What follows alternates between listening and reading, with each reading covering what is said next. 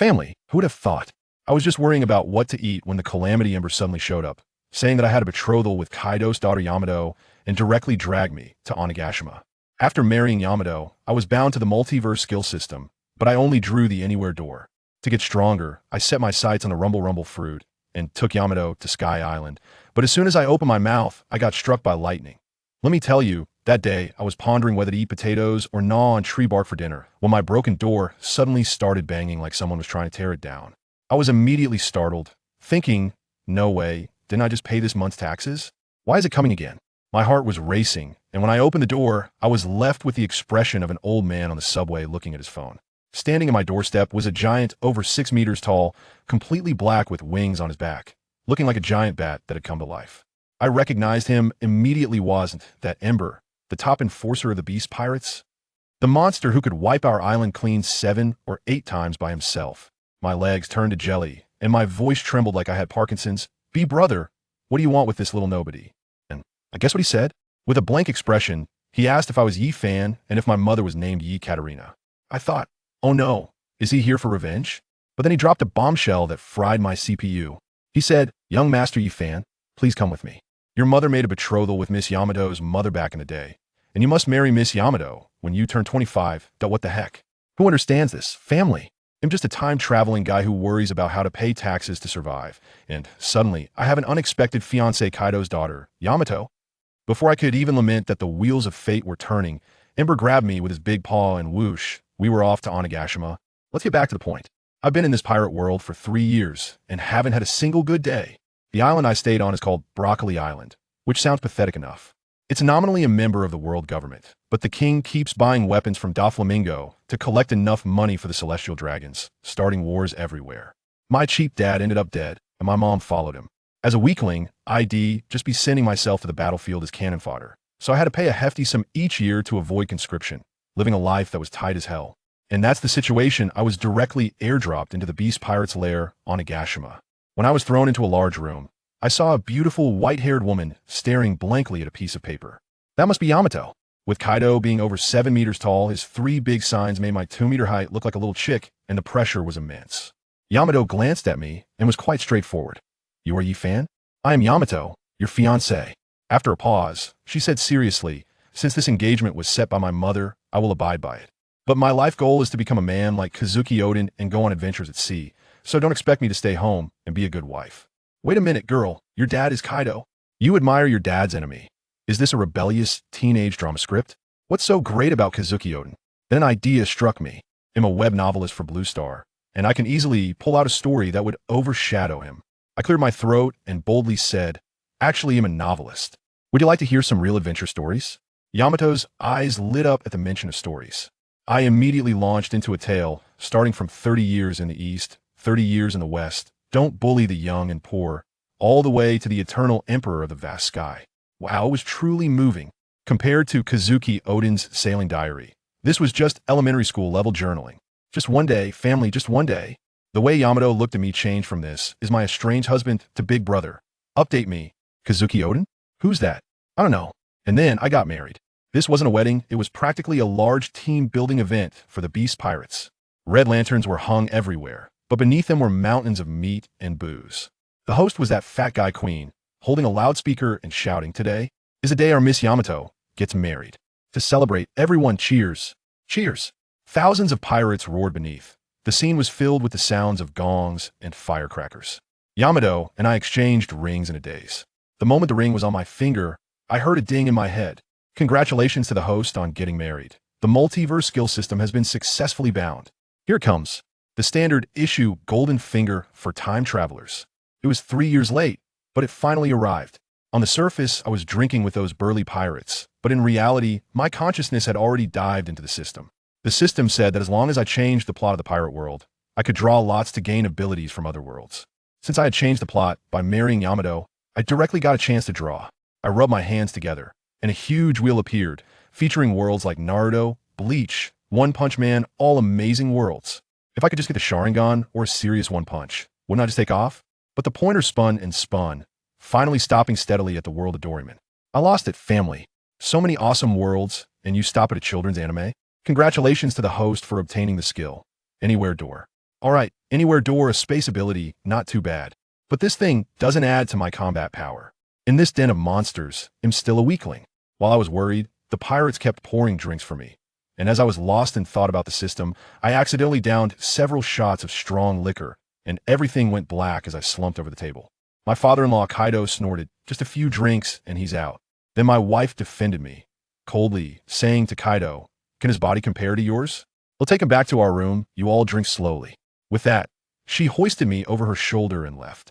You wouldn't believe Kaido's expression at that moment. He actually looked a bit pleased. The next day, I woke up with a terrible headache, and as soon as I opened my eyes, I saw Yamato happily swinging her big club. When she saw I was awake, her eyes sparkled as she leaned over. "Quick, quick! What happened next in yesterday's story?" I spent 3 days explaining to her the fantasy novels like Do, Pa, Jetion, and made everything clear. Now Yamato's head was filled with my son Wang. Tung has the potential of a great emperor, and at the peak of immortality, I'm the pride of the world with my lawn. There is heaven, completely tossing Kazuki Oden into the trash bin. After winning over my wife, I began to think about how to improve my combat power.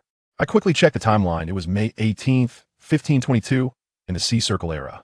Oh no, that kid Luffy had already set sail for 13 days. The Marineford War is in July, and I only have 68 days left.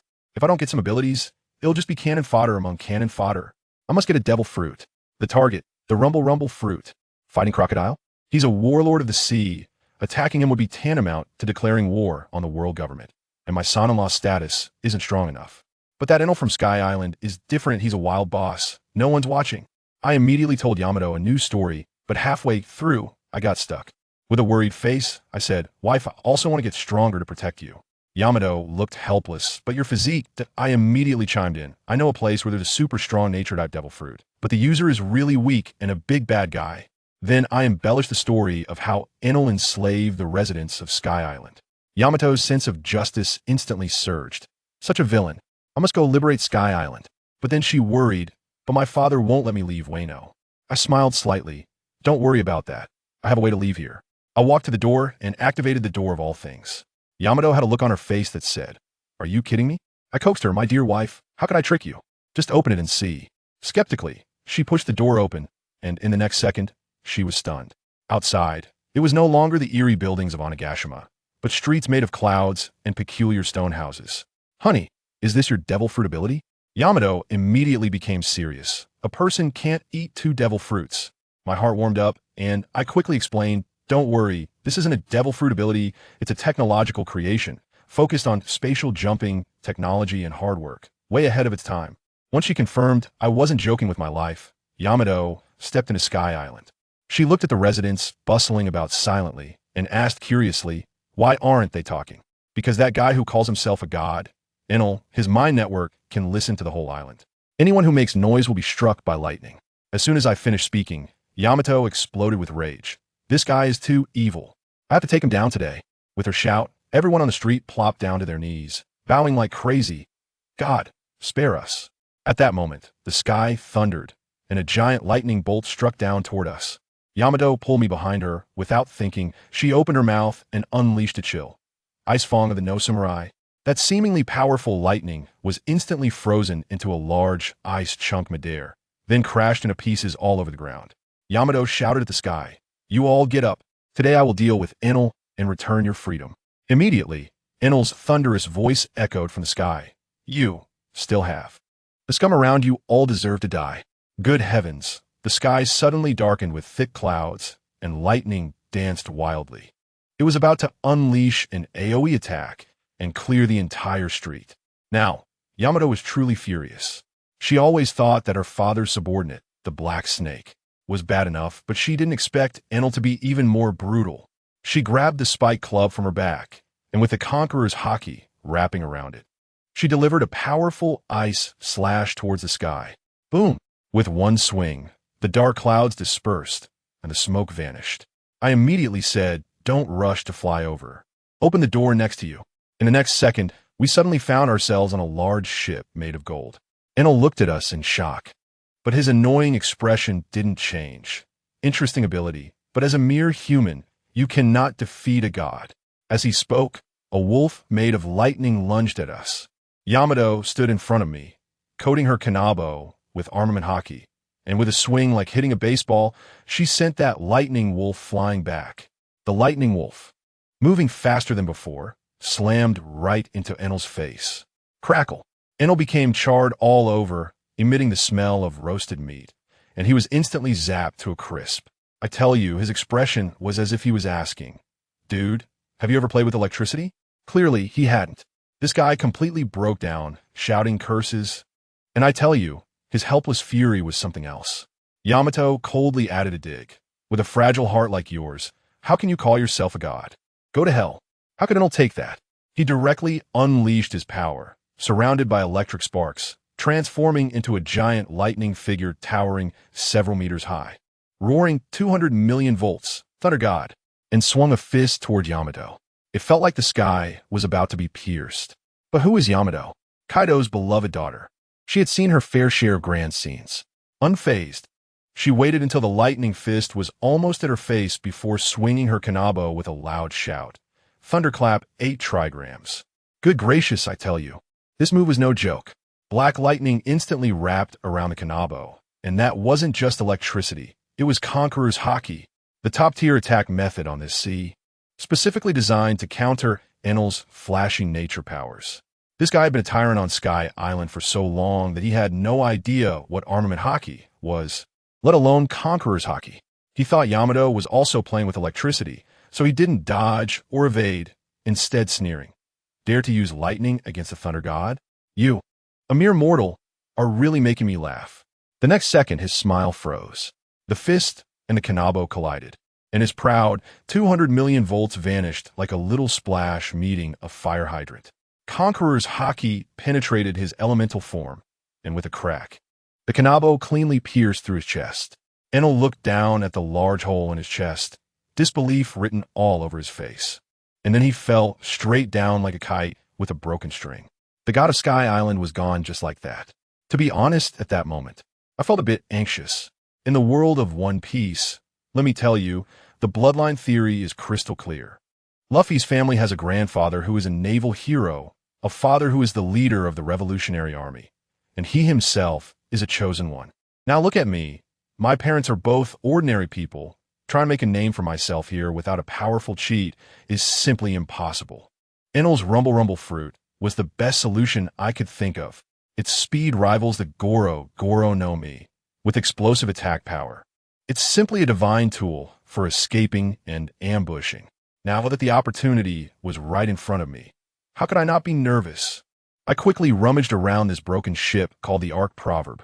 It's common knowledge that when a devil fruit user dies, the fruit will reincarnate in a nearby fruit. After searching for a long time, finally, I saw a silver-white fruit on a plate, covered in many lightning patterns. That's it, the thunder fruit. Without saying a word, I grabbed it and stuffed it into my mouth, not caring about the so-called terrible taste, finishing it off in just a few bites. In an instant, I felt a tingle on my fingertips, and a small arc of electricity sparked. Although it was still weak, that was fine. As long as it could elementalize and keep me alive, that was enough. After dealing with the fruit, I thought to myself, since I'm here, I can't go back empty-handed, right? This Sky Island is filled with gold. I pointed to the enormous golden bell in the distance and said to Yamato, "Do you see that? As an excellent adventurer, we must collect all the loot. Let us take it back to Onigashima." Yamato got excited upon hearing this. It was her first time traveling far, and everything was new to her. She leaped lightly to the bottom of the golden bell, exerted her strength, and lifted the massive thing weighing dozens of tons. Then, with a loud crash, she tossed it onto the Arkansas Dam. The whole ship sank several meters, and I quickly used my meager electro power to charge the Ark madly to stabilize it. Sailing on this golden ship, which Yamato had named Golden Ark, we passed through a magical door and returned to Onigashima. The guards at the entrance saw an unfamiliar ship and yelled out in panic about an enemy attack. Yamato impatiently shouted, "What are you yelling for? This is my ship." The guards then recognized us and immediately bowed and nodded. Back in the room, after eating and drinking to our heart's content, Yamato curled up in my arms like a little cat, wanting me to tell her story. Who understands family? I casually recounted a novel I had read before, but this girl had a bit of a heavy taste, specifically picking out the parts about fox spirits and fillies, her eyes sparkling and her body trembling as she listened. I thought for a moment. Her own fruit was a wolf, so she probably found a cross-species resonance. I could only cough lightly and say, "Ahem, this involves human reproduction. Let's go to bed and discuss it in depth." The next day, I woke up around noon, opened the system, and lo and behold, another lottery opportunity had arrived. I decisively clicked to start, and the wheel spun for a long time before finally stopping at the world of Resident Evil. The reward was a perfect recipe for the T-virus serum. The system explained that this thing could enhance strength, defense, and recovery abilities, and it had no side effects. Even an ordinary person could have a bounty of millions after using it. I thought at that moment, what if I gave it to those who had consumed the artificial devil fruits? Could they directly upgrade to true fighters? If that worked, wouldn't the combat power of the Beast Pirates soar? If Luffy comes back, just wait and see if I don't give him psychological trauma. Without hesitation, I decided to go find Queen, the mad scientist who loved to study viruses, and borrow his lab for my use. I said hello to Yamato, who was swinging a mace in the gym, and she sent a subordinate named Arya to take me over. That guy was trembling all the way and quietly told me that Quinn's lab had leaked a virus before and no one dared to go near it. I'm not afraid at all. I walked into the laboratory where various bizarre mechanical devices were everywhere. A fat man was facing away from me, fiddling with a mechanical arm, and shouted without turning around, "Didn't I say not to bother me while I'm working on experiments?" This fat man is Quinn, one of the 3 leaders of the Beast Pirates. He had known I was coming long ago, but he just didn't like me, jealous that I married Yamato. He wanted to give me a show of strength. Suddenly, that mechanical arm snapped off with a click and a spring shot out, with a fist flying toward my face like a cannonball. If it had been a day ago, I would have definitely been hit. But now, with a zap, I transformed into a flash of lightning and easily dodged it. Quinn's observation, Hockey, sensed something was wrong. He turned around abruptly and saw me unscathed, his eyes almost popping out. "Nature type? You little brat." I said angrily, "Quinn, are you crazy? Dare to lay a hand on me?"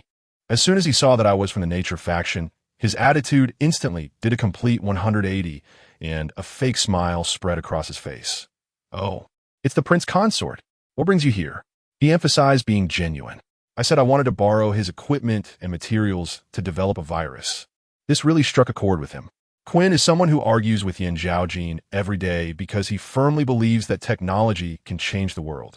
As soon as he heard I was also into research, he immediately treated me like one of his own, grinning widely and saying, "Your Highness, you came to the right person.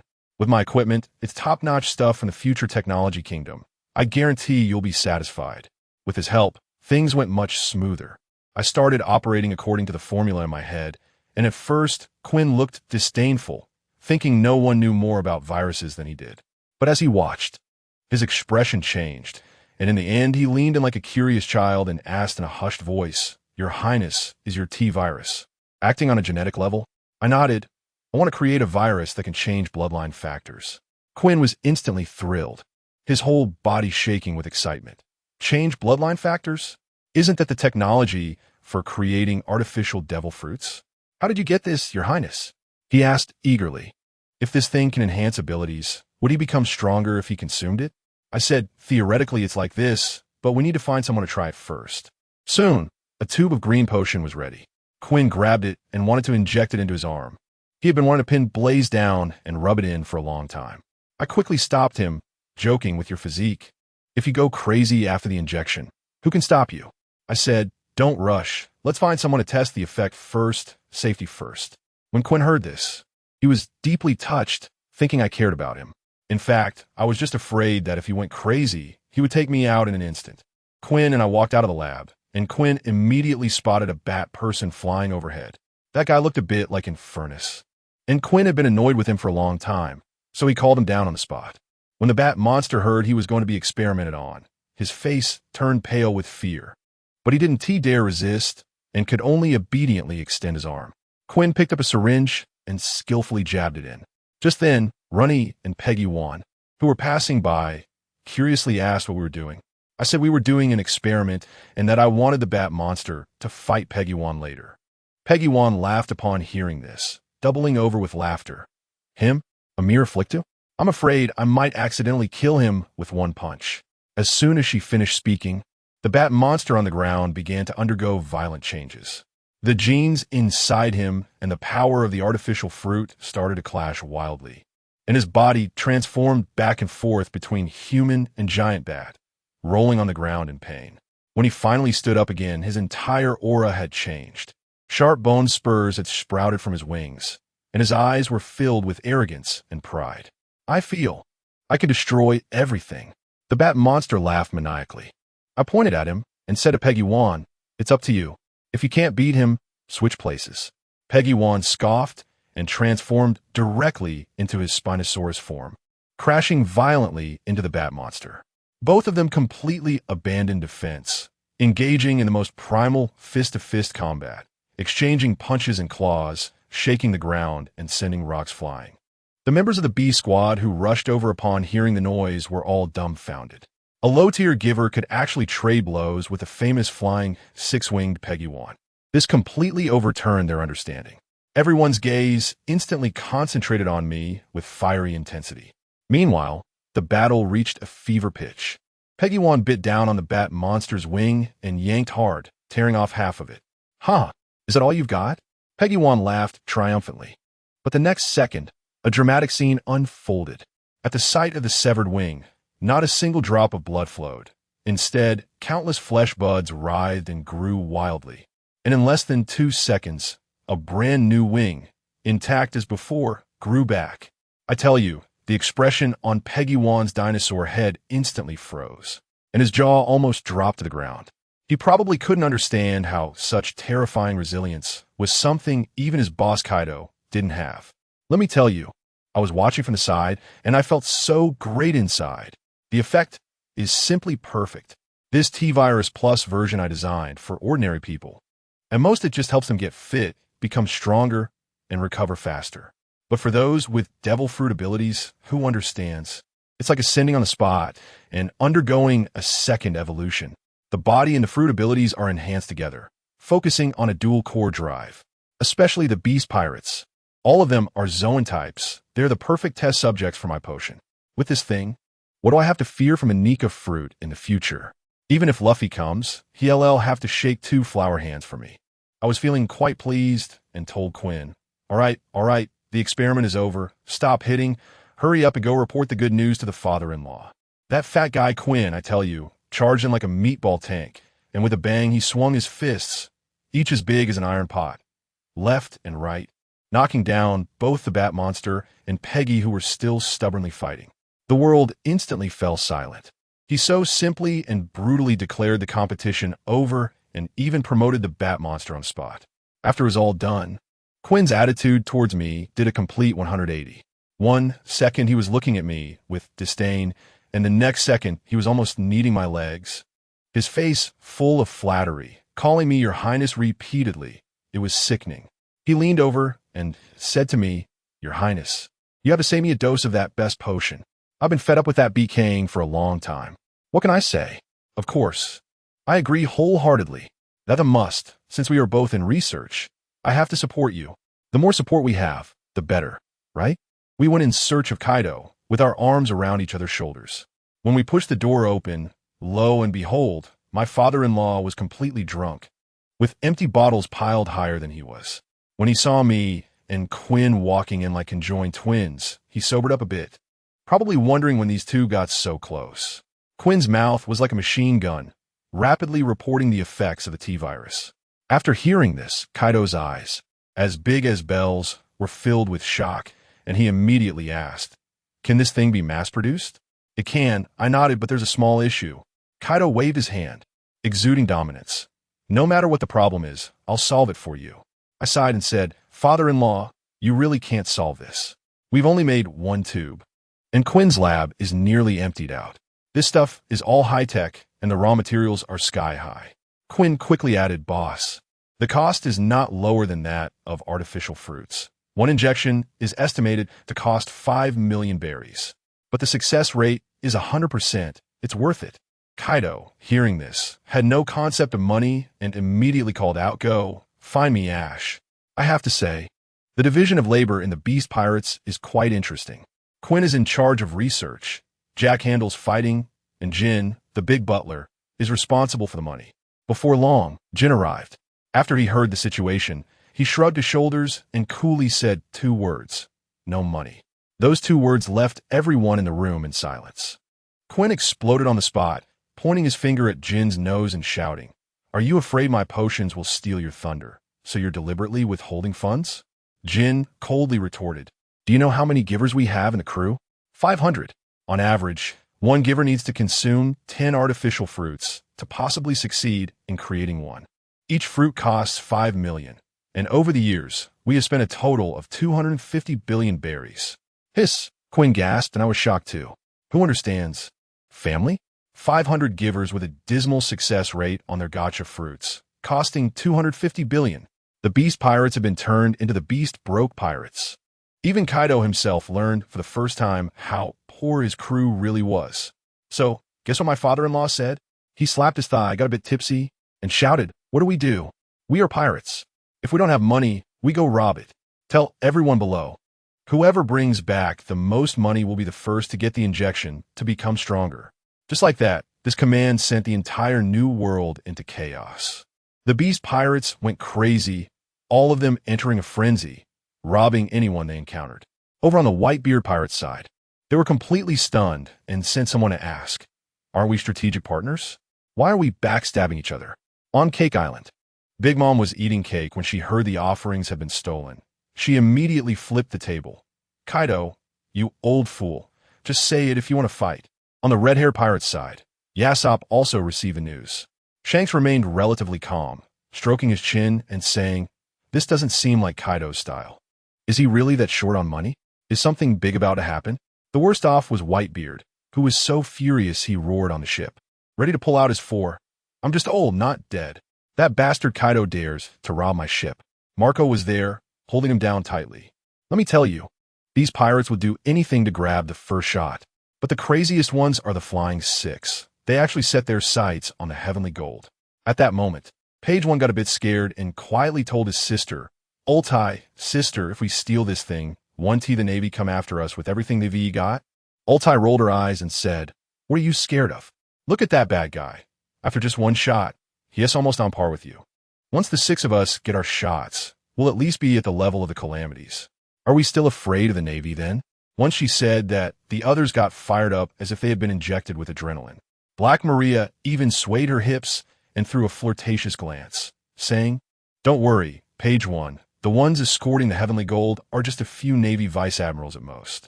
You're not scared of vice admirals, are you?" Upon hearing this, Page 1 immediately got anxious and retorted, "Who has scared? Even if a vice admiral comes, they won't be my match." Then Drake added fuel to the fire, teasingly asking, "What if you run into that old monster carp? Is he also up to you?" Page 1 was instantly speechless, and after a long pause, he finally said, "Carp is an exception. As soon as I heard they were going to do such a big thing, how could I miss it? This is a great opportunity to change the plot." I immediately took out my treasure and teleported directly onto their ship. All 6 of them had strong observation haki and instantly noticed me. Runti looked surprised and asked, "Your Highness, how did you get here?" I said at the time, "Stealing gold from the sky is such a fun thing. Take me with you. I also want to catch a celestial dragon and play with it as a slave." As soon as I finished speaking, Drake and Fuzzfur's faces turned pale, and they frantically advised me, "Bro, you can't do that. Stealing money is one thing, but touching the celestial dragons means full-scale war. I know what's going on. One is a naval undercover agent, and the other is a former CP agent. It would be strange if I could get to the celestial dragons." However, when I looked up, I saw a hideous figure wearing a glass dome on the magnificent ship across from me. Isn't that St. Charlos? We'll be knocked out by Luffy in the future. Hey, isn't this the opportunity I've been waiting for? I immediately changed my tune. All right. I'll listen to you. Don't touch the celestial dragons. Focus on robbing money. Focus on robbing money. Let me tell you, that celestial dragon, named Charlos, is simply a born fighter. He was looking at us through a telescope, and when he saw Yamato and Black Maria, he almost drooled, shouting, "What beautiful slaves!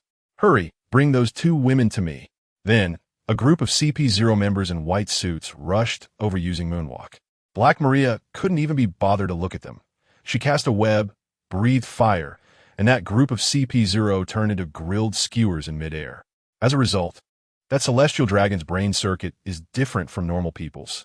Instead of being shocked, he was even more excited. Wow, this slave is so strong. I like her. He turned to the nearby Navy warship and yelled, "You useless Navy, hurry up and take action. Remember, don't hurt those two women. I want to take them back to Mary Geos." The two vice admirals on the warship, Weasel and Ghost Spider, turned pale, probably cursing that celestial dragon 1,000 times in their hearts. Ghost Spider gritted his teeth and shouted at us, "The opponent is a celestial dragon. Do you want to go to war with the Navy?" They tried to persuade us to back down. Could I let them succeed? I directly made an offer to the Flying Six. Defeat them, and the treasure will be yours, and the potions will be arranged for you six right away. If Page 1 heard this, it was like he was injected with adrenaline. He roared and led the charge. On the Navy side, seeing that negotiations were failing, they could only return fire. Someone quickly suggested on Weasel's side, "We can't hold it anymore. Hurry and call for reinforcements. Let Admiral Kizuru come at light speed." As soon as I heard this, I started to sweat. That old six, Kizuru, is coming, and we all have to pack up and head back home. Family, we can't hide anymore. If we keep hiding, we'll have to go for a team-building exercise in Impel Down. I made a bold decision and directly emptied all the energy in my body, unleashing a move called 10,000 Thunder. Wow, thousands of bolts of lightning fell from the sky like rain. Although my aim was a bit off, and most of them struck the deck and the sea, the spectacle was absolutely stunning, giving them a wave of electric arc dancing. The Ghost Spider was still mocking me, saying my move was just a light scratch, not even able to kill a small minion. I laughed at that moment and told him my goal was never to be with you naval soldiers. My goal is to cut off the source. Let me tell you, on this vast sea, apart from a few places, the level of technology is truly pitiful. Pirate ships are basically made of wood, while only the Navy is well equipped, relying on the support of hundreds of affiliated nations around the world, using steel warships. This is all thanks to a scientist named Vegapunk, who claims to be 500 years ahead of the world's technology, far surpassing others. But the thing is, iron ships have a fatal weakness, which is, they conduct electricity. When I unleashed that lightning, the Weasel's deputy turned pale and rushed out, shouting, "It's bad. General Weasel, that lightning just turned all the telephone bugs on the ship into charcoal." At that moment, General Weasel finally realized what was happening. He understood that my move wasn't meant to kill. With my lightning, taking out a few small fry would be easy, but to electrocute him and the Ghost Spider, two main headquarters generals, that was a different story. But now, with the telephone bugs gone, they had become information islands, unable to contact headquarters. And the promised support from Admiral Kizuru was completely out of the question. Well, the general lost his composure right then and there, slamming his fist on the table, his eyes turning red. Even without support, you won't be able to touch a single hair on the Golden Man. With that, he swiftly drew his sword. As soon as I saw the situation, I waved my hand at the Flying Six. "Brothers, they have no reinforcements. The task of robbing them is up to you." Runny, that girl was so excited she shouted, "Don't worry, Prince. It's just two vice admirals. Watch us." Don't be fooled by how Runty usually acts like a kawaii little girl. Once she enters battle mode, she transforms into a violent beast. She is a user of the headbutting dragon fruit, and her favorite thing to do is to use her iron head to clash with others. As soon as I finished speaking, she let out a roar and charged forward, directly transforming into her dragon human form.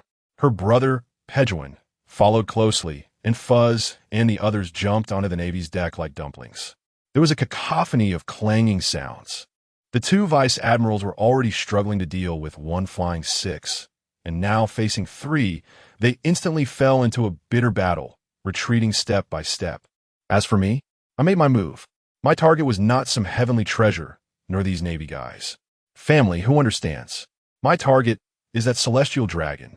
Just seeing that pig-like face makes me want to vomit. This guy is St. Charlos. Yes, the same top-tier clown who, in the original story, would be knocked senseless by Luffy's punch in a month and a half at Sabaody Archipelago. I was thinking, if I beat him up now and he can't get out of bed, then in a month and a half, Luffy won't have a chance to hit him, right? If the plot changes like this, when I have my plot point in hand, I directly transformed into an elemental form and flashed onto his gaudy yacht. The few CP0 useless individuals beside him pointed their guns at me, while his butler was shouting in a shrill voice, "Bold commoner, aren't you going to kneel before the celestial dragon?" Charlos, the celestial dragon himself, looked at me with an air of entitlement and said, "Kneel down now and be my slave, and I will personally grant you a brand of the celestial dragon's hoof."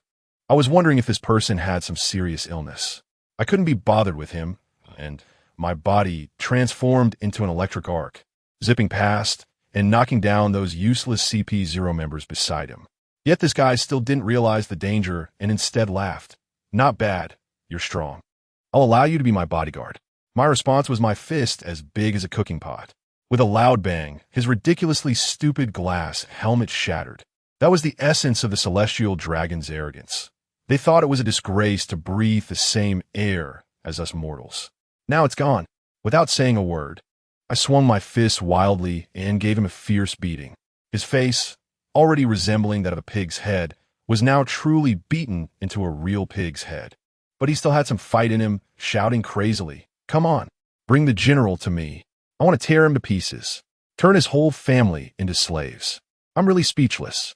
Even after being beaten up like this, they still have such a foul mouth. I originally wanted to just take him out, but then I remembered there's a naval undercover agent, Drake, watching nearby.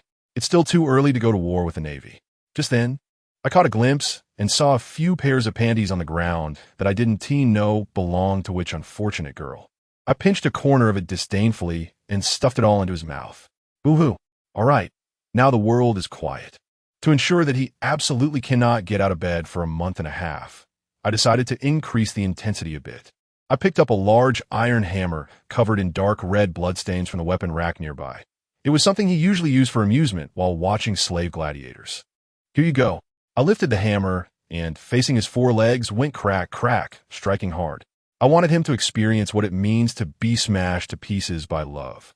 Every bone was to be shattered into a comminuted fracture. Now, let alone a month and a half. Whether he can ever get out of bed for the rest of his life depends on the capabilities of medical technology. Job done. When I returned, the battle on the side of the six brothers had also concluded, and those two generals had been heavily injured and lay on the deck, while their subordinates happily transported the treasures. At that moment, a poor general named Reno, locked in a cage, called for my help, having been betrayed by his own people. All right, I found him quite likable, so I took him in. Coincidentally, among the spoils we had seized was a devil fruit, which I casually tossed to him. After he ate it, I told him to take a few people and take out the king who betrayed him as a token of his allegiance to me. The guy was so excited that tears streamed down his face, and he immediately swallowed the fruit. Well, lucky him, it turned out to be a Zoan-type ancient fruit, the form of a gorilla. I had picked up a powerful subordinate. We finished our business here, and I directly opened a portal, stepping through with Fei Lu Bao and Tianshang Jin, returning to Ghost Island from thousands of kilometers away. Run T and Pei Ji-wan were so shocked their jaws dropped, looking at me as if I were a deity, especially Run T, who kept praising how cool I looked while fighting. I told her that our beast pirates don't fight in a barbaric way. We fight in a cool way. That one sentence raised the affection level of the brother and sister to the max. Meanwhile, the Navy headquarters was in an uproar. Weasel managed to grab a transponder snail from a passing pirate and reported the news to Admiral Sengoku. Sengoku roared on the phone, and, after hanging up, he received a series of urgent calls from the five elders, getting scolded like a grandson. During the emergency Navy meeting, the atmosphere was extremely tense. Akainu was shouting and clamoring to crush our beast pirates. Carp, while sneakily eating Sengoku's senbei, chuckled and said, "This kid is interesting. It's been a while since I've seen someone dare to hit the celestial dragons." This made Sengoku slam the table in anger. In the end, it was Vice Admiral Tsuru who remained calm and suggested discussing my bounty first. Akiji proposed 100 million. Vice Admiral Tsuru thought it was too little. Considering I'm Kaido's son-in-law, I've snatched gold from the sky, and I've beaten celestial dragons. Finally, Sengoku made the decision, set it directly at 150 million berries. I tell you, at that time, it was an astronomical price. Many of the 7 warlords had bounties not as high as this. Soon, my bounty notice spread around the world like snowflakes. Whitebeard laughed heartily after reading the newspaper, saying that Kaido had found a good son-in-law. Big Mom was so angry that she stomped her feet, cursing Kaido for stealing her promised daughter-in-law Yamato. Shanks also found this quite interesting. The funniest part was Hancock, family. When she saw the news of me beating up the celestial dragons, she immediately fell in love, holding my bounty notice with hearts in her eyes, saying I was her hero. At this moment, I had already brought Queen and stepped through the Ope no Mi's room to Dressrosa into Doflamingo's palace. We came to buy materials for gene drugs. As soon as we showed up, a subordinate of Doflamingo named Pika immediately threw a fist the size of a sand pot at my face without saying a word. Quinn, who was following me, couldn't let him get away with it and retaliated with a punch. Pika flew out much faster than he came in, crashing into the wall with a loud bang. Doflamingo, sitting on his throne, was taken aback when he saw Quinn, but then revealed his signature sneer. Quinn the Plague. What wind brought you here? Quinn tossed a material list at him. Clown, cut the crap. We have a big business to discuss. Doflamingo's eyes lit up when he saw the list, but he said, "Oh, these materials are not easy to come by. Many of them are rare." Quinn waved his hand dismissively. "We're not short on cash. Whatever you have, we'll take it." Doflamingo held up a finger. "We currently only have 100 units at most, flat price, 10 billion berries." I couldn't help but laugh at that moment and directly said, "Your price is way too high. At most 500 million. Doflamingo's smile froze for a moment. He originally thought I was just a minor follower of Quinn, but he didn't expect me to dare to negotiate right in front of Quinn. I had a nonchalant expression. His gaze towards me completely changed. Wow. His eyes were like X-rays, as if he wanted to scan me inside and out to see what kind of tough character I really was. Doflamingo's trademark. Punchable sunglasses couldn't hide the calculations in his eyes. He smiled insincerely and said, 500 million? Little brother, that's quite a hefty cut you've made. Let me tell you, this material is currently scarce. The future tech kingdom has become history, and trying to get some complete machine parts is harder than reaching the sky. I couldn't help but laugh. Was he really trying to put on a sob story with me? I cut him off directly. It's 500 million for 100 portions. Not a cent more. And listen, Ming, we at the Beast Pirates aren't just buying this once. It's a long-term partnership. Just like those artificial fruits your family makes. We'll take as many as you can provide. This is a long-term deal that could have you counting money while lying down. So think it over. He was clearly taken aback, turning to Quinn to confirm. I don't know you, can you? Represent Kaido? I hadn't even opened my mouth yet, and beside me, Quinn was already standing there like a mascot, proudly showing off his big belly. This is Yi Fan, our Prince of the 100 Beasts, currently ranked second in the group. I'm telling you, wow, this fat guy Quinn is quite clever, directly promoting me in front of that kid Gene. He probably thinks we both deal with technology, so we have common ground. Doflamingo was truly shocked. His jaw nearly dropped to the ground. Everyone in the 7 Warlords circle knows that Kaido has a daughter who is a real pain. But when did she get married? How long has his intelligence network been down? His mind was racing, and he quickly switched to a friendly demeanor. Well, since it's the prince speaking, we must give face. Long-term cooperation, then. 500 million for 100 copies deal? And just like that, the matter was happily settled. Quinn is also a straightforward guy. He turned around and went to the door, throwing a big box of 500 million berries into Doflamingo's palace with a thud, just like moving a sack. Doflamingo was efficient too. The 100 copies of materials were quickly delivered. Before leaving, Doflamingo specifically added on our side, we can probably stabilize the supply of 100 copies every month. Meaning, be ready with 500 million berries each month. I couldn't help but laugh at that moment and directly reassured him. Don't worry, even if it's 100 orders or even 1,000 orders in a month, our 100 beasts can handle it. As soon as these words came out, Doflamingo's smile was even brighter than the flamingo feathers on him. He might not be interested in 500 million a month, but 50 billion a month? Who understands, family? This immense wealth is just being thrown at him. This deal is much bigger than his failed Operation Fruit Trade. We turned around and left, directly opening a door back to Onigashima. I can already imagine Doflamingo pondering behind our backs. This spatial ability is too impressive. I must investigate who this Yi Fan is. But he wouldn't even need to investigate. Probably the next second, the news bird would smack my bounty of 150 million in his face. Being Kaido's son-in-law, that title is enough to keep him busy. Once we returned to Onigashima, I immediately dove into the laboratory. With the help of that fat guy Quinn, 100 perfect T-virus serums were quickly completed. Let me tell you, when I do things, I always emphasize differential treatment. Yamato, my father-in-law Kaido, and the core members like the three calamities must have the top-tier version of 300 milliliters. For the loyal siblings in the Flying Six, Run T, and Page 1, let us arrange for them to have the top-tier version as well. As for Fusuf, who has ulterior motives, just give him a 200 milliliter mid-tier version to show some consideration. That undercover, Navy Agent Drake? Goodness, even a 100 milliliter sample pack would be generous of me. Only Kaido, and I know about this matter. Although my father-in-law is reckless, he is not foolish. He can tell who is sincere and who is not. He even admires me, saying that in just a few days, I've seen through his subordinates, and my gaze towards him is increasingly like that of a son. After finishing all this, Kaido patted me on the shoulder and said, "All right, you've been busy all day. Yamato has come to find you 5 times. Hurry back and accompany your wife." I just realized that from dealing with viruses in the morning to grabbing gold from the sky and then trading with Ming, this day feels like a battle. When I returned to the room, I saw that he's still swinging her big stick in the yard.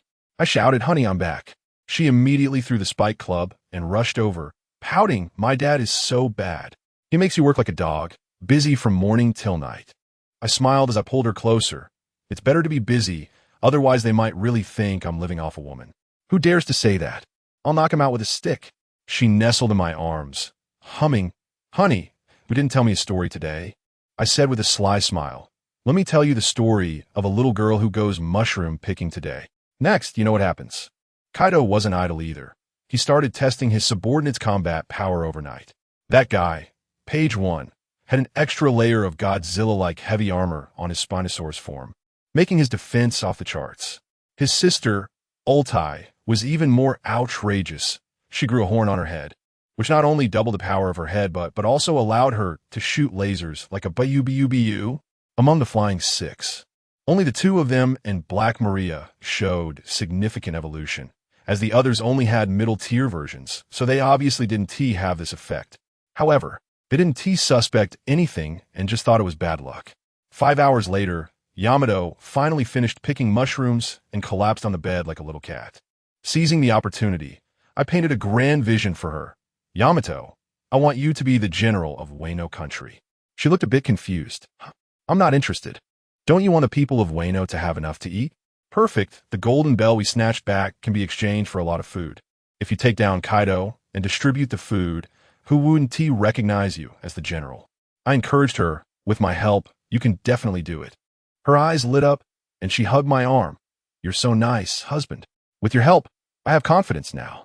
After soothing Yamato to sleep, I finally had time to check my system.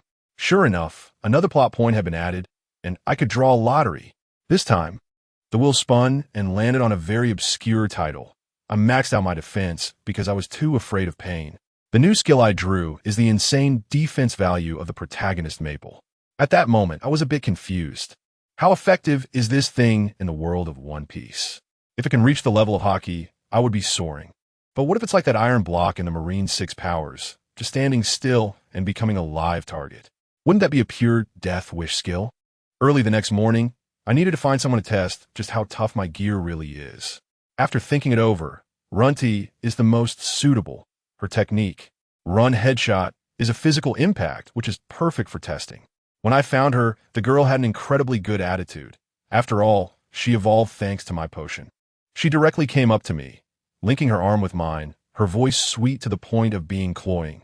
"Prince Consort, what brings you to find me so early?" I said, "I want to test my defense. Can I borrow your head?" She was startled and replied, "Don't joke around, Your Highness. My Runtu gun can't even handle the 3 disasters head-on. Are you silly? Just don't use Haki, and if I can't take it, I can just elementalize to dodge." Then she said, "But a Runtu gun without Haki is soulless." I was speechless at that moment, just about to go find her silly brother, Peggy Wan, when she suddenly blurted out, her face flushing, "But Run-T is willing to use her unarmed headgun for the prince. Does anyone understand this? That was way too ambiguous. The next second, she actually pressed her forehead gently against mine, closed her eyes, and pouted her lips slightly, looking like she was waiting to be kissed. I was completely frozen. This misunderstanding had escalated. If I had known, I would have called Peggy Wan. I was hesitating whether to just go along with it, given the atmosphere. Bang! The door was kicked open. Peggy Wan's loud voice thundered, "Sister, let's go have breakfast." As soon as he finished speaking, he saw our position, and his eyes nearly popped out. I instantly felt a tremendous force push me away. Runny was already furious, pointing at her brother and yelling, "Peggy Wan, how dare you come in my room without knocking?" Peggy Wan was so scared he nearly lost his mind. He slammed the door shut and scrambled away, shouting, "Sister, I'm going to eat alone. You and the prince can chat slowly. This is a disaster." With that loud voice of his, probably the whole Ghost Island heard it. To clarify this huge misunderstanding, I had no choice but to suggest, "Runty, let's have a match at the arena. It's too awkward here." Runty's face turned beet red. Her eyes filled with both shame and anger. She probably thought that only by beating me in front of everyone could she clear her name. So we stood on the arena, and the stands were packed with people, all awakened by Peggy Wan's loud voice to watch the commotion. There were even bets placed on how long I could last, with no one betting on my victory. Runny took a deep breath, her expression becoming extremely serious, transforming into her dragon form, and shouted at me, "I'm coming, Prince. Are you ready?" I nodded, "Bring it on." She probably thought to herself that if she used 30% of her strength to knock me into the medical room for a few days, the misunderstanding would be resolved. Then, her signature headbutt came crashing toward my forehead. I crossed my arms to protect my face, relying entirely on the defense of the newly acquired Maepulu. Bang! A huge sound erupted. As a result, I remained completely still, while Run-T held her forehead and cried out in pain. "Ouch! That hurts so much. Yifan, why are your arms so hard?" The audience erupted in laughter, with Black Maria teasing, "Run-T, your acting is too fake. The prince hasn't even learned hockey yet." Other pirates who had placed bets joined in, thinking Run-T was going easy on me. Run-T's eyes face darkened. She had genuinely used 30% of her strength just now. Provoked by everyone, she reddened her eyes, and this time, her headbutt was directly covered in black hockey. Black Maria panicked. "Run-T, are you crazy? Do you want to kill him?" But it was too late. That headbutt, imbued with terrifying power, slammed into my arm. I instantly felt an overwhelming force. Note, it was force, not pain. My defense held, but I lacked the strength, and my body was blasted away like a cannonball, leaving 2 deep grooves in the ground before crashing with a thunderous sound into the sea prism stone wall behind the arena. The people nearby were stunned, shouting to call a doctor, fearing the prince would be turned into a meat patty. However, I crawled out from the wall, dusted myself off, and said, "What are you shouting about? I haven't lost yet. I have to tell you, Maepulu's defense is incredible." I walked back to the center of the stage and said to the stunned Run-T, "Let's continue." Run-T, scared, jumped back repeatedly and directly leaped out of the arena. "I give up. Find someone else to compete with." After saying that, she turned and ran away. If we continued fighting, she couldn't explain to Yamato if she injured me, and if she didn't hurt me, she would lose face, so running away was the best choice. The onlookers dispersed, leaving only Black Maria behind, her eyes filled with shock and admiration as she looked at me. I boldly declared, "In a few days, I will become the strongest under my father-in-law. With his tough skin and iron bones, my safety is finally guaranteed. Next, it's time to stir things up and earn some plot points." The first thought that popped in my mind was something every pirate fan wants to do. I must kill Momonosuke. This guy is not only disgusting, but his mythical Zoan fruit is a treasure, killing 2 birds with 1 stone. This move has to be done. I directly used the Zizai Gate and was instantly transported to Punk Hazard. According to my memory, I skillfully found the room that stored the only successfully manufactured devil fruit by Vegapunk. Great! That pink fruit was still under the glass cover. Even better, just as I hid in the corner, a little kid whose stomach was growling sneaked in. That's right, it's Momonosuke. What luck! This is simply a double blessing. If he had come a day earlier or later, the fruit would have been eaten by him, but now it's just right. His eyes were only on that fruit, completely unaware of my presence. Just as he picked up a steel pipe, ready to smash the glass, I made my move. 30 million volts, Thunder Beast. A beast formed of lightning instantly devoured him, and before he could even scream, he turned into a charred lump. I wouldn't make the mistake of letting the villain die from talking too much when dealing with a child of fortune like this. It has to be a one-hit kill. To be safe, I walked over, picked up the steel pipe, and struck that charred lump's head hard again. Now, even if Law came, he couldn't save you. Task accomplished. I shattered the glass with a punch, took the fruit, and returned to Wano with satisfaction. Just as I exited the portal, I ran into Yamato. Darling, where have you been so early? My heart skipped a beat, but I maintained my composure and showed her the fruit. I found a devil fruit and specifically went to retrieve it. I casually canceled the portal behind me. I was sweating profusely. That was close. If I had wasted just one more minute talking, Yamato would definitely have curiously walked through the door. With her personality of considering herself as Kazuki Odin, if she saw Momonosuke, I would never be able to touch him again in this lifetime. Indeed, he is a child of destiny. Almost turned the tables on me. Turn the tables? What am I thinking? In my place? The rule is that villains die from talking too much. Would I give you a chance? After resolving the major threat of Momonosuke, I felt incredibly relieved. However, Yamato was still waiting outside, and I had just done something bad, feeling guilty and afraid she might notice something. I quickly thought of a plan, wrapped my arm around Yamato's waist, and said, "Wife, we didn't have enough fun picking mushrooms last night. I've researched a new set of card tricks. How about we practice during the day?" Goodness, Yamato's legs went weak, her face turned as red as a monkey's butt, and she yelled pervert, breaking free and running away as if she had seen a ghost. Family, who understands? Am I that kind of person? I was just afraid she would come in and discover the scene where I had just taken down Momonosuke. It would be a disaster if I got exposed. I quickly put away that pink little dragon's devil fruit and locked it in the safe. This thing is a mythical beast type. I can't just give it to any random cat or dog. After handling all this, I immediately opened my system and started a lottery. Spin the wheel for me. Let me tell you, I was so excited at that moment. The pointer directly swung to the Dragon Ball world. Wow, a Super Saiyan bloodline would be great. If not, a Frieza bloodline would work too. If it really doesn't work, the artificial human technology in Dragon Ball is 1,000 times better than that broken copper and iron of Quinn, right? But what happened? The pointer leisurely and perfectly missed all the amazing bloodlines and finally landed on a broken house. I wanted to curse. It was so hard to get a Dragon Ball special, and you give me real estate? But when I looked closely, it was Time Gravity House. Oh my God, I'm not mad anymore. This is truly a blessing. Staying inside for a year, only one day passes outside, and there's 10 times the gravity. What do I lack right now? ISNT at time? The war on the top is only a few days away. This thing is simply a timely aid. Without hesitation, I went to my cheap father-in-law Kaido and asked him to hand over all the cultivation secrets of the three-color hockey. What future sight, internal destruction, Conqueror's hockey entanglement. My father-in-law generously shared it. After all, I am his only son-in-law. Then I caught page 1 and had him drag a whole container of food for me. That kid foolishly asked me what it was for, and I said it was for research. If successful, you'll be the first one to benefit. He was so eager to help, dragging it with more enthusiasm than anyone else, a pure fool. Such good stuff has to be kept for my Shenlong. It can't be casually given to those traitors. Everything was ready, and I pushed open the door to the Time Gravity House.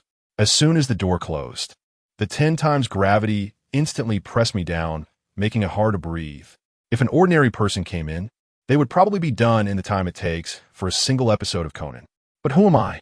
I can endure, starting from learning to walk, step by step. When I finally pushed open the door again, only one day had passed outside. As soon as I stepped out, Yamato looked at me with a strange gaze, as if she were looking at a wild man. I looked in the mirror and thought, wow, my hair was down to my waist, and I had a scruffy beard, looking like a beggar gang elder. Without saying a word, Yamato grabbed some scissors and started snipping away, finally saving me from becoming a drifter. As soon as I saw how virtuous my wife is, I had to reward her. Let us go. Honey, I'll take you to the Comoros Islands, and we can experience immense wealth together. As soon as the door opens, whoosh, we're there. When we arrived in Comoros, Day was like a child who had never been outside, having so much fun, even playing bumper cars. While I was feeling emotional about it, I suddenly heard a few voices from some kids nearby, saying that this woman is 3 meters tall and has horns. Definitely a rare breed that can sell for a high price. Who understands? Family? Right in front of me, they want a package and sell my wife? How can I bear that? I walked straight over, with a single finger, 30 million volts of Thunderbird, and in an instant, everyone except the leader was turned to charcoal. Yamato was still a bit confused and asked me why I didn't kill them all. I laughed and said that these guys were working for the warlord Don Quixote da Flamingo. The leader was already scared to death, but when he heard me mention da Flamingo, he instantly perked up and demanded that I kneel and apologize. I found it hilarious and said to Yamato, "These clown subordinates are so arrogant. Shouldn't we ask the boss for some protection money?" Yamato's eyes lit up at the thought of money, just like Nami, and immediately asked for 100 million.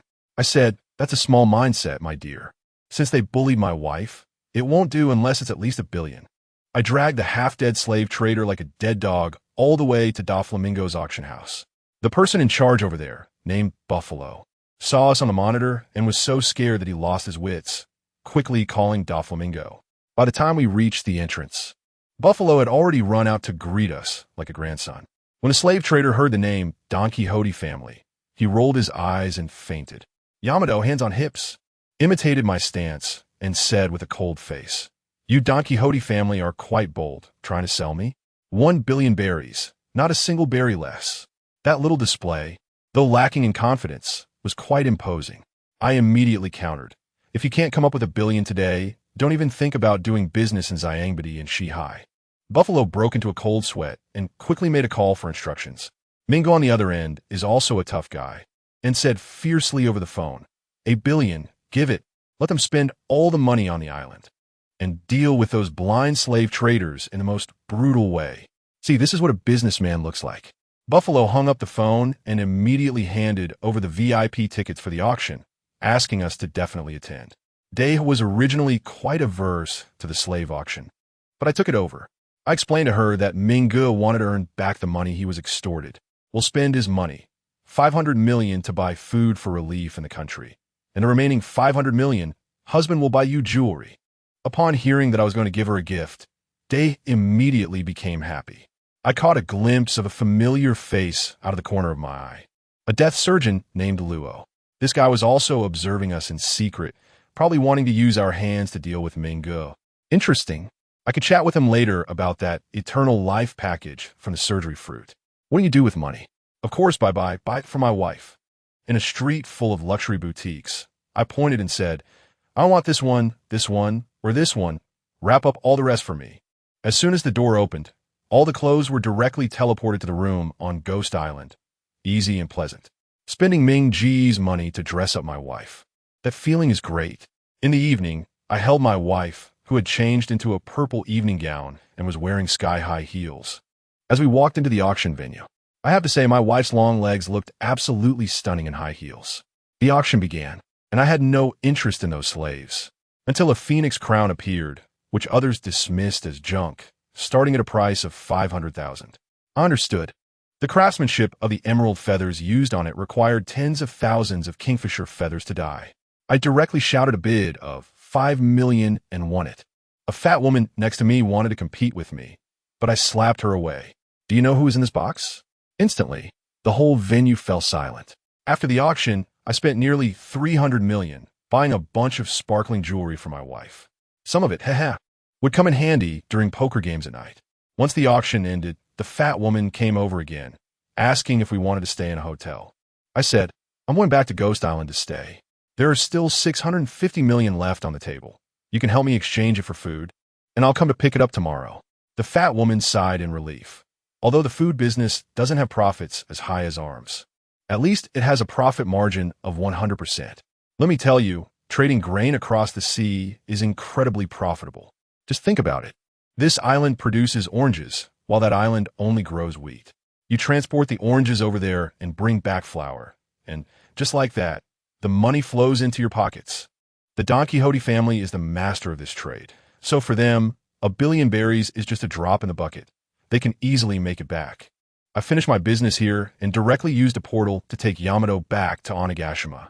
Bahafuro was so envious that his eyes almost popped out. He was probably thinking about using my ability to deliver packages and become the richest person in the world in no time. When I returned to the room, I had to celebrate. You know how it goes. Anyway, it was very enjoyable. The next day, I went to find my cheap father-in-law Kaido. I said, "Dad, Yamato has made up her mind. She wants to be a general." As soon as Kaido heard this, he jumped up from his throne, exclaiming, "Great. I'm going to chop that brat Kurizumi Orochi to pieces right now." I quickly stopped him, saying, hold on, there are conditions. I expressed Yamato's ideas about restoring agriculture, reducing factories, and opening the country. Upon hearing that factories would be closed, Kaido became anxious, his eyes bulging like copper bells. If there are no weapons to sell, how am I supposed to fund my artificial fruit army? I just laughed and said, "Dad, isn't your perspective too narrow? What's the most valuable thing in Wano country? Weapons? That's the ignorant way of Kaido. We have sea prism stone. This stuff is exclusive trade. As long as we open the country, process it a bit, and sell it, the profit will be more than 10 times higher than selling weapons. By then, don't even mention artificial fruits. You can buy whatever you want." After my series of moves, the main point was to strike with a dimensional reduction. Kaido couldn't wrap his head around this, so he immediately decided, "All right, let's do it this way. You young people go ahead, I'll support you. As for taking down Orochi, I'll handle that myself." I took the initiative and also appointed Yamato and Pejuan as assistants. I'm not joking, this is a plot point. How could I give it to someone else? Once I secured Kaido's agreement, I called Yamato and Pejuan for a small 4-person meeting. The goal, eliminate Orochi. But there was a small problem, that courtesan Azuki, also known as Kazuki Hiyori. This woman is truly stunning, but her identity is too sensitive. Keeping her around is like having a ticking time bomb. I hadn't figured out how to deal with her yet, when Pejuan spoke up first. His face is red as a monkey's, but, "Boss, once this is done, can I have Azuki as my wife?" Who understands? I immediately made up my mind that this woman must die. One queen is already troublesome enough, and if Pejuan becomes infatuated with her, how will my beast pirates remain united? I quickly painted a big picture for Pejuan, saying that once Yamato becomes the shogun, he can choose any beauty from Wano, which finally convinced him. We wasted no time, and that same day, we used a portal to directly drop into the flower capital, right at Orochi's banquet.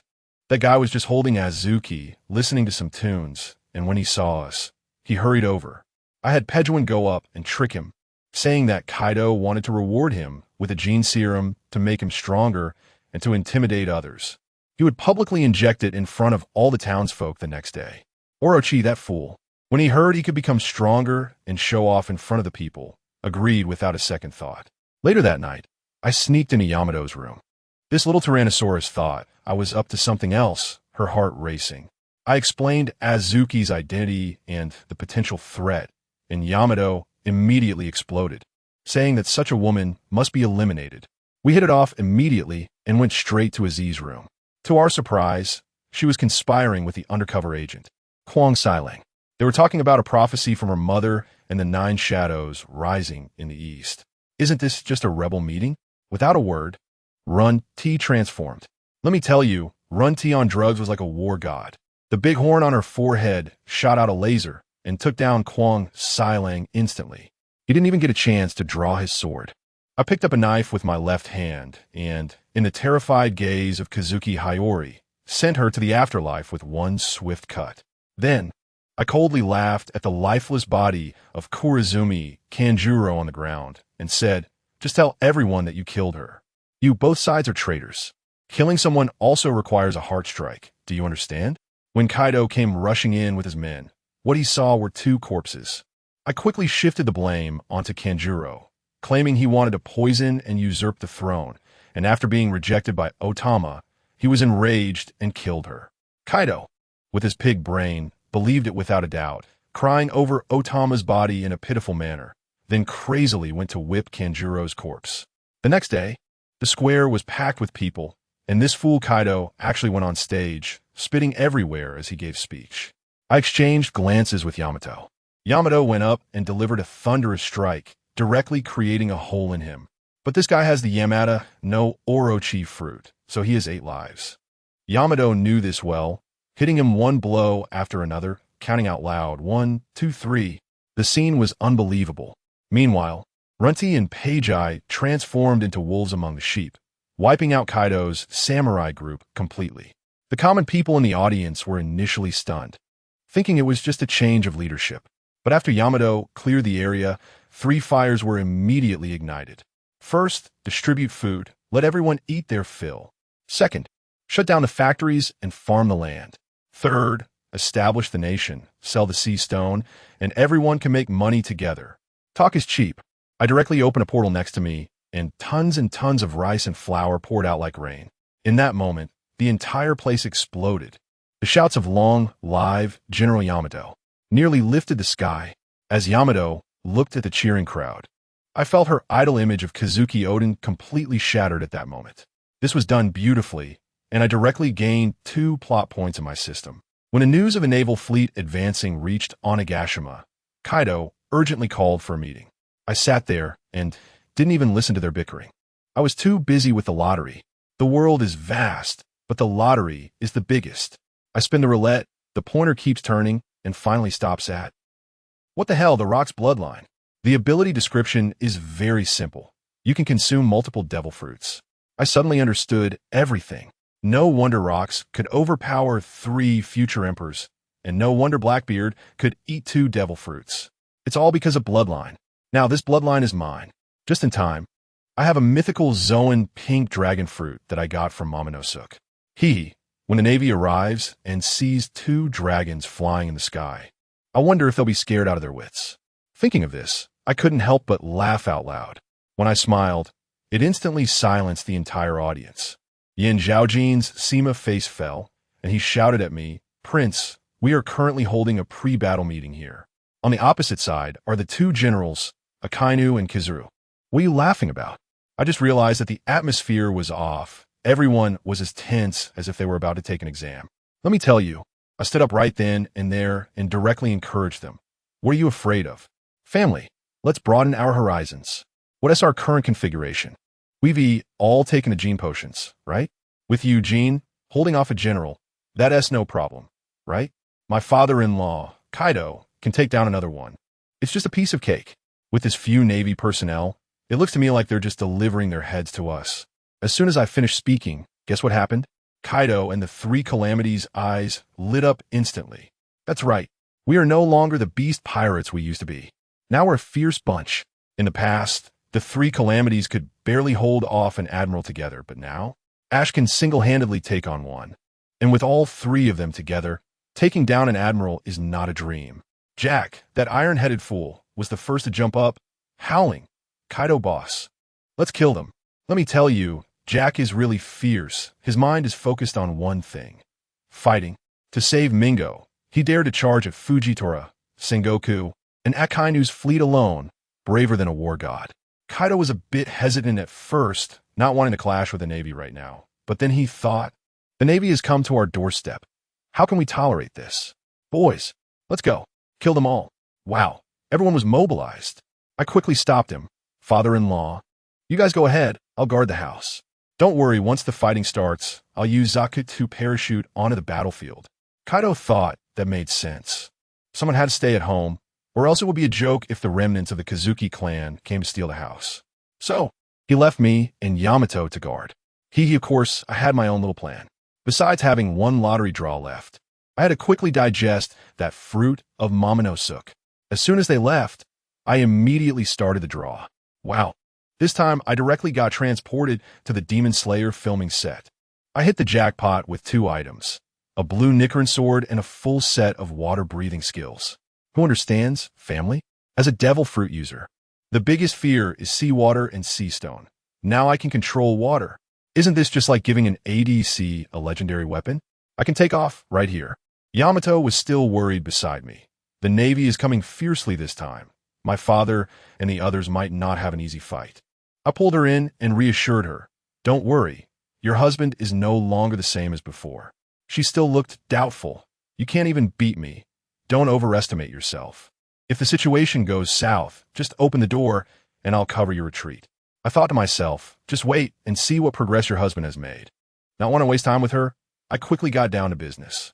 Back in the room, I took out the pink dragon fruit of the mythical Zoan-type made by Vegapunk. I couldn't dare to nibble on it like others. In the manga, Momonosuke swallowed it whole because he was starving, so to be safe, I pinched my nose and swallowed it in one go. The taste was incredible, like opening a mystery box and getting a thesis defense. A powerful force surged through my body instantly. I rushed to the mirror to transform, and guess what? Instead of a pink little loach in the mirror, it was a majestic purple dragon. Purple, isn't that way more fierce than pink? I nodded in satisfaction, transformed back into my human form, and my clothes were still intact. The physics engine in One Piece is truly amazing. Just then, I activated my observation hotkey and noticed a few rats sneaking in. From what they said, they intended to set fire to Onigashima while our main force was away. I immediately realized it was those CP0 lackeys of the Celestial Dragons. They want to steal our home? Did they ask me first? I flashed with electric light, activating the Thunder Fruit, and instantly appeared in front of them.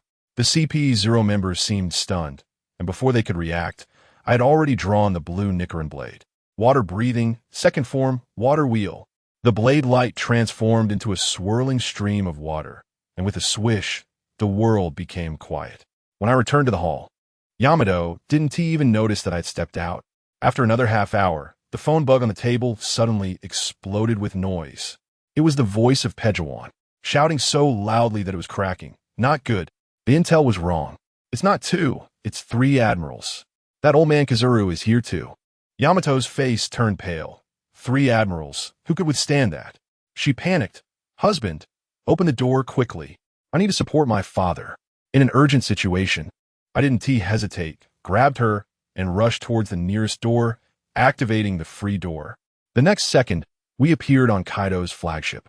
My father-in-law's several thousand-meter-long azure dragon form coiled in the sky, facing Akainu, Akiji, and Kizu. The 3 giants standing in a row, the pressure was immense. Kaido was still making threats. So what if there are 3 admirals? I am the strongest creature on land, sea, and air. Akainu's temper exploded on the spot. Kaido, today is your day to die. He unleashed a massive fire attack. A huge lump of magma came crashing down. Kaido wasn't polite either, opening his mouth to unleash a dragon breath. Boom! The 2 skills collided, boiling the seawater instantly. The Navy's warships were on the verge of exploding due to the high temperature. Akiji couldn't stand it any longer, pointing his finger. Ice Age. With a crack, the boiling sea was instantly frozen, and all our ships were turned into ice sculptures, unable to move. Kizaru waved his hand with a sneer. All units, fire! It was over. We had become live targets. No matter how strong the Flying Six were, they couldn't withstand thousands of cannonballs raining down. Just then, it was my turn to take the stage. As a dragon, I could already control wind, rain, thunder, and lightning. And now, with water breathing and the enhancement from the purple dragon fruit, my water manipulation ability had long surpassed the realm of Demon Slayer. Water breathing, 11th form, Nagi. The blue Nicaran blade at my waist buzzed and flew out on its own, directly embedding itself into the ice surface. Countless seawater gushed out from the cracks, turning into sharp blades that instantly shattered the thick ice layer. Our fleet was saved, but that wasn't the end. Led by the Nicaran blade, hundreds of sea-water giant blades, towering like mountains, surged towards the Navy fleet. The members of the Beast Pirates were stunned, probably thinking, isn't the Princess Scientist? How did he become so fierce? Akiji's expression also became serious, and with his arms outstretched, an absurdly thick ice wall rose from the ground, perfectly blocking all my attacks. The Navy erupted in thunderous cheers. Following that, thousands of cannonballs came crashing down on us. This move is quite offensive, unable to withstand such dense artillery fire. At a critical moment, Yamato stepped up. She transformed directly into her wolf form, unleashing a powerful ice fang attack, releasing a blast of extreme cold that froze all the shells in the air into ice chunks, which then fell into the sea with a crash. Incredible. In the first round, they actually ended up in a draw. My move left everyone watching the live broadcast around the world stunned. Kaido over there asked, "Who are those two?" "They're not in the intel." Big Mom's face turned green, and Whitebeard couldn't help but praise the young people nowadays. Only Morgan's, that bird, was the happiest, snapping photos wildly and shouting, "Big news! Big news!" Kaido also got riled up. Fighting from distance was disadvantageous for us. He turned around, and his massive dragon tail whipped out dozens of tornadoes. But they were blocked by Akiji's ice wall. "Jack the big fool," shouted Boss. "Let's fight them up close."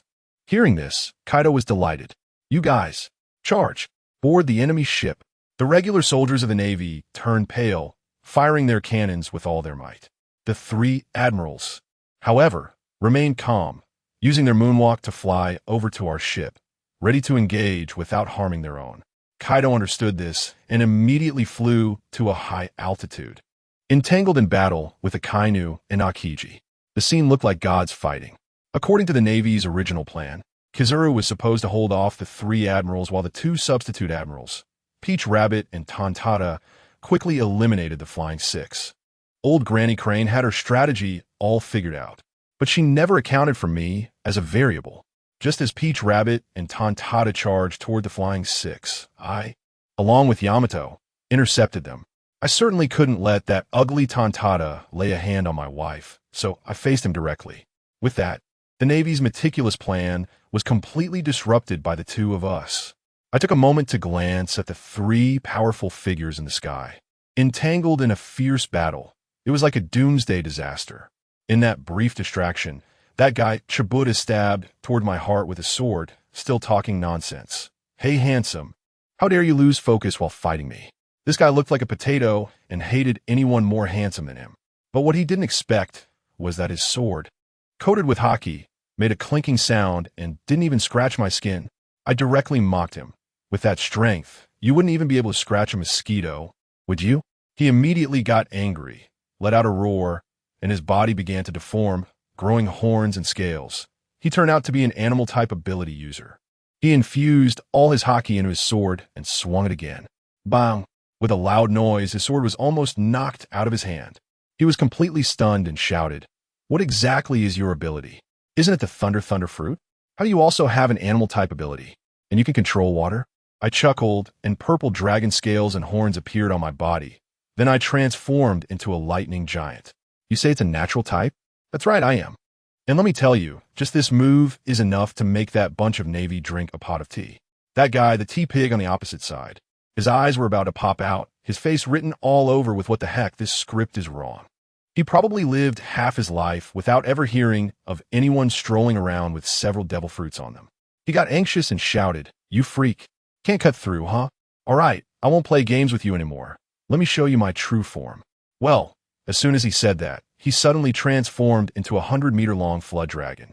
Hey, I looked at it and thought, isn't this an animal-type phantom beast? The snake fruit dragon form. It's something, but not much. I couldn't help but laugh at that moment and started a mock. "Oh wow, how scary. It's actually a Jiaolong. What a coincidence. I can do that move a little too." The next second, I transformed right there. Let me tell you, the scene was unbelievable. A giant purple gold dragon over 1,000 meters long, its scales shimmering with a ghostly light, coiled in the sky, blocking out the sun. When I looked down, that little Jiaolong seemed like a tiny loach to me. I said, "Hey little guy, you're way too mini." As soon as I said that, the entire battlefield, whether it was the Navy or us pirates, everyone stopped what they were doing. Over 10,000 people collectively looked up at the sky, their jaws dropped to the ground. They were probably all thinking, how is this possible? How is this possible? After all, in this sea, fruit abilities are unique. How could there be a second dragon? Aside from the different colors, my form was practically carved from the same mold as Kaido's father-in-law. Even a little Jiaolong from Chabun started to tremble, its voice changing. "Why you actually share the same mythical beast type as Kaido?" I opened my mouth and said, "Now that the warm-up is over, I'm going to get serious." I tell you, when my huge body moved, the wind and clouds surged, and I stepped on the auspicious clouds and charged toward him. He desperately tried to run, but to me, his speed was like a slow-motion replay. I opened my mouth, which was bigger than his entire body, and bit down on his vital spot. His screams were heart-wrenching. Just then, a golden light flashed in the distance, and that old guy, the yellow monkey, panicked. He accelerated to escape the three disasters and instantly appeared in front of me, delivering a classic line. Have you ever been kicked by light? He kicked me right on the forehead, and sparks flew. But I endured it. Who understands what my family went through? At that moment, I had a flash of inspiration and, using the force of his kick, increased the biting force of my jaws by a few more degrees. With a crack, I clearly heard it. That was the sound of his heart shattering. The little loach, Chatin, fell straight down from the sky. I turned the faucet and looked at the bewildered yellow ape, amused. Oh, thank you, Admiral Yellow Ape. If it weren't for your divine assist, I wouldn't have been able to deal with him so quickly. You see, our top combat power is already far ahead, right? After saying that, I directly ordered the disaster trio. I'll hold off Yellow Ape. You guys take care of the remaining Marine Vice Admirals. Guess what? For the first time I gave orders, those usually arrogant guys from the disaster trio didn't say a word and immediately took their orders. There was no other choice. Strength is the ultimate currency. The moment I transformed into a dragon, my position in the Beast Pirates was already firmly established as the second in command. Far away on the warship, Sengoku, watching the live broadcast through a snail phone, turned green and decisively ordered, retreat the entire army. If they didn't run now, they would lose everything today. The remaining Marines, under the cover of a few admirals, scrambled away.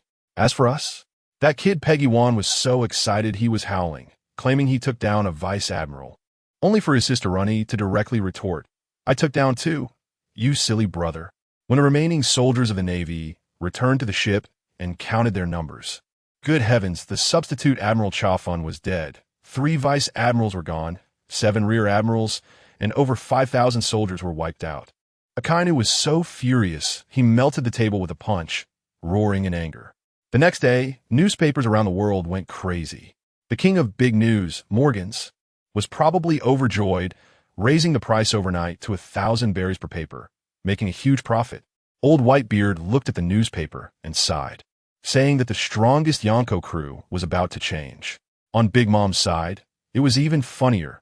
Upon hearing about 2 dragons, she went crazy, causing destruction all over Cake Island. My bounty has also been issued, the Prince of the Beast Pirates, with a bounty of 1.5 billion. It has directly increased tenfold. The Straw Hat crew saw it too, and that kid Luffy is still shouting that he will surpass me one day, while Zoro treats me as his idol. That night, Onigashima held a grand banquet. The seating arrangement has changed. I sat directly next to Kaido, while the 3 disasters had to sit a bit further back. The girl Yamato looked at me with eyes that seemed to sparkle, and Black Maria beside her was even more intense, licking her lips and saying she wanted to see how my dragon differed from Kaido's.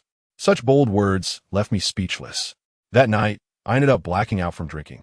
There's nothing I could do, with hundreds of people from my father-in-law to the lowest-ranked subordinates lining up to toast. Once I started drinking, I transformed into my dragon form and flew wildly in the sky. Unsatisfied, I used clouds to lift the entire Onigashima and flew it into the air. Kaido, that father-in-law of mine, was down below clapping and cheering.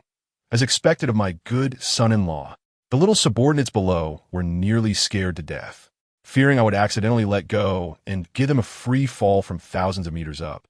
I was also chasing after a bat person with wings in the sky, insisting he was a little sparrow and wanted to taste him.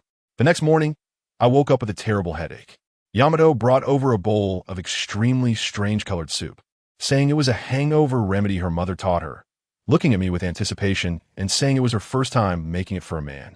I looked at the bowl of soup, inhaling the indescribably complex smell, and my heart sank. Family, that thing is all about real damage. But seeing my wife's eager little eyes, what could I do? This was her first time cooking. I steeled myself, closed my eyes, pinched my nose, and gulped it down. I tell you, that taste detonated a nuclear bomb in my stomach. I forced myself to compliment it, saying it was delicious. And then I dashed to the restroom at lightning speed and threw up until the world was spinning. I swear, wherever day is, I won't touch a drop of alcohol. After recovering, I opened the system, and surprisingly, that battle yesterday gave me a storyline point. I hurriedly drew a lottery, and the pointer landed on a world called Dry Sister. In the end, it gave me, her brother's cooking skill. I was silent at that moment. I had just sworn off cooking, and the system gave me culinary mastery. Is it messing with me? However, this battle also made me realize that our beast pirate ship is too trashy. I thought to myself, we need to get something good, like the legendary ancient weapon Hades. I just happened to know that its blueprints were in Frankie's hands in Water 7. Once I thought of it, I acted immediately and used a spatial door to get to Water 7. Using my ability to sense, I found out that the timing couldn't be better. I had arrived right at the most critical moment of the Judicial Island incident. I heard Frankie standing there, heroically confronting CP0, saying he would stop them from doing evil and was about to burn the blueprints. At that moment, I pushed the thunder fruit to its limit and transformed into a bolt of lightning, rushing forward. Just as the fire in Frankie's mouth was about to be unleashed in a split second, I snatched the blueprint from his hands. He spat out nothing but air, turned around, and shouted at me. "Who are you?" I shook the blueprint in my hand and said, "That was close. You almost ruined it for me." I looked at the CP0 group, especially that Lucci, and said, "I've taken the blueprint as compensation, so you could take Nico Robin and get lost." That Lucci was quite arrogant, actually trying to snatch it from me, saying something about the Celestial Dragon's bounty. I just laughed at that and transformed into my half-dragon form, grabbing his fist and squeezing it gently. Crack, crack, crack. The sound of bones breaking was crisp. Lucci immediately knelt on the ground in pain. I said, my voice turning cold, "Go fight with the Straw Hats. Let me have some fun. If I'm pleased, you all can live."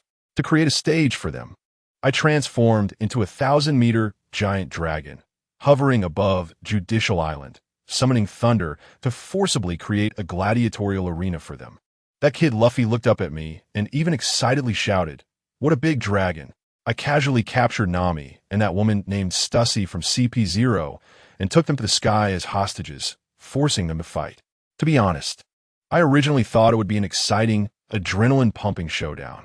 But what happened? A bunch of kids who can't even master hockey properly were throwing weak punches, and I found it utterly boring. Maybe I've become stronger and my standards have risen. I just felt it was particularly dull. In the end, Luffy still defeated Lucci, just like in the original story. As I watched this scene, I suddenly felt a wave of irritation. Why? Just this little weakling? Why does the whole world revolve around him? Ace died for him. So many strong people paved the way for him.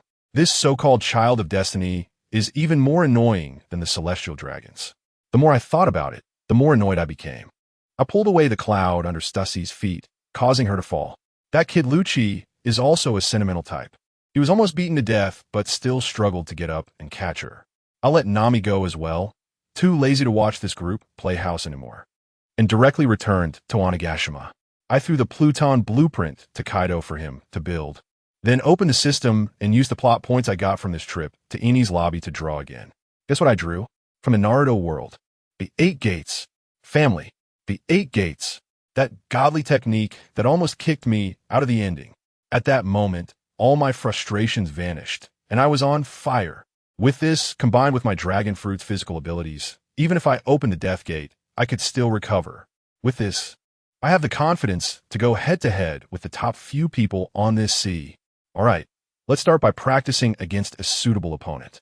I returned to the Comoros Islands and walked into the auction house. The one named Bufaro looked at me as if he saw his own father, his attitude extremely humble. I didn't waste any words and directly took out a portrait to show him. I want to know this person's location as quickly as possible. Bufaro took a glance and showed a troubled expression. "Sir, this guy is quite hard to find." I directly placed $1,000,000 on the table. This is for intelligence fees. Within half a day, I want to know where he is. If I can't find him, I'll kill you. Bufaro was so scared that he broke into a sweat, didn't even dare to take the money, and immediately ran out to contact people. I found the most comfortable sofa in the auction house and lay down, surrounded by a bunch of beautiful maids who were massaging my legs, kneading my shoulders, and feeding me fruit. I was enjoying myself while waiting for news about the person who could help me properly test the 8 gates of Duinjia. Before long, the auction house manager, Bufaro, came running over, and I swear, that guy was so respectful he nearly knelt down before me, saying, "My lord, the person you are looking for is in Bulltown." Bulltown? What kind of place is that? I've never even heard of it. Wow, Bufaro really knows how to handle things. He immediately pulled out a nautical chart and a permanent compass pointing to Bulltown. The service was simply top-notch. I took the items, looked at the map, and it was clearly marked. I vaguely remembered the nearest island from a comic.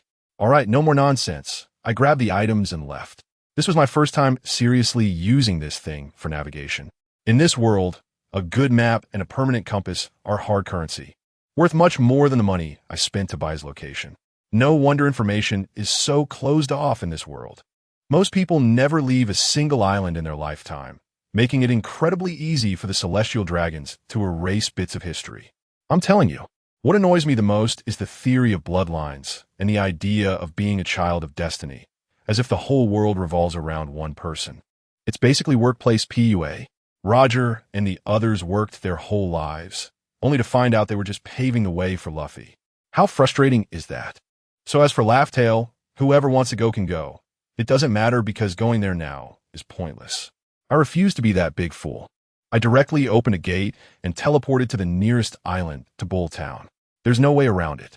My gate has a flaw. I can't go to places that I don't have a mental image of, just like when a navigation has no signal. At this moment, Blackbeard, that guy Teach, had no idea that Ace was hunting him down.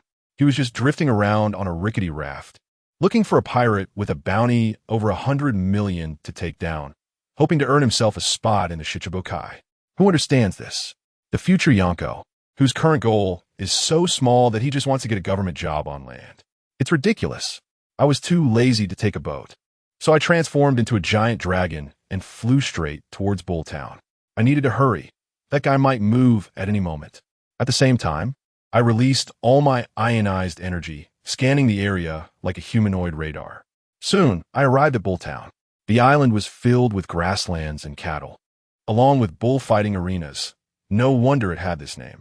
I didn't exert much effort and quickly locked on a Blackbeard's position in a bar. Hey, he's a pirate. When he's not on the ship, isn't he just hanging out in bars? I transformed back into human form and swaggered into the bar, shouting at the bartender, "Bring me 2 bottles of the most expensive wine." The bartender's eyes lit up at the sound of that and immediately handed me 2 beautifully packaged bottles, saying each one costs 5,000 Bailey. 5,000 Bailey is a year's worth of living expenses for an ordinary person, but for me, it's just a mouthwash. My movement immediately caught the attention of the big, black, fat guy next to me. Let me tell you, the way Teach looked at me was like a wolf seeing a plump lamb. At that time, he was so broke that he was probably thinking about how to rob me. But before he could come up with a plan, I finished paying, directly picked up 2 bottles of wine, walked up to him, handed him one of the bottles, and sat down right across from him. Teach was also quite straightforward. He took the bottle, gulped down more than half of it in one go, smacked his lips, and said, "Good wine." I said, "Hey, buddy, you didn't come to find me just to have a drink, did you?" At that time, he didn't know me at all. My bounty had just skyrocketed to 1.5 billion in the last 10 days. As a drifter sitting on a wooden raft, he probably didn't have the money to buy a newspaper to read about it. In his eyes, I was probably just a pampered rich kid. I'll get straight to the point. I want to make a deal with you. As soon as he heard the word deal, he got excited. I can't even scrape together 10,000 berries right now. What kind of deal do you want to make with me? I want you to accompany me to the 6th level of the underwater prison and help me retrieve a devil fruit ability. I stared into his eyes and slowly said, "In return, I'll 1T hand you over to Whitebeard." Marshal D. Teach, what do you think of this deal? Damn it. As soon as I finished speaking, Blackbeard suddenly stood up, all his muscles tensed, and his eyes looked like they were about to eat someone. "Bastard, where the hell did you come from? Knowing my name and daring to play me? Do you want to die?" I calmly shook the bottle of wine and said, "Every word I'm saying is serious." He didn't believe me at all and directly exploded. "Do you think the underwater prison is your backyard? And how do you know I can extract other people's devil fruits? Even the Whitebeard pirates don't know about this. I told you, I directly exposed his biggest secret. How could he not be anxious? The fact that the dark fruit can steal others' abilities is his trump card, and now it's been revealed by a stranger like me. The killing intent in his eyes is almost overflowing. He just wants to kill me to silence me." I smiled and said, "For me, getting to the 6th level of the underwater prison is easy. It's just as simple to beat you up and send you to Whitebeard." He clearly didn't believe me and shouted, "Stop bragging. Let's see you back it up with your strength. I want to see how you easily crush me." After saying that, he swung his fist directly at my face. I didn't even move, not even bothering to dodge. I just felt that getting hit in the face didn't look good, so I simply turned around, facing away from him, savoring my fine wine while letting him massage me. Boom, boom, boom. Goodness, that scene was something else. Blackbeard was like a pile driver, pounding on my back for several minutes, each punch shaking the floor to pieces. And the whole bar felt like it was about to collapse. The group of thugs drinking nearby were so scared they ran out in a panic. A few minutes later, Teach stopped, leaning on his knees, gasping for breath, his hands swollen like pig trotters. He had thrown thousands of punches with all his might. And what was the result? I hadn't moved an inch, not even a bruise. Who understands, folks?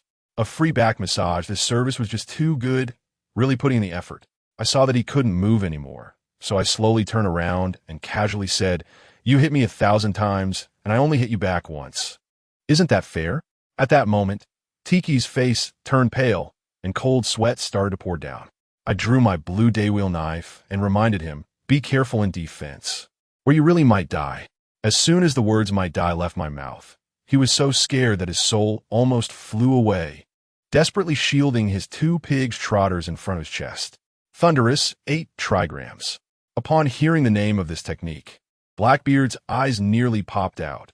"Isn't this the technique of Kaido of the 100 Beasts?" I laughed. Is it strange that the son-in-law used his father-in-law's ultimate move? Boom! With one slash, he was sent flying like a cannonball, crashing through over 100 houses and flying over 1,000 meters before finally stopping, lying in the ruins, foaming at the mouth and howling in pain. Let me tell you, I didn't even dare to use Conqueror's Haki, fearing I would take him out in an instant. Even so, the double pain from the dark fruit was enough for him to drink a pot of it. His ribs were probably all broken. I teleported and appeared in front of him, stepping on his head. "Now, can we have a serious talk about the deal?" I looked down at him from above, asking whether he would go with me to the underwater prison or if I would beat him into a cripple and deliver him to Whitebeard. At that moment, he finally understood that I wasn't just bragging. Going to the prison meant a near-certain death. Handing him over to Whitebeard meant guaranteed death. Even a fool could make this choice.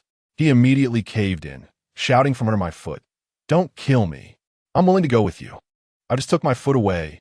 If you had listened earlier, you wouldn't have to suffer this beating, right? "Get up, let's go." I casually found a half-collapsed house and opened a door of freedom against the doorframe. Turning back to the still-dazed Blackbeard, I said, "Let's go. We're entering the 6th level of the sea-bottom prison." He had a look on his face as if he thought I was joking, but he didn't dare to refuse and walked in with a stiff demeanor. Once he passed through the door and saw the densely packed cells and the eerie corridor, he was completely stunned. His expression was as if he had seen a ghost, filled with intense shock. As soon as we entered the 6th level, I quickly closed the door of freedom behind me to prevent this guy from playing tricks. Just a few steps in, the patrolling guard noticed us, raised his gun, and shouted, "Quick, notify Director Magellan. There's a jailbreak on the 6th level." I lazily gestured to Blackbeard. "Handle them. Teach is now my man, and he works efficiently, getting things done in just a few seconds." I used my observation Haki to scan the area and found that the walls were made of sea prism stone, severely suppressing both my Haki and devil fruit abilities, and my detection range was greatly reduced. But it doesn't matter. Let the alarms go off. The strongest here is just Magellan. In such a small space, his poison fruit is indeed formidable. But sorry, I'm immune to toxins, making me his natural enemy. I'm wandering around here with Blackbeard, like I'm at a zoo. See that? That's Crocodile, also known as Mr. Sand. The old man in the prison is still defiant, shouting at me. I can't be bothered to pay him any attention. Oh, and that's Barrett, one of Roger's crew, now looking like a sickly cow. The old guys on the 6th floor are all hyped up, clinging to the railing and shouting at me, offering treasures if I let them out, saying they want to be my first mate, and it's giving me a headache. Meanwhile, Blackbeard next to me is practically drooling, his eyes turning red at the sight of this wealth. These are the crew members he's been dreaming of. Soon, I found my target, an old man named Bondi Wald, a user of the Momo fruit. I drew my sword directly and executed a water surface slash, cutting through the sea stone railing. My swordsmanship is not from a devil fruit, and sea stone cannot defend against it. The old man was quite excited, thinking I was there to rescue him, and shamelessly said, "Kid, you have good eyes. Come and follow me from now on." I shot him a glance and ordered Blackbeard, kill him and extract his powers. After saying that, I punched Bondi Wald to the ground. At that moment, a gigantic purple figure rushed over from a distance. It was Magellan arriving. Blackbeard plunged both hands directly into Bondi Wald's chest and forcibly tore out a devil fruit. Quick as lightning, I snatched it away and stuffed it into my mouth. Blackbeard was dumbfounded. How can you eat 2 devil fruits? I glanced at him. Do you think you're the only lucky one with Rock's bloodline on this vast sea? After saying that, I opened a gate. The deal is done. You can leave now. Although Blackbeard had a belly full of questions, he didn't hesitate to dive into the door as he saw Magellan getting closer. Of course, I had to let him go. If he didn't go looking for Ace, how would the war on the top start? I was counting on changing the plot to earn rewards. Magellan finally rushed in front of me, and upon seeing my face, he immediately stopped being arrogant, shouting to his subordinates, "Hurry and call for Admiral support. The Dragon Emperor Yifan is attacking Impel Down." Dragon Emperor? I'm feeling the new power within me, and hearing that nickname made me laugh. You Navy really like to give people nicknames, but I like this one. I'm in a good mood today, so I'll go easy on you. Don't worry, I'm not interested in breaking out of prison. I just came in to take out that guy Bondi Wald, because I can't stand him. Upon hearing this, Magellan clearly breathed a sigh of relief, probably afraid I would bring the entire Beast Pirates over. I looked at him and smiled. You seem to have relaxed a lot. But what I want to say is, to break through your pathetic prison, I don't need the 100 Beast Pirates. I can do it alone. This immediately infuriated Magellan, and he roared, "You little brat. Dare to underestimate me. Poison Dragon." Instantly, his entire body was enveloped in a toxic liquid several meters high, and a giant snake made of venom extended from his back, hissing as it lunged at me, opening its massive mouth to swallow me whole. I stood still, not moving at all. It's good that it's come. I also want to see if this strongest poison of his can break through my defenses. Boom, boom, boom. 9 massive poison dragons slammed solidly onto me. But let me tell you, when that thing hit me, it felt like soaking in a poisonous hot spring, warm and cozy, with no problems at all. I couldn't help but laugh at that moment and shouted at that Magellan, "Hey buddy, is your poison expired? Why is it so ineffective? It's all sticky on the ground. Isn't that disgusting?" He was completely stunned, you know? The expression on his face was like when a phone falls into a toilet, staring at me in disbelief, unable to comprehend how I was completely unharmed. I was annoyed that he dirted the floor, so I retaliated with a 10-fold speed flow dance. Suddenly, a massive wave of water surged up out of nowhere, and with a splash, I gave him a thorough cleaning without leaving a corner untouched. His giant venom, which was dozens of meters tall, instantly shrank down to a venom corgi. Unbelievable. The prisoners locked up nearby were all so scared they looked like quails, not daring to make a sound. They were genuinely afraid of Magellan, worried that if he lost, he would take it out on them. I pointed at Magellan's nose and issued my final ultimatum. The battlefield is clean. You have 3 seconds to prepare to lie down. He didn't believe it and said even Kaido couldn't do it. I thought to myself, you don't know anything. In the next second, I activated my ultimate move. 8 gates. The 6th gate, the opening of the Joyous Gate, open. Let me tell you, that power felt like it was about to burst out of my crown. Coupled with my physique, there were absolutely no side effects. 3 seconds, the countdown begins. In the first second, what's Sonic Boom? I had already surpassed that. He was still standing there dazed, and I landed a solid punch right on his chest. In the second, while he was still flying backwards in the air, I had already accelerated around to his back and kicked him back, performing a mid-air turnaround, making him experience what it means to be out of control. In the 3rd second, I jumped high, clenched my fists together, aimed at his face, and, with a loud bang, I smashed him from the sky into the ground. Instantly, there was a deep, human-shaped pit on the ground, so deep you couldn't even dig it out. Now, the pirates who were squatting in prison all dropped their jaws to the ground. One clever one kneeled down, shouting at the top of his lungs, "Dragon Emperor, save me. I'm just a dog by your side." When the others saw this, they were like, wow, it could be like this. They all knelt down in a rush. I laughed. These old folks had long lost the heart of a strong person, couldn't even unleash their conqueror's haki. And I had no intention of playing with these useless ones. I couldn't be bothered with them. So I casually opened a door to freedom and went straight back to Ghost Island, keeping my achievements hidden. It wasn't long before I heard that Kizuru had arrived. Seeing that the prisoners hadn't escaped, he sighed in relief. But when he looked at Magellan in the pit, he probably turned pale and hurriedly packed him up for rescue. Just as I returned to Ghost Island, before I could even steady my feet, I was called over by my father-in-law, Kaido. As soon as I walked in, good grief, Kaido and that big fat scientist Quinn were both frowning over a blueprint. The moment Quinn saw me, it was like he had found a savior, and he rushed over to lament. Your Highness, the design of the Pluto is real, but we can't build it. I asked him what was wrong, and he said he was missing two key things. First, he was missing a magical metal called mithril, which is located in the home of the celestial dragons, the holy land of Mariewa. Who would dare to steal it? Second, even if it were created, the ship has a spirit that only recognizes a master with the bloodline of the underworld king, but no one knows who that bloodline belongs to. As soon as I heard it, I laughed. Family, who understands? I can solve this problem. I told them directly, this is simple. Mithril, I'll find a way to deal with it. As for that underworld bloodline, I have a good idea in my mind. It's most likely Princess Vivi from Alabasta. When Kaido heard I was going to the Holy Land, his face turned pale, and he quickly pulled me aside to educate me. He said not to underestimate the celestial dragons. Those useless beings have been able to rule the world for 800 years for a reason. He told me a secret about how they're rocks pirates, with an all-star lineup, lost in God Valley. It was because the celestial dragons gave the Navy hero Garp a temporary super buff called Divine Power, which was more advanced than Conqueror's Haki, and it directly took down the invincible rocks. I thought to myself, so there's actually this kind of trick. But can I foolishly rush in? I said to Kaido, don't worry, father-in-law, I have my own clever plan. My clever plan was to shake things up. Go myself. Just kidding. That place is like a den of dragons and tigers. I directly called over the little brother I had saved before, Reynolds. I said to him, brother, I have an undercover mission for you. Go to the Holy Land and sell some luxury goods. And by the way, help me catch a fish. That guy was loyal to me, and he immediately pledged his allegiance, saying he would be willing to die for me. Then I used a free gate to send him to the Red Earth continent. I must say, this guy is quite the actor.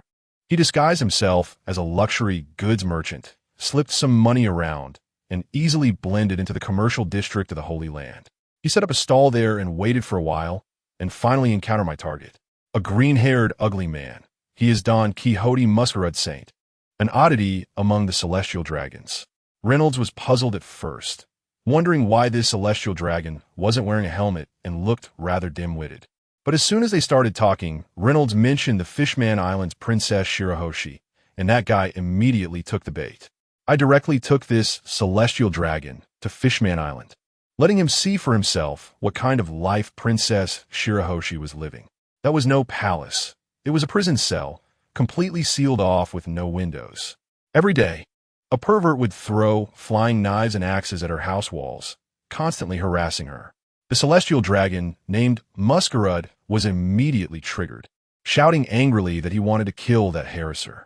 I told him, sure, I'll help you kill him, but you need to help me find the location of the mithril in the Holy Land.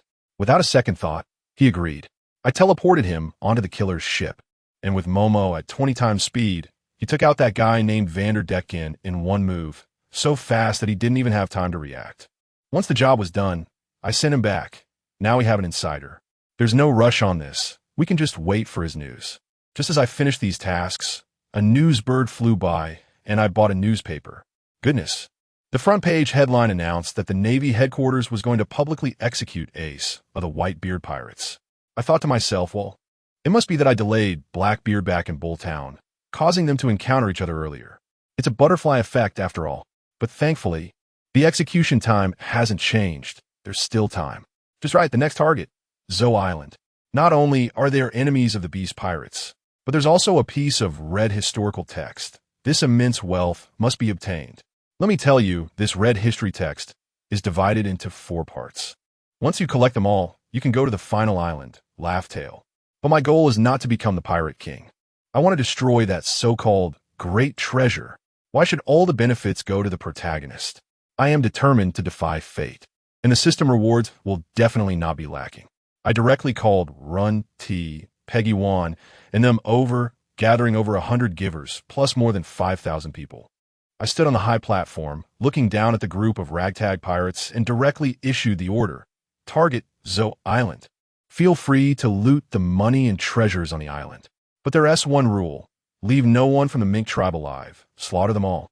As soon as the pirates below heard this, they instantly erupted in cheers, as if they had just been pumped up with adrenaline. They loved doing this. Sigh. Although their discipline was a bit lacking, they were still effective in winning a one-sided battle. Without further ado, I walked in front of them and in front of everyone. I tore open a massive portal to Zo. Then, with a wave of my hand, I shouted to my 5,000 subordinates, "Charge, boys." I tell you, that scene was simply a dimensionality reduction strike. Run T and Pei Ji Wan, the two siblings, led the charge like two giant mechs, directly rushing in. Zhao Wu looked impressive on normal days, but when the fighting started, those fur tribes were completely outmatched. Their strongest combat power had to wait for the full moon to transform. Come on, it's 2025, who still waits for a version update? We were directly T0 version, face-rolling damage output. Battle? That couldn't even be called a battle, it was purely one-sided crushing. What Duke of Daylight, what King of Night? They sounded impressive, but in front of my Run T, they couldn't hold up for 5 rounds. Run Ti's few shots from her gun sent them packing. Once the boss went down, the remaining little minions scattered like birds and beasts, and in less than half an hour, the whole island was taken. Of course, we lost a few brothers on our side, but I didn't care at all. Who understands, coming out as pirates is all about the survival of the fittest. If you're weak, don't blame society. The battle was over, and it was time to get down to business. I directly took Run T and Pei Ji Wan and opened a portal to the cave. Goodness, a bright red historical text stood right there. That kid Pei Ji Wan was quite perceptive and recognized it at a glance. I waved my hand. No time to waste, transform, and bring it back to Ghost Island. He roared and transformed into a big dinosaur, grabbing the large stone and teleporting away. Now it was just me and Run T left in the cave. Let me tell you, the atmosphere suddenly became ambiguous. I walked over and casually touched her little horns. This was her forbidden zone. Usually, anyone who touched them would get hit. Not even her brother could. But as soon as I made contact, this little girl instantly softened. Her face turning as red as a monkey's butt, and she was mumbling. It was simply unbelievable. I leaned close to her ear and whispered, "Run, T. No matter how dangerous it gets in the future, you'll stand by my side, right?" She was a bit dazed at that moment and softly replied, "Of course. I'll definitely protect the prince." Looking at her cute expression, I felt overjoyed and immediately painted a big picture for her. In a few days, Ace is going to be publicly executed. Come with me to the Navy headquarters. At first, she dizzily agreed, but the next second she realized and exploded. Are you crazy? That's the Navy headquarters. I chuckled. What are you afraid of? We're not going to fight them head on. Whitebeard will definitely come to rescue him. We'll just sit by and watch the show, and whoever wins, will take advantage of it.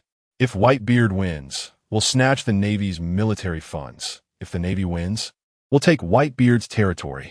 I'm telling you, pirates are all about eating black for black, you get it? She understood that logic in an instant. As for my real purpose of rescuing Ace, I couldn't tell her.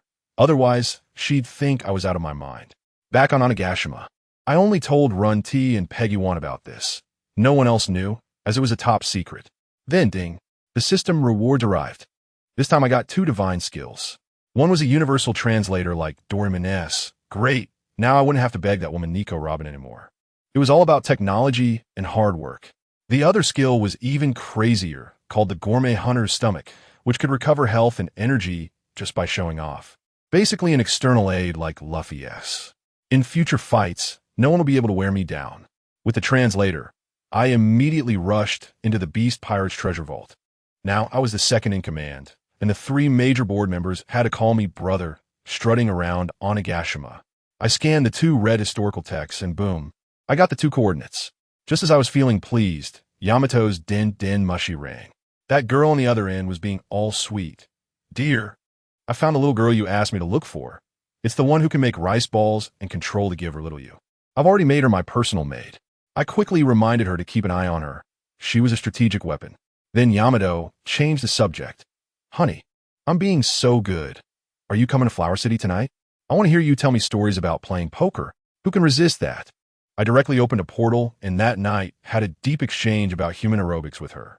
The next morning, I left feeling refreshed. I was originally contemplating how to sneak the third historical text from Big Mom, but then I thought, wait a minute. Kaido and Big Mom had a special relationship back when they were on the Rock's ship. I hurriedly ran to find my cheap father-in-law Kaido, ready to paint a big picture for him about forming an alliance with Big Mom for intelligence. And guess what? Well, Kaido pulled out a piece of old parchment from his chest and asked, "Is this what you meant?"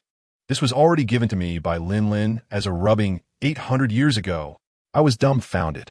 Who understands? These two old geezers really had a past. All right, that saved some trouble. I took out the universal translator and scanned that rubbing again. And I got the third coordinate. Just as I was about to jot it down, my father-in-law's expression suddenly changed. He quietly walked over to the weapon rack and picked up his kanabo. The dozens of pirates serving him immediately understood the situation and scattered in fear.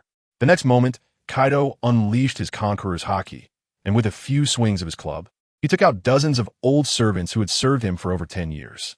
I'm telling you, that scene was incredibly ruthless. He leaned in closer and whispered to me, "Son-in-law, don't tell anyone about this secret. Not even Yamato." I joked, "What about Aunt Black Maria?" He hesitated and said, "She can't know either." Fine, he doesn't trust his old lover's own daughter, only me. He connected the 3 coordinates on the sea chart, getting excited like a 200-pound kid, and said in a hushed voice, "Son-in-law, look, if we sail along this triangle, we must find the final island, right?" I looked at his eagerness and dumped a bucket of cold water on him. "Father-in-law, have you considered that the island might be in the sky? Or what if it moves like so? What if the entrance is a fish or a mirror?" Kaido immediately wilted, realizing he must find the 4th piece. I told him that 20 years ago, the last piece was at Fishman Island, but it had long been hidden by the celestial dragons. The only way was to collaborate with the Revolutionary Army and let their spies find it at Mariewa. Kaido immediately agreed, "Leave this to me." However, he was still unwilling to give up and insisted on personally searching that triangular area. So he gathered all the officers and announced publicly that he would be away for a while, and I would take full control of the Beast Pirates. As soon as Kaido was sent to Windmill Village through my portal, Black Maria entered with a drink, her little eyes sparkling with allure, and she said, "With Lord Kaido not here, I'm feeling so lonely. Will you keep me company for a drink, Prince?" Before I could even think of how to refuse, the door was kicked open, and my proud little follower Runty stormed in, pointing at Black Maria and scolding, "You witch, how dare you seduce the prince?" The two women exchanged words, and the air was thick with tension. Finally, Runty left with a red face, saying not to cheat on Yamato. This scene was truly a battlefield. All right, women only slowed down my draw speed.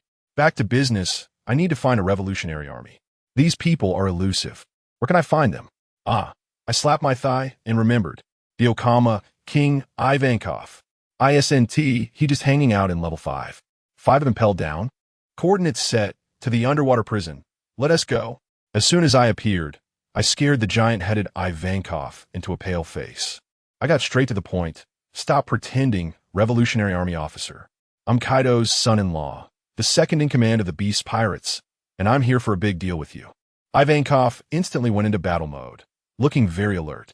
I directly stated my conditions to his face. I will provide the money, the manpower, and the portal to help you liberate the slaves. In return, you will help me bring back something from the home of the celestial dragons, a piece of redstone, and a metal called mithril. He clearly didn't believe me and thought this was too dangerous. I sweetened the deal, 400 billion berries. Plus I'll help you with everything I've got once more, and you can use the portal for free 10 times. Sacrificing a few people in exchange for the freedom of millions of slaves, is this a deal you would take?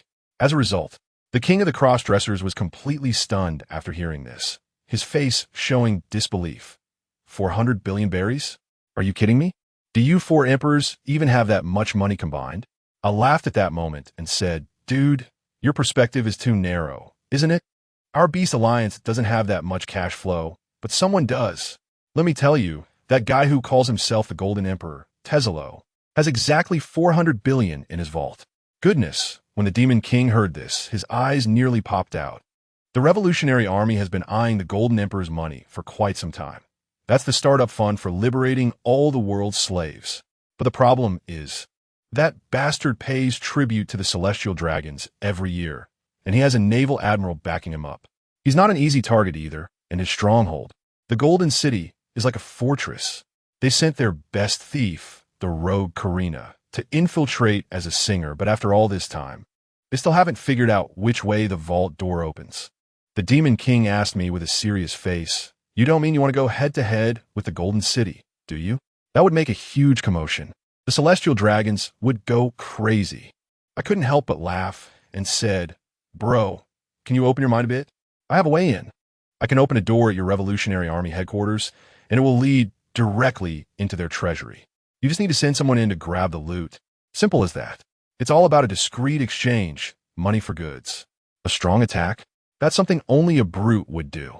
At this point, the king of the cross-dressers couldn't sit still anymore. He immediately made a decision, handed me a ring, and said, "Take this to Baldigo and talk to our boss, Dragon.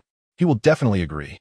As soon as he finished speaking, I asked him to quickly describe the location of Baldigo and the situation on the island. After he rambled on for a bit, I could visualize in my mind, and with a wave of my hand, a door appeared out of thin air. I waved at him and said, "Done. Happy cooperation." Then I stepped in and disappeared on the spot, leaving the king of the cross-dressers behind, filled with envy and admiration, praising my incredible ability.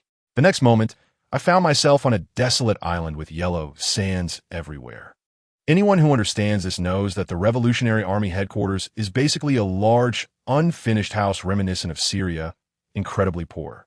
As soon as I landed, I felt two people spying on me from behind a sand dune with binoculars. I thought to myself, isn't this just a gift? As soon as the Thunder Fruit activated, I instantly flashed in front of them. Oh, isn't that my future brother-in-law Sabo and his girlfriend Keela? Sabo reacted quite quickly, immediately shielding Keela behind him with a wary expression, probably thinking I was from CP0.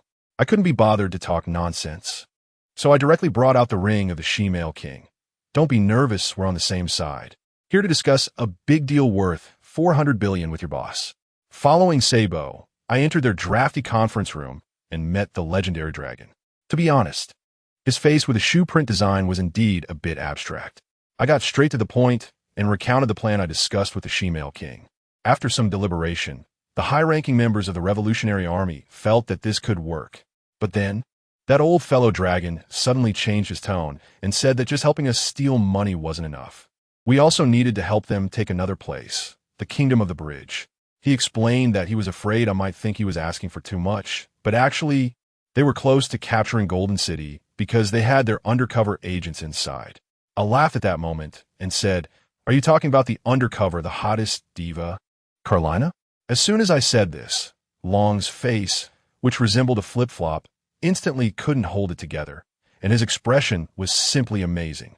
Let me tell you, Carlina was a top secret that he personally planted, and even the king of transgenders didn't know about it. I revealed it just like that. How could he not be stunned? I patted him on the shoulder and said, "Boss Long, don't be nervous. Our interests don't conflict. You want to overthrow the celestial dragons, and our beast pirates also want to take down the celestial dragons. We have the same goal, so we can totally cooperate." He asked skeptically, "And then you establish a world ruled by pirates?"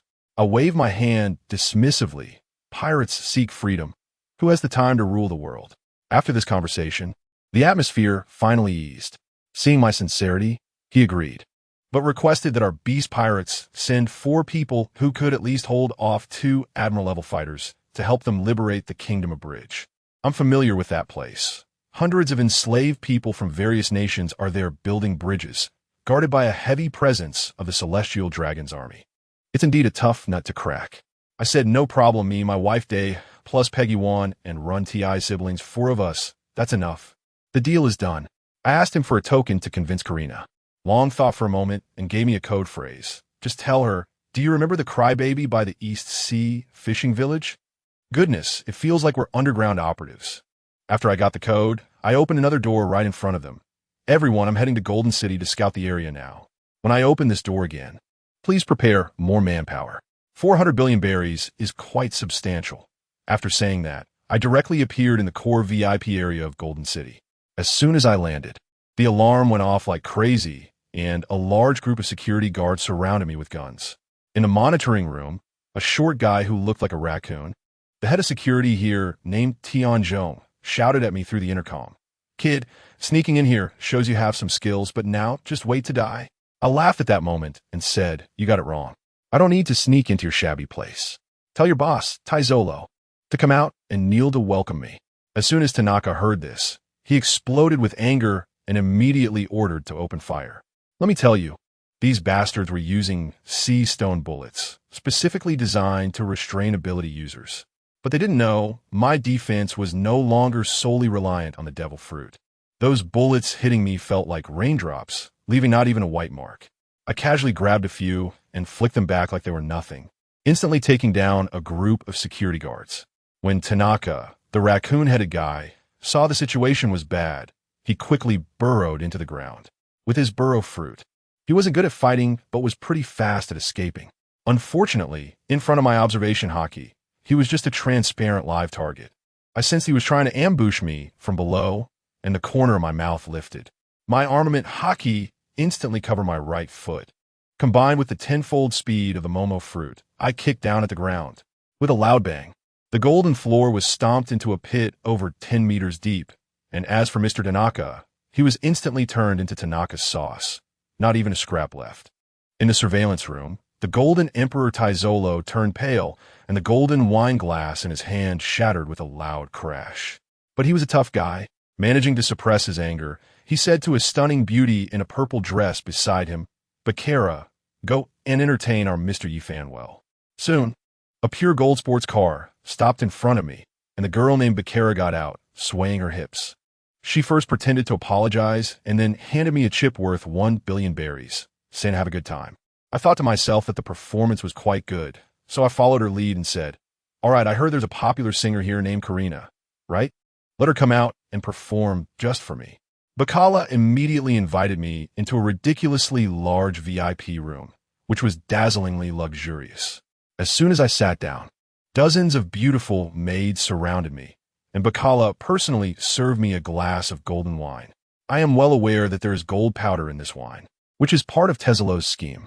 Once I drink it, he can use the ability of the gold fruit to control the gold powder inside me and attack me from within. At that moment, I wanted to laugh. Is he trying to play palace intrigue with me? I raised my glass and downed it in one go. Let the show continue. Tezolo on the other side of the monitor was laughing like a 200-pound child, probably already thinking about how to control me to unify the world. Karina quickly took the stage to sing. I listened to 2 songs and then asked her to come down and drink with me, sending everyone else away. This girl has quite a personality and refused. I was too lazy to pretend anymore.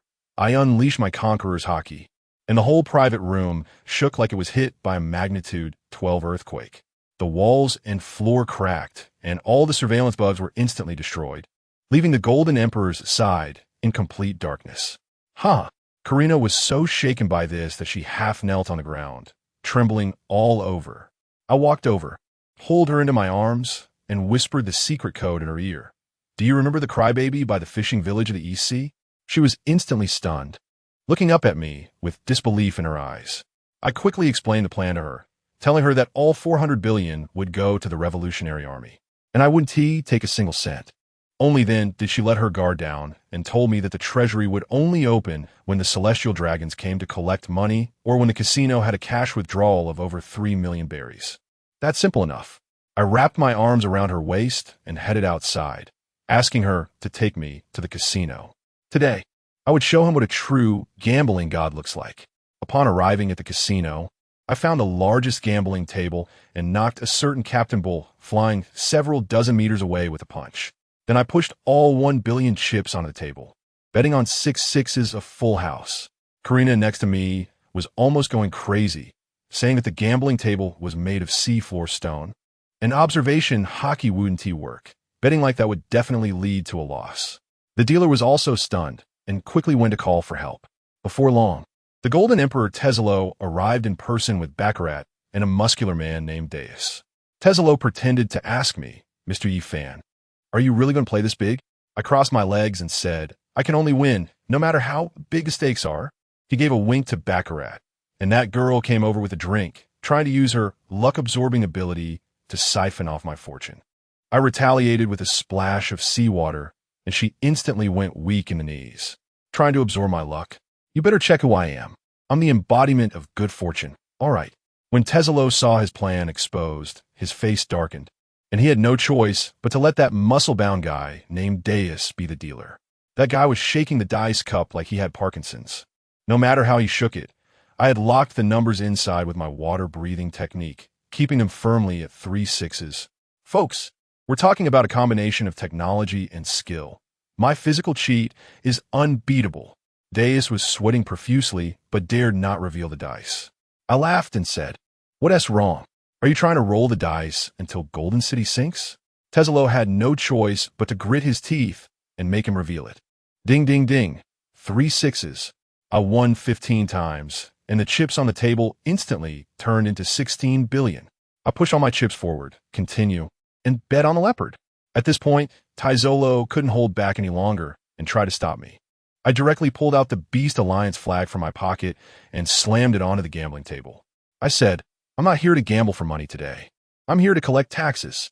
This Golden City is now the territory of our Beast Alliance. You are too arrogant." Taizolo finally tore off the facade, activating the ability of the gold fruit, and the gold on the ground instantly wrapped around me like liquid, while also stimulating the gold powder inside me, trying to dismantle me from the inside. At that moment, I didn't move and just wanted to see how tough my indestructible organs really were. What happened? Well, it felt like just a tickle with no sensation at all. I smiled at him and said, "Is that all you've got? Then you're dead today." He completely went crazy, mobilizing all the gold in the casino, transforming it into countless giant golden snakes that indiscriminately attacked everyone around, and then all rushed towards me. I drew my Blue Day wheel knife and performed the technique, picking up the style, life flowing in circulation. A torrent of water dragons howled out, meeting those golden giant serpents. With a surge of seawater, all the gold instantly lost control, crashing to the ground. The Golden Emperor was stunned on the spot, his face pale, trembling as he shouted, How could a devil fruit user possibly control seawater? You're cheating." Only now did he realize that my ability was completely his nemesis. In this so-called golden stronghold of his, I was the true emperor. Let me tell you, this person with the surname G turned green with envy at that time. His ability with the golden fruit is, to put it bluntly, just a half-finished product, not even awakened yet. When he encounters someone like me who plays with water, isn't that just giving it away? His so-called golden main stage is in my eyes. No different from a bathhouse. No matter how much gold he has, can it compare to the seawater I can conjure up with just one thought? I even purposely teased him, saying, "Hey, I heard you can transform into a giant golden giant. Why don't you show one to me?" Goodness. His expression at that moment was like he'd seen a ghost. I had completely seen through his biggest trump card. He was utterly stunned and probably thinking, "Why are all these beasts so monstrous? I'm not even Kaido himself." Yet I had him completely lost. He used to think that with his wealth, he could match the 4 emperors, but what happened? I, a mere subordinate, knocked him down. The next second, guess what? Thud. This guy directly kneeled, throwing away all dignity, crying and shouting that the Golden City was willing to become our subordinate, begging me to spare his life. I thought to myself, if only he had been this sensible earlier, we wouldn't have had to go through a beating. I went straight to the point. All right, let's start with 50 billion berries as a meeting gift, and then an annual protection fee of 30 billion. Isn't that reasonable? That old guy's eyes twinkled, and he immediately agreed. Let me tell you, he was calculating in his mind, thinking it was a perfect excuse to cut down on the heavenly gold mint for the celestial dragons. It would be best if our beast pirates and the Navy fought again, so he could reap the benefits. What a beautiful thought. He obediently went to the treasury to fetch the money, while I found a haul to start eating. 50 billion berries, that would take a while to count. Coincidentally, ever since I acquired the stomach of a gourmet hunter, my appetite has been skyrocketing. On the table was an exaggerated roasted camel, the kind where a horse is stuffed inside a camel, a sheep inside the horse, a chicken inside the sheep, and an ostrich egg inside the chicken, an ultimate nested dish. Weighing over a ton, I polished it off in just over 10 minutes, and guess what? I was only 1/5 full. Does anyone understand? It feels like I can only rely on eating sea kings to fill up from now on. Before long, Gilder returned with hundreds of security guards. 4 of them carrying a large box, like ants moving their home, a total of 50 large boxes filled with 50 billion berries. The scene was quite spectacular. Once they placed the boxes down, in front of him, I elegantly opened a door to freedom. Then, with a wave of water, all the money boxes flew into the door with a splash. Gilder and those CP0 spies thought I was transporting the money back to Onigashima. How naive.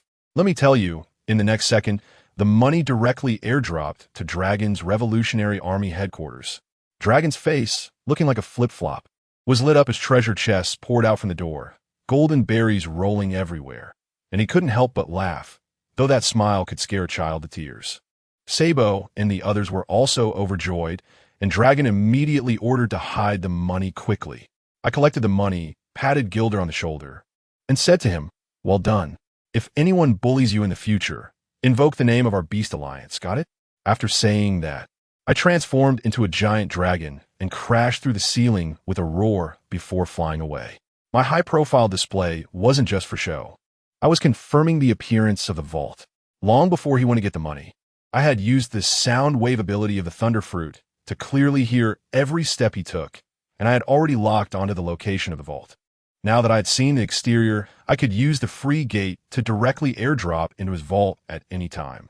I flew to a deserted island outside Golden City, and as soon as I turned around, I opened a door and appeared at the headquarters of the Revolutionary Army. Long and the others rushed over, their eyes shining. "Did you find the location of the treasury?" "Of course, follow me." I waved my hand and opened another door. This time, as the door opened, I was facing Gilder's treasure trove of gold and silver. My goodness, the scene was incredible. The entire room was over 1,000 square meters, filled with piles of Bailey like small mountains. The deputy commander of the Revolutionary Army, Ashalu, was so shocked that he sat down on the ground, mumbling, "So much money. I've never seen this much money before." I thought to myself, this isn't embarrassing. If this were on Blue Star, it would be like meeting Wang Duiyu with that 10 billion cash. Anyone who came would be weak in the knees. Beside me, Bello Betty was mocking her lack of ambition. Long, however, was very calm, waving his hand. "Stop standing around, get to work. With this money, we can liberate the Kingdom of the Bridge."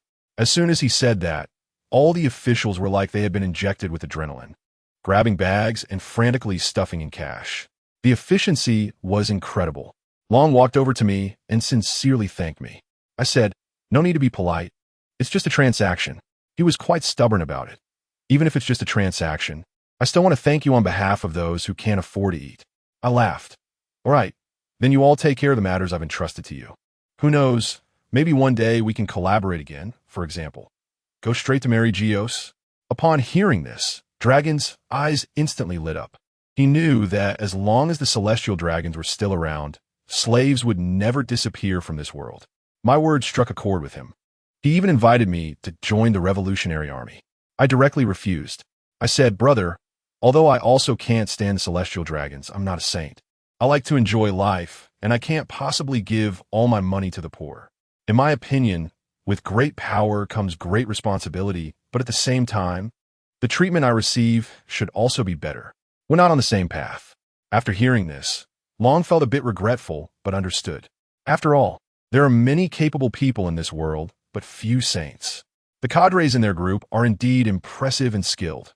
They managed to empty the remaining 3. 5 billion berries, weighing dozens of tons, in just 10 minutes, cleaning out his family's assets. Before leaving, I told Long, "Contact me through the phone bug when you're ready to take action." After saying that, I returned to the Island of Ghosts.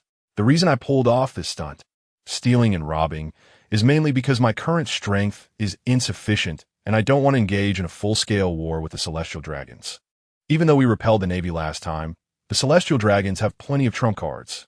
Just the 5 elders and that old guy Steelbone Kong are enough to deal with. Moreover, they possess a mysterious haki related to lifespan, which is particularly sinister. I can't let this go on. I need to strengthen myself quickly.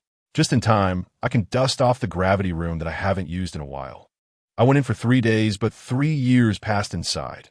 With 10 times the gravity, the effect is equivalent to a regular person training for over a decade.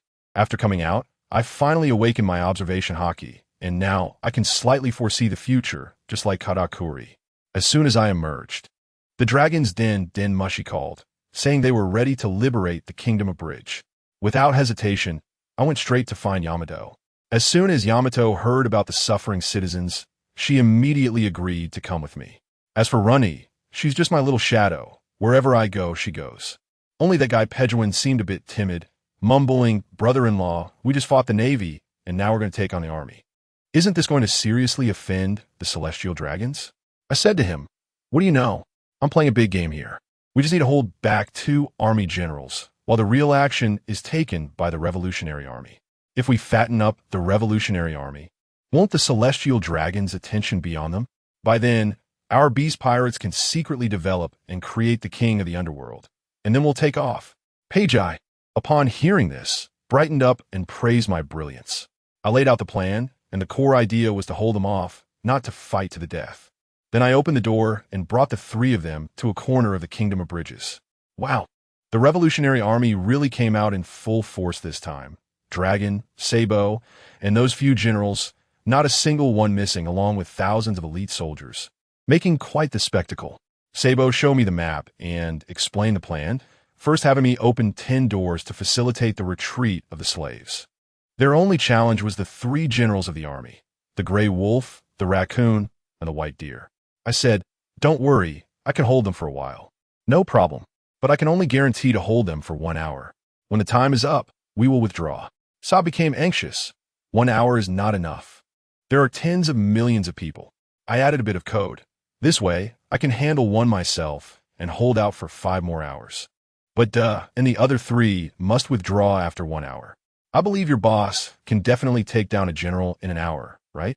Saab wanted to say something else, but Long made the decision directly. 1 hour is enough. He is prepared to fight to the death. I'll tell you, this is intentional. I've always suspected that Dragon S family has the bloodline of the Celestial Dragons and can use that kind of haki that consumes life. I just want to push him a bit to see where his limits are. After all, today we are allies, but tomorrow, for the position of Pirate King, we might be enemies. The battle broke out in an instant. With a wave of Bello Betty's flag, everyone's combat power skyrocketed. As soon as Dragon made his move, the sky darkened, with strong winds, heavy rain, and thick fog, visibility dropping to less than 50 meters. It was as if the weather app had crashed. The Revolutionary Army took advantage of the cover and began to clear the outer guards like ghosts. Soon, alarms went off. A large number of army troops rushed in from various checkpoints. I said to Yamato, "It's our turn. I'll handle one, and you 3 hold off the other. Remember, just hold them off." Yamato was still a bit worried about me, so I reassured her, my attack power might be a bit lacking, but in terms of defense, I'm not much different from your father Kaido. I sensed a dozen powerful auras approaching from a distance, transforming into a massive purple dragon that soared into the sky to meet them. The lead general, named Songlong, shouted at me, "Dragon Emperor Yifan, are you going to help the Revolutionary Army fight against the Tianlong people?" I laughed. "Nonsense, I'm a pirate, and you are lapdogs. We are enemies from the start. Besides, just over 10 days ago, your navy came to my doorstep and shouted, shouldn't I settle the score? The gray wolf still wants to quibble, saying it was the navy's doing and has nothing to do with their army. I couldn't be bothered to waste words with him, so I directly declared, today, this broken bridge must be cut off. The fierce wolf was so enraged by me that it let out a roar, and its hands sprouted sharp claws like Wolverine's, charging towards me with a swift movement. I aimed at the area below where there were all army soldiers, and opened my mouth to unleash a breath of dragon fire enhanced tenfold.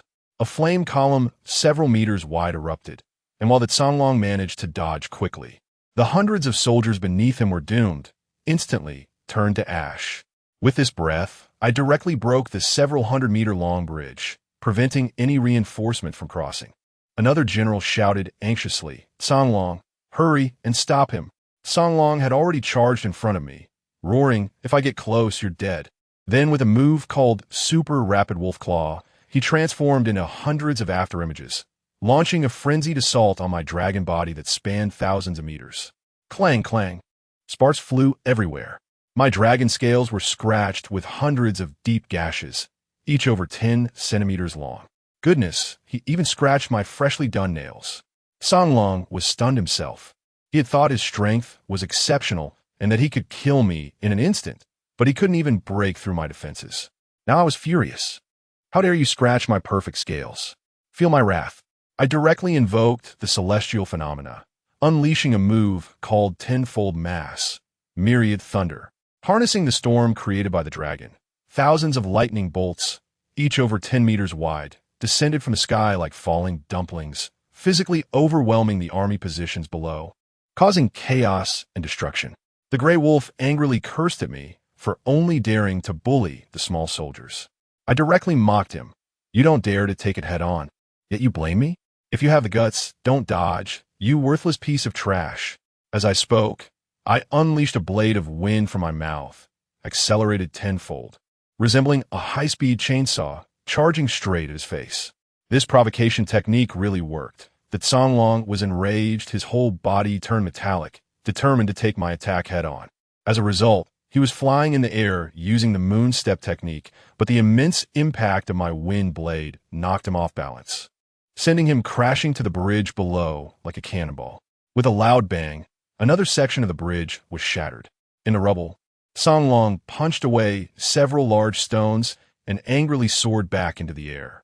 Humiliated in front of millions of slaves, he completely lost his composure, and his body began to undergo drastic changes.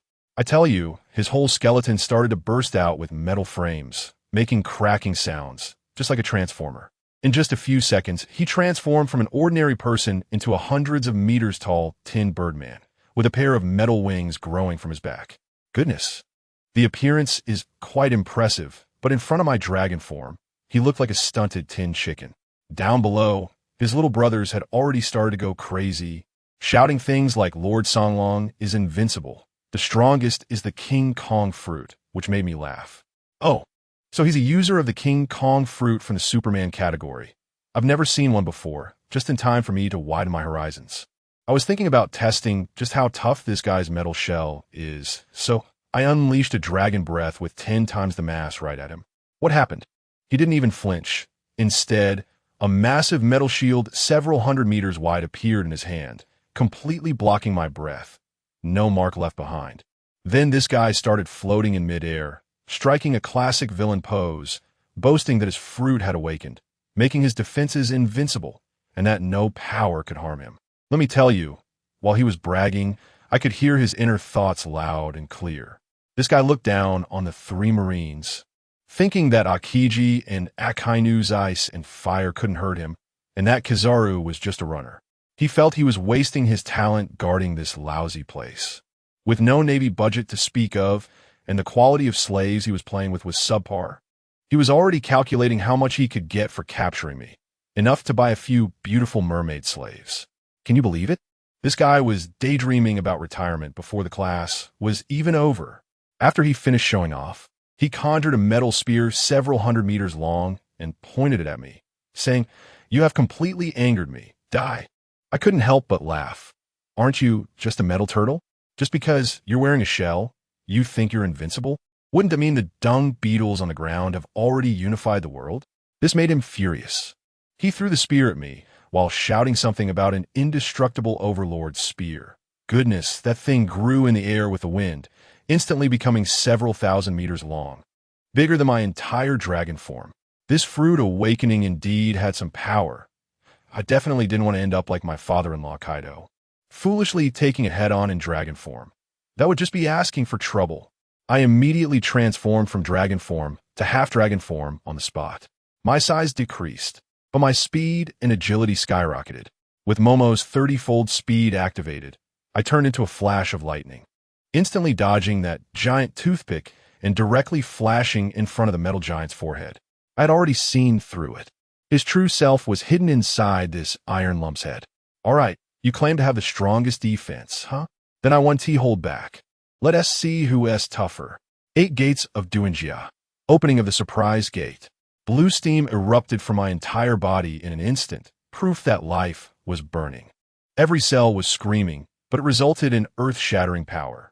Day Tiger, let me stack another 30 times the power for you. I threw out this punch, my fist wrapped in pitch-black armament hockey and crackling conqueror's hockey lightning. The sky was torn open by my aura, creating a massive rift through which sunlight poured down, shining directly on us like a spotlight. Below, my wife Yamato and Runny were cheering wildly for me, while the dragon and the revolutionary army were watching anxiously. On the opposite side, the army looked at me as if I were a fool, especially the other two admirals, who wore expressions of disbelief as if to say this kid was done for. They had a blind confidence in Songlong's defense, even nicknaming him Sighing Shield, meaning that no matter how strong the opponent, they could only sigh in front of him.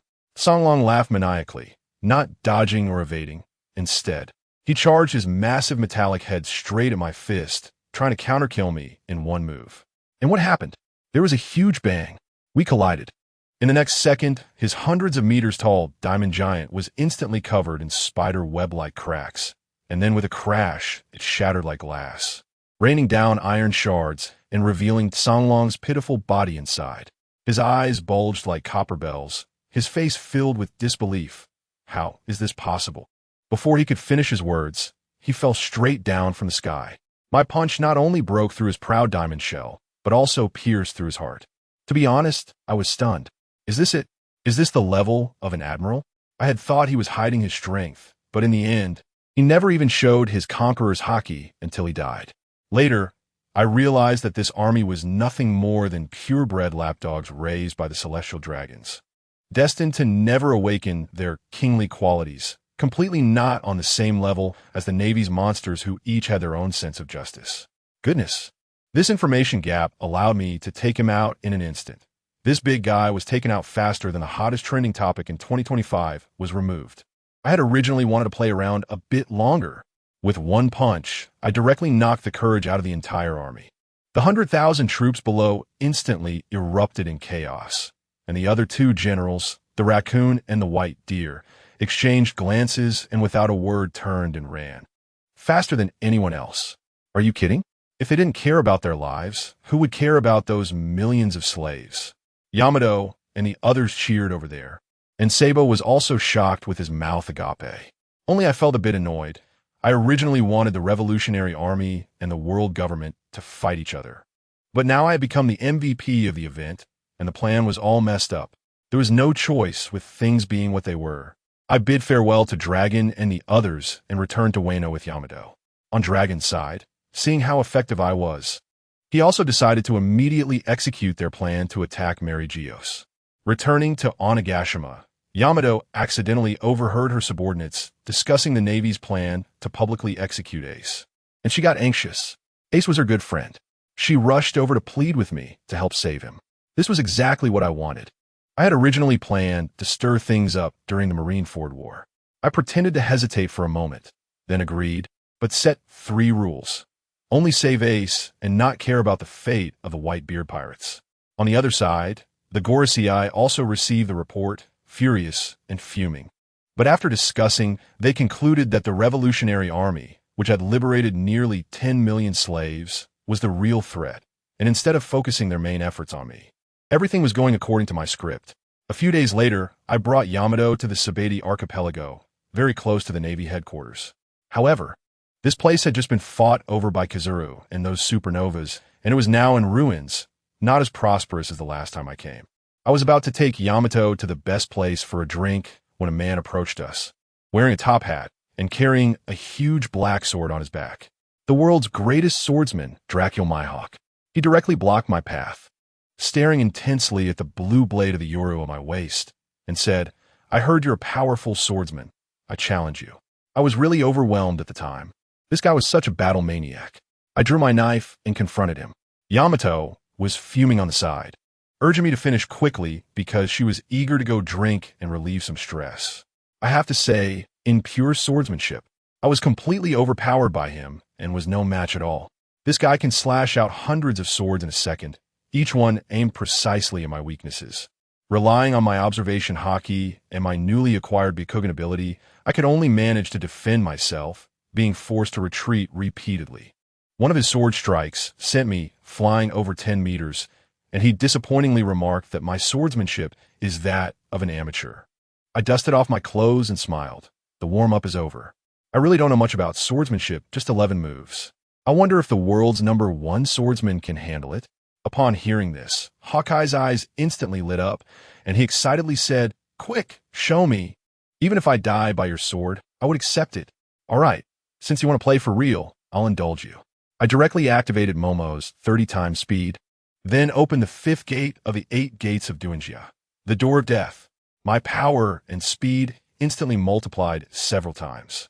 Seeing my current state, Hawkeye broke out in a cold sweat for the first time. I could feel that this guy was trembling with excitement. His instincts as a swordsman told him that the next attack could truly be fatal. In his eyes among the vast sea, the only one who could genuinely suppress him in swordsmanship was probably the Elder Stars wielding the original Kitetsu. But today, he was not lucky enough to encounter the Elder Stars. He ran into me. Let me tell you, the atmosphere at that time was simply incredible. Everyone on the island was holding their breath, watching us. That flashy Doflamingo and that Moonlight Moria hiding in the corner drawing circles probably had their eyes nearly popping out. I'm too lazy for small talk, so I'll start with a move, one-type water surface slash. This move is all about speed, and with my Momo Fruit's 30-fold speed buff, I felt like my slash would pause time itself. But guess what? Hawkeye is no joke. He actually blocked it. He didn't even look at my sword, just fixed his gaze on my shoulder and predicted my attack trajectory based on the slightest muscle movements. Although his sword swing was as slow as a snail, it was so precise that he preemptively placed his black sword, Night Mace, right in the path of my strike. With a loud clang, he managed to block it, but he couldn't withstand the force. He was sent flying back dozens of meters, his feet carving 2 grooves into the ground. I could see his hand trembling on the sword. His grip must be numb, but instead of being afraid, he was even more excited, his eyes sparkling as if he had discovered a new continent, eagerly calling for me to hit him with something stronger. All right, I'll oblige. I directly executed the second form of the Urgi style, Water Wheel, transforming myself into a whirlwind and charging forward. The blade light created a perfect water wheel in the air. This guy has become clever. He knows he can't take it head on. He quickly slashed 3 times in succession, using a method of continuous deflection to dissipate my force. This time, he only retreated a dozen meters. Not bad, he's got some skills. Brother Ming, who was watching from the side, turned pale. Who understands the family situation? Their own business being treated like a demolition site. And not only can he not speak up, but he also has to pretend to appreciate it, putting on a show of being angry but unable to voice it. I was thinking of doing something big, directly using the 3rd form, Flowing Dance. Let me tell you, the scene was spectacular. As I waved my knife, a massive water dragon appeared out of thin air, lunging towards Hawkeye with its fangs bared. Hawkeye wasn't one to back down either. He unleashed his haki to the fullest and unleashed hundreds of sword chi at my water dragon. Boom! The entire first island trembled beneath our feet. The ground looked as if it had been plowed by missiles, with deep gashes several meters wide. Brother Ming must have been bleeding inside, but it wasn't over yet. I shouted, 4th form, Tide of Strikes. Countless streams of water sword chi, like cruise missiles with a mind of their own, curved in an S shape and flanked him. Hawkeye was momentarily stunned. He had never seen sword chi that could bend like this. But he was tough too. If he couldn't dodge, he would face it head on. He poured all his strength into his black blade and unleashed a terrifying sword chi hundreds of meters high, crushing all my water streams and charging towards me. I couldn't even be bothered to dodge. With my arms crossed and my haki activated, I just braced myself against it. The sword energy frantically rubbed against my arms, sparks flying everywhere, but in the end, I didn't budge an inch. Once the sword energy dissipated, I brushed off the dust from my arms and smiled at Hawkeye, who was already panting on the opposite side. Quite the show, but the power was a bit lacking. I can feel that he is reaching his limit.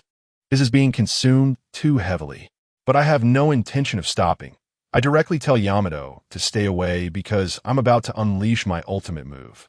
Upon hearing this, Ming hurriedly instructs his dim-witted subordinate to move all the treasures from the auction house. In the next moment, I start spinning rapidly, activating Lu Ji Xing Twisting Vortex, a water tornado with a diameter of over 100 meters and towering into the clouds takes shape. Its suction pulling all the rubble and debris off the ground into the sky. The entire island number 1 instantly turns into a hell on earth. Hawkeye is truly giving it his all this time, gripping his sword with both hands and unleashing hundreds of strikes filled with armed color in a single second, forcefully slicing my water tornado into pieces. But he can't hold on any longer. He can only stab his sword into the ground and gasp for air. Do you want to continue? I ask him. He grits his teeth and struggles to stand up. As long as I haven't fallen, I'll keep going. All right, that's manly enough. Then take my fastest move, Qi Ji Xing Droplet Wave Penetration. This strike has no flashy effects because all the power is concentrated on one word. Fast. How fast? I feel like I've already retracted my sword, but the air on his side only reacts after I've pierced through it. Hawkeye doesn't even have time to react this time. Relying solely on the instincts of a top swordsman, he forces his body to twist at the last moment. With a soft ft, although my blade misses his heart, it still pierces through his lung. He lost, it's that simple. I sheathe my sword, too lazy to even glance at him again, and wave to Yamato. Let's go. It's time to drink. From then on, the world's number 1 swordsman had changed. The next day, the war at Marineford began. I sat on a cloud with Yamato, floating above Marineford, just like watching an IMAX movie. Below us was a massive scene, with hundreds of thousands of Navy soldiers. A sea of black. The plot played out like a film. Ace was brought up, and suddenly, Whitebeard's fleet emerged, creating a tsunami, and Aokiji was frozen. Then Luffy descended from the sky, landing right in front of the 3 admirals. All right, the plot has reached this point. It's my turn to take the stage. I instantly teleported behind Luffy, grabbed him by the back of his collar, and threw him to the safe zone, taking his central position. Then I cleared my throat and said to Sengoku and the 3 admirals, "Give me some face, let Ace go, and end this war." As a result, Akainu, that red dog, really showed no mercy, coming at me with a huge fire blast, his magma fist looking like a small sun. I'm afraid of him. With a direct use of the Thunderfruit's ability, he flashed to a height of 1,000 meters, dodging the attack, and then let out a loud roar. Since you won't give me face, then let's not play anymore. 30 times the mass, 10,000 thunders. In an instant, hundreds of thousands of lightning bolts descended from the sky like a torrential rain. Although a single bolt wasn't powerful enough to kill those vice admirals, it was incredibly easy to blow up artillery, clear out small fry, and ignite an ammunition depot. In an instant, the Navy's firepower was silenced by a third, suffering heavy casualties. Sengoku was furious, shouting for Kizaru to stop me. That old fox Kizaru was quick, flashing behind me in the blink of an eye, and still had the nerve to joke. Have you ever been kicked at the speed of light? We were playing a game of light-speed hide-and-seek in the sky, and neither of us could catch the other. But then I looked down and, oh no, that silly girl Day actually jumped off the clouds by herself, charging straight to the front lines with a wolf-tooth club in hand, shouting, "Ace, I'm here to save you." Wow, she's charging straight at Akainu's face. Isn't that just pure white delivery? I was in a rush at that moment, and I couldn't care less about playing hide-and-seek with Kizaru. I braced myself and took his light-speed kick on my back, and immediately countered with a Thunder 8 trigrams enhanced by 30 times speed and Conqueror's Haki. Kizaru's reaction was quick. He instantly tried to elementalize, but in the face of my extreme speed, he was still a beat too slow. An attack wrapped in Conqueror's Haki doesn't care whether you're light. It can still hit a solid target. His entire left arm was directly struck by my attack, and he was sent flying like a cannonball. As for that kick he gave me, it felt more like a scratch than anything else. I have to tell you, I really didn't plan to get serious with that old fox Kizaru. I purely wanted to just chill and goof off with those two during the War of the Best. After all, our goal is very clear, to keep an eye on Akainu. As long as he doesn't go crazy trying to deal with Ace and Luffy, I could just play a supportive role. But who understands my silly wife Yamato? I clearly had her sitting on a cloud thousands of meters high, just munching on seeds and watching the show. And what does she do? She turns around and charges straight to the front lines. And guess who she decides to challenge? Akainu. Good grief, my whole plan got thrown into chaos, and there's no way I can just goof off anymore. I can only withstand Kizaru's attack, knock him away, and then rush down quickly. The two below have already started fighting. Akainu, that old guy, is holding a grudge against me for taking out Tashigi earlier, and he's spitting fire right away. His two massive magma arms seem like they're going to swallow someone whole as they slam towards Yamato's face. Luckily, my wife isn't a pushover either. She transforms in her true god form and unleashes a breath of ice, the frigid air instantly colliding with the magma. Akainu's giant fists, which were bright red, turned into pitch-black stone due to the freezing. Hey, having your attack extinguished by a little girl with ice? Akainu's explosive temper can't take it. He instantly amps up his power, his arms swelling to several meters in diameter, evaporating Yamato's frozen breath. Just as those two massive magma fists are about to smash into Yamato's face. I'm here. My arms instantly transform into enormous dragon claws, gripping his fists tightly. Scorching magma? Sorry, but my dragon scales come with a top-notch heat insulation layer straight from the factory. I was furious at that moment and directly lashed out. Akainu, this is the second time you haven't given me face today. Do you know the serious consequences? The guy still had the nerve to retort. What face does a dead man need? Well, as expected of you, the embodiment of absolute justice. I noticed that a few camera bugs nearby were crazily filming us. And wasn't that just perfect? It was a live broadcast for the whole world. Fine. If you want to play big, I'm game. I pushed him away, and in an instant, a Thunderfruit user teleported and grabbed Yamato, flashing to the back and scolding her. If you want to save Ace, then stay back and behave. I added, if you rush forward again, I'll open the door and send you back to Onigashima. When Yamato saw that I was really angry, she realized her mistake and quickly backed down. I'm sorry, darling. I won't fight the admirals anymore. I can just take care of the fodder, right? She was scared too. That hit really landed, and even if it didn't kill her, it would leave a huge scar, which would be ugly. After dealing with this troublemaker, I swiftly returned to Akainu and smiled at him. Since you're so confident, I'll let the whole world see how miserable the consequences are for not giving me face. Akainu still acted tough. Arrogant brat, let me witness your fury.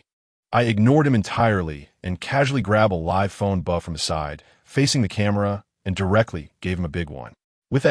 I first appeared on a Moby Dick of Whitebeard, casually found a cabin door, and pushed it open to enter. Akainu was momentarily stunned, probably thinking I was scared and trying to run away. Hilarious. How could I run? On the Navy headquarters side, Admiral Tsuru and Sengoku were the first to react, their faces changing as they shouted for Kizaru to stop me. Too late. The door was already closed. The next second, the huge live broadcast screen in Marineford switched to the perspective of the phone bug in my hand. In the footage, I was floating in midair, and beneath my feet was the Navy's important base in the New World, G2 Branch. At this moment, the entire Navy collectively lost their composure. Akainu instantly understood, furious enough to punch the ice beneath him, shattering it. To prepare for this top war, Sengoku had mobilized all available forces to the headquarters, leaving the various Navy branches quite empty. My door fruit was simply their nemesis. I could go wherever I wanted. With their main forces concentrated here, I could steal everything from their homeland. I spoke through the phone worm, my voice echoing across the battlefield. Marshal Sakasaki, do you feel my wrath now? Do you feel fear? Come, audience from all over the world, witness my new ultimate move. I cleared my throat, facing the camera, and began to chant. From now on, let the world feel pain. How many floors can a bag of rice carry? As soon as I finished speaking, I transformed into my dragon form and modified Enel's lightning strike. A condensed thunderball, 500 meters in diameter and wrapped in pitch-black hockey, formed above my head. This thing was not like Fujitora's slow-moving meteorites. It was instantaneous. In a flash, that massive black thunderball struck down like a lightning bolt, hitting the G2 branch below in just a fraction of a second. A black light flashed, and the entire G2 branch, along with a part of the island, disappeared from the map. Everything from the cannons to the city walls was instantly vaporized, leaving not even a trace behind. The entire Marineford was deathly silent. Old Man Garp stood up, his fist cracking. This bastard kid has really made me angry. Sengoku's face turned ashen, probably considering me the #1 enemy. More dangerous than Whitebeard or Gold Lion. On the side of Empress Hancock, her eyes turned into hearts as she clutched her chest in excitement. As expected of the man I've chosen, Doflamingo laughed like a villain, probably calculating how much his underground business could expand after the Navy fell. I didn't give them much reaction time and directly stepped back onto the battlefield from the Zazai gate, casually tossing the phone bug to the clown Buggy, who was about to make a run for it in the crowd. Oh, isn't that Buggy a crew member from Roger's ship? Are you here to save your captain's son as well? Buggy's expression at that moment was like he had just swallowed a fly. His newly recruited prisoner subordinates instantly got excited upon hearing this, shouting out praises for their captain and directly roasting Buggy on the spot. He couldn't do anything about it. With so many people watching, he had to keep up the act. I ignored him and flashed in front of Akainu again, looking at him disdainfully. Did you see that? This is the consequence of not giving me face. Today, if anyone dares to lay a finger on my wife, I will wipe out a Navy branch. Now, who else dares to disrespect me? Sengoku, hearing this from the high platform, relaxed his previously tense mind. He immediately spoke, reaching a deal with me. He ordered all Navy personnel not to touch Yamato, and I guaranteed that during the Marine Forward War, I would not attack other branches. Just as this deal was struck, before my words even finished, Akainu attacked. Dog bite Red Lotus. 2 magma dog heads came biting towards me. Fine, I won't play around anymore. I instantly transformed into my dragon form and countered with a thunderclap 8 trigrams. With a bang, I was actually sent flying several dozen meters. As expected of the strongest natural type attack, quite impressive. Akainu mocked me. With this level of thunderclap 8 trigrams, you are no match for me. I stood up from the ice and smiled. Akainu, you underestimate me too much. I directly opened the 6th gate of the 8 gates. And the Momo Nomi activated at 10 times speed, causing my strength and speed to surge by dozens of times instantly. That momentum even made Akainu feel threatened. He used his dog bite Red Lotus again, but this time a magma dog head was several times larger than before. I used the same move, Thunderclap Bawa. With another loud bang, this time it was Akainu who flew out. Our full force strike shattered the entire bay that Akiji had frozen, turning it into countless pieces of floating ice. When I turned around this time, wow, the Oscar Awards ceremony over there was almost turning into a Golden Broom Award. Without Akainu as the supervisor, the Navy's higher-ups were openly letting things slide. Kizura delivered a light-speed kick, perfectly landing Luffy right on the execution platform where Ace was. Admiral Sengoku was even more heavyweight. He pretended to attack Luffy, sending a massive Buddha shockwave, but Luffy was fine, Ace was fine, and hey, the sea stone handcuffs on Ace's hand shattered. This acting was simply insulting the audience's intelligence. Ace was rescued just like that, and the two of them started running out. Sengoku secretly exchanged a glance with Garp, and I understood the meaning instantly. I'll let your grandson go. Now, it's your turn to work. Garp saw that both grandsons were safe, so he stopped pretending, put down the Sunbei in his hand, stood up, and said to Sengoku, "Leave Yefon to me. You deal with Whitebeard." In the next second, Garp stepped on the moonwalk and instantly appeared next to me, pinching me between him and Akainu. I looked at Garp. The Navy hero Iron Fist Garp is also going to team up to attack a junior like me? Garp looked at me as if it was a matter of course. As a Navy, isn't it normal to gang up on pirates? Back in the day, I teamed up with Roger to take down rocks. As he spoke, his gaze sharpened. You kid can use multiple devil fruit abilities just like rocks. I suspect you were his son. I shot back at him directly. Don't insult me. Rox has been dead for 40 years. He had a bunch of future emperors under him, but not a single one helped him, just pure tools. After hearing this, Garp was even more certain. It seems you really have no connection to him, but your abilities are too dangerous and must be eliminated. Back in the day, Rox awakened 7 types of devil fruit abilities, and you're still far from that. Wow, this old man just dropped a bombshell on me. Just then, Yamato and the Empress tried to rush over to help. I found them a nuisance, so I opened 2 portals, sending one directly back to Wano and the other back to Amazon Lily. Peace at last. Now, let me have a thrilling battle with you 2 top marine forces. My fighting spirit was fully charged, and above my dragon form, I activated a layer of furious lightning armor. This lightning armor, let me tell you, ISNT just for show. It's basically a mobile power bank combined with armor. It heals me while shocking anyone who touches me with a taste of 100,000 volts. I push my state to the limit. 8 gates of Dunjia Death Gate. Open. Momo Fruit, 100 times speed, stack it up for me. Goodness, in that moment, I felt every cell in my body screaming and burning. and a layer of blood mist erupted from my skin. But that's not the point. I estimate I can last at most 5 minutes. But 5 minutes is enough to rub your two old faces into the ground. I'm moved. Let me tell you, that was not movement at all. It was just a flash.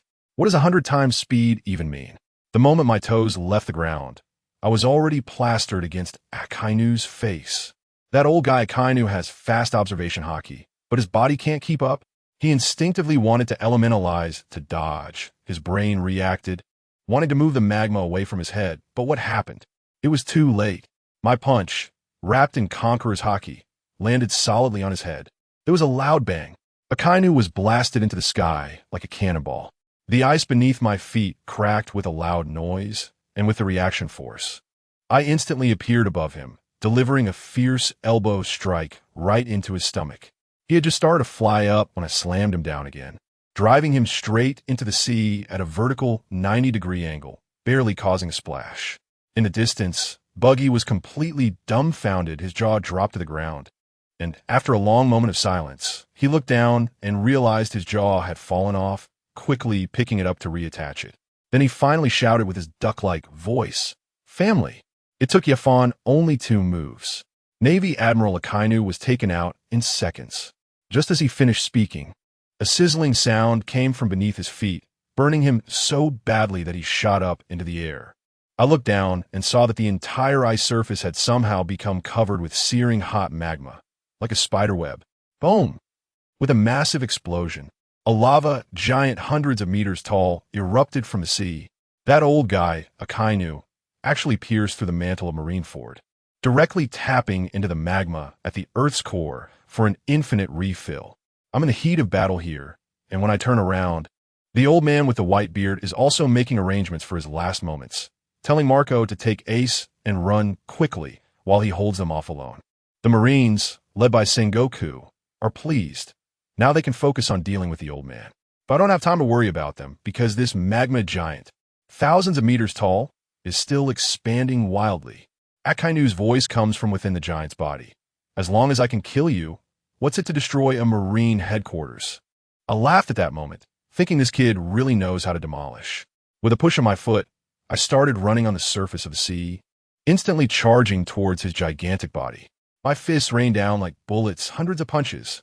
Each punch exploded into a pile of magma, crashing onto the sea surface and melting all the ice around Akiji. This was great. The Navy and the pirates were separated by the scalding seawater, one running towards the shore and the other towards the ship, and the battlefield was cleared by the 2 of us. But I stopped because I realized that no matter how much I knocked away, he could replenish from the seabed.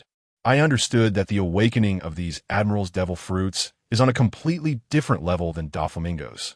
This guy could probably output here for 10 days and nights. Just as I was pondering how to break the deadlock, I suddenly felt a chill at the back of my head. Carp, this old man is playing dirty. I teleported with a Thunder Fruit, dodging his surprise punch.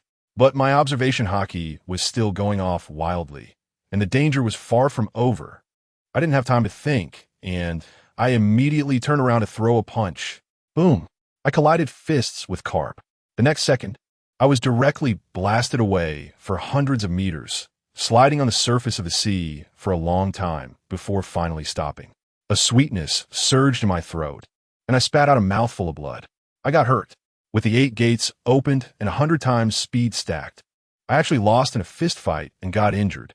I wiped the blood from the corner of my mouth and shouted at him, "Mr. Carp, even a naval hero like you resorts to sneak attacks?" Guess what he said? He wasn't the least bit embarrassed. I took down rocks with a single punch back in the day, and when it comes to dealing with you pirates, whatever works is justice. Well, a kinda nearby couldn't help but laugh. Carp, I didn't expect you to be so serious. Our concept of justice are highly aligned. I was chatting with them while frantically using electric therapy to recover from my injuries. I felt something was off at that moment. The punch that Carp landed on me was not ordinary haki at all. That thing, it was making me age. It was wildly consuming the lifespan of my cells. I understood in an instant. This is the ultimate skill that the celestial dragons keep hidden. A power that can directly attack the essence of life and is impossible to defend against. No wonder Garp could take down rocks and chase after Roger's crew. But this move comes at a great cost. Seeing the sudden streak of white hair on Garp's head, I realized he was burning his life to fight me. The purpose of my visit to the Marineford War has actually been achieved. Saving Ace is secondary. My main goal was to see what secrets Garp was hiding. Now that I know, it's time to leave. But just as I was about to open the door and run, I realized I was completely locked down by Garp's aura. As soon as I made a move, his life-burning fist would definitely come me first. This is troublesome. I'm really stuck here now. To make matters worse, several airships suddenly flew in from above, firing crazily at the Whitebeard pirates, and a few modified soldiers jumped down, clearly targeting Whitebeard. That old man Sengoku actually called in the Air Force. Does anyone understand? This is just like catching a turtle in a jar in a high-level match. The Navy's two strongest fighters, Garp and Akainu, are blocking me, one in front and one behind. Fine, you don't want to let me go? Then let us fight. I threw out the Sunwell Blade, water-breathing, 11th form calm, amplifying it with 100 times the mass of the Momo fruit. Countless sword waves made a gigantic waves fiercely slashed at that lava giant. I wanted to force his true form out. And what was the result? Failure. Akainu's haki was too strong. My sword waves couldn't cut through it all. Using the same move against you. Akainu's voice echoed.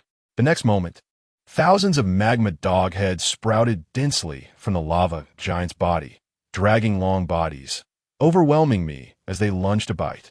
Relying on the sound thunder fruit and observation haki, I frantically flickered among the dog heads to evade the attacks. In this extreme evasion, I finally discovered Akainu's true form was hidden in the heart of the lava giant. The opportunity has come. While dodging, I planned my route and charged towards the heart position thousands of meters high. I was almost there. Suddenly, thousands of magma dog heads surrounded me from all directions. The voice of Akainu, that old trickster, was filled with pride. Kid, you've been fooled. My observation haki is stronger than yours. Every step you take is a trap I've set for you.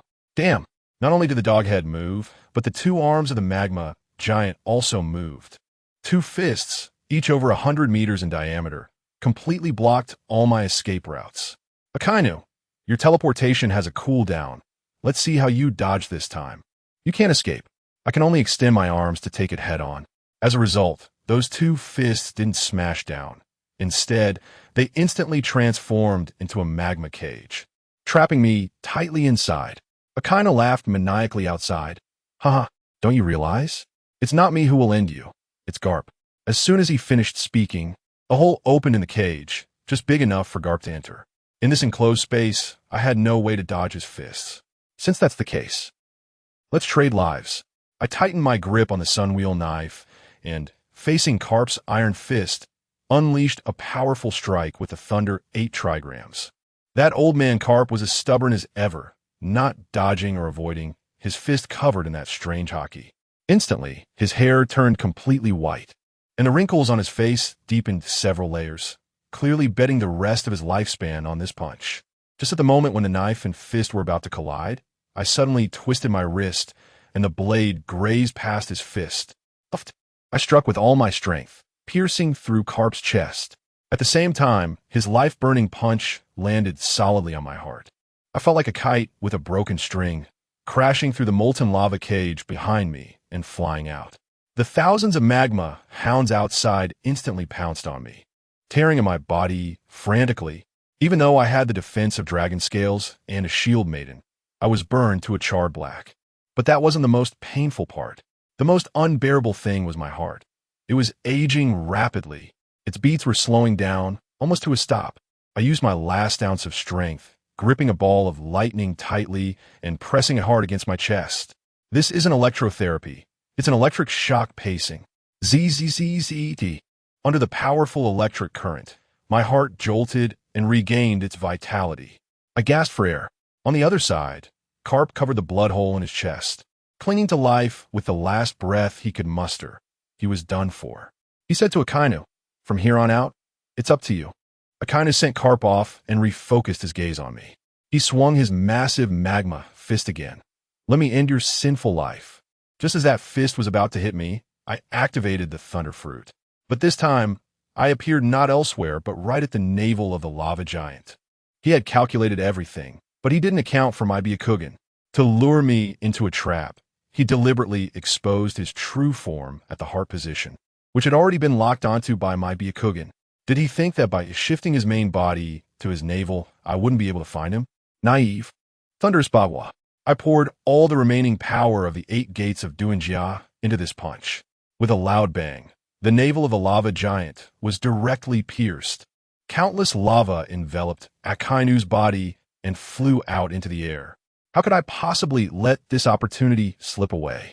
I teleported into the air, my fist imbued with Conqueror's Haki, and unleashed a torrential barrage of hundreds of punches on him, ultimately smashing him deep into the ocean.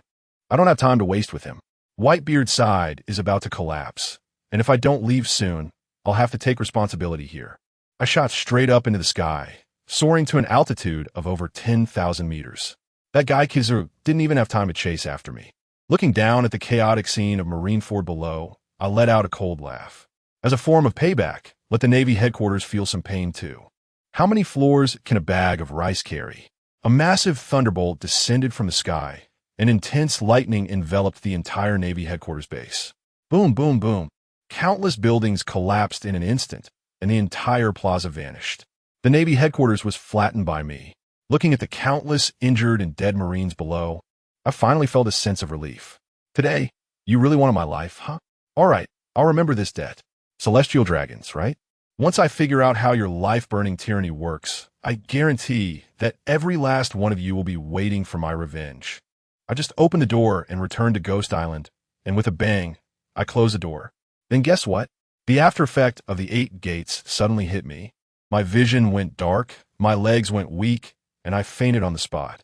I'm just lying here, while the Marineford War is not taking a break. Goodness, that Blackbeard, taking advantage of Whitebeard's weakness, went in for a backstab and directly got the Tremor fruit. By the time red-haired Shanks arrived, he was just about to say, "Give me some face," but then he saw that Marineford was almost level to the ground. Face? Who needs face now? After this battle, Whitebeard is gone, Blackbeard has risen, and the 2 old men, Sengoku and Garp, have packed up and retired. That Akainu is quite tough. I nearly beat him to death. Yet he still managed to fight Akiji and won in the end, becoming the new fleet admiral. However, Akiji didn't lose any limbs this time and didn't leave the Navy, so I guess it's a butterfly effect. As soon as Akainu took office, he immediately set things ablaze, relocating the headquarters and expanding recruitment. Most importantly, he directly put a bounty of 5 billion on my head. That's even higher than my father-in-law Kaido. Sengoku, that old fox, isn't this just raising the stake for me? Does he want me to have an internal conflict with Kaido? Dream on. We're on good terms now, playing the role of a dutiful son under a loving father. I was out cold for a whole 7 days before I finally woke up. The moment I opened my eyes, I saw Yamato beside me, looking utterly worn out. Let me tell you, when I woke up, I felt like I could swallow a whole cow. No, make that 10 cows. The first thing I said was, "Meat, hurry, bring me meat." The kitchen on Onigashima exploded into chaos. The plates were a meter in diameter, piled up like mountains, sent to me one after another. As a result, I ate over 100 plates, and the chef was so stunned he came trembling to say, "Lord Yamato, if we keep serving meat like this, the dinosaurs on our island will become protected species." In the end, it was Yamato and Shinobu who couldn't bear to watch any longer. They personally went to the sea and caught a few sea kings to add to my meal, and that's when I finally felt full. I was full, but when I checked my body, my heart sank. That old man Garp's Conqueror's Haki was too overwhelming. It made my heart feel like that of a 100-year-old man. Although it's stronger than an ordinary person's, it simply can't support my power. If I were to open the 8th gate of death, my heart would shatter instantly. My peak combat power has been cut by almost half. No wonder Rocks lost so badly back then. The Celestial Dragon's trump card is simply a bug. To recover, I either have to wait for that kid Law no me to awaken, which will take another 2.5 years, or I'll have to rely on the system. I quickly opened the system lottery, and who knows what it is? Family. I was just worried that my heart was like an old car about to break down, and then the system hit me with a bombshell. The 9,000-year peach from the world of Journey to the West. This thing is incredible. Not only can it live for 120,000 years, but the key is immortality, keeping the body in peak condition forever. Without a second thought, I took a big bite, not even wasting a drop of juice, fearing that wasting a drop would cost me a few hundred years of life. That feeling, I instantly felt rejuvenated, my heart beating like it had a V8 engine installed. Now great, except for that immortal old monster who dares to use that life-consuming dominance against me. I'll see who tires out first. Yamato was so excited to see me recover that she jumped into my arms, crying that she would never be a burden again. I was touched, but suddenly I smelled. A sour stench. Next to me, Runty blushed and quietly said that during the 7 days I was unconscious, Yamato didn't eat, drink, or bathe, just keeping watch over me. Wow, my heart melted in an instant. I picked up Yamato and said, "Let us go. I haven't bathed in a few days either. Let us soak together." Runty's little face turned beet red, and although she didn't say anything, her feet honestly followed along. The following days were spent training crazily with Yamato in the time-gravity room. A month later, my father-in-law Kaido returned, looking very displeased. He tried to find a final island, but sure enough, without gathering all 4 pieces of the road signs, he couldn't even touch the entrance. But he brought back a shocking news. The Valley of the Gods is gone. The entire island has vanished into thin air. We speculated for a long time and both felt it was the Celestial Dragon's doing. These guys have too many secrets hidden. I told him about the Celestial Dragons consuming life force with their haki. True to his nature, Kaido's first reaction was not how to defend against it, but rather, let's go capture a few Celestial Dragons and take this thing for ourselves. I quickly stopped him, explaining that this thing is definitely only for the core elite, and you can't just grab any useless Celestial Dragon. In the end, we both agreed that our current task is to expand our influence.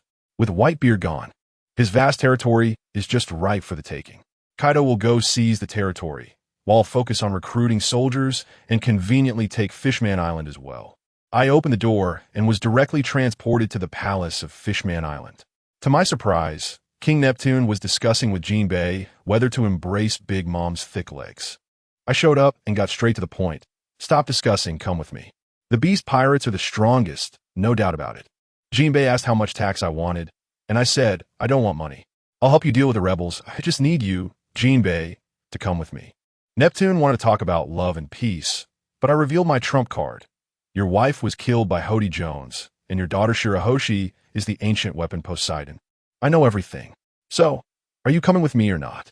Just give me a straight answer. Well, the king was stunned right on the spot.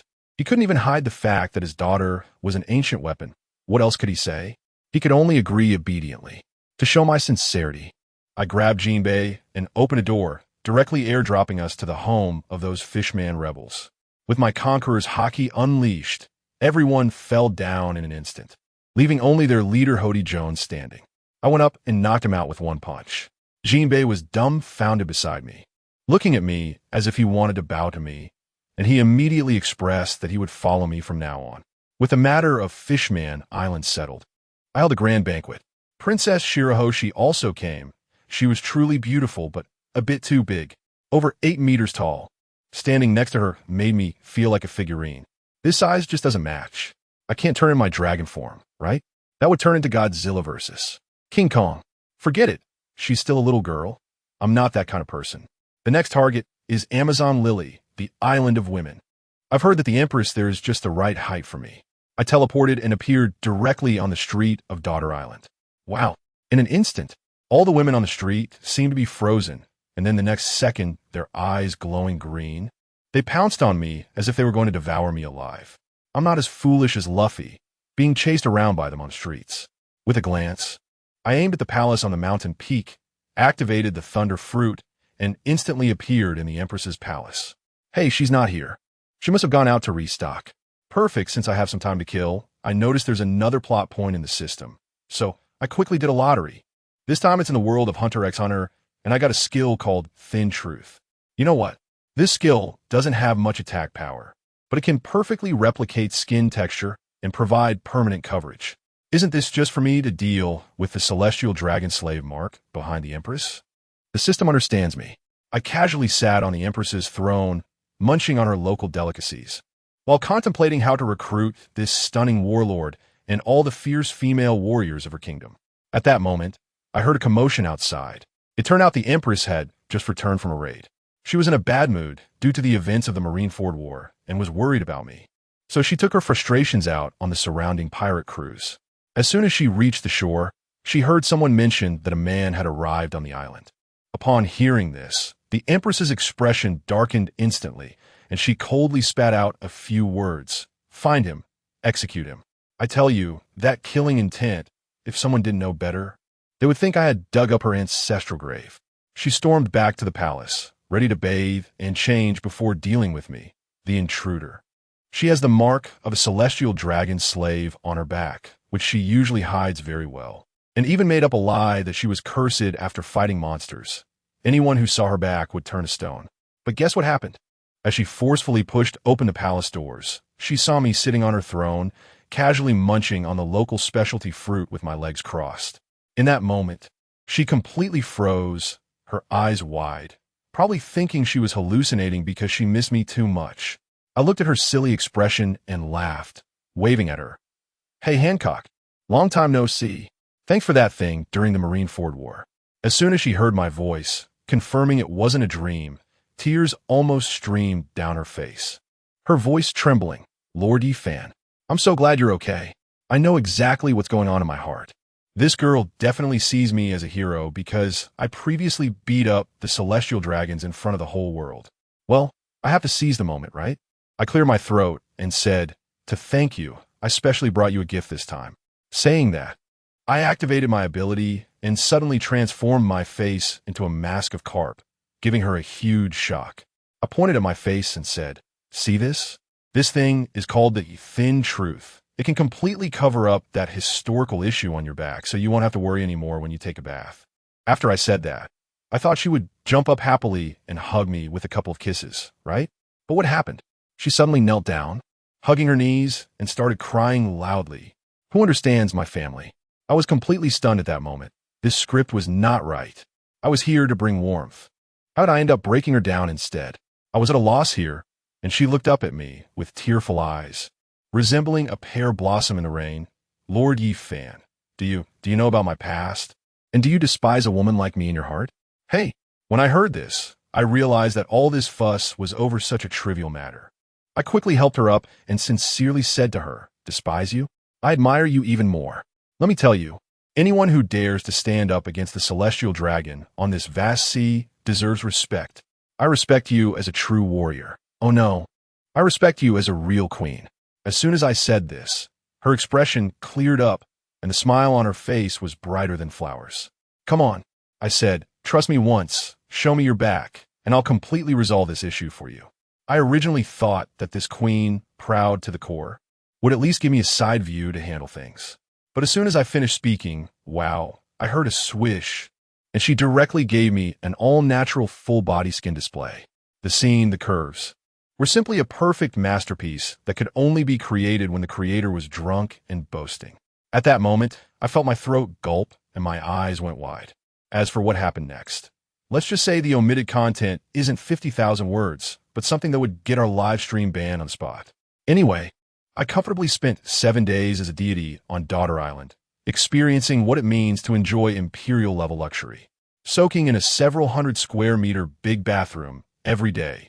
With the Empress personally giving me massages, this life was 1,000 times better than being on Kaido's industrial-style Broken Island. Our relationship also progressed rapidly, and the alliance was naturally established. However, just when I was lost in bliss, my phone suddenly rang like a death knell. When I answered, it was that Peggy Wan's guy wailing, Prince, help. We've been wrapped up by the anti-pirate crew.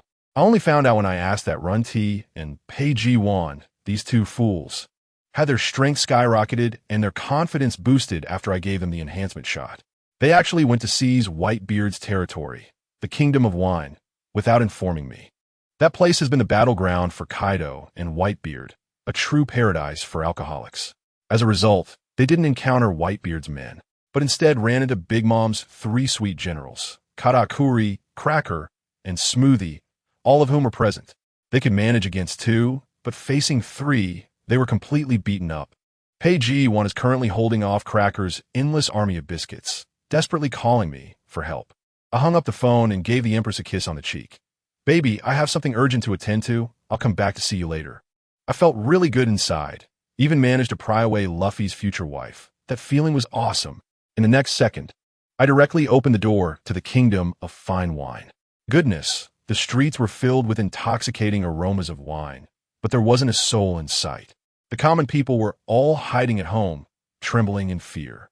I used a thunder fruit to instantly appear on the battlefield at the port. The scene was devastating. Pejuan was surrounded and beaten by a group of biscuit people, while Runty was being pressured and beaten by Katakuri. Her attack power was fierce now, but her speed and observation haki couldn't keep up, and she couldn't even touch the hem of his clothes, spending the whole time passively taking hits. As soon as I appeared, my aura was unleashed, and I directly fired back. What is up? The 3 generals from Annie's house. Coming to our 100 Beast clans reserved territory for a party? If you want to fight, just say it. The tall, nearly 5-meter-long legged goddess on the opposite side, Smooji, immediately retorted, "We got here first. Why should we say it's yours?" I took a good look at her and thought, wow, those legs must be 3 meters long. Although she's a bit older, her figure really makes me feel like I want to conquer her. Smuggy saw the look in my eyes and immediately got angry, drawing her sword and charging at me. I directly taunted her. In this vast ocean, the one with the biggest fist gets to decide. I said, "This is ours, and if you don't accept it, I'll beat you into submission." She swung her sword right at my eyes, trying to disfigure me. Let me tell you, I'm not afraid of her broken sword. I'm afraid of her juice-extracting ability. Just think about it. Her nickname is Juice Princess. If she gets me with that, my tender and plump king oyster mushroom would instantly turn into a shriveled dried mushroom. I can't bear to look at that beautiful, yet horrifying picture.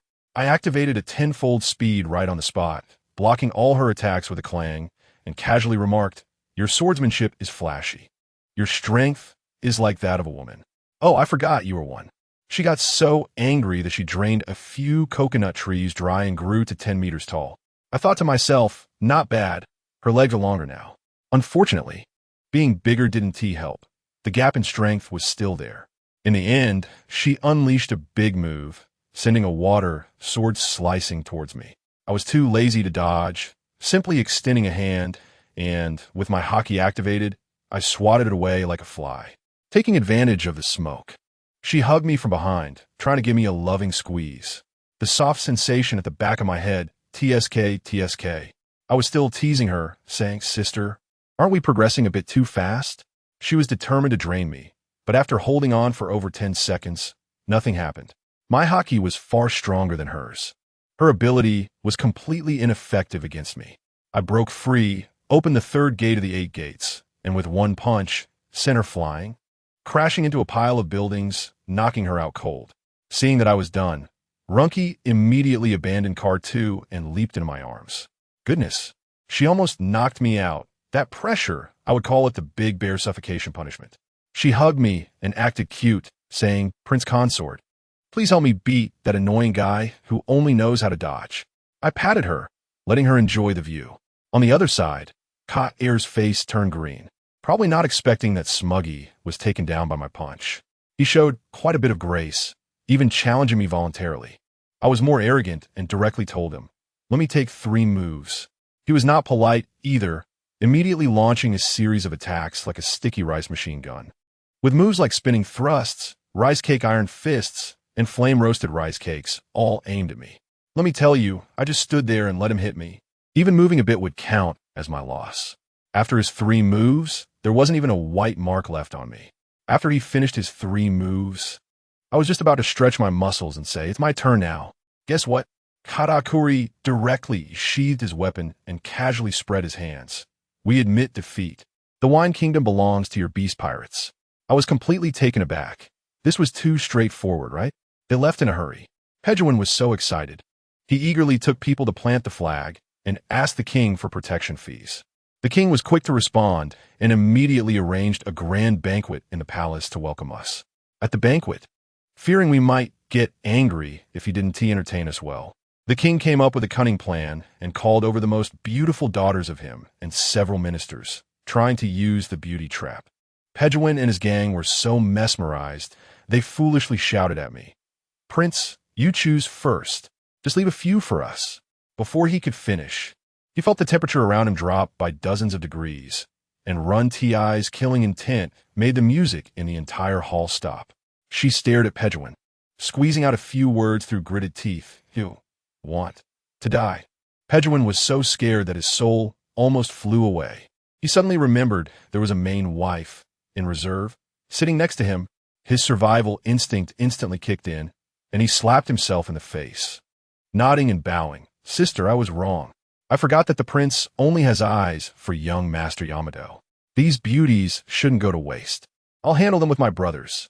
You go sit by the prince and help take care of young Master Yamato." I quickly tried to smooth things over and pulled Runny to sit beside me. Only then did she retract her murderous aura. One moment, she was like a hellish demon, and the next, she transformed into a shy little girl, showcasing a stark contrast that was quite adorable. She obediently settled next to me. Goodness, her face was as red as a monkey's, but her body seemed to want to cling to me. Peggy Wan and her group finally let out a sigh of relief. I guess Runny's earlier display nearly stopped their hearts. The problem was, with that tension released, the atmosphere of the entire banquet vanished. The room fell silent. For over 10 minutes, no one dared to speak loudly, afraid of provoking Runny again. I realized this wouldn't do. This was not a banquet, but rather a memorial service. There was no choice but for me to stand up, clear my throat, and say, Miss Runny and I have some important matters to discuss inside. You all continue to drink and have fun. I tell you." As soon as Runny heard that she was going to be alone with me in the room, her little brain just short-circuited, and she completely froze, following me into the room in a daze. The group of pirates outside nearly had their eyes pop out, all staring at us as we entered. Once we disappeared from sight, it was like a festival outside. Drinking, playing games, and flirting with girls, it was quite the lively scene. Of course, Runny heard all of it, but she couldn't care less. This was a once-in-a-lifetime opportunity to be alone together. She was too busy seizing the moment. She was a bit shy and quietly said, "Should I go get some food and drinks?" I pressed her down directly and gave her a mysterious smile. "Don't be anxious. Let me tell you a story first. I guarantee you'll like it." To be honest, with Run Ti's fiery temper, she wasn't the type to enjoy stories. But it couldn't be helped that it was me telling it. It's like some idols singing. Their level is barely worth the money at a karaoke bar. But to their fans, it sounds like heavenly music. Run Ti's eyes lit up. "I love listening to whatever the prince consort tells." I leaned in close to her ear and said in a low voice, "This story is about a brave knight who encounters a beautiful dragon, and in the end, it becomes a dragon knight story." Boom! Runny's face instantly turned bright red. Who understands? Her fruit ability is just the dragon fruit. My hint was almost as clear as a direct statement. As for what happened next, ahem, I can only say that in that dim room. Miss Runty deeply experienced just how intense the joy is when a dragon has its own knight. Especially with me as the knight, my skills are top-notch. With 108 dragon riding positions, all guaranteed to teach and master. Runny immediately fell in love with this game called Dragon Knight. While I was telling the story, on the other side, aboard the Ant Pirate cruise ship, Smudgy's sister also woke up. I was careful, didn't cause any internal damage. She just had a bit of a stomachache, nothing serious. Her brother, the Biscuit Knight Cracker, was yelling, "Damn it, the Beast Pirates are too arrogant. We must tell Mom and get rid of that fan." Smudgy rolled her eyes at him. "Are you brain dead? Starting a full-scale war with the Beast Pirates. We'll definitely lose." At this moment, the usually silent Katakuri spoke up. "Cracker, do you know why I want to seize the Wine Kingdom?" Cracker looked confused. "That place is rich. Who wouldn't want it?" Smudgy was speechless. "Are you stupid? The Wine Kingdom doesn't produce desserts, and the fruits are bitter and astringent. It's of no use to us sweet-toothed folks." Cracker finally realized, right? Why would we sweet-tooth types want to snatch a winemaking territory? Katakuri sighed and said seriously, "Haven't you noticed? The Runty and Pejewin we could easily take down before are now so troublesome. That Yifan's strength is unfathomable. The senior cadres of the Beast Pirates have increased their strength too quickly." He then dropped a bombshell. "I've received intelligence that the Beast Pirates have obtained something called Gene Serum, which can dramatically enhance the strength of Zoan-type ability users. It seems this news is true, and the effects are even more exaggerated than I imagined. Smoochie's eyes lit up. If we can get the formula. Katakuri nodded. Exactly. Kaido owes Mom a huge favor. I want to use that connection to send a spy into the Beast Pirates. It would be best to steal the formula. Even if we can't steal it, we could at least understand their movements. Smoochie asked, who should we send? They can't be weak, and they can't be as stupid as Cracker. Katakuri's gaze fixed directly on Smoochie. So, the person for this mission is you. I'm telling you, Katakuri is definitely smart. He must have noticed that I had been looking at Smoochie a bit longer, and this is a strategic move. Meanwhile, on the Navy's side, a tremendous reform was underway.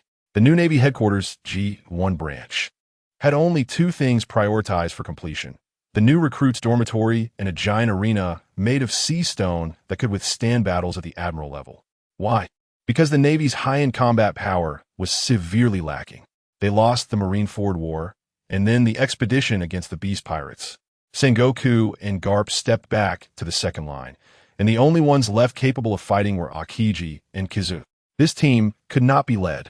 So Akainu initiated a global conscription, not for small soldiers, but directly recruiting big shots, publicly recruiting 2 to 3 admiral positions. As long as you prove your admiral level strength in the arena, you'll be promoted on the spot. Once this news broke, all the hidden masters in the world were stirred up. Being a Navy admiral is more prestigious than being a king. Who wouldn't be tempted? Akainu personally oversaw the arena, and after several days of fighting, only the last dozen or so contestants remained. In another secret room, Vice Admiral Tsuru was talking with her trusted aide, the substitute Admiral Peach Rabbit. Peach Rabbit, are you really ready? That power is hard to control, Vice Admiral Tsuru said with a worried expression. Peach Rabbit's eyes were unwavering. Aunt, I made up my mind. This expansion to 5 admirals is my only chance. I must seize it. Vice Admiral Tsuru knew that this time there were too many ruthless competitors. 2 of them. One was a blind swordsman called One Laugh, and the other was a strange person named Aramaki. Both already possessed admiral-level strength. Peach Rabbit, at a normal level, couldn't compete. Vice Admiral Tsuru sighed. Since you've decided, then let's begin. Remember to uphold the justice in your heart. Peach Rabbit nodded, drew her famous sword Kenpyra. I'm telling you, this sword is no ordinary item. It is known as the Navy's #1 sword. Hundreds of years ago, it was imbued with the abilities of a famous sword fruit user, allowing it to store haki. Inside, it lies the armed haki of dozens of sword masters from the Navy over the centuries and their respective justices, with strength even surpassing Garp. However, to unlock this power, the conditions are extremely harsh. You must gain the recognition of the wills of dozens of naval predecessors within the sword. If you fail, their justice will clash in your mind, driving you to madness. Peach Rabbit did not hesitate. She cut her palm, letting her blood cover the sword, then gripped the sword tightly and forcefully injected her own haki. Instantly, dozens of different justices, what despairing justice, fiery justice, monetary justice, flooded into her mind like a torrent, battling fiercely in her spiritual world. Peach Rabbit's eyes instantly became hollow, and her whole body hung in midair. In the arena, the battle had reached a boiling point. A giant over 100 meters tall was shouting at a kid in green clothes. Kid, surrender, or I'll chop you in half with one axe. That kid in green is the future Admiral Greenbull, Aramaki. He casually scratched his ear. One move is enough to deal with you. The giant instantly exploded with rage, swinging his giant axe down. But at that moment, Aramaki's arm transformed into a tree, with dozens of branches deeply embedding into the ground. And he lightly uttered 4 words. Tree world descends. Goodness. Countless massive vines burst forth from the ground, directly turning that giant into a hedgehog. And then his entire body began to rapidly wither, as all the nutrients within him were sucked dry by Aramaki. Akainu watched from the stands, his eyes shining.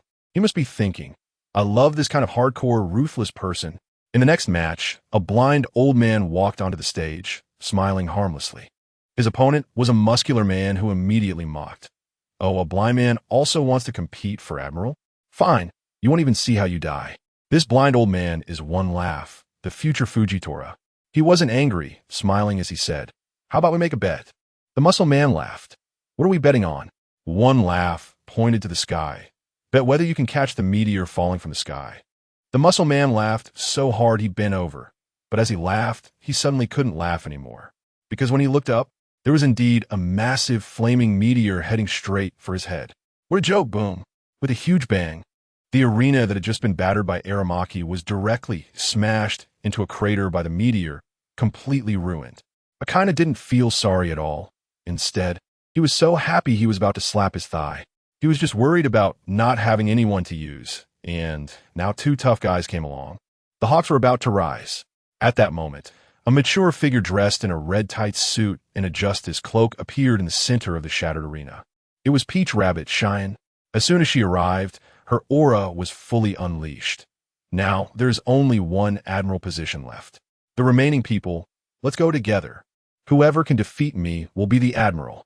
Akaina was about to explode in anger, thinking, how can a pacifist like you aspire to be an admiral? But when he saw Mamatoro draw the Kinaro no Kiba from her waist, he swallowed his words. The aura of that sword had changed. Mamataro drew her sword. Just one strike. A wave of overwhelming, suffocating armed haki swept out, and the remaining dozen contenders were like bowling pins hit by a truck, all sent flying. Embedded into the sea prism stone wall behind them, spewing blood, one hit kill. Even the ever-smiling Ikaku showed a serious expression. In that brief moment, his observation haki sensed nothing but that boundless haki. No matter how displeased the kind of felt, he could only publicly announce, Gion, Aramaki, Ikaku, the three of you are the new admirals of the Navy. Mamataro sheathed her sword and murmured to herself, is this the power of truth? It turned out that just a few minutes ago, under the impact of dozens of justices, Mamataro was on the brink of a mental breakdown. She realized that both the justice of not killing and the justice of slaughter had their limitations and contradictions. On the edge of collapse, she finally understood. Justice is different in the eyes of different people. Only truth is the eternal and unchanging justice. In that moment, she completely suppressed all the wills of her predecessors within the sword and even awakened her conqueror's haki. That day, the front page headline of the World Economic News read, "The era of the 5 admirals has arrived." The news spread throughout the New World. Doflamingo was there laughing, saying that a woman like Mamataro could also become an admiral. It seemed the Navy was out of people. Blackbeard Teach felt immense pressure and decided to accelerate his plans. And I, just waking up from bed with the peacefully sleeping Runny beside me, picked up the newspaper and was dumbfounded. Good heavens, the wheel of history has completely been kicked into the ditch by me. Fujitora and Green Bull are one thing, but how did Mamataro also become an admiral? Akiji is still around. I suddenly felt a strong sense of urgency. My golden finger, those plot points obtained by changing the storyline, were about to run out. The remaining plot points could be counted on my fingers. This meant that soon I wouldn't be able to rely on the system for an advantage anymore. Runny woke up from my shock, and seeing my serious expression, she thought I was worried about the Navy and comforted me, saying, "Don't be afraid, Prince Consort. They wouldn't dare to attack us." Her words reminded me, right, no matter how history changes, as long as I'm strong enough, no one can touch me. The Straw Hat crew won't reunite for another 2 years, and these 2 years are my golden time for closed-door training. I used to be afraid to casually enter the time-gravity house, worried about consuming my lifespan. But now it's different. I have eternal life. While others take decades to awaken their devil fruit abilities, I have 600 years to train in there. 600 years. Even if I'm a pig, I should be able to cultivate into a martial Tianpeng. Thinking of this, my anxiety vanished, replaced by a surge of unwavering confidence. I leaned down and kissed Runny on the forehead. Don't worry, even if there are 5 generals or even 50, they won't win against me. A week later, the feast to divide Whitebeard's territory ended, and the sea temporarily returned to calm. I didn't go out to cause trouble. Instead, I used my last plot point and drew a new skill, Oni back from the world of Baki the Grappler. This thing allows me to control my muscles to an abnormal level, and my offensive and defensive abilities skyrocketed again. Above Onigashima, 2 giant dragons were battling fiercely. Kaido and I had been fighting for 5 hours, and in the end, he still knocked me into the sea with a swipe of his claw. When I groggily flew back to the island, Kaido handed me a bottle of alcohol, laughing heartily. "Good son-in-law. In a few more years, your strength will surpass mine. I believe you will become the Joy Boy." Let me tell you, that old guy Kaido is looking at me with a strange look now. He fought his whole life and realized he couldn't become the chosen one Joy Boy. Later, when he tried to beat Luffy, he also confirmed that the kid wasn't capable. But then I showed up, and wow, he directly took me as the destined one. Ever since I became his son-in-law, the entire Beast Pirates has changed its vibe. It's like we're holding a yearly meeting every day. Even over in Wano, thanks to Yamato's efforts, the common people are all cheerful. Kaido knows very well in his heart that he can't become Joy Boy, but being Joy Boy's father-in-law, that a fortune he can definitely embrace. So now, he trains me with great enthusiasm. I basically have to go report my learning results to him every couple of days, which means I get beaten up. Who understands? My talent compared to Luffy and Zoro and their gang is really lacking. But I can't help it that my teacher is so amazing. My father-in-law can be considered the #1 gold medal private coach in the Pirate King world, and all of Luffy's skills were beaten out of him by Kaido. The first hit, Flowing Cherry Blossoms, directly allowed a kid who struggled to even hit Doflamingo to break through his defenses. The second hit, Conqueror's Haki, gave me the Yonko level experience card. The third hit directly led to my awakening, and the sun god Nika came out. It turns out Kaido is the true version answer. Although I have a weak foundation, I can't resist the effectiveness of this Wolf Fawn Club education. During this time, I've been relying solely on my 3-color domineering and a certain fruit ability to fight him. I've kept techniques like the Ghost Back, 8 Gates Duinjia, and my Pilu's defense hidden away. Just by fighting like this, I've progressed from being instantly defeated in half an hour to now being able to train hard in the time gravity room for 10 days, equivalent to several years of skill, and then come out to clash with him for a few hours. Of course, being able to push myself like this is thanks to my gourmet hunter stomach. Every time I'm heavily injured by Kaido, as long as there's enough food, I can recover to full health in no time. I took his bottle of wine and downed in one go, while Runny, that little girl, came running over carrying several plates bigger than me, each piled high with over a ton of meat. Let me tell you, the meal standards on Onigashima are directly comparable to Michelin. I've recruited all the chefs from the Shambadi archipelago who cook for the Celestial Dragons. Eating hundreds of tons of meat in one meal sounds scary, but considering the sea kings in this world, their physique is similar to us eating 2 cows. Runty is now my dedicated logistics officer, directing a bunch of underlings to gather top-quality ingredients for me from all over the world, using only the best cuts. The leftover meat won't go to waste either. It's sold at a low price to the people of Wano, which also helps improve their livelihood. After eating and drinking to my fill, my injuries and stamina are instantly restored. I was just about to head back to the time gravity room for more training when that old guy Kaido called me over with a constipated look on his face. "Son-in-law, there's something I need to tell you." I thought to myself, what's the matter? Why be so polite? Just say it. And guess what? Decades ago, I owed that old lady Charlotte Lingling a favor, and my fruits were given to me by her. A couple of days ago, she called with a request. As soon as I heard this, I thought, wow, an old story. This is just like the legends say, whenever something happens, that old lady brings up personal favors. I asked her what happened with the International, and Kaido's face actually turned red, stammering that the old lady wanted to send her daughter Smuggy to study with us. Actually, it's just because of our gene potion. I said, "Don't worry, father-in-law, she won't take them away." As a result, Kaido's face turned even redder. What I meant was, you can secretly let her take a few bottles. I realized it at that moment. These two definitely had a thing when they were young. Think about it. Back on the Rock ship, Kaido was just a starving young man while Big Mom, although she had a few kids by then, was still a stunning beauty. A down-and-out guy being overshadowed by a beautiful big sister. And he even got a god-tier fruit from her. Who could resist that kind of soft rice? If it were just a favor for a fruit, why would it still be so effective after so many years? It's likely he took advantage of her, and even slept with her, then ran off to become an emperor of the sea, feeling guilty inside. But then I thought about Smoothie-S Longlegs. I feel like this decision by the father-in-law isn't bad after all. I immediately agreed. "Don't worry, father-in-law. I'll find a chance to give her a few bottles." Kaido said the person had arrived and asked me to go greet them. I casually found a little brother to lead the way, and when I arrived at Smoothie's room, I knocked and just pushed the door open. Wow. I saw Smoothie sitting in a chair with her legs crossed, and since we don't have any long-legged folks here, the chairs are of normal height, so her long legs could only be placed at a very enticing angle. She was holding a cup of juice, and next to her lay the corpse of a beast that had been completely drained. I admired for 2 seconds and got straight to the point. Miss Smoogie, what brings you here?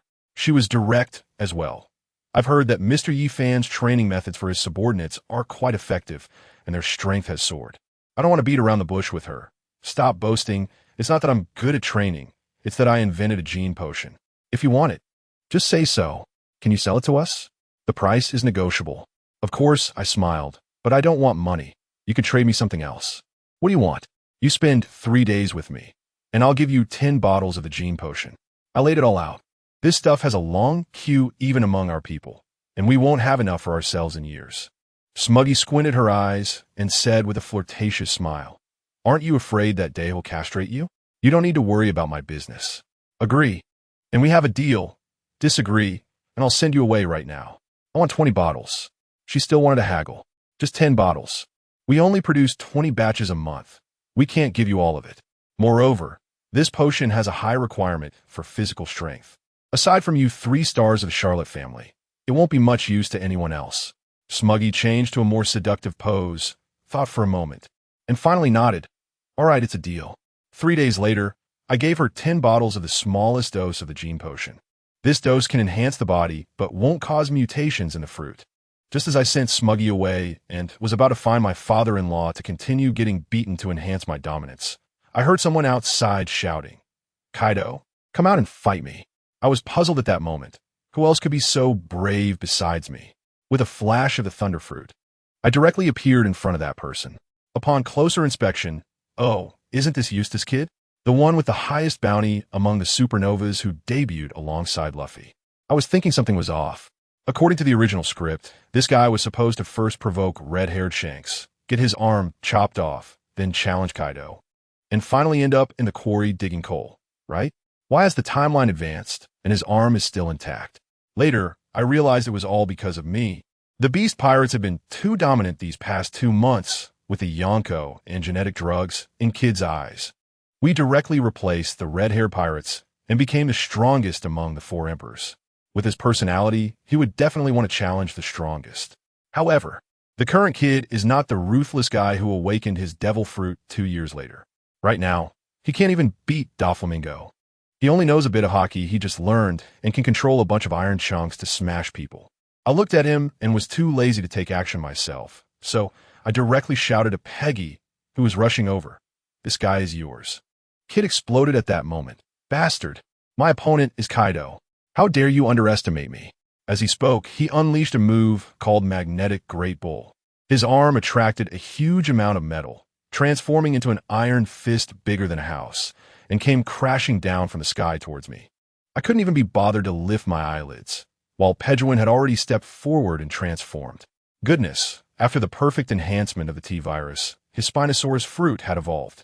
Now it was the mythical beast-type, golden-armored Spinosaurus form, covered in golden scales, with absurd defensive power. Kid's big iron fist slammed down on Pedguin's dragon head. But Pedguin didn't budge an inch. Instead, the parts on Kid's iron fist shattered and scattered all over the ground. Pedguin didn't forget to mock him. Is that all the strength you've got? You can't even scratch an itch for me. Aren't you still weaned to dare challenge Lord Kaido?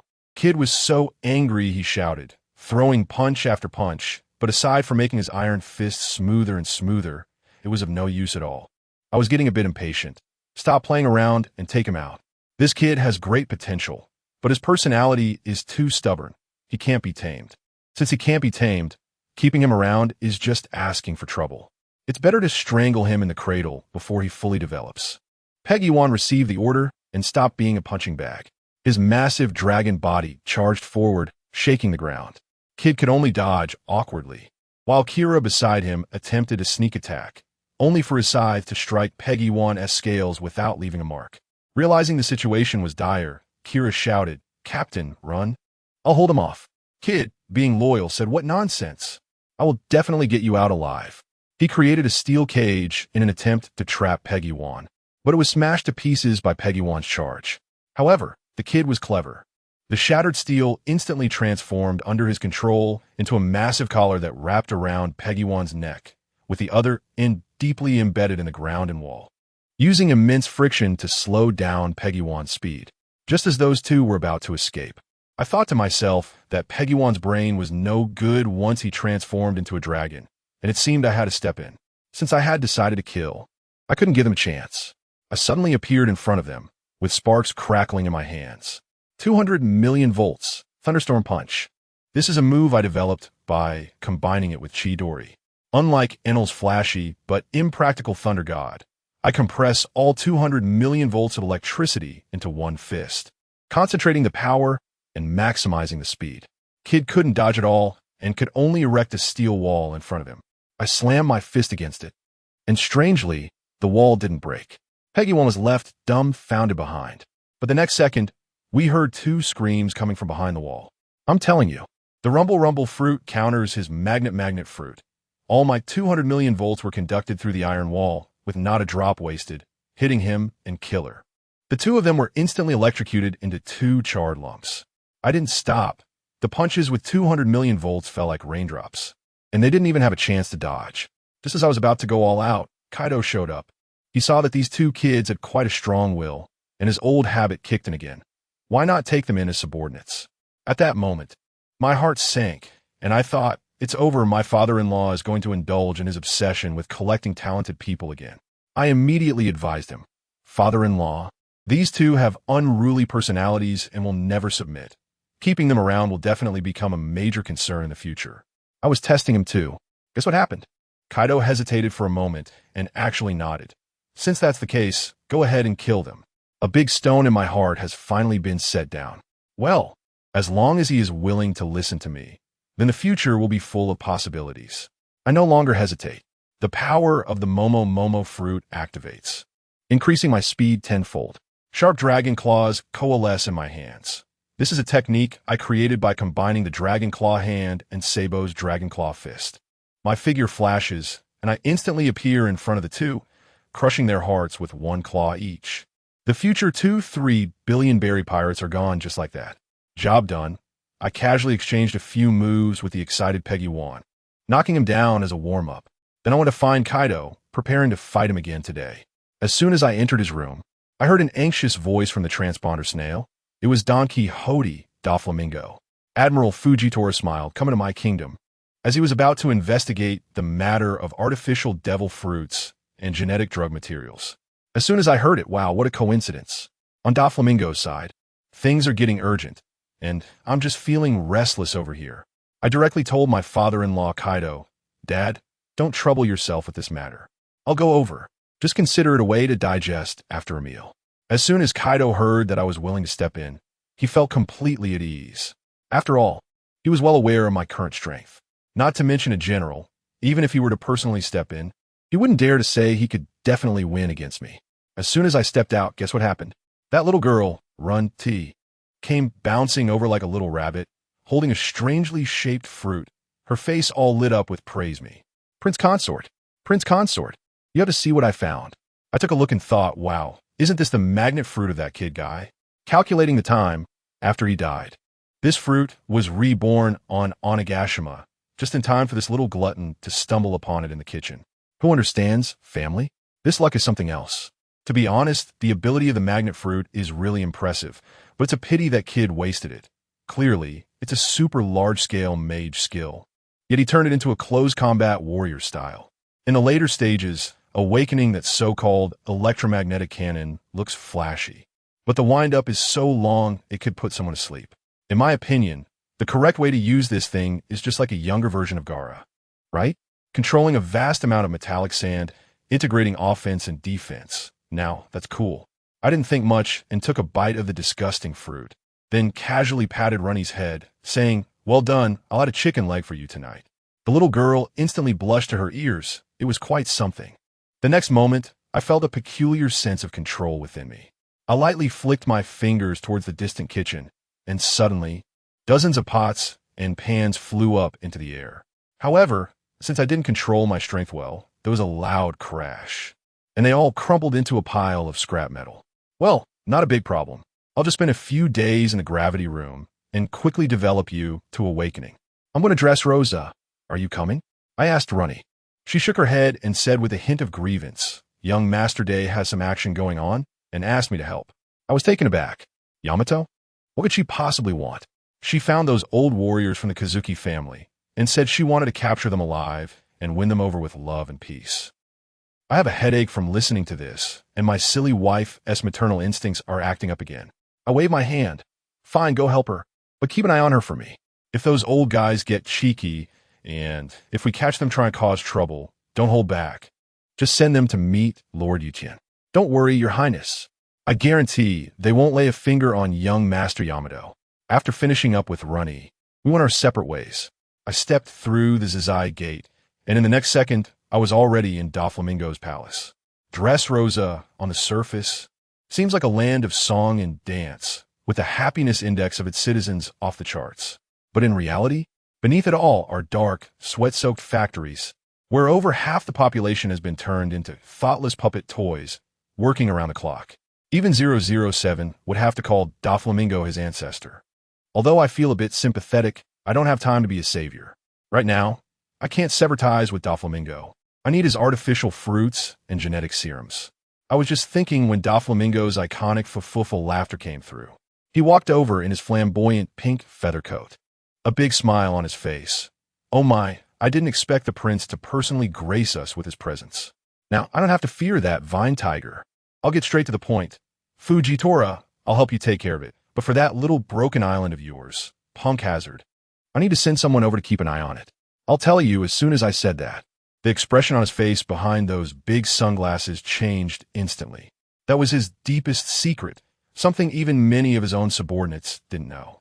The security work was even handled by his undercover agent Virgo he had planned in the Navy. He didn't expect that I actually knew it all clearly. Don't worry. I patted him on the shoulder. As long as you keep supplying, we'll be the closest allies. He finally calmed down and started to chuckle again. But this time was a bit stiff. Of course. With your protection, Punk Hazard is definitely safe. All right, enough small talk. Where's Fujitora? At the casino, surprisingly, a Navy admiral turns out to be an incorrigible gambling addict. My mind instantly expanded its network, and the entire topographic map of Dressrosa formed in my mind within a second. Soon, I locked onto the location of the casino, but just as I saw Fujitora, that old man in a bathrobe with his eyes closed from over 10 kilometers away, separated by countless walls. He suddenly turned his head and looked precisely in the direction of my palace. Does anyone understand? This is not a blind man. He is practically a human early warning system. His observation hockey range is probably more exaggerated than my mind network, able to sense meteorites hundreds of kilometers away. He is indeed a monster. Interesting. I flickered, and after 3 instantaneous moves, I silently appeared in the casino. Without lifting a finger, I released a hint of Conqueror's Haki, causing the surrounding gamblers to roll their eyes and faint. I boldly sat down opposite Fujitora. Old man, shall we have a bet? Upon hearing this, the old gambler's face lit up with a smile. Oh, Dragon Emperor Yi fan, what do you want to bet with me? Simple. Let's bet on the numbers in this dice cup. I'll bet on 3 6s, you bet on 3 1s. How about that? Interesting, he stroked his chin. And what are the stakes? If I win, you immediately leave this country and don't bring up the abolition of the 7 warlords for a year and a half. As soon as I said that, the smile on his face instantly disappeared, turning into a serious expression. Abolishing the 7 warlords system was his biggest hidden goal, something he had never shared with anyone. How did you know? Don't mind that. Let me send you another message. Relying solely on yourself won't work. When the world meeting comes in a year and a half, you need to rally the kings of those allied countries to propose this, and then it'll be possible. Fujitora fell silent, clearly swayed by my words. Good idea. But why are you helping me? Abolishing the 7 warlords won't benefit your beast pirates. The 7 warlords are the dogs the celestial dragons use to limit us, the 4 emperors. If you help me unchain the dog, why would I oppose it? He nodded. All right, I agree. But if you lose, I demand that your beast pirates do not plunder any countries for a year. That's a bit excessive, I chuckled. If we don't rob others, are we supposed to rob your Marines instead? Let's make it fairer. Then how about no large-scale slaughter of civilians for a year? Deal. We only love money, not killing. Then let's begin. As soon as I finished speaking, our kin Bunchiko Haki simultaneously probed into the dice cup, and the numbers inside were 2, 3, and 6, clearly visible. But the key to the gamble was never the numbers. It was changing the numbers. Fujitora took the initiative to attack. An invisible gravitational force instantly pressed down on the die showing 6, trying to flip it to 1. But at that moment, I activated the powers of the Goro Goro no Mi and the Jiki Jiki no Mi simultaneously, using the positive and negative electrodes to firmly hold the dice in place while magnetically keeping it glued to the table. Hey, that die didn't move an inch. For the first time, a hint of surprise appeared on Fujitora's face. He was very confident in the powers he had developed over decades. Long live the Dragon Emperor Yi fan, truly impressive. It seems I need to take this more seriously. Instantly, a stronger gravitational field enveloped the 3 dice, and the dice inside the cup began to spin and bounce wildly. On my side, electricity and magnetism intertwined, resisting fiercely. Don't be fooled by this little cup. Inside it was like a battle of gods, the energy waves nearly vaporizing the dice. Bang, bang, bang. After thousands of invisible confrontations, the 3 dice could no longer withstand the force and exploded into powder inside the cup. A tie. But I could tell that Fujitora's expression was not good. He felt he had lost. I could sense his energy first deflating, then suddenly rising again. His gaze, no, his momentum became resolutely firm once more. This old man had some tricks. Since the gambling technique resulted in a draw, Fujitora slowly stood up and said, "Then how about we decide the winner through battle?" That suited me perfectly. I smiled. We can't unleash our full power here. There's a deserted island 100 kilometers away. Let's go there. This old man, though an enemy, had a sense of propriety, knowing not to harm the innocent. Soon, we flew to that deserted island. As soon as we landed, I felt something flapping behind me. Turning around, it was none other than Doflamingo in his flashy pink feather coat, coming to watch the show. Later, I realized that this old man wasn't really interested in gambling. He had murderous intent. In his eyes, I was too young and had terrifying potential. If he gave me a few more years, he feared that no one in the world would be able to contain me. So he wanted to crush this future threat in the cradle while he still could. Unfortunately, information gaps can be fatal. He had no idea that the current Wano country, governed by my wife Yamato, was much stronger than the allied countries protected by their marines. The Beast Pirates were no longer the most brutal pirate crew he remembered. However, none of this mattered anymore. Both he and I want to see just how strong the other person really is. We stood firmly on the rocks by the sea, our energy fully unleashed. In the next moment, Tung-Hu slowly drew his staff sword and gently struck the ground. Hell journey. Goodness. The gravity of the entire island instantly fell off. Let me tell you, that feeling was outrageous. My feet felt like they were welded to the ground. Lighter than this, even with lead poured in. At that moment, 1,000 grass mud horses galloped through my mind. That old thief Oda, you old rascal. In the manga, Fujitora fighting law looked like a joke, casually compressing dozens of square meters of land, right? But here I was, good heavens. He directly turned the whole island into a piece of iron. Trees and reefs flattened, nothing left to grow. This old man was serious. He pulled out that cane sword, mumbling something about gravity blade, fierce tiger, and then charged over in those broken wooden clogs. Let me tell you, that momentum was enough to collapse space. How could I let him have his way? I immediately hit him with a 3-piece combo. Dragon form, purple scales protecting my body. 8 gates, death gate open. Momo fruit, 100 times speed, let us go. Finally, I added some internal electrotherapy. I tell you, my electrotherapy is amazing now. Unlike before, when I was like a super scion sparking all over, pure waste of electricity. Now it's subtle and effective. All the current runs through my cells. Recovery ability maxed out, and you can't tell from the outside, showcasing understated luxury with depth. After stacking this set of buffs, I finally felt my legs back to normal, and I could finally move, thanks to practicing under 10 times gravity in the time gravity room every day. Now, although the pressure was greater, at least I didn't T-collapse on the spot. I drew my Nichiren blade from my waist and clashed with him. In the blink of an eye, we exchanged hundreds of blows. To be honest, as a novice in swordsmanship, being able to spar with a big swordsman like Fujitora was all thanks to my cheap father-in-law Kaido. Who understands, right? Beast Kaido. I think it should be called Teach Kaido. This guy really teaches, catching anyone and showing them a thing or two. Luffy got beaten to his Nika form in just a few hits.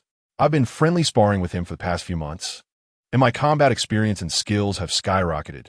Otherwise, I would definitely been sliced by that old man today. Every time we clashed, the shockwave would tear a huge gash in the ground like cutting tofu. But strangely enough, just as the seawater was about to flood in, it was forcibly pushed back by the damned gravity of this island. This is the awakening of a top-tier devil fruit. It's not like Doflamingo's basic ability to turn things into strings, but a permanent change to the environment. Just like after Aokiji and Akainu fought on Punk Hazard, it's still like that 2 years later. Fujitora's ability might even be more powerful than those two. Up in the sky, Doflamingo's face turned pale, and sweat was pouring down his forehead like rain. He was probably chanting Amitabha in his heart, thankful that he was flying high. Otherwise, just the aftermath of this battle would be enough to make him drink a pot of tea. In the distance, Fujitora's warship was approaching. His adjutant on board looked like an eyesore planted by Akainu, urgently connecting via Den Mushi. I could almost hear Akainu's roar from 800 miles away. That old bastard. The Navy headquarters isn't even built yet, and he already wants to go to war with the beast pirates? I'm telling you, Akainu is feeling very constrained as the fleet admiral. There's a split within the Navy, with the Doves and Hawks fighting fiercely. Kizaru is slacking off, while Fujitora and Ryakuju have gone off to hang out with Aokiji and the Doves. The only one under him who listens is Ryakuju, but that guy is also a troublemaker. What he hates the most is Fujitora, who every day is focused not on capturing pirates, but on abolishing the warlords of the sea. Now, he comes to stir up trouble for me. Isn't that just asking for it? If I happen to be in a bad mood and use the spatial door to dismantle a few Navy branches, who's going to take responsibility for the losses? Akainu was so angry that he cursed 3 times and finally issued a death order. If Fujitora doesn't write a reflection admitting his mistakes, no Navy branch is allowed to supply him in the future. Wow, that's cutting off his support directly. Then I heard a bang on the other end of the line. He probably smashed his desk again. And just a few kilometers beneath us in the deep sea, there's a yellow submarine lurking. Trafalgar Law and his crew are also peeking. That Kid Law originally thought he could use my status as a prince to find an opportunity to take down Doflamingo for revenge. But now seeing that I'm fighting with the Navy admirals to protect Doflamingo, his heart must be feeling quite cold. Looking at this catastrophic scene, he probably realizes that with his limited strength, dreaming of taking down the Don Quixote family is just wishful thinking. This guy is also tough, seeing that leveraging strength isn't working. He actually starts to think about learning from Blackbeard, killing a few big pirates, and becoming a warlord of the sea to save his country through a roundabout way. On the battlefield, I'm facing off against Fujitora.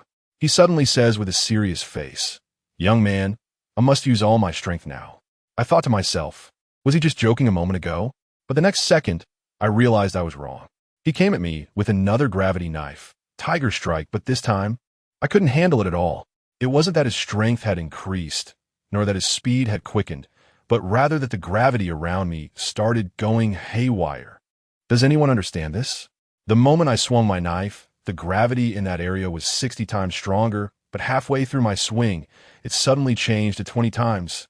The force was instantly used up, and I sliced through nothing. Then, when I tried to retract my knife to block, the gravity jumped to 70 times, and my knife moved as if it was filled with lead, slowing down by half a beat. And this was just 3 changes in reality. With every little movement I made, the gravity around me was undergoing dozens, if not hundreds, of chaotic and random switches. I tell you, the gyroscope in my head just exploded. My body and brain were completely out of sync, feeling 1,000 times worse than motion sickness. I was hard controlled by him for 10 seconds, during which he unleashed thousands of slashes, and I ultimately lost my defense. I felt a sharp pain in my left shoulder as his blade grazed me, tearing my clothes and drawing a few drops of blood. The impact sent me flying several meters away. Keep in mind, this was in a gravity field dozens of times stronger. In another place, I would have probably flown hundreds of meters. Fujitora, however, couldn't smile at all. He looked at me, his eyes filled with shock. Such incredible defensive and recovery abilities. That strike of his could have cleaved a small island in half, yet it only left a cut less than a millimeter deep on me. What frustrated him the most was that after expending so much effort and draining a massive amount of stamina and mental energy, the damage he dealt was instantly healed by my electric therapy, aside from a few drops of blood on my chest. It was as if he hadn't hit me at all. But to be honest, his microcontrol opened up a new world for me. I realized that the awakening of the fruit could be played like this.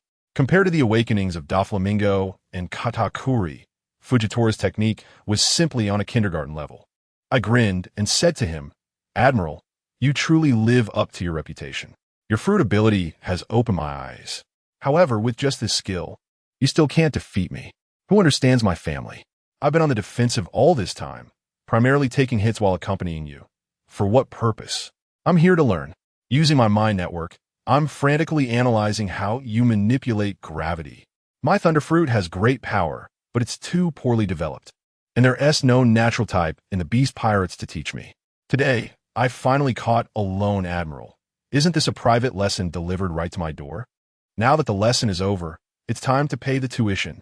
The power accumulated in my body erupted instantly, and an endless torrent of violent lightning surged out, turning the entire island into a sea of thunder. Doflamingo looked dumbfounded in the sky, probably laughing at my naivety, thinking that merely stacking numbers would awaken my powers. Fujitora didn't move either, just quietly watching me waste my energy. They don't understand a thing.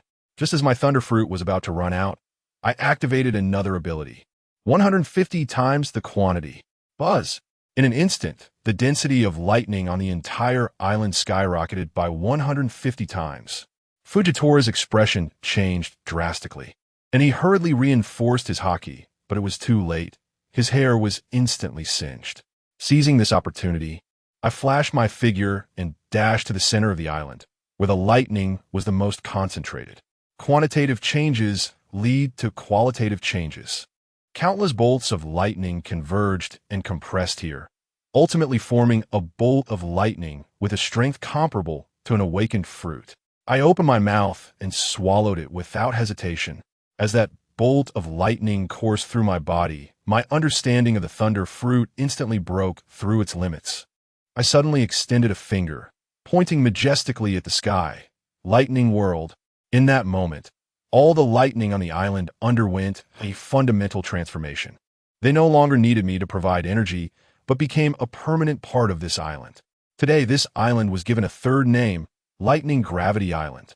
Doflamingo in the sky was no longer laughing, his mouth repeating like a stuck tape. Monster, monster, monster. Fujitora's expression became unprecedentedly grave. He looked at me, and the killing intent in his eyes was almost palpable. He knew that I must not be allowed to grow any further.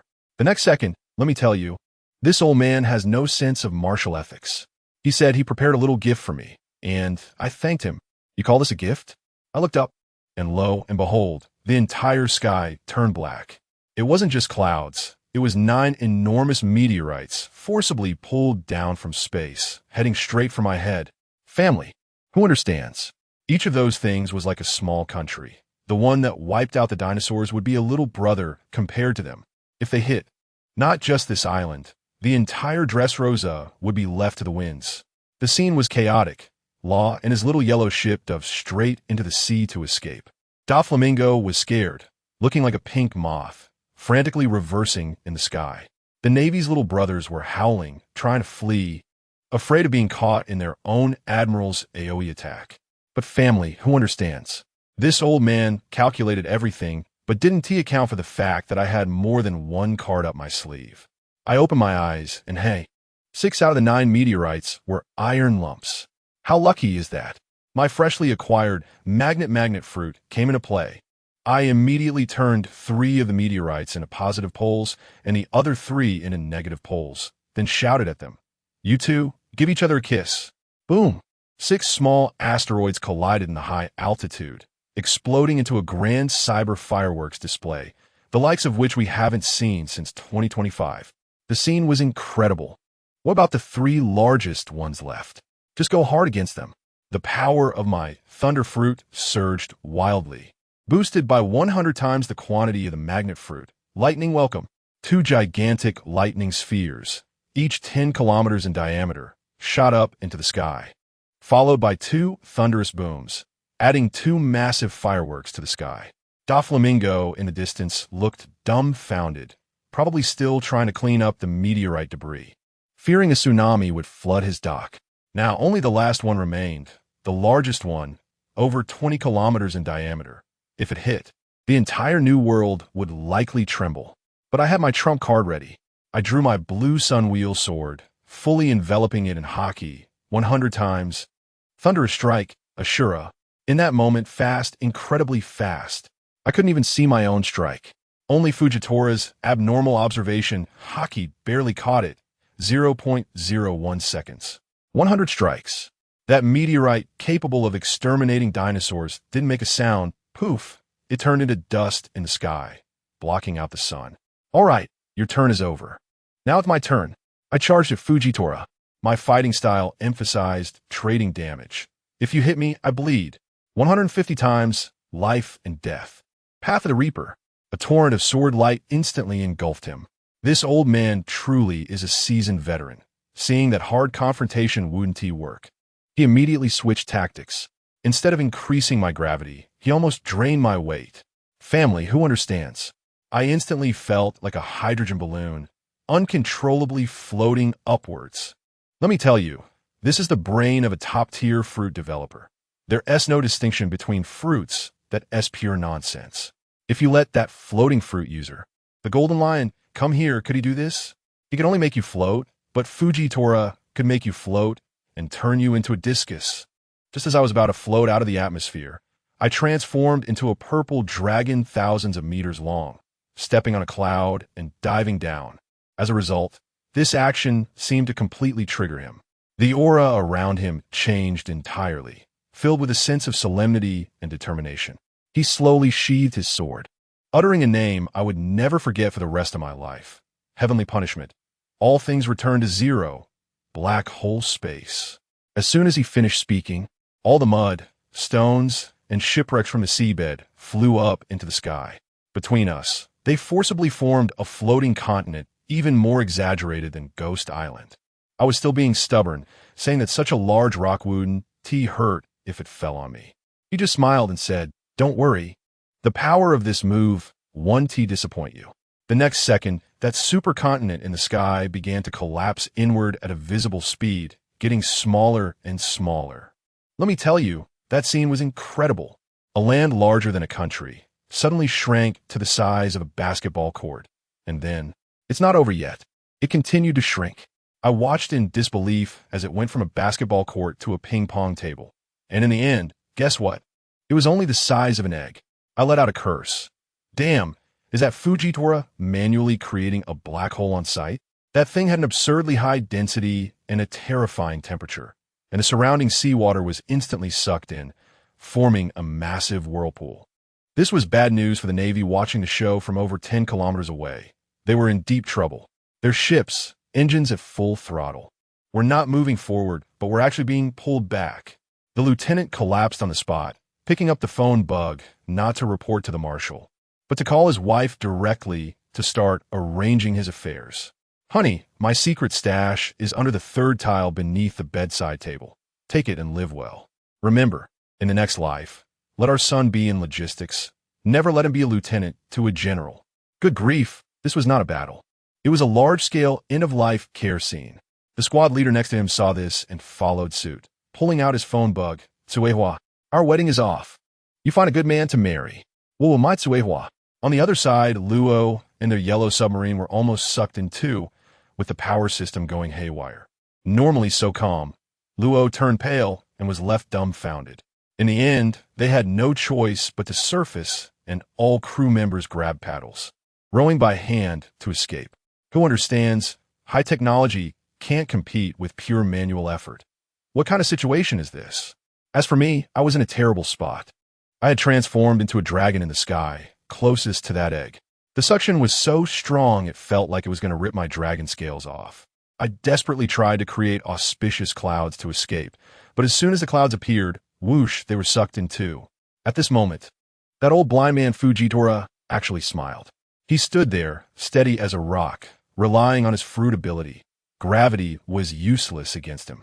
He just quietly watched, telling me that once this move was unleashed, even he couldn't control it, and when it had absorbed enough matter, there would be a colossal explosion that even deities couldn't withstand. After saying this, he kicked off the ground and flew back to his ship, leaving without looking back. The crew on his ship, who had just finished writing their wills, saw the general return and hurriedly moved the ship out of the gravitational field, all of them hugging together and crying, feeling like they had survived a disaster. Fujitora on the ship was full of confidence. Returned to headquarters. Yi Fan is doomed. I watched his receding figure, a cold smile forming in my heart. Dead, for sure? You think this is the end? My observation Haki went into overdrive, alerting me that the unstable egg had reached its critical point. All right, you want to use this trick to kill me? Then I'll return the favor. In the distance, Fujitora suddenly froze, his observation Haki revealing that I had transformed back into my human form and was accelerating downward, just as he was wondering what else I could do. The next moment, his eyes nearly bulged out, because in my hand, a large door appeared out of nowhere. The door of Sumo. The door was open. Just as that gravity ball was about to smash into me, I swung my hand and directly threw the unstable egg into the door. Fujitora's voice broke. You, where did you send it? I smiled at him and said, Congratulations, Navy. You might have to move again. You bastard. Don't talk nonsense. I shrugged and said, It was your own ultimate move that destroyed the Navy headquarters. I don't have that kind of ability. Puffed. Fujitora spat out a mouthful of old blood. Let me tell you, it's the first time in the Navy's 800-year history that an admiral used his strongest forbidden move to blow up his own base. He was too frustrated to fight me. His face turned green, and he ran away in defeat. I didn't pursue it either. After all, the real show has just begun. Meanwhile, at the new naval headquarters, in the G1 branch, Akainu was sitting in his office with his legs crossed when he suddenly felt something was wrong. His observation Haki went off like an alarm. He punched open the window and flew out, with Kizuru and Akiji quickly following. They saw a metal sphere the size of an egg suddenly appear on the sea in front of their headquarters, wildly devouring seawater and warships. Giant battleships, each 200 meters long, were being sucked in like dumplings, instantly crushed to bits. A kind of cursed bastard. What kind of new weapon is this? Just then, his din-din mushy rang. It was Fujitora calling. Admiral, has a gravity ball appeared at headquarters? How do you know? Don't ask. Quickly have Akiji make an ice wall. That thing is going to explode. Its power could flatten the entire headquarters. Upon hearing this, Akainu's scalp tingled, and he shouted, Kizaru, let's blast the seawater into the sky. Akiji, freeze it. The two admirals attacked the sea with all their might, creating towering waves, while Akiji quickly froze those massive waves into ice walls. 1, 2, 3. Over 100 ice walls hundreds of meters high were stacked in front of the headquarters. The next moment, boom, a tremendous explosion sounded, and it felt like the whole world went silent. Countless naval soldiers had their eardrums burst, rolling on the ground holding their heads. Those over 100 ice walls, harder than steel, were instantly torn to shreds in the face of the explosion. Hundreds of millions of tons of seawater mixed with mud and rocks surged toward the naval headquarters like a tsunami. Just at that critical moment, Sengoku and Garp also arrived. Goodness, the 5 highest combat powers of the Navy, Akainu, Kizuru, Akiji, Sengoku, and Garp, stood in a row, collectively unleashing their most powerful attacks. 5 earth-shattering strikes were launched simultaneously, barely managing to block most of the impact. Even so, the naval headquarters was still left in ruins, with hundreds of fortifications reduced to dust. The worst off were the warships to create the ice walls. They all sank to the bottom of the sea and were now buried alive by the hundreds of millions of tons of falling debris. Afterward, Akainu figured out what happened, his face turning the color of liver from anger. The Navy was caught in a dilemma, with family members not understanding. One of their own admirals had blown up their own base. This was more embarrassing than being attacked by pirates. The next day, Morgan's, that news bird, had the headline of his newspaper read, "Dragon Emperor Yi Fan displays might again, destroys naval headquarters with one move, completely placing the blame on me." The Navy didn't dare to utter a word, only pinching their noses to accept it. In the end, Fujitora was punished with house arrest for 6 months. And that was that. As for me, after the fight, my stomach growled from hunger. I thought to myself, this matter can't just end like this. I need to find a way to get back at Fujitora. Since he wants to abolish the Shichibukai, I'll go talk to those countries that support him about life. I casually opened a door and suddenly found myself in the palace of Alabasta. At that moment, Princess Vivi and her father were in a meeting and were startled by my appearance. The guards rushed in all at once, but I ignored them and found a chair to sit down, telling Vivi, "Let them go. You know these little soldiers are of no use to me." Vivi, who had seen her fair share of big events, recognized me immediately and quickly ordered the guards to withdraw. Her father, the king, asked me tremblingly what I was there for. I tapped the table and said, "Sir, the dishes first. I'm hungry." The king dared not delay and immediately had someone prepare a royal feast. Just as I was enjoying my meal, a messenger bird flew in and dropped off a newspaper. Vivi picked it up, and upon seeing the headline, her face turned pale. It read, "I will destroy the 9 allied nations to take revenge on the Vine Tiger."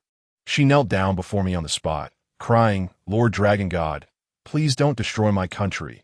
We will agree to any conditions." I was momentarily stunned. I originally came to scare them, to make them not blindly choose sides of the World Conference. I didn't expect that in their eyes. A retaliation of the 4 emperors level was equivalent to directly wiping the country off the map.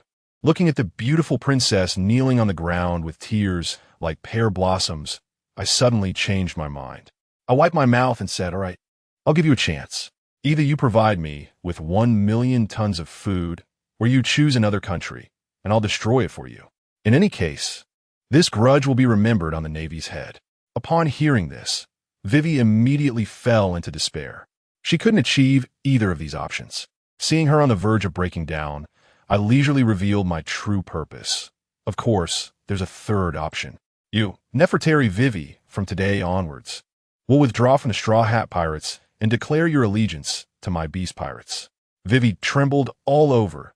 She hesitated for a long time, recalling the days spent with Luffy and the others. But in the end, for the sake of her country, she still tearfully declared, word by word, "I, Nefertari Vivi, hereby withdraw from the Straw Hat Pirates and join the Beast Pirates." I smiled with satisfaction. Very good. From now on, no one will dare to bully Alabastan again. As a gift for your joining, I will give your country a river. After saying that, I took her hand and opened a door, leading us to a high desert plateau. Then I opened another door, and on the other side was a place called Spring Water Island, where there was a huge spring that never ran dry, gushing an immense amount of fresh water every day. Vivi still didn't understand what I was doing, so I fixed the exit of the free door in the valley of that desert plateau. In the next moment, the endless sweet spring water from Spring Water Island did not flow into the sea, but continuously poured into the driest part of Alabastan through the free door, creating an entirely new river right in that parched desert. Princess Vivi was so grateful that she was in tears and immediately declared that from now on, Alabastan would be allied with me. I thought to myself, since I'm here, I might as well take care of some important business. I went straight back to the palace and punched the ground. Boom. A 3-meter square, bottomless pit appeared right away. Vivi was dumbfounded beside me, probably wondering if I had missed my punch. Would this capital circle have to be renamed to Capital Pit? Buried down, there was a piece of historical text. Old Shah had come for this thing back in the day. For others, it might take months of digging to find, but for me, it was just a punch-esque work. I jumped down and took out my universal translator, but as soon as I paired it, it crashed on the spot. The inscription on the stone tablet read that the ancient weapon, the king of the underworld, was not in Alabastan, but in the land of harmony. I'm completely bewildered. This script is not right. I chased this for so long before I crossed over, and everyone said that the Nefertari family was a traitor from 800 years ago, controlling the king of the underworld and betraying Joy Boy, which led to the failure of the revolution. And now, they're telling me they're innocent? The king of the underworld has been with the land of Wano? Then didn't I just personally send away the one who could control the king of the underworld by killing Momonosuke and his sister Hiyori? Oda, you rascal. You've done so many bad things. This information gap has caught me off guard. And this raises an even bigger question. If Joy Boy awakened the Nika fruit back then, and had all three ancient weapons in hand, without any of them betraying him, how did he lose to him? What kind of monster is this character, anyway? My mind was a mess, but I still appeared as steady as a rock. I went up and patted Vivi on the shoulder, telling her, don't worry. The king of hell isn't here. Your ancestors were loyal ministers, wrongfully accused for 800 years. Upon hearing this, the little princess finally relaxed her anxious heart. She was afraid that her country was hiding such a deadly weapon, always being coveted by others. After dealing with things here, I went straight back to Ghost Island. Just as I was about to gather people to dig for treasure in Wano country, the system chimed twice, directly sending me some good news, informing me that I had gained 2 plot points out of nowhere. I didn't even realize it. It was probably because I had a fight with Fujitora before and casually took Vivi away from the Straw Hat crew, changing the plot line. You can plant flowers with intention, but willows grow without effort. Without a second thought, I went straight for the draw. Let me tell you, this time it's simply ahead of the game. They directly released 2 treasures from the Naruto world, the Meijiki Sharingan and the pure bloodline of the first Hokage, Hashirama Senju. This is amazing. With 2 great ocular techniques in hand, I can later combine them to create the Rinnegan, directly matching the Tsutsuki clan, which is a ruthless family that collects rents across worlds. I quickly tried out the abilities of my new eyes. I glanced over at the bar on the island, and a wave of cold air erupted instantly. In just 3 seconds, the guys inside who were drinking heavily found their wine glasses frozen solid, and they thought they were hallucinating from being too drunk. I call this move the domain of winter's chill. Even Akiji would have to admit it's impressive. As for the Senju Hashirama's bloodline, that's even more powerful. One aspect is the potential for wood release. I can also create a tree world in the future. The other, and most important, is that insane regeneration ability. As long as there's 1 cell left, I can fully revive. In the future, I can freely open the 8 gates, focusing on a bloodlock strategy, and I'll never have to worry about crippling myself again. I'm feeling great. As soon as the portal opened, my wife Yamato came back. The moment she saw me, she excitedly said, "Honey, I caught someone you absolutely wouldn't expect." I thought to myself, in that place called Wano, apart from the stubborn ones like the Akazaya 9, who else is there? As a result, Yamato told me that she captured Kazuki Oden. At that moment, I was completely confused. Keigetsu sh Yaki? Who is that? Are there still stragglers from the Keigetsu family? I remember Oden only had 1 son and 1 daughter, both of whom I had sent away. It was only after Yamato explained that I understood this sh Yaki is Keigetsu Oden's father, the former shogun of Wano. This old man is actually alive. What is even more outrageous is that when his son Oden insisted on going out to sea to become a pirate, he was so furious that he felt there was no one to succeed him that he voluntarily handed over Wano to Kaido. Now, this old man suddenly emerges from some corner and personally orders all the samurai to pledge allegiance to my wife, Yamato. With this, Yamato has directly transformed from usurper to the rightful and legal heir. Those samurai who were shouting about rebellion suddenly found themselves without a reason, and several members of the Red Scabbards declared their allegiance on the spot. This was truly an unexpected joy. The samurai of Wano are not weak. Many are of vice admiral level in the Navy, and this wave has significantly increased my influence. After being apart for a while, it felt like a new marriage. So to celebrate this great news, I naturally had a friendly spar with Yamato that lasted for 8 hours, and in the end, it was considered a draw. The next day, I received news from my undercover agent in Mary Geos, the one who looks the least like a celestial dragon, Saint Muscarad. He has finally found clues about the sea stone and the last piece of the historical text of the road sign. He sent me a map marking over 80 treasure vaults of the celestial dragons. He has been to most of them, but didn't he find what I was looking for? There are only two places he couldn't access. One requires the 5 elders to press their handprints simultaneously to open the door. The other is even more mysterious, called Heaven Island, which is a secret paradise for the old generation of celestial dragons, and even he doesn't know its exact location. As soon as I saw it, I understood that the things must be in these two places.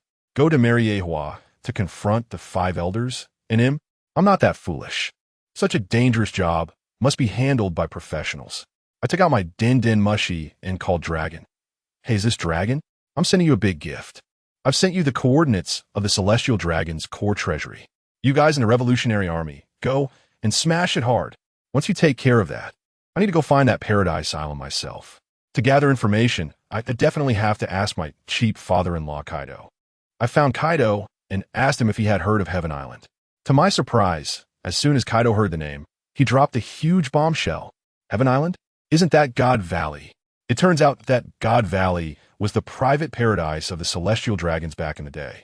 40 years ago, during the battle at God Valley, although the Rocks Pirates were wiped out, the Celestial Dragons were also killed by Kaido and Big Mom's gang, losing hundreds of them and being scared out of their wits. After the battle, the Gorosei directly erased the entire island and relocated it, and no one knows where it is now. I asked Kaido to draw a picture of God Valley for me. Let me tell you, the scene was something else.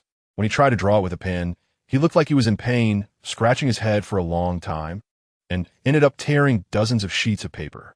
Finally, I couldn't watch any longer and tentatively asked father-in-law, how about using your kanabo to give it a try? Guess what? Kaido's eyes lit up, and he picked up his several-ton heavy kanabo. After smashing it on the ground a few times, he created a vivid 3D model of God Valley. He has quite the talent, all of it focused on that kanabo. With the model in hand, it became easier to search. I immediately activated my global travel mode. The Door of Freedom was responsible for global parachuting. My observation haki scanned a vast area, and my purple dragon form combined with the rumble fruit ensured high-speed movement, making me like a human satellite. In just one day, I visited hundreds of islands. The pirate world is truly bizarre, with some people having 3 eyes, others with wings flying in the sky, and some with 8 arms. Of course, I also passed by some rather explosive places. For example, in the Kingdom of Transvestites, when I flew over, I happened to see Sanji being chased by thousands of transvestite sisters calling him husband. The scene was quite something. With such training intensity, even Zoro would be left behind in 2 years. I can only say the sisters weren't trying hard enough. I sighed and quickly sped away. 3 days passed, and I had visited hundreds of countries and searched all the islands around them. And guess what? Not a single hair was found. I almost thought that God Valley had been blown to bits by that old geezer Im, since for the Celestial Dragons, destroying an island is as easy as popping bubble wrap. Just when I was about to give up, my observation haki suddenly tingled, sensing something. A ship. But this ship was strange. It was flying in the sky.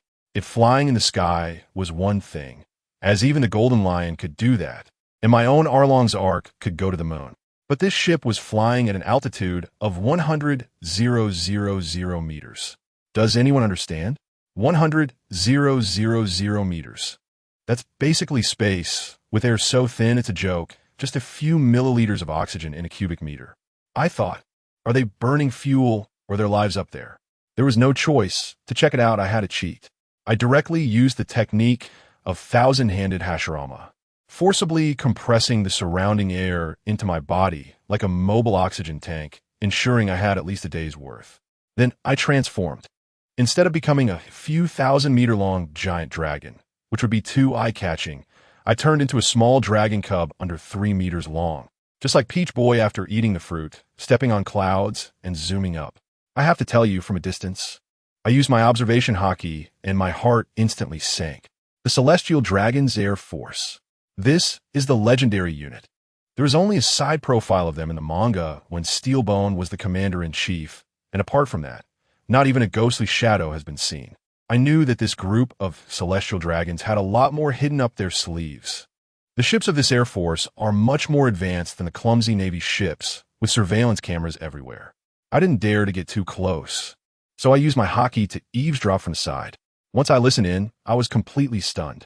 The Air Force personnel on the ship are all modified humans, but not in the peaceful way like Vegapunk. It's more like Frankie's style of turning himself into a metal lump. I estimate that this technology was probably obtained from that long-lost futuristic kingdom that disappeared 800 years ago. These celestial dragons have been in control of the world for 800 years. Who would believe they don't have some ruthless stuff up their sleeves? There were two metal lumps on the ship chatting, and their conversation was simply typical. One said, "Hey, we made a trip for nothing. We didn't catch a single rat from the Freedom Alliance." The other one replied, "That's normal. If they were that easy to catch, we wouldn't need the Air Force, right? Perfect. With no mission, we can just go enjoy ourselves on Stussie's Pleasure Street." I was about to laugh at this point, but the next line made my pupils tremble. That guy said, "Yeah, returning to God's Valley this time.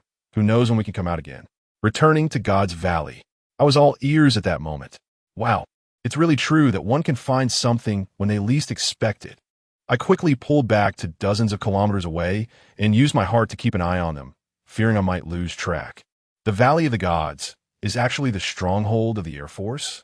M's move is just too big, directly moving the island to the sky. No wonder I couldn't find it no matter how hard I searched. This operation is simply ascension. I followed the ship like this for over 10 hours. It was almost dark. Suddenly, the ship stopped flying forward and began to shoot straight up into the sky, directly toward space. I looked up and instantly understood. Oh my gosh, the Valley of Gods is not even on Earth. It's been transformed into a massive space fortress 1,000,000 meters high. This appearance is definitely right. It's just like the island my father-in-law, Kaido, drew, but now it's completely wrapped in a high-tech metallic shell, turning it into a real space stronghold, operating in low Earth orbit at an altitude of 100 kilometers. It was completely normal that I couldn't find it before. My heart's network limit is only 100 kilometers, so I couldn't reach this thing at all. If it weren't for my incredible luck today, stumbling upon this Air Force ship, I would have never imagined that the Valley of Gods has already moved into outer space. I feel like the last piece of the red historical text is probably right here. This place is hidden so deep that even if there's no historical text, there must be a huge secret of the celestial dragons. How could I not dig into this? However, I'm not reckless. Storming such a technological fortress is no different from sending oneself to death. I quietly crept closer and directly opened my eyes wide. Wow, once I looked at it, the entire internal structure of the Valley of the Gods seemed transparent to me. There are probably over 300 Air Force personnel on the island. All of them are cyborgs, and they are much tougher than those half-baked Frankie and Quinn. Aside from their brains, their entire bodies have been replaced with machinery. I'm really curious, those two metal lumps just said they were going to Joy Street for some fun. With this setup, are they going to recharge or get some oil? However, there are indeed very few of them, just over 300. I guess it's possible that the technology hasn't been fully mastered yet, so they can only use the old resources left by the Kingdom of Future Technology to create this many. But these 300 are definitely one of the Celestial Dragon's trump cards. I carefully scanned with my eyes and quickly found their treasure vault. Moreover, I also discovered that the 3 generals of the Air Force were all in this space fortress.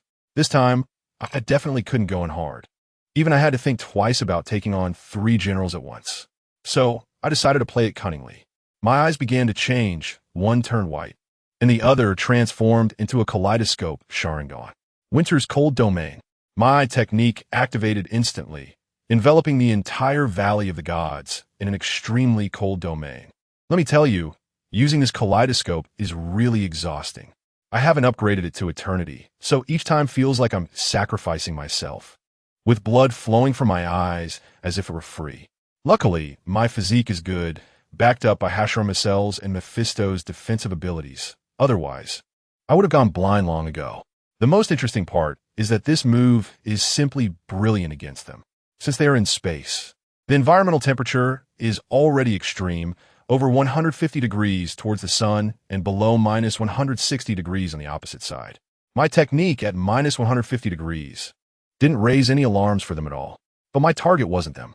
I directly locked onto the monitoring room. The few cyborgs responsible for watching the monitors hadn't even reacted to what was happening before I instantly drained their heat, freezing the entire monitoring room and hundreds of thousands of phone bugs into ice sculptures in an instant. Done. Now, the treasure vault is mine. A huge gate of freedom appeared directly in front of me, connecting to the treasure vault inside. For speed, I transformed into my dragon form, activated the 8 gates of Duanjia, and with 100 times the speed of the Momo fruit, I opened all 3 gates. I moved so quickly that I left behind hundreds of afterimages, as if hundreds of me were simultaneously moving things inside. The advanced technology from the future kingdom. Mountains of mithril, dozens of precious devil fruits, and, wow, 3 golden apples. The legendary treasures that can grant a person several hundred years of life. In just a few minutes, I emptied the massive treasure vault of tens of thousands of square meters, leaving not a single hair behind. When I canceled the gate and returned to Onigashima, Kaido and the 3 main attractions were already waiting there. The scene was truly shocking. The Plague Disaster Queen was crying while holding a piece of equipment, a high molecular material production device. Boo-hoo, I've been looking for this for decades. Prince, did you just take over a laboratory from some future technology kingdom? Kaido stared intently at the pile of mithril, his eyes shining. This is mithril, the material for forging the Underworld King. The Flame Disaster Jin looked at the row of devil fruits, dumbfounded. These are all ancient types? Where did you get so many, Prince? Let me tell you, even Kaido, who has been a Yonko for so many years, has never seen such a scene. Dozens of ancient-type devil fruits starting to emerge. If cultivated, the strength of the beast pirates would increase several times, and taking on the Navy headquarters wouldn't be a dream anymore. Kaido truly deserves to be the boss. He immediately ordered, "You 3, take these treasures to the treasure vault. From today on, you 3 main members will take turns guarding it." Jack the Drought was so happy, saying, "Don't worry, Lord Kaido. I'll live in the treasure vault from now on." After we settled all the treasures, Kaido and I flew to an altitude of tens of thousands of meters. Some things cannot be known by the 3 main members, because I still had 3 treasures that I hadn't revealed, the golden apples. This thing can grant a person several hundred years of life. Who wouldn't go crazy hearing that? I managed to get 3 in total. I've already eaten a peach of immortality, so I don't need it. 1 for my father-in-law Kaido, 1 for my wife Yamato, that's no problem. But who to give the 3rd one to? I can't give it to any of the 3 main members. Whoever I give it to, the other 2 would have thoughts about it. So, I've already decided on the 3rd one. It will go to my dear little cotton-padded jacket, Runny. In the past, I criticized the foolish monarchs for chilling the hearts of the generals for the sake of their concubines. But when it came to myself, wow, I realized I was just the same. I took a golden apple out of my pocket and handed it to Kaido. His hand trembled. This is the legendary golden apple? I nodded. He still couldn't believe it. The one that Rolando ate? The treasure placed right in the middle of the God Valley's treasure vault. It can't be wrong. Kaido was so excited that he couldn't speak clearly. Son-in-law, you gave me such an important thing? I took out all 3. My father-in-law, Yamato, and myself, just enough for each person to have one. Kaido then took the golden apple and swallowed it in one bite, bursting into laughter. Ha! My good son-in-law, I'm starting to believe more and more that you are Joy Boy. We will definitely take down the celestial dragons and become the kings of the world. How could he not be excited? At 58, even though he was still at his peak, aging was inevitable. With a few hundred years of lifespan, he was confident he could become even stronger. The rest was easy. I said to Yamato, "Wife, to reward you for the hard work of eating the mushrooms. This golden apple is for you. I want to watch you eat it." Then I said to Runny, "Come on, let's do some exercise together. Good performance comes with rewards." The 2 girls had no idea what kind of outrageous thing they had just eaten, thinking it was some sort of little fun. On the side of God Valley, it wasn't until 2 hours after I finished moving my things that some unfortunate soul came to take over the shift and discover the anomaly in the monitoring room, triggering the alarm. They were quite careless, after all, in their eyes. The only ones who could fly to a height of 1 million meters were either Enel in the Ark or Kaido, who could create clouds. They didn't take defense seriously at all. To them, this defense seemed completely unnecessary. Let me tell you, those modified people in God Valley had grand aspirations. They thought, this place is suspended at 1 million meters high, besides me and Enel in the Ark. Who else could come up? The number of freaks who can fly over the entire ocean can be counted on one hand. So patrolling? Not a chance. Hundreds of thousands of high-precision phone bugs were densely packed in every corner, claiming they could monitor even space, and that was enough for them. They believed this defense system was as solid as a rock. Who could have imagined that I wouldn't even play the game of physical infiltration? Akainu's Ice Age is impressive, right? But that relies on contact conduction. How could he freeze anything across a vacuum? My Kaleidoscope Sharingan, well, that's called Eye Technique, a dimensional strike at the level of rules. I can create an absolute zero space directly in your monitoring room. No matter how many phone bugs or modified humans you have, I can instantly freeze you in place into an ice sculpture without even triggering an alarm. So, when the 3 Air Force generals received the report, they were all confused. Rushing into the treasure room, they found it cleaner than my own face. Even a rat would come out with tears in its eyes. Hundreds of tons of treasures had evaporated in less than 3 hours. How did they get in? Unknown. How did they black out the surveillance? Unknown. How were hundreds of tons of items taken away? Still unknown. After a series of I don't knows hit them, the 3 looked at each other, their faces turning green. One general with a mechanical eye trembled as he said, "It's over. It's over. Everything else is fine. But that golden apple is also gone. Those old monsters of the 5 elders will definitely grind us to dust." Another quickly suggested, "What are you afraid of? Report it. Just tell the truth. We need to find Admiral Steelbone Kong. He is counting on U.S. Air Force to support him right now. Without us, how can he fight that mad dog Akainu? He will definitely protect us." This remark awakened the other 2. Yes, right now, the Marine Admiral is Akainu, and the hawkish faction is in power. Steelbone Kong, the commander-in-chief of the 3 armed forces, is about to be sidelined. If he wants to avoid being a mere figurehead, he must clutch tightly to our Air Force as leverage. Let's go and hug his leg. Thus, a report written with tens of thousands of words, but with the core content being all unknowns, was urgently delivered to Steelbone Kong's desk. When Steelbone Kong saw the report, he was so angry that he almost destroyed the office. But he also knew very well in his heart that he really couldn't do without these 3 fools. The Celestial Dragons are plotting a huge conspiracy. They have spent hundreds of years and countless slaves' lives to build cross-sea bridges all over the world, not for infrastructure, but for information monopoly. Once the bridges are completed, all trade and communication between the islands will be under their control. At that time, if they want any island to disappear from history, it will be a matter of minutes. This is M's ultimate scheme, focusing on information disparity, fundamentally cutting off any possibility of resistance. So now the main force of the army has been sent to capture slaves, to build bridges, and cannot get free. The Navy is Akainu's territory, and the technological forces are controlled by that old fox Kizuru. The only card Steelbone Kong can play is the Air Force. There's no way around it. He can only hold his nose and personally take this embarrassing report to the 5 elders. When he arrived at the 5 elders, wow, the 5 old men took turns looking at the report, and the atmosphere was incredibly oppressive. The bald guy with the first-generation Ghost Slash, Saint Mohanda, was the first to explode. Steelbone Kong, you have disappointed me too much. The Army and Air Force have both had accidents. This is a great humiliation. But guess what? Although these old monsters are bad, their minds are truly sharp. The old man with the blonde hair in charge of intelligence, St. William, stared at that useless report for a long time and suddenly spoke up. "The thief is Yifan." If I had heard it at the time, I would definitely have given him a thumbs up. He clearly understood big data analysis. They filtered through the intelligence network from around the world, capable of flying and spatial transfer, and now they also had a frozen-like ability. Who else could it be but me?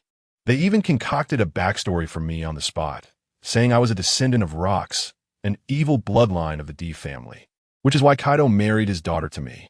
Fine, whatever you say it is. So, the orders came down. The bald guy slammed the table and said, "Steelbone Kong, you must take responsibility for this. At all costs, eliminate Rox D, Yefon, those 3 useless generals. This is your last chance." When Steelbone Kong walked out of the conference room, he let out a sigh of relief. He thought he would have to embarrass himself to plead for leniency, but the 5 elders found the culprit themselves and assigned the task, saving him a lot of trouble. He returned to the airship and immediately started to PUA, boasting to those 3 generals about how he put his face on the line in front of the 5 elders to protect them, almost kneeling down. The three of them were so moved that they immediately bowed down, saying that from now on, wherever the boss pointed, they would fight. Once the atmosphere was right, Steelbone Kong leisurely announced, "The Five Elders' order is to eliminate Yefan." As soon as he finished speaking, the expressions on the faces of the three generals suddenly froze. Kill Yefan? What a joke. They were present at the Marine Ford War. Who did I face off against back then?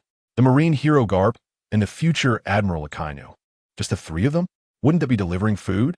Seeing their cowardly looks, Steelbone Kong couldn't take it anymore and shouted, "What are you panicking about? This time, I will personally take action. I will be the main attacker, and you three just need to block him and make sure he doesn't escape." Upon hearing this, the three immediately came back to life, showering him with praises. Great. With the Admiral personally taking action, that kid Yefan is doomed. While they were planning fervently, what was I doing? I was enjoying my retirement life. To prepare for the destined child of the future, Luffy, I specifically sent the most timid and lucky member of the Beast Pirates, the Bat Monster, to Punk Hazard to keep an eye on Caesar. This guy isn't strong in combat, but he's excellent at fleeing and preserving his life, making him the perfect early warning system. With all that arranged, my days were incredibly pleasant.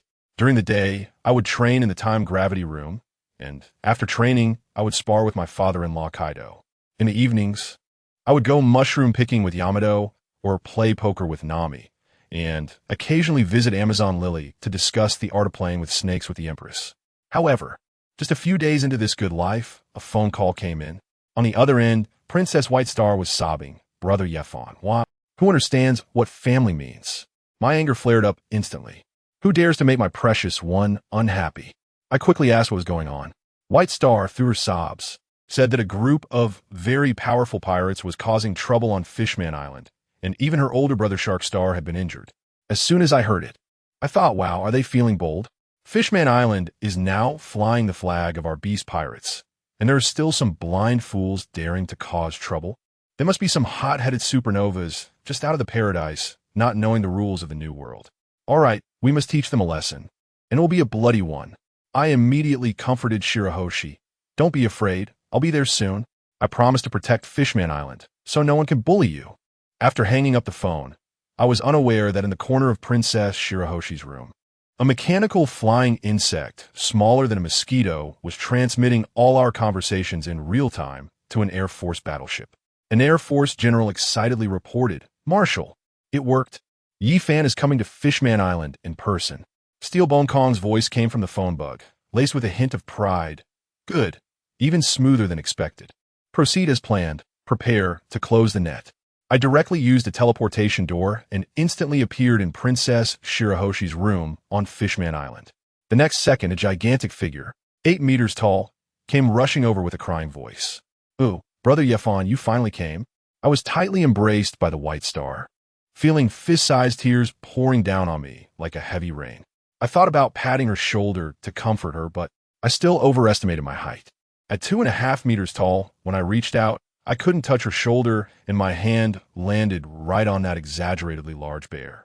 Well, how should I put it? That feeling was incredibly soft, and the elasticity was astonishing. It took me quite a while to calm down this crybaby, and then, with my observation haki sweeping across, I immediately locked onto the group of troublemaking pirates. They were robbing a passing merchant ship. With a flash of lightning, I had already appeared on the ship. After this period of training, my Thunderfruit and Purple Dragon Fruit had both awakened, allowing me to move in the deep sea as easily as on land. At this moment, the merchant ship was in chaos, with several pirates having already killed the guards on board. However, I didn't act immediately because my observation haki suddenly gave me an extremely strong warning of danger. I immediately activated my white eyes and kaleidoscope Sharingan, scanning the surrounding sea area for several kilometers, but found nothing. This is strange. How could someone evade my haki perception and also avoid my eyes? It's not scientific. I squinted my eyes, observing the few clowns in front of me. Their strength was decent. Among them, 2 definitely had bounties over 100 million, making them solid supernova-level pirates in the first half of the Grand Line. The remaining pirates were significantly weaker, but at least they were worth several million berries, not inferior to the pirate dragon from the slave village of Oranges. Yi Fan did not rush to take action. Instead, he watched as these pirates killed everyone on the ship. From their methods, it was clear that they were just regular pirates. Clearly, their coordination was already very tacit.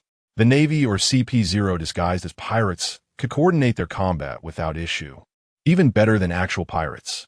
When CP0 interrogated crew members about the location of treasures, they would be more professional than pirates.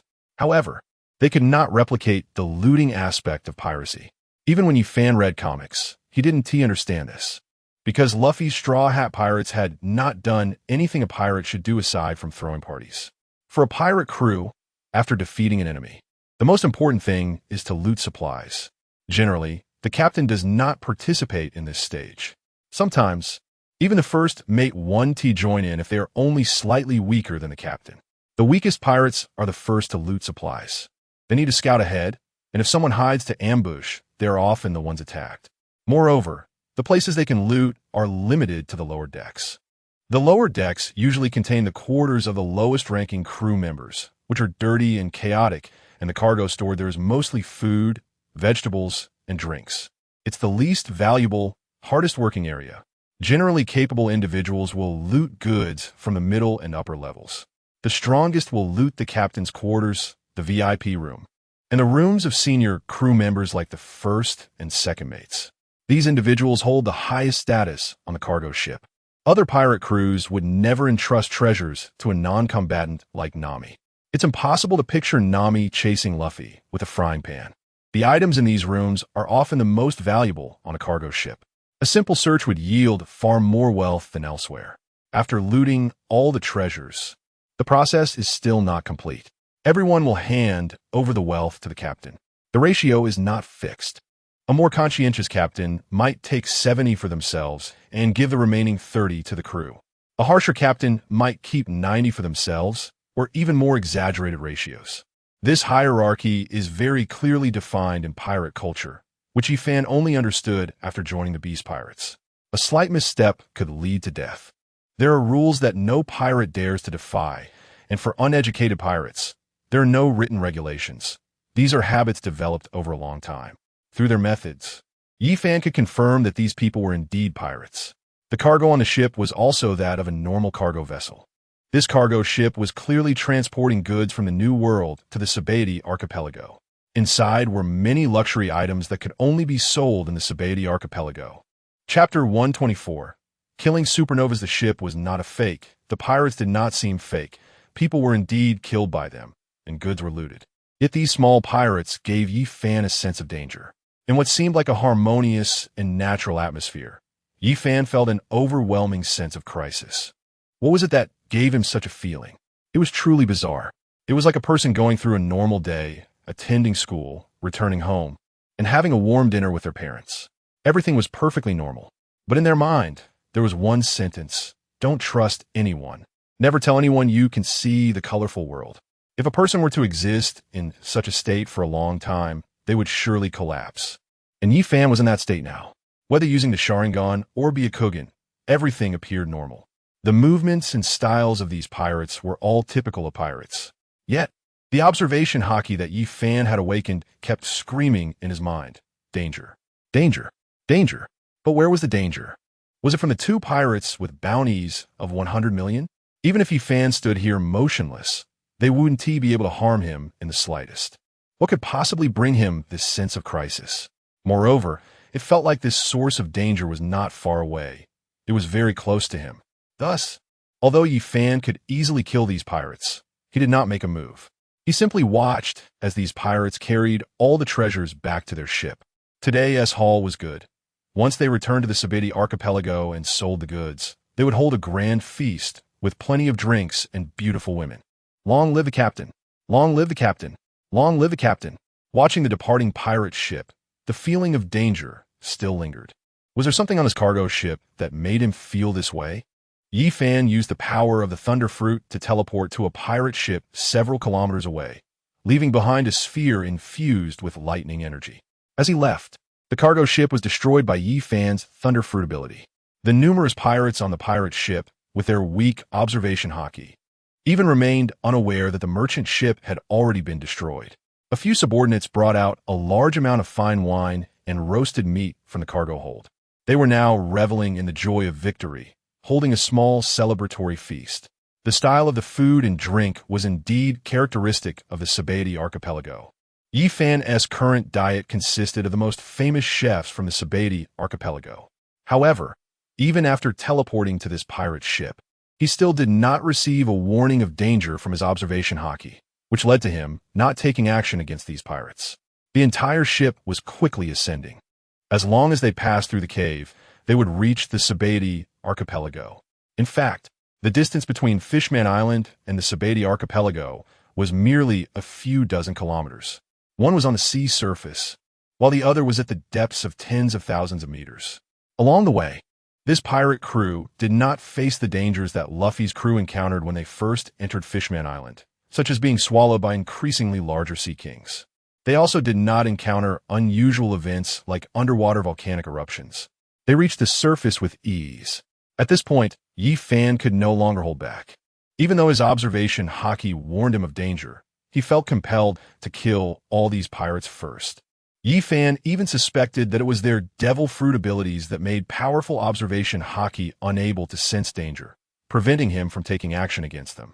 Moreover, who was Yi Fan? He was already a quasi-emperor level powerhouse.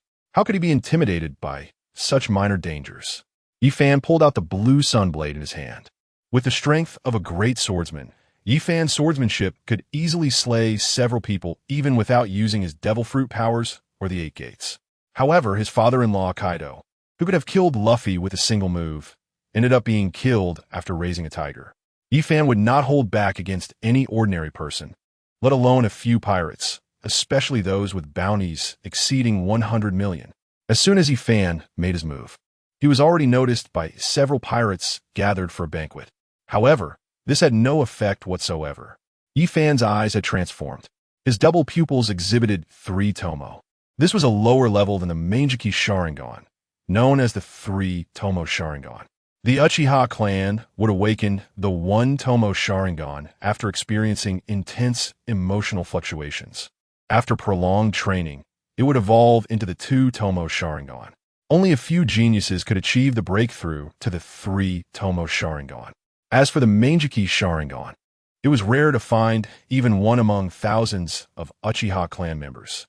In the Naruto world, the 3 Tomo Sharingan could already contend with elite J-Nin, and only very powerful J-Nin could match it, aside from the terrifying ocular techniques. The greatest utility of the 3 Tomo Sharingan was the ability to easily see through all of the enemy's moves and quickly learn and imitate their jutsu.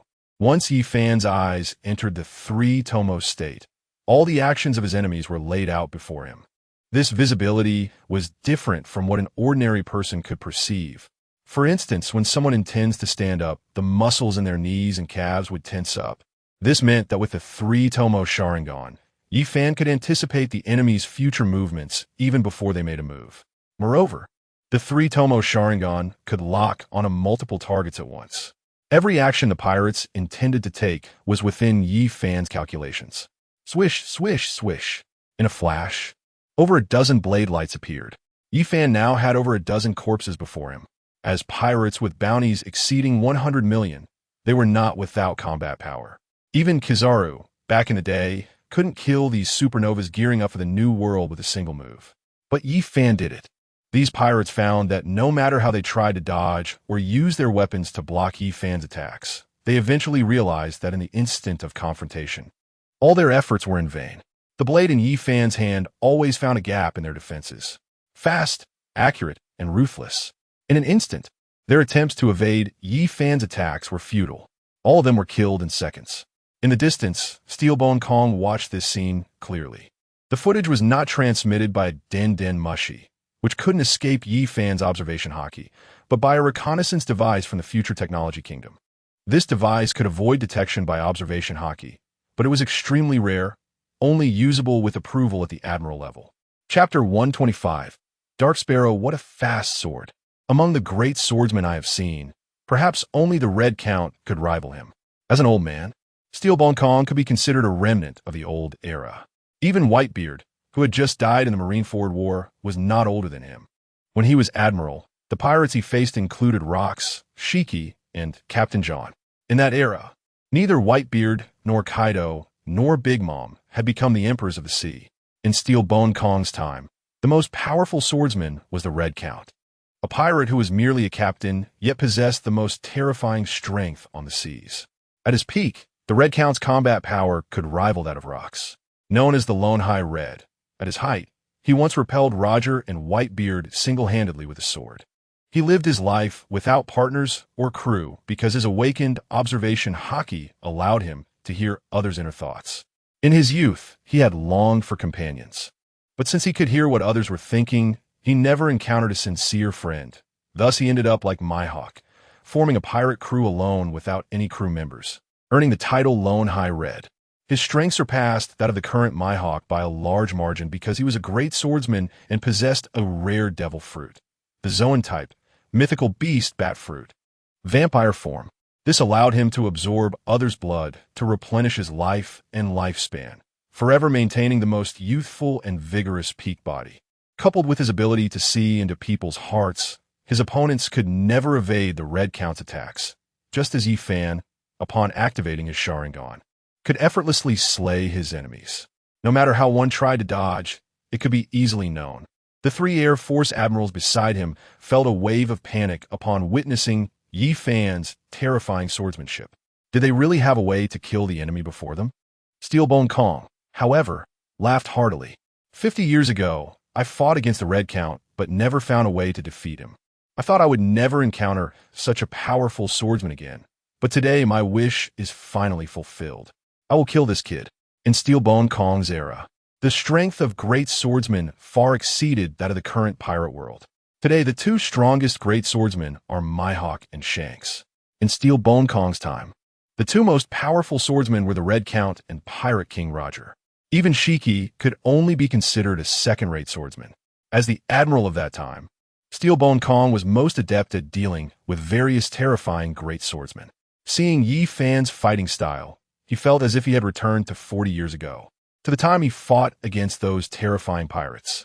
Yi Fan's observation haki crisis warning grew increasingly severe. His other eye, the left white eye, and the right Sharingan desperately observed the surroundings. Crack! Several sea prism stone shackles had already been placed on him. Before Yi Fan's eyes appeared a modified human with several octopus arms. But it only appeared for less than a second in front of him. It was a giant modified human standing 3 meters tall with 8 tentacles. Just as it attacked him, it appeared and then vanished. The sea prism stone shackles on his body made him feel a sense of weakness.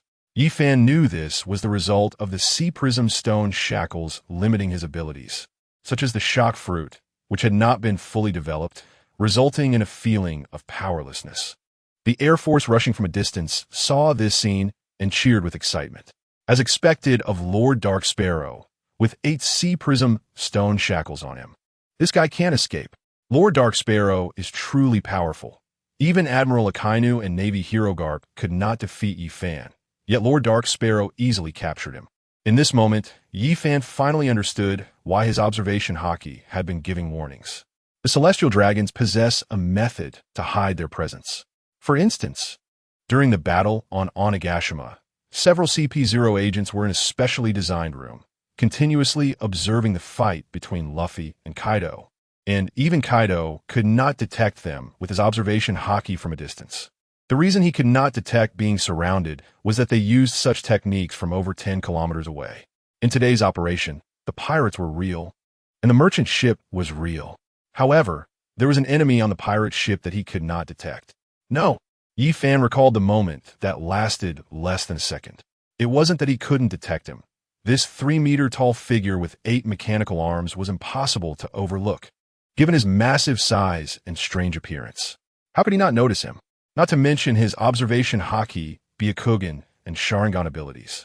Even a person with severe myopia could see this giant on the pirate ship. He wasn't hidden from view.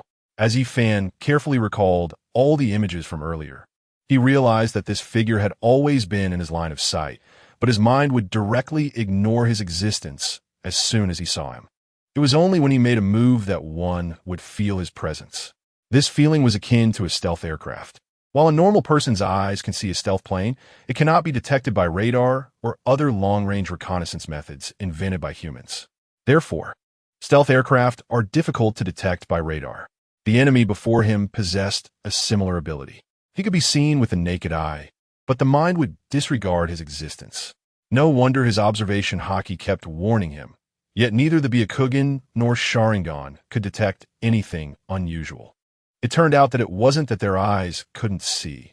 Rather, upon seeing him, their brains ignored his existence. What a remarkable fruit ability. Yi Fan wished he could possess such a power. At this moment, he understood Blackbeard. The dark fruit was incredibly important. The desired abilities could be directly extracted. This ability to disregard others was far more powerful than invisibility. Invisibility could still be detected by observation haki, Byakugan, and other abilities. This fruit, however, could not even be detected by himself. As he looked at the approaching Air Force, he did not expect them to discover so quickly that he had stolen from the treasure room. Were these Air Forces much better than those useless land forces? Yet Yi Fan was not the least bit flustered. He was not afraid of the Air Force. Their strength was nowhere near that of the Navy admirals. To think they could kill him with such a petty trick using 3 Air Force admirals was naive. However, when Yi Fan saw the tall, muscular man with a stern face standing at the center of the approaching warships, he finally understood the source of his danger. The Supreme Commander of the 3 armies. Steel Bone Kong. Chapter 126. Steel Bone Kong arrives. Steel Bone Kong, the strongest Navy officer 40 years ago, the former Navy admiral, commanded the defeat of the Rocks pirates and personally executed Pirate King Roger, becoming the Supreme Commander of the 3 armies. In this sea, apart from his celestial dragon's 5 elders, he is the highest-ranking man. It's quite rare, Supreme Commander Steelbone Kong, a figure like you personally coming to deal with me. And even sending someone with the Paramecia type ignore fruit ability to ambush me with such despicable means truly disappoints me. Although Yi Fan was shackled with 8 sea prism stone cuffs, he remained completely unfazed. The 8 cuffs restrained his neck, hands, feet, and waist, leaving him with virtually no joints to move. It's worth noting that, not to mention Fire Fist Ace, even 2 years later when Luffy and he killed Kid, their fruit abilities were about to awaken. Yet they were easily controlled by a single Sea Prism stone cuff. Now, Yi Fan had 8 Sea Prism stone cuffs on him, yet he was still unfazed. Steelbone Kong, however, showed no signs of anger. Anyone daring to ambush the Valley of the Gods deserves to be executed by any means necessary. Yi Fan, but relying on such ambush tactics is really of no use. Crack! The 8 Sea Prism stone cuffs on Yi Fan were simultaneously shattered by him. Yi Fan was not just a fruit ability user. With the skills from the Myriad Worlds, Mei Pu Lu's defense allowed him to negate the power-limiting effects of the Sea Prism stone on his body. The 8 gates of Duanjia and cells from Senju Hashirama granted him immense power, easily destroying the Sea Prism stone cuffs. These cuffs, which could easily suppress powerful figures on the sea, had no effect on Yi Fan. The Air Force surrounding Yi Fan collectively gasped in shock. How is this possible? These are Sea Prism stone cuffs, and they were broken so easily. It is only natural for them to be astonished. This situation is akin to Blue Star people witnessing indestructible missiles failing to kill an ordinary person. It's about the same level of surprise they are experiencing now. For centuries in the pirate world, the common knowledge has been that Sea Prism stones can suppress ability users. Yet, Yi Fan so easily broke the Sea Prism stone cuffs, causing their understanding to crumble. Not far away, Steelbone Kong frowned. Even if one is not a fruit ability user, to destroy Sea Prism stone cuffs so easily requires a high level of physical skill. Sea Prism stone is known as the hardest rock in the pirate world and is often used as a tool for imprisoning pirates. This is not only because of the Sea Prism stone's restraining effect on fruit abilities. Not every pirate possesses a devil fruit. For instance, Shanks, one of the 4 emperors, and the former Pirate King Roger were not devil fruit users. The reason the clown Buggy so despises Shanks is that Shanks tricked him into eating the Paramecia-type chop fruit. Back then, it was believed on Roger's ship that those who did not eat devil fruits and were not afraid of seawater could become the strongest pirates. Sea Prism stone cuffs can imprison pirates not only because of their ability to restrain devil fruit powers, but also because of their solidity. Even a pirate with a bounty of 1 billion berries cannot destroy Sea Prism stone cuffs with their own strength. For instance, a pirate of Doflamingo's level. Only those with the strength of an Emperor's Vice like Rayleigh, the Dark King, could achieve such feats. The key point is that Rayleigh is not a devil fruit user. He would not become weak just because he was shackled with Sea Prism stone handcuffs. Yi Fan could actually destroy the Sea Prism stone handcuffs by himself, even in a weakened state. This kind of physical technique is already at the peak of the sea. Even Steelbone Kong showed a surprised expression this time. Then, Steelbone Kong laughed heartily. It's been a long time since I've encountered a powerhouse who could develop physical techniques, swordsmanship, three-color hockey, and fruit abilities to such a terrifying level. The key is that you are too young. At just over 20, even the genius rocks back in the day couldn't do what you're doing at your age, possessing so many terrifying abilities. Today, I must kill you completely. At this moment, Steelbone Kong, like Fujitora a few days ago, harbored a killing intent towards Yi Fan. If Yi Fan knew their thoughts, he would certainly feel wronged. You are really misunderstanding me. I am not a genius at all. Look at that kid Luffy. At the age of 19, he awakened observation hockey, trained armament hockey to flowing cherry, and even awakened the hardest rubber fruit. He is already 25 now, but I've been training for over 30 years. After all, one day in the gravity room is equivalent to a year outside. Luffy learned all these things in just 2.5 years. He is the child of destiny. You outsiders can never know how hard I have worked. I suffered daily under the education of my father-in-law Kaido's club. After more than 30 years of hard training, I have barely mastered the awakening of three-color hockey and gained the strength of a great swordsman, and only awakened the two fruit abilities of the natural type, Thunder Fruit and Mythical Zoan, Fish Fruit, Purple Dragon form. Based on my training speed, I'm only 1/10 of Luffy. You bastards, instead of going to kill Luffy, you use all sorts of schemes against me, who is less than 1/10 of his talent, even using sneak attacks and assassination methods. Is there no justice left in the world to even call me a genius? Yi Fan said, you old man, don't think that just because you became the supreme commander of the three armies, you can boast. Back in your prime, you couldn't defeat Red Count, Rox, or Roger. Why do you think you could defeat me now that you are old and frail? Yi Fan's words hit Steelbone Kong's sore spot. 40 years ago, the sea was much more chaotic than it is now.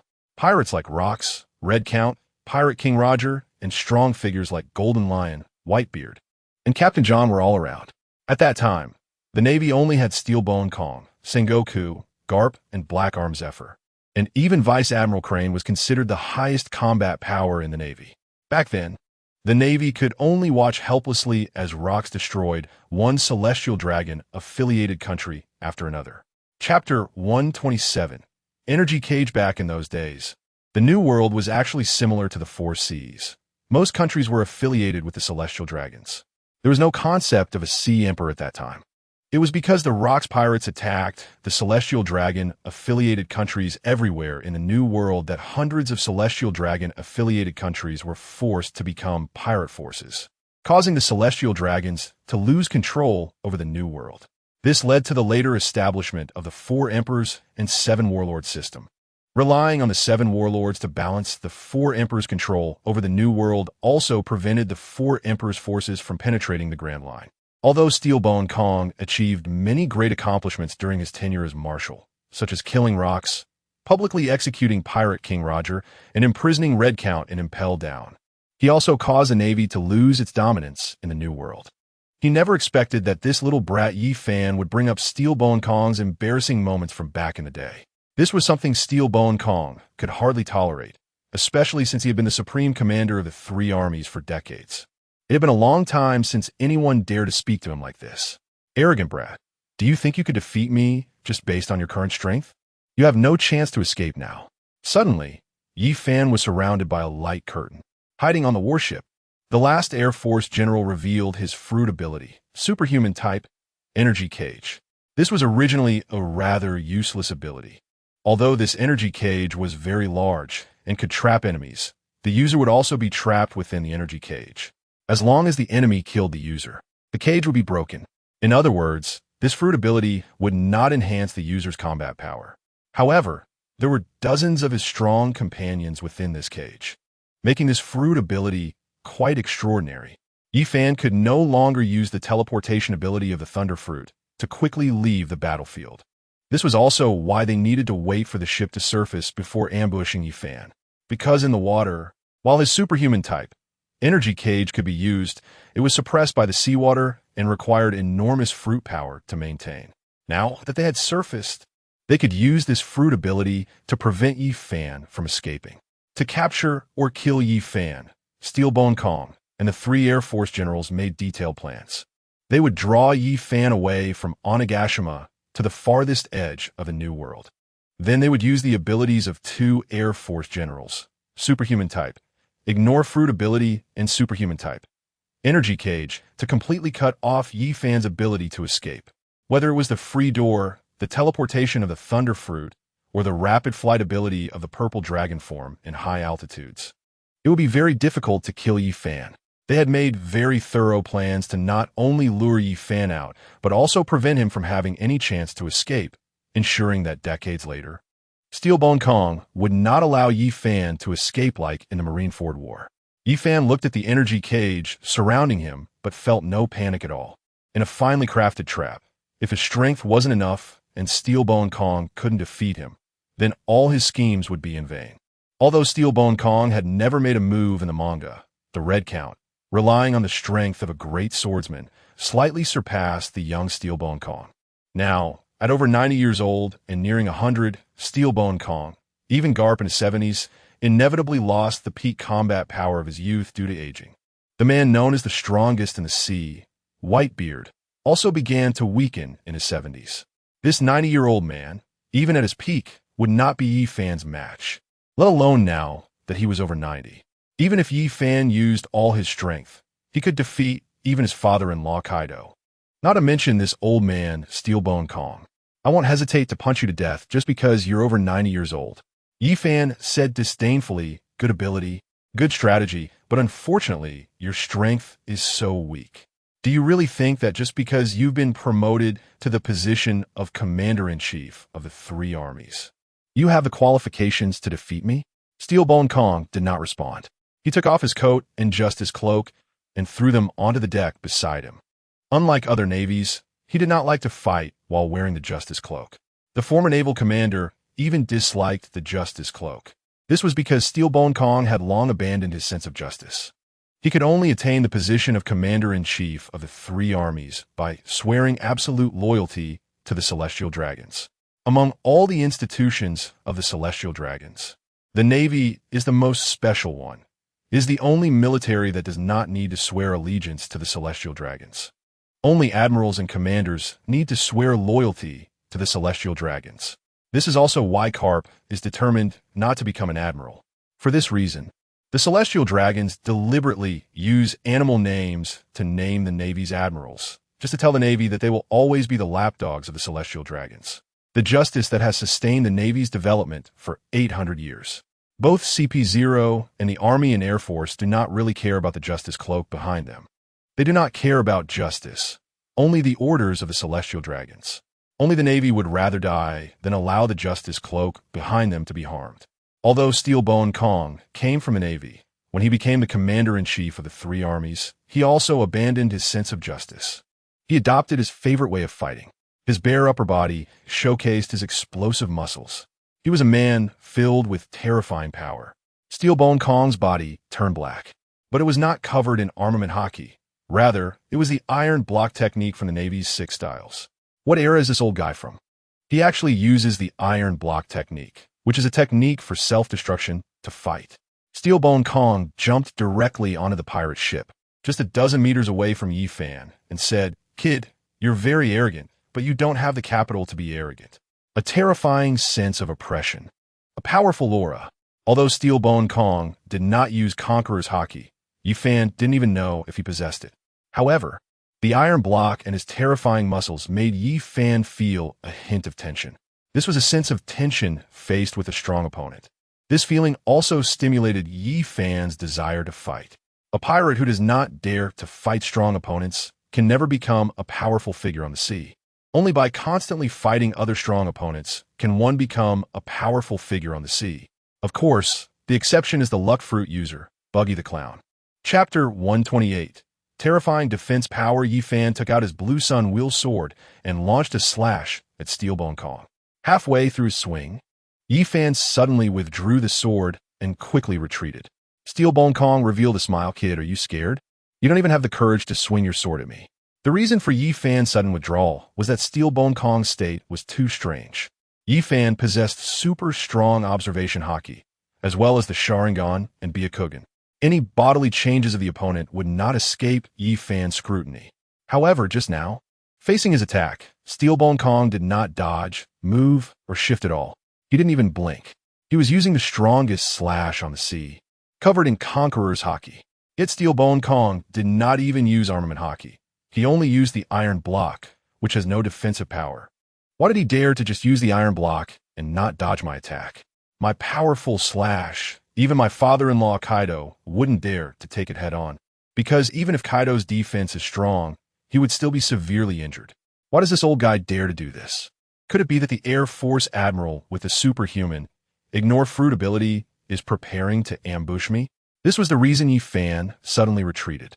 Steelbone Kong is a cunning old fox. Who knows what insidious means he has to deal with me? After retreating, Yi Fan entered Dragon Man form, his surface covered with a layer of purple dragon scales.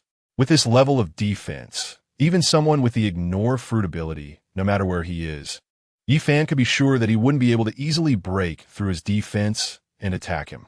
Once again fully prepared, with Momo's 30 times speed, Yi Fan also used the ability of the Momo fruit, a slash that was incredibly fast.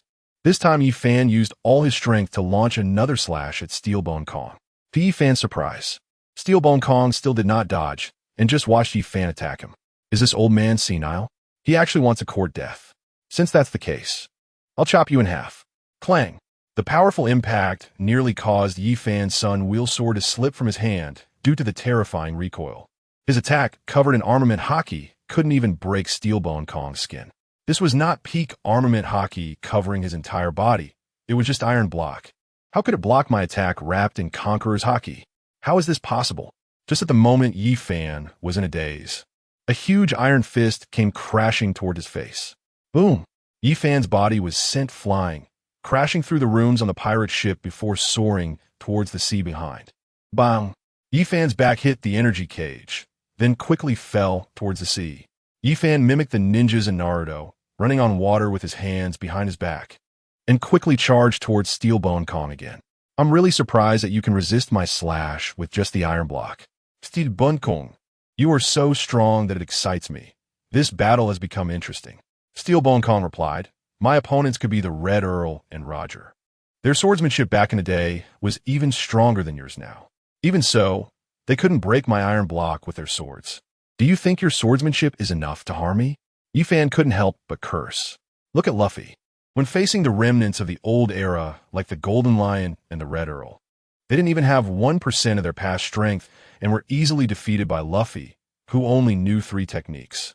And when Luffy encountered allies, he had the powerful Rayleigh, the Dark King, as an ally.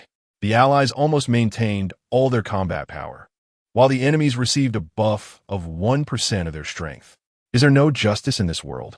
And here I am, facing remnants of the old era. Damn it, how can this Steelbone Kong be even more exaggerated than the combat power from 40 years ago? The enemy I encounter actually has doubled combat power. Comparing people can kill you, and comparing against the Son of Destiny makes it even easier to feel despair. Yi Fan quickly adjusted his mindset. I don't believe it. Yi Fan once again launched a continuous series of slashes at Steelbone Kong. However, this time, Yi Fan wouldn't use all his strength, giving Steelbone Kong a chance to counterattack. Clang, clang, clang echoed the sound of continuous impacts, creating a harsh melody. Boom! Yi Fan was once again sent flying by Steelbone Kong. This guy, Steelbone Kong, didn't make any moves while defending. However, his combat experience was very rich. As long as Yi Fan showed even the slightest flaw, this old guy would quickly launch an attack. Fortunately, Yi Fan's defense was also incredibly strong. Although he had been sent flying twice by Steelbone Kong, he did not sustain any injuries. Yi-Fan was also an immensely powerful meat shield. If it were an ordinary pirate, they would have been killed by Steel Bone Kong's iron fists long ago. Yi-Fan retracted his Nicaran blade and said, "You're quite strong. For remnants of the old era like you, even someone like Whitebeard has become weak due to age and illness. I didn't expect you to still be this powerful. It seems I really underestimated you, Steel Bone Kong." Steel Bone Kong replied, "Those who underestimate me never end well. Whether it's Rox, Roger, or the Red Count, they all died. Yet I remain the strongest person on this sea." Steel Bone Kong was full of confidence and showed no anger despite failing to injure Yi-Fan with his 2 punches. Steel Bone Kong excelled at war of attrition. Unlike Luffy, who only had a few minutes of combat power and needed to eat a lot of meat to continue fighting, Steel Bone Kong's specialty was using his invincible defense, powerful iron fists, and enduring stamina to slowly wear down powerful enemies until they perished. Watching Yi-Fan stop his attack, he sneered, "Kid, are you scared now? It's a pity that in this energy cage, all your escape methods are useless." Yi-Fan replied, "Who said I wanted to escape? Are you sure your stamina is stronger than mine?" Yi-Fan also took off his shirt. With his arms spread wide, a giant ghost face appeared on his back. A slight sound came from behind Yi-Fan. It was General Dark Sparrow, ready to ambush. Seeing the ghost face formed by Yi-Fan's terrifying muscles made him feel a twinge of panic. How could there be someone in this world with such horrifying muscles? Accidentally bumping into a nearby bottle, this seemingly inconspicuous action caught Yi-Fan's attention. Boom! With a punch enveloped in Conqueror's Haki, Yi-Fan struck at the source of the sound. Chapter 129. Real Men Battle One-on-One. A figure was sent flying by Yi-Fan's punch, spitting out blood in midair. After that, Yi-Fan could no longer see the figure. This guy, possessing the superhuman ability to ignore fruit powers, was not killed by Yi-Fan's punch, which he found somewhat regrettable. Yi-Fan said, "Now I finally understand why you don't use your fruit abilities or cover your entire body with Haki. It's because that would consume too much stamina. Of course, you have your own advantages. You only need to use iron blocks to block your enemy's attacks. This is indeed a very stamina-efficient method. I believe that on this sea, almost no one can compete with you in a war of attrition like this. However, today, I just want to compete with you in stamina and endurance." After saying that, Yi-Fan's right, I activated the ability of his Kaleidoscope Sharingan. Winter's Cold Domain. The surface of the sea within the energy cage froze over. He had never really looked into Steel Bone Kong's information because this Grand Marshal was someone who rarely appeared. In over 900 chapters of the manga, he had only appeared a few times. Yi-Fan hadn't asked Kaido about his fruit abilities either. In his era, many powerful figures did not like to eat devil fruits, such as Garp, Zephyr, Roger, and Rayleigh. If there was still seawater nearby and the opponent had no fruit abilities, he would definitely be at a disadvantage. After all, this small pirate ship could not withstand the battle between 2 powerful beings. Therefore, Yi-Fan chose to freeze the surrounding seawater first before preparing to fully compete with Steel Bone Kong. Seeing the scene, Steel Bone Kong said, "You are indeed Rox's evil bloodline, Rox D. Yi-Fan, that must be your full name. Just like the Rox of the past, you possess multiple fruit abilities. When he first appeared on this sea, almost no one could stand against Rox. His various strange fruit abilities could easily deal with other fruit users. Yi-Fan could understand this way of fighting, imagining the main character Luffy, who easily defeated Enel with his rubber powers, or escaped impelled down using candle powers that were immune to poison. Rox had awakened multiple fruit abilities. He could counter others' fruit powers, while others had no way to counter his. He undoubtedly existed as a bug-like character on the sea back then." Steel Bone Kong paused for a moment, seemingly reminiscing about the past. "But do you know how I killed Rox? I teamed up with Roger because Roger, like Garp, was not a fruit user, so he wouldn't be countered by Rox's fruit abilities. His 3-color Haki, while the strongest on the sea, relied too much on his fruit abilities and was still ultimately killed by my schemes. 40 years ago, I killed your father, and now it's your turn. I will completely eradicate the evil bloodline of Rox." Yi-Fan responded, "Sorry to interrupt your daydreaming, but I'm only 25 years old this year. Don't randomly assign me a father. I have no blood relation to Rox." The air suddenly fell silent. After a moment of staring at each other, Steel Bone Kong said, "What you say doesn't matter. After I kill you, I will announce to the world that I have ended the evil bloodline of rocks, just like what happened in O'Hara. They are the children of the devil. All right, that definitely fits the usual style of the celestial dragons. In the pirate world, a nation composed entirely of islands. The celestial dragons could indeed control the channels through which most people received information. If the world bridge were completed, it could even prevent everyone from receiving news from the outside world. This was also one of the celestial dragons' most adept tactics, controlling the dissemination of world information, allowing only those on the islands to see and hear what they wanted them to know. Just like Dragon, whose Freedom Alliance was supposedly liberating slaves, but was portrayed as the world's most heinous criminal. Many children in various countries would be frightened by their parents, saying that Dragon loved to capture and eat disobedient kids. Plus, with the imprint of Old Man Garp's beloved slippers on his face, his bounty could indeed scare innocent children who did not understand the truth. Yifan was not angry. You want to achieve all of this, but the premise is that you must defeat me. Clearly, you can't do it alone. Yifan has also given up using the Sunwheel Blade. The role of swords is to help humans better break through enemy defenses. In ancient times, humans were prey for tigers and lions. But when the first human made a spear from sharpened stick, it took hundreds of thousands of years to eliminate thousands of wild beasts like mammoths and saber-toothed tigers. Some tigers were even killed and turned into pets for humans. But now, relying solely on the sharpness of the Sunwheel Blade, it is unable to inflict any damage on Steelbone Kong. Therefore, Yifan decided not to use weapons and instead engage in a one-on-one duel as a real man. They would compete in the strength of their bodies, the power of their fists, and their physical endurance. Yifan and Steelbone Kong began a very brutal battle. Yifan did not use the 8 gates of Duanjia or the abilities of the Momo fruit. He fought in his human dragon form, using the power of the ghost back, clashing his terrifying muscles against Steelbone Kong. The two had no defenses and no combat techniques. They were simply trying to hit each other with as many punches as possible in the shortest amount of time. In just a few seconds, amidst their frenzied attacks, the pirate ship was reduced to fragments. The two continued to exchange blows on the ice surface. Dozens of Air Force members in the distance were stunned by the sight. Was this the brutal battle of true strongmen on the sea? The two fought like beasts, unaware of defense or retreat, engaging in a savage brawl. The scene was terrifying.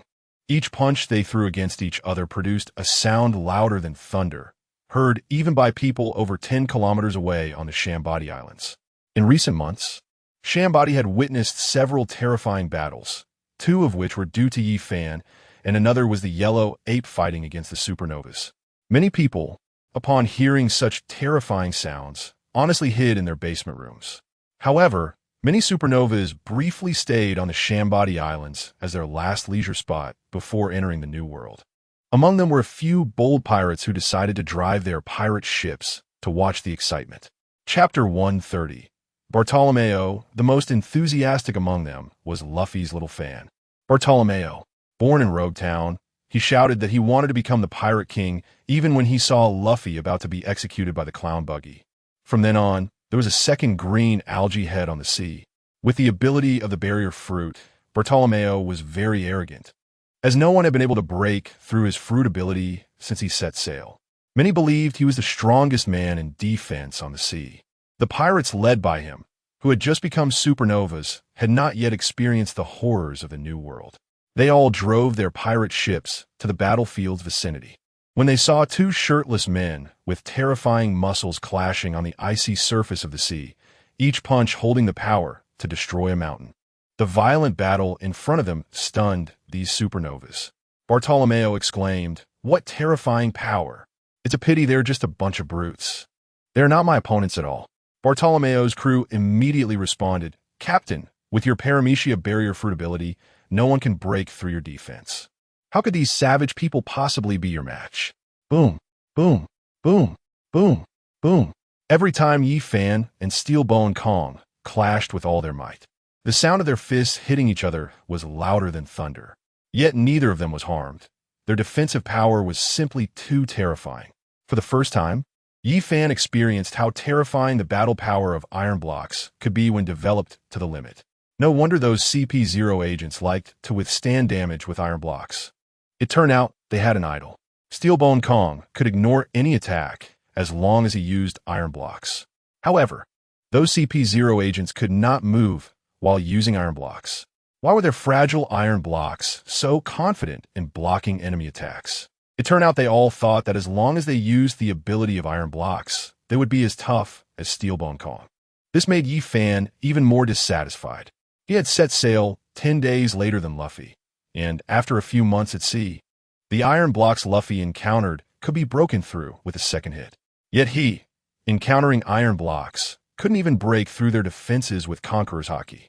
This was akin to Luffy being a level 999 VIP, slicing through bosses like cutting vegetables and mowing down minions like grass. While he was like a player who hadn't even spent $6 on his first recharge. One small monster had a higher health bar than the boss Luffy encountered. When Luffy faced a small boss, he could summon powerful teammates, and the boss wouldn't kill Luffy, giving him free health recovery several times with buffs. And not only was he facing a full-force admiral, but now also encountering the Air Force and Steelbone Kong. Yi Fan even suspected that in the future, when Luffy fought against him, not only would the Navy not help him, but they would become his accomplices, along with the people from the Free Alliance. And the three ancient weapons would surround him together. Him had lived for at least over 800 years. Looking at Steelbone Kong before him, who had not even been around for 100 years, it was evident how terrifying his iron block skills had become after such training. Many believed that him needed Bonnie's fruit ability to restore his youth, which is why he required Akainu to personally capture her and send her to Mariewa. However, based on some details like Bonnie and Sabo teaming up to try to rescue Kuma, Yi Fan suspected that the Big Eater Bonnie might be Kuma's daughter, using this to threaten Kuma into accepting complete transformation experiments, turning him into a battle machine that fully obeyed the celestial dragons without independent thought. This seemed more reasonable. Him had ruled the world for 800 years. How could he only have longevity without resisting aging? As Yi Fan fought against Steelbone Kong, he became increasingly shocked. After 800 years of cultivation, Im, who was the strongest on the sea 800 years ago, must have an incredibly terrifying strength now. He originally thought that his current strength had surpassed Luffy's combat power during the era of the Four Emperors, and that the overthrow of Im's rule should be close. After battling Steelbone Kong, Yi Fan realized he had been too naive. While others were on easy mode, he was on hell mode. The current strength of Steelbone Kong was not even as powerful as Im from 800 years ago.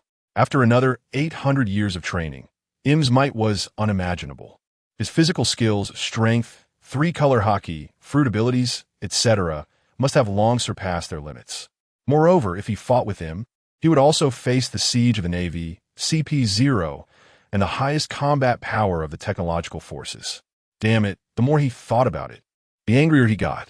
Yi Fan's punching speed increased rapidly, and his attack power grew stronger as he vented his dissatisfaction with Luffy on Steelbone Kong. Suddenly, Yi Fan was once again sent flying by Steelbone Kong. His body crashed into the energy cage. This impact was so fierce that the shape of the energy cage deformed.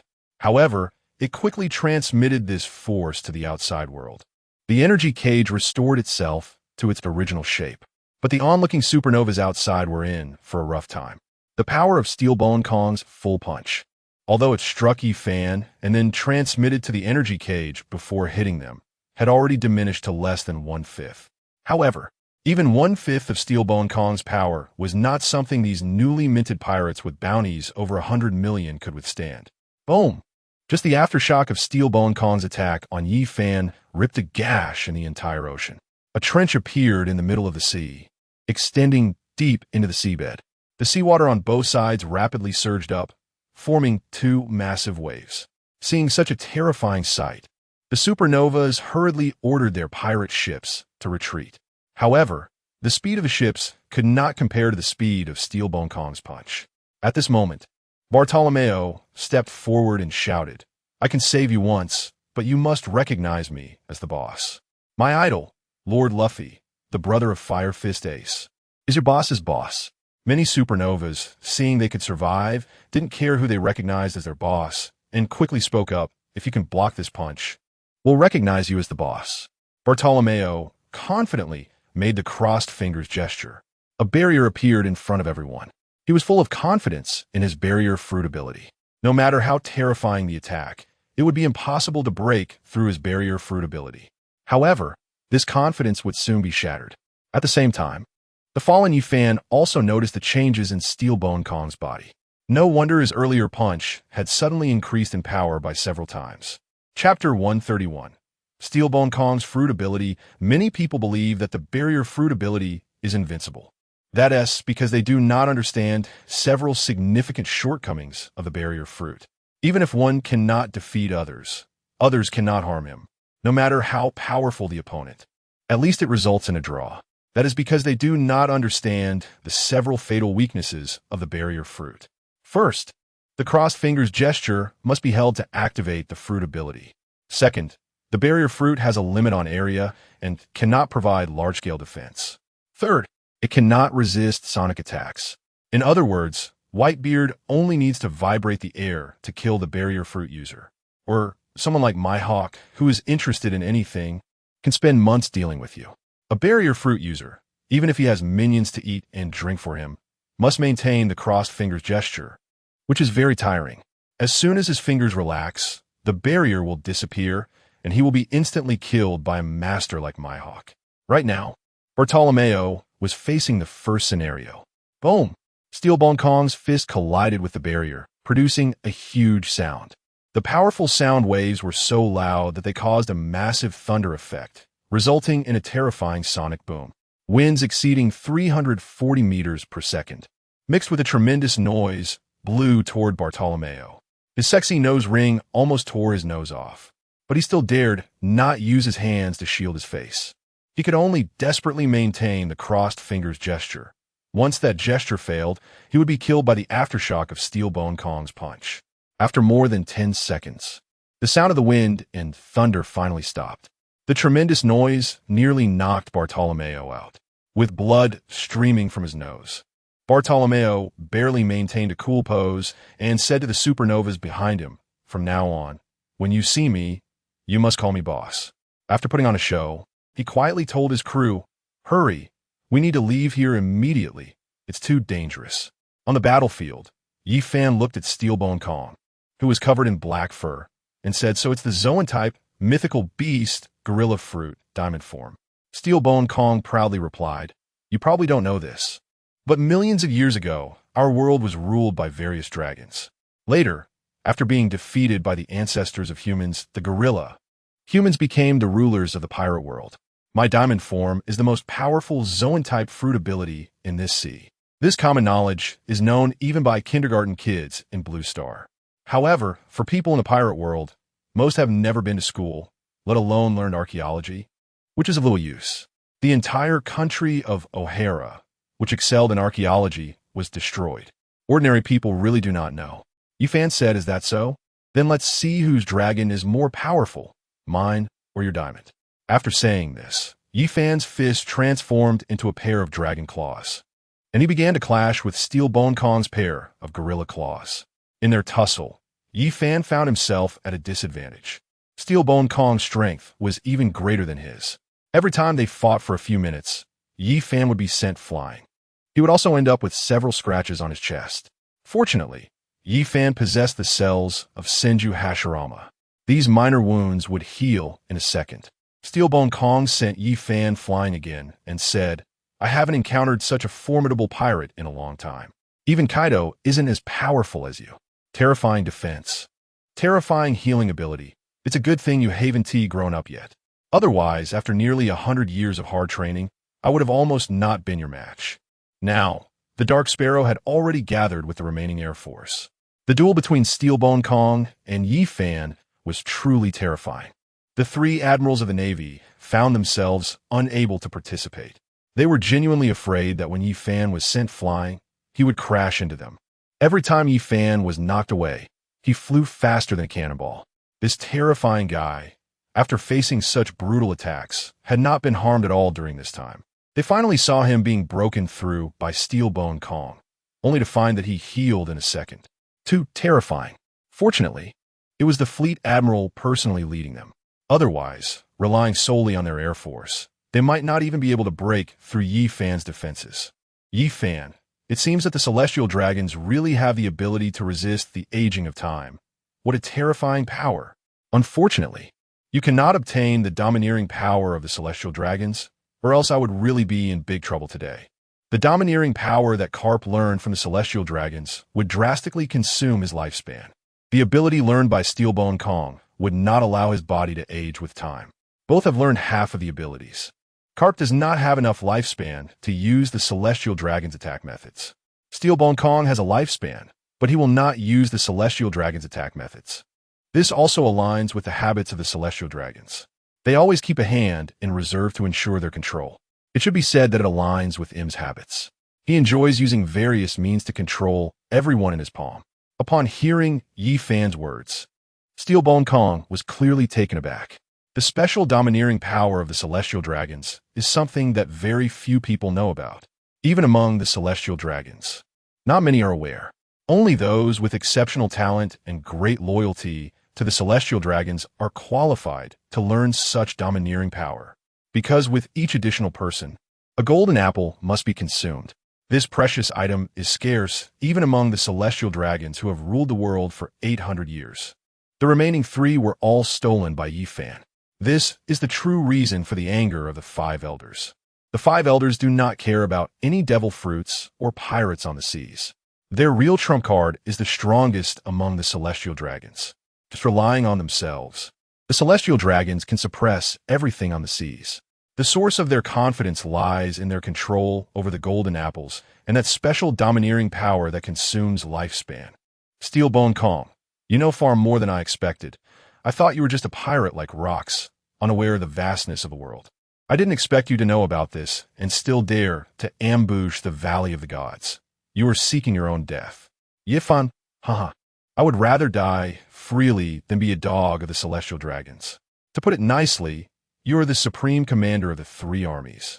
But to put it bluntly, you are just the most obedient dog of the celestial dragons.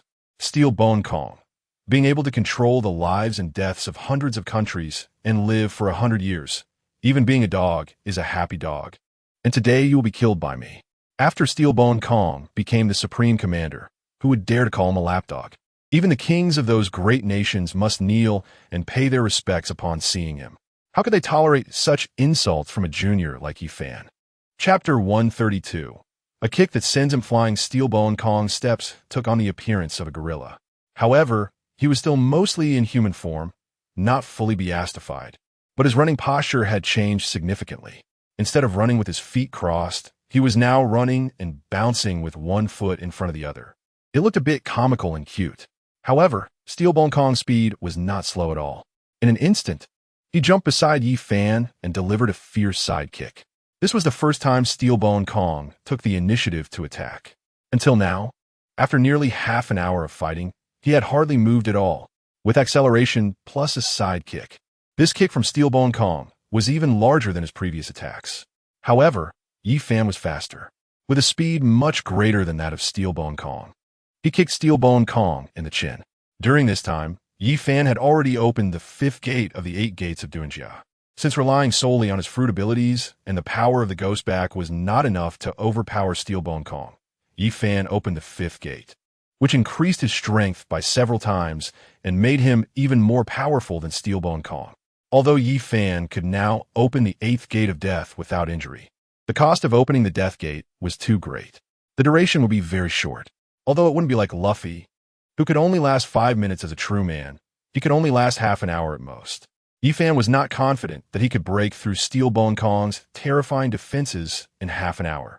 It should be noted that Steelbone Kong had not even used his armament hockey yet. He was just using his hardened body to withstand Yi Fan. Faced with such a powerful enemy, Yi Fan had to use more strength. Thus, he was able to kick Steelbone Kong away, striking first. Moreover, Yi Fan had picked the right angle. The place where Steelbone Kong was kicked to happen to be where the Air Force warships were located. Boom! Steelbone Kong's hard body directly crushed 2 members of the Air Force into pieces. Normally, a regular person would be crushed into a meat pancake. However, the Air Force members were all cyborgs with their bodies reinforced with steel, not weakened. They were crushed into various fragments, with twisted and deformed mechanical parts scattered on the ground. This scene frightened the remaining Air Force members, although Steelbone Kong would not hit them directly when he was sent flying by Yi-Fan. Yi-Fan specifically chose a spot where there were many Air Force members to kick Steelbone Kong towards them. Faced with this situation, the remaining dozens of Air Force members could no longer watch the battle between the two with amusement. They scattered in all directions, trying to avoid being hit again. Seeing this, Steelbone Kong shouted angrily, "Protect the blue tortoise. If Yi-Fan escapes, you will all die." The 5 elders had issued a death order.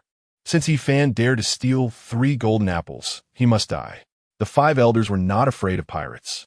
That was because no matter how powerful a pirate was, they only enjoyed glory for a few decades at most, whether it was Pirate King Roger or Whitebeard.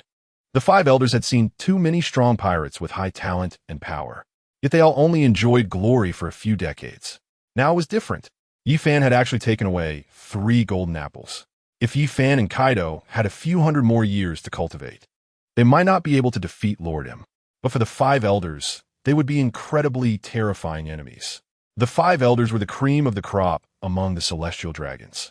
As descendants of the 20 kings, their potential was actually very strong, far better than that of ordinary people. For example, Don Quixote Doflamingo, who has awakened his fruit ability. Although he is not as talented as the 4 emperors, he is still a standout among second-rate powerhouses. The 5 elders are the powerful celestial dragons personally chosen by him hundreds of years ago and have been granted golden apples. After hundreds of years of cultivation, the 5 elders possess terrifying power. If Yi-Fan only cultivated for a few decades, and Kaido had at most 10 years left in his prime before aging and declining in combat power, neither Kaido nor Yi-Fan could pose a threat to the 5 elders. But now that they had consumed the golden apples, it was no longer certain. Now, if they do not kill him, more than 100 years later, if the 5 elders personally intervene, they probably won't be a match for Yi-Fan and Kaido.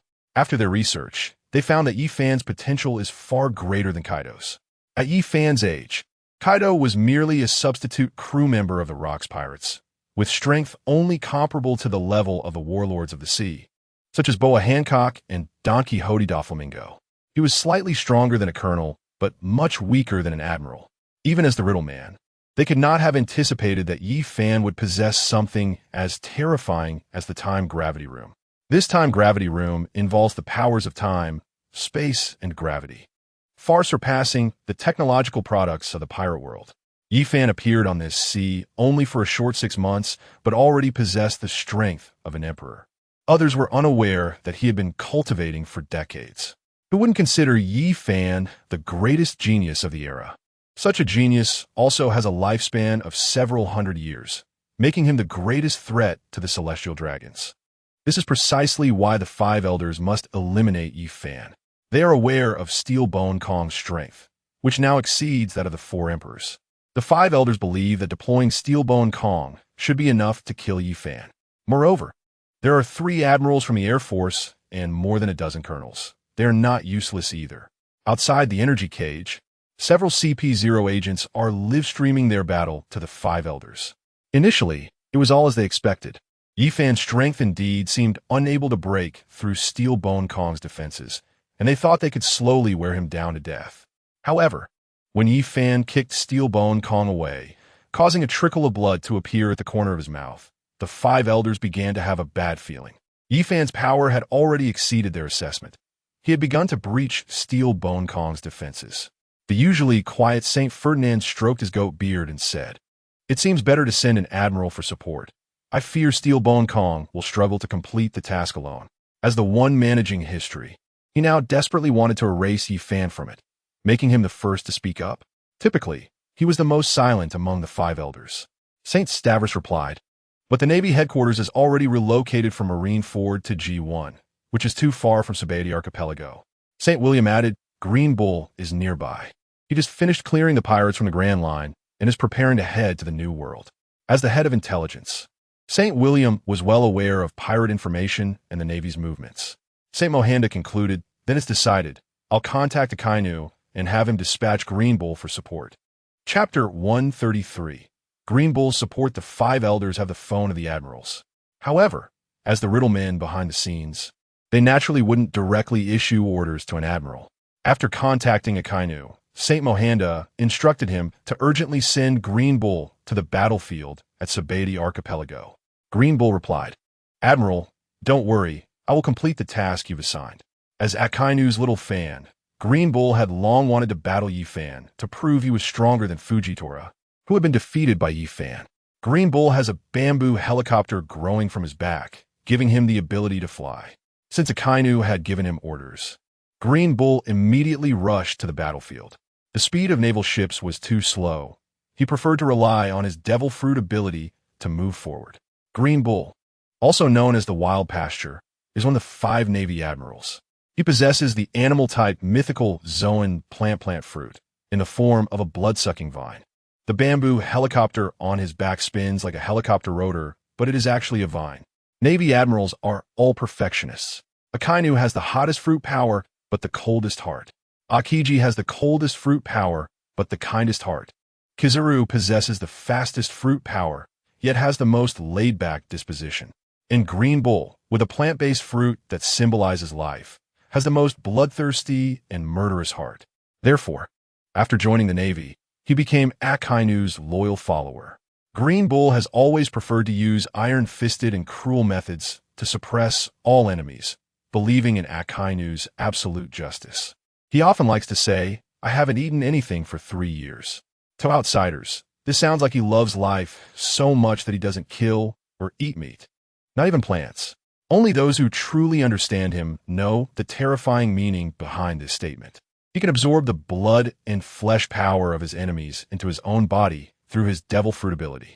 When Green Bull says he hasn't eaten for 3 years, he is actually saying that for the past 3 years, he has been engaged in frenzied slaughter every day. Green Bull's killing spree is even more extreme than Akainu's. Sometimes, Akainu might compromise due to the strength of his enemies, such as when he gave Shanks some face during the Marineford War. But Green Bull is different. He is a very crazy person who needs to kill frantically every day, replacing meals and water with slaughter. Green Bull's emergence also represents a split within the Navy. Akainu's absolute justice is not in agreement with the Dove faction represented by Akiji, Fujitora, and others, even though they can still understand and communicate with each other. However, Green Bull's killing justice is completely opposite to the ideals of kind-hearted individuals like Akiji, Fujitora, and Peach Rabbit. Their contradictions are irreconcilable. Akainu has no choice. If he does not accept Green Bull as his subordinate, it implies that the Hawk faction has no admirals at all, although he currently controls many Navy colonels. Having Green Bull as a subordinate would mean that the Hawk and Dove factions would be in full-scale conflict. Akainu can only say that being an admiral is very tough for him. During every high-level Navy meeting, even a small position like the Deputy Chief of Logistics can lead to fierce competition between the Hawk and Dove factions. In just a month, all Navy personnel were forced to choose sides, either join the Hawk faction or the Dove faction. Otherwise, their positions would quickly be replaced with members from the opposing side. Such internal strife has caused Akainu, the newly appointed admiral, to hold daily meetings dealing with personnel matters he previously did not care about, which has made his scalp tingle. However, he is quite confident in Green Bull's strength. Although Green Bull's personality does not resemble that of a Navy admiral, his combat power is exceptionally strong. Letting Green Bull fight Yi Fan would be beneficial. If he loses, it would temper his sharpness. If he wins, it would prove that Green Bull is stronger than Fujitora, and his Hawk faction would become even more powerful.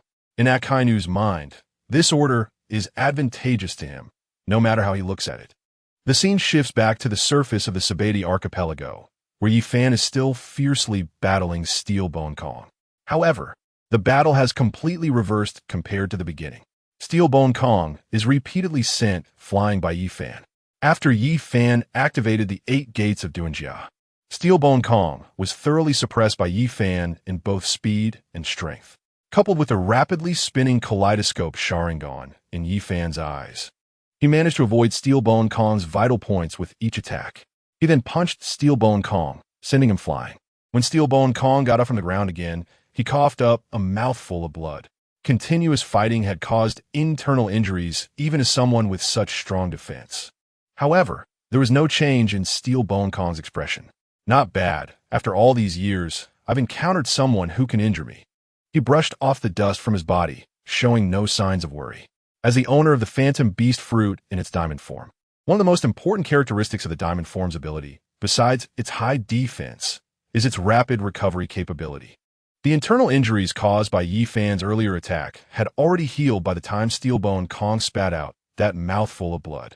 Yi Fan was able to see all of this with his Byakugan. What a terrifying recovery ability. Although it's slightly inferior to the Senju Hashirama cells in my body, it would still take a long time to kill Steelbone Kong. Yi Fan decided not to continue the fight any longer. If the Celestial Dragons sent more reinforcements, or if the 5 elders came down directly from the Red Line, he would be in danger.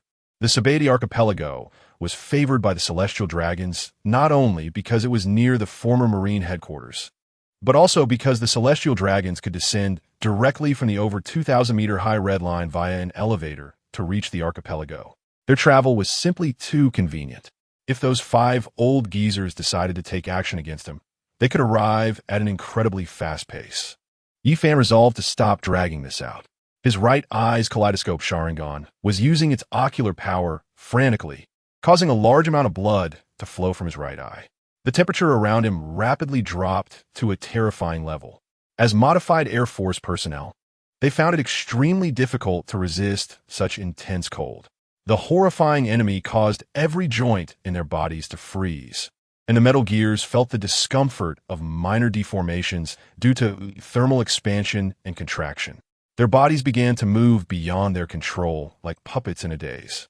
Seeing Yi Fan preparing to attack the Air Force, it was clear that he no longer wished to fight. Steelbone Kong rushed toward Yi Fan at high speed. "You little brat, don't think about escaping." Chapter 134, Pure Land. Steelbone Kong knew que fan est simple intention. Yi Fan wanted to kill the energy cage user and was preparing to exit the battlefield. Although Steelbone Kong had incredible defense, he was not skilled in aerial combat. He was more like a heavily armored tank rather than an agile fighter jet. Steelbone Kong rushed toward Yi Fan quickly, intending to stop him from killing Admiral Blue Turtle and escaping from the energy cage. Steelbone Kong immediately charged at Yi Fan, wanted to prevent him from continuing to use his ocular techniques. This time, Yi Fan did not dodge. He had to exert all his strength to use his ocular techniques. Just as Steelbone Kong was about to punch Yi Fan's body suddenly emitted a blue glow. His eyes transformed into kaleidoscope Sharingan. He activated Susanoo, a massive giant composed entirely of blue energy enveloping Yi Fan. Steelbone Kong's attack could not break through Susanoo's defenses. Although it was Yi Fan's first time using Susanoo in the external world, it was already a complete form, not just a skeletal version like those of beginners. Adorned in full armor with 2 katanas at his waist, Yi Fan had developed a high level of proficiency with his kaleidoscope Sharingan due to his strong physical capabilities. Now, blood was streaming from his eyes, while the Senju Hashirama cells in his body were rapidly healing. If it were an ordinary person, even Uchiha Itachi would risk blindness from such injuries, but Yi Fan's powerful recovery ability alleviated that concern. Susanoo drew its katana and struck at Steelbone Kong. Seeing such a bizarre energy entity, Steelbone Kong chose to evade. The sight of the giant blue energy body, S-Warrior, gave him a sense of danger. How many terrifying fruit abilities did Yi Fan possess? Even the Celestial Dragons, who had ruled the world for 800 years, were very familiar with various devil fruit abilities. However, there is still no detailed information on several of Yi Fan's abilities, such as the Free Gate and the 8 Gates of Duanjia. After reviewing all records of devil fruits over the past 800 years, they had not found any similar abilities. Unexpectedly, Yi Fan had now revealed another terrifying ability in the form of a giant made of blue energy, a power that had never appeared before. This Yi Fan was hiding too many secrets that even the Celestial Dragons were unaware of. He absolutely could not be allowed to escape. For the first time, Steelbone Kong displayed his strongest attack form. He transformed into a giant gorilla about 80 meters tall. This appearance resembled something from a sci-fi movie on Blue Planet. But Steelbone Kong's beastly form was even more ferocious than that seen in films. The claws on his forepaws measured 1.5 meters long. No longer defending against Susanoo's dual sword slashes, he desperately used his claws to continuously batter Susanoo's abdomen, where Yi Fan was located. Pure Land. Yi Fan's left I bled profusely again. This was the ocular power of the left eye's kaleidoscope Sharingan, a powerful illusion. Unlike Kodoamatsukami, which could permanently control a person without them being aware, Pure Land was a large-scale illusion with a very short duration. Yi Fan could only maintain it for 3 seconds. However, this illusion was incredibly powerful, unlike Uchiha Itachi's, which trapped people within a constructed environment. Admiral Blue Turtle's body was suddenly struck by hundreds of weapons. After falling under the influence of Pure Land, they mistook Admiral Blue Turtle for Yi Fan. In just 3 seconds, that was enough for them to unleash all the weapons from their modified bodies. Admiral Blue Turtle was hit by these hundreds of weapons fired by the modified Air Force personnel of the rank of Major and Brigadier General. With Admiral Blue Turtle's death, the massive energy cage surrounding the entire battlefield was instantly destroyed. Yi Fan retracted Susanoo and activated the Thunder Fruit's ability, appearing instantly at an altitude of over 1,000 meters. Steel Bone Kong looked forward to their next encounter, but for today, it ended here. With that, Yi Fan transformed into a giant dragon and flew toward the distant horizon. Steel Bone Kong did not pursue. Whether it's the speed of the Thunder Fruit's teleportation or the flight speed in the purple dragon form, they are both beyond his reach. Back then, it was precisely because of his lack of speed that he was toyed with by the Flying Red Count. The death of Air Force General Blue Turtle also meant that he would not be able to kill Yi Fan.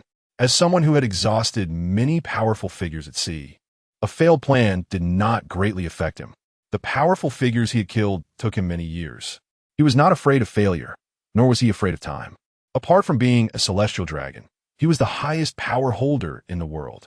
Steel Bone Kong was best at using a large number of subordinates and intelligent strategies to slowly kill powerful figures at sea one by one. Since he had already set his sights on Yi Fan as his target, he believed that one day he would be able to kill Yi Fan. Several kilometers in the air, more than 10 kilometers behind Yi Fan, there was also a figure in green clothing continuing to pursue him. With a disdainful tone, he said, "The Air Force is really useless." 3 generals were dispatched, and there were still many casualties, yet they let Yi Fan escape. This level of strength is not even worthy of carrying our Navy's shoes. The person in green, Blue Bull, received a call from a snail in his pocket. Green Bull, the plan to snip Yi Fan has failed. You do not need to support the Air Force anymore. Return to the Navy headquarters immediately.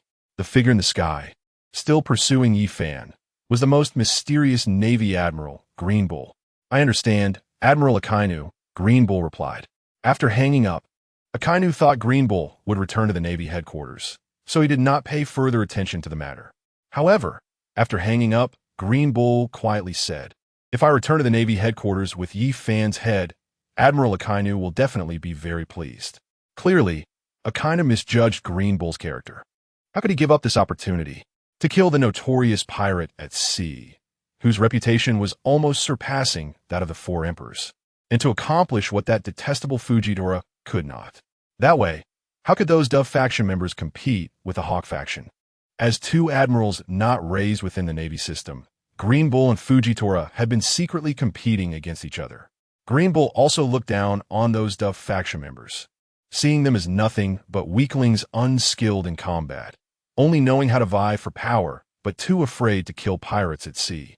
Green Bull could prove today that he was the strongest Navy admiral. Chapter 135. Green Bull's pursuit. Yi Fan's observation hockey had a coverage radius of over 50 kilometers, and he naturally noticed the pursuit from behind. Especially when he discovered through the snail that the pursuer was Navy Admiral Green Bull. It immediately piqued Yi Fan's interest. Before he crossed into the pirate world, Green Bull was the most mysterious admiral. Even his appearance had never been revealed. Only a line stating that he hadn't eaten for 3 years. Besides that, there was no other information. Originally, Yi Fan had planned to casually find an island and return to Onigashima. But seeing Green Bull pursuing him alone, he decided to stay. He wanted to see Green Bull's strength. Plus, Yi Fan was not a goody-two-shoes. If he wanted to kill him, he would not hesitate to take action. Since the Celestial Dragons wanted him dead so badly, then today he would kill a Navy Admiral. Killing one Air Force General and then another Navy Admiral should be enough to intimidate the Celestial Dragons in a short time. Yi Fan felt the world's malice towards him once again. In about 2 years, Luffy would become the new Emperor. The Celestial Dragons, Navy, and others had no plans to do their utmost to eliminate Luffy. Currently, he was just a vice captain of the Beast Pirates, but was already facing the encirclement of the Navy, Air Force, and Steelbone Kong.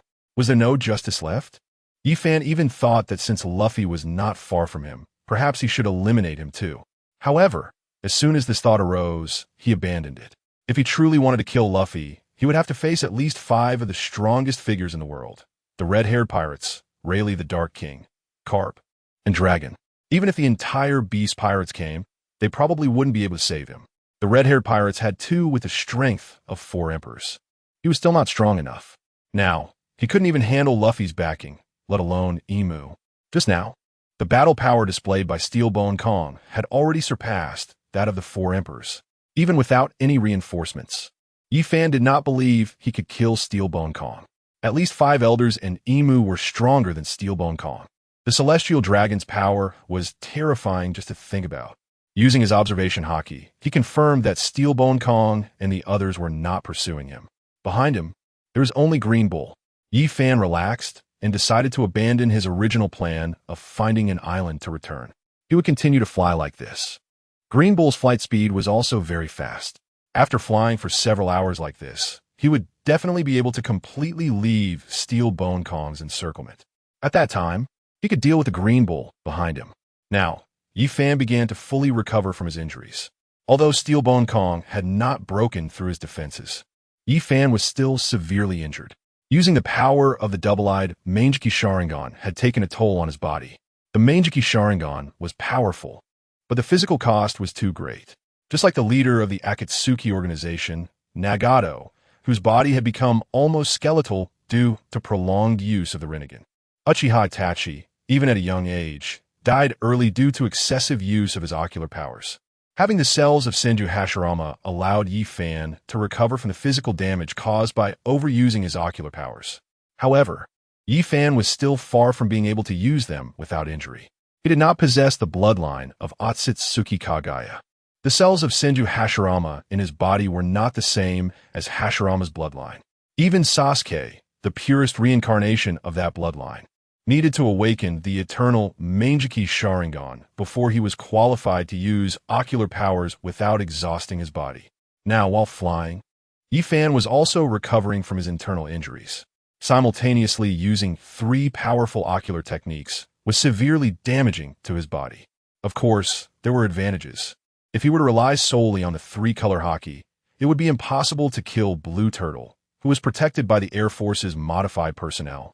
From such a distance under Steelbone Kong's protection, Steelbone Kong would not give him that opportunity. Meanwhile, the Green Bull behind Yifan was feeling quite frustrated. He thought he was the fastest man in the world in terms of flight ability. Kizaru could teleport short distances but still needed to ride on cannonballs for long-distance flights. Yet he, Green Bull, the vines behind him transformed into propellers. He was just like a helicopter. The ability to fly quickly for a long time had always been the pride of Green Bull. But today, it was clear that Green Bull had encountered a rival. The vines behind him had expanded to their limit. The vines were over 10 meters long, and the swirling wind from their rotation had completely messed up his stylish hairstyle. Many strands of hair had been blown away. Yet, he still couldn't close the distance with Yifan. This bastard, not strong in combat, but with such strong evasion skills. When I catch up to you, I will savor your blood. Green Bull revealed a cruel expression.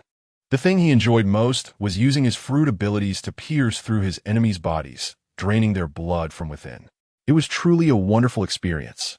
The life, stamina, and strength of his enemies rapidly disappearing, only to become his own power. Looking ahead at the giant dragon that stretched for thousands of meters, what kind of immense power would he gain by sucking a giant dragon dry?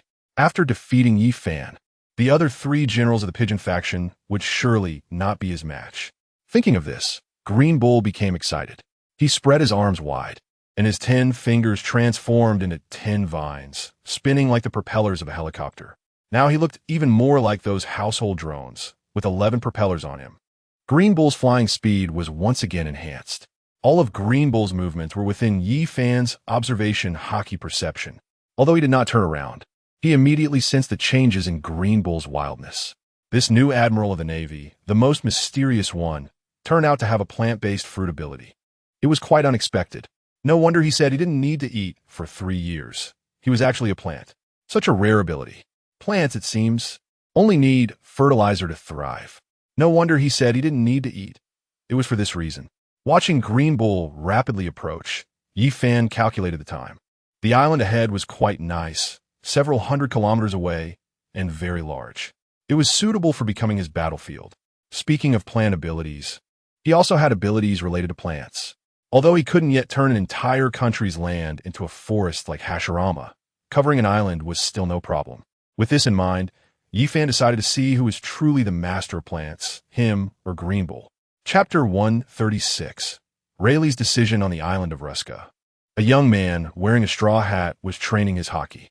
In the distance, an old man with white hair was watching him fight a beast. Ruska Island was a magical place with 48 seasons a year where climate changes occurred almost every week. The island was home to a large number of animals, all towering over 10 meters tall, making it a place where ordinary people could hardly survive. Luffy had just defeated a gigantic dinosaur and was preparing to turn it into delicious roasted meat. At that moment, Rayleigh suddenly appeared beside him. Luffy grinned and said, "Uncle Rayleigh, do you want to eat roasted meat too?" Rayleigh's expression was very tense as he said, "Luffy, don't talk. Some unwanted guests are coming here." After saying that, the Pirate King Rayleigh quickly grabbed Luffy by the back of his neck and found a spot at the edge of Ruska Island for both of them to hide.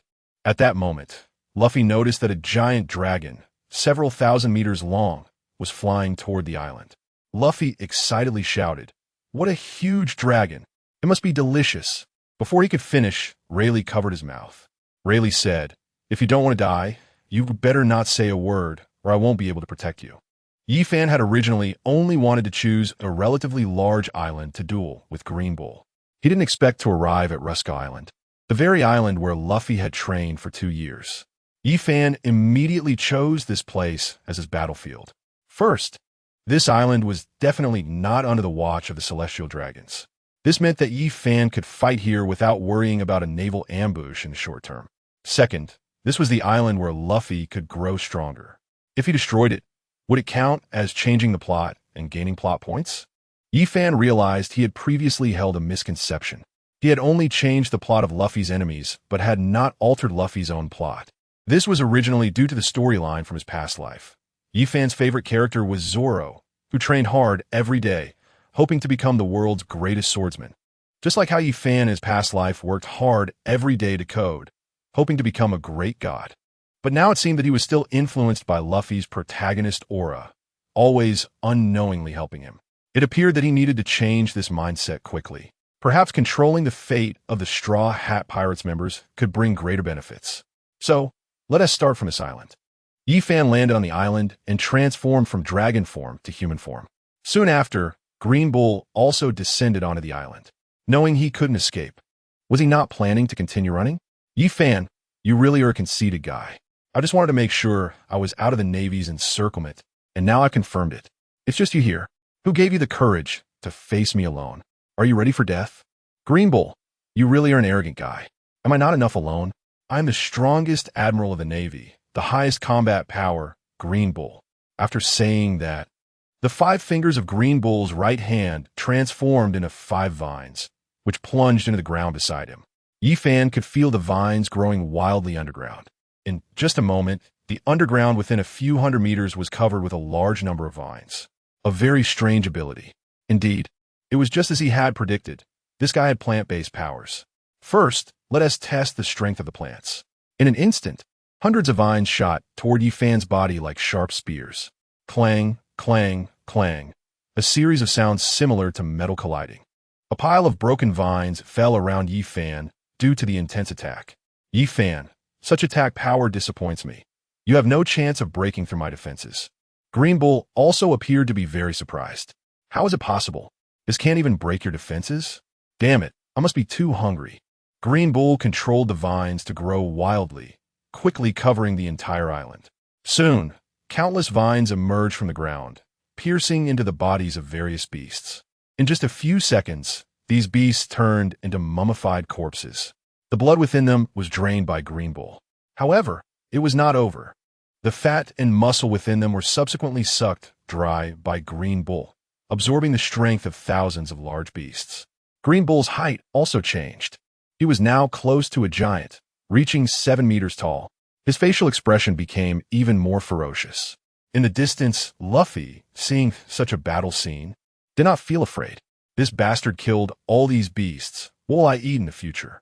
His first thought was food. This island was his paradise of gourmet food, and yet it was all wiped out by the man before him. Instinctively, Luffy wanted to rush over and fight the Admiral Green Bull. He was caught by Rayleigh again, who grabbed him by the neck and flew towards another island in the distance. Although Rayleigh still possessed the strength of an admiral for a short time, he was already very old. If it weren't for Kizaru holding back and not fighting him with full force, he would have inevitably lost in the battle against the admiral. His aging body could only hold up for about half an hour to still have the ability to fight an admiral at full strength. The two people before him were not his opponents. For Rayleigh, as remnants of the old era, the most important task was to protect Luffy. The gum-gum fruit is no ordinary fruit. It chooses its own master, rather than being consumed by others.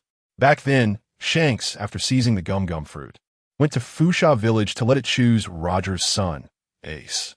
However, unexpectedly, it was eaten by Luffy. Since then, the members of Roger's pirate crew have been secretly guiding Luffy's actions. For example, Shanks personally told him how wonderful it is to be a pirate, sacrificing an arm for it. Laboon, the whale, guarded by Rayleigh in Sabeti Archipelago, was also guiding the user of the gum-gum fruit in finding the path to the historical texts. In fact, if it weren't for their guidance, Luffy's sailing route over the past 5 or 6 months would not have uncovered so many historical texts in just half a year. Not even in decades, or even hundreds of years, could he have found as many historical texts. Roger's observation haki allowed him to hear the voices of all things, enabling him to locate historical texts, which took him many years to find. Big Mom and Kaido have been ruling as the 4 emperors for over 20 years, and they have only managed to find one piece of red historical text. Without the secret guidance of former members of Roger's pirate crew, how could Luffy, with his simple-mindedness, find 3 pieces of red historical text and over a dozen pieces of historical data in just about half a year on the sea? Chapter 137. The Naval Headquarters meeting takes a shocking turn. Rayleigh quickly took Luffy away from the battlefield. For him, ensuring the safety of the person personally chosen by the sun god Nika was the most important task. The outcome between Yefon and Green Bull was not something they were willing to accept. A large number of newsbirds appeared over the sea near Sabeti Archipelago. The battle between Steelbone Kong and Yefon had just been captured by them. They initially thought this battle was over, with Yefon defeating Steelbone Kong and the mysterious Air Force. However, unexpectedly, the latest Admiral Green Bull was pursuing Yefon alone. Another battle was about to unfold. The most mysterious Admiral Green Bull was going up against Yefon. Morgans, of course, would not miss such a major news event. He immediately issued orders for hundreds of newsbirds near Sabeti Archipelago to search for the battlefield between Green Bull and Yefon, not just because of the rare high-level confrontation, but more importantly, Morgans was very eager to know what Green Bull's abilities were.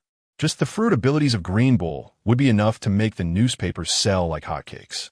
However, Morgans did not want to earn only a single newspaper's worth from 2 major events. The printing houses hidden in various countries were frantically printing newspapers. Yefon defeating the commander-in-chief of the 3 armies and killing the mysterious Air Force admiral was news enough to raise the newspaper's price. A newspaper that usually cost 100 berries was raised to 500 berries by Morgans today. He believed many people would still buy it. Steelbone Kong was the highest official under the Celestial Dragons and hadn't personally taken action in decades, so everyone was curious about his current strength. And the mysterious Air Force Admiral, what fruit abilities do they have, and how strong are they in battle? Each detail was a hot selling point.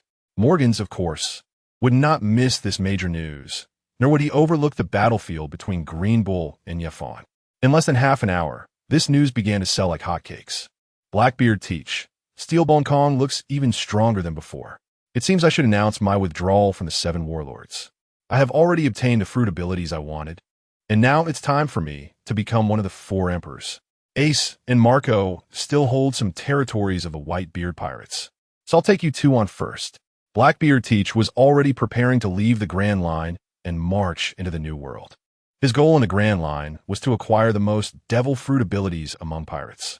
In contrast, in the New World, those pirates focused more on cultivating haki, and those guys all had the shadow of the four emperors behind them. Blackbeard Teach, being a very patient person, would not actively head to the New World without the strength to fight the four emperors.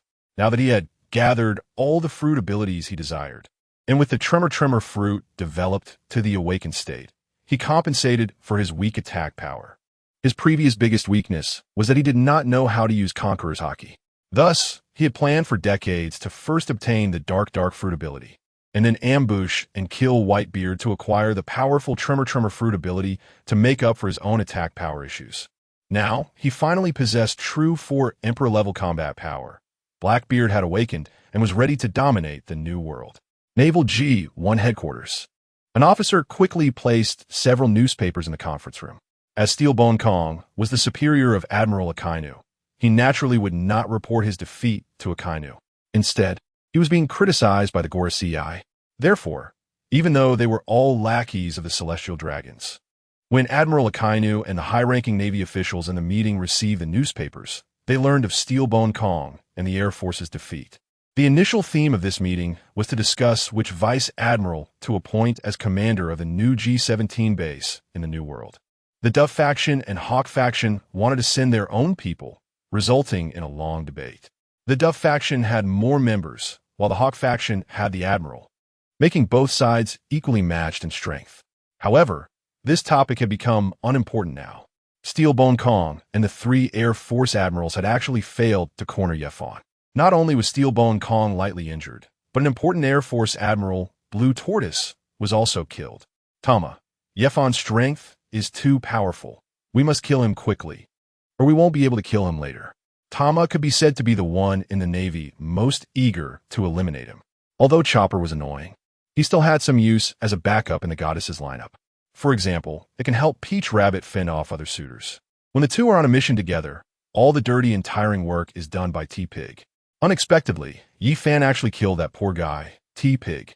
In the end, despite having nothing, the devoted followers still qualify to be tools in the hands of the goddess. Without this useful tool, Peach Rabbit feels a bit lost. Akiji, his strength has improved so much compared to the Marineford War. That terrifying blue giant, with freezing abilities and several more terrifying powers, indeed should be considered for elimination while he hasn't perfected these abilities yet. Akiji is now filled with fear towards Yi-Fan. Yi-Fan's various abilities are rare in the vast sea. He can combine these terrifying abilities together. Yi-Fan is definitely a huge threat to the Navy. Admiral Akainu finally said, "I agree with your arrangements. Vice Admiral XX will be the commander of the G-17 branch. But I have one request. You all must do your utmost to kill Yi-Fan, even if it costs you your lives." Upon hearing Akainu's words, Akiji, Peach Rabbit, and Fujitora, who was in confinement, all had serious expressions. After hesitating for a moment, Fujitora smiled and spoke first. "I agree. As long as we can kill him, I am willing to die in battle. In my fight with him, Yi-Fan awakened the power of the Thunder Fruit. His comprehension is truly terrifying." Peach Rabbit, "I agree as well." Seeing that the other 2 admirals of the Dove faction agreed, Akiji also said, "I agree." Akainu turned to Admiral Tsuru and said, "Immediately formulate a plan to kill Yi-Fan. This time, success is the only option. Failure is not allowed." Yi-Fan did not expect that after narrowly escaping Steelbone Kong's scheme, he now had to face Admiral Tsuru's plot. This time, the attack on him would come from all the highest combat powers of the Navy. This is the difference between an ordinary pirate and a fated child like Luffy. Yi-Fan would not think that his various advantages were excessive enough to frighten all the Navy's top combat powers. Now, he was preparing to use his wood release abilities to counter the plant fruit abilities. Chapter 138, Plants vs. Plants. Wood release, wood dragon technique. Yi-Fan's body does not have chakra. He does not have the automatic chakra cultivation method. It should be that planets without the Tsutsuki clan's divine tree cannot master chakra. However, Yi-Fan discovered that as long as he provides energy to the Senju Hashirama cells within him, he can produce something similar to chakra. This sounds quite strange. However, looking at the sources of power in both worlds, it doesn't seem so odd anymore. In the Naruto world, the source of all power comes from the divine tree planted by Kaguya, Tsutsuki. Her mad pursuit of power is because she herself is not good at fighting. After having children, she did not want them to be eaten by other members of the Tsutsuki clan like herself. The Tsutsuki clan usually operates in pairs, one master and one servant. The servant consumes the chakra gathered by the divine tree, transforming into the purest energy body to be eaten by the master. The servants have no combat power, just like Kaguya Tsutsuki herself, who had no ability to resist when faced with the rebellion of her two sons. No one would have thought that the main antagonist of Shippuden, the woman who changed the fate of ninjas for thousands of years, was merely food for the strong. She desperately extracted all chakra simply to avoid being eaten. After all, as a servant of the Tsutsuki clan, the best at absorbing chakra is what they do. Yet, her two rebellious sons misunderstood her as wanting to rule the world evilly, leading to her being sealed away. In the pirate world, the source of all power comes from the devil fruit tree. This tree is even more concealed than the divine tree. The various devil fruits it bears are the source of power in the pirate world. Although there are powerful figures like Pirate King Roger, Shanks, and Mihawk who do not need devil fruits, the mainstream of this world still revolves around the abilities of devil fruits. Even an ordinary person who eats a devil fruit that is otherwise useless can still become powerful. For example, Chopper, who ate the animal type, mythical beast, human fruit, commoner form. This is a joke, don't take it seriously. It looks like he just turned into a humanoid pet, but occasionally he can withstand one of Big Mom's attacks. This is the power of the devil fruit, allowing an ordinary person to quickly become strong. It's not only those like Roger, Shanks, and Mihawk, whose talents far exceed ordinary people, who have the chance to become powerful on the seas. The existence of devil fruits makes it easier for people in the pirate world to become powerful monsters. Both worlds have undergone changes because of a single tree. After obtaining the cells of Senju Hashirama, Yifan has been eager to gain control over wood release powers. In the time gravity room, after countless attempts, Yifan discovered that his fruit ability could actually replace the energy of chakra, allowing him to master wood release. This is fantastic. Senju Hashirama is a strong figure in the Naruto world. His development of wood release is far more complete than that of Enel. Yifan only needs to learn from Hashirama's techniques. As Yifan used wood release, wood dragon technique, a giant dragon made entirely of wood, reaching a length of 1 kilometer, roared toward Green Bull. Green Bull, bastard, how can you also use the abilities of the plant-type devil fruit? I must kill you. In this sea, only I, Green Bull, can wield such power. There are many people in this sea with plant-type fruit abilities.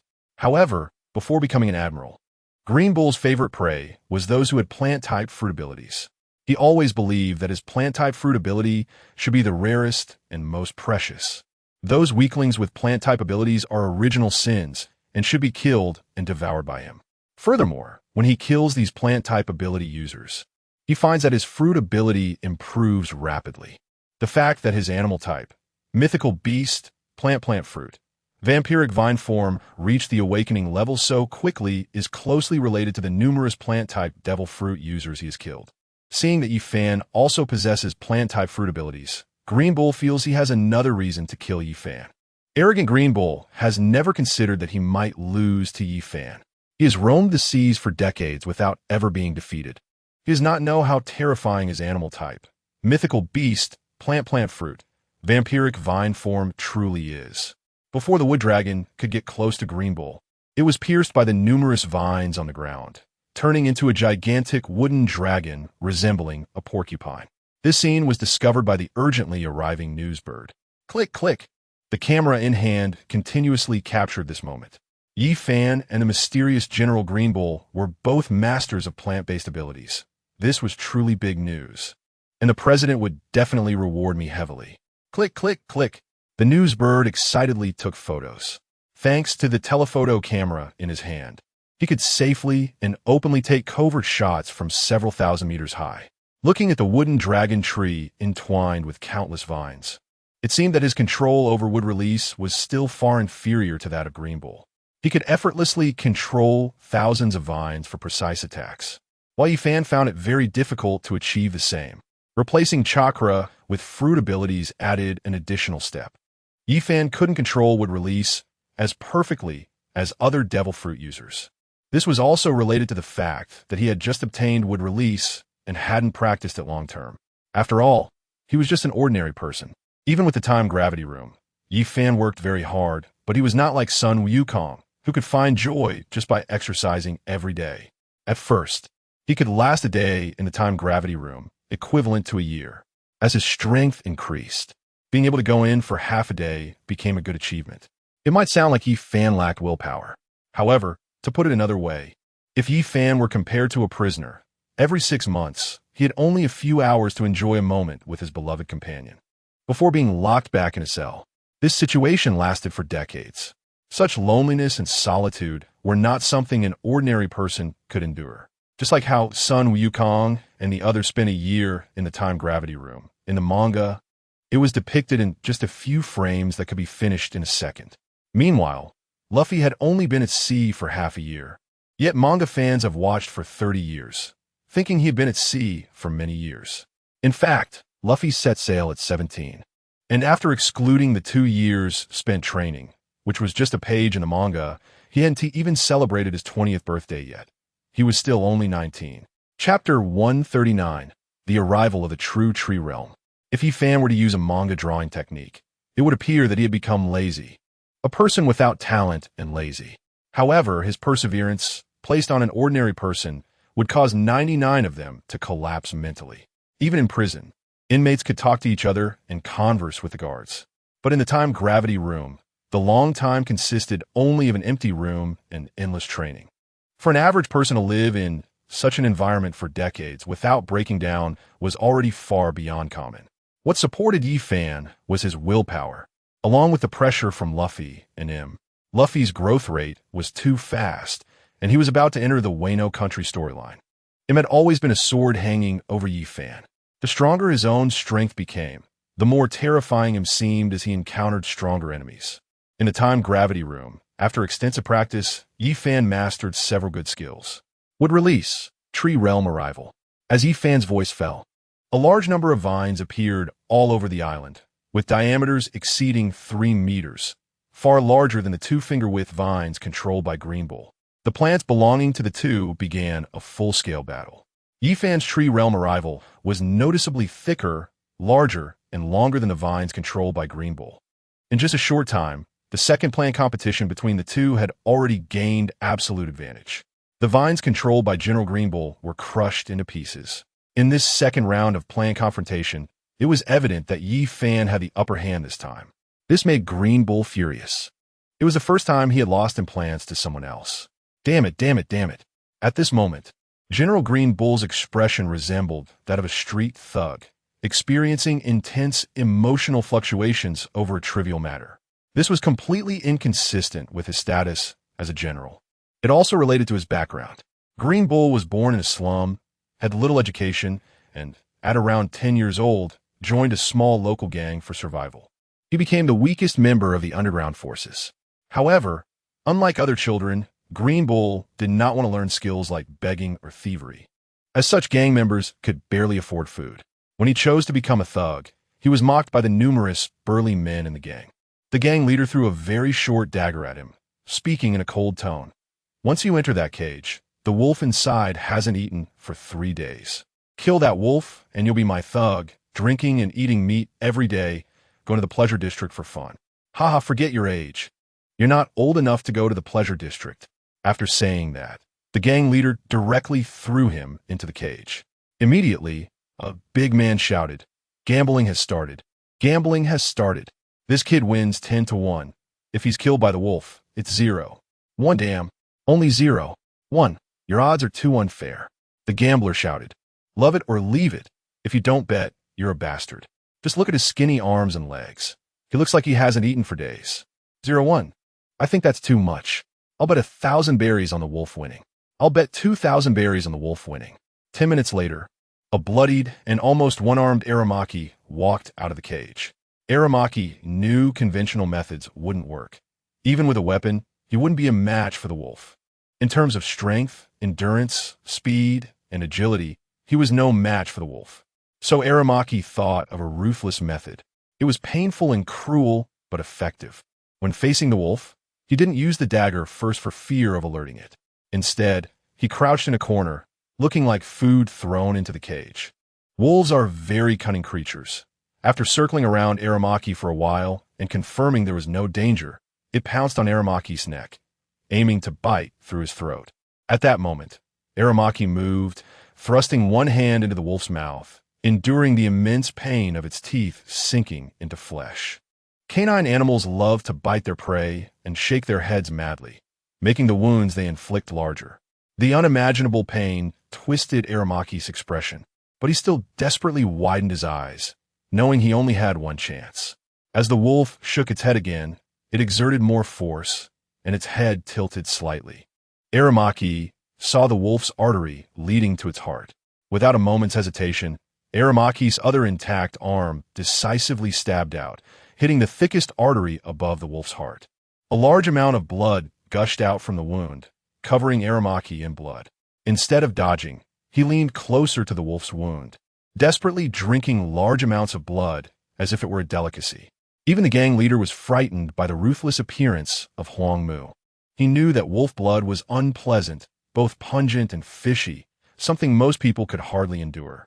However, seeing Huang Mu's crazy demeanor, the gang leader also felt a sense of panic. Huang Mu had enjoyed a month of a good life. He didn't have to work and had nice clothes, good wine, and meat every day. He also realized why it was too early to visit Joy Street at the age of 10. However, the good days did not last long. Just a month later, the gang leader ordered him to assassinate a group of people. Huang Mu failed and was discarded into the sea like a corpse. At that moment, he learned that the targets he was supposed to assassinate were several notorious pirates with devil fruits. It was impossible for Huang Mu to succeed. The gang leader had assigned him this task to ensure his death. The reason was simple. The gang leader thought Huang Mu was even more ruthless than he was. Once such a subordinate grew strong, the first thing he would likely do would be to eliminate the leader and take over the gang.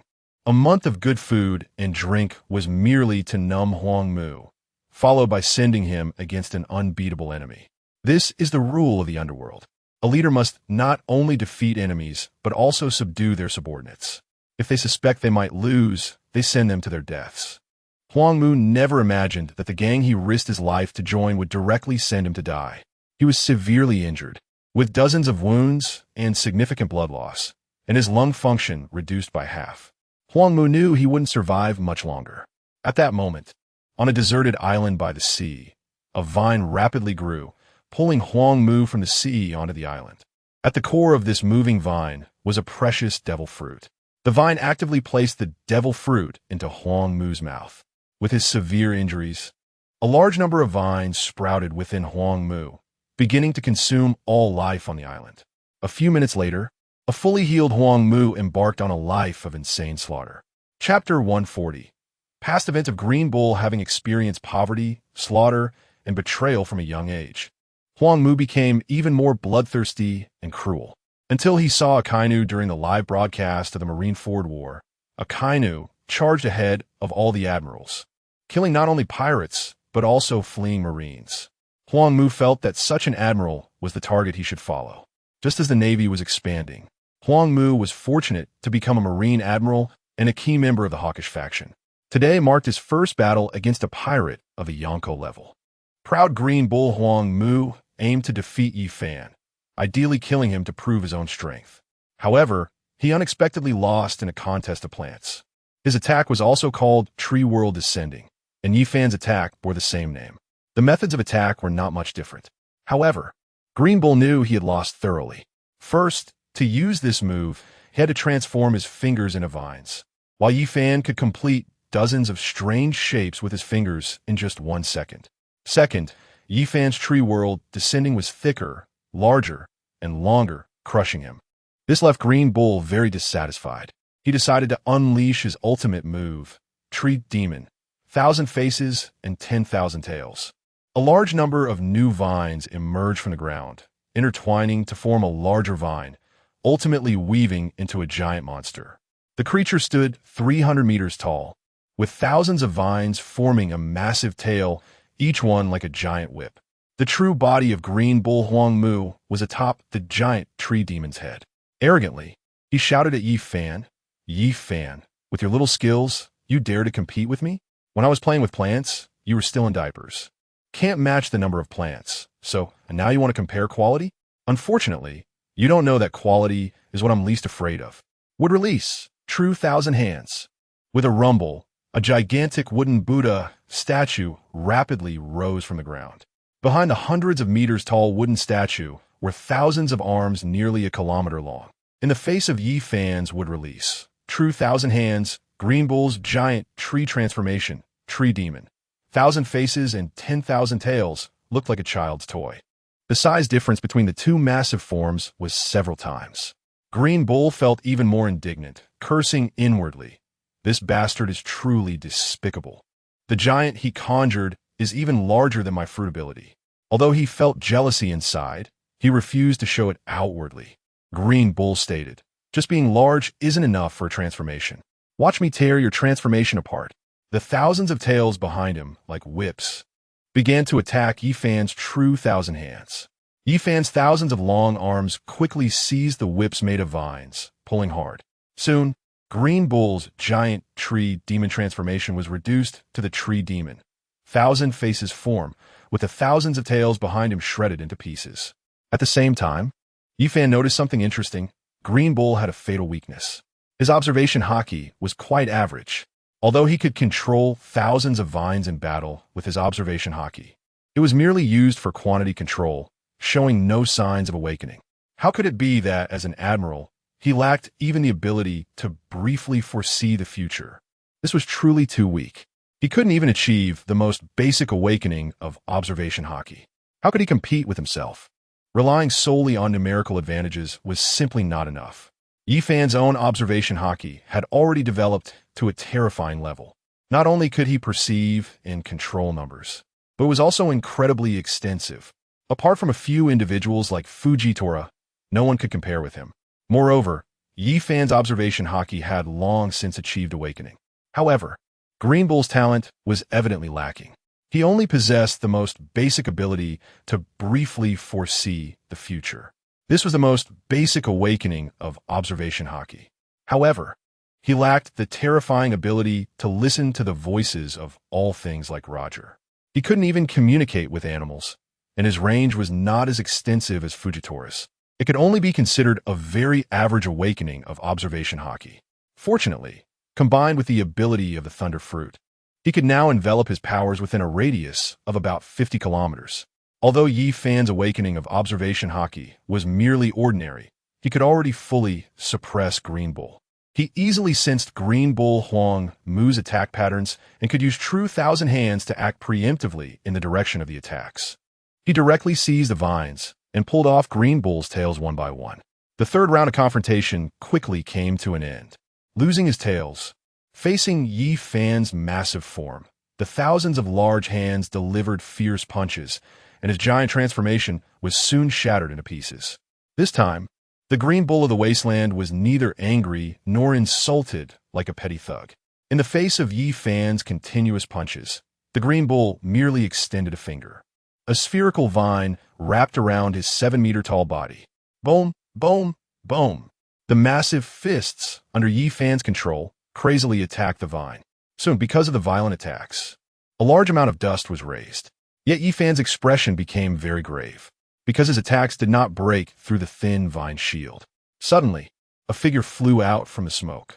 Again, with a single finger, it directly pierced the head of Yi Fan's true thousand-handed Buddha form.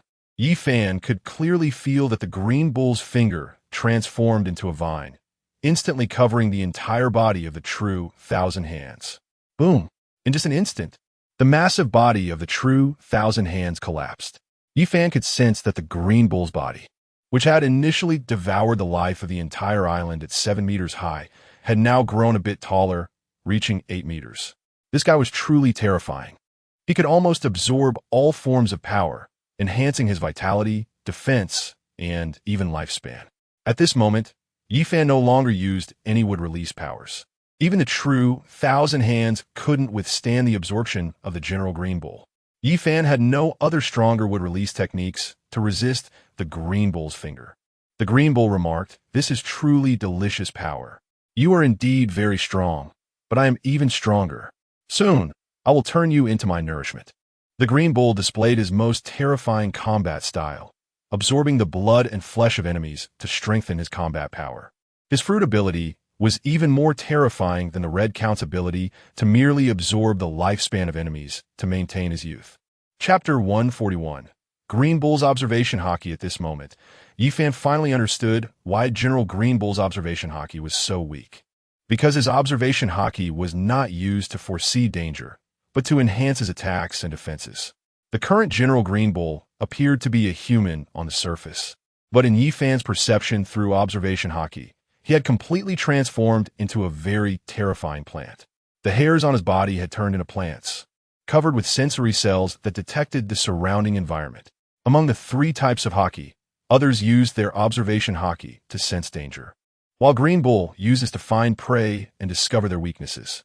Although he couldn't foresee the immediate future when he fully activated his Observation Haki, Green Bull could identify the weak points on his enemies. The two faced each other, locking eyes for a long time. Green Bull sighed, "What a perfect body. It has 3 layers of terrifying defense. No wonder it is claimed to be the strongest creature in the world." The first layer of defense was invisible to ordinary people. Like an invisible energy shield, Green Bull had actually detected the defense of Yifan's maple leaf. The second layer of defense consisted of the powerful scales of the Zoan-type fruit, which could not be harmed even when covered with armament Haki. The third layer of defense was terrifying muscles, with nearly every cell in his body enhanced, possessing incredible resistance to blows. Even the internal organs had been reinforced. Green Bull saw through Yifan's ghost back ability. This 3-layer defense was not the end.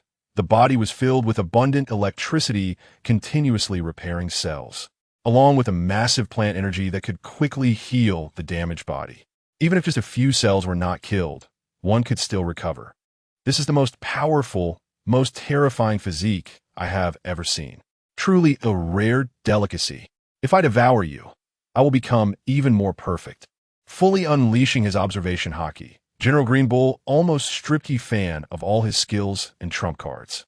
This terrifying guy was truly his most powerful ability, to absorb other lives and make himself stronger. This General Green Bull seemed even more powerful than Yifan had imagined. In that case, he would kill him with his most terrifying form. He couldn't let him take all his information back to the Navy. The Green Bull was already close to uncovering all his trump cards. The defense of Maple Leaf, the Zoan-type purple dragon form, the power of Ghost Back, the healing from electrical therapy, and the cells of Senju Hashirama. More than half of his skills have been figured out by this guy. Such a person must be killed. Otherwise, the Navy would know how to ambush him in the future. Yifan immediately decided to use his most terrifying combat power to kill the Navy Admiral before him. Knowing his abilities did not mean he could defeat him. Just like everyone knows the abilities of the strongest creature in land, sea, and air, Kaido. But there are not many who can break Kaido's defenses, let alone kill him. Yifan's momentum rose to an incredibly terrifying height in a very short time. Now that you know my power, you should feel fear and despair. Today, this island will be your grave. Green Bull was completely unconcerned by Yifan's terrifying momentum. He said, "No matter how terrifying your defense is, it cannot resist my vines. Soon, you will feel your power fading away bit by bit, while I grow increasingly stronger." On a distant island, Luffy climbed to the top of the highest mountain, watching the battle between Yifan and Green Bull. What terrifying power! Once I master armament Haki, can I fight against these powerful guys? Watching the two use their plant-based abilities to grow in battle, every clash released a terrifying burst of power. Rayleigh, the Dark King, felt that he was truly getting old. These two were capable of killing an old man like him. However, Luffy was after all the Joy Boy they were protecting. Luffy, only 17 years old and just 6 months into his journey, could barely grasp the power of Haki. Rayleigh could not directly say that even if the kid mastered armament Haki, he would still not be able to break through their defenses, let alone defeat them. So, he had to tell a kind lie. not to dampen Luffy's confidence. In fact, he thought too much. A big-hearted guy like Luffy would not let any words diminish his fighting spirit. Rayleigh said, "If you can achieve full body coverage of armament hockey, then maybe you will have the ability to fight them." Luffy stretched out his rubber arm, casually grabbing a large fruit and popping it into his mouth. Then he opened his mouth and said, "I will definitely practice hard and strive to gain their level of strength as soon as possible. I'm going to be the man who becomes the Pirate King." Seeing Luffy's innocent and determined smile, Rayleigh, the Dark King, also became happy. Although the appearance of Yi Fan had made this sea much more turbulent than before, Rayleigh believed that what was written in the history was definitely true. The person chosen by the Gum Gum fruit is destined to become Joy Boy and change the entire world. Whether it's Green Bull or Yi Fan winning, it might pose a threat to Luffy. Rayleigh thought for a moment and said, "Luffy, let's go to another island to train, so we can master the power of armament hockey as soon as possible and become even stronger." Luffy smiled and replied, "Sure, I love training the most." As a remnant of the old era who had reached the final island, Rayleigh knew of many mysterious islands that had not been discovered by many people. After a brief thought, he found an island suitable for Luffy's current strength to train. For ordinary people, it would be really difficult to find such a place. The island needed to have a lot of enemies, allowing Luffy to engage in extensive practical training. The enemies couldn't be too strong. If they were all great swordsmen or could use armament hockey, Luffy wouldn't be able to handle it. But they also couldn't be too weak, or Luffy wouldn't gain any practical experience. If it weren't for Rayleigh, the former vice captain of the Roger Pirates, it would really be hard for ordinary people to find a suitable place for Luffy to train. Rayleigh took Luffy and continued flying towards the distance. At this moment, the battle between Yi Fan and Green Bull was already at its most intense level. The news bird in the sky had not stopped clicking its shutter. Click, click, dozens of clicks every second. It felt like its fingers were about to give out. This news bird secretly rejoiced. "Fortunately, I used to be a news contributor and have the skill to click dozens of times on the keyboard in a second. Otherwise, I wouldn't be able to capture so many details of the battle today. I used to be a tentacle monster too." Chapter 142, Life Energy, just now. The two were competing with plant-type abilities. Now, they had turned into two monstrous figures wrestling. Green Bull did not have as terrifying a defense as Yi Fan, but his recovery ability was extremely frightening. Even if Yi Fan smashed his head with one punch, Green Bull could quickly recover. How many life forms has this guy absorbed? The life energy contained within him is even more terrifying than that of Senju Hashirama's cells. With such rich life energy, isn't he afraid of turning into a tree? No. This guy's fruit ability means he is already a blood-sucking vine. Of course, he doesn't fear this. Senju Hashirama's cells wouldn't dare to possess such nearly limitless energy. Yi Fan even suspected that Senju Hashirama created such a vast forest in Konoha to consume the life energy within him. When life energy becomes too massive, it can turn a person into a tree. For example, in the later stages, Black Zetsu was merely the cells of Senju Hashirama after his death, cultivated with less than 10% of life energy. Obito Uchiha's body also consisted of cells from Senju Hashirama after his death, completing half of his body. While Senju Hashirama was alive, the flesh and blood he had transplanted into his body could only sustain Uchiha Madara. Moreover, he lived in great difficulty, relying on merging with the divine tree to avoid completely turning into a tree.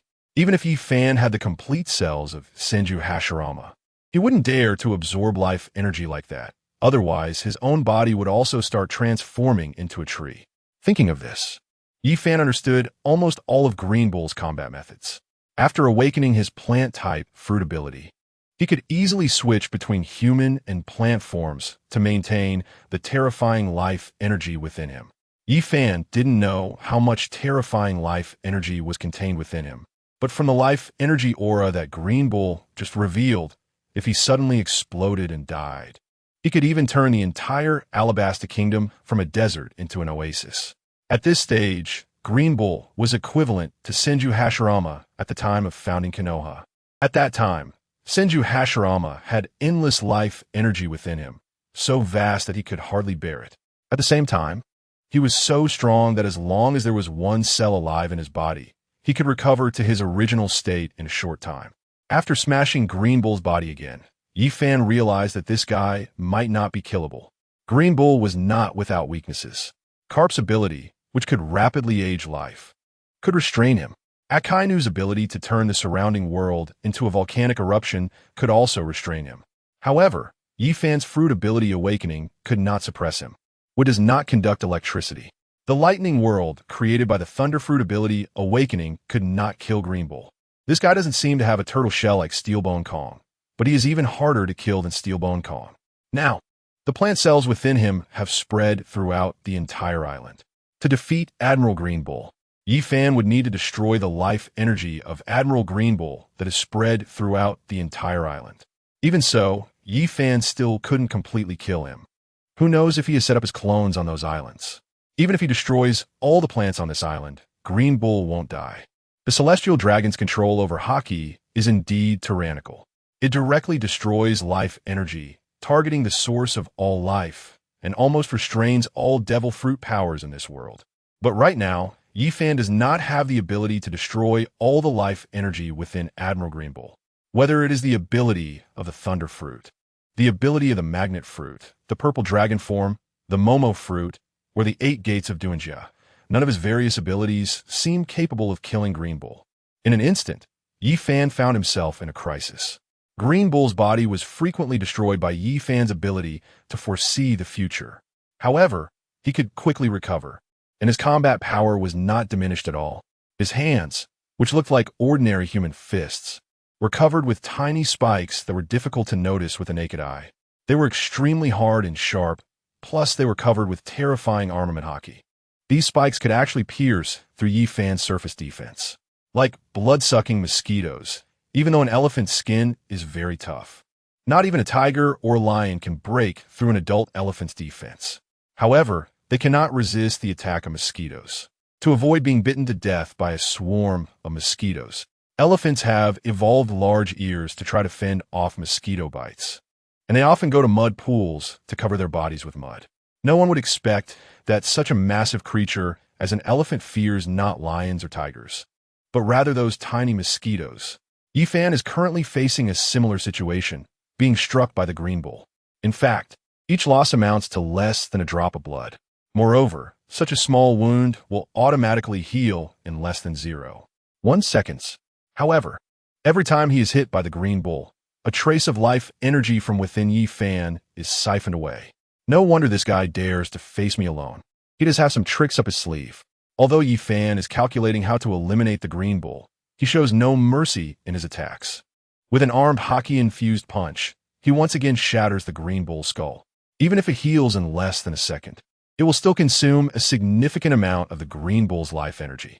Yi Fan himself possesses a large amount of life energy, allowing him to sense the life energy within the Green Bull. The recovery of the limbs consumes the least energy, while the recovery of the head consumes the most. In other words, to kill the Green Bull, destroying his head is the quickest method. However, the energy consumption is negligible. Initially, Yi Fan wanted to kill the Green Bull to silence him, but now he finds himself in an endless, prolonged battle. At this level of combat, it is very difficult to determine a winner in just a few days or nights. If Yi Fan wants to kill the Green Bull, it will take even longer. Without a month or two, it is impossible for the two to determine a victor, let alone achieve a kill. Yi Fan wants to leave this island. He does not wish to continue fighting the Green Bull. Just as Yi Fan is about to retreat using the Thunder Fruit's ability, the Green Bull arrogantly laughs, saying, "Now you want to escape? You are too naive." As soon as the Green Bull's words fall, the entire island undergoes a transformation. During their earlier battle, the Green Bull has unknowingly turned the entire island into a world of plants. Countless vines are rapidly growing, weaving together to form a massive structure resembling an inverted bird's nest covering the island.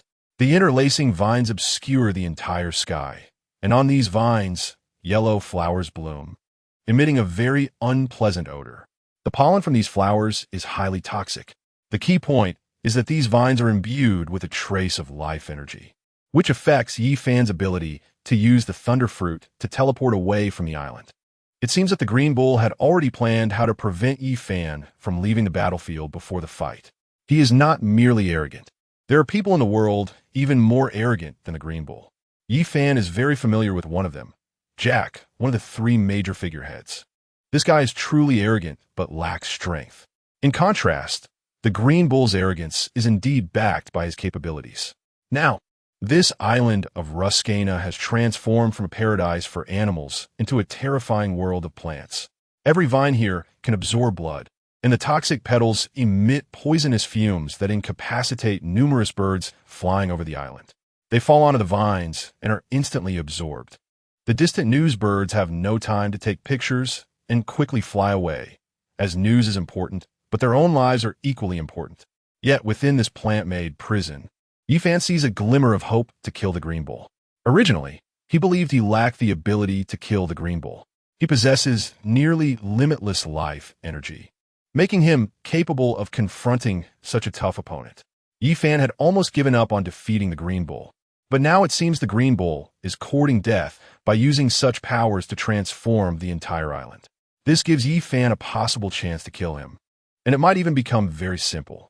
In this scenario, the Green Bull appears incredibly invincible and terrifying, as the island is filled with life energy, becoming part of his being. However, at the same time, the Green Bull has lost his autonomy. His own body is closely linked to the entire island. After several attempts to break out, Yi Fan is thwarted by the Green Bull using various means. Throughout this process, Yi Fan shows no mercy, attacking with full force. The Green Bull possesses the strength to block Yi Fan's attempts to escape. He does not need to hold back. Holding back would only alert this cunning enemy to something amiss. During this time, Yi Fan's attacks on the Green Bull have been relentless, striking the Green Bull's skull repeatedly. The Green Bull arrogantly taunts, "Now you feel despair, don't you? You can't kill me, nor can you escape. Your attack and defense are among the top in this sea, but so what? Only those who survive are the true strong. I will slowly drain you over the course of months, and soon, this powerful body will belong to me." In the battles among the strong at sea, a few days is very normal. For beings as difficult to kill as Yi Fan and the Green Bull, it is common for a duel to last 3 months to determine life or death. Except for that monster Luffy, who can defeat terrifying foes despite having only 5 minutes of stamina and not being particularly strong. Yi Fan is not a destined child. He cannot kill a powerful being in just a few minutes. The war of attrition is the eternal theme. Take the Wano country battle, for example. Yi Fan's cheap father-in-law Kaido, who collapsed during a duel with the enemy, had to expend enormous stamina dragging the massive Onigashima to the flower capital skies. Just this seemingly pointless action consumed over 50% of Kaido's stamina. Even with very little stamina left, he still couldn't kill Luffy. And then he had to deal with the overwhelming Haki and the awakened Nika fruit. While others think of ways to win, Yi Fan's cheap father-in-law Kaido is entirely focused on how to lose. This is the most significant halo of the destined child, the intelligence-diminishing aura. The Green Bull is prepared for a months-long battle with Yi Fan. Such a lengthy fight is something Yi Fan is reluctant to engage in. A few hours of life-and-death combat would enhance his combat experience, among other things. However, a few months' time was equivalent to Yi Fan losing decades, or even nearly 100 years of cultivation time. Unexpectedly, when he wanted to leave the battlefield, the Green Bull actually revealed a fatal flaw. Although Yi Fan had already thought of a way to kill him in his heart, he did not rush to strike. He still relied on his initial combat method, using his strong defensive power to charge through this island, which had become a plant world. With punch after punch, he continuously smashed the Green Bull's body. This process lasted for several hours. Yi Fan had already struck the Green Bull's body thousands of times, but it had no effect whatsoever. No matter what kind of injury he sustained in this plant world, the Green Bull could quickly resurrect perfectly. Even if all the cells in his current body were instantly killed, a new body would soon grow on the nearby vines. The Green Bull's means of survival were far more powerful than Orochimaru in the Naruto world. Orochimaru would still experience a period of decline each time he was reborn and even needed to cultivate strong substitutes to occupy others' bodies. However, the Green Bull did not need that. This enormous island was entirely made up of the Green Bull's body. He could easily resurrect at any location on this island, directly possessing the combat power of a general. Yi Fan's frantic counterattack, in his eyes, was merely the last struggle before being hammered to death. The Green Bull had fought against countless powerful opponents. No one could compare with him in terms of endurance. The enemy's physical strength was his own. He had already become more skilled at finding ways to break through Yi Fan's defenses. Although the cells of Hashirama within Yi Fan and the abundant vitality generated by the purple dragon form fruit abilities could only be absorbed a little bit by the Green Bull. After all, Yi Fan's terrifying defensive power was right there. However, just this little bit of high-quality life energy had already surpassed most pirates with bounties of several 100 million berries. In the Green Bull's eyes, Yi Fan was the most delicious food in the world. If he could devour Yi Fan this time, he might not need to eat for a long time. To fully digest and absorb such a perfect life, the Green Bull would also need a long time.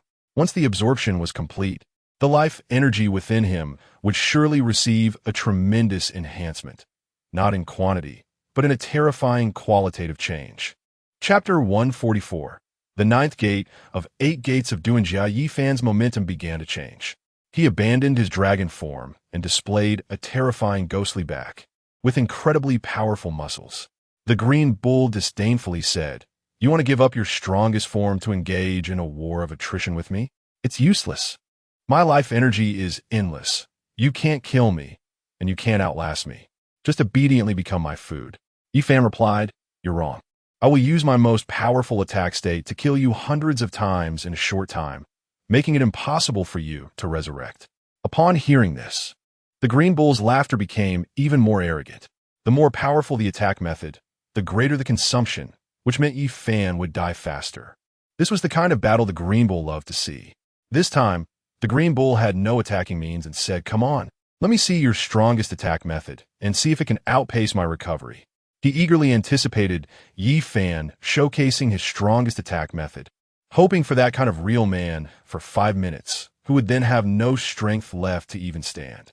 "Yi Fan, are you confident?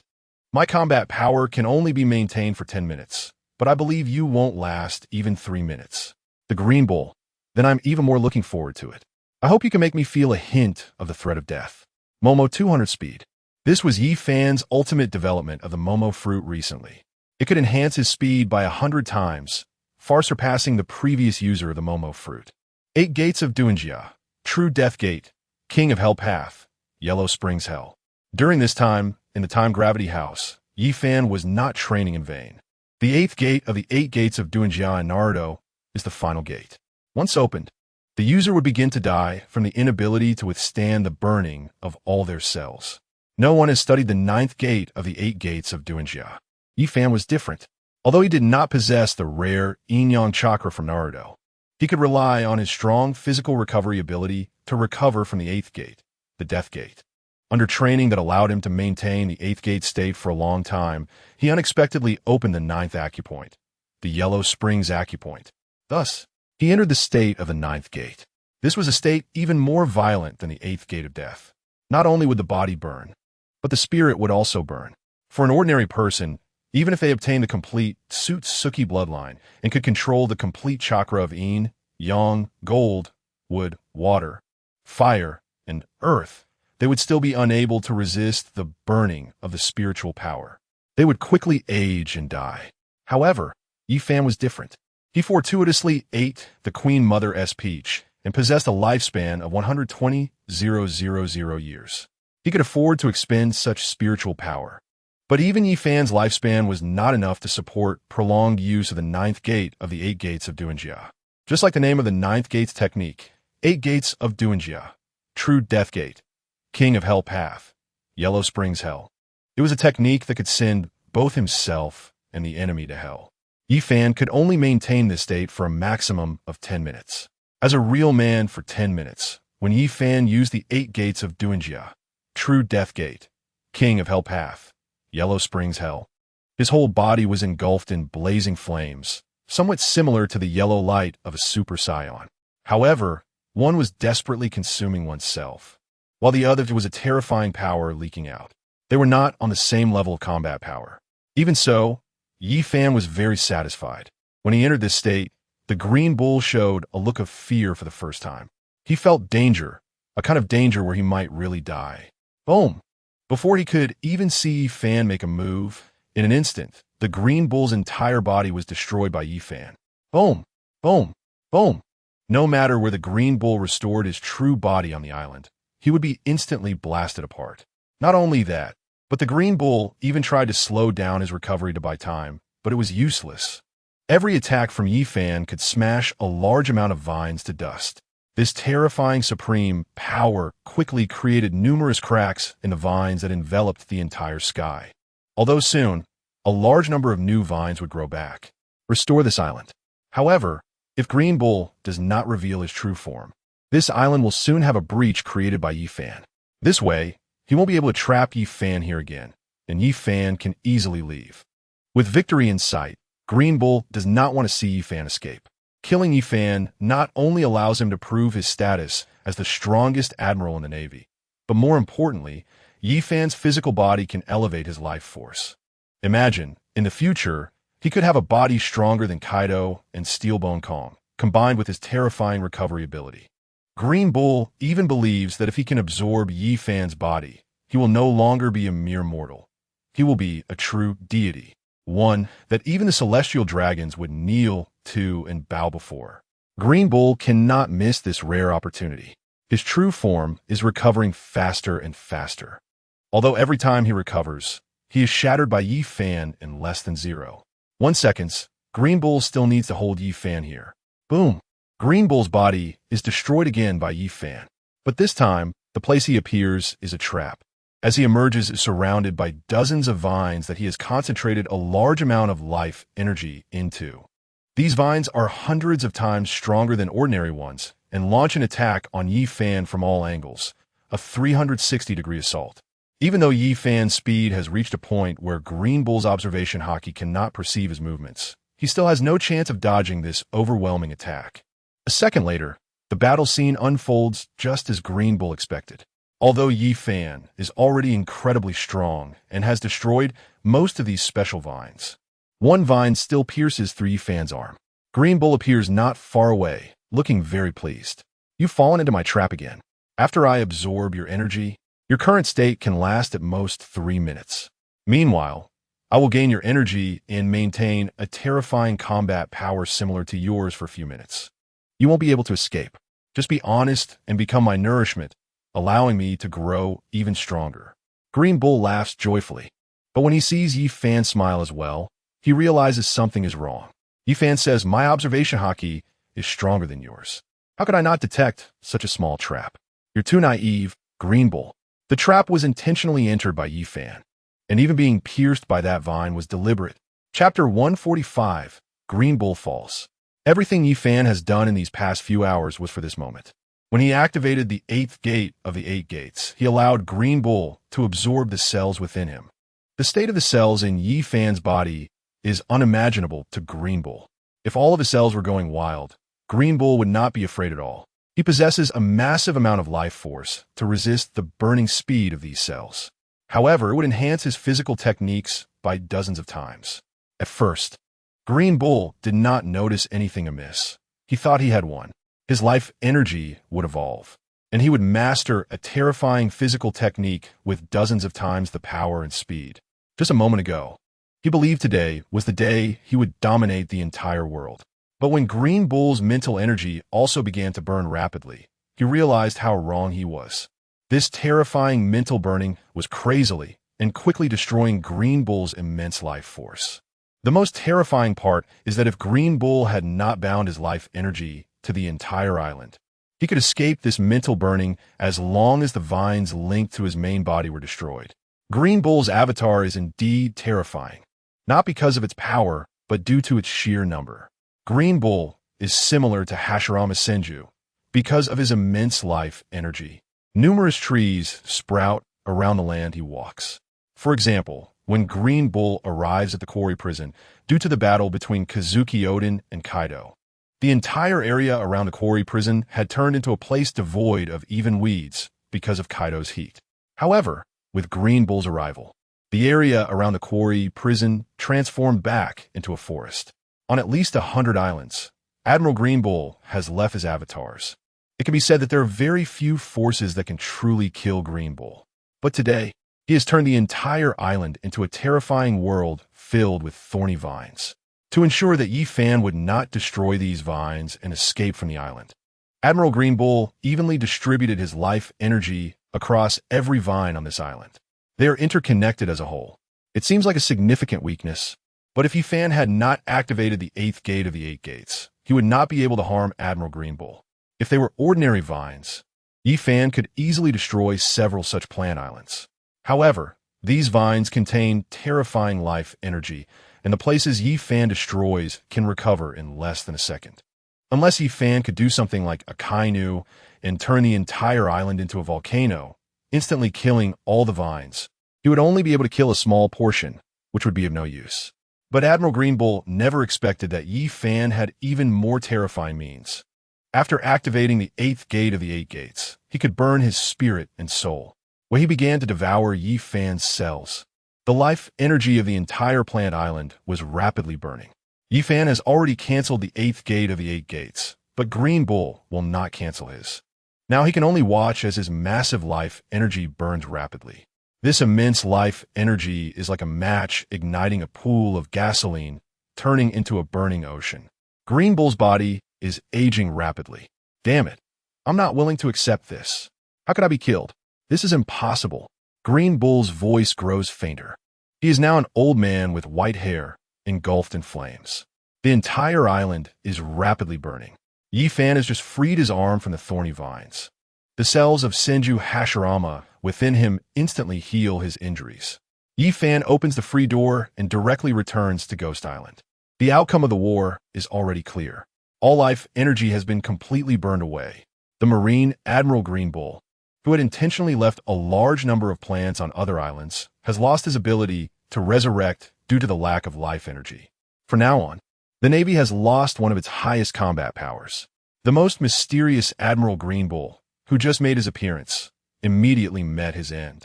He has become the only Marine Admiral to die in battle in the past 40 years.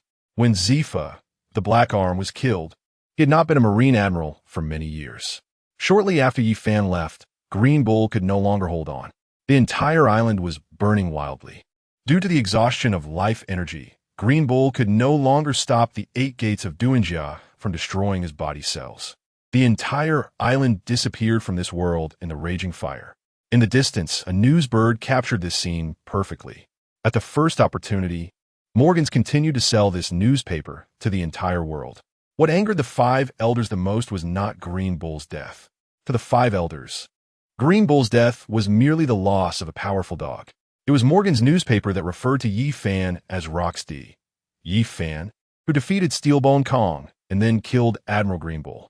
Morgans used the name that Steelbone Kong had given to Yi Fan. For the 5 elders, the name of the D clan is the most detestable. This is a race that has opposed the celestial dragons for 800 years. A race that is said to have the power to destroy the celestial dragons. How could their name be known to ordinary people at sea? Saint Ferdinand, who controls history, is usually the quietest one. However, after reading the newspaper, he was extremely angry, saying, "How can this bastard let the name of the D clan appear directly in the newspaper? We must destroy the world economic news." Saint William, who oversees intelligence, also understood the seriousness of the matter. The most important thing for erasing the truth of history is to erase the D clan. He said, "I will mobilize spies from CP0 to assassinate Morgans." A few hours later, the assassination failed. Morgans, this news mogul, was even stronger than imagined. A group of newsbirds captured the headquarters of the newspaper and flew it to another mysterious island. Due to the reporting of this incident, the headquarters of the World Economic News had started relocating 2 years in advance. Yi Fan returned to Ghost Island, and after 2 battles, he was already very happy to have gained 2 plot points. After a tug-of-war competition with Yamato over an ivory clam and shell, he was pleasantly surprised to find that he had gained another plot point. Chapter 146. Reactions from all sides in the high-level conference room of the Navy headquarters G1. The Navy has obtained all the photos taken by the Newsbird through negotiations. With its rapid shutter speed of more than 10 shots per second, the battle between Yi Fan and Green Bull, although just photos, connected together looks more like a low frame rate video. Very few people were able to attend this meeting, only 7 in total. Among them, Only one was a Vice Admiral, Vice Admiral Crane. The other Vice Admirals were not qualified to participate. It wasn't because they were afraid they would learn about Green Bull's death. The news of Admiral Green Bull being killed by Yi Fan had already been sold to every island in the world. It was because they were afraid these Vice Admirals would see that even after using such terrifying means, Admiral Green Bull was still killed by Yi Fan, causing their faith to collapse. There was no way around it. Such terrifying combat power as Green Bull still fell. How could the other Vice Admirals maintain their sense of justice upon seeing this? Sitting in the position of Fleet Admiral, Akainu remained silent. He was the saddest person in the meeting, having lost his only hawkish admiral. From this moment on, he had become a marginalized Fleet Admiral. Below him sat 6 people, 5 doves, and 1 Kizuru from the technology department. The 5 doves were Vice Admiral Crane, Admiral Fujitora, Admiral Peach Rabbit Shuon, Admiral Akiji Kazan, and former Fleet Admiral Sengoku. All 5 of them fell into a state of silence.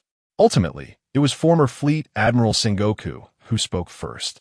Green Bull's death had a significant impact on the Navy. They only wanted to use their numerical advantage to maintain a balance between the Doves and Hawks. Even when Sengoku was Fleet Admiral, he had never overly suppressed Akainu. The reason was that the 5 elders would not allow a united Navy to exist. The Navy's military budget is more than that of CP0, the Army, and the Air Force combined. If such a terrifying power were to unite, how could the 5 elders control it? This is why the Navy is divided into Doves and Hawks. Sengoku had never overly suppressed the Hawks either. But now it was different. The highest leader of the Hawks was left with only the isolated Akainu. This posed a serious crisis for the Doves. A reason why even a 5 elder might take action against the Doves. As a wise strategist, Sengoku, being a retired elder, should not participate in the struggle between the Doves and Hawks. However, at such a critical moment, he had to step forward. Sengoku spoke first.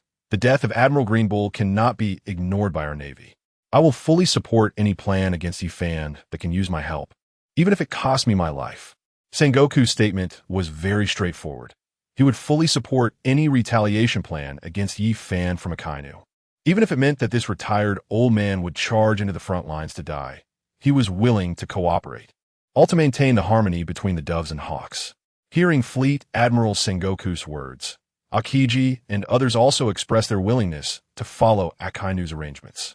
At this moment, Fleet Admiral Akainu finally spoke. He devised a crazy plan. If it were in the past, the Doves would never agree to such a crazy plan from Akainu. Now, none of the Doves stood up to oppose it. Even Fujitora, who was the most compassionate at heart, could only cover his chest and pray silently. Even he understood that at this point in time, he could not go against Akainu's opinion. Compared to a complete split in the Navy, Fujitora had no choice but to agree to this plan. If there were no Navy to suppress the pirates on this sea, countless countries would fall into slavery due to piracy. Everyone capable of being here is not foolish.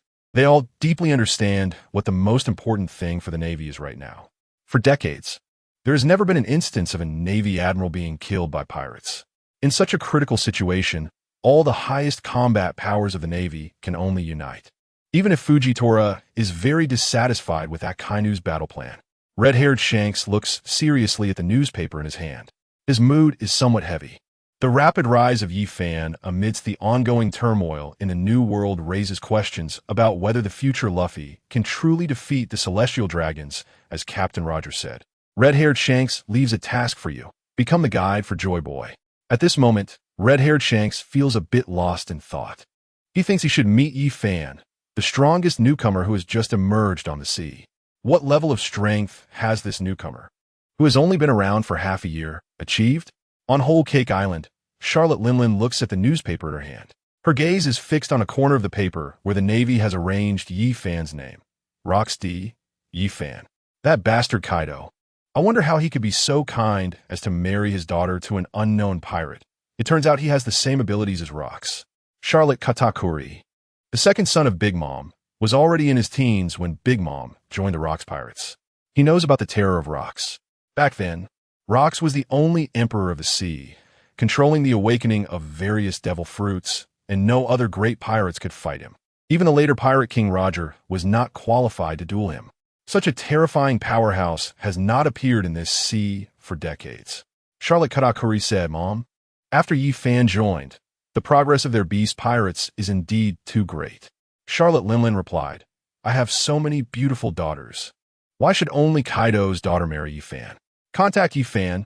My daughter also wants to marry him. Linlin loves the idea of marrying strong individuals. Her goal is to have descendants from all special races in this sea. Having followed rocks for many years, Charlotte Linlin has also mastered quite a few secrets. For example, she relies on absorbing souls to gain lifespan to resist the celestial dragon's domineering presence. The celestial dragons have always sought to obtain all rare bloodlines, which surely has a deep connection to maintaining their rule over the world. Those of us who have experienced the bloody remnants of the old era know secrets that those supernovas cannot comprehend. After all, they once stormed God's Valley, learning too much about the truths the celestial dragons have hidden for the past 800 years. At this moment, Yi Fan is happily participating in a lottery. He is pleasantly surprised to have obtained 3 story points. This is the first time, and he doesn't even know why he received 1 of the story points. Morgan's Lair, such a mysterious place, is known to only a few. The plot change that forced Yi Fan to move was something he never anticipated. Chapter 147, 3 New Skills. Yi Fan happily clicked the lottery button. This time, all 3 lottery wheels are from one world, the Valoran continent, which is not a very famous name. However, if you mention the game League of Legends, many people will recognize it.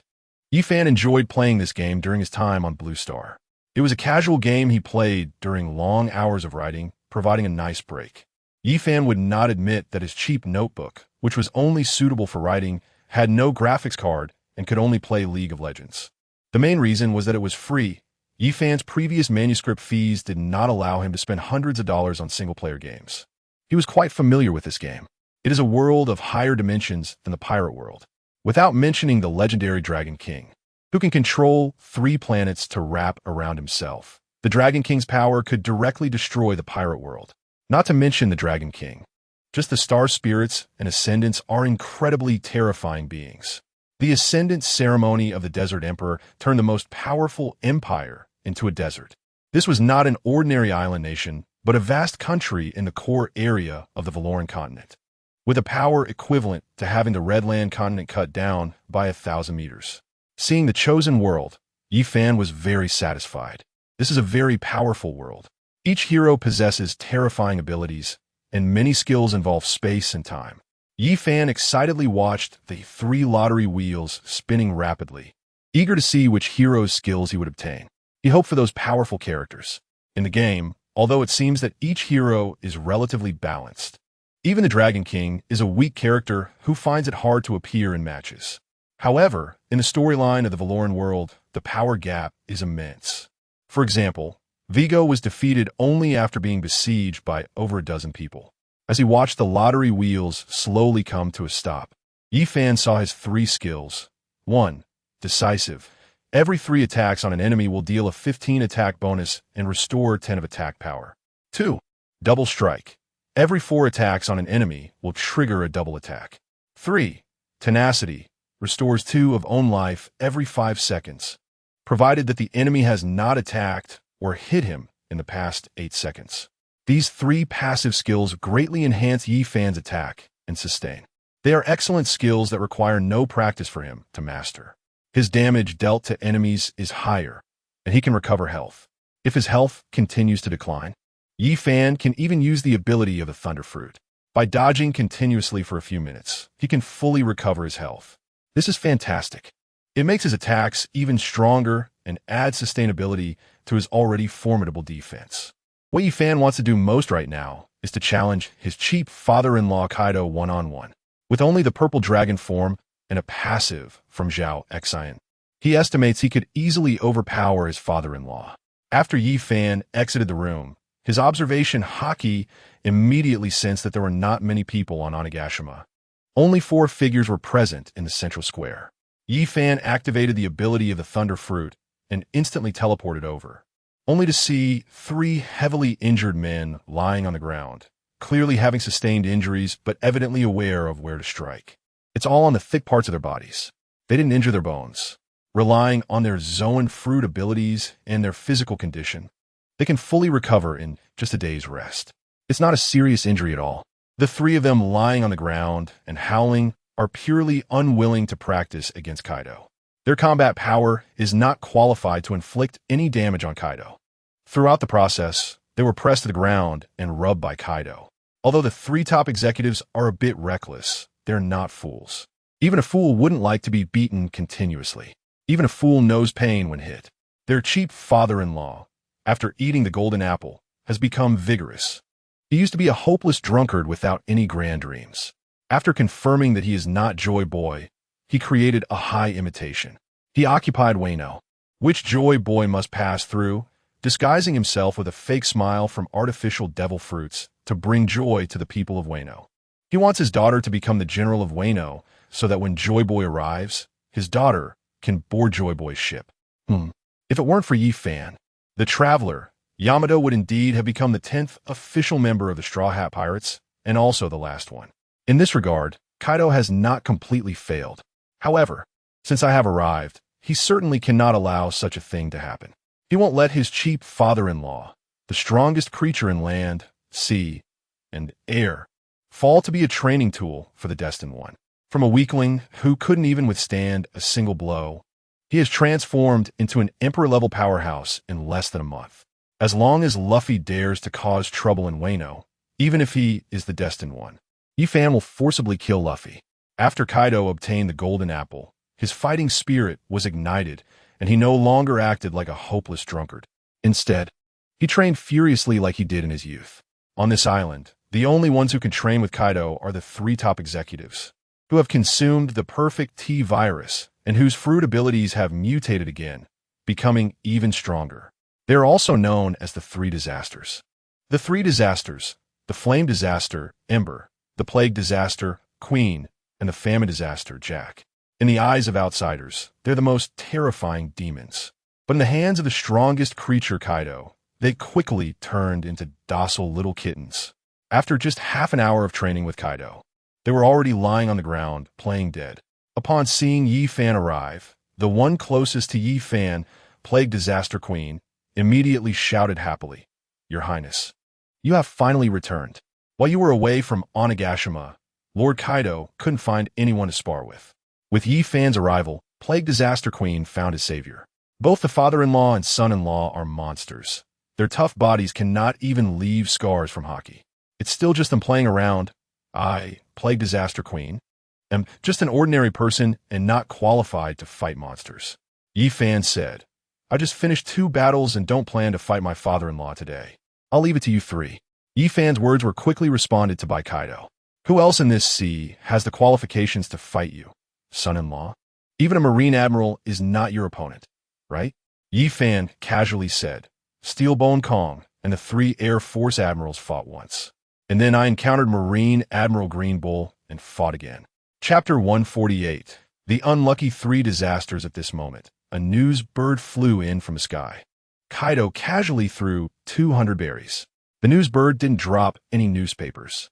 Wano is remote, and the news bird sells newspapers for only 100 berries elsewhere. However, Wano requires 200 berries. The news bird in the sky said, "Lord Kaido, today's news is a big event, and there are 2 newspapers released simultaneously. Today's newspapers cost 1,000 berries." Kaido didn't care about this small amount of money. He took out 900 berries and threw them into the sky. The news bird dropped 2 newspapers. The cover of the first newspaper was about Yi Fan's battle against Steelbone Kong. The cover of the second newspaper was about Yi Fan's battle against Green Bull. After reading them, Kaido laughed heartily.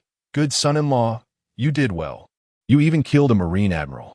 In these decades, no pirate has killed a Marine Admiral." The 3 top executives nearby also looked at the newspapers. They were surprised to see that Yi Fan now possesses such terrifying strength. This Admiral Green Bull, judging from the battle process, is stronger than they imagined. Absorbing life and almost having no limits in recovering his body, such a powerful guy was actually killed by Yi Fan. This guy Yi Fan has grown to the level of being able to kill a Marine Admiral in just half a year. Plague Disaster Queen also excitedly shouted, "Your Highness is mighty.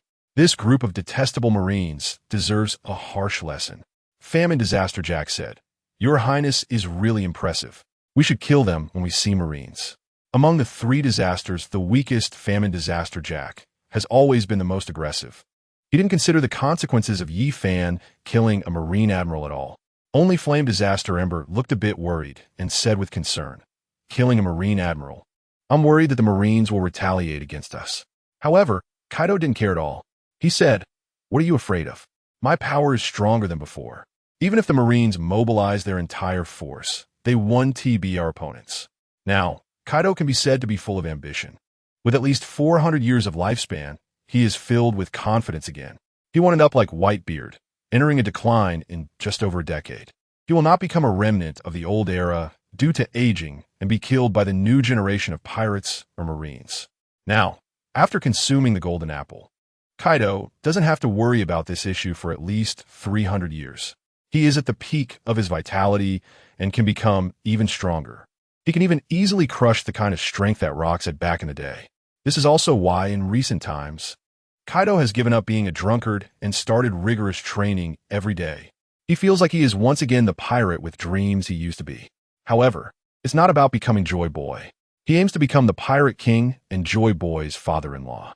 Don't get me wrong, the current Kaido doesn't know that Luffy, who has just set sail for a few months, is a small player among the supernovas and wouldn't be taken seriously by the emperors. In his heart, Joy Boy is his son-in-law, Yi Fan. Kaido said, "I think the scale of our beast pirates is too small right now. Now that we are the strongest Emperor pirate crew, starting today, I want to begin a crazy expansion and recruit those pirates with bounties over 300 million from all over the sea. Since the Marines have launched a world recruitment, our beast pirates can also start a global recruitment for powerful pirates." Yi Fan did not expect that his father-in-law Kaido would suddenly make such a move. He directly initiated a massive expansion of the pirate crew. "My dear father-in-law, your ambitions are getting greater." Yi Fan began to appreciate this cheap father-in-law. This kind of action truly aligns with the domineering nature of the four emperors. However, being holed up in such a remote land as Wano, how could he possess the aura of a sea emperor? Yi Fan expressed his opinion. Since a massive expansion of the crew is to take place, it's clear that Wano is not suitable. The ocean currents here are too peculiar, making it unsuitable for building a large number of warships.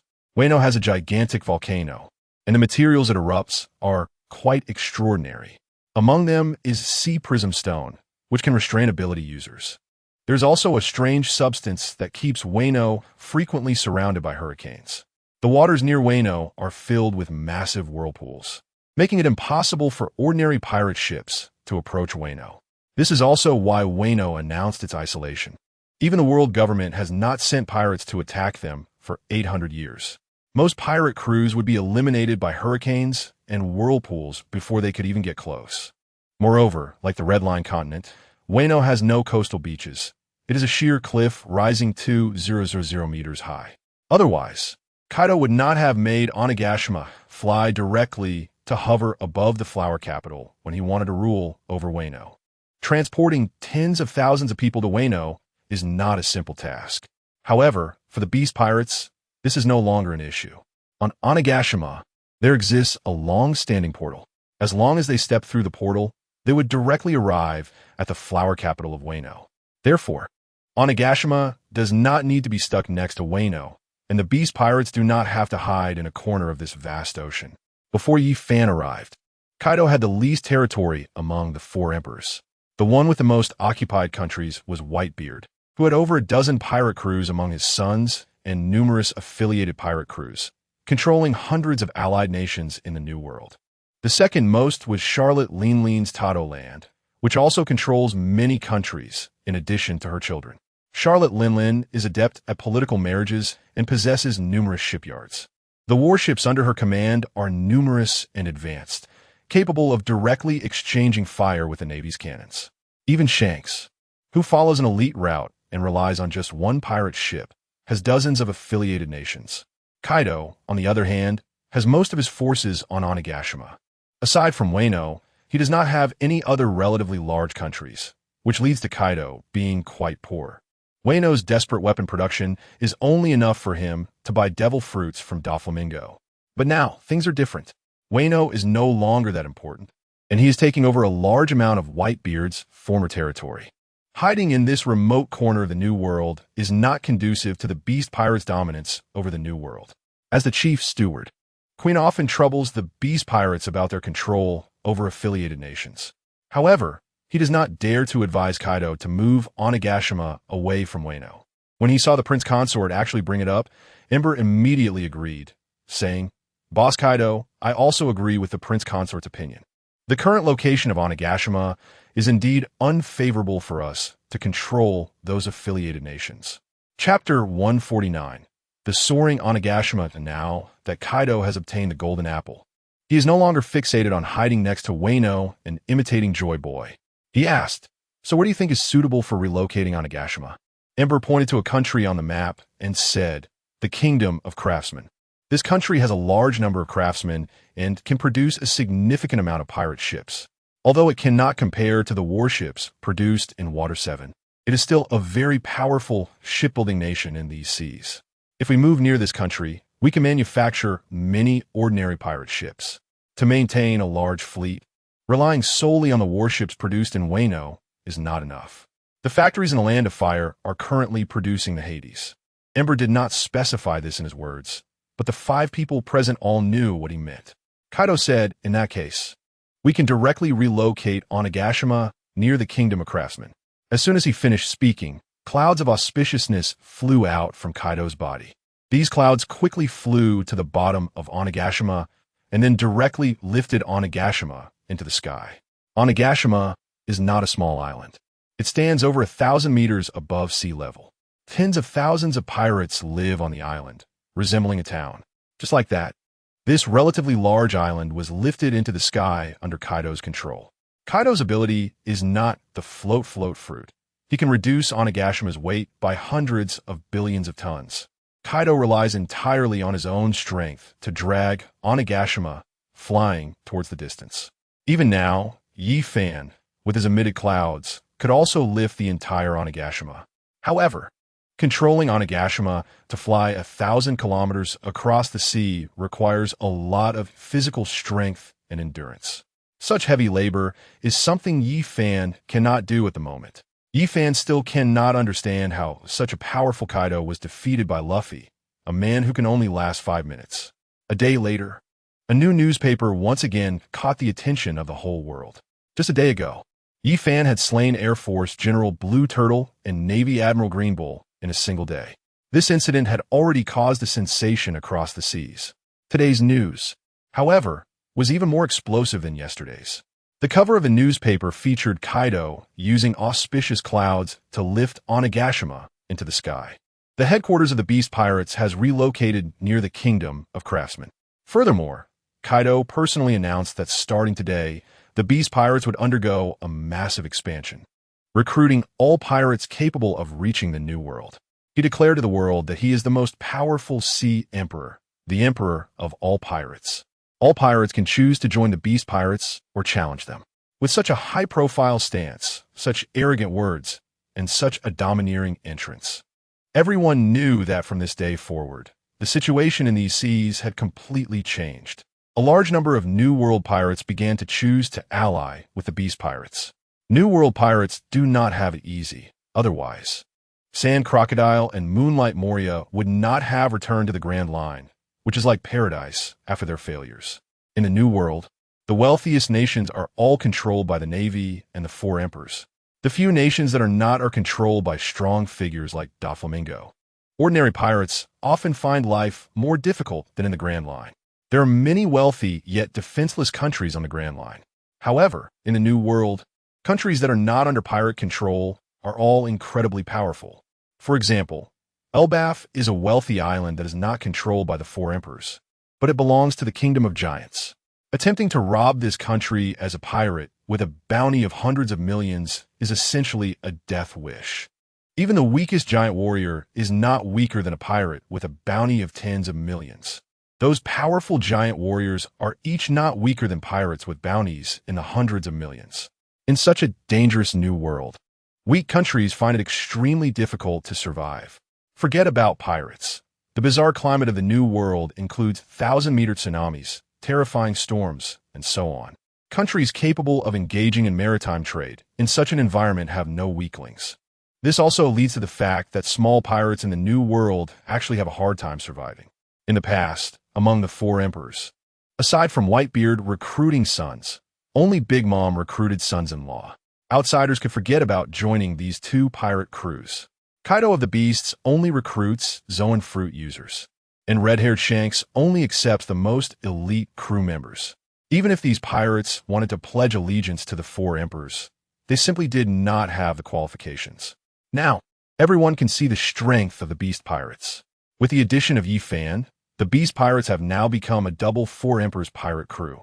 In terms of top combat power, they have subtly begun to overshadow the Red-Haired Pirates.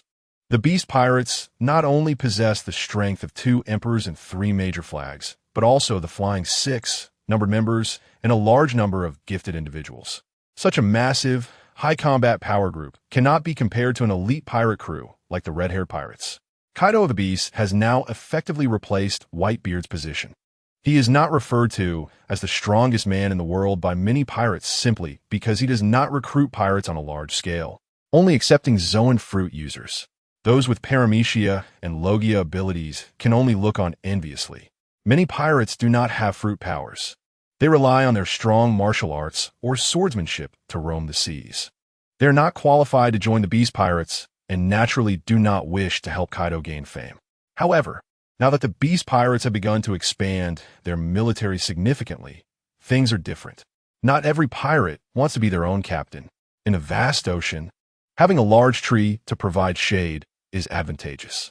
With the rapid expansion of the Beast Pirates, it has begun to spread in the New World that Kaido is the strongest man in the world, the most powerful four emperors pirate crew, the man ruling over the entire sea. Various praises have emerged, and the reason is simple. Just like the affiliated pirate crews of the Whitebeard Pirates, the stronger they make Whitebeard seem, the more secure and face-saving they feel when they go out to plunder. Although Yi Fan does not like these pirates due to their greed, bloodthirstiness, and laziness, they are currently the best help he has against the Celestial Dragons. Strong individuals like Fujitora cannot possibly join the pirates. This is also Yi Fan's helplessness. He can only rely on thugs to defeat the even more brutal Celestial Dragons. Changing the world with love and ideals, like the Freedom Alliance, takes too long. Chapter 150. The Great Expansion of the Beast Pirates recently. The changes on Onigashima have been significant. After moving to the Kingdom of Craftsmen, the biggest change is that the ships of the Beast Pirates can easily travel to surrounding countries. However, they are not sailing to raid, but to collect taxes. This was also Yi Fan's suggestion. Relying solely on plundering will not be sustainable. They still need to collect taxes to ensure the long-term development of the Beast Pirates. Now, Kaido of the Beast can live for hundreds of years and does not care for momentary pleasures. They quickly adopted Yi Fan's suggestion. The merchant caravans of the Beast Pirates affiliated countries only pay a 10 toll. For countries on other territories, the toll is 15. For the Celestial Dragons affiliated nations, a toll of 30 of the cargo's value is charged. Through the territories controlled by the Beast Pirates, they ensure the safety of the goods, which can be considered a very high tax. However, it is welcomed because the profits for maritime trade are very high. The profit margin for goods is basically around 200. The Beast Pirates only take the value of the goods from the departure island, not the price at which these goods can be sold when they reach the destination island. A significant portion of the cost of maritime trade is the risk of pirate raids. Now, by simply paying money, merchants can ensure the safety of their goods, which is a huge benefit for traders from various countries. Initially, the three major flags and the Flying Six thought that such taxes would reduce the income of the Beast Pirates. However, a month later, they marveled at Yi Fan's brilliance.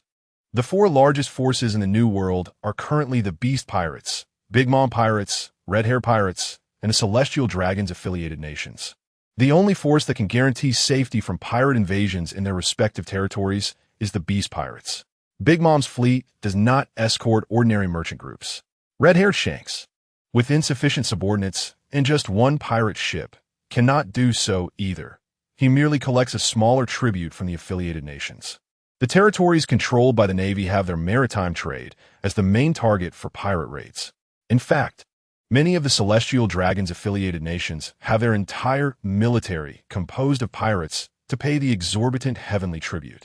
This means that once they enter the territory controlled by the beast pirates from the territories of other forces, they become very safe. The affiliated nations of the beast pirates have earned a significant amount of berries from maritime trade. Some nations have quickly developed into transshipment countries for goods. For example, the affiliated nations of the Celestial Dragons have a batch of goods that can be sold at high prices in the affiliated nations of the red-haired pirates. However, going directly is very dangerous. They are familiar with the maritime conditions near their own country and do not have to worry about pirates. But once they reach the territory of the red-haired pirates, they are very likely to be plundered.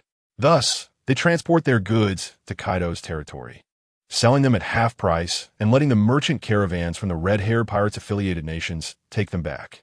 Such safe, neutral transshipment islands can quickly make these islands very prosperous. This is somewhat similar to certain islands in the past life on Blue Star, such as Hong Kong, which became very prosperous because of such transshipment points. The Beast Pirates tax on affiliated nations has also changed from a fixed amount to 30% of the total tax revenue. It seems to have decreased. But as the nearly 100 countries of the Beast Pirates gradually develop due to maritime trade, in a very short period, this tax revenue model has surpassed previous incomes. It can be said that Yi-Fan's experience on Blue Star has achieved great success. According to Blue Star's tax system, combined with measures such as transit islands, the territory controlled by the 100 Beast Pirates has ensured the prosperity and stability of their vassal countries in a short amount of time. The more prosperous the subordinate countries are, the higher the tax revenue for the 100 Beast Pirates, allowing them to support more pirates and fleets. Now, Yi-Fan needs to solve the fleet problem of the 100 Beast Pirates. The wooden ships manufactured by the Kingdom of Craftsmen are fine, but they cannot produce mechanically powered ships like the Navy. For pirates, sailing ships are the best option because even in territories controlled by the four emperors, there is no guarantee of a constant supply of coal and oil. This means that even with mechanically powered ships, pirates would quickly lose power due to fuel shortages. This is also why pirates prefer sailing ships as their means of propulsion. However, now, to ensure that the vast sea is not robbed by other pirates who like to take risks, the 100 Beast Pirates also need a fleet that does not require sails and can maneuver quickly and steadily. This requires advanced mechanical ships.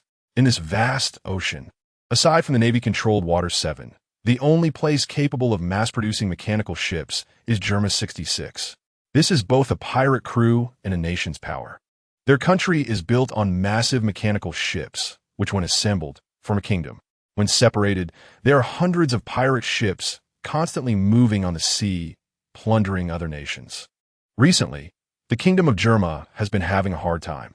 With the expansion of the Navy and the rise of Doflamingo's influence, the Kingdom of Germa's survival has faced severe challenges. Germa has no output.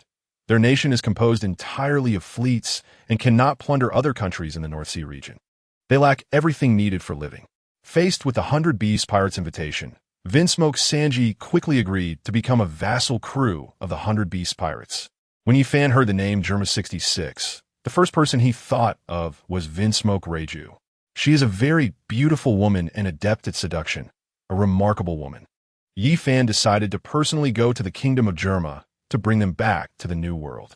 Bringing such a large fleet back to the New World is not an easy task. Therefore, to travel from the four seas to the New World, they must first go to Reverse Mountain, then cross the doldrums from the air, sail a small half of the planet on the Grand Line. And only after passing through the underwater tunnel in Fishman Island can they enter the New World. This is too cumbersome and requires a long voyage.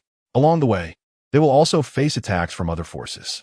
If Yi-Fan goes personally, he can directly use the abilities of the Cloud to transport the entire Kingdom of Germa directly to the latter half of the Grand Line. They would only need to pass through the underwater tunnel to reach the New World. Of course, there's a simpler method, directly carrying this country and flying over the Red Continent. However, doing so would not only consume a lot of physical strength, but also be extremely dangerous. Yi-Fan is well aware of the mistakes made by his cheap father-in-law in his previous life, carrying Onigashima and the Red Scabbards while also dueling with Kid, Law, Zoro, and Luffy, especially allowing Luffy to fully revive once. That would be asking for death. Naturally, he would not choose to carry the entire kingdom of Germa over the Red Continent directly to the New World in such a dangerous manner. Opening a portal, Yi Fan arrived directly at the kingdom of Germa. This is a country that exists entirely for war. The entire nation has no entertainment at all because aside from a few researchers, everyone else in Germa is a soulless warrior. They only need to obey orders and kill. Any feelings are a burden. However, there are two exceptions, Vinsmoke Reiju and Vinsmoke Sanji, the chef of the Straw Hat Pirates who bleeds from his nose upon seeing a beautiful woman. But Reiju is much smarter than Sanji. Reiju does have feelings. She just pretends not to. Sanji's childhood was spent under the humiliation of his emotionless brothers and father. If it weren't for Reiju's kindness, Sanji might have died in the kingdom of Germa. Thinking of this, Yi Fan became more and more interested in Vinsmoke Reiju. A sensitive little woman living in a country devoid of any emotions, essentially like a nation of robots, must be very lonely and isolated. Upon arriving at the kingdom of Germa, alarms sounded throughout the kingdom. Rows of artificial soldiers from Germa 66 surrounded Yi Fan with weapons. Faced with such armed forces, Yi Fan naturally did not care. Their weapons couldn't even break the defense of someone with fully hardened haki. Otherwise, they wouldn't have been completely suppressed by Doflamingo. Yi Fan walked slowly down the street. As a country entirely prepared for war, it does not resemble a nation at all. The streets and surrounding buildings are all fortresses suitable for combat. In other words, the entire kingdom of Germa is always prepared for battle. All buildings, all facilities, and even the layout of the streets are designed for combat.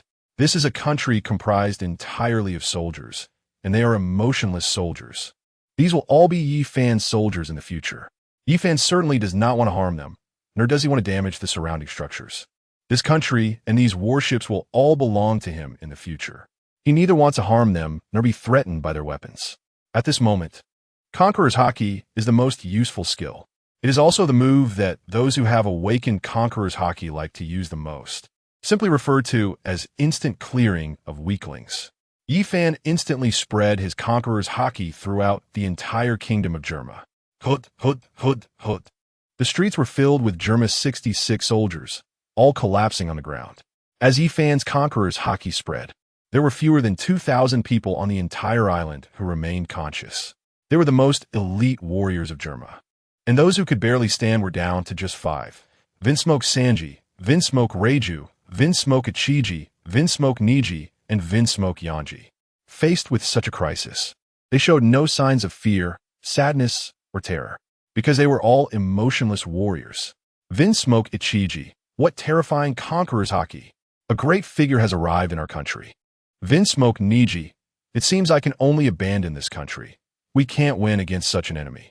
Vinsmoke Reiju, the person coming should not be an enemy. Otherwise, they would only use Conqueror's Haki to suppress us. Clap, clap, clap. A round of applause came from behind. The 4 of them realized that at some point, a young man had appeared behind them. Vinsmoke Judge, as the king of the Germa kingdom, was the first to react. It turned out that the Dragon Emperor had come. Our Germa family has joined the Beast Pirates, hasn't he? I wonder what the Dragon Emperor means by this. Yi Fan said, "It's too slow to go to the Grand Line through Reverse Mountain. I plan to take you directly over the Calm Belt to Sabeti Archipelago." Vinsmoke Judge, then it's hard work for you, Dragon Emperor. Yi Fan possesses several fruit abilities similar to Kaido's. The fact that Kaido transported Onigashima several thousand kilometers has already been reported by the newspaper. Vinsmoke Judge naturally saw the newspaper and had no doubt that Yi Fan could fly their country directly over the Calm Belt. Although the Calm Belt is terrifying, it is not very wide. It is just 2 windless zones a few hundred kilometers wide around the equator. However, in the world of pirates, the windless zone is an uncrossable chasm. The reason is very simple. Most pirate ships rely on sails for power. Without wind, they lose their power. Relying on manpower to row large ships requires great effort, and not every pirate ship is as elite as the Straw Hat Pirates or the Red Hair Pirates. Even the Beast Pirates, most pirates are just slightly stronger than ordinary people. Without wind, ordinary pirate ships cannot navigate the Calm Belt at all. More importantly, the Calm Belt is home to a large number of Sea Kings. For a powerhouse like Yi Fan, Sea Kings are food. But for most pirates, Sea Kings are incredibly terrifying existences. For example, to rescue Luffy, Shanks had his arm bitten off by a Sea King. In front of Sea King, the near Sea King is just a small fish. The islands of the Germa Kingdom are composed of warships, so the entire country can move on the sea. After Vinsmoke Judge issued the command, the whole country moved toward the designated location. If they could cross the Calm Belt, they could directly enter the last segment of the Grand Line, without having to take a detour to the distant Reverse Mountain and then sail nearly half a pirate planet to reach the end of the Grand Line. It can be said that they saved tens of thousands of kilometers of sailing distance. A few hours later, the Germa Kingdom sailed to the edge of the Calm Belt. Yi Fan began to release a large number of auspicious clouds, lifting the entire Germa Kingdom. Because it was the first time, Yi Fan made a small mistake. The Germa Kingdom tilted severely midway. Yi Fan had given each auspicious cloud the same buoyancy evenly. However, the Germa Kingdom, although composed of warships, did not have perfectly balanced weight at every point. Fortunately, Yi Fan reacted quickly and made immediate corrections. The Germa Kingdom stabilized and floated several thousand meters in the air. Chapter 152. The 5 highest combat powers looking at the Germa Kingdom flying in the air, the expressions of the others were fine. Although they were shocked, they had lost their emotions and could still watch everything calmly. Vinsmoke Ichiji, what powerful strength. No wonder they can kill 2 admirals in one day. Vinsmoke Yunji, following such an invincible powerhouse, our Vinsmoke family will definitely become famous across the seas. The members of the Vinsmoke family all felt that their choice to ally with the Beast Pirates was indeed a wise decision. Only Vinsmoke Reiju felt a hint of worry. As the only one in the entire Germa Kingdom with emotions, she wondered why the Beast Pirates, already so powerful, needed the Vinsmoke family and the entire Germa Kingdom to join them. Moreover, their influence had been rapidly expanding recently. Such actions surely weren't solely for controlling the nearly 100 affiliated countries in the New World. Supporting so many pirates is a significant expense. Those willing to be pirates do not engage in production. They're not as easy to support as ordinary naval soldiers. They require daily supplies of meat and alcohol. Otherwise, who would want to live a life on the edge of a knife? Even ordinary pirates need the cost of several naval soldiers to sustain themselves. Not to mention the Germa Kingdom, which does not engage in production at all. The former Germa Kingdom survived by robbing various countries in the North Sea.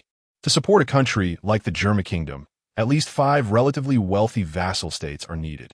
This is also why, in the original storyline, even after Big Mom and the Vinsmoke family married, they still wanted to eliminate their family, only wanting to obtain the methods to produce Germa 66 and the battle suits. Supporting a large war nation requires an enormous amount of resources. Even Big Mom's pirate crew cannot afford it. Vinsmoke Reiju, who has emotions and is a highly intelligent woman, could not understand why the Beast Pirates would want the entire Germa Kingdom to join them. Because if they just wanted to seize Germa's technology, it would clearly be the most cost-effective for the Beast Pirates.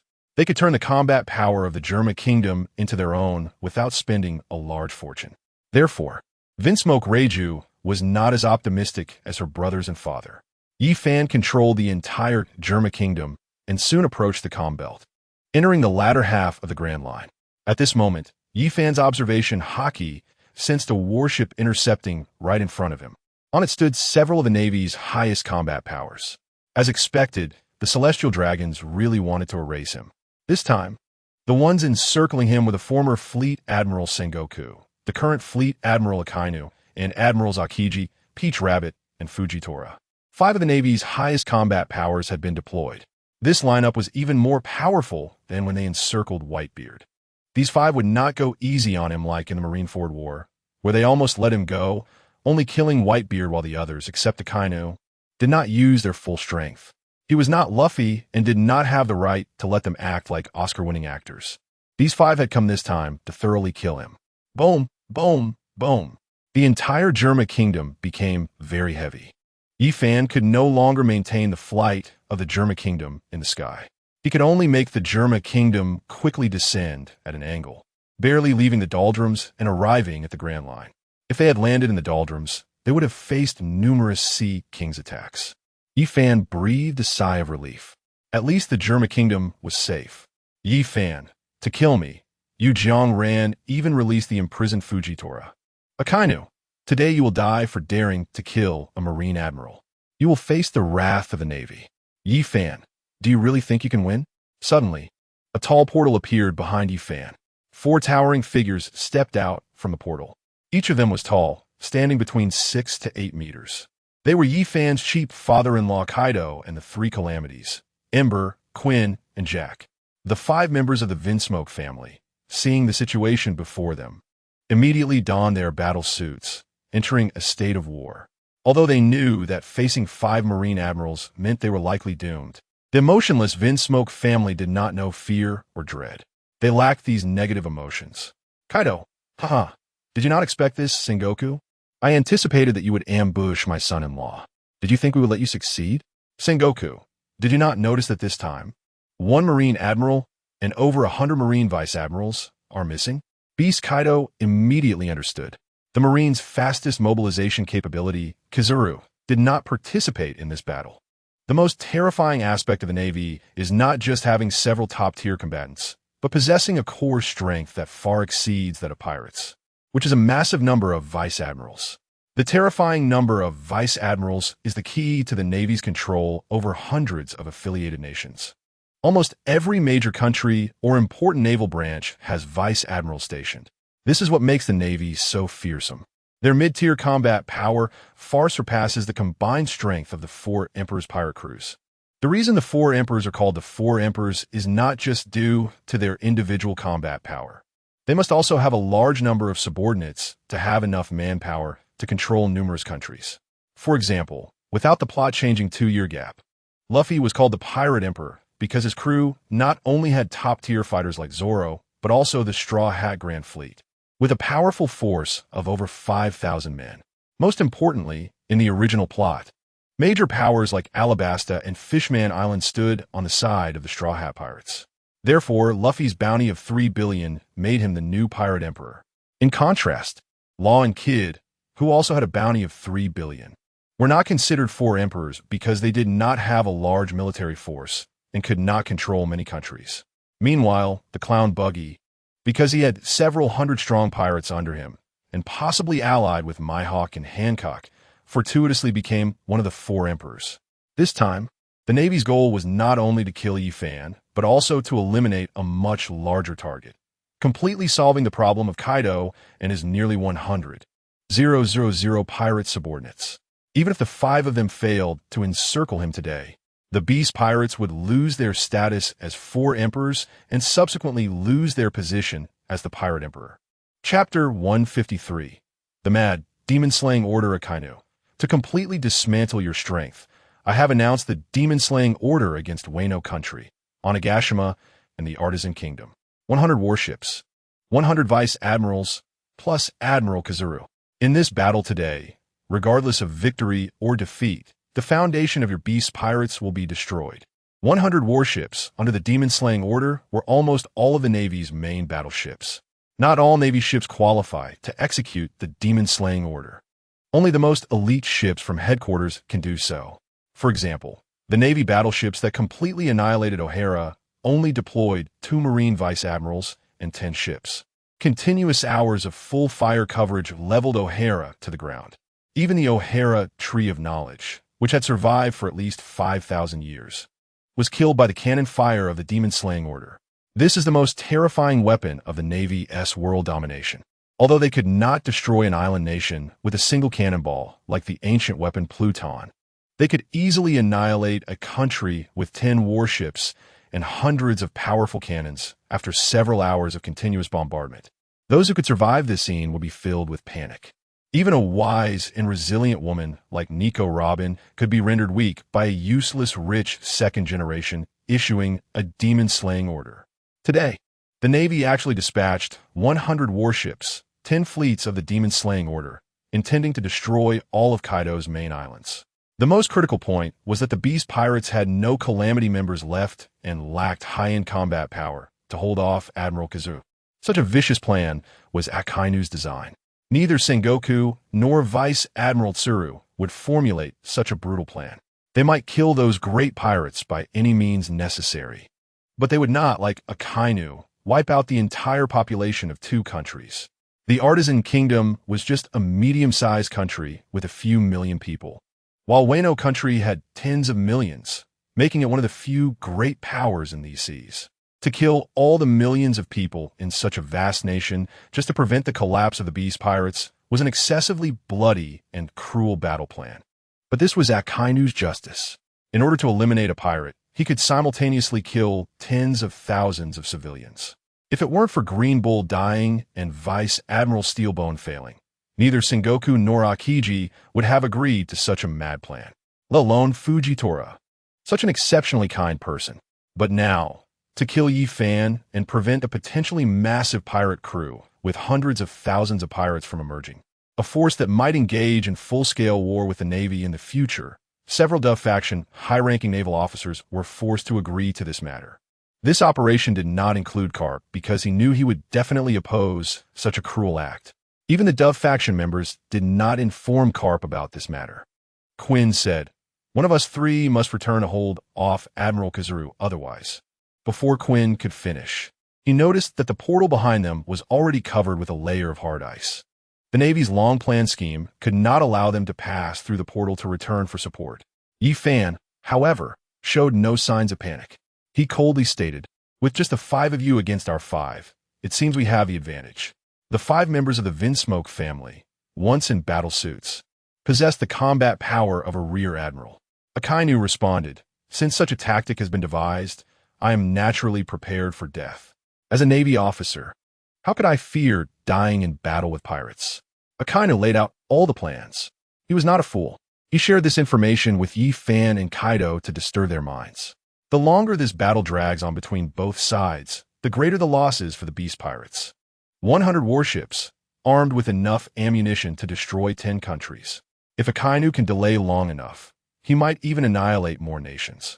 In Akainu's mind, those vassal countries that sided with the pirates could all be killed, because the people of these nations would idolize a pirate even more.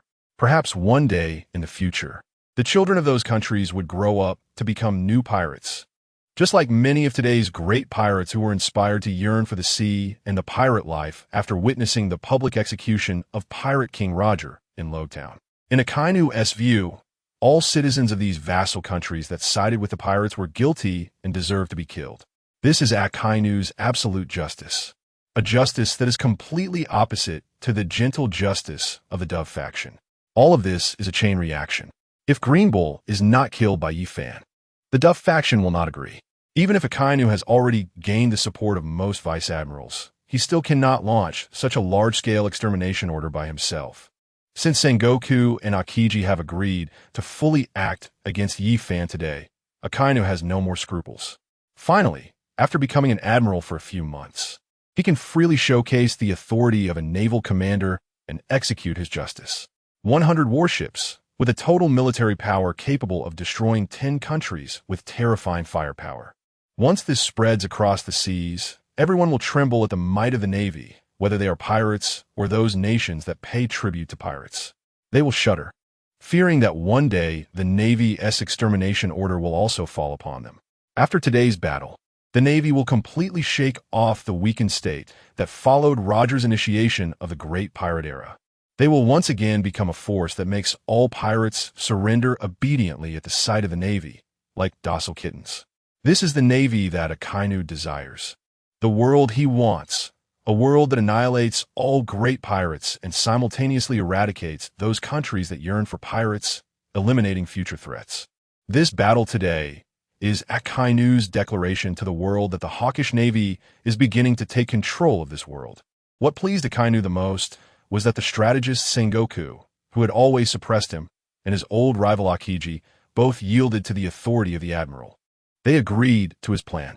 Today is the happiest and most fulfilling day for Akainu since joining the Navy. Even though he usually faces everything with a stern expression, this time, a happy smile appeared on his face, albeit a smile that could scare a child due to his muscular features. Chapter 154. The sea hero Jinbe Yi Fan did not prepare to launch a frenzied attack against Akainu and the others as he had imagined. He took out a din mushi and said to Yamato, "You guys should have no problem dealing with the Kazura, right? Deploy that weapon." In the general's mansion of Flower Capital, all the samurai had gathered. Under the leadership of Kazuki Oden, and with the changes occurring daily in Wano country, she now had several powerful samurai under her command, all of whom were on par with the 9 red scabbards. This means they have the strength of naval vice admirals. Additionally, there are several hundred samurai whose strength lies between naval rear admirals and captains. It can be said that the strongest samurai in Wano have gathered under Yamato to protect her. Next to Yamato sat a blue-skinned fishman, the sea hero Jinbe. After declaring loyalty to the Beast Pirates, Yi Fan did not let him work within the crew.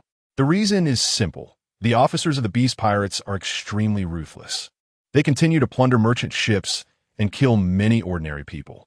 Yi Fan would not allow the kind-hearted Jinbe to participate in such actions.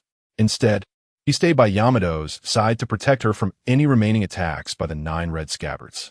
Jinbe could also do what he loves: help Yamato implement benevolent policies to restore prosperity to Wano. After joining the Beast Pirates, Jinbe was very satisfied. Although most of the pirates in the Beast Pirates are still incredibly vicious, as the successors of the Beast Pirates, both Yamato and Yi Fan sincerely manage the people well. Jinbe even believes that under the leadership of these two, the new world might one day become a prosperous place. Yamato said, "If our Beast Pirates are exterminated by the Extermination Order, your Fishman Island will meet the same fate." Jinbe's face turned serious. There are already 50 warships, led by Admiral Kizaru, preparing to use the Extermination Order on Wano.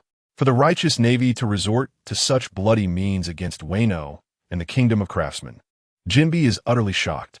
In his mind, while there are many cruel officers in the navy, most of them yearn for justice. Akainu's actions, which involve killing everyone in Wano and the Kingdom of Craftsmen to eliminate the Beast Pirates, are something Jinbe cannot accept or agree with. Now, he feels that the navy is more brutal than the pirates. Even pirates merely rob wealth. They do not slaughter an entire nation. He has lived in Wano for 2 months, and most of the people here are ordinary folks who love life. They have never done anything wrong in their lives. Just because they are under pirate rule, all the people of this country must be killed. The Navy actually employs such cruel methods. For the first time, Jinbe decides to stand against the Navy. He wants to protect Wano. He knows that if Wano falls, Fishman Island, which is under the protection of the Beast Pirates, will also face the Extermination Order's fate. Jinbe bows to Yamato and then says, "Rest assured, General, this time, even if it costs my life, I will definitely hold off Admiral Kizaru together with you."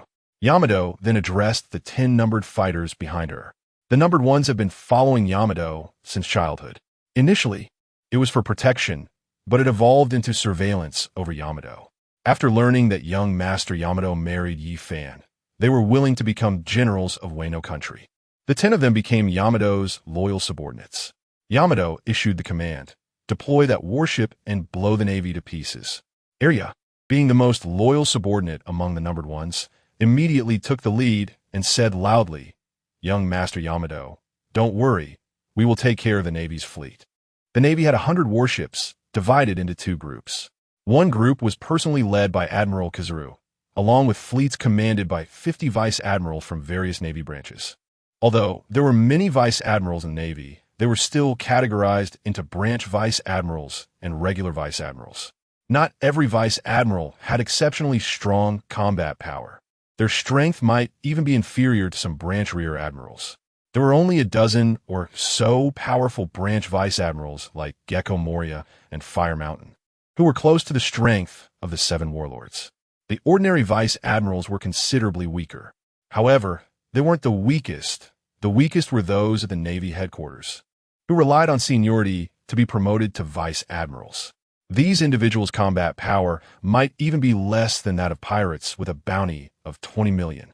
They could only be considered administrative personnel, not combatants. The part of the Navy that followed Kizaru consisted of branch vice admirals whose combat power was not as strong as that of the headquarters vice admirals. However, there were exceptions, such as G5's vice admiral, Virgo, who had the strength to contend with headquarters vice admirals, having already mastered the use of haki. It could be said that he had very powerful combat capabilities. Otherwise, he wouldn't have been sent to a Navy branch in the New World. The vice admirals from the Grand Line and New World branches had decent strength, while the weakest were the branch vice admirals from the four seas. To balance combat power, Admiral Kazuru led weaker vice admirals to attack Wano country.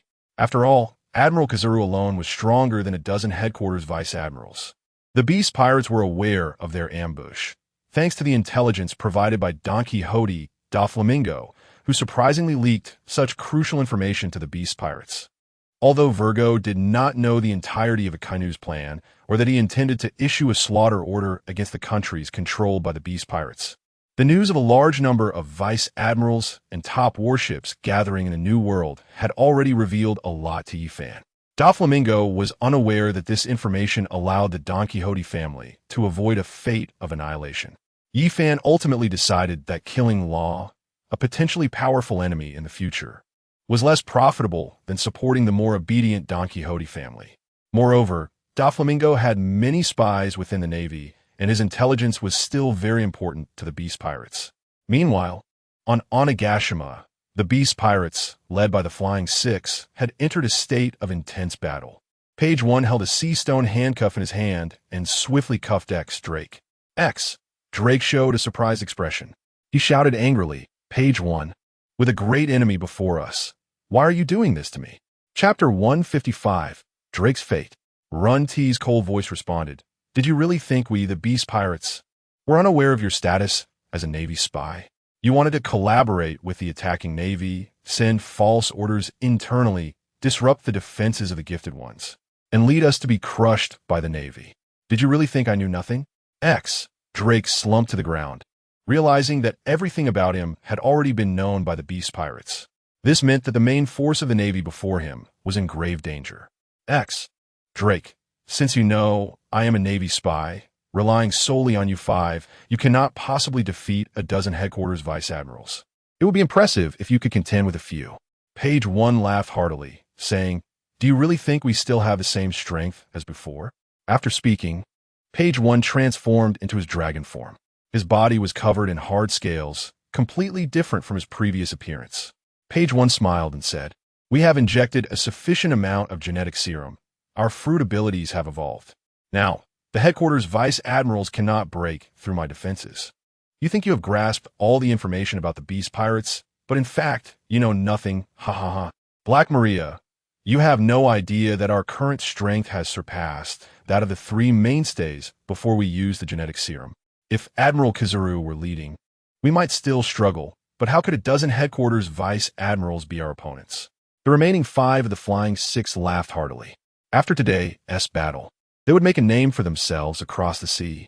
Besides the 5 of them, the current Beast Pirates still had many strong fighters. For example, the newly allied Hawkins and other supernovas. Unlike in the original storyline, due to the Beast Pirates' large expansion, many powerful individuals, including the likes of the monstrous monk Urki, who did not belong to the Beast Pirates, also joined them. Although these individuals still had to fight, their strength was not inferior to that of the previous Flying Six. However, they were completely incomparable to the current Flying Six. The greatest increase in combat power for the Beast Pirates actually came from the Gifted Ones. After being injected with the perfect T-virus, they had gained the strength to contend with Vice Admirals. Although they were still far from being able to match the headquarters Vice Admirals, their numbers were substantial, totaling over 500. With Yifan's involvement, the Beast Pirates had more financial resources, and Doflamingo's production of artificial devil fruits had increased. This also allowed the Beast Pirates to possess a much larger army of Gifted Ones than before. The current mid-tier combat power of the Beast Pirates could be said to have increased at least twice compared to before the storyline changed. Drake had only injected the minimum dose of the perfect T-virus. He had become stronger, but not to the degree of a qualitative change. It could be said to be effective, but he still possessed combat power at the Vice Admiral level.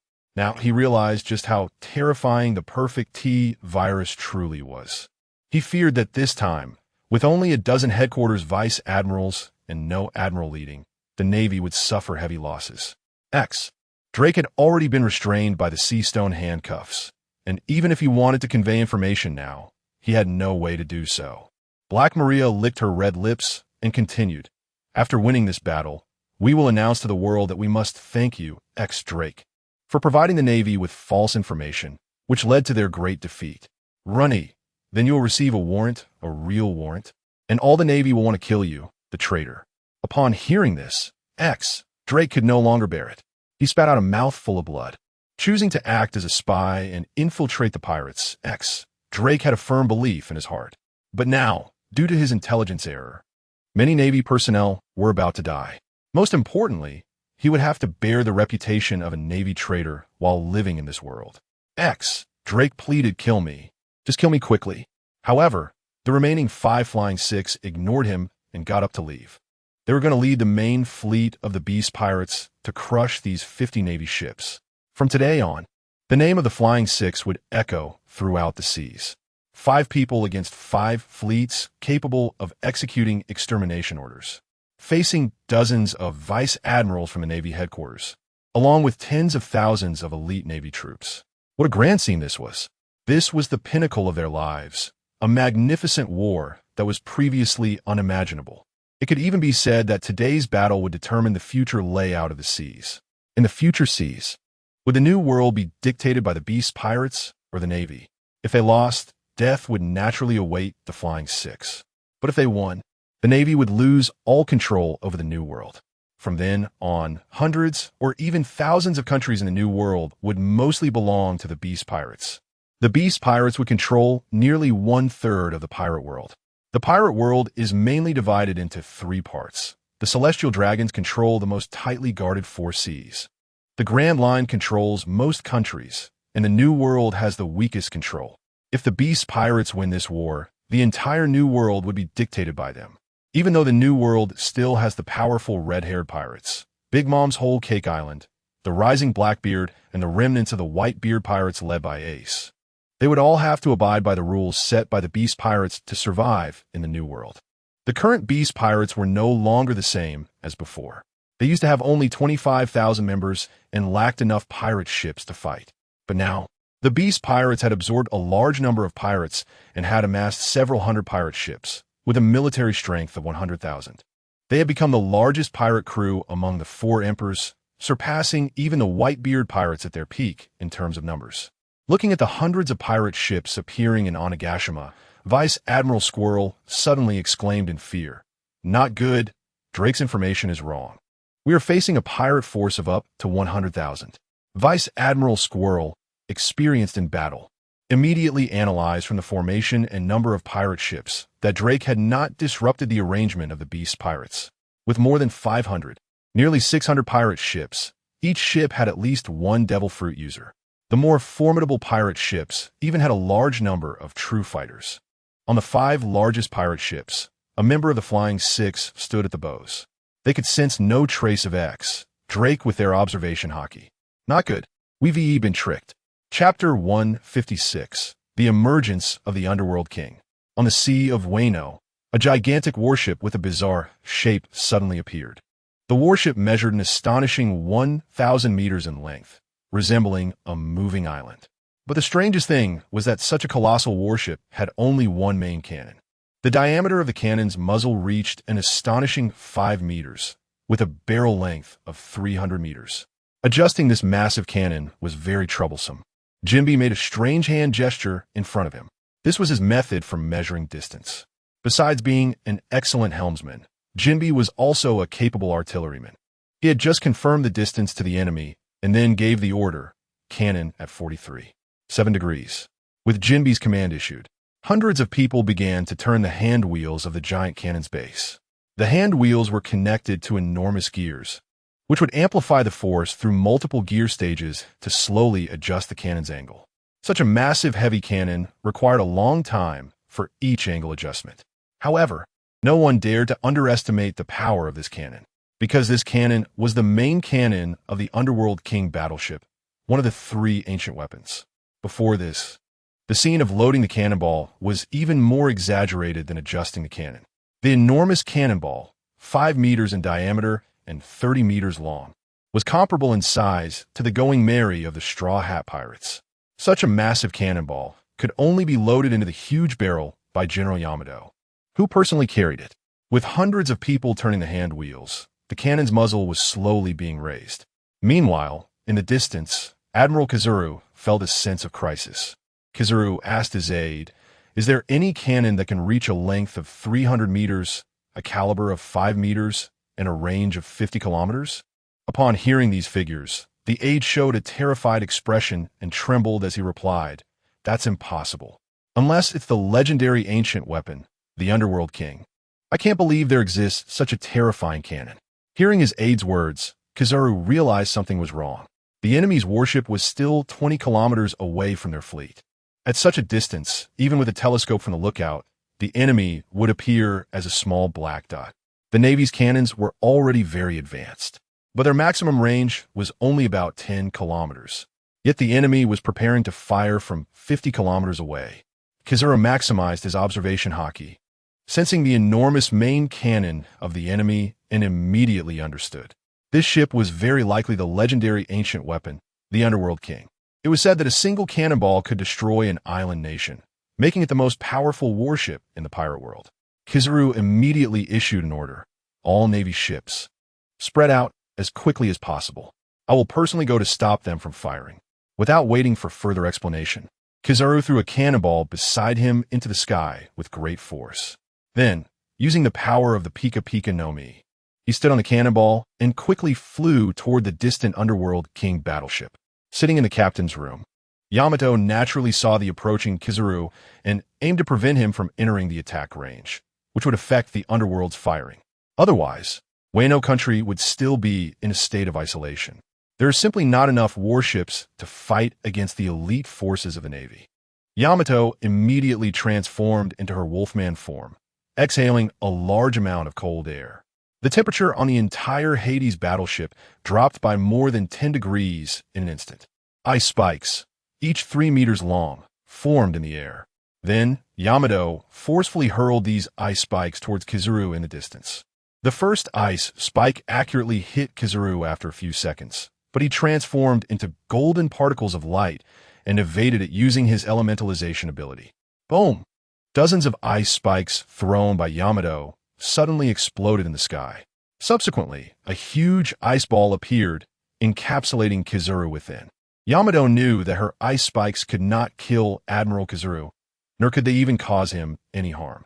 She didn't even have the thought of injuring him. Her dozens of ice spikes contained the coldest breath. Once the outer ice spikes shattered, this extreme cold would quickly freeze the surrounding space into ice blocks. To prevent Kizaru from using the power of the Pika Pika no Mi to teleport out of the ice blocks range, Yamato threw dozens of ice spikes, turning the surrounding area into a massive ice ball spanning thousands of meters. Due to gravity, the enormous ice ball rapidly descended towards the sea. Just as the ice ball was about to fall into the water, a figure radiating yellow light had already emerged from the ice ball, wielding the Amatsukami sword to shatter the ice ball. In an instant, he reappeared above the Hades battleship. At this moment, Jinbei, the fishman karate master, no longer hesitated. Although the angle was still slightly off, he was now within range to attack the Navy fleet. Jinbei had always been a decisive person. If Admiral Kizaru interrupted his attack, he might not get a second chance to fire. Launching now, if the Hades cannon truly had the legendary power to destroy an island with one shot, even if it didn't hit the core of the Navy fleet directly, it could still destroy most of the Navy. Sure enough, when Jinbei pressed the launch button, a massive amount of yellow light, like raindrops, covered the deck of the Hades battleship. This was Admiral Kizaru's renowned technique, the Yashikuni mirror.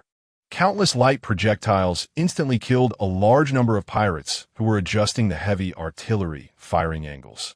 However, it was already too late. Boom! Accompanied by the agonizing wails of the pirates, Kizaru's massive attack occurred. After Jinbei decisively pressed the launch button, Kizaru still could not prevent the Hades from firing its cannonball. A cannonball emitting a blood-red glow was rapidly shot out from the huge cannon. While in the air, the interior of the cannonball underwent a tremendous transformation.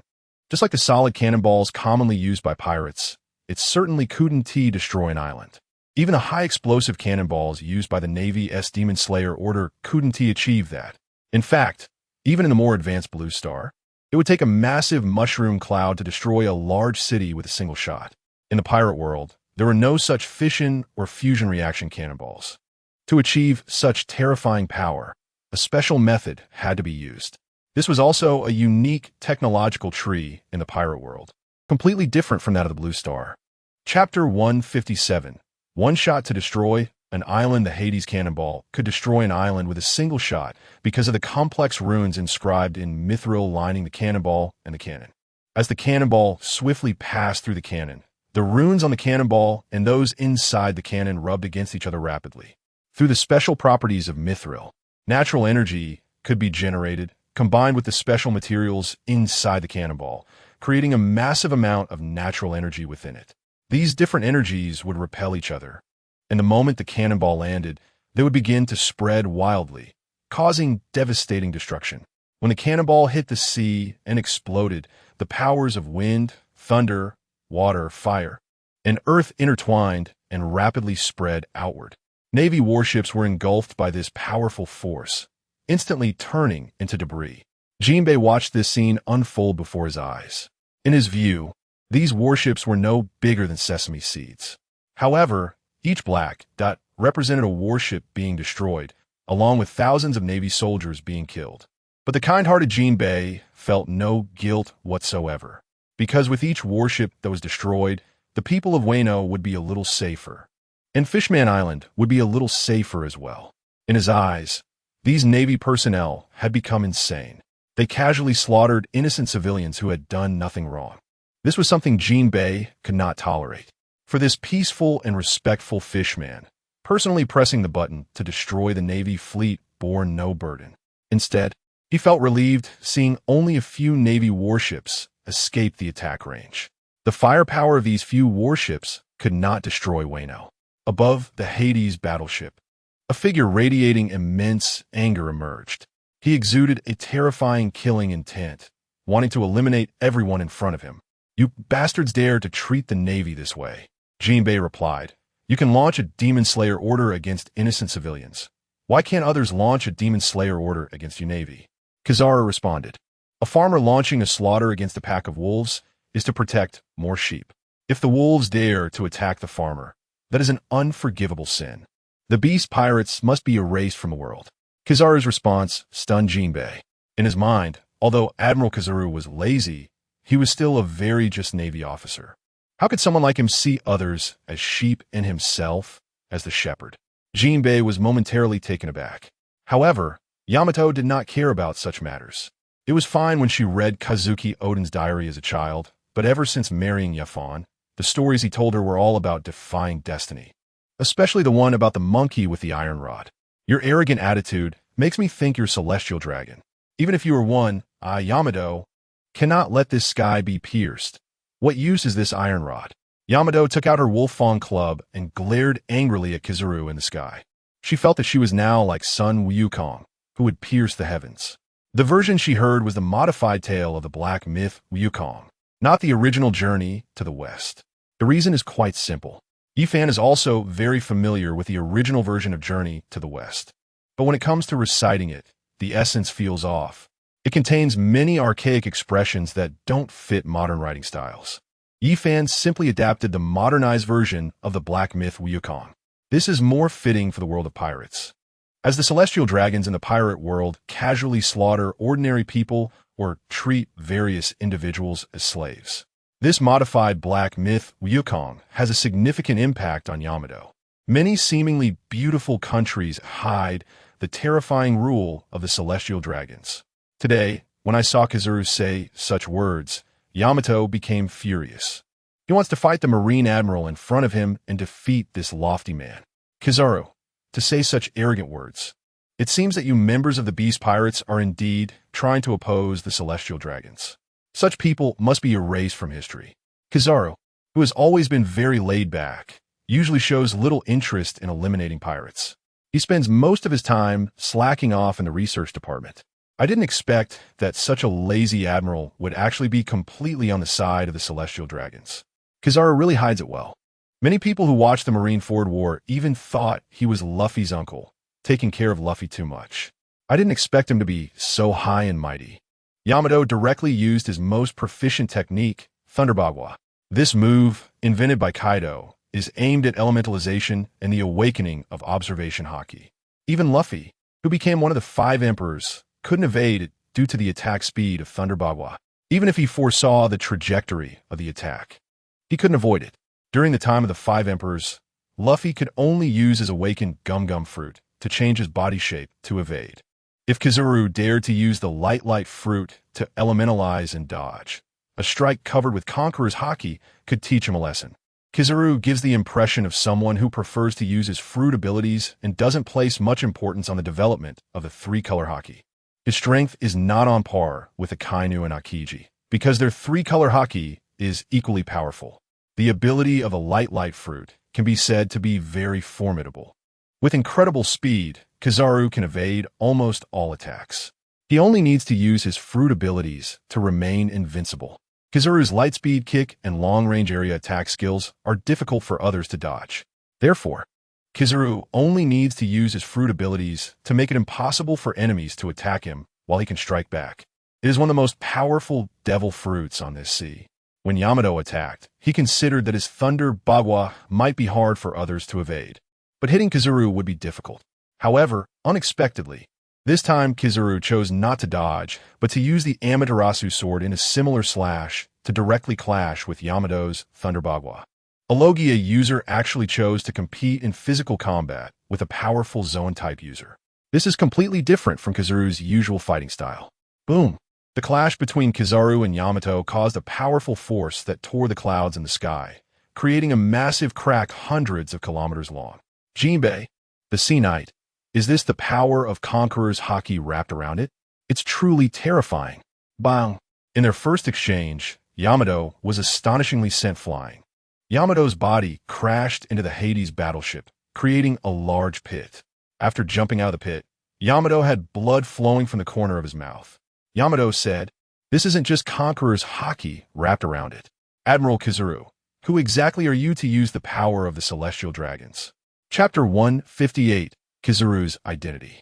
In that previous exchange, Yamato not only felt an attack power stronger than that of Conqueror's haki, but also sensed his own lifespan rapidly draining away.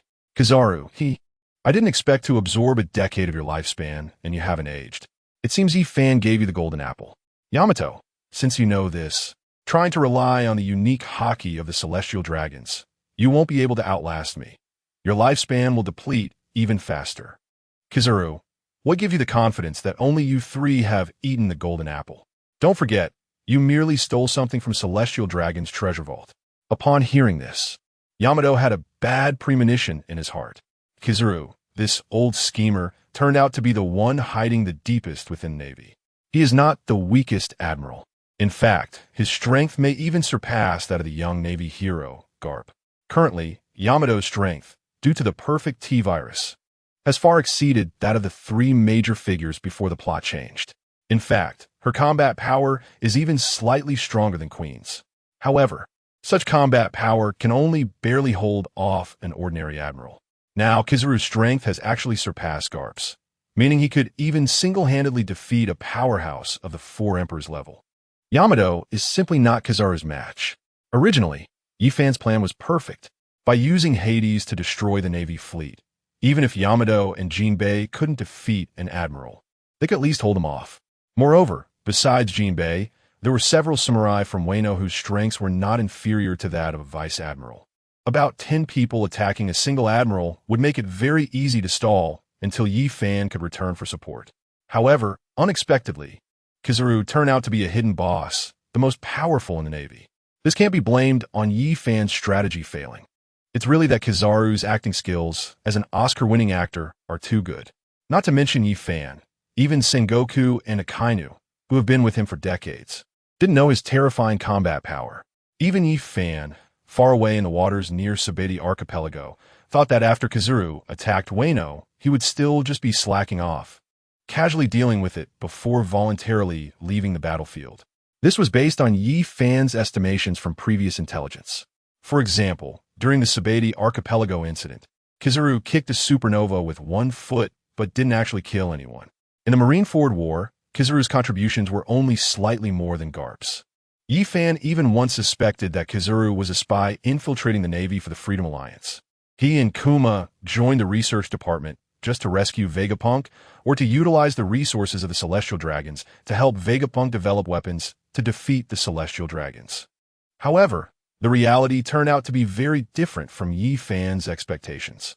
Kizaru is neither a lazy slacker nor a member of the Freedom Alliance, but rather a staunch confidant of the Celestial Dragons, having already mastered their powers. It's even possible that Admiral Kizaru is a Celestial Dragon himself, a Celestial Dragon lurking in the Navy. In just the first few minutes of the clash, a large number of Wano samurai were killed by Kizaru. However, the remaining Wano samurai did not retreat. They knew that if General Yamato was defeated, the entire Wano country could be destroyed. They had to protect General Yamato and hold out until Yefon or Kaido arrived. Otherwise, no one could deal with the terrifying Kizaru. On the other side, the main fleet of the Beast Pirates, now relocated to Onigashima, was engaged in a fierce battle with 50 Navy warships. The Navy's warships, in addition to being able to freely traverse the calm belt, had another advantage. Their heavy artillery was formidable. The firepower of 50 warships was not at all inferior to that of over 500 pirate ships, and the key point was that their range was much greater. Fortunately, the Navy ships did not sail faster than the pirate ships in a short time. Each pirate ship had hundreds of strong men desperately pedaling the footboards beneath them. This was similar to stationary bicycles in a gym, where their pedaling power turned gears that propelled the ship's stern propellers. If it were Blue Star people, the strength of hundreds would still be far inferior to an oil-burning engine. But this was the pirate world. These ordinary pirates were many times stronger than the boxing champions of Blue Star. Although they could only maintain this acceleration for half an hour, that was enough for over 500 pirate ships to close in on the warships. The warships executing the demon-slaying order were not ordinary fierce. Their terrifying firepower could unleash tens of thousands of shells in a single volley. Fortunately, each pirate ship had at least one enhancer, relying on their strong physical attributes. They blocked most of the shells. A violent woman like Runki would certainly not allow the Navy to use a kite-flying tactic to wear down the beast pirates. She consumed their artillery shells along the way. A few tall pirates behind her immediately pushed over several crates of shells. Runki picked up a shell and threw it at the distant warship. Her movements did not stop. In just a few seconds, she had thrown hundreds of shells towards the Navy warships. On the deck of the nearby warship, Peggy Wan and the other 4 Flying 6 also used the same method to throw a large number of shells at the Navy ships. Vice Admiral Mongoose and several other Marine Headquarters Vice Admirals picked up their sabers, stepped onto the moonwalk, and flew into the air, cutting many shells in midair. Only a small number of shells landed on the Navy warships. This amount did not sink any Navy warships. In the first round of confrontation, the Navy had a slight advantage. However, they could not maintain this advantage for long as the pirate ships continued to close the distance. The more than 500 pirate ships possessed over 100,000 cannons. Once they entered range, the Navy's artillery advantage would almost vanish. Soon, the second round of confrontation began. Boom, boom, boom. Boom, boom, boom. Boom, boom, boom. Boom, boom, boom. Huge amounts of shells flew across the sea. This was the second round of gunfire from both sides. Hundreds of thousands of shells flew in the air, each trailing a long tail flame. If Captain Lee from Bright Sword saw such fierce firepower, he would surely drool. This kind of volley was already the most magnificent naval battle in recent decades. 40 years ago, the Rocks Pirates, although all their ships combined were stronger than the current Beast Pirates, had their subordinates scattered after the God Valley incident. No one fought for Rocks. In the previous Marineford War, there had not been so many warships firing at each other. It could be said that there had not been such a grand naval battle on these seas for nearly 100 years. As for whether there was a more magnificent naval battle 100 years ago, only a few celestial dragons, like the 5 elders, knew the truth. Just like Rocks, his legend had long been erased from history by the celestial dragons.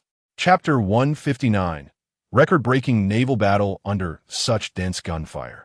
Even the Flying 6 and Marine Headquarters Vice Admirals could not completely defend against such concentrated artillery fire. One by one, pirate ships were hit. Many poorly constructed pirate ships immediately caught fire. Not every pirate ship could be made from atom wood. For example, the Straw Hat pirate ship, which was so small, cost tens of millions of berries. Most pirate ships were actually made from hardwoods like ironwood that could be mass-produced. Although they were made from wood with strong and durable properties, even stronger than ordinary steel, they still could not withstand heavy artillery attacks. Many pirate ships had huge holes appear, and some unlucky ones were hit in their ammunition storage and caught fire, forcing them to withdraw from the battle. The Navy was also having a hard time. Although most of the pirate artillery used solid projectiles with a small explosion radius, the sheer number of pirate cannons and the density of their shells were greater. These solid projectiles, accelerated by gravity, produced terrifying kinetic energy. The 50 Navy warships were also battered and bruised, with many Navy soldiers being blown to bits when hit by shells. However, both sides were too focused on loading and firing shells to care about the lives of their comrades. In this regard, the Navy had the advantage. They had advanced rear guns, making it much easier to load than the pirates' forward guns. The firepower between the two sides reached a brief balance. It seemed that the Navy even had a slight advantage due to their faster rate of fire. However, this advantage was lost a few minutes later, when the distance between the two sides was less than 5 kilometers. Runke took the lead. She leaped high from the deck of the pirate ship. She was hit by a few shells mid-air, but the scales on her body could not be penetrated, and she was directly deflected. With her dragon form, Runke's horn emitted a strong laser, directly slicing a Navy warship in half. After consuming the perfect T-virus, the genetic factors in her body had mutated, evolving into the Zoan-type mythical beast dragon fruit, unicorn form. After months of training, Runke no longer needed to bump heads with others. Most importantly, she felt that her beautiful head could only be touched by Yefon. Bumping her head against others felt too disgusting and excessively violent, which did not fit her ladylike image in front of Yefon. To her surprise, after developing her abilities, the newly grown horn could actually emit lasers. Is there numbers and coordination? However, in this battle, it was clear that the Beast pirates had the upper hand.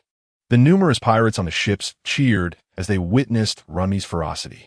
The clash with the Navy was clearly in favor of the Beast pirates. Rear Admiral Weasel was the first to react, shouting for everyone to attack together and not let the enemy approach the warships. After that, Rear Admiral Weasel used the moonwalk technique and charged towards Runme.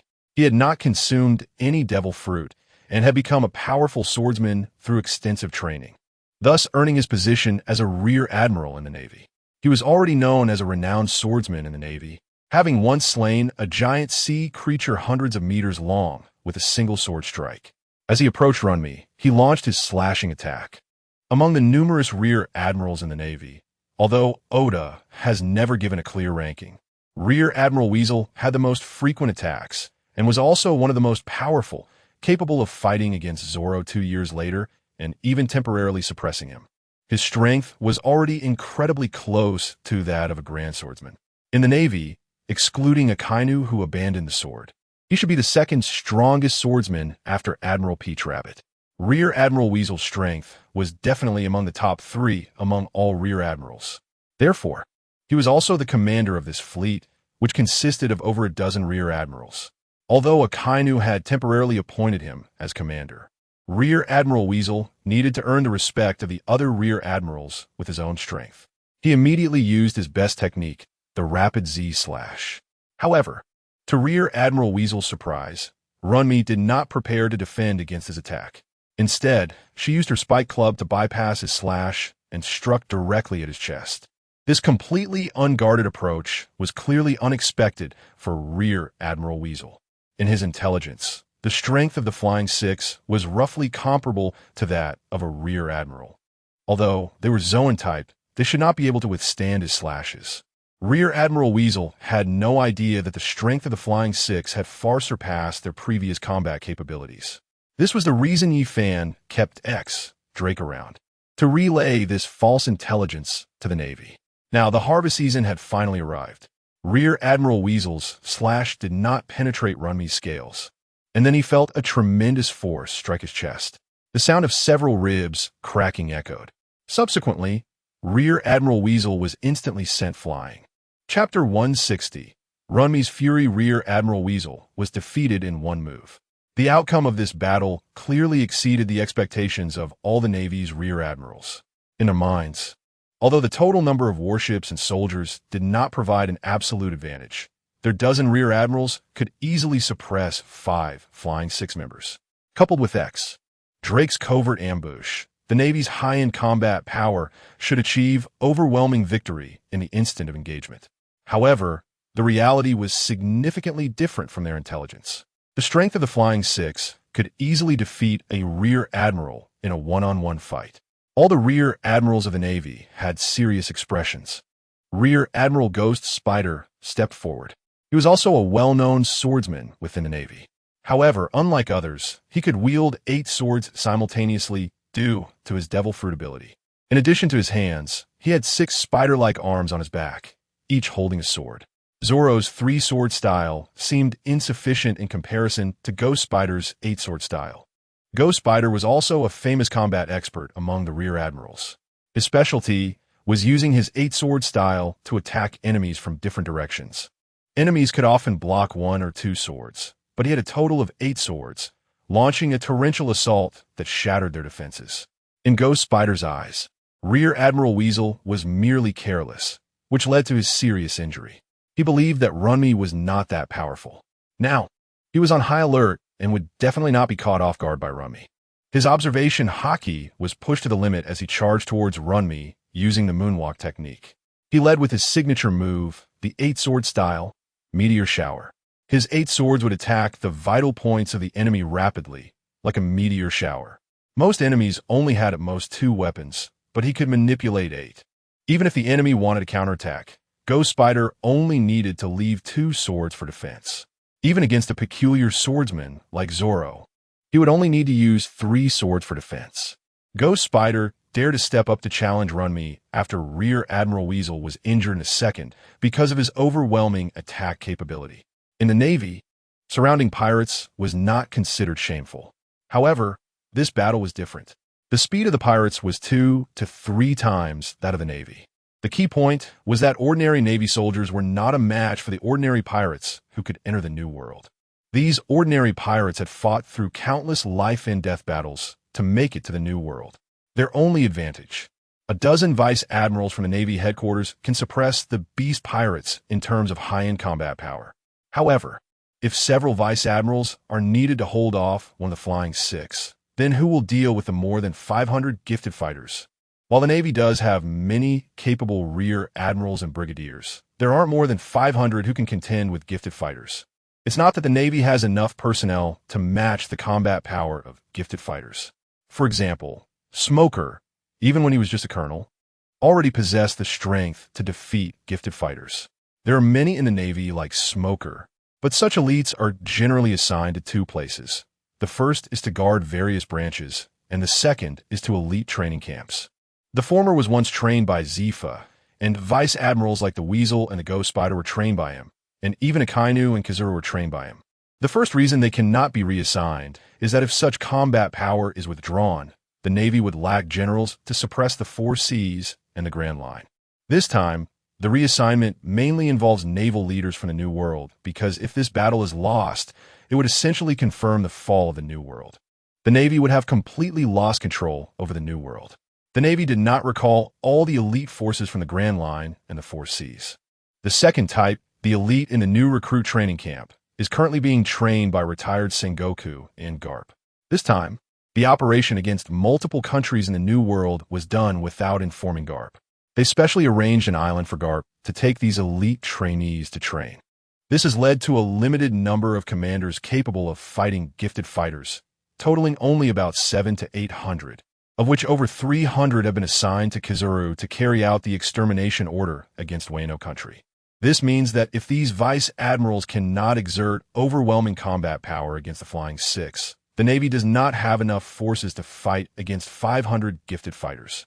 Moreover, the Beast Pirates have now lifted restrictions on recruiting pirates, adding many superhuman fighters, such as the new addition to the Beast Pirates, Basil Hawkins. Both sides have reached a close-quarters battle. Whether in high-end or mid-range combat power, both are extremely important. The numbers of ordinary sailors and ordinary pirates have become insignificant. If the vice admirals cannot individually suppress the Flying Six, at least ensuring a stalemate, the Navy's high-end and mid-range combat power will collapse. All of this clearly exceeds their expectations. Because Drake, a rear admiral about to be promoted to vice admiral, is already strong enough to join the Flying Six. In their estimation, the vice admirals of the headquarters should be able to suppress the Flying Six. Now, this fatal intelligence error has drawn the attention of a dozen vice admirals from the Navy headquarters. They are closely watching the duel between Vice Admiral Ghost Spider and Runme. They pray that Vice Admiral Ghost Spider must win, at least having the ability to hold off Runme. However, their prayers have no effect. This time, Runme's fighting style did not defend against Ghost Spider's attacks, allowing 6 blades to stab toward Runme's body, which were then blocked by the scales on his surface. Meanwhile, Ghost Spider's dual blade defense did not stop the mace in Runme's hand. In just one exchange, Ghost Spider was ultimately sent flying by Runme.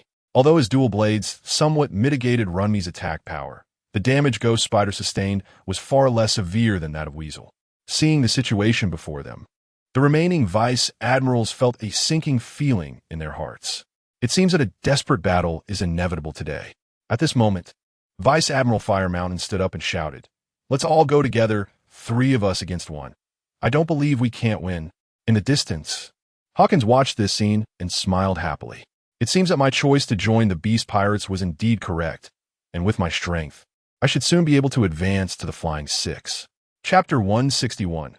Kizaru's Secret Fire Mountain. Stolo Berry, Gumir, John Jando, Longzi Dalmatia, Doberman LaCroix, and several other vice admirals rushed towards Runme together. Suddenly, a massive figure blocked Runme's front. It was Pejuan.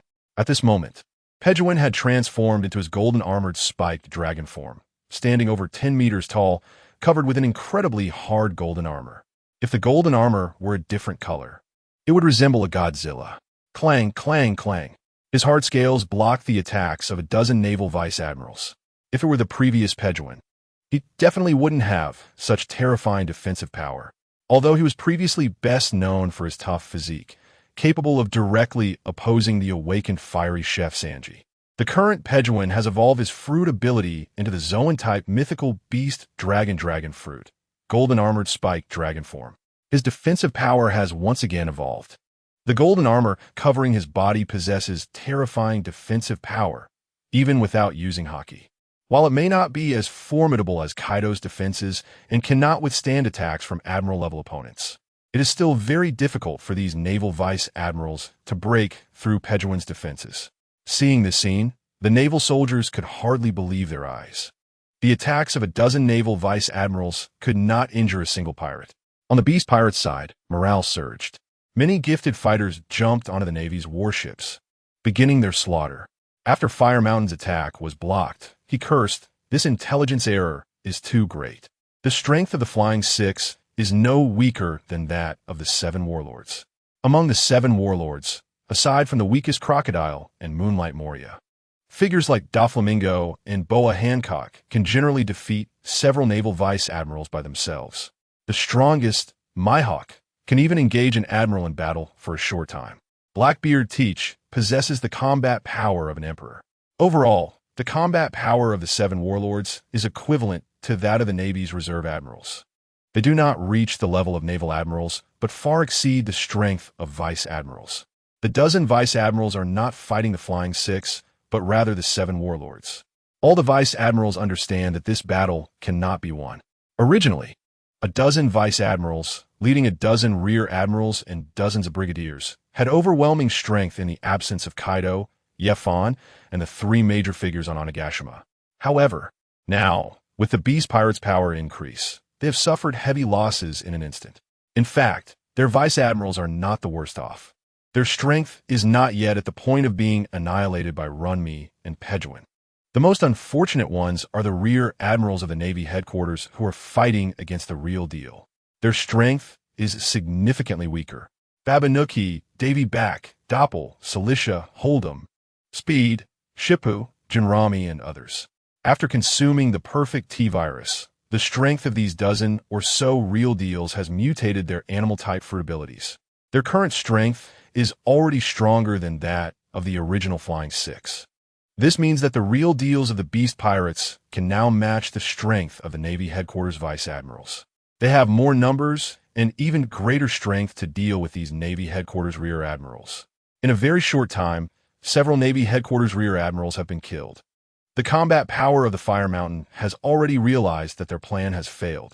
Not only can they not destroy Onigashima, but they also cannot launch the demon-slaying order against the Artisan Kingdom.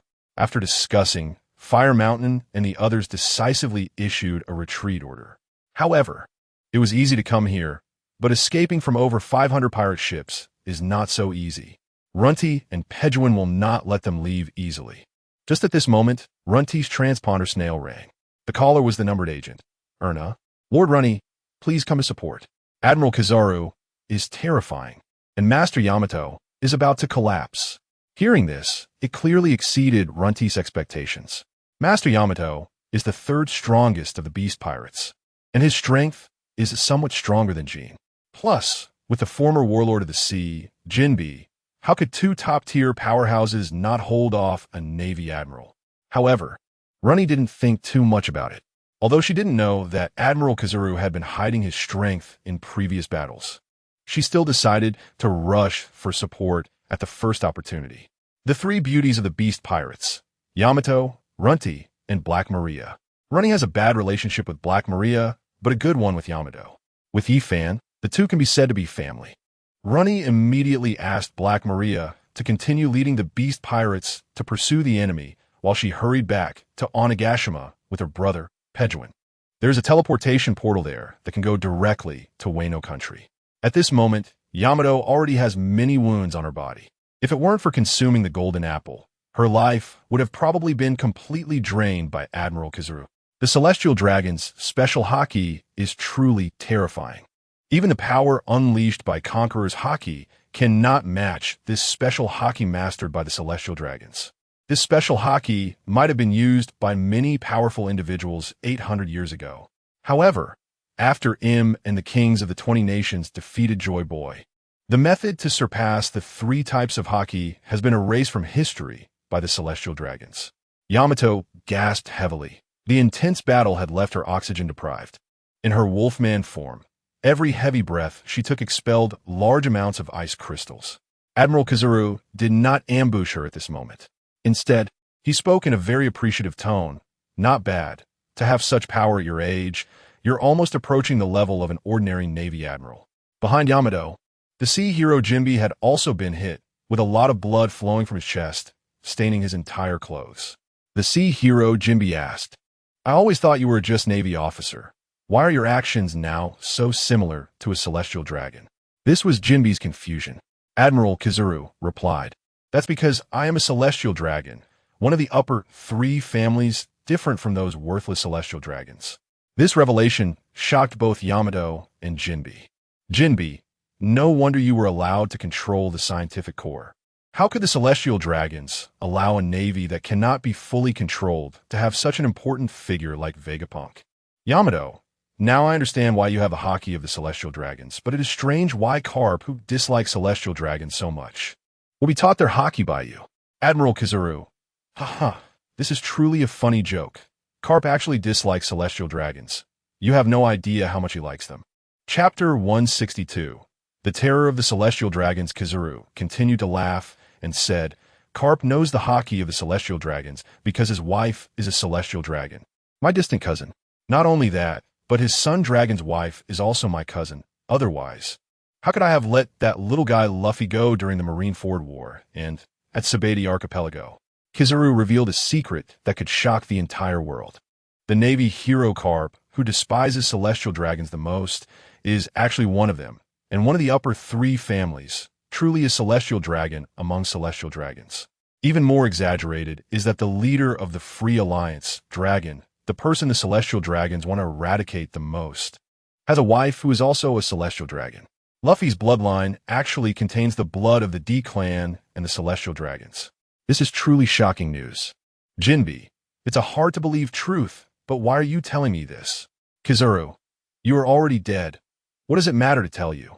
I was originally the supreme celestial dragon of the upper three families, but due to accidentally consuming a devil fruit meant for slaves, I was demoted by the clan leader to the Navy. Today, I finally have the chance to showcase the true strength of a celestial dragon. I will kill both of you and then erase the entire Wano country from history. Only then can I reflect the majesty of a celestial dragon. The celestial dragons despise devil fruits the most. These abilities that countless people dream of on the sea, whether they are kings, nobles, or great pirates. Even the Navy craves devil fruits. These things that can enhance one's power are seen as a disgrace in the eyes of celestial dragons. If any celestial dragon eats a devil fruit, they would be looked down upon by other celestial dragons. For them, devil fruits are something to be eaten by lowly slaves. These slaves fight after consuming devil fruits and can bring them amusement. For example, the devil fruit of Empress Boa Hancock was fed to her by the celestial dragons after she became their slave. It is a very powerful fruit, the Paramecia-type sweet fruit, capable of directly petrifying enemies. Among the Paramecia types, it ranks among the top 10 devil fruit abilities. And yet, it was given to a slave. This is the pride of the celestial dragons. Kizaru launched another attack. Yamato also used Thunderbawa. Boom! Yamato was once again sent flying by Kizaru. The unique haki of the celestial dragons completely crushed the 3 types of haki. This ability, which has disappeared from the sea for hundreds of years, is the key for the celestial dragons to suppress the entire sea for 800 years. Over the years, countless powerful individuals have existed on the sea. Among them, there have been a few terrifying pirates like rocks, but none of them were exceptions. Such strong individuals are suppressed by the celestial dragons. They have never cared about the devil fruits or the poneglyphs. Otherwise, in 800 years, the celestial dragons could have gathered all the coordinates and poneglyphs. In front of the pirates, they could have reached the final island, Laughtail. The proud celestial dragons do not believe in Joy Boy, the person they once defeated, and that he could use the poneglyphs to turn the tables. Their strength has become far greater and more terrifying over the years. Moreover, having captured Vegapunk, this technological genius who is 500 years ahead of his time, he is about to complete the celestial dragon's task. After mastering that kind of power, the celestial dragons could even rule the entire sea without relying on the Marines. However, Vegapunk's research still needs time. It will take a few more years to activate that long-lost power. The Marines are still useful for now. This is what made Kizaru so furious. The beast pirates secretly took control of Pluton, one of the 3 ancient weapons. Joy Boy, back in the day, caused them considerable trouble using the 3 ancient weapons. Unexpectedly, after 800 years, this terrifying power reappeared on the sea, annihilating tens of thousands of elite Marines in one shot. This made Kizaru stop hiding his strength. He must kill Yamato today and destroy Pluton. The pirates must not possess a weapon that could threaten the rule of the celestial dragons. The conversation just now was not just empty talk. The unique haki of the celestial dragons has significant weaknesses. First, the user will also consume their own lifespan.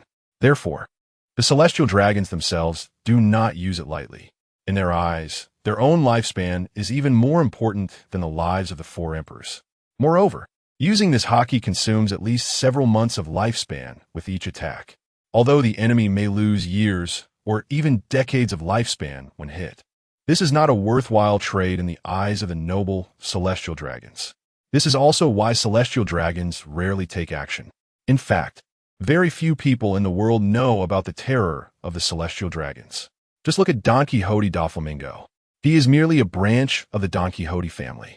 His talent has already surpassed most people in this sea.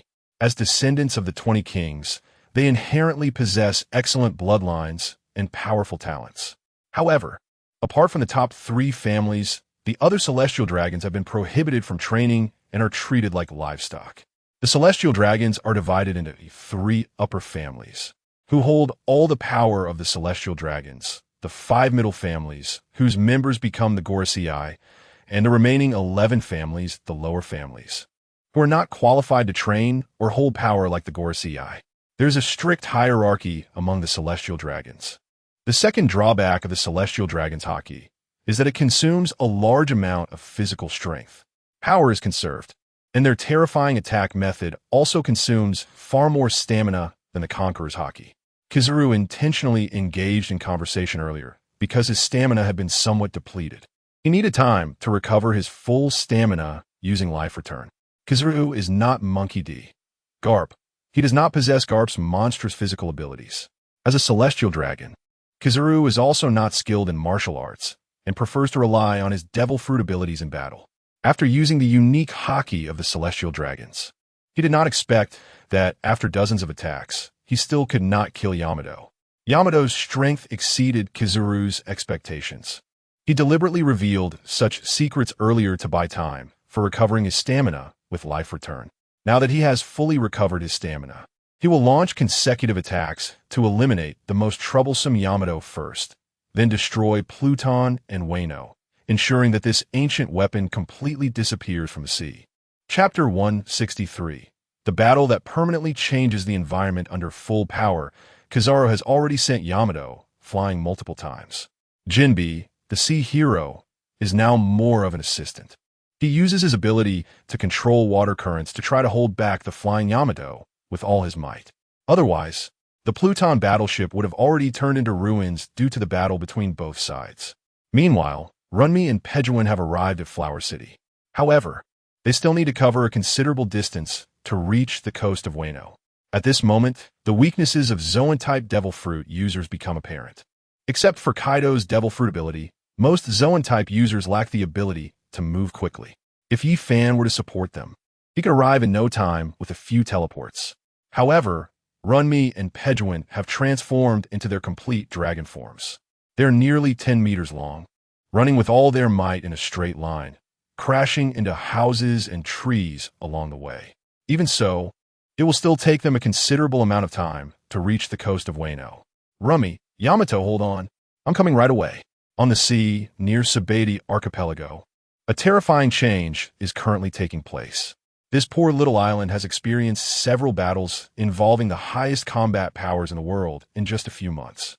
Led by Bartolomeo, the new generation of supernovas, they are merely pirates with bounties just breaking the 100 million mark, yet they have encountered such terrifying battles. Many supernovas are already afraid to venture into the terrifying new world. They have witnessed the top-tier powers ahead of time and are feeling very confused about their own strength. They have defeated countless strong opponents in the Four Seas and the Grand Line to reach Sabaody Archipelago, the last stop before entering the New World, only to realize the battles of the top powers on the sea. They cannot even think about participating. Just surviving the aftermath of such terrifying battlefields is a very challenging task. Bartolomeo, with his powerful barrier fruit ability, has become the leader of this generation of supernovas. These supernovas have discovered how laughable their weak attack power is in front of true strong individuals. Only Bartolomeo's ability can provide them with a sense of safety. The monsters of this sea are truly terrifying. They are still far from the level of the four emperors and marine admirals. Following Bartolomeo, they can at least face such terrifying powers and hide behind him to ensure their safety. This is also the terrifying aspect of Luffy, the Destined Child. Although Yi Fan killed Kid and Killer, reducing Luffy's two powerful allies, however, his subordinate Bartolomeo quickly gathered a group of future strong fighters. These individuals would eventually join the Straw Hat Grand Fleet. Yi Fan weakened Luffy's strength, but the trajectory of fate did not undergo any significant changes. New forces emerged for various reasons, ultimately becoming the combat power of the Straw Hat Grand Fleet. At this moment, hundreds of kilometers away from the Sabaody Archipelago, on the surface of the sea at the edge of the Calm Belt, an incredibly terrifying scene appeared. The environment here had undergone an extremely horrifying change. Perhaps thousands of years ago, the New World was actually as stable as the Four Seas, without various extreme climates. It was only because countless strong fighters had battled in the New World for centuries that their awakened fruit abilities permanently altered the environment, filling the New World with various terrifying weather changes. In fact, these were the products of powerful fighters who had long since passed away, using their fruit abilities to permanently change the environment. Now, the battlefield hundreds of kilometers away from the Sabaody Archipelago resembled an apocalyptic environment. The sky was filled with terrifying lightning, with tens of thousands of bolts striking the ground every second. Yes, the ocean had vanished. The sea before Yi Fan had transformed into two different substances. One side was a glacier stretching for dozens of kilometers. and the other was a lava ocean also extending for dozens of kilometers. The blue sea had turned into a world of pure white and a world of fiery red. This was the power of Akainu and Aokiji permanently altering the environment. They had both transformed the surrounding sea into the most suitable combat environment for themselves. Yifan was no different. His awakened thunder fruit ability turned the sky of this place into a world of thunder. Even hundreds of years later, there would still be such terrifying weather conditions near the Sabeti archipelago due to their battle. Icebergs and volcanoes fused in this sea area, with massive amounts of lightning falling from the sky. Even those who had just learned to cover themselves with haki would find it extremely difficult to survive in such an environment. As for those without haki, they would either be frozen into ice sculptures, killed by magma, or struck dead by lightning. Bartolomeo and the dozen or so supernovas behind him witnessed this terrifying scene. One of the supernovas trembled and said, "Another terrifying battle of powerful fighters. Boss, I think the Sabeti archipelago is even more dangerous than the New World and the Grand Line. We should head to the New World or retreat back to the Grand Line." Bartolomeo thought carefully and realized that in just a few months, the Sabeti archipelago had already experienced countless battles.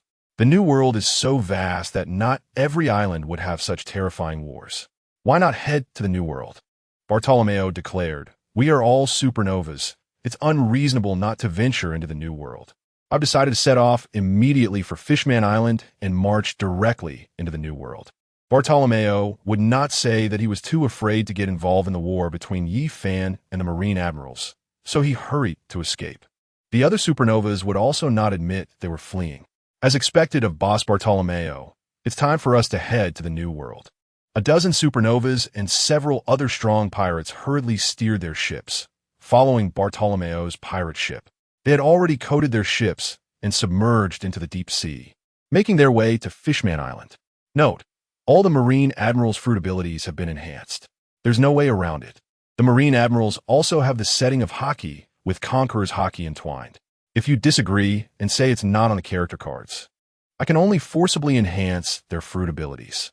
Otherwise, not to mention Big Mom and Kaido, the Marines wouldn't be able to break through their defenses. One person could kill through the Marines without Sengoku and Garp. Even in the future, Luffy and Zoro, who have mastered Conqueror's haki, could probably break through Akainu's Marine forces in just 10 minutes, based on the Marines' fragile combat power in the Marineford War. Their fruit abilities would be useless against attacks with Conqueror's haki. They would be like tofu. Chapter 164, Battle against Aokiji and Peach Rabbit. Looking at the terrifying scene before them, the three main executives, except for Jack, Ash, and Queen, felt somewhat uneasy.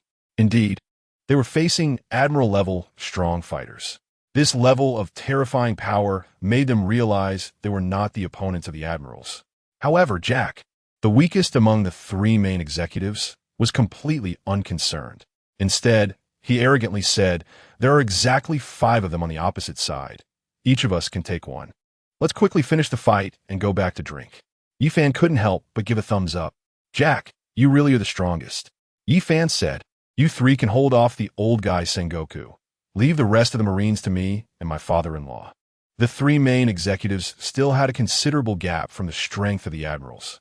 However, the former Marine Fleet Admiral Sengoku was also a person with strong defense and slightly weaker attack power compared to others. The 3 main executives, known for their tough skin, could manage a war of attrition against Sengoku without any problem. Yifan faced off against Aokiji and Peach Rabbit. He initially wanted to deal with Aokiji and Fujitora with a smile. In Yifan's eyes, among the 5 opponents, Peach Rabbit was definitely the weakest. Although Peach Rabbit didn't engage much in the original storyline, she was still a substitute admiral 2 years later, clearly the weakest. Besides Sengoku, the strongest in the Marines was Akainu, who had the highest attack power, with a Peach Rabbit who couldn't break through Kaido's defenses. Yifan felt confident he could easily deal with his father-in-law. He was very familiar with Fujitora's fighting power, having fought him before. Additionally, during this time, Yifan had made significant progress in his training in the time gravity chamber. He was confident he could defeat the combined efforts of Fujitora and Aokiji. However, he did not expect that just as he was about to strike at Aokiji, Peach Rabbit unexpectedly stood beside Aokiji. although this would put more pressure on his father-in-law Kaido. It would make it much easier for him to kill Peach Rabbit and Aokiji. Since the Marines had decided to fight this way, Yi Fan had no objections. He was quite confident in his father-in-law Kaido's defense. After becoming one of the 4 emperors, Kaido's strength had not really progressed much because he discovered that no matter what, he could never become Joy Boy. This once ambitious man began a drunken imitation show. With Yi Fan's arrival, Kaido felt he could become Joy Boy's father-in-law. He even thought he could go to the final island Laugh Tale and become the Pirate King. The fighting spirit that had been sealed for many years ignited at that moment. The current Kaido was no longer a mere drunkard. His strength was far greater than during the Wano Country battle 2 years later. Yi Fan's appearance had already acted like the wings of a butterfly, changing the fates of many people on this sea. Yi Fan immediately entered Dragon Man's state and directly opened the 6th gate of the 8 gates of Duanjia. Combined with the acceleration from the Momo fruit ability, he had to resolve the current battle in a short time. After understanding the full power of Green Bull and Fujitora, Yi Fan was worried that Yamato couldn't hold on for too long. He needed to quickly end the fight here to return to Wano Country and help Yamato deal with the large marine forces. Yi Fan completely ignored Peach Rabbit and charged straight at Aokiji. In Yi Fan's mind, he thought Peach Rabbit was still at the level of a substitute admiral, just a filler among the 5 marine admirals. Peach Rabbit wasn't angry. Instead, she showed a relieved expression. Between Yi Fan and Aokiji, thick and massive ice walls stood one after another. Aokiji was better at controlling the battlefield from a distance, while Yi Fan excelled in close combat. Aokiji wanted to use these ice walls to block Yi Fan's approach. Yi Fan's hands transformed into dragon claws, and he charged forward without any sign of slowing down. Each time he reached an ice wall, his dragon claw quickly grasped it, creating a massive hole in front of him. He rapidly closed the distance to Aokiji. Boom, boom, boom. Yi Fan's figure moved as fast as lightning. The dozen or so ice walls Aokiji had established were continuously destroyed by Yi Fan. In the blink of an eye, he had reached Aokiji. At this moment, Aokiji had fully elementalized. His body had turned into ice.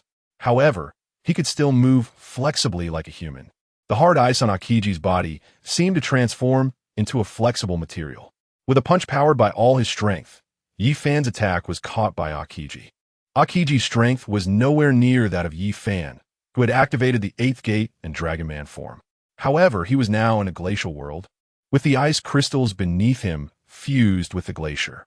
Most importantly, dozens of massive ice pillars suddenly appeared behind him, supporting his body. Aokiji managed to withstand Yi Fan's punch, which was laced with Conqueror's Haki, by transferring the force to the supporting ice pillars. After breaking several of the massive ice pillars, Aokiji completely negated Yi Fan's attack. Then, the Ice Fruit's ability activated. A thick layer of ice covered Yi Fan's body. Aokiji intended to control the situation from here. Even so, he couldn't harm Yi Fan. Did he just want to buy time? Did he really think that the Marines' Demon Slayer Order could easily destroy Wano and Onigashima? They were too naive. I could prepare the secret weapon, Hades. Peach Rabbit, who had been dazed in the distance, suddenly charged towards Yi Fan. Yi Fan's observation Haki went into overdrive. The beautiful Marine Admiral behind him gave Yi Fan a dangerous feeling. A few months ago, during the battle between the Beast Pirates and the Marines, Yi Fan had killed Tashigi. Logically, Peach Rabbit's combat power should be similar to Tashigi's. Why did Peach Rabbit give him such a dangerous feeling? Even if she went all out, she shouldn't be able to break his defenses. Quickly, Yi Fan realized where the danger was coming from. As Peach Rabbit approached, she drew the sword in her hand, Kinger, the strongest sword of the Marines. Only the most resilient Marine swordsman could truly wield its power. The moment Kinger was unsheathed, a terrifying killing intent filled the air, making even Yi Fan shiver. This sword could break through his defenses. He had never felt such a powerful killing intent from a weapon before. Even Mihawk's Black Blade, Yoru, seemed like a toy in front of Kinger. It's worth noting that Yoru had been nurtured with Haki by Mihawk for many years and was considered the top among the 12 supreme Grey Blades. A legendary sword of the strongest on the sea. But in front of Kinger, it was like a piece of paper. Yi Fan did not want to be cut down by her. Just as Yi Fan was trying to break free from Aokiji's control, Akiji's other hand, also covered in ice, reached for Yi Fan's body. Chapter 165. Peach Rabbit's sword. It turned out that Akiji was merely a support. His role was to restrain Yi Fan and allow Peach Rabbit to deliver a decisive strike. Peach Rabbit was only 10 meters away from him. The slash she initiated would reach him in 0.1 seconds. In such a short time, Yi Fan could not break free from Akiji's control. The Ice Fruit's ability not only had terrifying defensive power, but also astonishing control. Even someone as strong as Yi Fan couldn't escape in such a short period. Most importantly, Yi Fan was still in Akiji's frozen world, where the environment favored Akiji. Akiji smiled. "You can't escape. You'll die here today." Yi Fan replied, "You're too confident. This frozen world is not only your territory, it is also mine." Suddenly, Yi Fan's right eye changed. The round pupil split into 9 black dots resembling tadpoles. The ability of the kaleidoscope, Sharingan, activated. Just as Peach Rabbit was about to slash at Yi Fan, he turned to look at her. In an instant, an enormous ice ball enveloped Peach Rabbit, trapping her in a sphere with a diameter of several dozen meters. She remained in a stance to swing her sword, but Yi Fan was too fast and completely froze her in an instant. Peach Rabbit had envisioned slashing Yi Fan in half, but at that moment, she looked at Akiji with eyes full of doubt, as if asking, "Did you freeze me?" This was the ability of Yi Fan's right eye, the kaleidoscope Sharingan, Winter's domain. Especially in the glacial world Akiji had created, it was incredibly effective. Yi Fan opened his mouth, unleashing a terrifying dragon breath. High-temperature flames erupted between him and Akiji. At that moment, Akiji could no longer use his freezing ability to keep Yi Fan in place. Then, Yi Fan used the Thunder Fruit's ability to teleport several dozen meters away. Peach Rabbit, trapped by Yi Fan, saw her Kinjur emit a black light. The thick ice layer shattered instantly.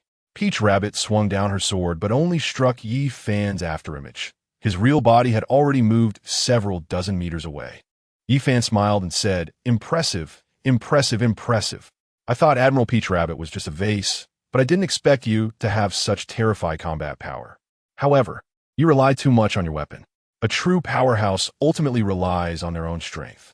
The combination of Akiji and Peach Rabbit was still very difficult to counter. The reason is very simple. Their combination is too good. One is a main defense and control, and the other is a main damage dealer. It's a perfect match that achieves a result greater than the sum of its parts. However, Yi Fan had already thought of countermeasure.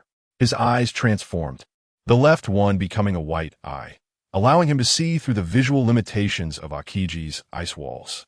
The right eye remained a kaleidoscope Sharingan, enabling him to observe every move of Peach Rabbit. With such perfect eyes, any ambush from the enemy was simply a daydream. Then, Yi Fan opened the 8th gate of the 8 gates of Duanjia. He radiated a terrifying high temperature, causing the surrounding ice to rapidly melt. Yi Fan struck. This time, his movements were as fast as a ghost. Even under Akiji and Peach Rabbit's powerful observation haki, what they saw were merely afterimages. They couldn't see Yi Fan's high-speed movements clearly. However, such ghostly attacks had no effect on Akiji. In an instant, a thick ice wall completely enveloped Akiji and Peach Rabbit. Moreover, giant hands appeared throughout the icy world, rising from the ground and waving in all directions. As long as Yi Fan was a little careless, he would be grabbed by these giant hands during his advance. The hands were filled with powerful freezing force, and being caught by them would clearly restrict Yi Fan's movement for a short time. However, Yi Fan didn't dodge these giant hands formed from ice at all. Just as the hands were about to grasp Yi Fan's body, they were evaporated into steam by the terrifying heat radiating from Yi Fan after opening the 8th gate. Akiji thought, "Is this guy even human? His speed has become so fast, and his body temperature so high. He is like a giant fireball. How is his flesh able to withstand this?" After melting several giant hands on the ice surface, Yi Fan punched the massive ice wall in front of him. Boom! Akiji's defense was destroyed once again. This time, Yi Fan was not attacking Akiji, but the greatest threat to him, Peach Rabbit. Akiji's attacks found it difficult to harm Yi Fan. He could only restrict Yi Fan's movement. Plus, Akiji's tough skin made him very hard to kill. But Peach Rabbit was different. Her attack was powerful, but her defense was actually quite ordinary. As long as she was hit by Yi-Fan, she would undoubtedly die. Although Peach Rabbit was also a rare beauty, very much to Yi-Fan's taste, he would not show mercy to enemies. He was not like Sanji, who insisted on maintaining a knightly spirit, unwilling to retaliate against women even if faced with death. In battle, there were no genders, only enemies and allies. Since Peach Rabbit was the one who posed the greatest threat to him, Yi-Fan would definitely not show any pity. His choice now was to eliminate Peach Rabbit at the first opportunity. After shattering Akiji's defensive ice wall, Yi-Fan swiftly appeared in front of Peach Rabbit. Using his speed, he aimed to deliver a punch that would kill her. Yi-Fan was extremely confident in his terrifying punching speed. No one on this sea could punch faster than him. However, just as Yi-Fan was about to strike Peach Rabbit, a blade intercepted his punch. The speed of the draw was incredibly fast. Peach Rabbit's improvement in strength was truly terrifying. Her drawing speed, while still not matching his, landed at a critical moment in a crucial location. This was the exact spot Yi-Fan had to pass through to attack Peach Rabbit.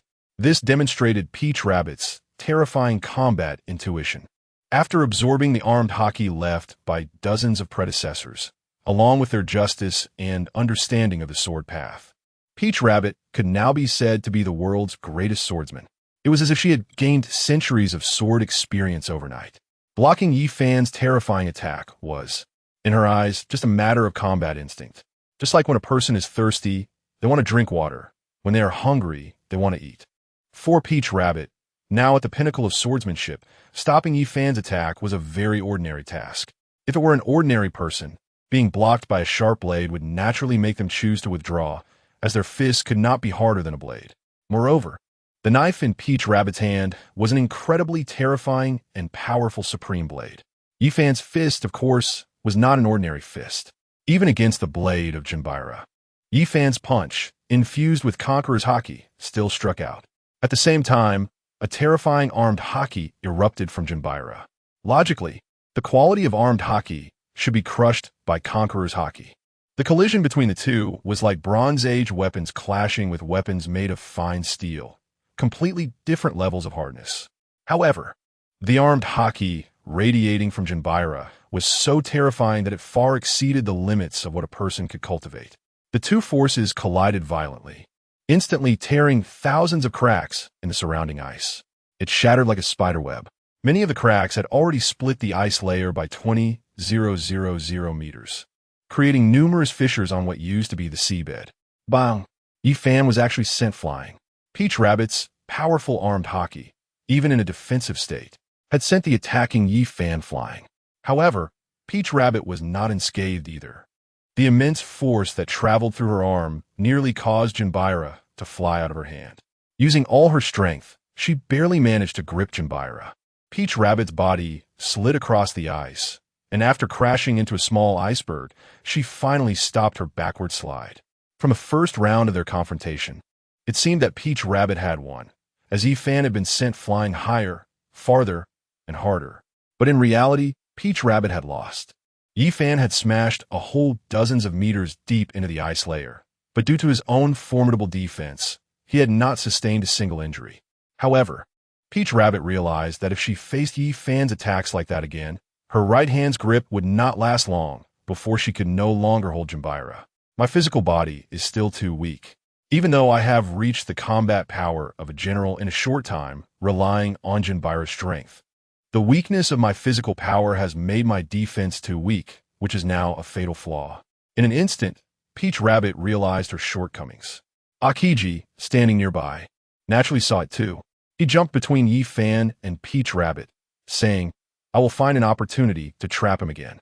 This time, you must not fail." On the other side, 3 burly men surrounded Marshal Sengoku, but the momentum of both sides was completely different.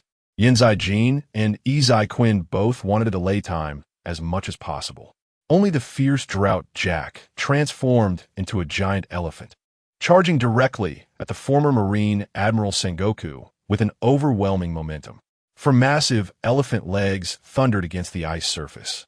Welcoming him was a gigantic yellow fist covered with numerous black lightning strikes. Boom! Sengoku's fist, wrapped in Conqueror's haki, sent the hundreds of tons heavy Drought Jack flying hundreds of meters away.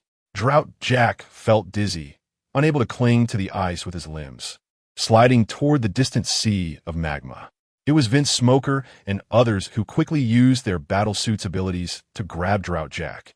Otherwise, he might have slid several kilometers and fallen into Akainu's territory. Yinzai Jin and Izai Jack inwardly cursed the fool while their expressions became serious. Indeed, Sengoku, the former Marine Admiral, possessed a terrifying combat power that even made them feel a pressure similar to Kaido. Of course, this was before Kaido had consumed the perfect T-virus.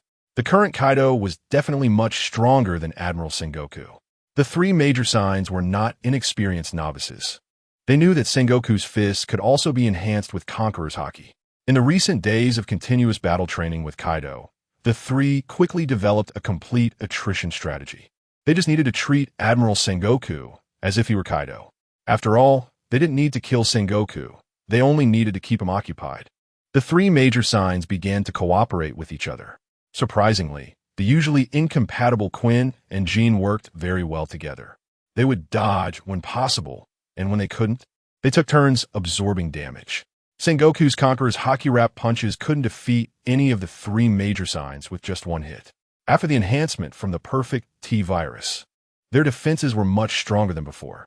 Sengoku unleashed dozens of Conqueror's Haki Wrapped attacks in a row, but failed to defeat any of the three major signs. Instead, he himself appeared slightly fatigued from overexertion. Yinzai Jin, it seems Sengoku, you really are getting old. Just a short time, and you're already a bit out of breath. Sengoku, I can still handle you three. Old man isn't too old to fight. Basically, everyone finds it hard to avoid aging. Just like the former Black Arm Zephyr, who trained the admirals, Akiji, Akainu, Kizuru, and many other rear admirals. Couldn't even defeat Whitebeard II in his later years. Even Rayleigh, who doesn't have to work hard and is often taken care of by Shaki, can only barely maintain the combat power of his youth for a short time. On this sea, apart from a few individuals, no one can resist aging. The three major signs use their durability to hold back Admiral Sengoku. Meanwhile, on the other side, Kaido was fiercely battling Akainu and Fujitora. The giant dragon, soaring in the sky, unleashed a barrage of wind blades against Akainu below. Akainu was not at all at a disadvantage, firing powerful bursts of fire into the sky. Every clash between them caused massive explosions. They were old rivals. Akainu understood Kaido's weaknesses. Kaido's defensive power was incredibly terrifying, and even with all of Akainu's efforts, it was difficult to inflict fatal damage on him. However, Kaido did have a weakness. He was too reckless and tended to waste precious stamina. Against pirates far below his level, this wasn't a weakness. But when fighting Akainu, recklessly wasting stamina would ultimately lead to defeat due to exhaustion. In his dragon form, Kaido already consumed a lot of energy. Using wind blades, which he wasn't skilled at, only increased his exhaustion. Akainu needed to exert very little effort, as he had turned this sea into a sea of magma. Akainu's fire bursts were almost zero cost. In contrast, Kaido, with his Zoan-type fruit ability, especially the mythical Zoan type, possessed strength and defense far exceeding the other two types. Mythical Zoan types could even utilize various powers from the Logia and Paramecia types. However, there was a fatal flaw: they could not assimilate their surroundings, turning the environment into one most suitable for their combat. This was why Akainu and Akiji could fight for 10 days and nights, while Kaido found it hard to last even a day. Chapter 167. Akainu and Kaido's strategy natural, and some Paramecia-type fruit users could turn their surroundings into the most suitable combat environment, not only increasing their own power, but, more importantly, allowing them to quickly recover their fruit abilities, reducing their energy consumption. Facing Kaido, Akainu did not intend to resolve the battle in just a few minutes. Even the proud Akainu planned to wear Kaido down through a long attrition battle, exhausting Kaido's stamina before defeating or killing him. This was similar to how Luffy would eventually defeat Kaido, with numerous allies wearing him down, culminating in a full health revival for Luffy and 2 evolutions in combat power to finally wear Kaido out. Akainu and Fujitora smiled. They were employing this very tactic. Fujitora did not attack Kaido directly, as the weapon in his hand was unlikely to harm him. Instead, Fujitora simply used his fruit ability to increase Kaido's weight, making him float in the air and significantly increasing his energy consumption. Kaido, still airborne, was under pressure that was no less than when carrying Onigashima. After all, Kaido was a several thousand-meter-long giant dragon, and with Fujitora amplifying the gravitational force, his weight was now no lighter than an island. Yet, the proud Kaido was still unwilling to transform into his human dragon form to reduce the gravitational effect on him. Seeing this, Akainu and Fujitora naturally would not increase their strength. Such consumption was unsustainable for Kaido. The two sides engaged in a straightforward exchange of powerful blows without any technique. They only needed to maintain this intensity of attack. Their own consumption was minimal, but Kaido's was massive. Even though Kaido was a mythical Zoan type, he couldn't last long. Moreover, the longer time passed, the more favorable it was for the Marines. According to the Marines' intelligence, they had dispatched the 100 strongest warships and had struck down half of the elite commanders among the mid-level officers. The other members of the Beast Pirates would absolutely not be a match for the Marines, especially with Kizaru personally leading the team, preparing to destroy the fleet from Wano country. It was likely that they were already on the verge of annihilating Wano. They had no idea, due to Drake's intelligence error. The strength of the Beast Pirates was far greater than they had estimated, coupled with the Pluto battleship already found in Wano. This naval force was at an absolute disadvantage in terms of both military ships and mid-tier combat power. If it weren't for Admiral Kizaru constantly hiding his identity, one could even say that the fleet they dispatched would have been completely annihilated. Aside from Admiral Kizaru, several rear admirals and dozens of vice admirals had already died, along with almost all of the brigadier generals. The remaining fleeing naval warships numbered less than 20.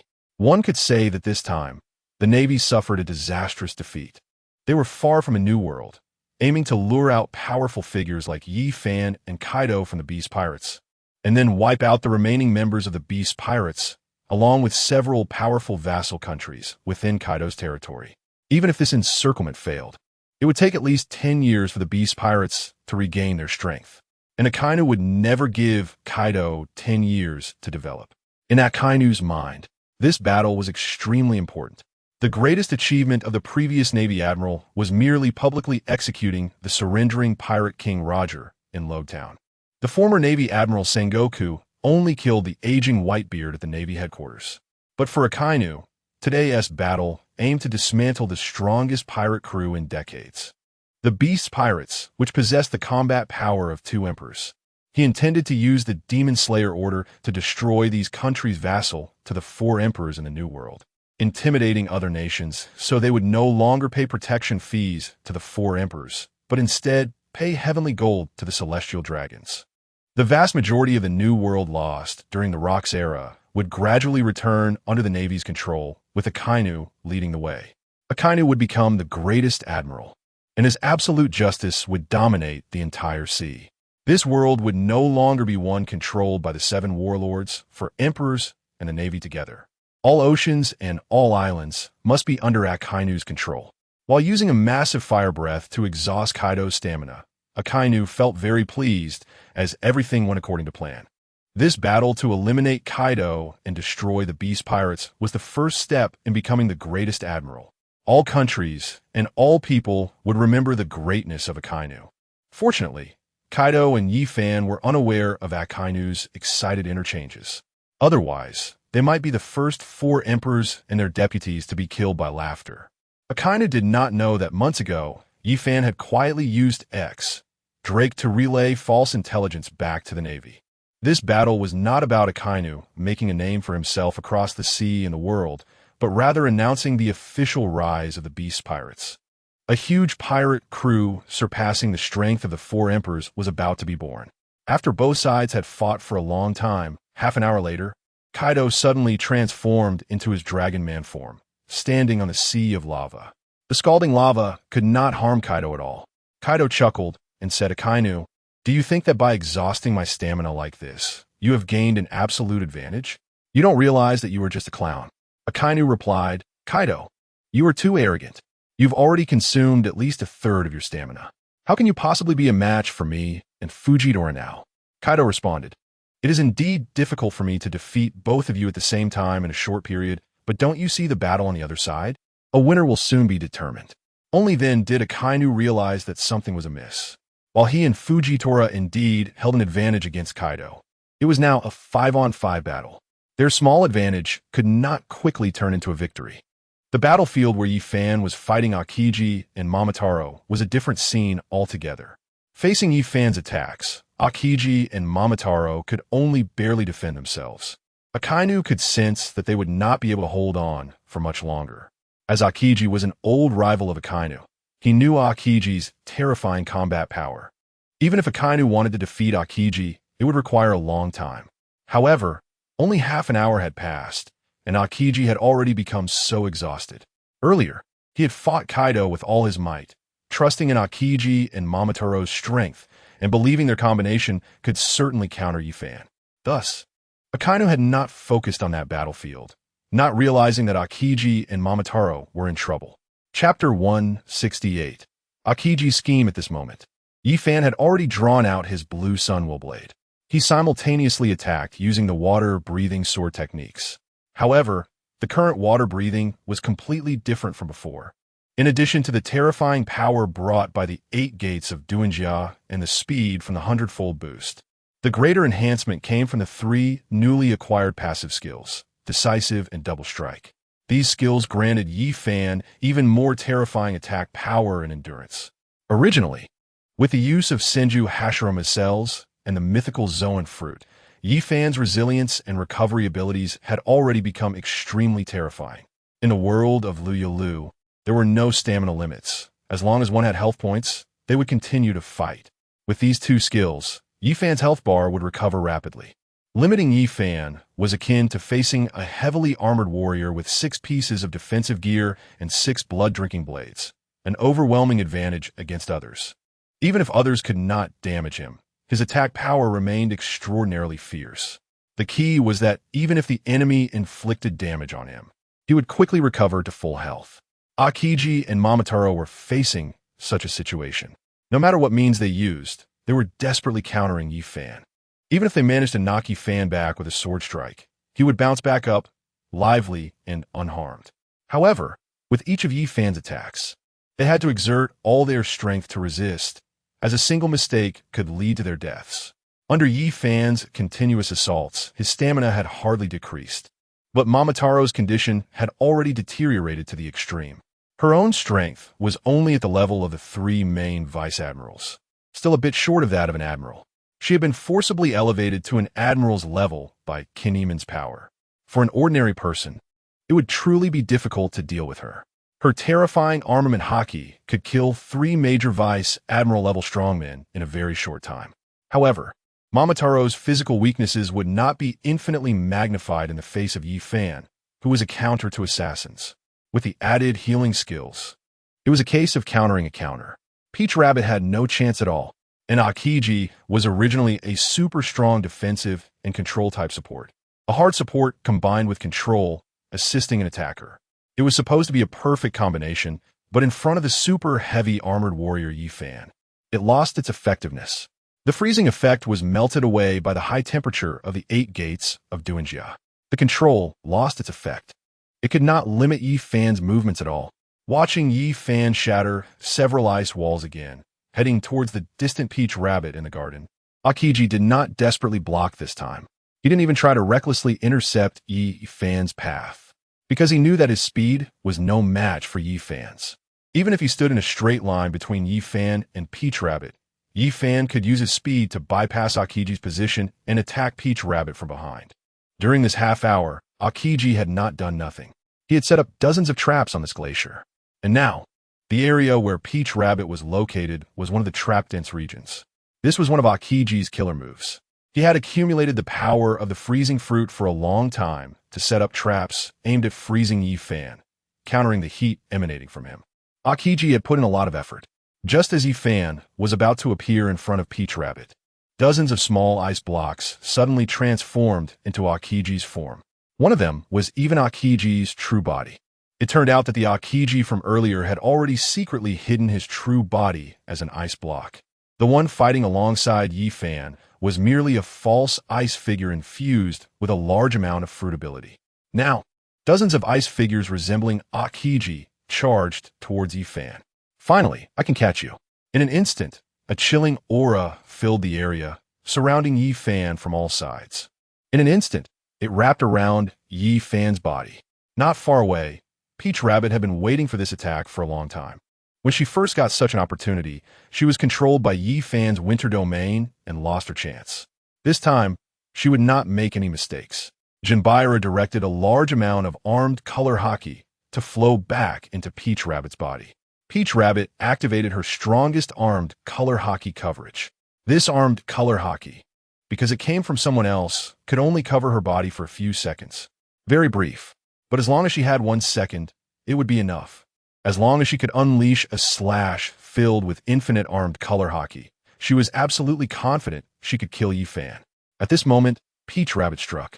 Her blade was as fast as a fleeing rabbit, with a fierce slash aimed at Yifan's neck, one of the weakest parts of a human.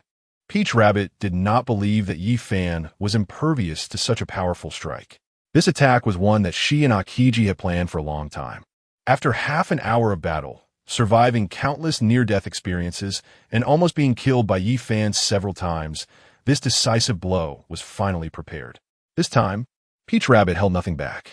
She unleashed all the armed color haki within Jinbei. This could be said to be the strongest slash from a great swordsman in hundreds of years. She was about to kill the rising genius of the sea, Dragon Emperor Yifan. This would be a significant blow to the Navy, killing someone who had already taken down admirals from the Navy, Air Force, and Army, eliminating the Navy's biggest headache. The distant Akaina laughed heartily. Kaido, it seems you are too confident. You didn't expect that your prized son-in-law would fall into a trap just as victory was within reach, and he is about to die. Beast Kaido replied, You underestimate Yifan too much. He is Joy Boy, a man destined to become the strongest on the sea 800 years ago, my son-in-law. Such a small trap could never easily kill my son-in-law. At this point, Akainu and Kaido had both stopped their battles, because they could not determine the winner in a short time. More importantly, Kaido had no time to rescue Yifan. They were too far away. Moreover, Kaido believed that Joy Boy would become even stronger after facing death threats time and again. No one could kill Joy Boy. This is the legend of Joy Boy that has spread for 800 years. Kaido had no doubts that his son-in-law Yifan was Joy Boy. Every enemy Yifan faced was merely a powerful tool for him. If Yifan were conscious, he would even tell his father-in-law not to trust him so much. When it was time to block bullets for himself, he couldn't afford to not do so. Chapter 169. Yifan's scheme. Peach Rabbit's sword slashed viciously downward, but did not land on Yifan. Instead, it cut Aokiji, who was fully focused on maintaining the ice prison, in half. Although Aokiji was in an elemental state, elementalization could not resist armed color haki, especially with Peach Rabbit's full-powered strike.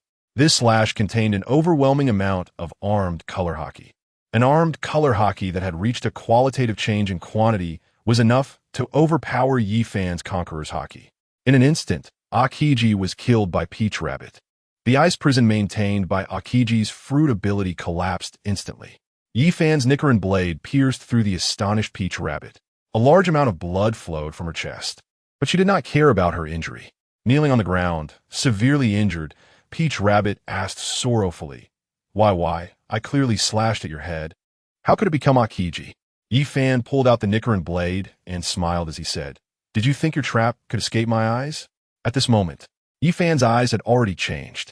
At the beginning of the battle, his left, I was a Byakugan, and his right, I was a Sharingan. Now, his left, I was a Sharingan, and his right, I was a Byakugan. His ocular power had quietly shifted during the intense battle. How could Aokiji's little tricks escape the investigation of the Byakugan?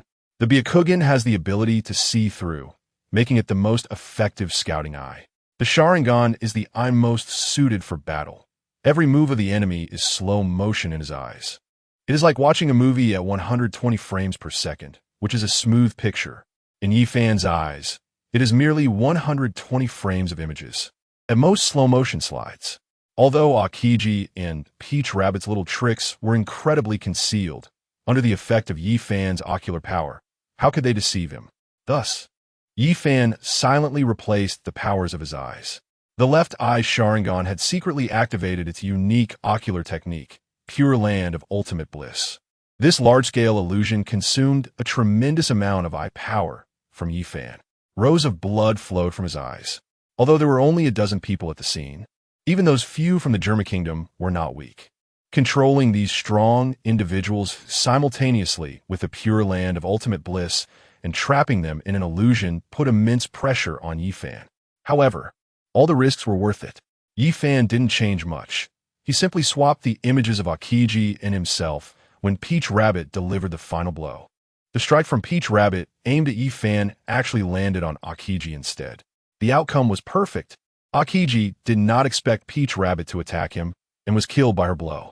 Meanwhile, Peach Rabbit was directly hit in a vital area by Yi Fan, who had freed himself and was now severely injured and unable to fight. Seeing Yi Fan's left eye still bleeding profusely, Peach Rabbit exclaimed, "You demon, I will kill you." She tried to struggle to her feet, but had already lost the strength to stand. Yi Fan's slash was not an ordinary wound. It had caused massive internal damage due to the Conqueror's haki. She wouldn't live much longer. Yi Fan waved his hands and took Peach Rabbit's Kinemon into his possession. "So this is the reason for your sudden power-up. Now this weapon belongs to me." In the distant battlefield, Kaido of the 100 Beasts stated, "I told you, my son-in-law Yi Fan is the reincarnation of Joy Boy. Any dangerous battle will only make him stronger. You Navy are trying to resist a god. How could you possibly win?" His strange laughter echoed for hundreds of kilometers. Meanwhile, Akainu wore a grim expression. They had now lost 2 admirals and, from now on, the Navy's combat power would no longer be able to suppress the 100 Beast pirates. He was going to go from being the greatest marine admiral in hundreds of years to the most failed one. Akainu's heart was filled with unwilling anger. But he had no choice but to give the retreat order. They arrived with 5 top combat powers, but were leaving the battlefield with only 3. Kaido certainly would not let them leave easily. However, at that moment, both Kaido and Yi Fan's Din Mushi rang simultaneously. They received news that Yamato was struggling against Kizuru. Yi Fan could not allow his wife to be bullied. He said to Kaido, "Father-in-law, I will return to Wano, and you take the German kingdom people to the New World." After saying that, Yi Fan opened the spatial gate and arrived at the edge of Wano. With a single teleport, he reached near the injured Yamato and Runmi. Yi Fan felt great pain seeing them hurt. "Kizaru, how dare you injure my woman? You're asking for death." Yi Fan, wielding the Sun Wheelblade, launched an attack wrapped in Conqueror's haki against Kizaru. It was surprising that Kizaru was able to seriously injure Yamato and Runmi. Of course, he ignored the more seriously injured Page 1 and Jinbei.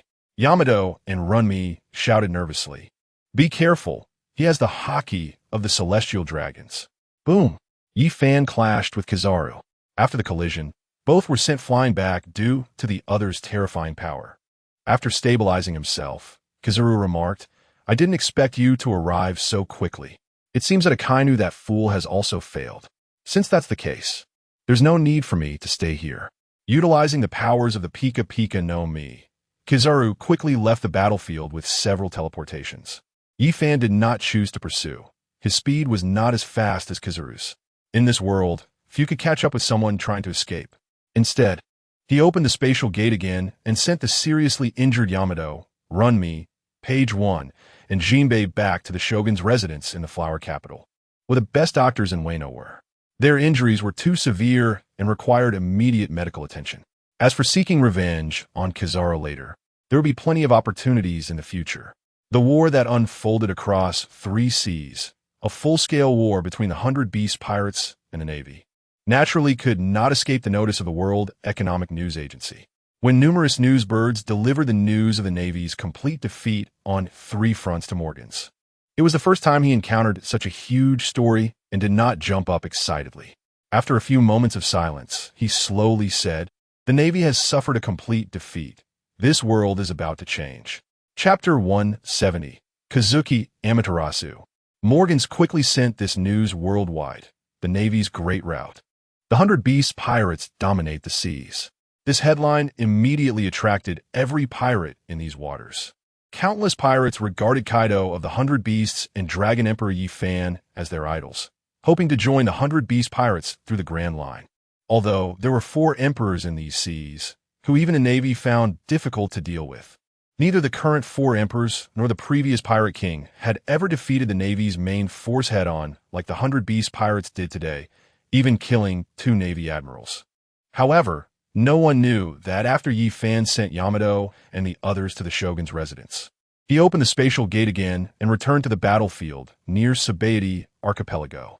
On the surface, Peach Rabbit had died due to her organs being destroyed. Akainu, who hurriedly fled the battlefield, did not even have time to collect the bodies of Peach Rabbit and Akiji. Yi Fan sensed the cells inside Peach Rabbit's body. They had not completely died yet. This meant she still had a chance. Since that was the case, her life and death depended on her own will. Yi Fan took out the Sunwill blade and cut a small piece of flesh from his body, directly stuffing it into the wound on Peach Rabbit's chest. Then he opened the spatial gate and arrived on a deserted island.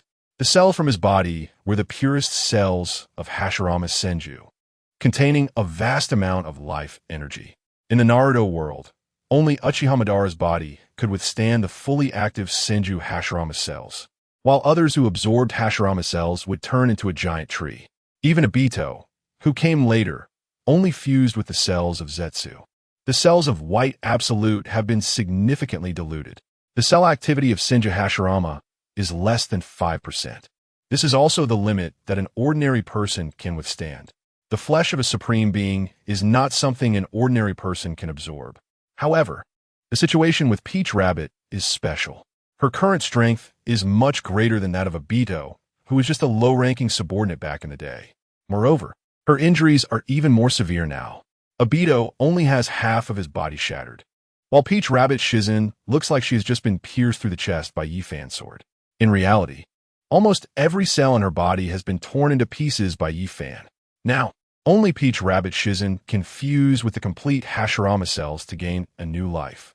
Yi Fan's actions, of course, are not to save a powerful enemy. At this moment, Peach Rabbit Shizen is at her weakest. She is only a hair's breadth away from death. It is even possible that most of her brain cells have already died due to prolonged lack of oxygen. This is also the reason why Yi Fan took the risk to save her. The Paradise of Ultimate Bliss illusion, while not as effective as the Kodoeme Tsukumi, can permanently change a person's nature without their awareness. For example, the 4th Mizukage of the Water Village was permanently altered in character by the power of Kodoeme Tsukumi, becoming extremely jealous and attempting to kill all the geniuses of the Water Village to secure his position as Mizukage. The power of Paradise of Ultimate Bliss is better suited for large-scale illusions rather than single-target illusions like Kodoeme Tsukumi. However, if a person's willpower is very weak, Yi Fan's Paradise of Ultimate Bliss can achieve a similar effect to Kodoeme Tsukumi, keeping Peach Rabbit Shizen forever trapped in Yi Fan's illusion. If successful, Yi Fan would effectively have an Admiral-level subordinate. This is an extremely rare and powerful combat force. In this vast sea, there are hundreds of countries and hundreds of thousands of small villages and islands like Orange Island and Windmill Village. However, even a Navy finds it difficult to cultivate an Admiral-level combat power on average in 10 years. Take the Beast Pirates as an example. Apart from Kaido and Yi Fan, the 3 main board members, including Yamato, are still a bit short of true Admiral-level combat power. It is incredibly challenging to increase the Beast Pirates' combat power by an Admiral level. The Senju Hashirama cells are rapidly restoring Peach Rabbit's body. The remnants of Yi Fan's Conqueror's Haki power within her are battling against the Senju Hashirama cells, depleting each other. However, it is clear that the flesh Yi Fan inserted into Peach Rabbit contains stronger power. The cells within Peach Rabbit that were destroyed by the Conqueror's Haki are quickly recovering and becoming more vibrant than before. Yi Fan's right eye has already seen the changes in her cells through his X-ray vision. It seems that success is within reach. In this way, using Paradise of Ultimate Bliss won't be a waste. Yi Fan opened his left eye, and the Kaleidoscope Sharingan activated its powers wildly. The illusion created by Paradise of Ultimate Bliss poured into Peach Rabbit's mind. A complete dream gradually replaced most of Peach Rabbit's previously dead memories. She understands that her name is not Shizun, but Getsu Amaterasu, a loyal ninja dedicated to the Yi family. From the moment she was born, Her only mission in this life has been to protect her master, Yifan. As a ninja, protecting the Lord is her highest mission. In order to better protect her master Yifan, she, Keigetsu Amaterasu, practiced swordsmanship since childhood and finally became a great swordsman at the age of 30. She finally has enough strength to ensure the safety of her master Yifan. Being promoted to Yifan's personal bodyguard was the happiest moment of her life. A complete memory was delivered to Peach Rabbit's mind through Yifan's powerful illusion of paradise of ultimate bliss, replacing the original memories of Peach Rabbit Shizun. From then on, the Admiral Peach Rabbit Shizun disappeared. On this vast sea, there now exists a ninja named Keigetsu Amaterasu, who is also a great swordsman. The happiest moments in her life are only two. The first is becoming Master Yifan's personal bodyguard, and the second is being awarded the famous sword Kenpyra by Master Yifan. She is a ninja who would do anything to protect Master Yifan, even at the cost of her own life. Several hours later, after the Senju Hashirama cells completely defeated the Conqueror's Haki power within Keigetsu Amaterasu, the life force contained within the Senju Hashirama cells was also nearly exhausted, just within a safe range. Keigetsu Amaterasu would not be turned into a giant tree due to excessive life energy. At the same time, this also made Keigetsu Amaterasu's body stronger than before. Keigetsu Amaterasu stood up from the ground and immediately knelt before Yifan. Keigetsu Amaterasu pays respects to my master. Seeing that it was successful, Yifan revealed a happy smile. His strength has increased once again. Now he has gained another Admiral-level combat power. No, it should be said that she might be even stronger than an average Admiral, because Keigetsu Amaterasu still has an area to enhance. Chapter 171, Extermination of Rats. Peach Rabbit Shizun, now the ninja Keigetsu Amaterasu, was not previously a devil fruit user. After Yifan stole the treasures of the Valley of Gods, he obtained several excellent Zoan-type mythical beast devil fruits. Yifan took out a ninja mask resembling a demon's face and handed it to Keigetsu Amaterasu, saying, "Put on this mask and follow me." This mask was specially made by Yifan. In addition to being an ordinary demon face mask, it also has a thin layer of truth inside. Yifan's ability has been enhanced to the point that it won't disappear even if someone touches it. This means that from now on, Keigetsu Amaterasu's appearance has completely changed. She is no longer the appearance of Peach Rabbit, but resembles Azuki, that is, Keigetsu Haiwa's appearance, though looking slightly older than Keigetsu Haiwa. This is also Yifan's wicked sense of humor, intentionally using the name Keigetsu to give the Keigetsu family, who have always wanted to rebel against the Beast Pirates, a loyal servant. After using the Kaleidoscope Sharingan for over an hour, Yifan's left eye is now nearly blind. He can only deactivate the Kaleidoscope Sharingan. This I will take a few days to fully recover under the restoration of Senju Hashirama cells. It can be said to be the worst injury Yifan has suffered during this period. However, Yifan does not care about this. After all, he has gained a helper with Admiral-level strength, which is incredibly cost-effective. Yifan opened a free gate and arrived at the treasure vault on Onigashima. The guards here are very strict, with dozens of loyal followers to Kaido. They were stationed outside the door of the treasure vault, with a large number of weapons aimed at the only passage. Upon seeing Yifan enter through the free gate, they should have confirmed it was indeed Yifan himself. One of the givers asked, "Your Highness, please say the password." After Yifan answered the password, a dozen givers finally opened the door to the secret chamber. Inside the secret chamber, there were 2 pieces of red historical texts and several ordinary historical texts. Yifan paid no attention to these stones and instead approached the 3 precious animal-type mythical fruit. He said to Keigetsu Amaterasu, "You did well in this mission. Choose one of these fruits as your reward." Keigetsu Amaterasu had been severely injured on a deserted island and had lost all memory of the Peach Rabbit in her mind. This occurred when she was pursuing the remnants of Keigetsu Yutian and encountered several powerful warriors. After defeating them, she was also gravely injured. Fortunately, Lord Yifan arrived just in time to save her. Lord Yifan was truly kind, caring about the life and death of someone as insignificant as her. Keigetsu Amaterasu felt immense gratitude towards Yifan. looking at the several mythical fruit before her. Her gaze lingered between two fruits, one with powerful recovery abilities and the other with strong defensive capabilities. What Kaigetsu Amaterasu truly needed was actually recovery ability, as her current sustained combat time compared to that of an Admiral-level strongman was still too short. However, as Yifan's personal guard, she only had offensive power but lacked defensive capability, which was her weakness.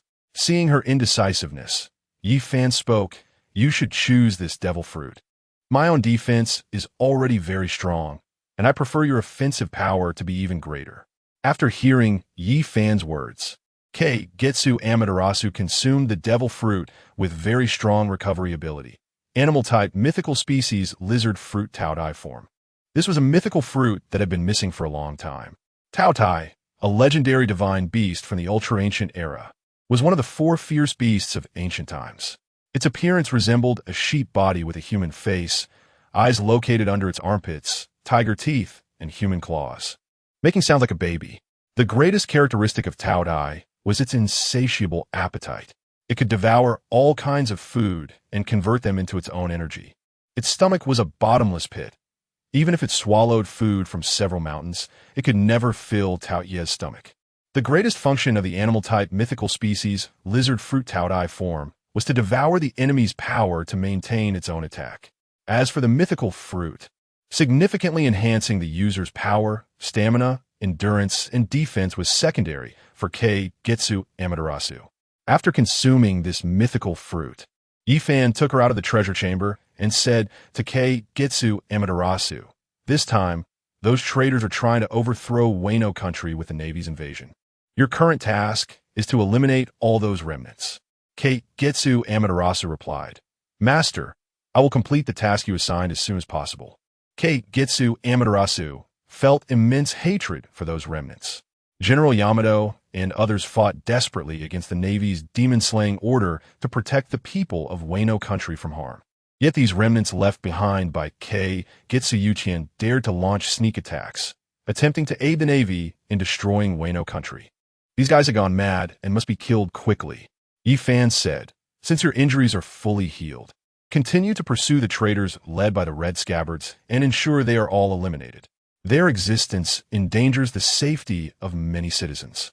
Kaigetsu Amaterasu responded, "Master, I will quickly eliminate these unstable factors. Dealing with those like the Red Scabbards and ninjas, who hide like rats in dark corners, was something Yifan found very unpleasant. However, they had to be killed. They were too loyal to Kaigetsu, making it impossible to sway them. Now with Kaigetsu Amaterasu as a tool, she had enough strength to face all the remnants of Kaigetsu attacks alone. Delegating this task to her was just right. Yifan was not a cat and did not enjoy the tedious task of catching mice. Moreover, Yifan also had the time gravity house. His time every day was incredibly precious. After finishing matters with Kaigetsu Amaterasu, Yifan returned to the flower capital, to the general's mansion. After treatment from the doctor, Yamato and the others could already walk with bandages. It was indeed the power of animal-type fruits. Their recovery speed far exceeded that of ordinary people. On the sea, apart from the likes of Luffy and Zoro, who could rapidly recover just by eating a lot, only animal-type fruit users could regain their mobility in such a short time. A day later, Kaido also brought the Germa Kingdom people to the Beast Pirates. They would be responsible for the construction of new warships and assist Plague Queen in producing the perfect T-Virus. Now, all the givers had used the perfect T-Virus. Ordinary people or other non-animal type fruit users, while unable to inject the full quantity of the perfect T-Virus, could still gain significant enhancement by injecting 1/3 of the dose. Chapter 172, The Elder Star's Emergency Meeting. Vinsmoke Judge and Plague Queen were originally part of the same scientific madman organization decades ago. Both could be considered scientists of the sea. Under their joint research, along with the many future technology, kingdom devices Yifan obtained from the Valley of Gods, it was believed that the production of the perfect T-Virus would soon increase. Most importantly, with the addition of another scientist, the technological power of the Beast Pirates should achieve a leap forward. In this world, technological power is not insignificant. In fact, it can be said to be very powerful. Just like the Pacifista, which debuted for the first time, its own strength has already surpassed that of the supernova with a bounty of 100 million berries. While supernovae cannot be mass-produced, Pacifista can. The most important thing is that such beings are obedient and do not betray. This is also why the celestial dragons place immense importance on technological troops. Technological troops are tools even better than the Navy. The German kingdom is valued by Yi Fan because of their technology in creating artificial warriors. Combined with the perfect T-virus, it equates to the ability to mass-produce soldiers of very good quality. Although individually they are not powerful, at most having a strength equivalent to tens of thousands to a couple of 100,000 berries, the key is their ability to be mass-produced. These soldiers, devoid of emotions, only knowing slaughter and completely obeying orders, will become the cornerstone of the future beast pirates. At the same time, the Elder Stars were also holding a meeting. 6 people sat at the meeting table, including the Elder Stars and Admiral Kizaru. This level of meeting, even if the 3 military marshals are strong, they can only stand below. However, Kizaru's identity is not ordinary. He is also seated in a luxurious chair, lazily crossing his legs, leaning back with his back completely resting against the comfortable chair. In contrast, the 5 elders maintain a proper sitting posture, and each of their expressions appears very serious. St. Morgan's, the bald elder, has the most serious expression. The Navy has almost all been deployed and suffered such a disastrous defeat. It seems our subordinates cannot handle the beast pirates. Kizaru, as it stands, even the remaining Navy, combined with the Air Force and Army's elite forces, cannot eliminate them. St. Morgan's, can any of the research units you control produce anything in mass? Kizaru, even if we persuade Kuma to participate in the experiment, that weapon will take at least 2 to 3 years. It won't be that quick. There are too many technical and material issues that cannot be resolved. St. Morgan's, so will the experts from the upper 3 families get involved in this matter? Otherwise, I no longer have sufficient strength to deal with them. Kizaru, aren't you 5 elders still here? You haven't deployed yourselves, yet want to involve the upper 3 families' people. It seems you have been in control of the world for too long and have forgotten the hierarchy. Kizaru angrily rebukes the elders. However, the elders do not dare to refute him. This is the strict hierarchy of the celestial dragons. The 5 elders dare to point fingers at Akainu and scold Sengoku and Steelbone, but they cannot speak loudly to Kizaru, who now represents the upper 3 families. St. Morgan's. In that case, we 5 old fellows will personally lead all the troops to battle the beast pirates. St. Morgan's has made up his mind. After becoming a riddle man, one of the 5 elders, he has not taken action for decades, accustomed to controlling the world from behind the scenes. But today, he represents the 5 elders, preparing for all 5 riddle men to personally deal with Kaido of the beast pirates. At this moment, St. William, the blonde flat-top elder, holds a document in his hand. He hurriedly glances at it and says, "Look at this document. Perhaps we can avoid a full-scale war." On the other side, in the conference room of Onigashima, there are only 6 people present: Kaido, Yefan, Yamato, and the 3 main executives. Yefan is surprised. It turns out that Garp and Dragon's wife are both celestial dragons. The 3 main executives are also very surprised. The steady disaster, Flame Disaster, says, "No wonder no one knows who Garp and Dragon's wife are.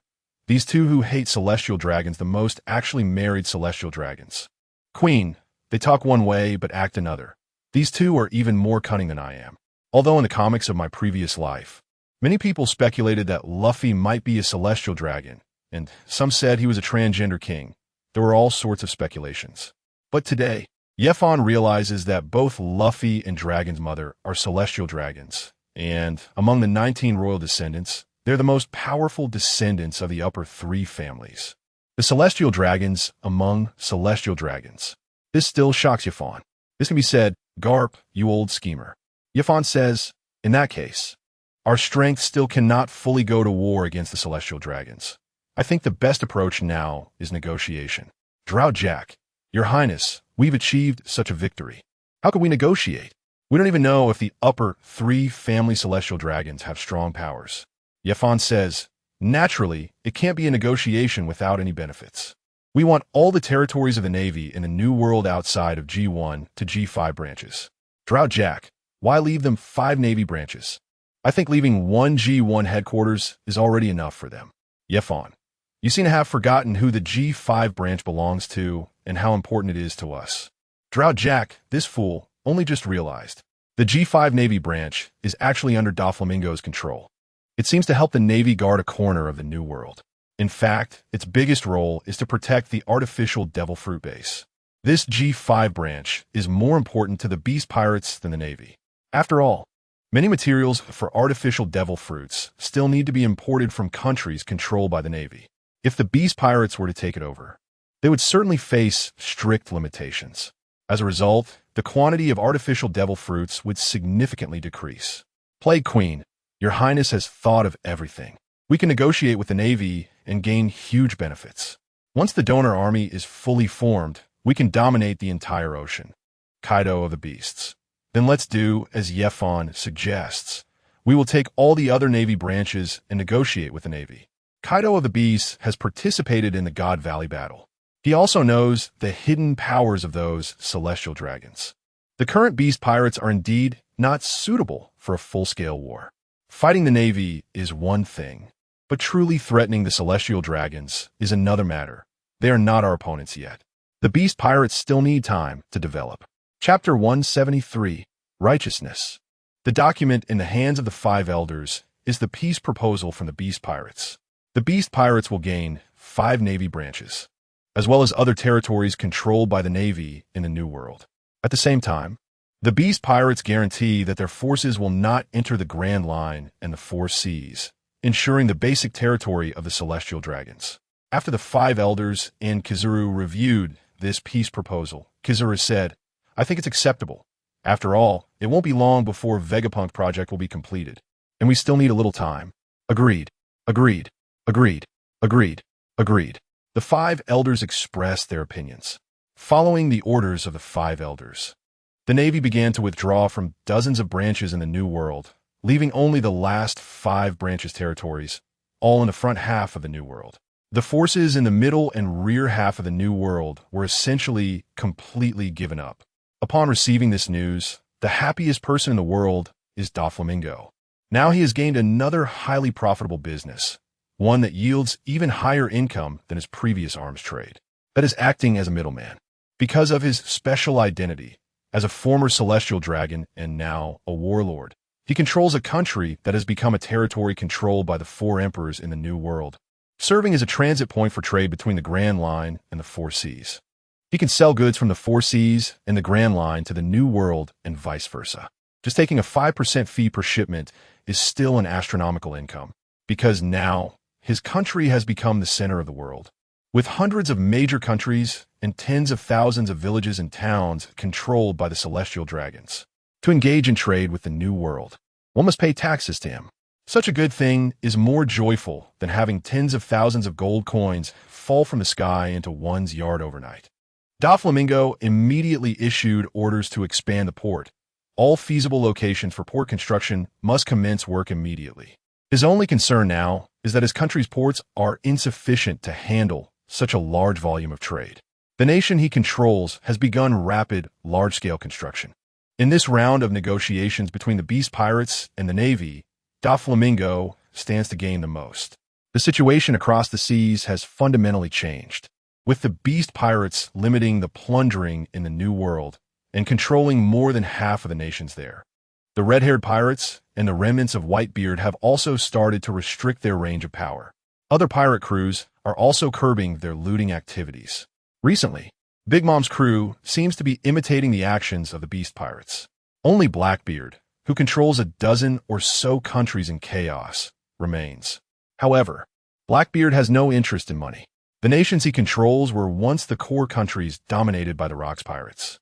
He may have reasons unknown to others for wanting to control these nations, and it is not for the sake of enjoying life or power. Blackbeard can be considered the most composed pirate.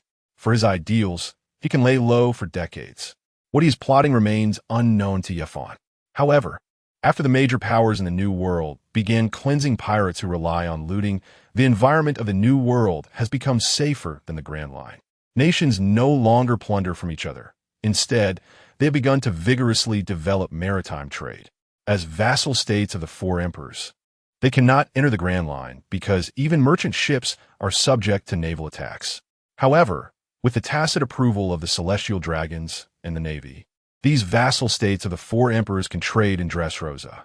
With the agreement reached between the Beast Pirates and the Celestial Dragons, maritime trade in the New World has begun to flourish. On the surface, the world appears to be in a state of peace, with the Celestial Dragons, the seven warlords, and the four emperors jointly controlling it. But only the strongest know that this is the darkness before the storm. The Celestial Dragons are in the final stages of researching technological troops. Yefan only lacks the last piece of historical text to reach the final island, knowing what is needed to defeat the Celestial Dragons. Both sides are actually accumulating their strength, preparing to eliminate each other. The next battle may involve hundreds of countries, resulting in countless deaths, and many nations may disappear from the seas. Yet, countless nations will rise, becoming powerful countries that shock the world. In fact, not only the Celestial Dragons and the Navy know that a great battle with the Beast Pirates is coming. Even the vassal states under both sides are eagerly anticipating this war. Some hope for the fall of the Celestial Dragons.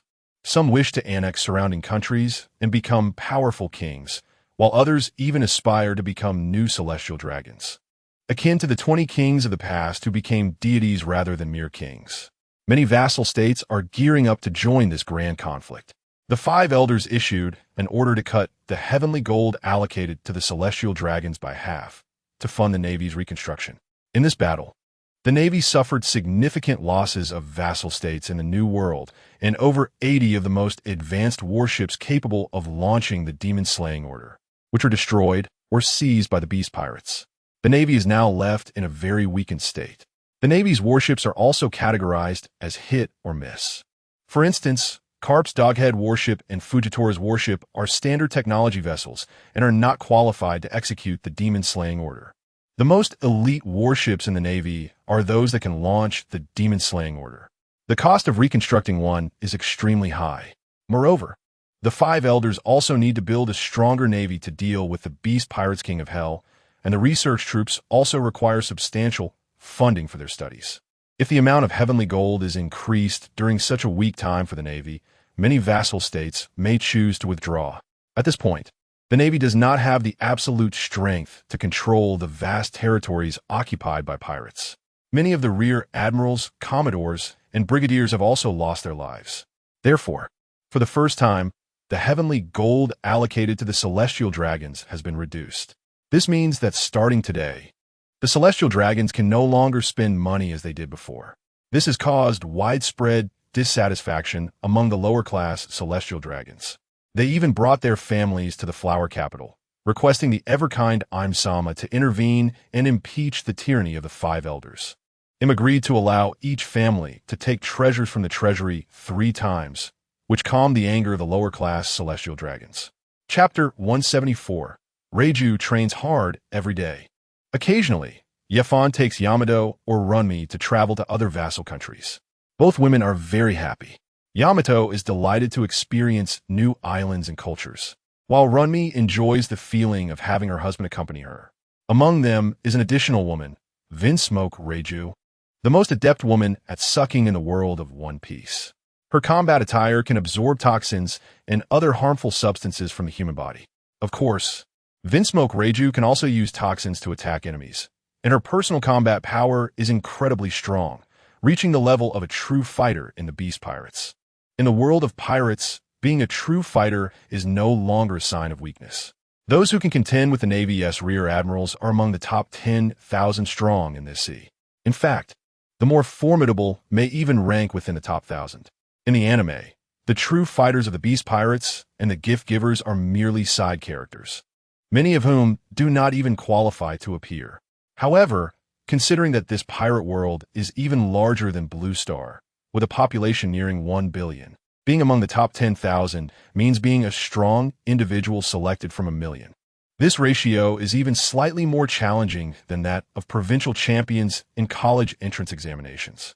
It can be said that those who reach the level of true fighters are already experts. Moreover, Reiju is still young and relying on her bloodline. She can at least reach the level of the Flying Six. since she aims to become a powerful figure ruling the seas. The influence of the Germa kingdom must also be courted. The other members of the Germa kingdom lack emotions, making it pointless to win them over. The only person who could be brought in is Vinsmoke Reiju, the eldest daughter of the Vinsmoke family and the sister of Vinsmoke Sanji.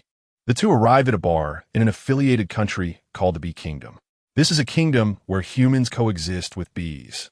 But the bees here are completely different from the bees on Blue Star. These small bees have human heads and hands, but otherwise resemble bees. They possess rapidly vibrating tails for flight and sharp stingers. These little creatures are a combination of humans and bees. They are responsible for collecting nectar from the blooming flowers throughout the Bee Kingdom. The residents sell their honey to other islands. The tavern here serves honey wine, made from honey produced by hundreds of flower varieties. The wine is very sweet, and while it may not be the finest, it is the most distinctive and rich in flavor. Yi Fan, after visiting over a dozen countries controlled by the Beast Pirates, what do you think, Reiju? Vinsmoke Reiju. The people in these countries live very happily without worrying about expensive heavenly gold or safe maritime trade. This is something I never thought of before. The two had been spending time together for a few days, and Reiju no longer needed to hide her human emotions in front of Yi Fan. Yi Fan, do you like the Beast Pirates now? Allowing all affiliated countries and everyone to live safely and happily. Vinsmoke Reiju, it's a beautiful idea, but with the celestial dragons around, such days are destined to be fleeting. Although Vinsmoke Reiju has emotions, she has long hidden herself and pretended to be emotionless. When she expresses such sentiments, her expression remains cold. This is a result of long-term emotional management within the Vinsmoke family. Yi Fan, don't people need dreams? My dream is to end the brutal rule of this world. Reiju, would you be willing to fight alongside me? Vinsmoke Reiju, I would. I like this stable life in the country. Yi Fan, if we successfully overthrow the celestial dragons, what do you want to do? Reiju, maybe I would find a quiet little town, become a doctor, marry an ordinary man, and live a peaceful life where no one knows I was once a great pirate. Yi Fan, that's quite a charming idea. Your brother Sanji is quite similar to you. He just hopes to be an ordinary chef. Vinsmoke Reiju's expression finally changed. Sanji is my brother, but very few people at sea know that. Yi Fan, as a member of the Beast Pirates, you naturally know many secrets that others don't. In the future, the Beast Pirates may clash with the Straw Hat Pirates. At that time, will you stand by Sanji or by me? Vinsmoke Reiju, that's impossible. The Straw Hat Pirates are just a small pirate crew. Although they defeated Crocodile and Gecko Moria, they can't even defeat our Vinsmoke family. Yi Fan, don't underestimate them. That pirate crew is not simple. I think in at most 2 years, they will challenge the Beast Pirates. Vinsmoke Reiju, I will stand by the Beast Pirates, but I hope to spare my brother's life. Vinsmoke Reiju is still that kind-hearted sister. Although she pretends to be emotionless, she still cares most about Sanji. Sanji, though a silly boy, does not know how to secretly pretend to be emotionless and cannot integrate into the Vinsmoke family, which Reiju does much better. However, at the same time, Vinsmoke Reiju also deeply admires Sanji. He dares to leave the protection of the family and live the life he likes, which is also the lifestyle Reiju yearns for. Yi Fan, all right, I promise you I will spare Sanji. After a simple conversation, Yi Fan and Vinsmoke Reiju's relationship progressed further. They enjoyed a pleasant dinner on this island. Just as Yi Fan was preparing to return to Onigashima, his transponder snail made a sound. He answered the call. It was his first loyal subordinate, Reno. Master, the Free Alliance has found all the methods to enter the Celestial Dragon's treasure vault, but without the identity of a Celestial Dragon, it's impossible to get in. Upon hearing this, Yi Fan was immediately intrigued. Yi Fan, I will personally go to Mariewa tomorrow. Then you can report to me in detail. After sending Reiju back to Onigashima, Yi Fan arrived at the Red Line early the next morning, near the Holy Land, Mariewa. He would not easily delve into the Holy Land, Mariewa. Reno, who had been disguised as a merchant here for a long time, immediately reported to Yi Fan. It turned out that recently, celestial dragons could use their identities to enter the heavily guarded treasure vault 3 times to claim treasures. However, there were also restrictions. Only they could enter, and they could only take out as many treasures as they could carry in their hands. Anything they couldn't carry, they couldn't take out. This was a compensation from him to appease the reduction of their heavenly gold. In recent months, Reno's undercover work in Mariewa had yielded a wealth of intelligence. Yifan looked at the photos of several celestial dragons. These were celestial dragons living in relatively remote areas, and their guards were weak, making them the easiest to control. Yifan, in Mariewa, was cautious about using observation haki. This ability was somewhat like a radar from his previous life. When you use observation haki to scan enemies, strong opponents could sense your scanning. However, Yifan had the ability of Byakugan. At this moment, Yifan's eyes turned into Byakugan as he gazed at the nearby holy land, Mariewa. Soon, through the Byakugan, he discovered the several celestial dragons recommended by Reno. Their status should not be high.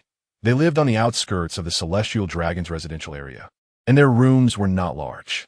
Their residences covered only a few tens of thousands of square meters, consisting of hundreds of palaces. The number of slaves they kept was only a few thousand. Compared to other celestial dragons, this was indeed a bit less. Some might wonder if tens of thousands of square meters of housing is small. One must know that the celestial dragons have ruled this world for 800 years. In the past life on Blue Star, no country has ruled for that long.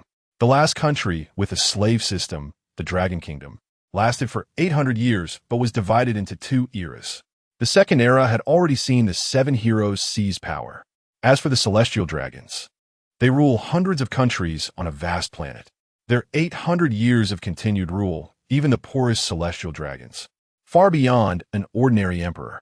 This residence of over 100,000 square meters, with hundreds of palaces, thousands of slaves, plus thousands of guards and servants, is merely the life of a poor celestial dragon.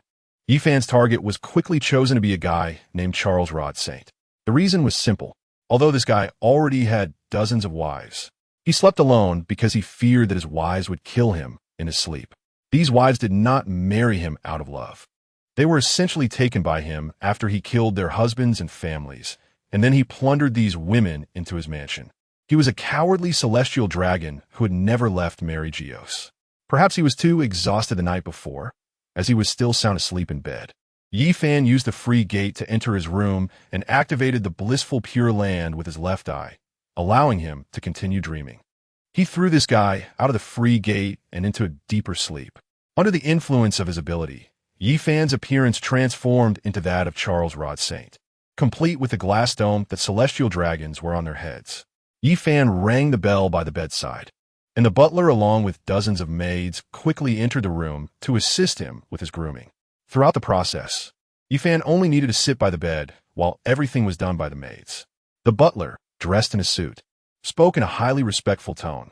"Lord Charles Rod Saint, what game would you like to play today?" Yifan replied, "No games today. I want to go to the treasure vault. While I have energy in the morning, I aim to retrieve more precious treasures." Upon hearing this, the butler immediately said, "I will arrange for the guards right away." As a celestial dragon's butler, he had no right to oppose any orders from the celestial dragons. His only role was to diligently fulfill every command from the celestial dragon. The people serving the celestial dragons moved quickly because if a celestial dragon was even slightly dissatisfied, they would face death or become slaves. No one dared to be inattentive. Soon, several hundred guards gathered in front of Charles Rod Saint. However, most of them were ordinary people, armed only with firearms, unable to even take down a pirate with a bounty of several million.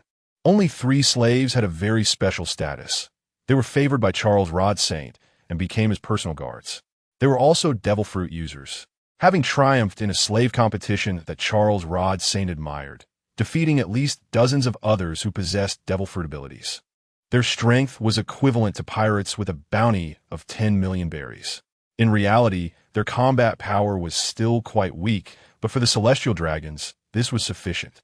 Even the weakest celestial dragon faces few who dare to act against them in this world. This was the result of 800 years of brutal rule. Most people regarded the celestial dragons as deities. They had no fear of the celestial dragons. In fact, they could easily annihilate an entire nation. Charles Rod Saint, accompanied by his entourage, marched grandly towards the treasure vault. On several occasions, he even took the wrong path, only to be carefully guided back on track by the butler's discreet reminders. This was, of course, intentional. Although Yi Fan had never been to marry Geos. With his abilities, how could he possibly take the wrong path? The main reason was that Charles Rod Saint was one of the few reclusive celestial dragons who hardly knew the way to the treasure vault. Without the grace of Lord M, he, as a low-ranking celestial dragon, would never have been able to enter the most important treasure vault. This treasure vault was extremely secure, guarded by 10 different sentinels, each possessing a key. The keys had to be inserted in a specific order to unlock the main door. There were not just one, but 5 consecutive doors. Moreover, the last door had to be opened by the celestial dragon himself. The commanding officer said, "Honorable Lord Charles Rod Saint, only a celestial dragon can open the final door. We will wait outside." After speaking, the hundreds of guards guarding the door left the passage. Only Yi Fan remained, facing the last door. Without the help of the Free Alliance, Yi Fan would have to force his way through at this point.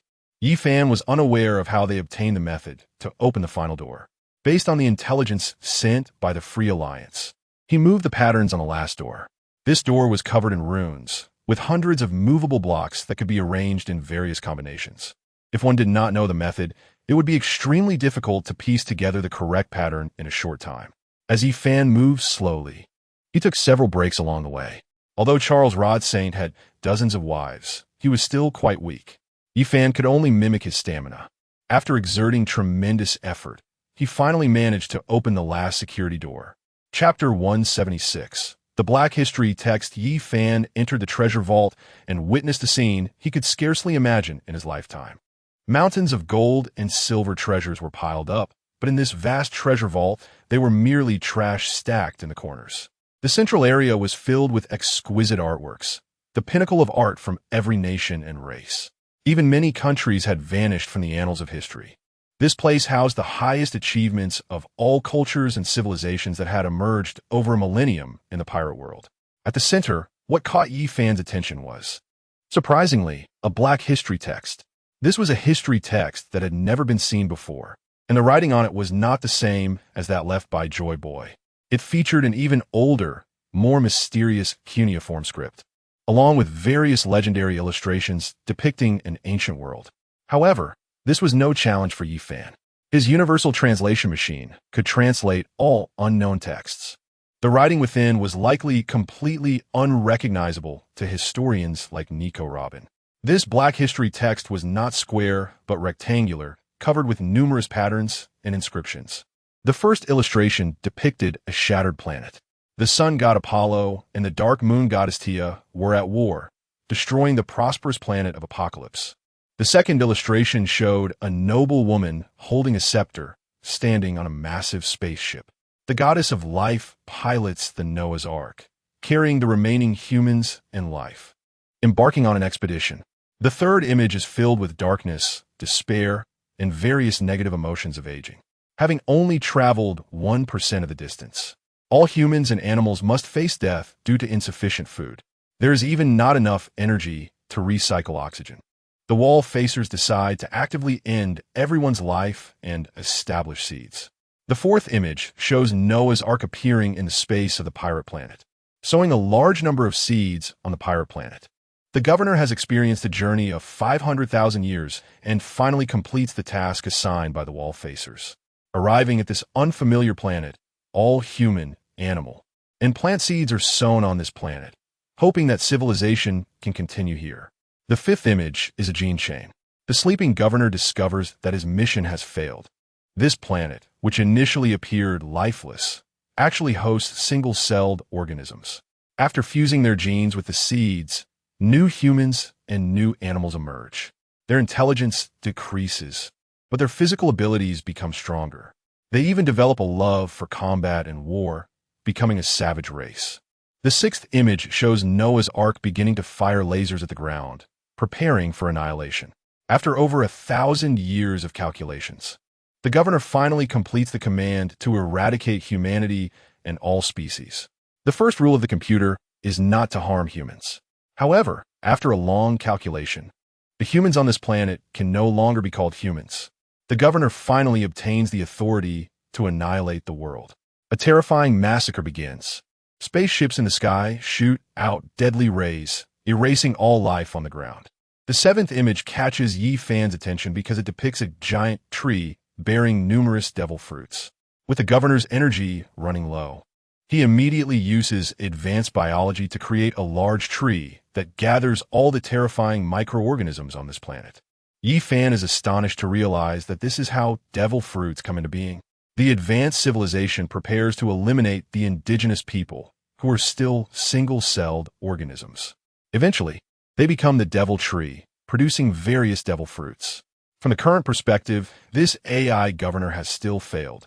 His plan did not completely eradicate the native inhabitants of this world. They still exist in the form of devil fruits. The eighth image shows the life seed repository being deployed again, and real life finally grows in the pirate world. This is the last seed repository. If this fails again, the apocalypse civilization will vanish from history. Noah's Ark has run out of energy, and I will fall into a long sleep. Having finished viewing the 8 positive images, Yi Fan turns to the backside of the 8 images and finally understands what this historical text is meant to record. So this is the birth of the pirate world and the origin of the Age of Gods. However, this historical text does not explain the events of the Battle of the Gods' Twilight, 800 years ago. The era in which this historical text appears should be 1,000 years ago, still during the time when gods ruled the pirate world. After viewing the backside, Yi Fan loses interest in this historical text. The historical text that occurred before the Battle of the Gods' Twilight is of no use. Yi Fan only wants to know the means of the winners of the Battle of the Gods' Twilight, Im and Joy Boy. What disappoints Yi Fan in this treasure trove is that there is no final coordinate historical text he wants. It seems that really does not care about the means left by Joy Boy. Even if Joy Boy were to resurrect, he would not pose a threat to him. Im has this confidence. Otherwise, in 800 years, he could have already collected all the historical texts in this world. It seems this trip was in vain. Yi Fan scans the entire treasure room and discovers an interesting devil fruit. Holding this devil fruit, along with some precious treasures, he leaves the most important treasure room of the celestial dragons. Upon returning home, Yi Fan tells the butler, "I'm very tired today and need to continue sleeping. None of you can disturb my rest." After the many servants leave, Yi Fan opens the free gate and places Charles Rod sane on the bed. Yi Fan once again uses the ability of the Pure Land of Ultimate Bliss to input his experiences from today's treasure trove entry into Charles Rod Saint's mind. After doing all this, Yi Fan takes the special devil fruit and leaves the Holy Land Mary Geos. Unexpectedly, despite all his efforts, he still does not know the whereabouts of the final historical text. Although he saw an even older black historical text, such things are useless. There is no description of Im's abilities inside, nor does it reveal what Im's trump card is. The person whom Joy Boy could not defeat even with the 3 ancient weapons must have a trump card beyond a Celestial Dragon Special Hockey. If that were the trump card, Yi Fan would not need the 3 ancient weapons. Relying on his current lifespan of 120,000 years, Yi Fan could confront Im directly. However, without absolute certainty, Yi Fan would not take the initiative to attack the victor of the Battle of the Gods' Twilight from 800 years ago. Chapter 177. Hive Island. Since the historical text of Fishman Island is not in the hands of the Celestial Dragons, the most likely locations left are the following: Blackbeard's Hive, the villa that Nolan reached, and the giant kingdom of Elbaf. These are also the 3 mysterious places mentioned in One Piece. The legendary villa has the least chance of being relevant. Aside from the legendary Golden Apple, there are almost no events linked to Villa. Blackbeard's Hive was once the island primarily occupied by rocks, and it must hide enormous secrets. The giant kingdom of Elbaf has been hinted at for hundreds of chapters. The Straw Hat Pirates affiliated giant soldier pirates will likely lead the Straw Hat Pirates to Elbaf. Since the final historical text is not the one obtained by Luffy rescuing Sabo from the Holy Land Mary Geos, the most likely candidates are Hive Island and Elbaf. With this in mind, Yi Fan, who is also an action-oriented person, decides to personally lead a team to explore these 2 locations. Both places are very mysterious to Yi Fan. He does not know what these 2 countries are like or what kind of enemies he will face. However, Yi Fan now has enough confidence that neither Blackbeard nor the legendary Giant Kingdom can withstand his power. To facilitate the search for the historical text, Yi Fan summons a few subordinates, a total of 4 people: Run T, Peggy 1, Keizuki Amaterasu, and Renault. Although Renault has been assigned to the Holy Land Mary Geos by Yi Fan for the past 6 months, his strength has still reached a level of true combatability. Although he is currently not as strong as the Flying Six, his actual fighting power is not inferior to those supernovas. Renault was originally a general of a nation, and his combat skills are superior to many pirates with bounties over 10 million. After consuming a precious devil fruit, his fighting ability has rapidly increased, especially after Yi Fan taught him armament hockey and observation hockey. The reason for bringing Renault along is not just his combat power. He is also skilled in observation, and Yi Fan believes that having him along will make it easier to find the historical texts. When Runmi saw Kazuki Toki wearing a mask, she immediately became very cautious, her gaze constantly scanning Toki. Just by looking at her figure, without seeing her face, Runmi felt that she was facing a beautiful woman, one she had never seen before. If it were a man, Runmi would not be so guarded. Since when did the prince have another woman by his side? Yi Fan also noticed Runmi's gaze and said, "This is a guard that my mother left for me. She has been loyal to our family for decades." Runmi, you shouldn't look at Kazuki Toki with such suspicion. Runmi only picked up on the decades part. She figured the guard must be an old woman, posing no threat to her, and immediately felt relieved. The 5 of them passed through the free gate and arrived directly at Hive Island. This is a paradise for pirates.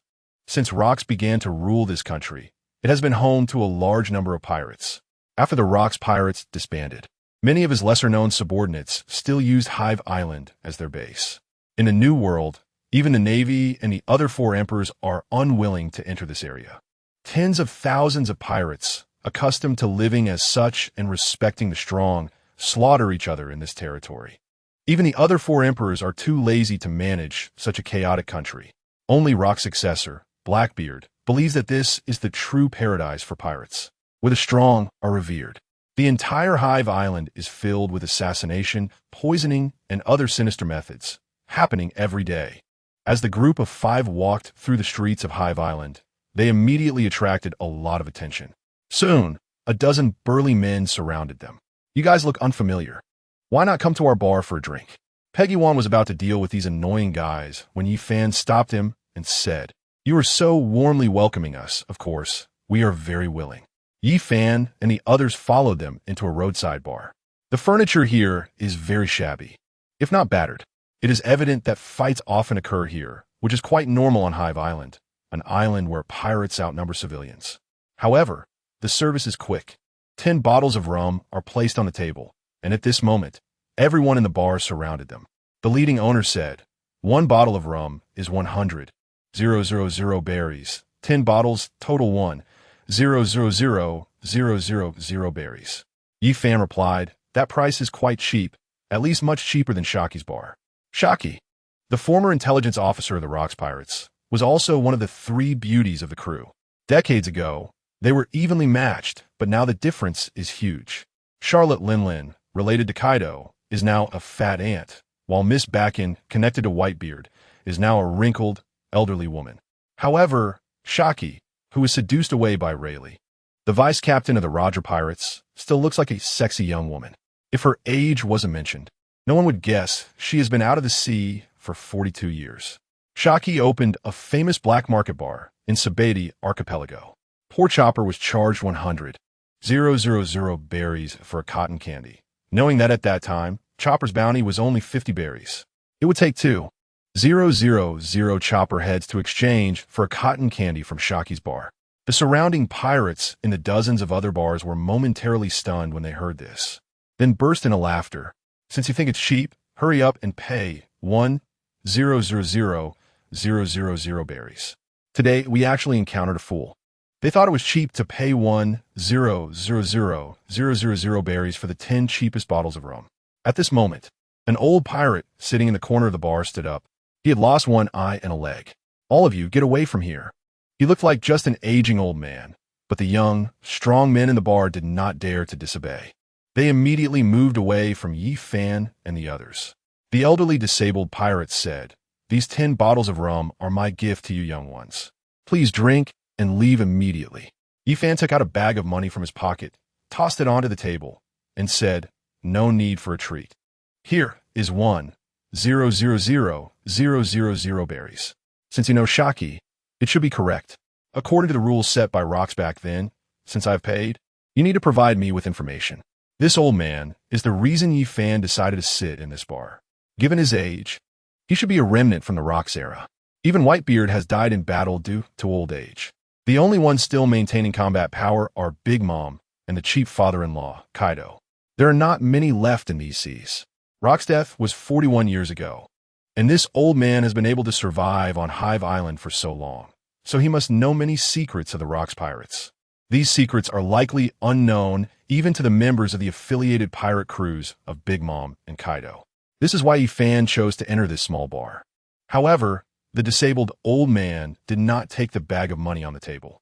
The group of pirates nearby was already drooling at the sight of 1.000.000 berries. With the other three emperors starting to crack down on pirate crews, even Blackbeard, who has occupied the countries near Hive Island and become the fourth emperor of the sea, does not dare to let his crew raid the territories of the other three emperors. Recently, Hive Island has been in a state of deficit. It is an island with almost no civilians, only pirates, where food and drinks are obtained through plunder. Yet Blackbeard, who has taken Hive Island, has not unified the entire island. Otherwise, his crew would immediately gain thousands of experienced pirates. Unlike the original storyline, Blackbeard has not established a powerful army immediately. He only seized the territories of a dozen countries and casually tortured the remnants of the Whitebeard pirates led by Ace. Then, he seemed to be searching for something on Hive Island. Logically speaking, there are tens of thousands of pirates on Hive Island. They are a powerful force that could allow the Blackbeard pirates to expand rapidly. However, Blackbeard did not do this. Even in Yi Fan's observation haki, he did not sense the presence of Blackbeard and his crew. The crippled old man across from him changed his expression slightly upon hearing Yi Fan mention the name Shaki. He then spoke, "Gentlemen, I advise you not to disturb an old man like me in his twilight years. There is no treasure of rocks here. The wealth of rocks was taken away by Captain John long ago, but he was killed by his crew for not sharing the loot fairly. Since then, no one has known where Rock's treasure, which is actually Captain John's treasure, is located." Suddenly mentioning Captain John's treasure reminded Yi Fan of that lucky guy, Buggy the Clown. Moonlight Moria stole Captain John's corpse and made it part of his zombie army, also taking away the arm badge of Captain John's treasure map. After Moonlight Moria was defeated by Straw Hat Luffy, after being searched by Nami, put Captain John's arm badge in his pocket. Then, when they reached Impelled Down, he gave this arm badge to Buggy the Clown, allowing Buggy to ultimately obtain Captain John's treasure, which is the 80 of the wealth left behind by the Rocks pirates after plundering over 100 countries in God Valley. At this point in time, perhaps Buggy the Clown has not yet found Captain John's treasure, or he may have already obtained it. Should he snatch this enormous wealth from this future Yonko? The lucky child? The old man's words inadvertently piqued Yi Fan's interest. However, his goal for coming to Hive Island today was not treasure, but the historical text or the trump card that Rox found back in the day to deal with the Celestial Dragons. Back then, Rox had not been able to use his trump card against the Celestial Dragons before being killed by Garp and Roger. Yi Fan said, "I am not interested in Captain John's treasury. I only want to know where Rock's legacy is, or what Blackbeard is looking for, and if he has found it. Where are they located?" The expression of the crippled old man immediately became serious. "Dragon King, you and your beast pirates should not even think about obtaining that treasure. Whether it's Whitebeard, Big Mom, or that little brat Kaido from back then, they're all traitors of the Rocks pirates. Even if I die, I will not let you know where Lord Teach is." After saying that, the crippled old man used his right hand, deeply inserting 2 fingers into his temple. It seems that this old pirate already knew the identities of Yi Fan and the others. What surprised Yi Fan the most was that these old pirates on Hive Island clearly recognized Blackbeard Teach's identity. Perhaps back then, it was they who sent Blackbeard Teach to infiltrate the Whitebeard pirates. Didn't he expect these old pirates on Hive Island to be so patient? The once despised Rocks still had loyal crew members. However, they were merely crew members and not officers. Even after living for several decades, they remained ordinary pirates with no significant strength. Kazuki Toki instantly drew his sword, severing the right arm of the crippled old pirate. Yi Fan said, "In front of me, Even wanting to die is a difficult task, since you really know whether you're willing to speak or not is no longer up to you. Yi Fan's left eye transformed into the eternal Mangeki Sharingan. This ability was a skill Yi Fan obtained after the Beast Pirates' victory over the Navy. He could upgrade one skill. Without thinking, Yi Fan upgraded his eyes to the eternal Mangeki Sharingan. Injury was secondary. Yi Fan's recovery ability was very strong. The most important thing was that ordinary Mangeki Sharingan, when overused, could lead to blindness. During the last battle against the Navy, using the Mangeki Sharingan's ability against several top-tier opponents almost caused Yi Fan to go blind in his left eye. He had to close his eyes and recover for several days before fully recovering. After obtaining the Mangeki Sharingan, Yi Fan would no longer worry about the risk of blindness. It should be known that the Masters of the Celestial Dragons are more numerous than the Navy. The Sharingan was a crucial part of Yi Fan's combat power. With the upgrade to the eternal Mangeki Sharingan, he no longer needed to worry about the backlash of his ocular power. Yi Fan could use his ocular power recklessly, and his strength increased significantly again. The crippled old pirate fell into a blissful environment the moment Yi Fan activated his skill. Soon, he revealed the secrets hidden in his heart. They had followed Rox long before he became famous. At that time, they didn't even know that a person eating 2 devil fruits would explode and die. It wasn't until Rox had eaten 3 devil fruits that they learned of this fact. From then on, those who were the first to follow Rox became his loyal subordinates. Their initial dream was not to pursue wealth, but to explore the historical text. During one maritime adventure, they discovered a weapon that could counter the celestial dragons. From that day on, the Rox pirates began to expand desperately, wanting to rely on wealth to recruit a large number of pirates and ultimately defeat the celestial dragons. Chapter 179. Rox Treasure. They did not expect that before they could use that weapon, they had already failed. However, these people were unwilling to accept this. They secretly found Rox's corpse from the deep sea and transplanted Rox cells into Blackbeard Teach. During this period, thousands of people had died, and Blackbeard Teach was the only one capable of merging Rox cells. Meanwhile, these remnants from the Rox era believed that Rox had failed because he had not found the suitable fruit.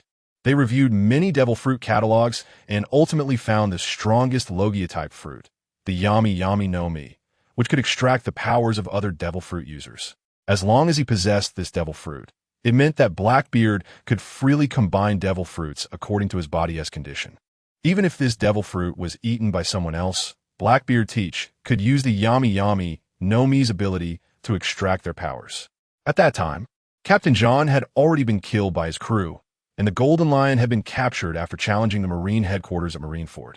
The young Kaido had not yet demonstrated his kingly strength, and Big Mom was only focused on her family. The only choice left was the Whitebeard Pirates. The teenage Blackbeard then became a member of the Whitebeard Pirates. And during the battle between Roger and Whitebeard, Blackbeard fought with the Joker Buggy to a standstill. For this reason, Joker Buggy secretly observed for 3 days and nights, discovering that Blackbeard didn't even dare to close his eyes while sleeping. This was also a side effect of his fusion with Rox cells. Inside Rox cells, a small part of Rox's mad memories still lingered. Those who fell asleep ultimately went mad and died. Blackbeard, relying on his strong willpower, managed to stay awake for a whole month. This is a level of willpower that ordinary people can hardly bear. However, Blackbeard succeeded. After a month, he completely fused with Rox cells and gained a body that could obtain multiple devil fruit powers. At that time, he was only about 10 years old, just slightly older than Shanks and Joker Buggy. After nearly 30 years of undercover work in the Whitebeard Pirates, Blackbeard finally obtained the Yami Yami no Mi. One can imagine how determined Blackbeard truly is. Only with such a strong inner strength could he acquire Rox cells. Now, Blackbeard has been lingering in the Grand Line for half a year. Relying on his warlord status, he finally gained all the devil fruit abilities he desired. He is now no weaker than the peak period of Rox. If he can develop all the devil fruits to the awakening level, Blackbeard Marshal D. Teach will become an existence even more terrifying than Rox, a being that 2 Emperor's-level strongmen cannot defeat together. The current time is still very short. No matter how talented Blackbeard is, it is impossible for him to develop all the devil fruits to the awakening level. Yi Fan has uncovered the true treasure of Rox. a weapon that can threaten the celestial dragons. Now Blackbeard is preparing to go to that sea area to find a legendary weapon. It should be noted that there are no records of this weapon, not even in the historical texts. After obtaining all the information, Yi Fan said to Kazuki Toki, "Toki, kill them all." Kazuki Toki drew out the Kinemon and with just a sword chi, killed all the pirates in the room. At the same time, one wall of the tavern was also destroyed by the sword chi. Yi Fan took a few people and made his way to the dock. Along the way, Pedguin was the most excited. This is the legendary treasure of rocks. It is said that Whitebeard, Big Mom, and Kaido were all his crew members back then. A legendary figure, his treasure must be very important. Runny, I'm not interested in the treasure. I'm only interested in that mysterious legendary weapon. If it's really powerful, the Navy won't dare to trouble us anymore. Reno and Kazuki Toki did not participate in the conversation. They are both Yi Fan's servants and remained very quiet beside their master. They wouldn't speak unless commanded by Yi Fan. Along the way, Yi Fan did not hide his presence, although he did not unleash Conqueror's Haki to stun all the pirates on the island. His strong aura in battle made it so that no pirates dared to cause trouble. They smoothly reached the seaside. At the dock, there were hundreds of pirate ships of all sizes, most of which were very dilapidated. There was no way around it. Although Honeycomb Island is a paradise for pirates, there are not many skilled craftsmen. Many of these pirate ships are old and poorly maintained, looking as if they could fall apart at any moment. Seeing this, Yi Fan was not surprised. Just like when Blackbeard defected from the Whitebeard pirates, he used a very rudimentary raft. It was so basic that it could be dangerous even across a river, let alone sail the seas. It seems Blackbeard's childhood accustomed him to sailing on these shabby ships. Yi Fan's observation Haki carefully checked every pirate ship at the port. In the end, he selected a relatively new and better-conditioned pirate ship, directly killing the pirates guarding it and ordering Runty and the others to set sail. When it comes to sailing, Yi Fan is completely a novice. He is even much worse than Luffy.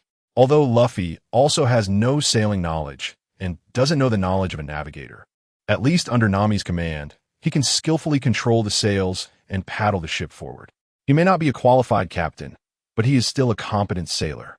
However, Yi Fan, although he has been at sea for half a year like Luffy, has never operated any ship before. The first time he went to Skypiea with Yamato, he used a shave door. In the remaining trips, the 100 Beast Pirates had plenty of skilled crew members who took care of everything. So Yi Fan didn't have to worry at all. And now, it's the same situation. The most experienced Reno, after all, used to be a general and even commanded a country's fleet to fight against another country's fleet. He is now in charge of steering. Runty and Pedguin can also skillfully control the sails. With the efforts of a few people, the pirate ship successfully left the dock and headed towards the sea area mentioned by the crippled old pirate. The climate there is extremely harsh. Ordinary ships would not dare to approach. Even powerful pirates might fall in that sea area, known as the Devil's Triangle. It is a convergence of 3 ocean currents, with terrifying ocean whirlpools, storms more violent than showering, and hurricanes exceeding level 30 with terrifying speeds. Chapter 180.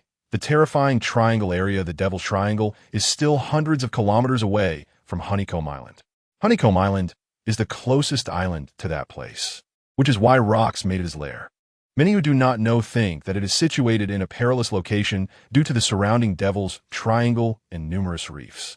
To attack Honeycomb Island, there is only one maritime route, which makes Honeycomb Island naturally easy to defend and hard to attack. In fact, Rocks is not worried that anyone would dare to attack his lair. He only wants to be closer to that mysterious weapon. The distance of hundreds of kilometers would take at least a dozen hours just to rely on sailing. The speed of sailing is greatly affected by the wind.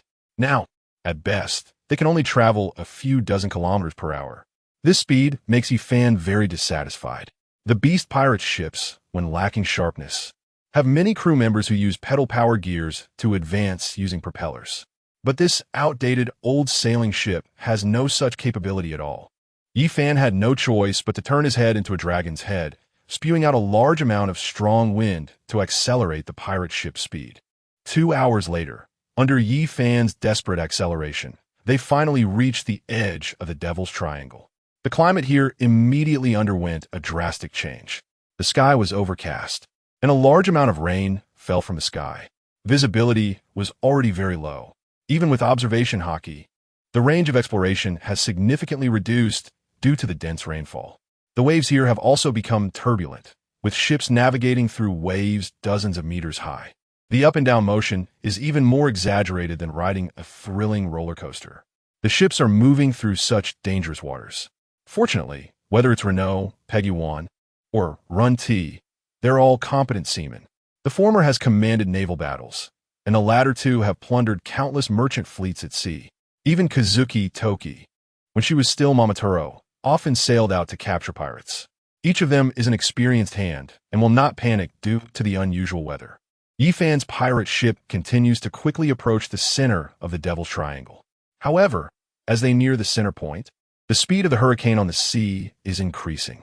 The wind speed is so exaggerated that it could lift a several hundred-pound person into the air. Yet, this is not the most dangerous part. The waves have now reached hundreds of meters high. Earlier, they had been sailing with the waves, but not anymore. The massive waves, which could be described as tsunamis, are coming from both sides. If these waves were to crash onto the pirate ship, it's uncertain whether this fragile vessel could withstand it. Even if the ship remains intact, the 5 devil fruit users aboard, except for Yifan's fish fruit, purple dragon form, which is unaffected by seawater, would all lose their strength. Renault speaks up for the first time. Master, if the waves hit our ship, I'm afraid it will be doomed. Yifan, however, remains unconcerned. Just do your best to control it. Don't worry, these tsunamis 1T hit the ship. Renault's driving skills are also superb, maneuvering the large ship like a surfing enthusiast, skillfully navigating through the massive waves. But this is not the most difficult part. After passing through one tsunami, Renault must urgently control the direction to steer the ship into the waist of another tsunami, so that their vessel doesn't get shattered by the enormous waves. However, such high-difficulty maneuvers cannot last long. Crack! The steering rudder of the pirate ship broke. After all, this is an old pirate ship. Even the best-maintained one from Honeycomb Island has had its rudder shattered in such treacherous weather. This means that the ship can no longer change direction. Renault says, Master, I'm sorry, I must have applied too much force, and the rudder has definitely broken. We can't control the direction now. Yifan is unfazed. You've done well. Leave the rest to me. Looking at the tsunami that has covered the sky, their ship is now at the bottom of the wave, about to be engulfed by it. Kazuki Toki draws her sword, preparing to unleash a sword aura to cut through the tsunami, preventing the massive sea from crashing onto the pirate ship. This is the advantage of a great swordsman, easily using sword energy to slice through the entire sea surface. But she hasn't made a move yet. Yifan merely glances up at the tsunami above. In an instant, the wave is frozen into ice blocks, briefly pausing over the sea. Now, Yifan's right eye has also become an eternal kaleidoscope Sharingan. The power of his right eye, the winter cold domain, has a shorter activation time and no side effects. In an instant, he seals the tsunami in ice. Most importantly, Yifan doesn't need to touch anything like Akiji to quickly activate his devil fruit ability. He just needs to see it with his eyes. The pirate ship swiftly advances toward the center of the Devil's Triangle amidst the frozen tsunamis. Peggy 1 watches this scene, excitedly shouting, The prince is indeed the coolest man. I've never sailed on such a violent sea before. It's so thrilling and exhilarating. No pirate dislikes conquering the vast ocean. Whitebeard is called the strongest man in the world, largely because of his tremor fruit ability, which can create tsunamis. Most devil fruit users fear such terrifying waves. Once enveloped by a large amount of seawater, their abilities will vanish, and their bodies will become incredibly weak. Such terrifying tsunamis also represent a perilous environment for powerful figures like the Flying Six. Let alone the Flying Six, even the Golden Lion was nearly destroyed by a massive tsunami, which is why he wanted Nami to be his navigator. Yet now, Yifan easily navigates the pirate ship through the tsunami. To a pirate who often goes to sea, this is an incredible skill. Under Yifan's control, although the pirate ship has lost its steering rudder, he uses the fierce winds he exhales to manipulate the sails in different positions, still maintaining the ship's forward direction.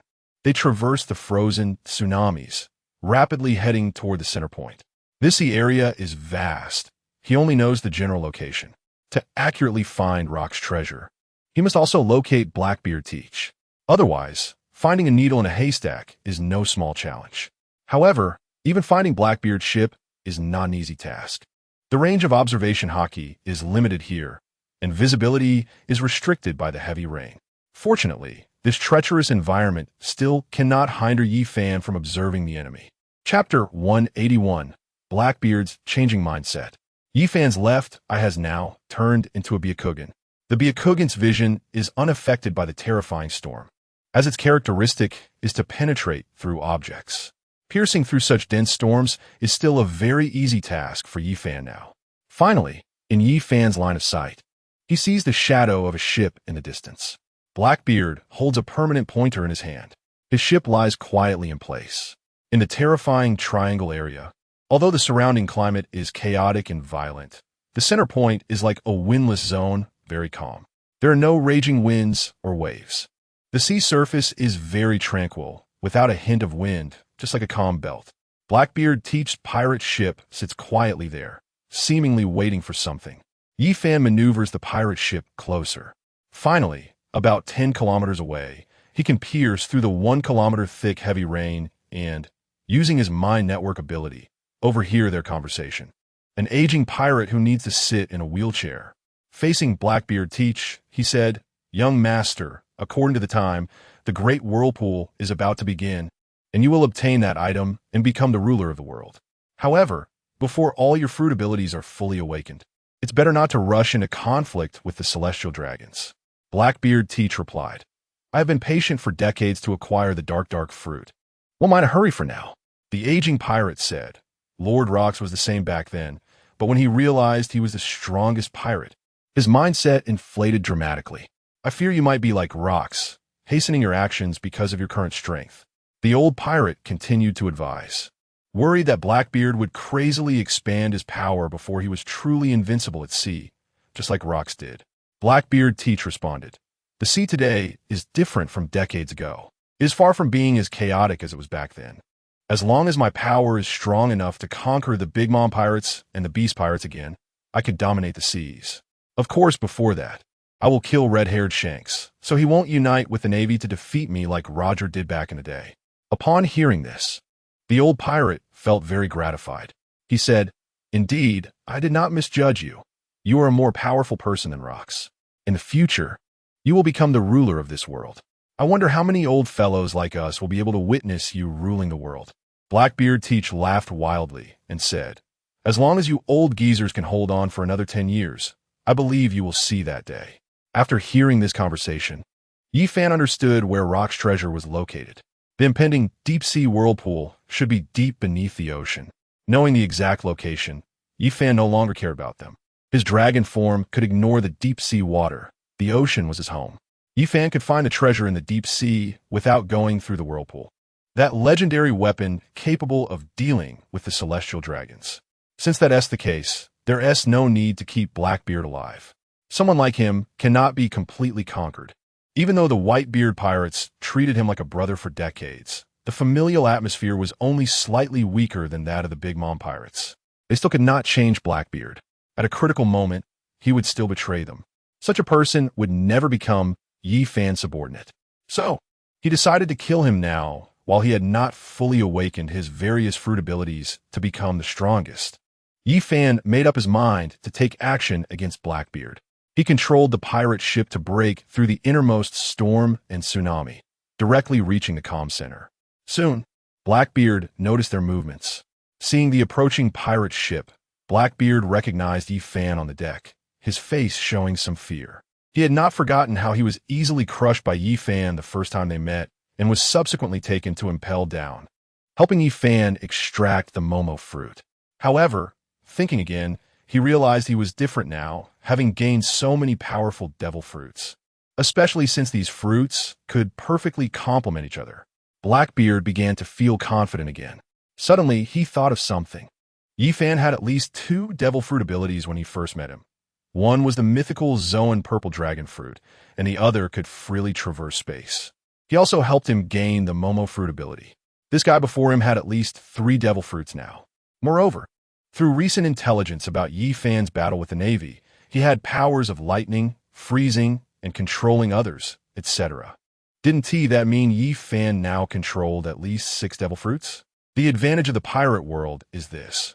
Yi Fan's acquisition of multi-world skills can be explained with devil fruits in this world. Yi Fan must possess abilities similar to his own and have the bloodline to fuse multiple devil fruits. Thinking of this, Blackbeard Teach suddenly felt a moment of fear. Then he thought again. He was different now. His devil fruits were chosen based on his physical attributes, making them the most suitable for him. As for Yi Fan, aside from the Momo fruit, which he chose himself, the other devil fruit abilities seem to be randomly found. It's not that having powerful devil fruits piled together would make one stronger. They also needed to complement each other perfectly. 2 opposing devil fruits could even make one weaker. With this in mind, Blackbeard Teach felt he could still hold his ground. He arrogantly shouted at Yi Fan, "This is the territory of my Blackbeard pirates. Yi Fan, how dare you invade my domain? If you leave now, I could still forgive you. Otherwise, don't blame me for being ruthless." Yi Fan replied, "It's only been half a year since I last fought you, and you've forgotten the pain? Looks like I'll have to kill you today. I already know the location of the real treasure left by rocks." Hearing this, Blackbeard's expression turned to one of terror. "How do you know the true guarantee of rocks? I understand now.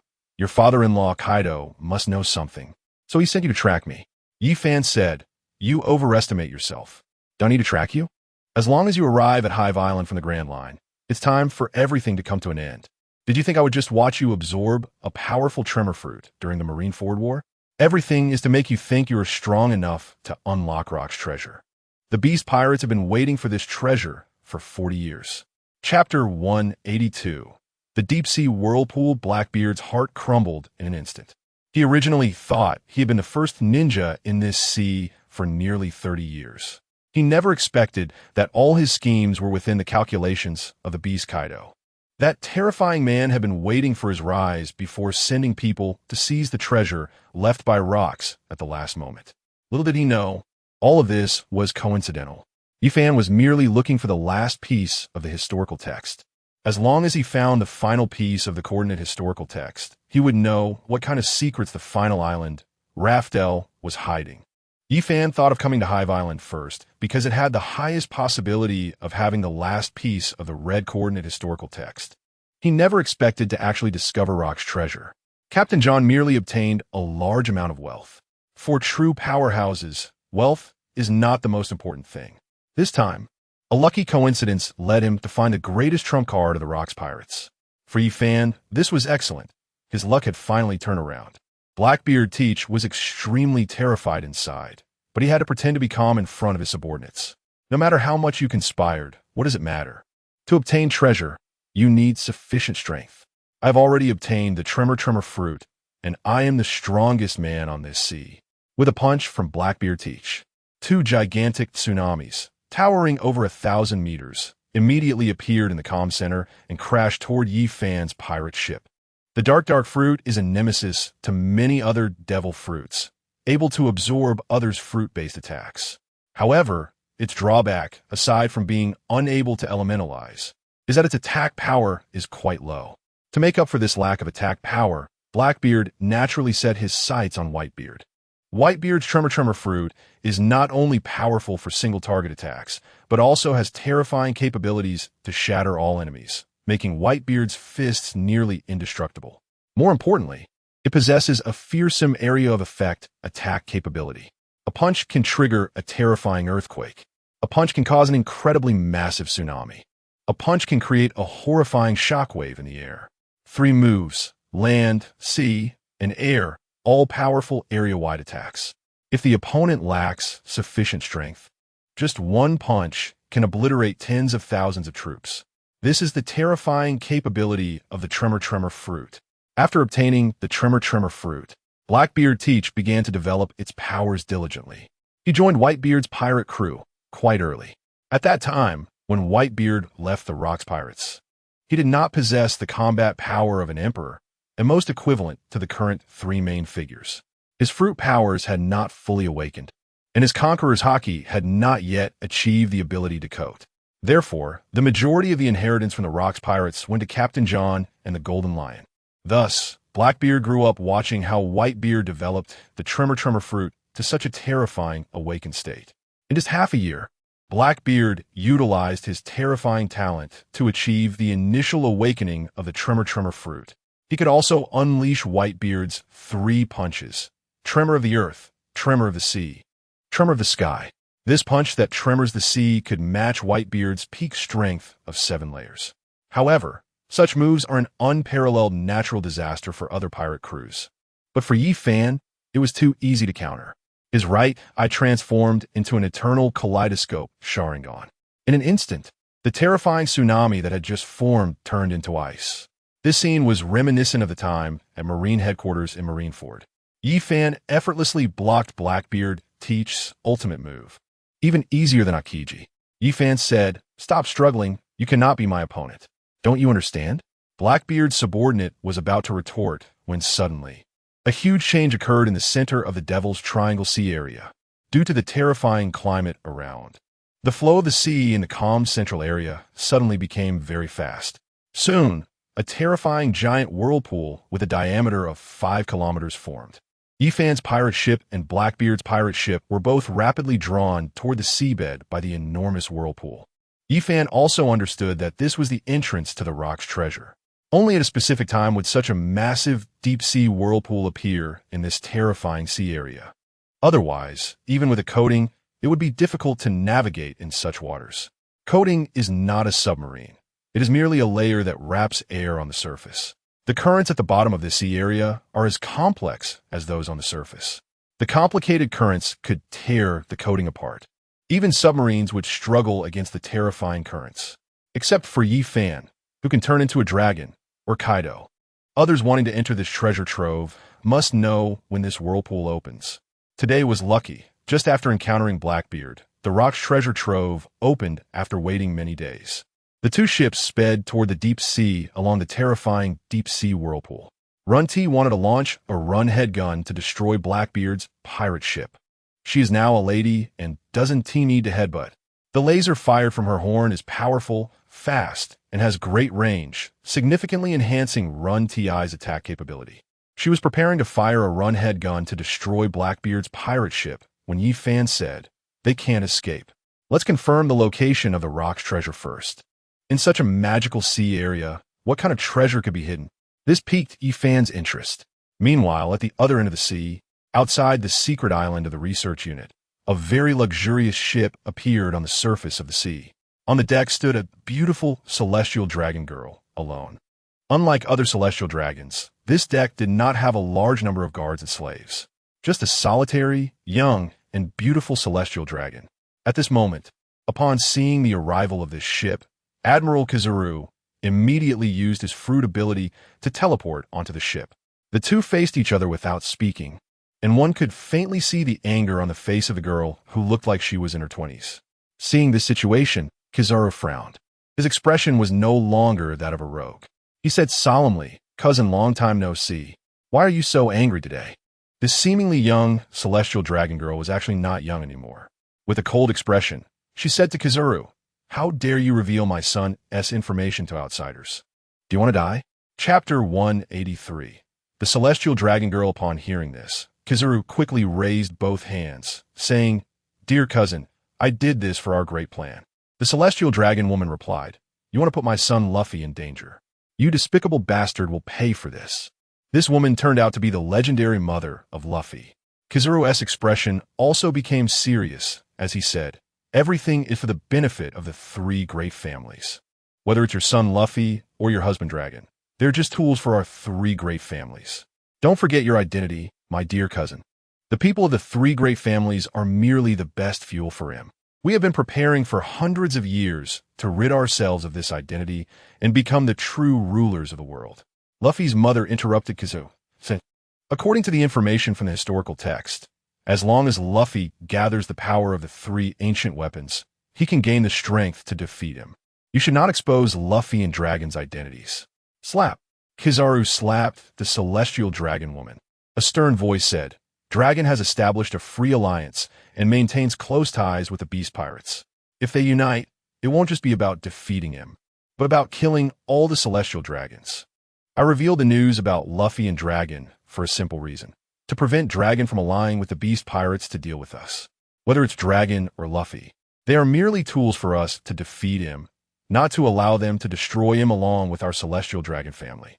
Since I was a teenager, I gave up my identity as a Celestial Dragon, went undercover in the Navy, and before those terrifying individuals arrived, I transferred the red coordinates of Fishman Island's historical texts to a safe place. This great effort was not made for your son to have a chance to defeat the Celestial Dragons. Luffy's mother: why are you so cold-blooded? Luffy is still your nephew. Kizaru: not just Luffy, but Dragon, you and I can all become tools for the Celestial Dragons. Their existence, and why you married Dragon, is all to enable the D family to kill him. It is not for the D family to end our rule over the world as Celestial Dragons. If you dare to go against the family's centuries-long efforts, I will kill you, Dragon and Luffy. Continuing to serve as fuel for him is better than losing control over the entire world, my dear sister. Do you want to be enemies with the entire upper three families? Luffy's mother looked very angry at this moment. She clenched her fists tightly and finally, helplessly loosened them. She said, if the plan succeeds, you cannot kill Luffy.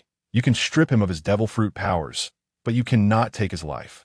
Kizaru, rest assured, if the plan really succeeds and him is killed, your son will be a Celestial Dragon of the upper three families, and he can live happily in the Holy Land for the rest of his life. The brief conversation was over. Kizaru used his fruit ability to return directly to the secret base of the technological troops. This place was holding Vegapunk, a precious asset of their upper three families. Kizaru had to personally ensure his safety. The power of technology is also an important means to deal with them. For hundreds of years, the Celestial Dragons of the upper three families have not been useless. Otherwise, they would not be the royal descendants of the three most powerful countries. They had secretly deciphered all historical texts hundreds of years ago. They had also seen what was truly on the final island. This plan had been maintained for hundreds of years. They dispatched the most outstanding women from the upper three families to successfully become the wives of Garp and Dragon. How could a plan prepared for hundreds of years be abandoned because of one woman? Luffy's mother had a very heavy expression. Returning to her bedroom, tears filled her eyes, unable to be concealed any longer. As a mother, although she had entrusted her son to Dragon right after his birth, she was still a mother who forever hoped her son could live happily. The scene shifted back to the Devil's Triangle near Hive Island. Yi-Fan and Blackbeard's pirate ship quickly descended to the depths of the sea, tens of thousands of meters deep. What came into view was the dirty deep sea silt covering the ground. There was no sign of the legendary rock's treasure. Blackbeard Teach asked the aging pirate, "Where is the treasure you mentioned, and the weapon that can defeat the Celestial Dragons?" The old pirate replied, "Do you see that race spot over there? If you clear away the thick silt, that's where all of Rock's treasures are left. But what you should do now is kill the Dragon King Yi-Fan to prove your strength. Don't underestimate this old pirate, despite his age. He was once a ruthless killer. Rox was not afraid of any pirate on the sea. If Blackbeard wanted to truly inherit Rock's legacy, he at least needed to defeat Yi-Fan and the few people behind him." Blackbeard Teach, "Fine, I'll show you that I am a stronger man than Rox." Blackbeard Teach glared at Yi-Fan from afar. "We have only met twice. The first time you easily suppressed me as if I were an ant. But today, in our second meeting, I will let you know that I, Blackbeard Teach, am the strongest pirate on this sea." Yi-Fan, "Strength isn't just about words. It's about whether you have enough combat power. In my view, you are still very far from defeating me." Blackbeard Teach, "You are still so arrogant. From the moment you entered the sea, you have been so high and mighty, like a child of destiny.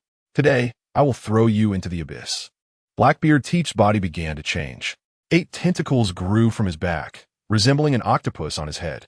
Blackbeard Teach certainly wouldn't eat an ordinary animal-type devil fruit like the octopus fruit. When Yi-Fan saw the horns growing from his head, he immediately understood the ability of his devil fruit. Animal-type, mythical Zoan, ox fruit, ox demon form. The legendary ox demon is a monster with an ox head and 8 tentacles. Each of the 8 enormous tentacles revealed a terrifying fruit ability. Coupled with Blackbeard Teach's powers from the Dark fruit and the Quake fruit, he possessed the abilities of a total of 11 devil fruits. Choosing this animal-type fruit ability as the foundation of his body was to enable Blackbeard Teach to use the powers of the other 10 fruits simultaneously without being hindered by the limitation of having only 2 hands. Chapter 184. Confronting Blackbeard, Yi Fan extended his hands. Clap, clap, clap. A series of applause sounded.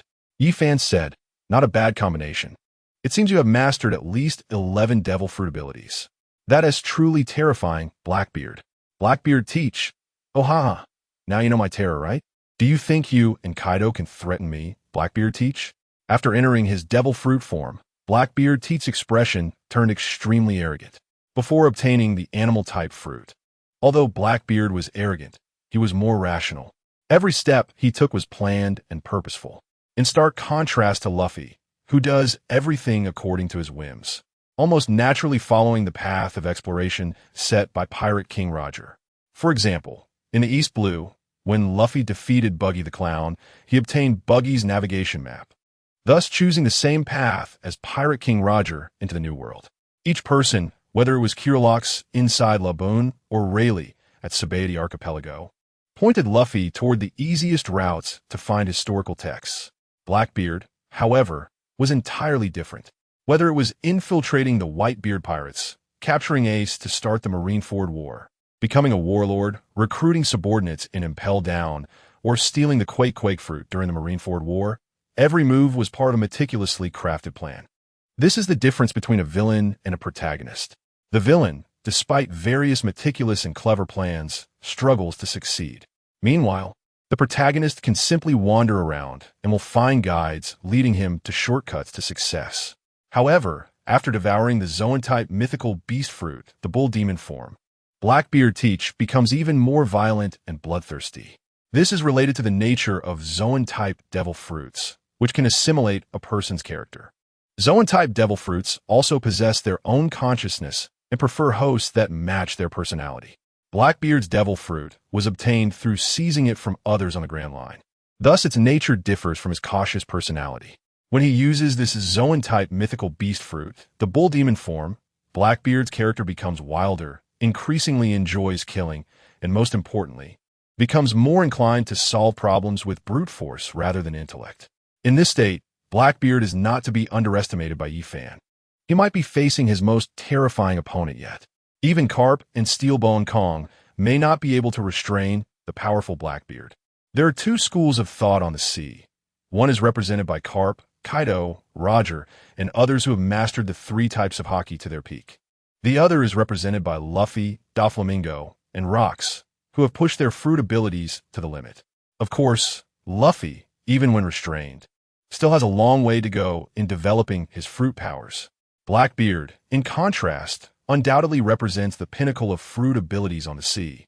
Moreover, Blackbeard's physical combat skills are not weak. He left 3 claw marks on red-haired Shanks' face during their confrontation.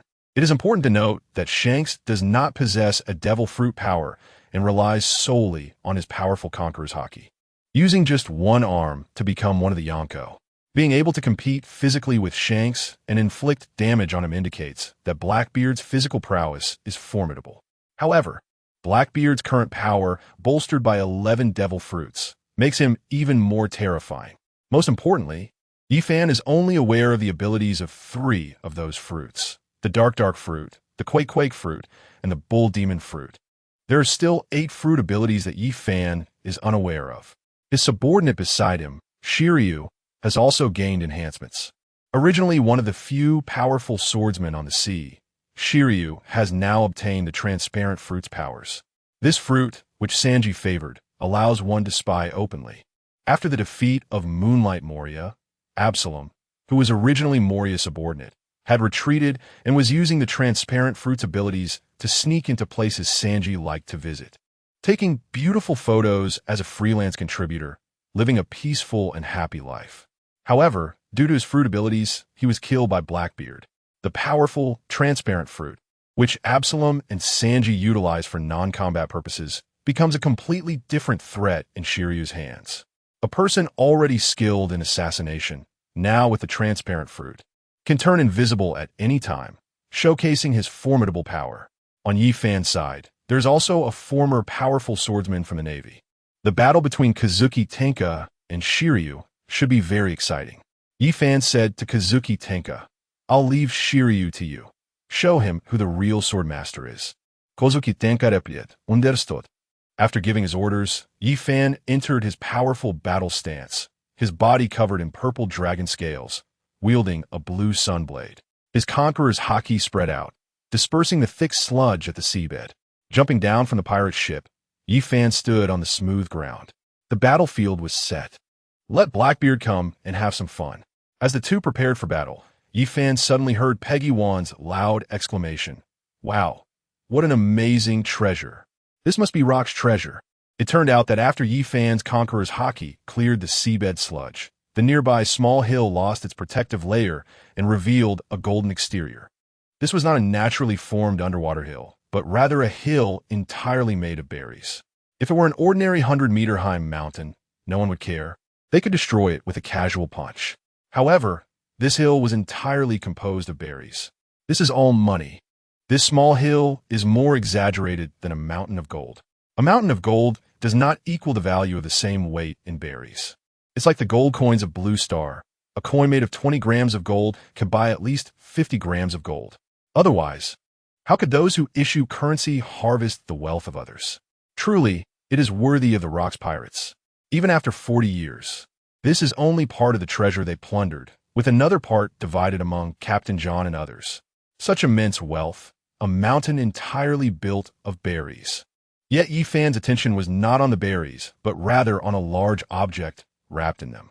A legendary weapon that Rocks could use to defeat the celestial dragons.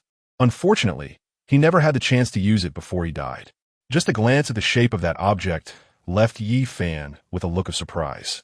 That thing was actually Chapter 185. Bull Demon Form. Yifan withdrew his gaze. No wonder Rocks never used that weapon before he died. This weapon is not something just anyone can wield. At this moment, Blackbeard Teach noticed Yifan's momentary distraction due to the treasure and internally scoffed, thinking, "It seems I overestimated you, Yifan. I thought you were someone who wanted to dominate the entire sea, but I didn't expect you to be tempted by the allure of wealth. How could someone like this become my opponent? A person who wants to be the strongest in the world wouldn't care about such treasures." At the same time, Blackbeard also looked down on Rocks.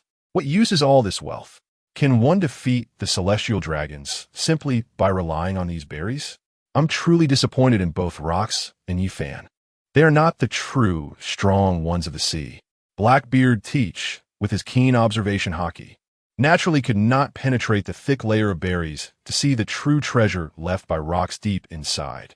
He assumed that the only thing Rocks left behind was an enormous amount of berries, and thought that Yifan was surprised merely by the sight of so many berries. Seizing the moment Yifan was distracted, Blackbeard Teach decisively launched a sneak attack. For him, winning through a sneak attack was not something to be ashamed of. A strong person on the sea would not give others the opportunity to strike first.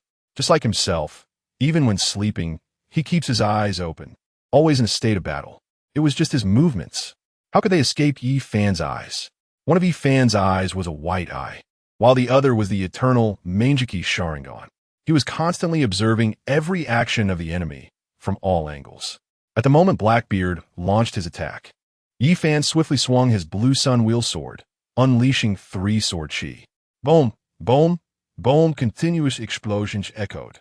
Yifan's sword chi clashed violently with Blackbeard's tremor fruit, causing a terrifying shockwave in the air.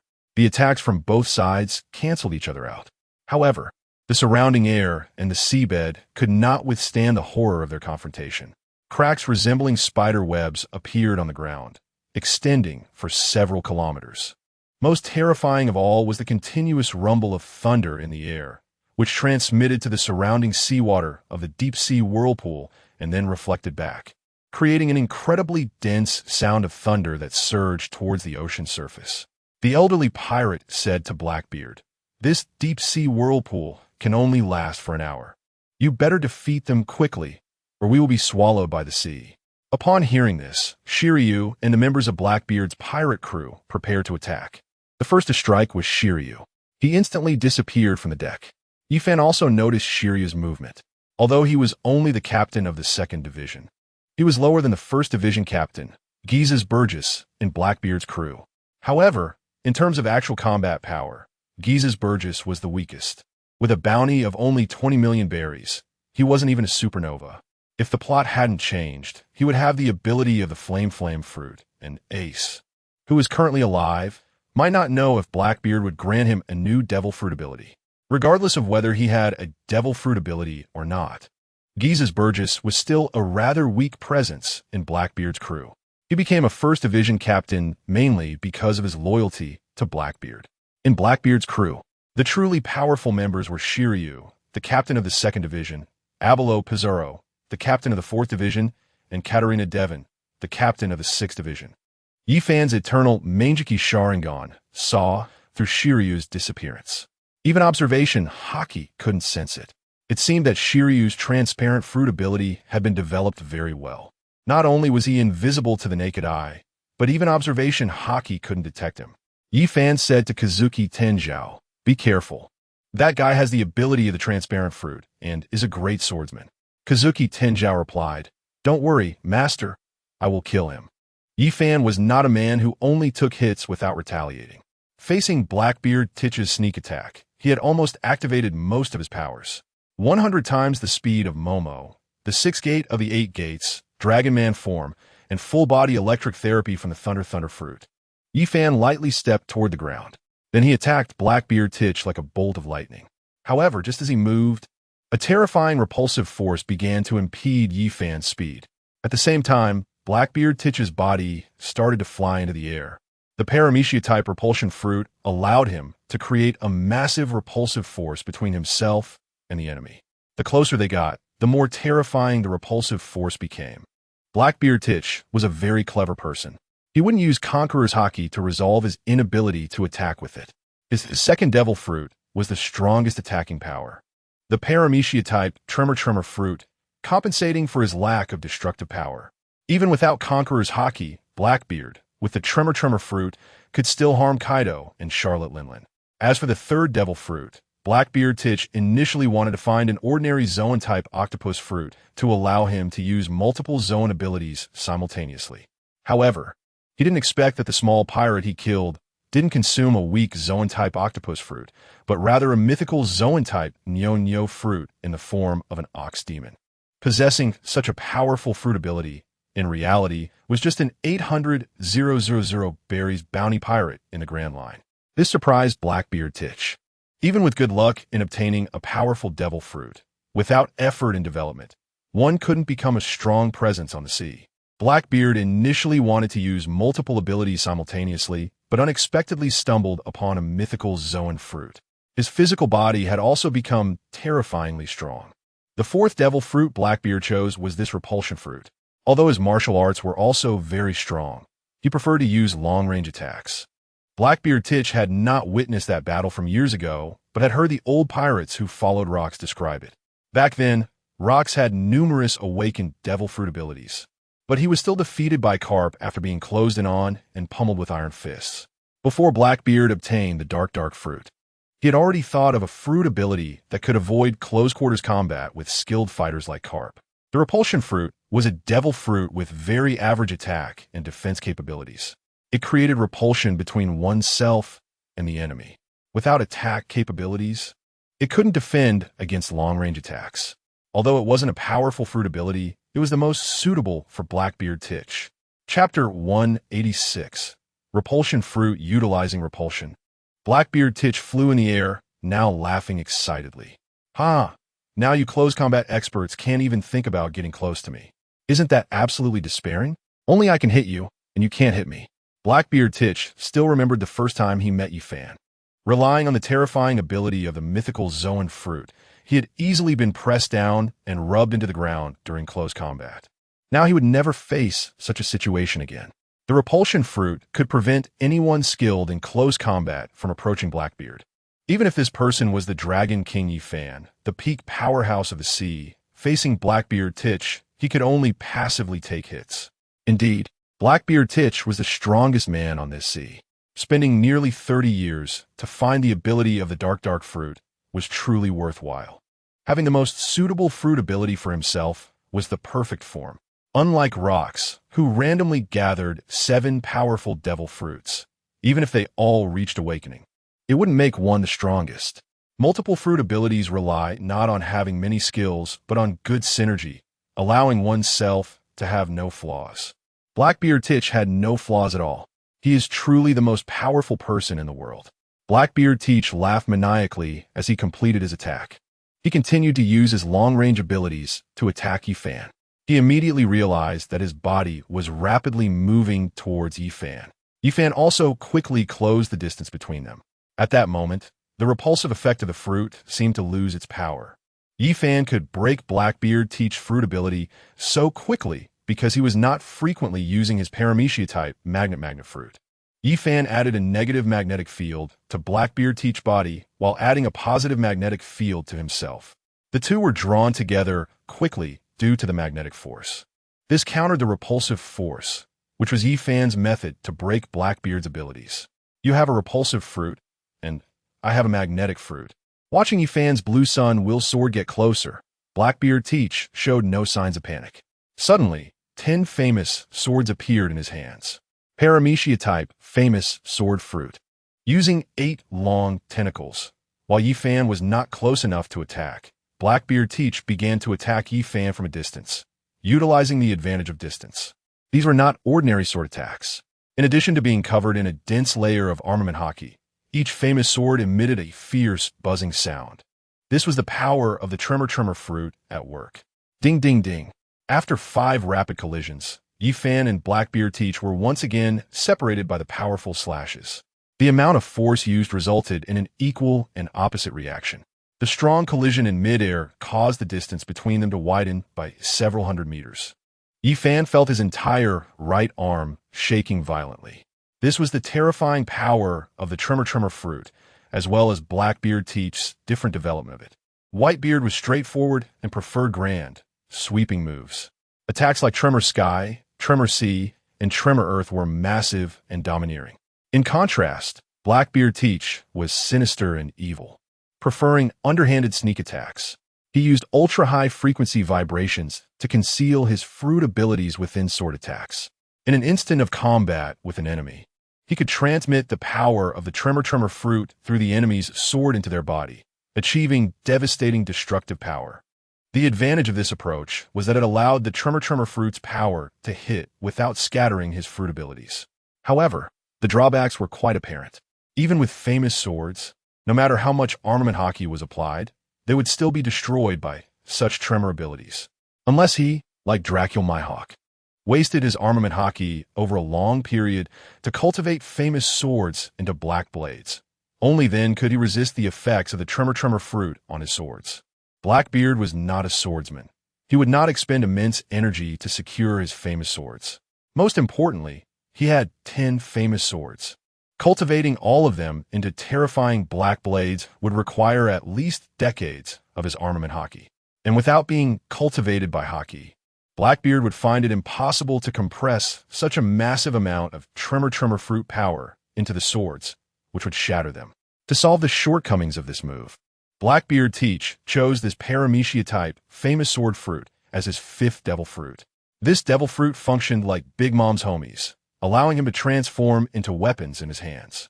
Most importantly, the famous swords created by the fruit's ability were integrated with him, meaning they would not break under the terrifying tremor forces. Additionally, the fruit's ability could create many famous swords, eliminating the need for Blackbeard to carry 10 famous swords every day. In close combat, he could automatically transform into a famous sword using the fruit's ability, and during range combat, he could cancel the fruit's ability. He wouldn't have to simultaneously wield 10 famous swords to activate the ranged fruit ability. This fruit ability made Blackbeard Teach's close combat incredibly powerful. Yifan's right hand was numb and uncomfortable, but Blackbeard Teach was definitely feeling worse. The 5 tentacles he had used to battle Yifan now emitted a burnt smell. The swords were covered in the powerful Tremor fruit's power. How could Yifan's Sun Will Sword not possess his own power? The internal destruction wrapped in Conqueror's haki, combined with the Thunder fruit's electric shock of up to 1 billion volts, meant that even though Blackbeard Teach was fully covered in armament haki and had gained the mythical Zone fruit ability, his physical body was now much stronger than before. The brief engagement had already caused extensive cellular damage to his body, coupled with the 1 billion volts of high voltage. Several of his tentacles were close to being scorched by the powerful current. It hurt so much. It hurt so much. It hurt so much. Blackbeard Teach was rolling in the air in pain. This was the side effect of the dark fruit. As the strongest Logia fruit ability, Blackbeard possessed many powerful skills, such as extracting devil fruits from others or absorbing elemental abilities from others. However, he also had serious drawbacks. The first was the inability to become elemental, and the second was that when his body was attacked, he would endure double the pain of others. Now, he was continuously howling in agony because he was enduring double the pain. Dark Water. Blackbeard Teach used his dark fruit ability to absorb the thunder fruit's power within him, alleviating his pain. Chapter 187. Famous Sword Fruit. After engaging in close combat with Yi Fan, Blackbeard no longer wanted to fight Yi Fan up close. He suffered too much in close combat. Due to the nature of the dark fruit, he did not take double damage, but he had to endure double the pain. This was the reason Blackbeard hated close combat the most. Yi Fan, as a master of physical techniques, excelled in close combat. And although Blackbeard Teach's close combat abilities were not weak, after obtaining several devil fruits, he had even more combination abilities. Blackbeard Teach's close combat was frightening, but his range combat was even more terrifying. The 8 tentacles behind Blackbeard transformed again, this time into 8 divine weapons, long spears. Blackbeard Teach infused the power of the tremor fruit into them. Whoosh, whoosh, whoosh. The 8 spears were thrown by Blackbeard. The long spears contain a massive amount of tremor fruit power, not to mention ordinary people. Even top-tier fighters at the level of the 4 emperors will be severely injured if struck by such spears. Yi Fan saw this attack and didn't even have the interest to dodge. He extended his left hand, opened his palm, and made a forceful grasp in the air. 9 spears in the air were gathered together by the power of the magnet fruit. Subsequently, Yi Fan opened his palm again. The powerful magnetic force directly dragged the combined 9 spears into his hand. With the experience from the first time, Yi Fan did not hold the spears tightly, preventing the shockwave from transferring to his body. Then, Yi Fan waved his hand, returning the weapons to their owner. After saying that, the 9 spears returned the same way they came. Yi Fan's power was much stronger than Blackbeard Teach's. With even greater speed, the 9 spears flew back towards Blackbeard Teach. Blackbeard chuckled and said, "You really are powerful, but with such strength, you can't hope to defeat me, Blackbeard Teach." Blackbeard spread his arms, generating a powerful repulsion that quickly slowed the spears down, bringing them to a halt just a few meters in front of him. Blackbeard, with his knife fruit ability, swept through the 9 spears one by one, causing them to vanish instantly. Blackbeard Teach understood that relying on weapons to defeat Yi Fan was essentially impossible. Yi Fan and Blackbeard Teach engaged in battle high in the sky, while the other crew members below also entered a combat state. In terms of numbers, the Blackbeard pirates had an absolute advantage. Yi Fan had only brought 4 subordinates, while the Blackbeard pirates were all key members. Besides Blackbeard Teach, there were 9 powerful crew members, half of whom had followed him from the beginning, and the other half were elite selections from the 6th level of Impel Down. Among them, the strongest was Shiryu of the Rain, the former warden of Impel Down. He had been transformed into a prisoner by the Navy for killing too many inmates. After Blackbeard Teach led the prison break, he was released. The Navy and the Celestial Dragons did not kill these pirates primarily because of the devil fruits.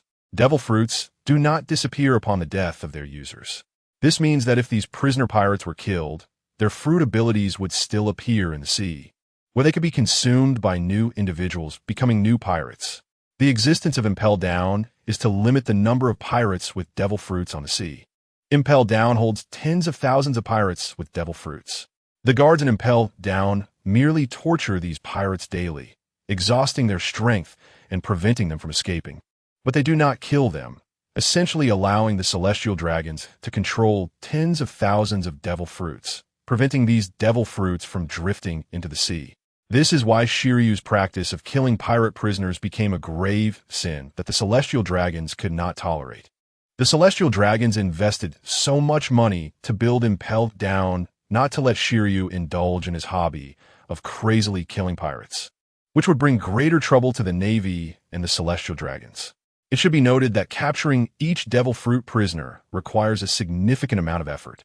These prisoners are not something ordinary Navy soldiers can deal with. At the very least, they require the combat power of a major or lieutenant commander from branch. It takes considerable effort to capture a Devil Fruit pirate. In the eyes of the Celestial Dragons, whether it's the land, sea, or air forces, the guards of Impel Down, or the CP organization, anyone who does not obey is considered an enemy of the Celestial Dragons.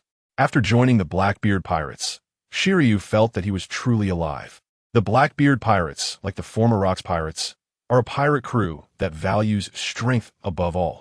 They not only encourage crew members to kill civilians, the Navy, and other pirates, but even encourage internal crew members to kill each other in competition for positions. Such a brutal pirate crew perfectly aligns with Shiryu's character. He himself has a penchant for killing, unlike Kaido and Charlotte Linlin, who, although very evil and cruel, do not care for killing civilians and often prefer to recruit powerful pirates as subordinates. Shiryu enjoys killing everyone, whether they are strong, weak, or completely defenseless. For him, killing is the source of his joy. No matter if the enemy is strong or weak, Shiryu can find great pleasure in killing them. After entering his transparent state, Shiryu of the Rain continuously approached the pirate ship belonging to Yifan. His target was the masked Kazuki Toki. Not only did he perceive Kazuki Toki as the strongest through his observation haki, but he also recognized the famous sword in Toki's hand, Kinemon, the strongest famous sword of the Navy from 800 years ago. The high-ranking officials of the Celestial Dragon subordinate forces would not know how terrifying this sword truly is. This is a weapon imbued with all the abilities of a powerful Devil Fruit user who has awakened their powers. It is the most powerful famous sword on this sea. Even the legendary Supreme 12 swords, including the Black Blade Yuru, pale in comparison to Kinemon. As one of the few great swordsmen on this sea, Shiryu has long coveted this blade. What swordsman does not wish to possess the strongest sword? Shiryu locked his target on Kazuki Toki. Besides being the strongest captain of the Blackbeard Pirates, Toki was originally his opponent, the strongest fighter brought by Yifan. What he desired even more was Kinemon. After Admiral Peach Rabbit was killed by Yifan, Kinemon was taken by Yifan as well. The strongest famous sword in the Navy was unexpectedly referred to as a pirate's weapon. Most importantly, Yifan actually looked down on Kinemon and instead gave it to his subordinate. What a foolish man. He has no idea how powerful Kinemon is. The rules of the Blackbeard Pirates dictate that whoever defeats an enemy gets to claim that person's spoils. From today onwards, Kinemon belongs to me, Shiryu of the Rain. Chapter 188. Shiryu versus Toki. In just a short time, Shiryu of the Rain arrived next to Yifan's pirate ship. Shiryu was very confident in himself. His transparent fruit ability had reached a very high level of development. Not only could he become invisible to the human eye, but he could also become invisible in observation haki. This means that others would have no way to detect his position. However, this does not mean he completely disappears. As movement produces sound, the people coming this time were not weaklings. To avoid exposing himself due to sound, Shiryu was waiting for an opportunity. This opportunity would not be far off, as the clash between Blackbeard Teach and Yifan would generate enormous noise, whether it was Blackbeard's Quake Fruit or Yifan's Thunder Fruit. As soon as he made his move, a deafening roar erupted. Shiryu didn't have to wait long. He quickly seized the opportunity and jumped directly from the seabed to the deck. As a swordsman, his control over his body was exceptional. This leap would certainly not exceed 5 decibels. Accompanied by the thunderous sounds that were everywhere in the sky, the air was filled with noise exceeding 200 decibels. This level of sound was inaudible to most people. However, Kazuki Tensei was no ordinary person. Moreover, Yifan had already reminded her moments ago. She was facing a Devil Fruit user and a great swordsman. Kazuki Tensei was always keenly listening to the subtle changes in the surrounding sounds and the slight vibrations on the ground. She noticed Shiryu before the sound even reached her ears, although Shiryu's action of boarding the ship was very subtle. The slight tremor on the pirate ship could not escape Kazuki Tensei's perception. In an instant, her Kinemon drew its blade and thrust toward the invisible Shiryu. The terrifying haki on the sword pressed down on Shiryu like a mountain. He had no time to think about how Kazuki Tensei had discovered him. The overwhelming haki was a clear indication that she had mastered the true power of Kinemon. Shiryu barely managed to cross his twin swords in front of himself. A wave of terrifying force struck him. Having been a great swordsman for many years, Shiryu had never encountered such a powerful strike. The sheer force of the attack and the vast amount of haki covering it were overwhelming. In an instant, Shiryu's defense crumbled. Just as he boarded the pirate's ship, he was slashed away by Kazuki Tensei. Boom! A deep pit over 10 meters deep appeared on the ground dozens of meters away. Shiryu's body landed in that pit. With just one move, he was gravely injured. The disparity in strength and haki was too great. After just one exchange, Shiryu knew he was no match for her. He spat out a mouthful of blood, expelling the pent-up frustration within him, which allowed him to speak. "You are Admiral Peach Rabbit. I didn't expect you to be alive and have joined the Beast Pirates." Kazuki Tensei snorted coldly. "What is Admiral Peach Rabbit compared to me? Does she have my level of swordsmanship?" Hearing this, Shiryu was stunned. Yes. The way she wielded her sword and the terrifying haki she could use with Kinemon indeed resembled Admiral Peach Rabbit, who had already been killed by Yifan. However, Peach Rabbit did not possess such terrifying power. She was never a swordsman focused on strength. This woman before him was stronger than even the deceased Admiral Peach Rabbit. Who was this woman? How had such a fearsome great swordsman suddenly emerged in these seas? Shiryu asked in confusion, "Who exactly are you? How could such a terrifying great swordsman appear in these waters?" Kazuki Tensei replied, "I am Kazuki Tensei, the personal bodyguard of Master Yifan. Is it strange that you haven't heard of me?" It turned out she was just a personal bodyguard. This style was somewhat reminiscent of Wano country. Piracy was not popular in Wano, but rather samurai and ninjas who would pledge loyalty to various daimyos and become their guards. A powerhouse like this could easily be the captain of a formidable pirate crew. Her true identity was merely Yifan's personal bodyguard. No wonder Yifan himself did not wield Kinemon, but instead gave this famous sword to the masked woman. Shiryu called out to the others behind him. "What are you waiting for? Let us go together. The deep-sea whirlpool is about to disappear." With that, Shiryu vanished again, entering the state of the transparent fruit. The few people brought by Yifan were indeed powerful. Shiryu was defeated in one move. The remaining 8 cadres of the Blackbeard pirates had no choice but to enter the battle immediately. They became pirates, pledging loyalty to Blackbeard, but it was not that simple. They were in it for money, power, and fame. The treasure left by rocks, the mountain of berries, was something they could not resist. If they could not kill Yifan and his crew, according to the aging pirate's words, the next deep-sea whirlpool would not open for another year. Yes, it only opened once a year. This was also why Rock's treasure had not been discovered for so long. It required a powerhouse of at least admiral level to survive in the terrifying climate of the Devil's Triangle. The deep-sea whirlpool only appeared once a year. With so many berries at stake, they were unwilling to wait another year. All the cadres of the Blackbeard pirates charged toward Yifan and his 5 subordinates. At that moment, the battle between Yifan and Blackbeard had also reached a frenzied level. Blackbeard Teach no longer hesitated. He decided to use his new trump card. From behind, he unleashed a giant king cobra's head that sprayed a large amount of venom. Another tentacle opened its mouth, unleashing a torrent of fierce wind. Zoan type, ancient species, giant king cobra form. Logia type, wind fruit. Blackbeard Teach continuously activated the 6th and 7th fruit abilities. He chose such a poisonous fruit because during the Impel Down incident, he and his subordinates had almost been wiped out by Magellan's poison dragon. At that time, Blackbeard Teach had already decided he needed a powerful devil fruit with poison attributes. In a confined environment, this range of poisonous fruit capabilities had terrifying lethality. Thus, he obtained the Zoan type, ancient species, giant king cobra fruit that could spew out massive amounts of deadly poison. Chapter 189. Blackbeard Teach's timidity. Blackbeard Teach was full of confidence. The fierce wind turned the massive amount of venom into a cloud of toxic mist, blowing it toward Yifan. This was an attack that even his dark water skill could not counter. Blackbeard Teach had once tried to use the power of dark water to absorb Magellan's venom and nearly poison himself in the process. Your physical defense is strong, and your fruit ability is powerful. Now I'm using a poison attribute attack. Let us see how you dodge it.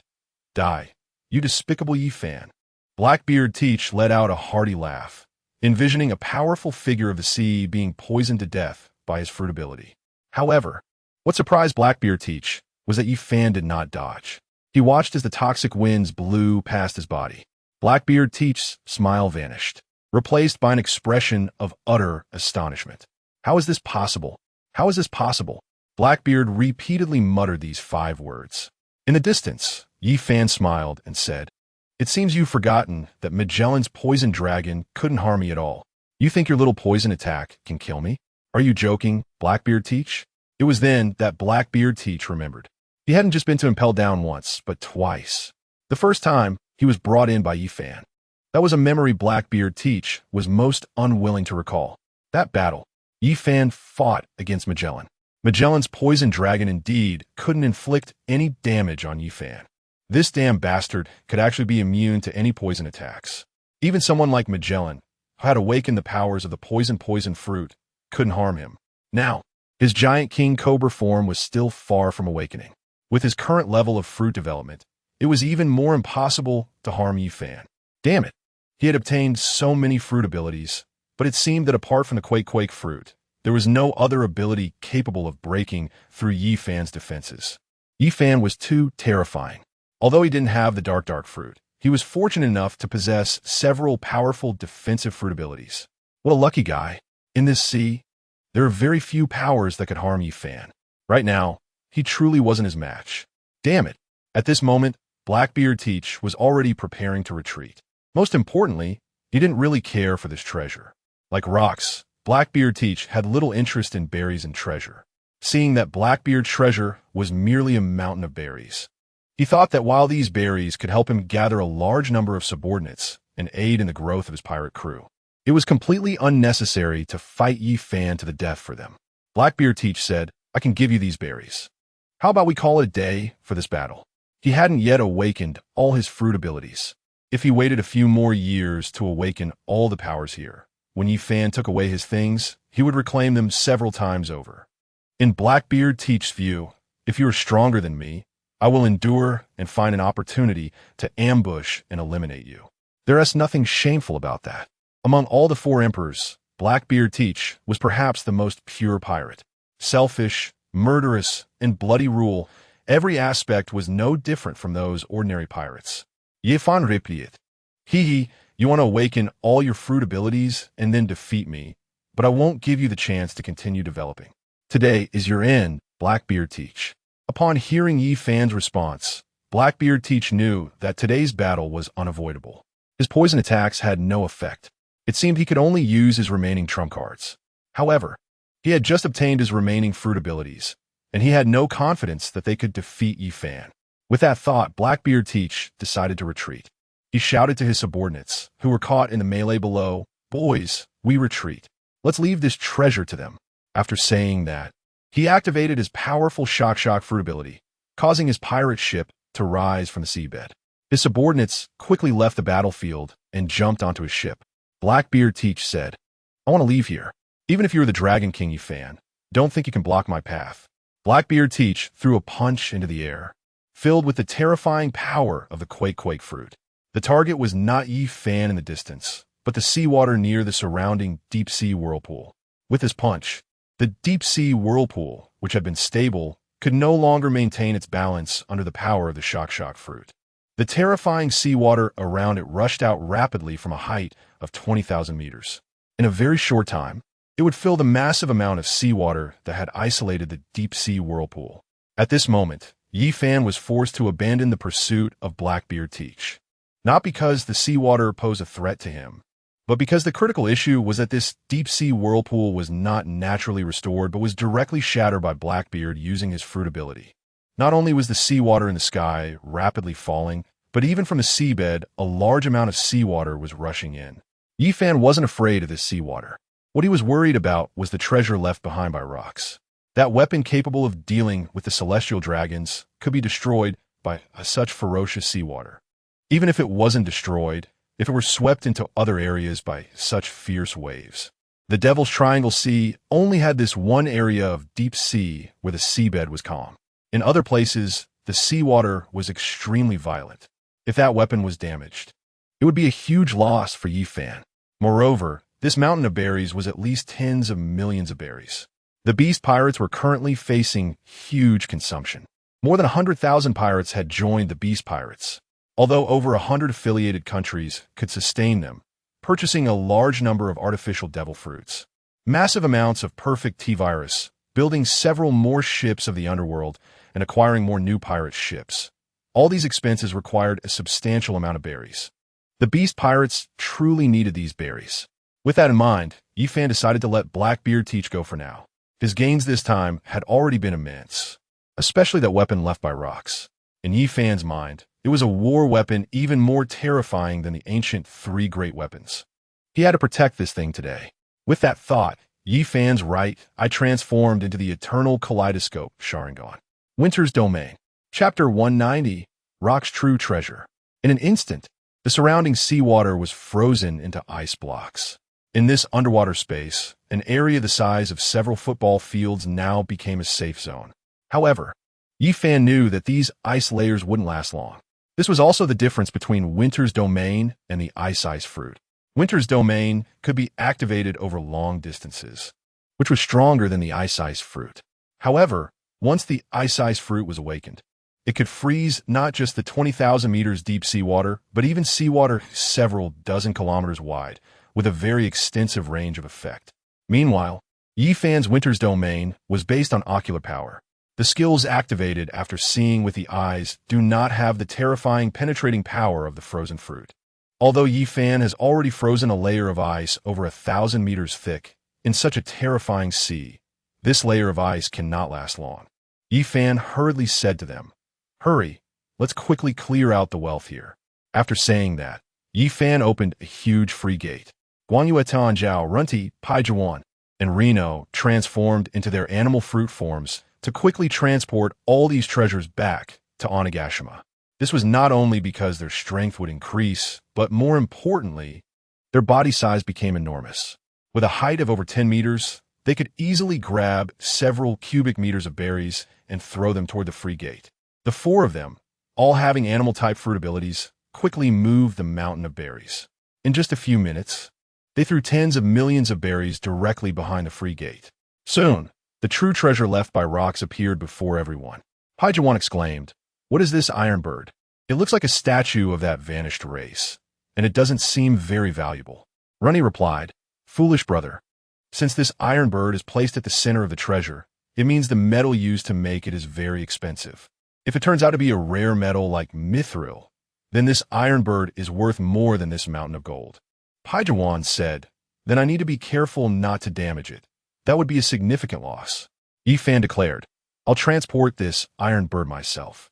It was normal that Runti and Paijuan did not recognize this item, as such things basically do not exist in this sea. This was an airplane-shaped object. When it first came out, many Blue Star people did not even know what to call it. In the pirate world, it was called an iron bird. Yifan could immediately tell that this was a very, very advanced fighter jet. The level of technology was at least 1,000 years ahead of Blue Star. Yes, over 1,000 years, without exaggeration. Just looking at the engine of this airplane was extraordinary. It should be a plasma engine capable of flying in space. And there was no cockpit. This should be an entirely automated AI fighter jet. If such an advanced thing appeared in the pirate world before, Yifan would have been very astonished. But now, after seeing the massive black historical text controlled by the celestial dragons in the pirate world, he no longer found it strange. The pirate world is a planet that has already transitioned between a level 2 and level 3 civilization. After wars destroyed their maternal essence, they experienced several tens of thousands of years of space travel before arriving in the pirate world. Moreover, the pirate world had undergone a mass extinction of species, personally executed by the ruling officials. They also experienced an age of gods. From what he learned through the Blackstone tablet, the people of this world are inherently unequal. The wars on the pirate world were battles between those various rulers, also called gods, who destroyed the previous planet, despite their super advanced technology. The genetic differences between individuals are immense. Those called gods have incredibly perfect genes. Each person born from godly genes is far stronger than ordinary people from the moment they are born. Just like Kaido and Charlotte Linlin, even without training, they can easily defeat hundreds of ordinary people simply by relying on their powerful attributes. It was an incredibly chaotic era. Hundreds of so-called gods ruled the entire pirate planet. After thousands of years of chaotic battles, the victorious god was the one sitting on the void throne, Lord Him. The defeated god was Joy Boy, the sun god Nika. The ancient three great weapons with divine bloodlines are why the high-ranking celestial dragons are obsessed with capturing those rare races.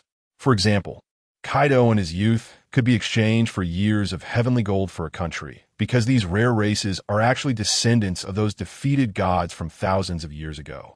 These individuals contain a certain amount of ancient god genes. The upper three races of the celestial dragons have always sought to obtain these powerful genes. The fighter jet in front of them, using an ion engine and unknown metal technology, just looking at the power system, is far ahead of both the past Blue Star and the current pirate world. Even the already destroyed future technological kingdom could not achieve such technology. This airplane, which has been submerged in the ocean for many years, should be a product of the Ark from back then. A fighter jet from a level 2 civilization on the verge of reaching a level 3 civilization. What interests Fan the most is that inside the plane, there are still 2 intact missiles. This should be the weapon that Rox used to deal with the celestial dragons.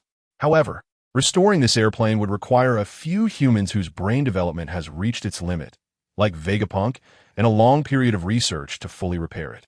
Although Vegapunk was already born at that time and showed enough intelligence, he was just hiding in a small village and was not discovered by Rox. Vegapunk was not found by the celestial dragons until around the age of 50, during the time when Roger was publicly executed, and was forced to join the celestial dragons by threatening the lives of tens of thousands of people in a village, becoming the chief expert of the scientific research team. Fans speculated that Kuma voluntarily becoming an experimental subject was to help the Freedom Alliance locate Vegapunk. Where Vegapunk is has always been a top secret for the celestial dragons. Even the Marine Admiral does not know his exact location. According to Fans Intelligence Network, Vegapunk is imprisoned on a constantly moving island. This island could be a massive battleship or a gigantic creature, capable of moving rapidly across the entire sea. Like a giant elephant, finding the island where Vegapunk is held is nearly impossible. However, fortunately, although the current beast pirates do not have scientists who are 500 years ahead of current technology, there are still 2 scientists who surpassed this world by over 100 years. The Plague Quinn and the King of the German Kingdom, Vinsmoke Judge. Chapter 191. Dark Forces Fan carefully transported this fighter jet back to Onigashima. He immediately called in his father-in-law Kaido, the 3 main board members, and Vinsmoke Judge for a secret meeting. Fan briefly explained to them the events surrounding the treasure he snatched from Blackbeard Teach.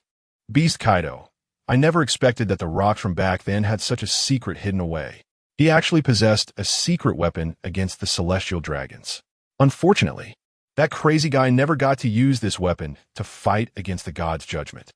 Fan, father-in-law, what is god's judgment? Beast Kaido, back in the day, Joy Boy had the 3 ancient weapons, yet he still couldn't defeat the celestial dragons because they controlled a terrifying weapon known as god's judgment. What kind of terrifying weapon is god's judgment? There are no records left on this sea, but whatever allowed the celestial dragons to defeat Joy Boy and the 3 ancient weapons must be incredibly powerful. Just look at the Pluton we've acquired. A single shot can wipe out a Navy fleet, which shows just how terrifying the power of the celestial dragons was back then. Flame Disaster Jin. No wonder the boss and the prince want to negotiate with the celestial dragons. If they use god's judgment, the beast pirates might not stand a chance right now. Play Queen. The Navy is just the watchdog of the celestial dragons. Although we aren't afraid of the Navy now, we might still not be able to match up against the celestial dragons. Fan. This weapon will be studied by you 2, Queen and Vinsmoke Sanji, to see if it can regain flight capability. That's not the key point. The most crucial part is the 2 missiles inside the aircraft. You need to figure out how to control them for attacks. These two missiles are our weapons against God's judgment. Play Queen said somewhat hesitantly, I'm afraid that our skills, Sanji and I, aren't enough to study such a weapon. Only Vegapunk could do that. Where's Vegapunk? Finding him is probably not easier than searching for the One Piece. The Celestial Dragons value Vegapunk far more than any pirate. He is guarded by the elite from the 3 families of Celestial Dragons, personally watched over by Admiral Kazuru. For decades, the name Vegapunk has echoed across the seas, but no pirate has had a chance to meet him in person. Even the Beast Pirates have no intelligence on Vegapunk. Kaido said, perhaps the Dark Forces might have information on Vegapunk. I will contact Doflamingo, Morgans, Field, Yumit, and Stussy.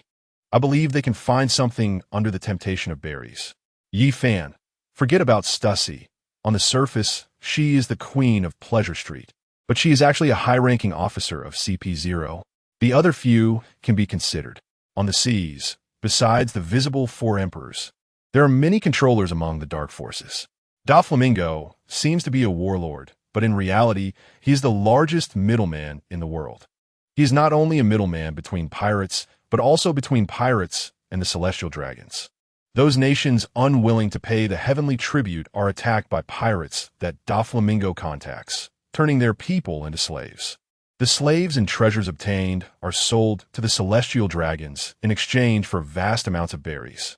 Morgans is the president of the World Economic News Agency, the head of the news industry, and the only one not controlled by the Celestial Dragons, capable of covering the entire pirate world with his newspaper. Field, the king of usury, lends money at high interest rates to many nations. His clients are not just ordinary people or wealthy merchants. Even the biggest customers are nations, like some of the Celestial Dragons affiliated countries that need loans when they fall short on heavenly tribute this year. The wealth controlled by the king of usury Field is astonishing and terrifying. Yumit, the king of shipping, controls a vast amount of maritime transport business for many countries. A large island essentially functions as a nation in this world, and outsiders cannot comprehend how much wealth is actually controlled. Queen Stussy, the queen of Pleasure Street, is monopolized by Stussy, making it the main source of information for CP0.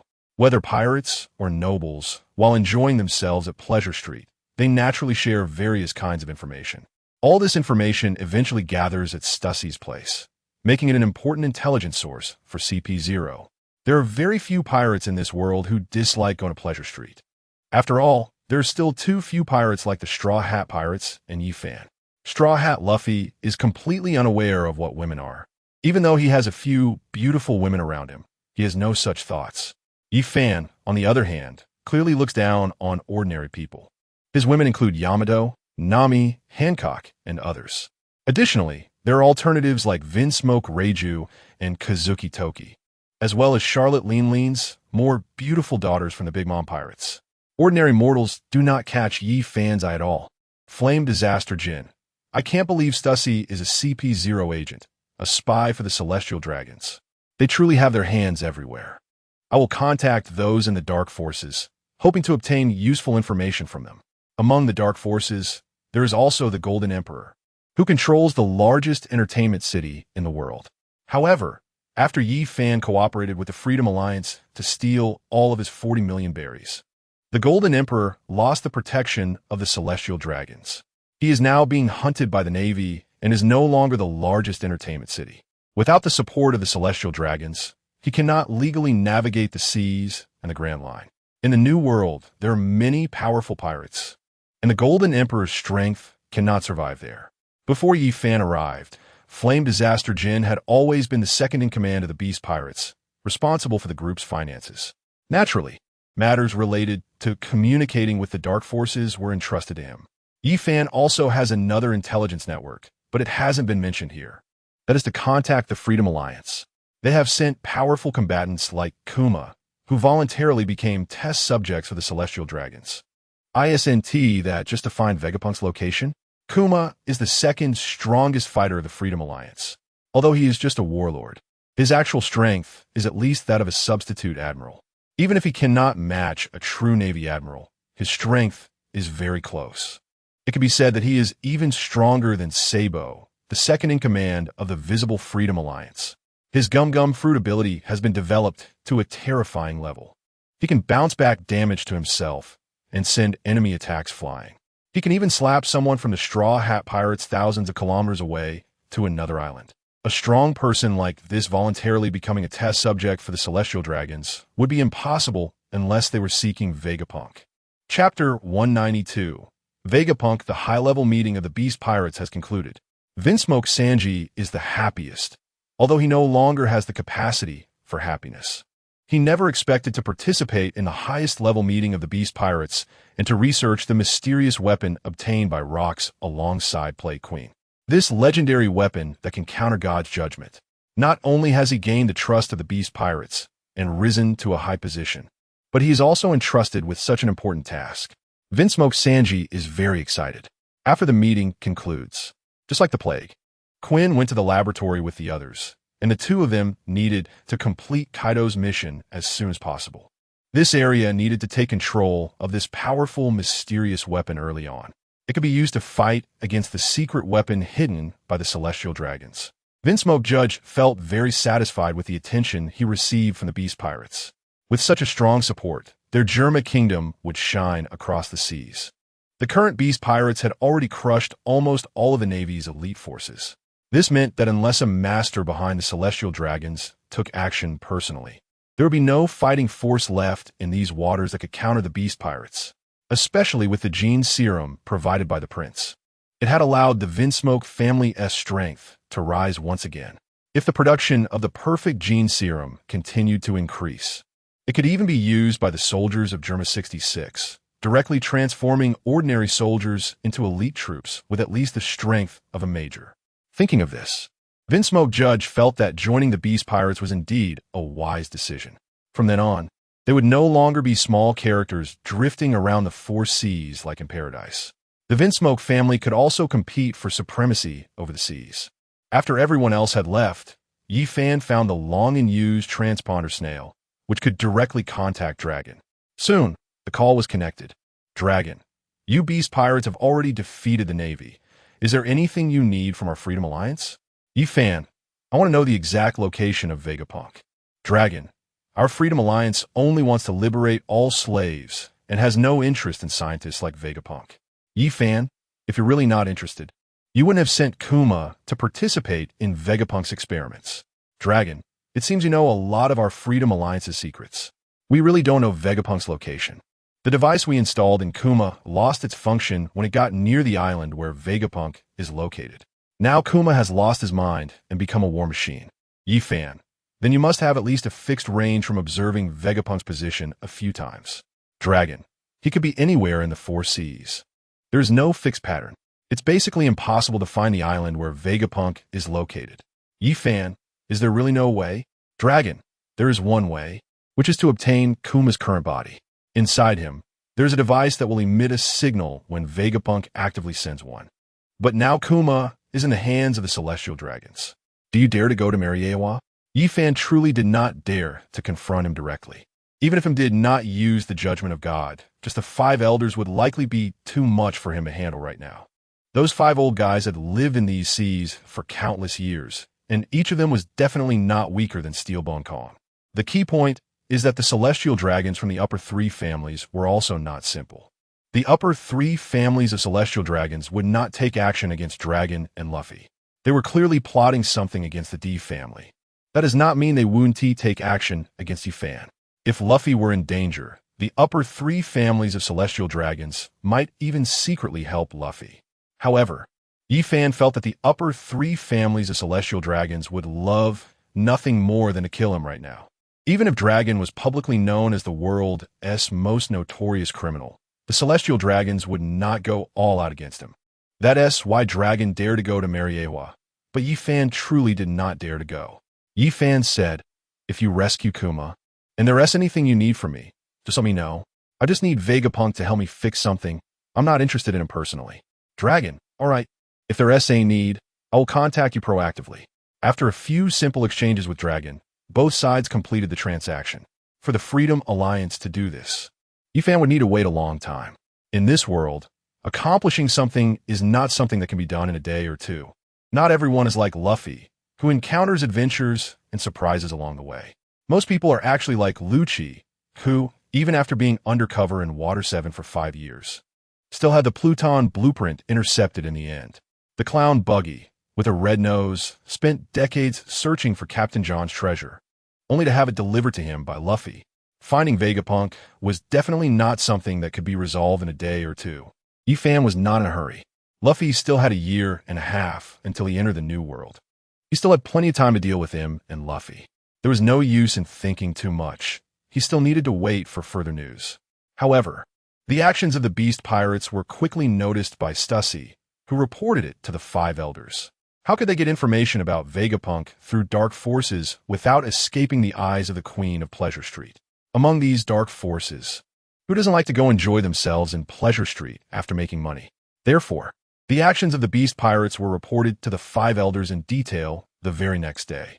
St. Nicholas stroked his mustache and said, "Should we provide false information to trap the Beast Pirates?"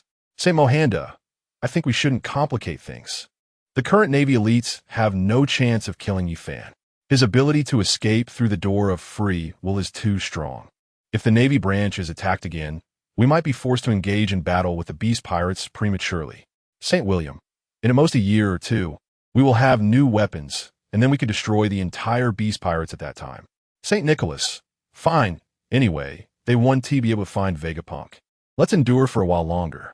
No matter how powerful a pirate is, we have enough time to wear them down."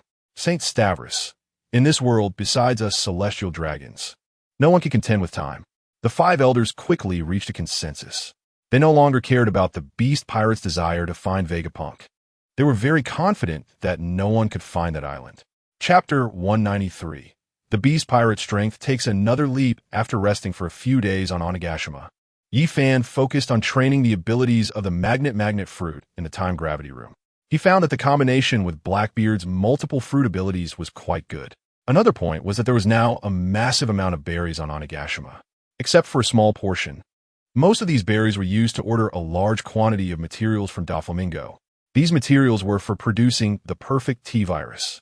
During this time, thanks to Yifan's presence, the economy of the Beast Pirates had become more than 10 times stronger than before, when the plot had not yet changed. This also led Caesar to increase the production of artificial devil fruits. Additionally, with about 100 affiliated countries, they occasionally obtained devil fruits as well.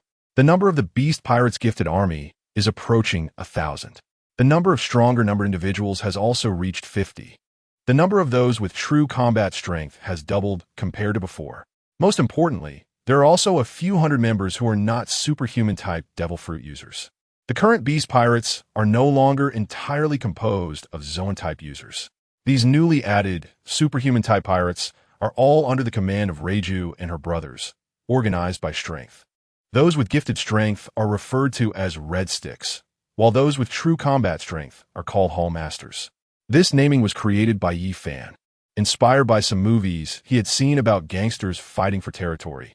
Yifan transported a large amount of berries to the Don Quixote family in exchange for a massive quantity of artificial devil fruits and the materials for the perfect T-virus.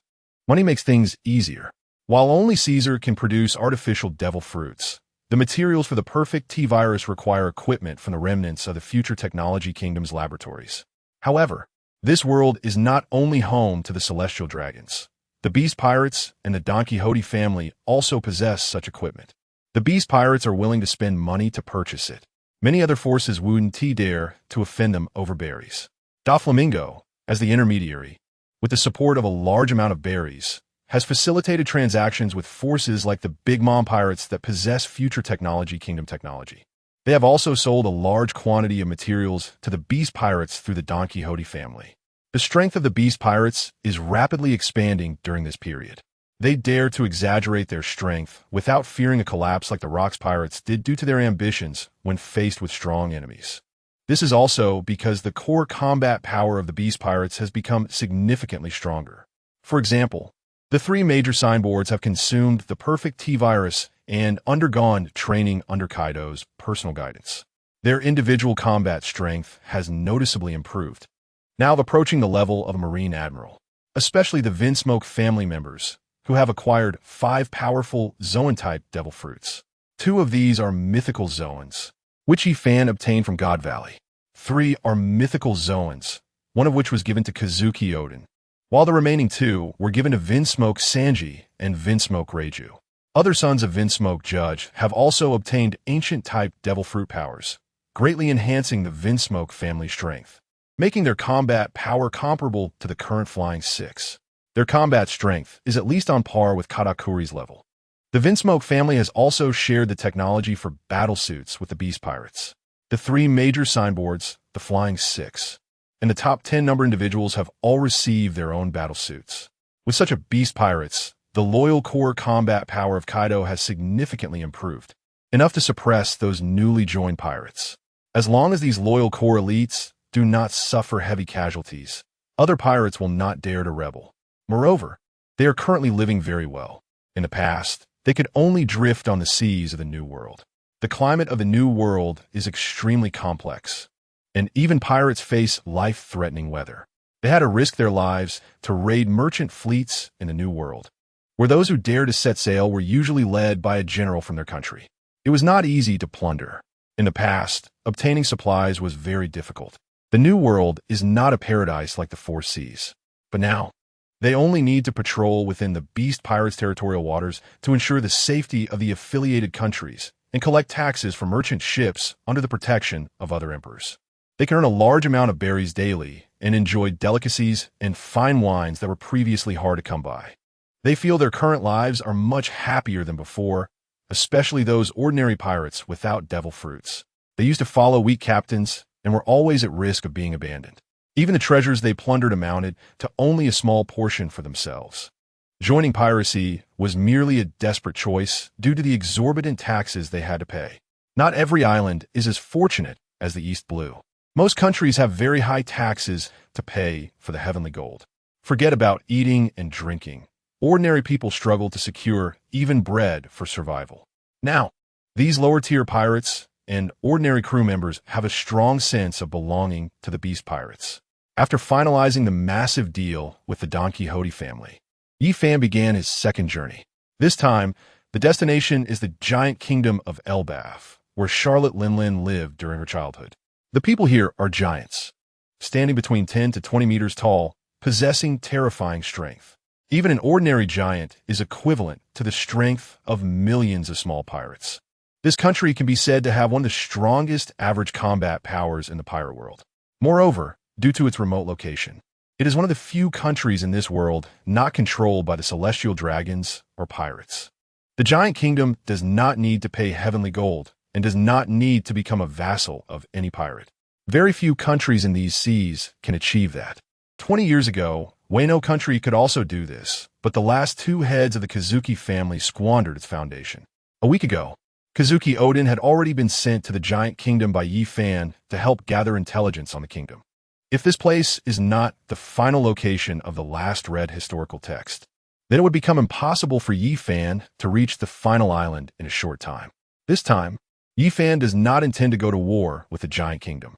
Therefore, he has covered his face with a thin layer of truth to disguise his appearance. Chapter 194. Elbaf soon. Yi Fan realized that hiding his appearance was somewhat unnecessary because this country is the giant kingdom. Outsiders find it extremely difficult to survive in this country. Their chairs are 6 to 7 meters high, taller than ordinary houses. Apart from a few wealthy individuals, most people's ceilings are only about 3 meters high. In such a giant's kingdom, Yi Fan, with his height of 2.5 meters, still feels very small. In fact, many children are taller than him. As Yi Fan appeared on the streets of this small town, he immediately attracted the attention of other giants. A few giant men approached Yi Fan to inquire. Yi Fan did not want to waste time with these ordinary giants. With the power of the Thunder Fruit, he casually found a spot in the forest and used his teleportation ability to leave the small town. To obtain information about the last piece of the read historical text, Yi Fan thought it would be better to find the king of the giant kingdom. Elbaf Island is incredibly vast. Yi Fan initially appeared in just a corner of Elbaf Island. This island is much larger than Wano country. As the most remote and largest island in the current pirate world, it is also the island with the strongest combat power. For thousands of years, it has never been ruled by outsiders. It can be said to be the strongest island without any doubt. Yifan could only cover a radius of tens of kilometers with his observation haki, which was far from enough to cover the entire island. Yifan lightly pushed off the ground with his feet and immediately soared into the air, surpassing trees hundreds of meters tall and reaching above the forest. Trees hundreds of meters high could be considered towering trees in other places, but here they could only be regarded as ordinary trees. The giants have a very long lifespan, living for over 300 years, which is one of the reasons for their strength. Even the least skilled and talented giant can master at least decent observation haki and armament haki during their lifetime, thanks to their enormous size and incredibly long lives. This means that the giants can muster up to dozens of mid-admiral level combatants. Such strength would crush any country in the sea. Even Wano country cannot possess such terrifying combat power. Perhaps those who read the manga do not see the use of such combat power, as in the manga, Luffy starts fighting the 7 warlords just a month after setting sail. However, in reality, if a country can have mid-admiral level combat power, it is enough to protect a small nation. The strength of the 7 warlords, such as Jinbei, can protect Fishman Island, and Boa Hancock can protect Amazon Lily.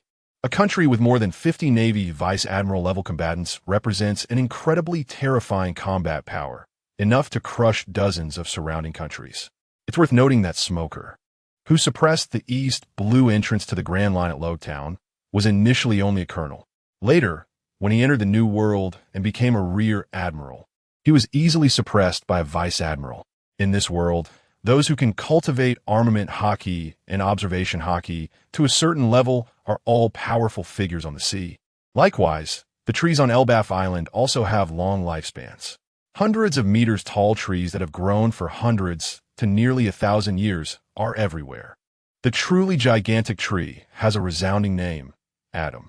This tree, which has lived for over 10,000 years, stands tall in the center of Elbaf Island and is worshipped as a sacred tree by the giants. It reaches a height of 5,000 meters, resembling a massive hill. Yifan could see Adam from hundreds of kilometers away. Many fans of the sea in his previous life had a misconception. They believed that all pirate crews had pirate ships made from Adam wood. This is actually a serious mistake. Very few pirate crews can use Adam as material to build their ships. Even the Straw Hat Pirates only managed to create a small ship, the Thousand Sunny, after obtaining a large amount of gold in Skypiea and selling it for tens of millions of berries. If they wanted to build a ship as large as the Navy's, equipped with various heavy artillery, entirely made of Adam, such a ship would cost at least hundreds of millions of berries. Even the 4 emperors only partially use Adam for their flagship, such as in the keel. The Navy's new warships made from high-strength alloys completely crush pirates in naval battles. Without the involvement of capable individuals and strong fighters, even ordinary people can use cannons to attack. A Navy warship can easily pursue and bombard more than 10 pirate ships. Ordinary pirate ships are comparable to fishing boats worth tens of thousands to millions of berries. In contrast, the Straw Hat Pirates ship, the Going Merry, is equivalent to a luxurious cruise ship worth tens of millions, while the Thousand Sunny is comparable to a super luxury cruise ship worth over 1 billion berries. The Thousand Sunny not only uses Adam wood for its construction, but also incorporates many high-tech features designed by Frankie, the world's strongest shipwright, based on various blueprints from the Pirate King's era, such as the ability to fly using special cola. These technologies are far beyond what other pirates with bounties in the hundreds of millions could possess. Even the main warships of the 4 emperors do not match the performance of the Thousand Sunny. Many fans believe that all pirate ships are close to the level of the Thousand Sunny, but the gap is like heaven and earth.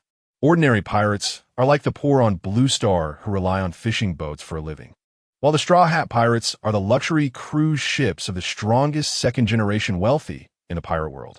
Ordinary pirates choose wood for their ships because it is readily available on most islands, cheap, and easy to repair. The notion that Adam wood is harder than steel is simply false. If they could afford such luxury, how many would still be pirates? It's like someone on Blue Star owning a luxury cruise ship worth hundreds of millions just to catch a few hundred pounds of fish and shrimp each day. Yifan looked at the distant Adam tree. This was also a valuable resource. How many powerful pirate ships could be built from this tree? Unfortunately, Adam is the sacred tree of the giants, and it is forbidden to cut it down in the giant kingdom. Anyone who dares to do so would be considered an enemy of all giants. The source of Adam wood in the sea actually comes from branches of this tree that have aged and fallen naturally to the ground, which are then sold at a high price by the giants to merchants on the island. The yield is extremely rare, which is why wood like Adam is so expensive. The keel of the thousand sunny, which is only about 50 meters long, costs tens of millions of berries to produce. Chapter 195. Loki. The giants are undoubtedly a powerful force in this sea. They already have numerous experts and strategic resources like Adam. No wonder Charlotte Linlin took decades to try to gain the power of the giant kingdom. Yifan quickly flew towards Adam, as he had already seen from the air that the most prosperous area on Elbaf Island is the town built around this enormous Adam tree. That should be the capital of the giant kingdom.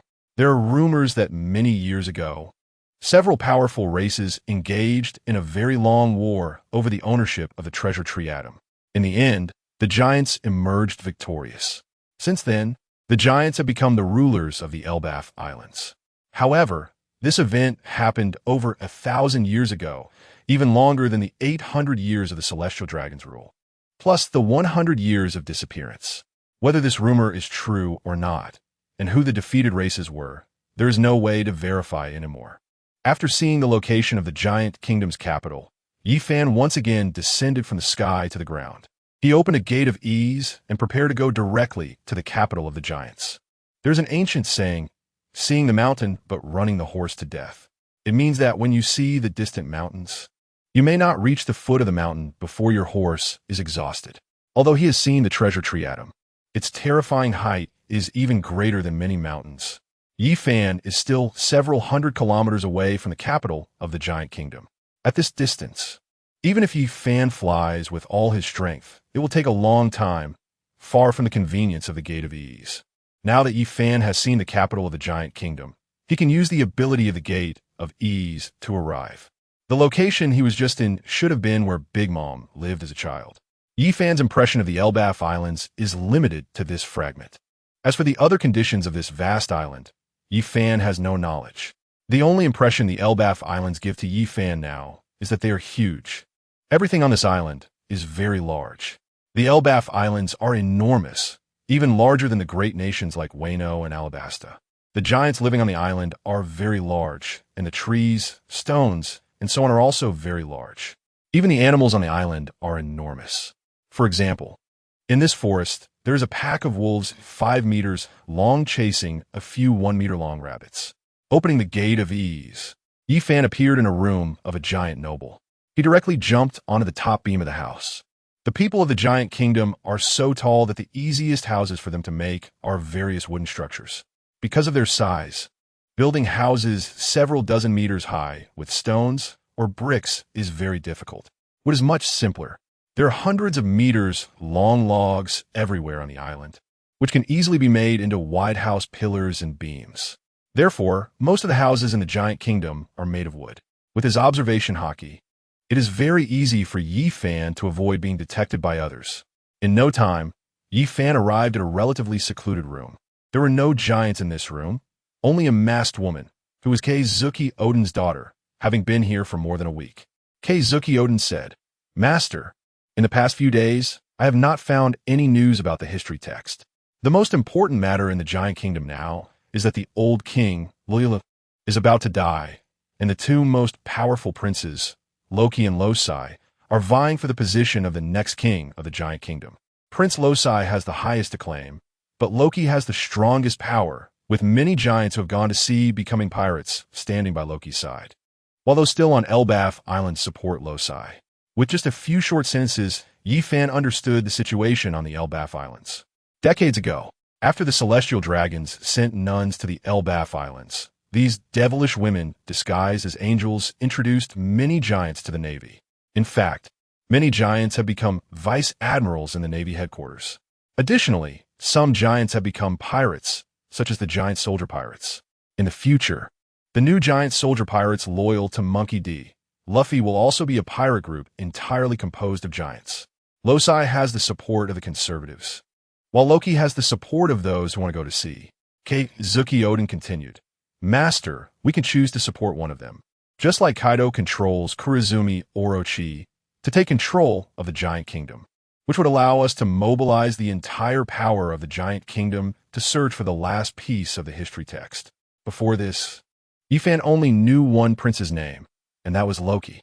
He originally wanted to arrange a marriage with Big Mom Charlotte Lean's daughter, but unexpectedly, Big Mom's daughter eloped for freedom. This also caused the relationship between the Big Mom pirates and the Giant Kingdom to deteriorate to freezing point again. It seems that it was not Loki who fell in love at first sight with Big Mom's daughter, but that both sides were seeking benefits. Big Mom Charlotte Lin wanted to control the powerful combat force of the Giants, while Loki hoped to use the strength of the Big Mom pirates to successfully become the new king of the Giants. He is a clever giant. He is not as simple as other giants and knows how to use other forces to help him gain power, even at the cost of sacrificing his marriage. One ambitious guy. Yifan hesitated for a moment and said, "Then let's contact that guy named Loki first." For Yifan, it doesn't matter who becomes the king of the Giants, as long as they can provide the last piece of the red history text that allows him to reach the final island earlier. As long as it can counter the Celestial Dragon's power, the more the better for Yifan. As long as he defeats the Celestial Dragons, he will be the new king of the world.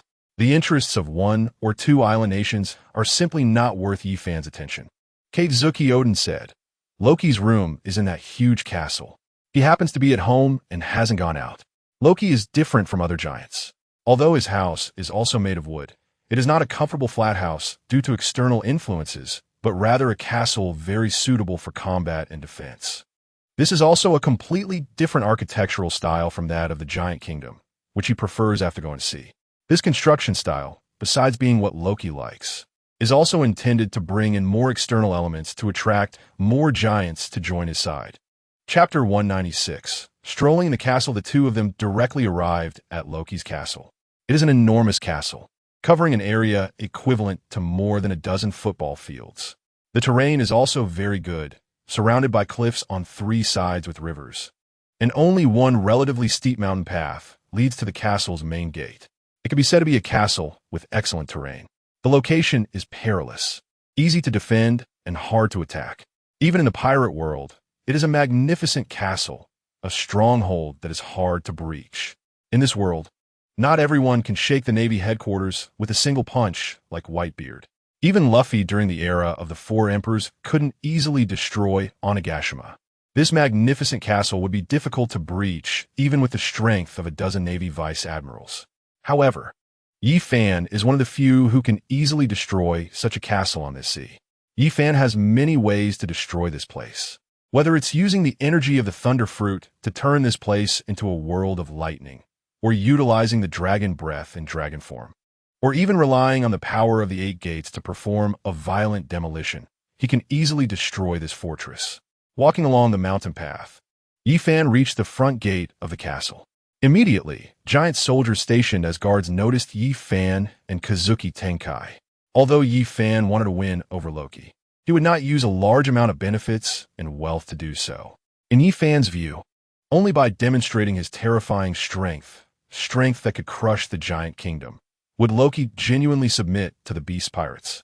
For someone as ambitious as Loki, who even wanted to rely on a marriage alliance with the Charlotte family to become king, Yifan felt that using his powerful combat ability to make the other party completely submit was the most effective method.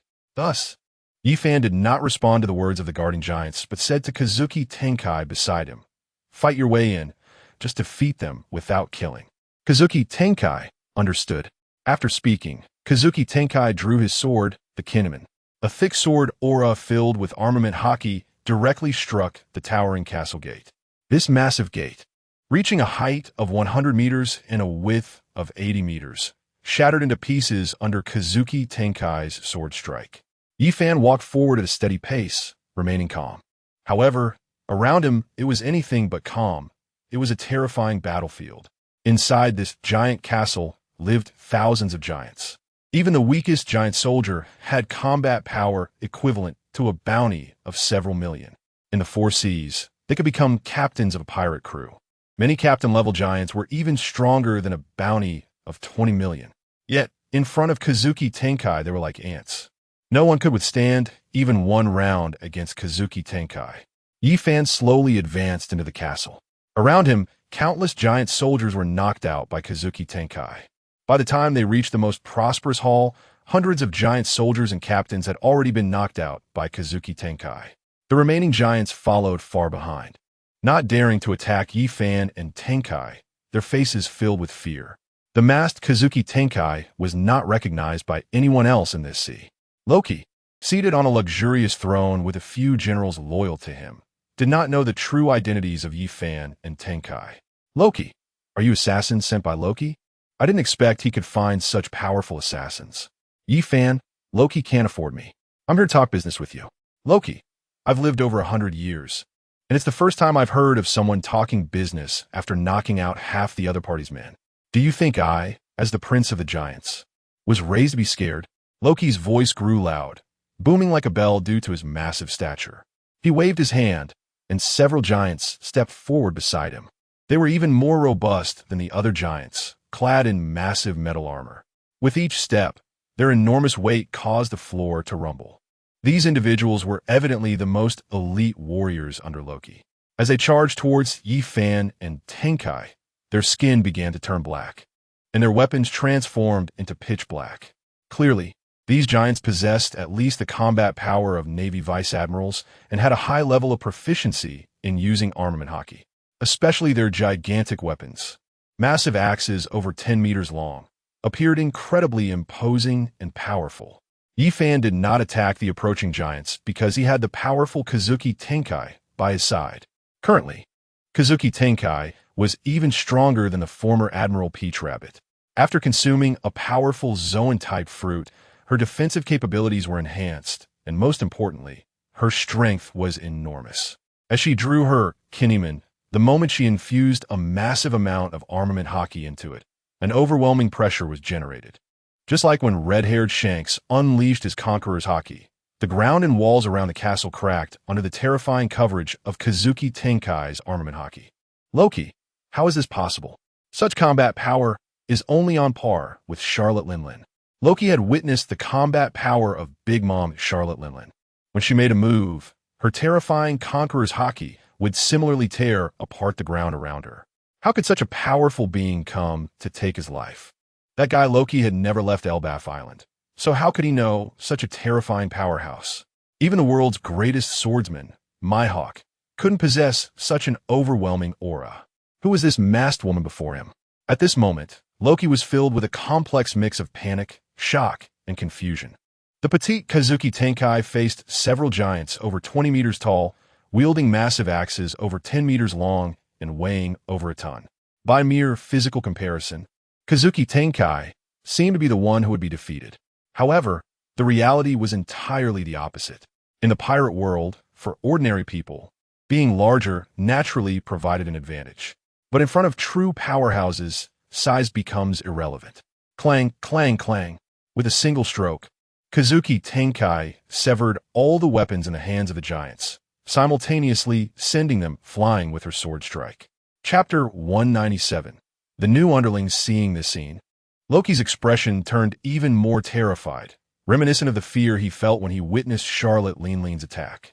When he first set sail, he thought he had mastered the powerful armament hockey and possessed terrifying combat power, ready to conquer the seas, only to encounter Charlotte Linlin.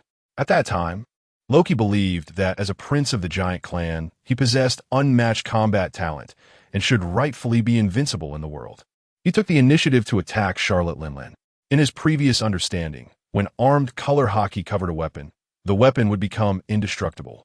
Even powerful devil fruit abilities would be so fragile in the face of armed color hockey. But that day he realized how wrong he was. With just one slash, Charlotte Linlin cut through the axe covered in his armed color hockey and severely injured him. It was from that day on that Loki learned about the pinnacle of power on this sea. Even though Big Mom's daughter, whom she had chosen to marry Loki, was not beautiful at all, Loki pretended to be a love-struck youth and fervently pursued Charlotte Linlin in order to gain her power. Today, he saw the same scene as back then. The woman in front of him, wearing a mask, although not as terrifying as Charlotte Linlin's slash, was still formidable. Loki knew that even with the remaining warriors in the castle, He was no match for this small, masked woman. That bastard Loki had actually found such a powerful helper. If you need help, just say it. I can give up the throne, and I'll go out to be a pirate. Just as he was about to kneel and beg for mercy, Loki's thoughts began to resemble those of a pirate. For him, there was no burden in begging for mercy from the strong. It was far from the lofty character of a prince of a powerful nation. This was also why the giants of Elbaf, who were unwilling to go to sea, did not like Loki. Just as Loki was about to plead for mercy, he suddenly recalled what Yefan had just said. The person in front of him was here to do business with him. He immediately retracted his plea for mercy and, with a trembling voice, asked, with such a grand setup, "What business do you want to discuss with me?" Yefan replied, "Let us talk in the back room." Loki hurriedly said, "All right, please come in." The two entered a secret chamber inside the back room. Getsu Amaterasu personally guarded the entrance. No giant dared to approach, all frightened by the terrifying power of Getsu Amaterasu. Once inside the chamber, and after Loki sat down, Yefan jumped onto the table to barely meet his terrifying height. Yefan did not speak, but directly used the power of the eternal Mangeki Sharingan. The Pure Land technique was activated. In Loki's mind, a scenario crafted by Yefan immediately appeared. He had admired the incredibly powerful pirates since childhood. When he saw Yefan easily kill two admirals working together, Loki began to idolize Yefan immensely. For him, being able to join the Beast Pirates and become Yefan's crew member was the greatest happiness in his life. He vowed to be eternally loyal to Lord Yefan. Once this memory was implanted into Loki's mind by Yefan, he became Yefan's most loyal subordinate. After Yefan's eye technique was complete, although half an hour had passed, in Loki's eyes, it felt like he had just started a conversation with Yefan. When he saw Yefan remove his mask and reveal his true face, Loki was stunned for a moment, rubbing his eyes vigorously. Then, with a thud, he knelt on the ground. "It turns out it's you, Lord Yefan. I am your most loyal fan. Please let me join your pirate crew. As long as I can follow you, I am willing to give up the fight for the throne of the Giant Kingdom." Now, the Prince of the Giant Kingdom, Loki, was even more loyal than Bartolomeo was to Luffy. In the Blue Star, such fans are called brain-dead fans. For example, many young idols have fans who say, "Do you know how hard my brother works? He has a high fever of 200 degrees, but still trains and sings for 68 hours a day." This is what Yefan encountered during his time in the Blue Star. However, in the pirate world, Bartolomeo's actions were even more exaggerated. He went to great lengths to promote Luffy's Straw Hat Pirates, even going so far as to replace the flags of powerful pirate crews with the Straw Hat Pirates flag. The pirate flag represents the spirit of a pirate crew. Bartolomeo even replaced the red-haired pirate's flag with the Straw Hat Pirates flag, for which he was hunted down by red-haired Shanks. Shanks' good temper was only directed at Luffy in Windmill Village. He had destroyed an entire country out of anger after Kid's challenge severed his arm. Red-haired Shanks is not a person with a good temper. Even if Bartolomeo changed to a flag of a younger pirate he admired, Shanks would still hunt him down to teach him a lesson. Bartolomeo was the #1 brain-dead fan in the pirate world. And now, his position as #1 was in jeopardy. The Prince of the Giant Kingdom, Loki, had become the #1 brain-dead fan in the pirate world. Yefan comfortably sat at the table while Loki took out his best food, eagerly serving Yefan like a waiter. He revealed all the secrets of the Giant Kingdom. "My father indeed sent a team of elite soldiers to sea 20 years ago for half a year. When they returned, they brought back a wooden box containing something. I don't know if it is the historical text. That box should still be in our giant clan's secret treasury. The key to the treasury can only be managed by the king of the giant clan, and even as a prince, I have no way to enter." Yefan asked, "If I help you defeat your brother Loki, can you then become the new king of the giant clan?" Loki replied, "But my brother Loki is not so easy to deal with. He has more powerful giants around him than I do. Most of the giants living on Elbaf Island are very satisfied with their lives, although many strong giants have chosen to leave Elbaf. The number of giants willing to serve me is still much smaller than that guy Loki. I think it will be very difficult to defeat him at the royal ceremony." Yefan said, "As long as you can defeat Loki at the royal ceremony, can your father pass the throne of the giant clan to you?" Loki confirmed, "Yes, this is the most legitimate way. As long as I win at the royal ceremony, I will gain the support of the entire giant clan. The giant clan respects the strong, and only such a legitimate battle can make other giants willingly submit. Yephon said, "Then I will ensure your victory." Chapter 198. The royal ceremony. A few days later, Prince Loki officially announced the royal ceremony challenge to Prince Loki, and it began to spread among the giants. A large number of warriors from the giant kingdom started to head towards the capital. They all wanted to witness the birth of the new king of the giant kingdom. The royal ceremony was to be held at the tree Atom, on the two giant branches closest to the ground. A fighting stage made of atom wood boards has been set up, over 100 meters high, although thick straw has been laid beneath the platform. A typical giant would still get hurt if they were knocked off the stage.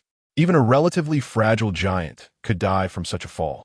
Climbing up to fight on the high platform is the beginning of the test of courage, the royal ceremony.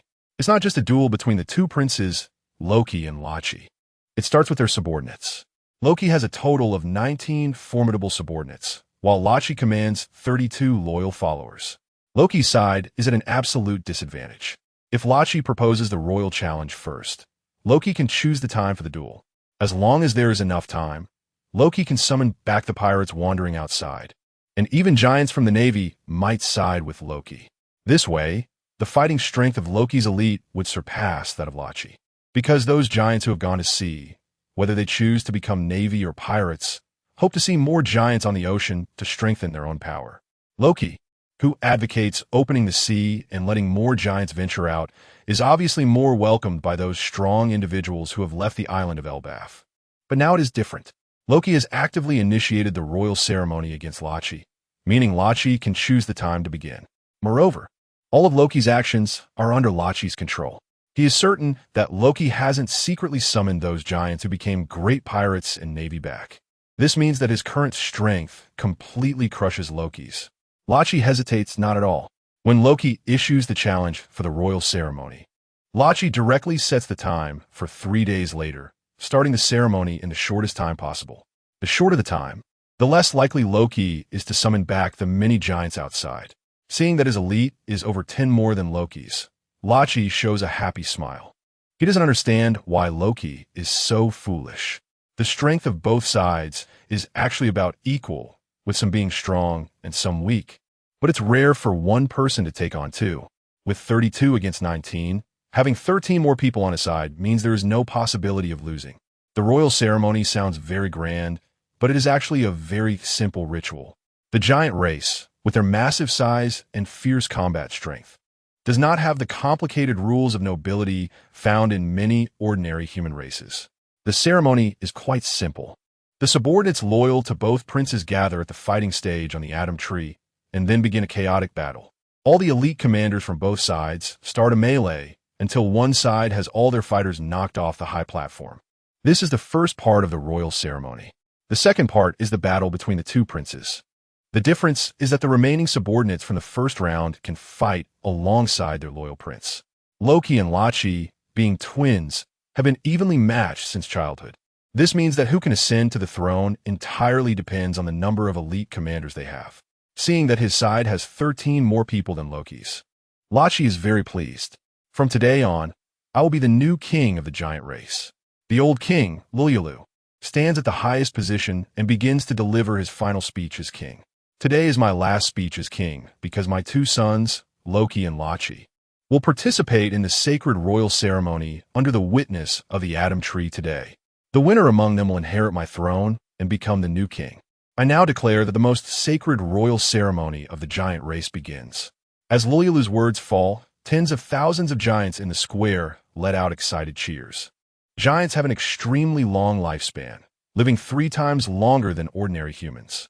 They can live at least 200 years, while those who live longer can reach around 350 years. The royal ceremony takes place at least once every 100 years. For every giant, it is an immensely important ritual. Although the process of this ceremony seems so much simpler compared to the complex rituals on ordinary human islands in the hearts of the giants, the royal ceremony is incredibly sacred. It is a battle of the highest combat strength among the giant race.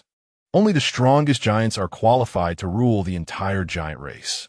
Amidst the cheers of the crowd, the dozens of subordinates of Loki and Lachi have already jumped onto the fighting platform over 100 meters high, set on the branches of the Atom Tree. The fighting stage occupies a very large area, as it is a battleground for giants. The platform made of atom wood boards is 1,000 meters long and 500 meters wide.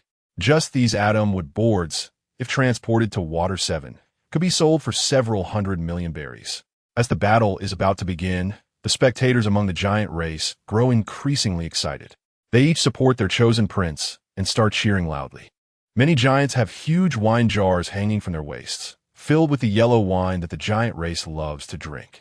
Due to the abundance of food, they prefer this kind of yellow wine, which requires several tons of grain to brew just 1 ton. The taste of a yellow wine is very rich, and the alcohol content is relatively low. Many giants have even never drunk water since childhood, using yellow wine as their water. In addition to their warlike nature, wine is also an essential part of giant life. Therefore, it can be seen that they cheer while drinking. In a distant outer room, 2 people dressed in white and wearing masks are observing the situation with binoculars, one tall and one short. The short one says, looking at both sides' strength, Loki has almost no chance of victory. The tall one replies, there's no way. The time is too short. Even if those giants from the Navy come back, 3 days is not enough. The short one continues, if Lachi wins, there probably won't be any giants going to see for a long time. The tall one responds, right now, giants are no longer important. Even without their strength, we will soon have enough power to deal with those pirates. The short one concludes, so, if Lachi becomes the new king, it aligns better with our interests. The tall one adds, whoever becomes king doesn't really matter. Our goal is to throw the giant kingdom into chaos. These 2 individuals are part of the CP0 intelligence organization. They have their own intelligence network on almost every inhabited island, helping the celestial dragons monitor the entire world. Chapter 199. The ceremony begins. The 2 CP0 agents are in conversation. I didn't see them at first, but there was already a woman wearing a mask behind them. This person is Kazuki Amaterasu. Before becoming a substitute admiral at the Navy headquarters, her specialty was to use her beauty to infiltrate pirate crews. Then, she would choose the right moment to capture the entire crew. She belongs to the Navy's intelligence department. Although her memories from her past in the Navy were erased by Yi Fan, her instincts as an intelligence officer remain. She quickly located the 2 CP0 agents hiding in the corner. CP0 possesses a powerful ability that can block the observation of Kenbunchika Haki. Just like during the battle at Onigashima, where the 5 emperors Luffy and Kaido fought, many strong individuals were unable to detect CP0 surveillance through Kenbunchaku. However, this was not a challenge for Kazuki Amaterasu. Based on her instincts from her background as an intelligence officer, she quickly found the most suitable observation point according to the surrounding situation. This was the top of a very tall building on the outskirts of the capital of the giant kingdom, allowing her to see everything happening in the arena. It was the favorite position for intelligence personnel. Following Yi Fan's orders to eliminate CP0 in the giant kingdom, Kazuki Amaterasu began searching for them. The movements of intelligence personnel are very covert, but in the eyes of someone like Kazuki Amaterasu, who is also skilled in intelligence work, they're even easier to find than ordinary people. The ceremony of the king had just begun when their location was already locked onto by Kazuki Amaterasu. With a swift motion, she killed the 2 CP0 agents and quickly returned to Yi Fan to report that the mission was complete. In the arena, it was 19 against 32. Clearly, Loki's subordinates were at a disadvantage, but not by much. Loki's 19 subordinates had noticeably become much stronger compared to when they first encountered Yi Fan. They were able to rapidly grow stronger in just a few days because they were injected with the perfect T-virus, which endowed Loki's giant subordinates with even more powerful strength. This is why, despite their smaller numbers, Loki dared to initiate the king's ceremony. The giants were evidently very suitable for the perfect T-virus. After being injected, their improvement was greater than that of ordinary pirates. Although it couldn't compare to the enhancement from Zoan-type devil fruits, the pure physical evolution far exceeded that of normal humans. After a chaotic battle, over 40 giants were knocked off the high arena to the ground, leaving 8 giants standing on the platform. Among them, 5 were Loki's subordinates, and 3 were from Rocky. The first round of combat ended with Loki's subordinates taking the upper hand. Standing below the arena, Loki smiled at Rocky and said, "Looks like your subordinates are lacking. Having more numbers is useless." Loki now admired Yi Fan even more. Lord Yi Fan is truly amazing. He made it so easy for me to gain the strength to defeat Rocky. It shouldn't just be a crushing victory. From today on, I will be the king of the giants. I will lead my people to do everything I can to help Lord Yi Fan become the ruler of this world. Rocky's expression showed no panic at all. Although only 3 of his subordinates were left on the arena, he said, "You are too early to be happy, Loki." He then shouted loudly to the arena, "Adler, stop playing and finish them off." At that moment, one of the giants on the arena began to change shape. Originally standing at 20 meters tall, the giant began to swell even more. He turned out to be a devil fruit user. People from the giant kingdom rarely consume devil fruits. First, they're already very powerful. Even many devil fruit users are not their match. Second, the giant kingdom is located in a remote area, and most giants have never left Elbaf Island, where there are not many devil fruits, let alone those that can enhance a giant's combat power. In the pirate world, it seems that most powerful pirates possess the abilities of devil fruits. However, devil fruits are still incredibly precious and rare. On average, a country rarely has more than 30 devil fruit users, except for the celestial dragons. Adler, the giant, is a strong subordinate of Rocky. Recently, he fortuitously obtained a Zoan-type dog fruit, hyena form. After transforming into the human-dog hybrid form, his size grew to about 30 meters, making him 1.5 times taller than other giants, with his body filled with terrifying muscles. Now, even though it was 3 against 5, with the power of the fruit, Adler ultimately became the last victor on the arena. Rocky laughed heartily. "Loki, didn't he expect I still had a trump card, did you? You'd better surrender now, or once you get on the arena, Adler and I will team up to make you cry." Crying is a serious insult. Even a fierce giant would not choose to cry after being beaten to disability or even death. Loki, however, was an exception. He did not possess the same fierceness as the giants. Instead, he was more like a pirate, cunning and insidious, but at the same time, his personality was somewhat weaker than that of ordinary giants. Rocky clearly felt he had the upper hand. Adler's strength could basically match his and Loki's on equal footing. With 2 against 1, Rocky saw no possibility of losing. Therefore, his comment about making Loki cry was a taunt at Loki's weakness. After hearing this, Loki became extremely furious. He jumped onto the arena and shouted at Rocky, "Stop talking like a coward and come up here to see how easily I can defeat you." Loki dared to jump onto the arena directly, which surprised Rocky. When did his brother gain such courage? But now that Adler was still in the arena, and only Loki was left opposing him, Rocky felt he had no chance of failure. So he also jumped onto the arena. However, after the battle began, Rocky was horrified to discover that Loki's current strength, speed, agility, and attack power were all vastly stronger than before. Even with 2 against 1, they were completely overpowered. Just a few moves were enough for Loki to knock Adler off the arena. Rocky exclaimed, "How is this possible? We have fought for over 100 years. How could your strength become so powerful?" Loki replied, "Did you think you were the only one who could hide your strength? You're too naive, Rocky. The reason I wanted to initiate the king's ceremony with you is that I am confident I can defeat you and all your subordinates. I, Loki, am the king of the giants." Saying this, Loki clenched his massive fist and knocked Rocky off the arena. Chapter 200, the final island. Upon seeing such a result, Yi Fan was naturally not surprised at all. To ensure that Loki could win, after learning about the method of the king's ceremony, Yi Fan not only provided the perfect T-virus, but also did another thing for Loki. Using the ability of the Pure Land of Bliss, he directly copied the 1st to the 3rd gates of the 8 gates of Duinjia into Loki's mind.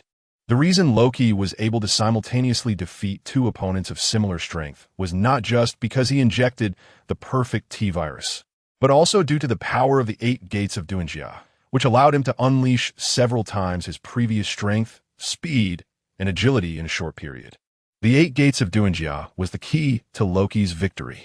The tens of thousands of giants present cheered excitedly, shouting the name of the new king. When Lululu placed the crown, symbolizing kingship, on Loki's head, all the giants knelt halfway to the ground, pledging their loyalty to Loki. He was the victor of the king's ceremony. Having effortlessly crushed his opponent, Loki, with his own formidable strength, and became the new king. All the giants, having witnessed the battle, sincerely submitted to Loki. Following this, it was the happiest time for the giant race. The treasury was opened, and large quantities of fine wine were brought out.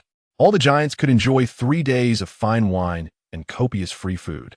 For the next few days, the giant kingdom would be filled with a festive atmosphere.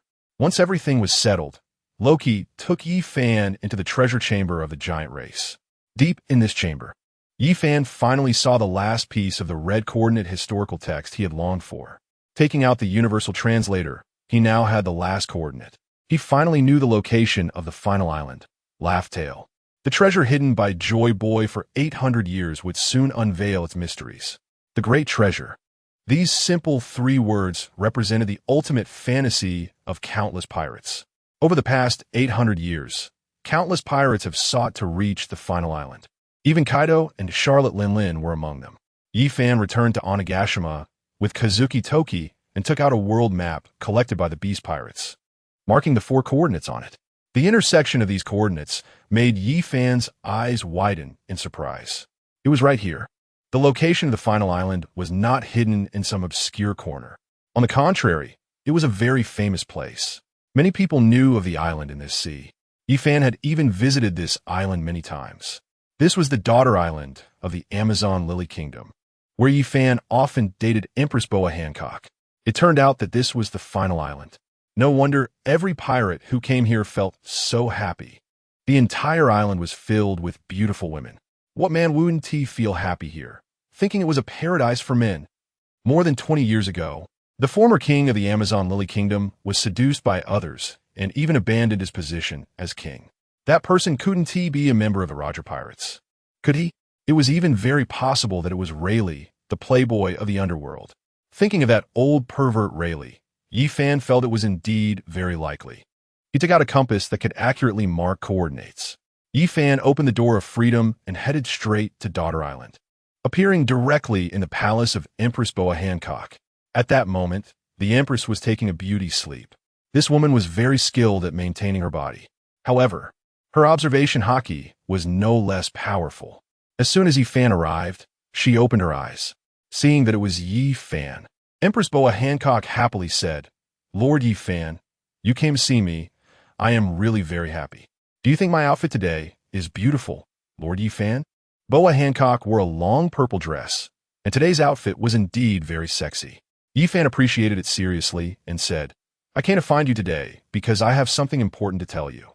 I have finally found the 4 pieces of coordinate historical text." Boa Hancock replied, "Congratulations, Yi-Fan. You are about to become the new pirate king."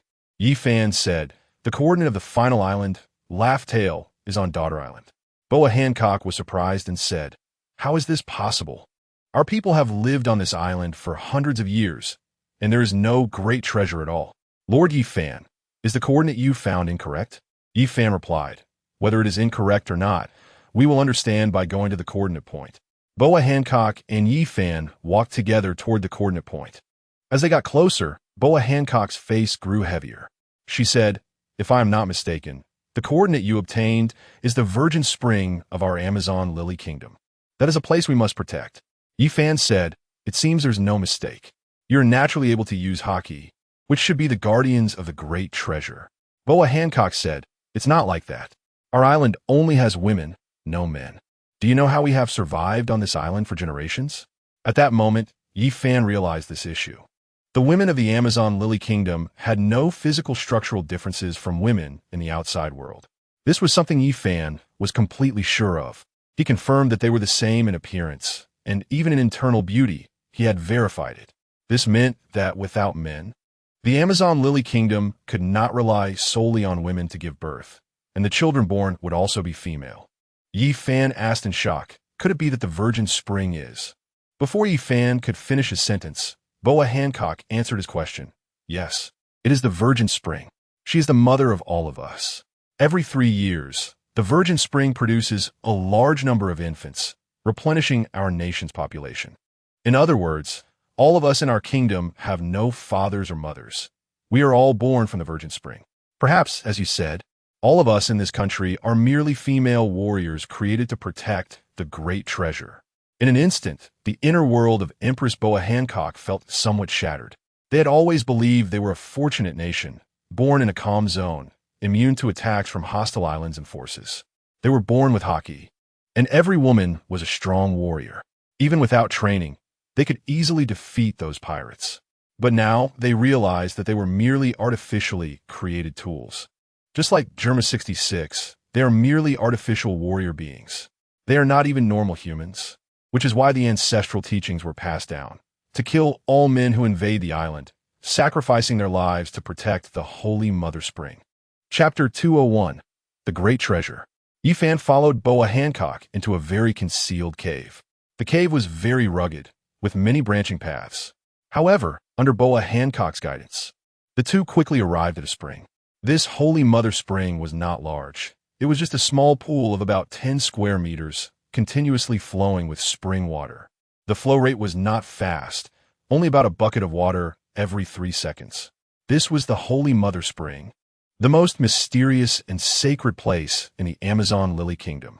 Such ordinary spring water had nurtured the Amazon Lily Kingdom for hundreds of years, producing at least several million female warriors. Yifan looked at the compass in his hand. The coordinates of the Holy Mother Spring were still a few hundred meters away from the true coordinates. Yifan jumped into the spring with Boa Hancock. Following the underground cave where the spring water flowed, they advanced for several hundred meters. Finally, they came to a huge underground cavern. The appearance of this place clearly indicated that it was not a natural cave, but an artificially constructed one. Here was the great treasure. Upon seeing the treasure in the center, Yifan knew he had not made a mistake this time. It turned out that the reason the 3 coordinates in the historical text could not locate the final island, Raftel, was such a ridiculous one. In his previous life, Yifan was also a fan of the sea and had discussed this countless times with friends. The conclusion reached was that there were 3 possible scenarios. The first was that the pirate world had both the underwater Fishman Island and the Sky Island. Without knowing the 4 coordinates, even flying in a straight line, one would not know whether they were in the sky or deep underwater, hence the 3 coordinates could not be found. The second was that Raftel might be like Zoe, an island within a gigantic creature, with a location that constantly shifts. Without knowing the 4 coordinates, one could not find this moving island. The third was that Raftel might not be in the pirate world or at the coordinate points. The 4 coordinates marked points with abilities similar to the Dor fruit or Mirror fruit, which could only transport one to the final island, Raftel, if the exact location was found. In the end, all of this was incorrect. This was merely a human breeding chamber. Moreover, it was not a product of future technological kingdoms, but a human breeding chamber deployed by the overseer of Noah's Ark in the pirate world. 800 years ago, Joy Boy discovered this place and restarted the breeding chamber, which had been closed for many years. Originally, there were 2 breeding chambers, one producing male humans and the other producing female humans. The people of the Amazon Lily Kingdom all possess haki because this breeding chamber contained the oldest first batch of humans. That planet, which was destroyed by its own wars, underwent countless generations of genetic optimization and the addition of super advanced technology. Haki had already become a sequence in their genes. Every individual could possess powerful haki.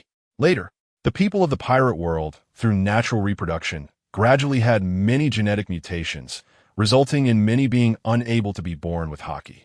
However, some strong individuals had even more powerful genetic mutations, allowing them to wield terrifying powers. For instance, Charlotte Linlin and Kaido were both of such genetically superior races. There were also the more terrifying members of the D clan, who were born with entirely new powerful genes on the pirate planet. If Yifan had not read the historical text, he might not understand this place well. However, having seen the piece of historical text in the Celestial Dragon's treasure trove, Yifan knew the source of all this. The overseer in Noah's Ark was merely artificial intelligence. The world it aimed to restore was the original state of that destroyed planet. The planet, which had been destroyed during the War of the Gods, was one that had approached a Type 3 civilization. Such a civilization had a clear characteristic: genes determined everything. Once genes could be easily modified, the humans of that planet gained long lives. Therefore, the disparities between individuals became enormous. Wealthy people, scientists, and other elite individuals possessed the most powerful gene modification technologies. They had intelligence, physical strength, and lifespans that far exceeded those of ordinary people. In the eyes of ordinary individuals, they were like gods. It was a civilization with a strict hierarchy based on gene development and bloodline theory. Low-level genes could not resist those of higher genes. The new pirate world formed from the genes of those planetary inhabitants was the same. An ordinary person with low genes could never reach the level of a Navy major, no matter how hard they worked. But powerful genetic individuals like Charlotte Linlin and Kaido did not need any training at a young age. They already possessed the strength to defeat Navy colonels. For instance, when Charlotte Linlin was 5 years old, she killed a hero warrior of the giant race, thus earning the disdain of the giants. This is a world where bloodlines reign supreme, because their inherited genes were originally vastly different. The records and historical text document many strong individuals inheriting divine bloodlines, who after awakening in that chaotic era established numerous divine kingdoms. It was also the mythological era of the pirate world when gods ruled the world. Now, on the final island, Raftel, there still exists a piece of historical text that records the true reason for the twilight of the gods. The gods who ruled the world discovered Noah's Ark in the sky, a ship capable of destroying worlds and traveling between different planets. This immediately sparked a struggle among the gods. Originally, the gods only wanted to rule a few or a dozen nations. But in order to compete for the ownership of Noah's Ark, they waged the War of the Gods. All the gods fought for the right to possess Noah's Arkansas. Controlling Noah's Ark meant controlling the world and becoming the ruler of the pirate world. In this battle, only 5 gods survived. The sun god Joy Boy, the king of the future technological kingdom who created the Pluto battleship that can control all marine creatures, and the Sky King who controls the heavens. And Joy Boy's great treasure is the legendary Sky King Uranus. This is the truth behind the war of the twilight of the gods. 4 gods opposed him, who had control of Noah's Ark, and in the end they still failed. Killed all the other gods, ending the war of the gods. The 100 years of disappearance was, in fact, about everything related to the war of the gods. The people of the pirate world do not know that 800 years ago, there really existed individuals as powerful as gods in this world. The ultimate victor is Im, who has sat on a void throne, ruling the entire world for 800 years. Seeing this piece of black historical text, Yifan finally unraveled all the mysteries. He learned the truth and understood the true trump card of Im's rule over the world. A warship close to a 3-star civilization, the control of the Noah's Arkansas. Chapter 202, The King. Ultimately, whether it was the great treasure or the fight against the celestial dragons, for the people of the pirate world, without the noblest bloodline, nothing would succeed. The noblest bloodline signifies the highest level of genetic evolution. This is something decided at birth. No amount of effort can change that. For example, there were countless geniuses from the same era as Carp. The strongest pirate, Rox, Pirate King Roger, and the Golden Lion, while on the Navy's side. There was also Admiral Zifa. However, they all lost their combat power due to aging or illness. Zifa could not defeat Whitebeard too. The Golden Lion was even more pitiful. A once great pirate, killed by Luffy, who couldn't even use hockey. And Carp, even after learning the hockey that consumes lifespan, still possessed immense strength, even overshadowing the 4 emperors and surpassing the Navy admirals. Luffy began burning his life from Gear 2nd all the way to Gear 5th, with his lifespan depleting like flowing water. Yet he remained young and full of vitality. If it were anyone else, like Luffy, exhausting their life, they would have long since died from aging. The pirate world is still the same as the previous civilization that was destroyed tens of thousands of years ago. It is a world where gods rule mortals. Only Joy Boy wanted to achieve a world without slaves, where everyone is equal.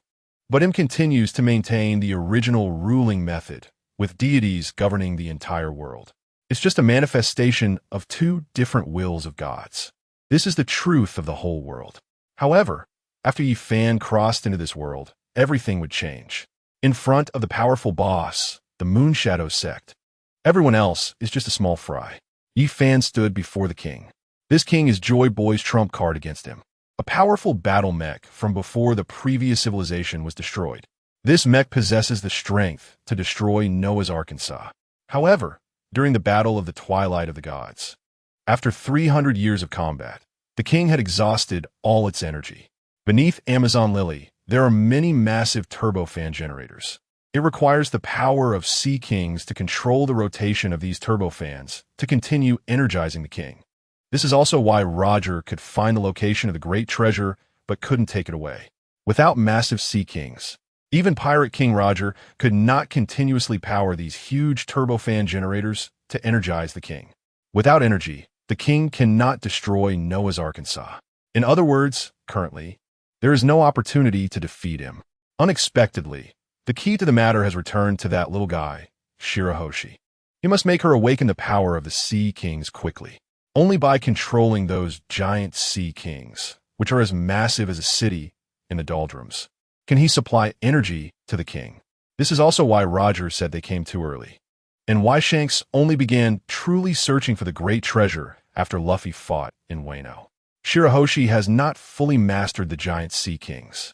Even if they reach the final island, Laugh-Tale, they cannot obtain the king. The ancient three great weapons, whether it be Uranus or Poseidon, do not have the power to confront him. The key is to restore the king's full energy. The most ruthless part of Joy Boy is that the time he awakens is roughly the same as when the Sea Kings awaken. In other words, if Joy Boy does not gain powerful strength, even if others reach the final island, they cannot take the king. Perhaps in these 800 years, there was not just one Pirate King Roger. Maybe there were other powerful pirates who also reached the final island. But they could not take the king because the Sea Kings had not yet awakened, and there were no other means to supply energy to the king. How could the sun god Joy Boy, who survived till the end of the Twilight of the Gods, be merely a fool who brings laughter? Just looking at the historical text he left behind, the means to guide himself for revival shows that Joy Boy was not a simple guy back then. Perhaps when Luffy fully unleashes Joy Boy's power, his body will be controlled by Joy Boy. He must expedite Shirahoshi's awakening and take control of the king. If he waits until 2 years later when Luffy develops Gear 5th, it will be a huge trouble. Thinking of this, Yi Fan said to Empress Boa Hancock, "Hancock, guard this place. I will find a way to restore the king's energy as soon as possible. Until then, no one can approach the great treasure." Boa Hancock replied, "Lord Yi Fan, rest assured. With me here, no one will enter. Yi Fan, as long as I can activate the king, the day I destroy the celestial dragons will not be far off." Boa Hancock is the person in this world who hates the celestial dragons the most. To destroy the celestial dragons, to kill all those arrogant beings who consider themselves gods, has always been a wish hidden in her heart. In the past, she only dared to think about it in her dreams while sleeping. But now, her man is finally going to master this weapon that can destroy the celestial dragons. She would not let anyone take the king away, even if it cost her life. Before leaving, Yi Fan reminded again, "If you encounter a powerful enemy, be sure to contact me immediately through the snail." After saying that, Yi Fan opened the space door. He arrived at Fishman Island in Shirahoshi's palace. Getting Shirahoshi to gain power early would certainly be a troublesome task, regardless of the rebellious fishmen on Fishman Island. Those fishmen who wish to wage a full-scale war against humans, or the pirates preparing to attack Fishman Island with a big ship to kill all the fishmen. They were all killed by Yi Fan. In other words, he could no longer use a massive crisis to awaken Shirahoshi's power. To make this huge coward grow into the Sea King Poseidon, who can control all Sea Kings, the difficulty is extremely high. To turn Shirahoshi, this timid crying girl, into a high and mighty deity is incredibly difficult. Should he gather a few powerful pirates to destroy Fishman Island to stimulate Shirahoshi's emotions? Should he forcefully make her into Sea King Poseidon by pulling up the seedlings? If Shirahoshi knew all of this, that to awaken her, he would not hesitate to kill all lives on Fishman Island. Even if it succeeded, she would surely hate him immensely. Although he was already standing at the door of Shirahoshi's palace, Yi Fan did not enter. He had to think of a way. It is safe to let Shirahoshi awaken the power of the Sea King. Moreover, she must still listen to me very well. This is indeed a difficult problem. Suddenly, Yi Fan thought of a method. Perhaps by doing this, he could perfectly solve Shirahoshi's issue. Chapter 203. Sea King as Yifan just walked into Shirahoshi's palace. The cute mermaid jumped into his arms. Due to the size difference, Yifan could only touch two large mounds. Princess Shirahoshi, Lord Yifan, I'm so happy you came to see me. Princess Shirahoshi no longer needed to live in a windowless castle. A few months ago, after Yifan resolved Shirahoshi's crisis, she could move freely around Fishman Island. However, timid Shirahoshi still preferred to stay in the palace most of the time, playing with her little shark. Yes, to ordinary people, a large shark is quite imposing, but in the eyes of the 8-meter-tall Shirahoshi, it is just a cute pet. Yifan said, I came to find you this time because I hope you can awaken your own power. Shirahoshi needs to gain your help. Shirahoshi, I'm very happy to help Lord Yifan, but I am really too weak. Shirahoshi lowered her head into her lap, feeling very ashamed. Could she really help Lord Yifan when she felt so weak? Yifan said, Don't underestimate your power. In my eyes, Shirahoshi, you are an important combat force. However, gaining power will involve a considerable amount of pain. Are you willing to endure it? Shirahoshi excitedly replied, As long as I can help Lord Yifan, I am willing to endure. Yifan, thank you, Shirahoshi. Then let's get started. After saying that, Yifan's eyes transformed into the eternal kaleidoscope Sharingan. He began to use the power of the pure land of ultimate bliss, weaving a new story for Shirahoshi. The celestial dragons led the navy to capture all the mermaids as slaves. They used a large number of cannons to crazily attack the entire Fishman Island. Under the fierce bombardment, many citizens were killed or injured, and Fishman Island was on the verge of destruction. Watching one citizen after another die beside her, Shirahoshi finally became furious. She covered her head and summoned numerous giant sea kings. At this moment, Yifan arrived, together with the numerous sea kings. Yifan defeated the celestial dragon's army. Afterward, Shirahoshi awoke in tears. Everything that had just happened was an illusion created by the pure land of ultimate bliss. Yifan comforted Shirahoshi. Don't worry. That was just a glimpse of a dream of the future. None of it has happened, and it is not real. Shirahoshi, just a dream? She felt it was so real. Her father and brother were killed by the despicable celestial dragons. Yifan took Shirahoshi on a tour around Fishman Island. Only then did Shirahoshi believe that everything that had just happened was real. Yifan said, Although it was a dream, if the celestial dragons discover that you are the Sea King Poseidon, they will definitely destroy the entire Fishman Island. Shirahoshi immediately became anxious and said, Lord Yifan, please save our Fishman Island. Yifan replied, Rather than always defending against the celestial dragon's attacks, it would be better to join me and eliminate these evil world nobles, Shirahoshi.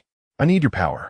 A day later, under Shirahoshi's command, hundreds of gigantic sea kings, each reaching thousands of meters, arrived at the seabed of Daughter Island. They worked together to push the massive turbine blades beneath the island. Huge electricity began to flow into the Titan. However, the charging speed was much slower than Yifan had imagined. Dozens of giant sea kings had already been working for several hours, and the charging progress bar of the Skynet had only reached 1%. This meant that even with dozens of giant sea kings working continuously, it would take about a month to fully charge this Titan. Yifan couldn't help but marvel at the technology of the Titan. It should be noted that the massive turbines hidden beneath Daughter Island are several times more exaggerated than the large hydropower station Yifan had seen in Long Country in his previous life. That large hydropower station could supply power to more than a dozen major cities. In other words, this not-so-large Titan, when fully charged, would be equivalent to the total annual power consumption of more than a dozen first-tier cities. In Yifan's previous world, there were no batteries or any means to store such a large amount of energy. At that time, the total number of batteries produced worldwide over 100 years could only store enough electricity for everyone to use for 3 minutes. Yes, after producing batteries for over 100 years, piled up in dozens of mountains, they could only maintain power for 3 minutes. And this Titan is merely a mech several dozen meters tall. Even if its entire body is filled with batteries, it can only be fully charged in a few seconds by these giant turbines. This shows the terrifying technology contained within this Titan. At that time, the blue planet was only a level 0, 7 civilization. In contrast, the predecessor of the pirate world, the world ruled by the gods, had already reached a technological level of 2.9 and was about to enter a level 3 civilization. The gap is even larger than the difference between human intelligence and that of rats. What kind of terrifying technology is hidden within the Titan is something Yi Fan cannot comprehend. Even if Vegapunk, who is hundreds of years ahead of the pirate world, would need decades or even 100 years of research to decipher the technology contained in the Titan. A month passed. Yi Fan was not in a hurry. He had a lifespan of 100,000 years, so he had plenty of time to contend with him. After handing over things to Empress Boa Hancock, Yi Fan left Daughter Island. Defeating him is not a simple matter. Aside from him's personal strength, there are also the 5 elders, the navy, and various powerful military forces. Since Yi Fan has embarked on the path of opposing him, he needs more allies. In the pirate world, besides the Giant Kingdom and Wano country, there are many other powerful forces. For example, several powerful dark forces in the world, such as Morgan's, the king of Lone Shark's Field, and the shipping king Amit, are all forces that Yi Fan can rally. However, Yi Fan did not plan to approach them first. Morgan's has been secretly supporting Luffy, and he clearly has hidden secrets. Perhaps he and Shanks, Rayleigh, and others are in cahoots. Field, the king of Lone Sharks, and Umit, the shipping king, have taken advantage of the celestial dragons, enjoying massive annual revenues in berries. Such people are actually beneficiaries of the celestial dragon system. Relying on them to deal with the celestial dragons is obviously unrealistic. Yet there is one powerful figure in the dark forces who is also filled with hatred for the celestial dragons, just right to recruit as his subordinate. This person is the Golden Emperor. He was originally a slave of the celestial dragons, and after his lover was killed by them, he harbored intense hatred for the celestial dragons. However, after obtaining the gold fruit and establishing Golden City, he enjoyed the most luxurious life in the world. He actually abandoned his hatred of the celestial dragons and became a money-making tool for them. Chapter 204, Return to Golden City.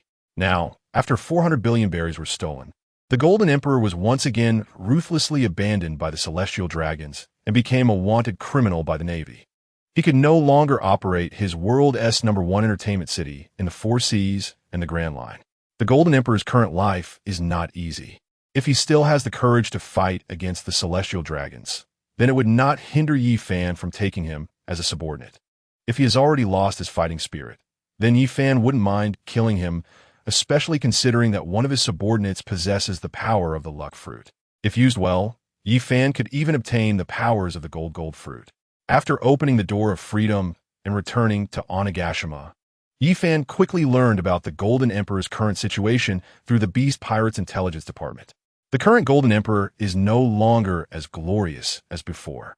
After losing the protection of the celestial dragons, they can no longer sail freely across the 4 seas and the Grand Line. The result is that they can now only struggle in a corner of the New World. The richest territories in the New World have already been completely divided by the 4 emperors. They can only accept some crew members engaged in maritime trade near Doflamingo's territory. The once 10-kilometer Golden City now has less than 2 kilometers left. The quantity and quality of customers have sharply decreased. Previously, even the poorest pirates would rob and have hundreds of thousands of berries. Now, the customers are crew members of merchant ships, many of whom board Golden City with only a few hundred berries in their pockets. After all, the main wealth of merchant fleets is in their cargo. Occasionally, some extravagant ship owners cannot spend recklessly like pirates. The current Golden City can no longer be considered the world's #1 entertainment city. It is merely a small force struggling to survive in the New World, because it is located near the Don Quixote family's waters. The Golden Emperor still has to pay a lot of taxes to Doflamingo. In the past, he would never have tolerated such things. However, now that his gold fruit has not yet awakened, he can only achieve a giant state. In the New World, he is truly not considered a strong fighter. Many powerful pirates have the qualifications to suppress him. He can no longer easily squeeze every berry from the pirates as he did in the 4 seas and the Grand Line. Many strong pirates have used their advanced observation haki to treat Golden City as an ATM, while the Golden Emperor has no way to counter this. His strength is equivalent to that of a pirate with a bounty of around 500 million. There are too many powerful pirates in the New World who surpass his strength. After Yi Fan learned the location of Golden City, he immediately used the Door of Freedom to arrive there, covering the entire Golden City with observation hockey. He saw the luxurious hall made entirely of gold. The Golden Emperor, Gilder Tetsuro, is no longer the handsome middle-aged man he once was. With a scruffy beard and a disheveled appearance, he looks utterly dejected. He has completely lost the courage to become a strong fighter. It seems that finding a powerful pirate is not an easy task. A pirate who has lost his fighting spirit becomes even weaker and can never become a strong figure on the sea again. For example, the Golden Lion, Sand Crocodile, and Gecko Moria, when they lose their fighting spirit, even their armament hockey will fade. The current Golden Emperor has completely lost his fighting spirit. Yi Fan can sense that even if he could achieve the giant state with the gold fruit, he can no longer do so. In that case, let us take away his gold fruit ability. The power of the gold fruit would greatly enhance Yi Fan. First, gold is conductive and can complement Yi Fan's thunder fruit ability.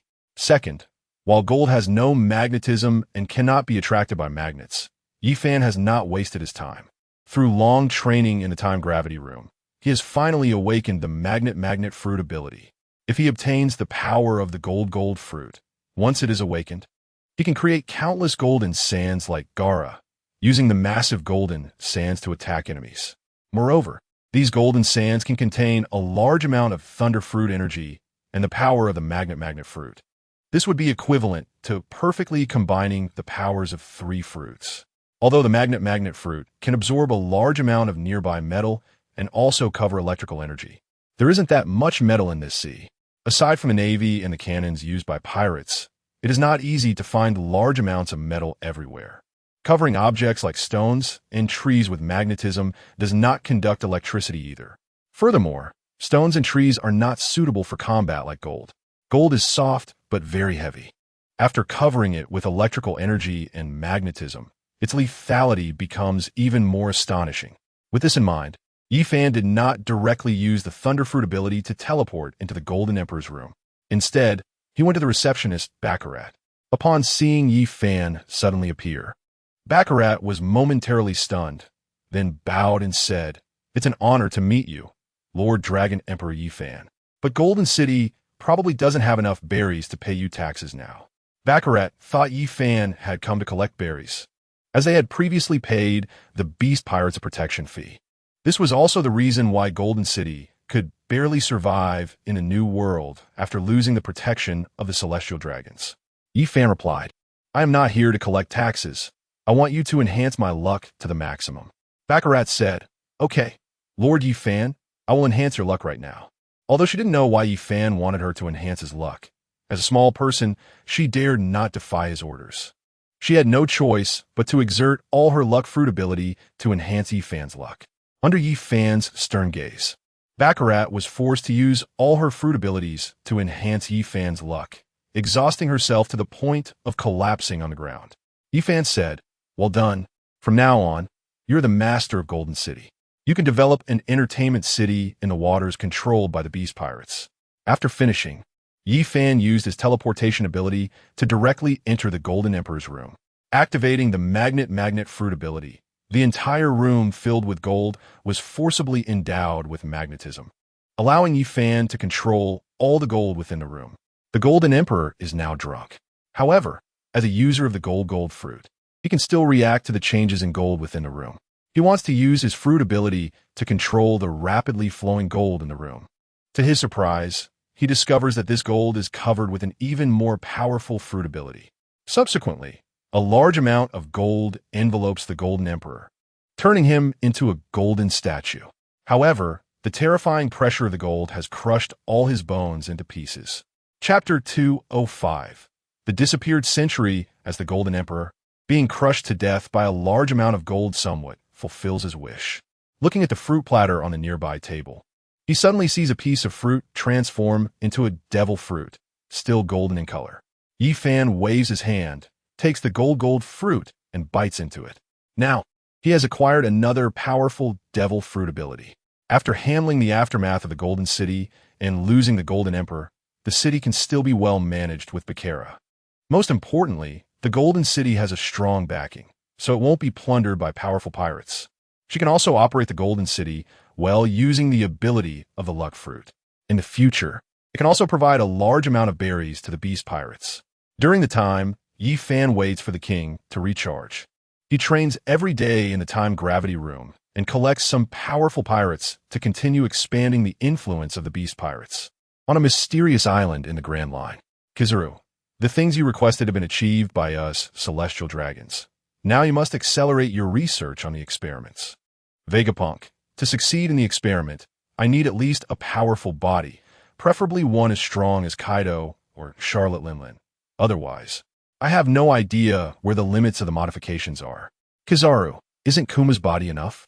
Vegapunk, Kuma has already become a complete modified being, but he clearly still falls far short of the terrifying level you refer to as the king. The gap is too large. Kizaru, even the current Kuma must at least possess Emperor-level combat power, right? Vegapunk, no, he's still a bit lacking. The weapons you provided us cannot be fully integrated into his body.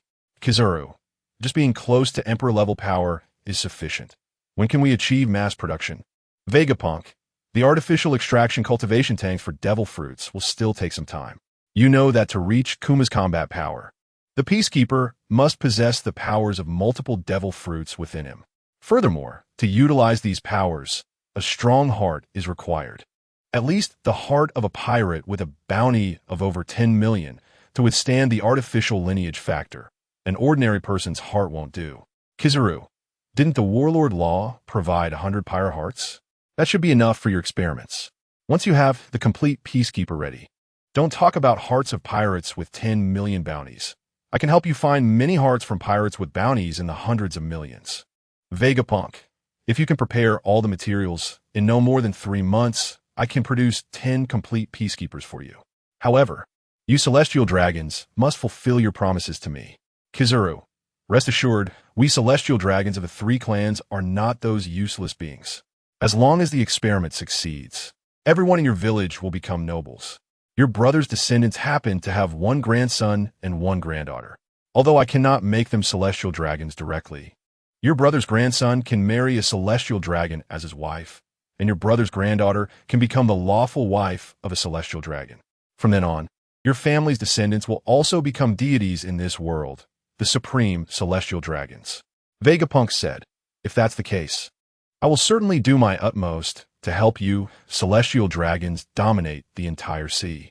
Kizaru, don't worry. As long as you complete these technologies, we celestial dragons will provide you with everything you desire. After saying that, Kizaru left the laboratory. Vegapunk on the surface was conducting new experiments on the remaining equipment of the future technology kingdom. However, internally, he was filled with anxiety. He had no idea what was happening outside. The Freedom Alliance led by Dragon should not be putting such immense pressure on the celestial dragons at this point in time. Even if I wanted to buy time, I can no longer do so. The celestial dragons, for some unknown reason, appear to be extremely anxious.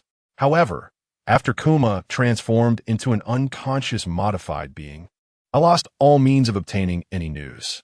Moreover, the celestial dragons actually gave me these devices that have surpassed the technology of the future technology kingdom. These terrifying technologies, even at the peak of the future technology kingdom, would still lag behind these technologies by thousands of years. How did these celestial dragons acquire such terrifying technologies from a country I have never heard of? How could a kingdom that has mastered such technology be defeated by the celestial dragons? Vegapunk's heart was filled with doubts. However, if he did not comply with the celestial dragon's orders to research the complete Peacekeeper, the celestial dragons would use the power to extinguish the light. Such a cruel act would not be allowed to happen by the kind-hearted Vegapunk. Extinguishing the light looks similar to an ordinary person blowing out an oil lamp. However, only a few know the horror represented by these 4 words. It means erasing the entire history of the world. That is, the history of the disappeared century. For a planet that already has various civilizations and a unified script, how can a century of history be turned into a blank? The reason is simple. Kill all the people over the age of 7 on this planet. In that way, writing, civilization, inheritance, etc. will all be erased. This is the truth behind extinguishing the light and the disappearance of 100 years. Killing all who can transmit civilization and information means that no one will know the history that happened during that time. Extinguishing the light means extinguishing the flame of civilization in the pirate world. Faced with such a threat from the celestial dragons, Vegapunk can only compromise. This kind-hearted old man, who is at least 500 years ahead of the world in technology, the god of technology in the pirate world, who wholeheartedly wishes to use technology to change people's lives and make everyone live happily, is forced to research terrifying weapons to meet the demands of the celestial dragons. His heart is filled with helplessness, but in the end, he can only compromise. Vegapunk can only strive to buy time. After several tests, the celestial dragons allowed him to delay for at most another 6 months. Vegapunk has actually mastered the complete production plan for the lineage factor. However, he still insisted on needing the hearts of powerful pirates just to buy more time. Little did he expect that a pirate named Law would seek to become a warlord.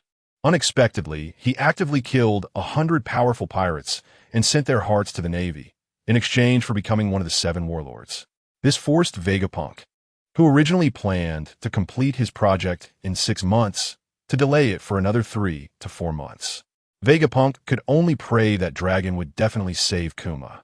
Chapter 206, The Dark Horse Emerges. Kuma voluntarily becomes a cyborg.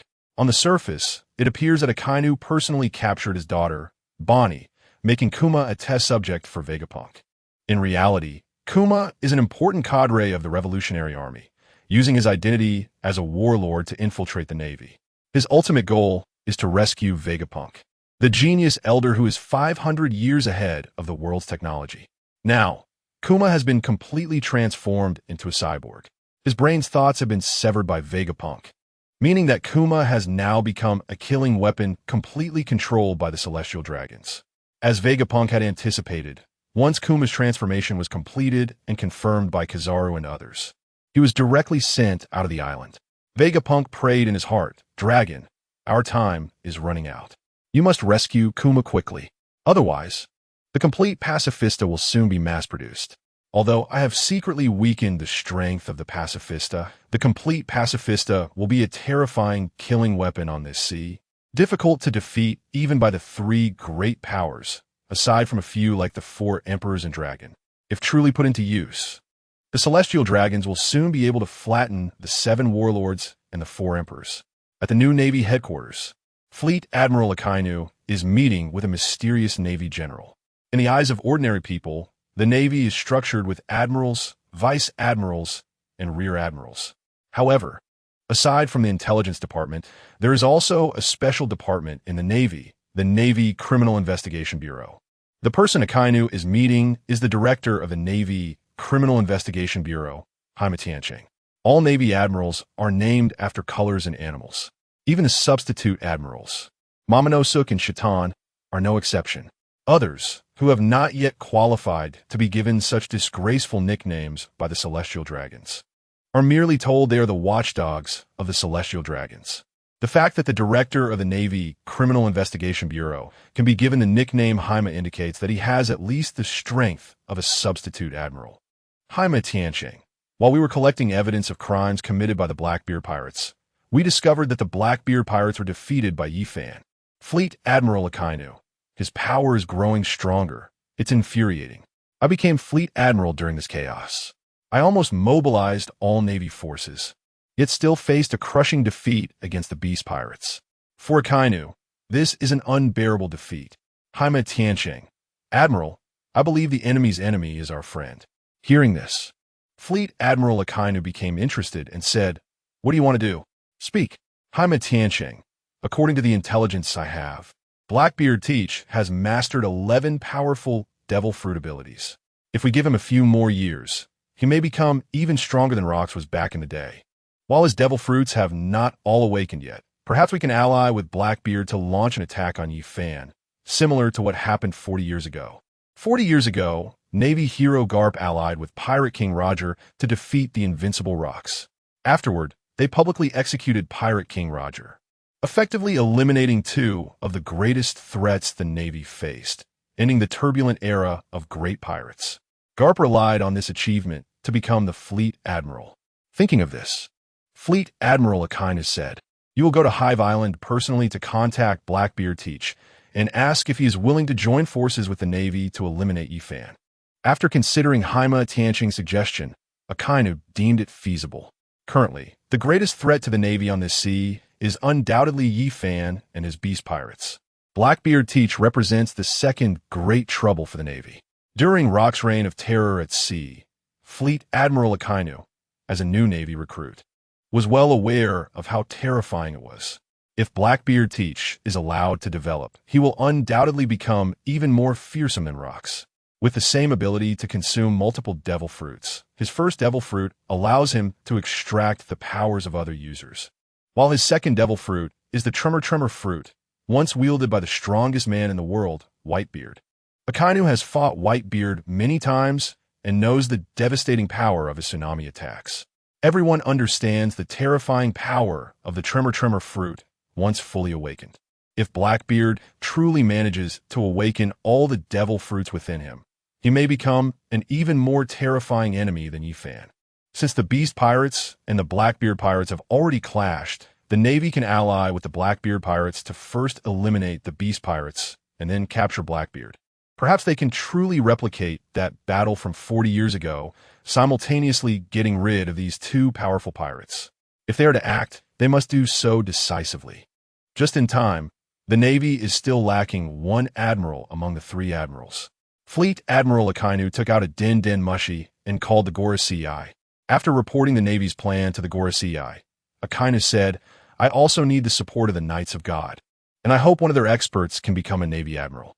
St. Mohanda, I approve of your plan. I will dispatch Captain Whitedeer to lead his team to join the Navy. From now on, Whitedeer will be a Navy admiral." The Knights of God are the true power controlled by the Gorosei. They are the strongest weapon held by the Gorosei and the Celestial Dragons. If CP0 is the shield of the Celestial Dragons, the Knights of God are their spear. They are stationed year-round at the Holy Land, Mary Geos, where the Celestial Dragons reside. To deploy the Knights of God, even the Gorosei must obtain approval from the heads of the Celestial Dragon families. Clearly, Fleet Admiral Akainu's suggestion has intrigued the Gorosei, and they have decided to deploy one of the Celestial Dragon's ultimate trump cards, the Knights of God. The Knights serving the Celestial Dragons have members with at least the combat power of a Navy Rear Admiral. The squad leaders possess combat power not weaker than that of substitute admirals, while the captains have the strength of Navy admirals. This is an elite force that can sweep away everything, at least before the Navy's great defeat. The five elders still believe that the Knights of God can destroy all enemies resisting the Celestial Dragons on this sea. However, with the rise of Yifan, Blackbeard Teach seems to be approaching the combat power of Rocks. They're also forced to use this power ahead of time. Chapter 207. The Knights of God. There are 4 Knight Orders in the Knights of God. The first 3 are loyal to one of the families of the upper 3 clans of Celestial Dragons. The last Knight Order is loyal to the 5 Elders. Their power is quite significant. Not only do they guard the safety of the Celestial Dragons, but they also have the authority to arrest illegal Celestial Dragons. For example, Doflamingo's father gave up his identity as a Celestial Dragon, wanting to live a peaceful life as an ordinary wealthy man. It was the 5 Elders who commanded Whitedeer to secretly force those oppressed by the Celestial Dragons to make Doflamingo's family suffer in a painful life. To dare to give up the identity of a Celestial Dragon is an unforgivable sin, especially for the 5 Elders. Although the Celestial Dragons hold the power to control the entire world, they also bear their responsibilities. Using the extinguishing of the flame does not come without a price.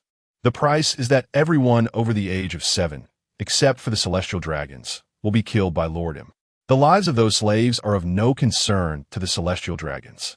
Rather, it is about eliminating so many people. The Noah's Ark does not have enough energy anymore.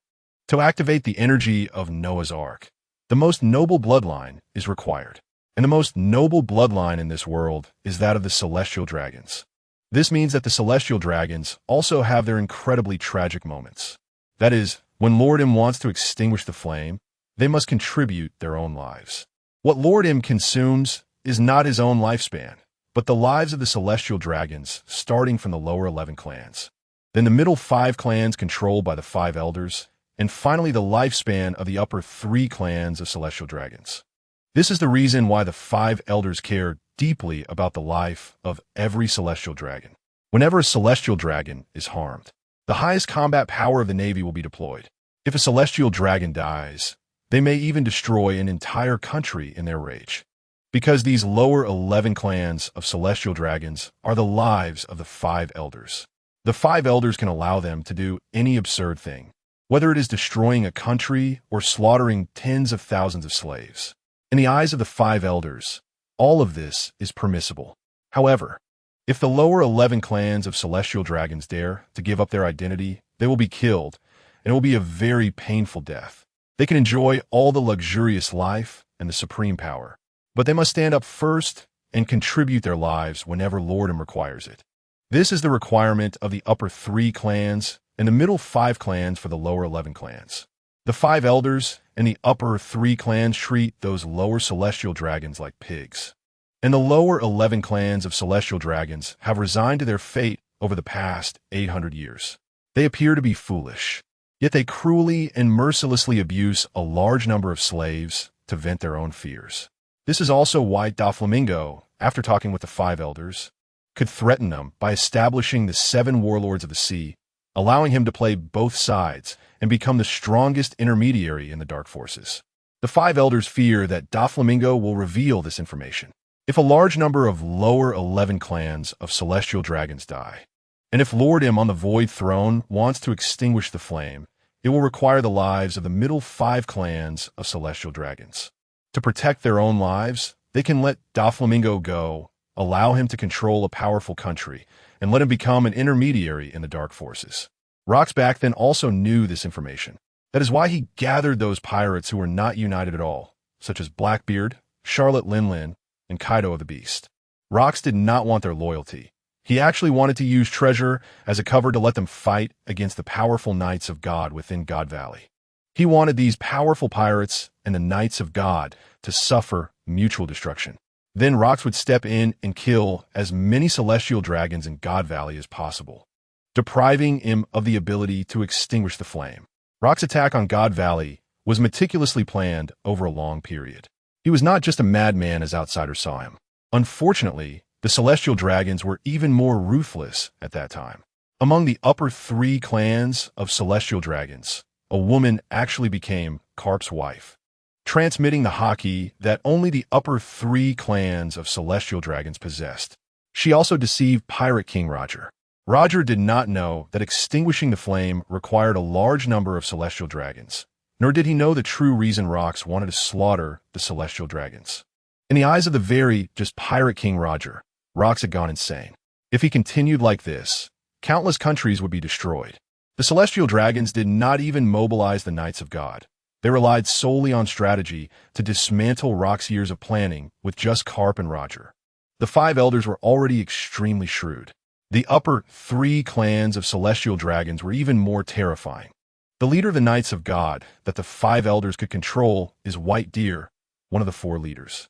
After receiving the order from the 5 elders, White Deer took his subordinates, only 22 knights, seemingly a very small number.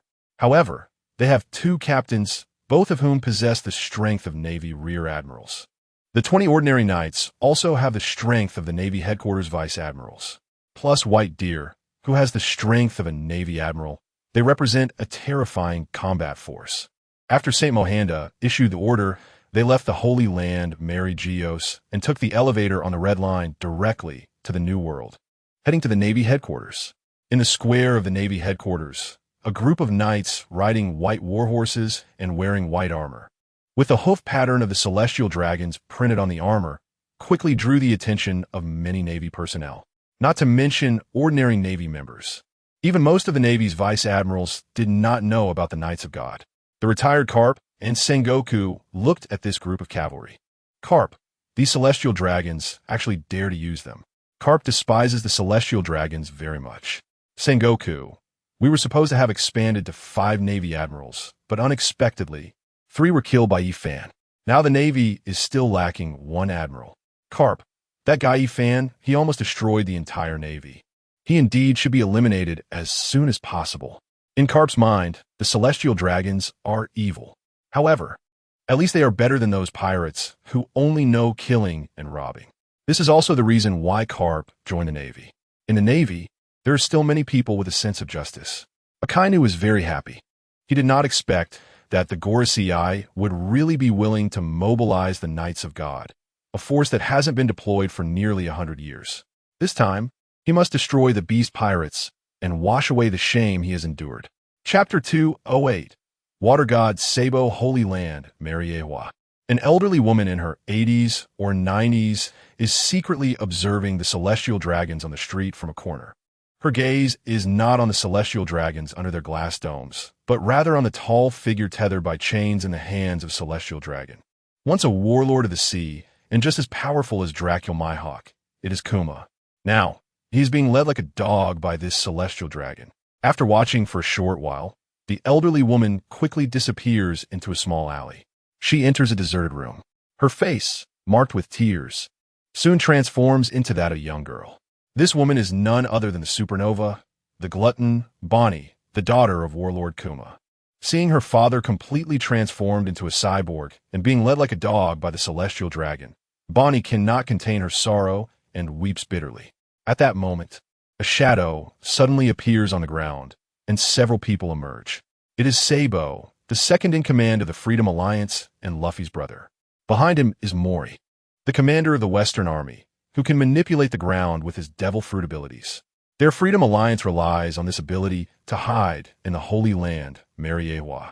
They initially came to assist Yefon in investigating the Celestial Dragon's treasure vaults. However, they did not expect to encounter Bonnie and Kuma shortly after completing their mission. The situation with Kuma is far worse than they had anticipated. They originally only wanted Kuma to participate in Vegapunk's experiment to establish contact with Vegapunk and ideally locate him to rescue this man, who possesses technology that is 500 years ahead of the world from the Celestial Dragons. However, this matter clearly exceeded the Freedom Alliance's expectations.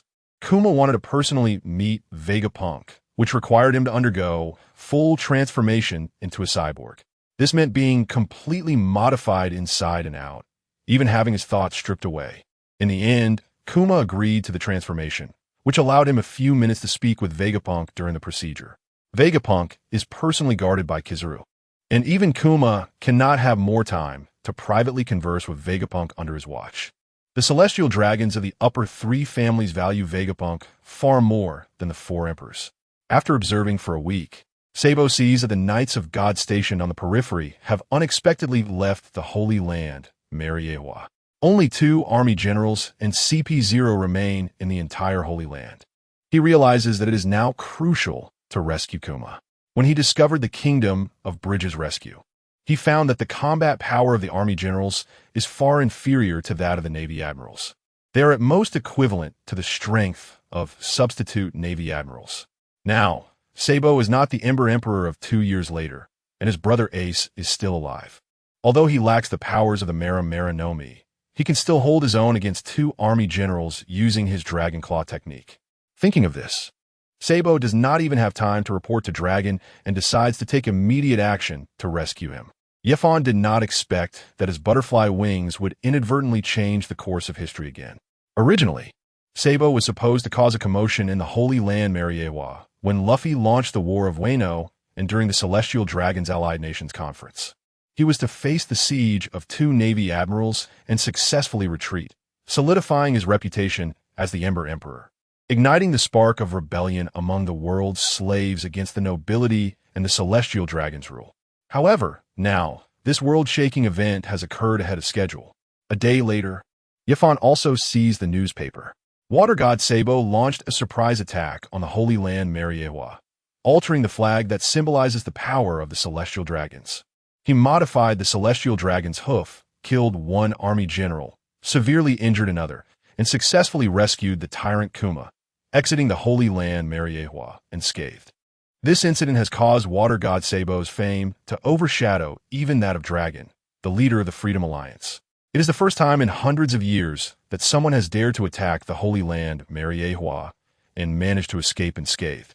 Whether in the Four Seas or the Grand Line, those who have been oppressed by the celestial dragons and the nobility, relying on terrifying taxes to maintain their rule, see hope in this news. In their eyes, the celestial dragons are no longer untouchable. The strongest hounds of the celestial dragons, the Navy, have been defeated by the beast pirates. Now, even the holy land of the celestial dragons, where the world's highest nobility resides, has been breached by members of the Freedom Alliance. On the seas, those who have long been oppressed by the celestial dragons and nobility are beginning to revolt. In a very short time, the entire pirate world has become frenzied. Within the celestial dragons' allied nations, there are numerous signs of rebellion. They carry the flag of water god Sabo, adorned with his likeness, and unrest begins to spread across the world. This is an era even more violent than the great pirate era initiated by Roger, ushered in by water god Sabo. Yet Yefon does not care about any of this. In his eyes, these are mere skirmishes. Even if all the allied nations have already broken free from the celestial dragon's control, the celestial dragons merely use their ability to extinguish flames. The actions of the Freedom Alliance will only accelerate the time when truly unleashes his power, which he cannot tolerate. Yefon pulls out the Din Mushi from his pocket and dials Dragon's number. Dragon, I have 2 matters to discuss with you today.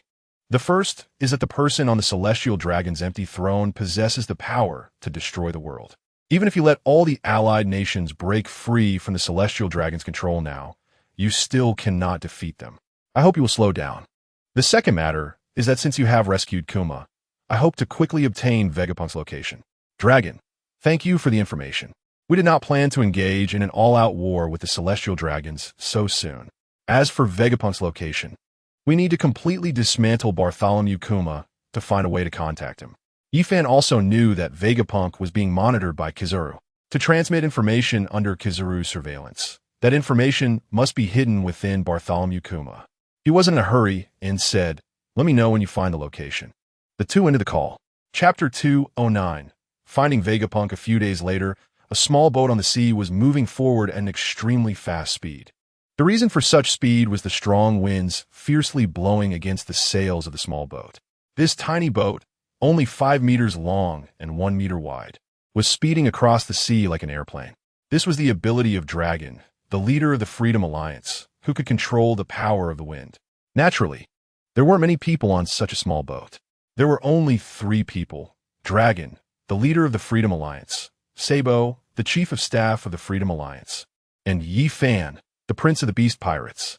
Having the 3 of the world's strongest individuals together on such a small boat was only possible because of Vegapunk, the old man who had advanced technology by 500 years.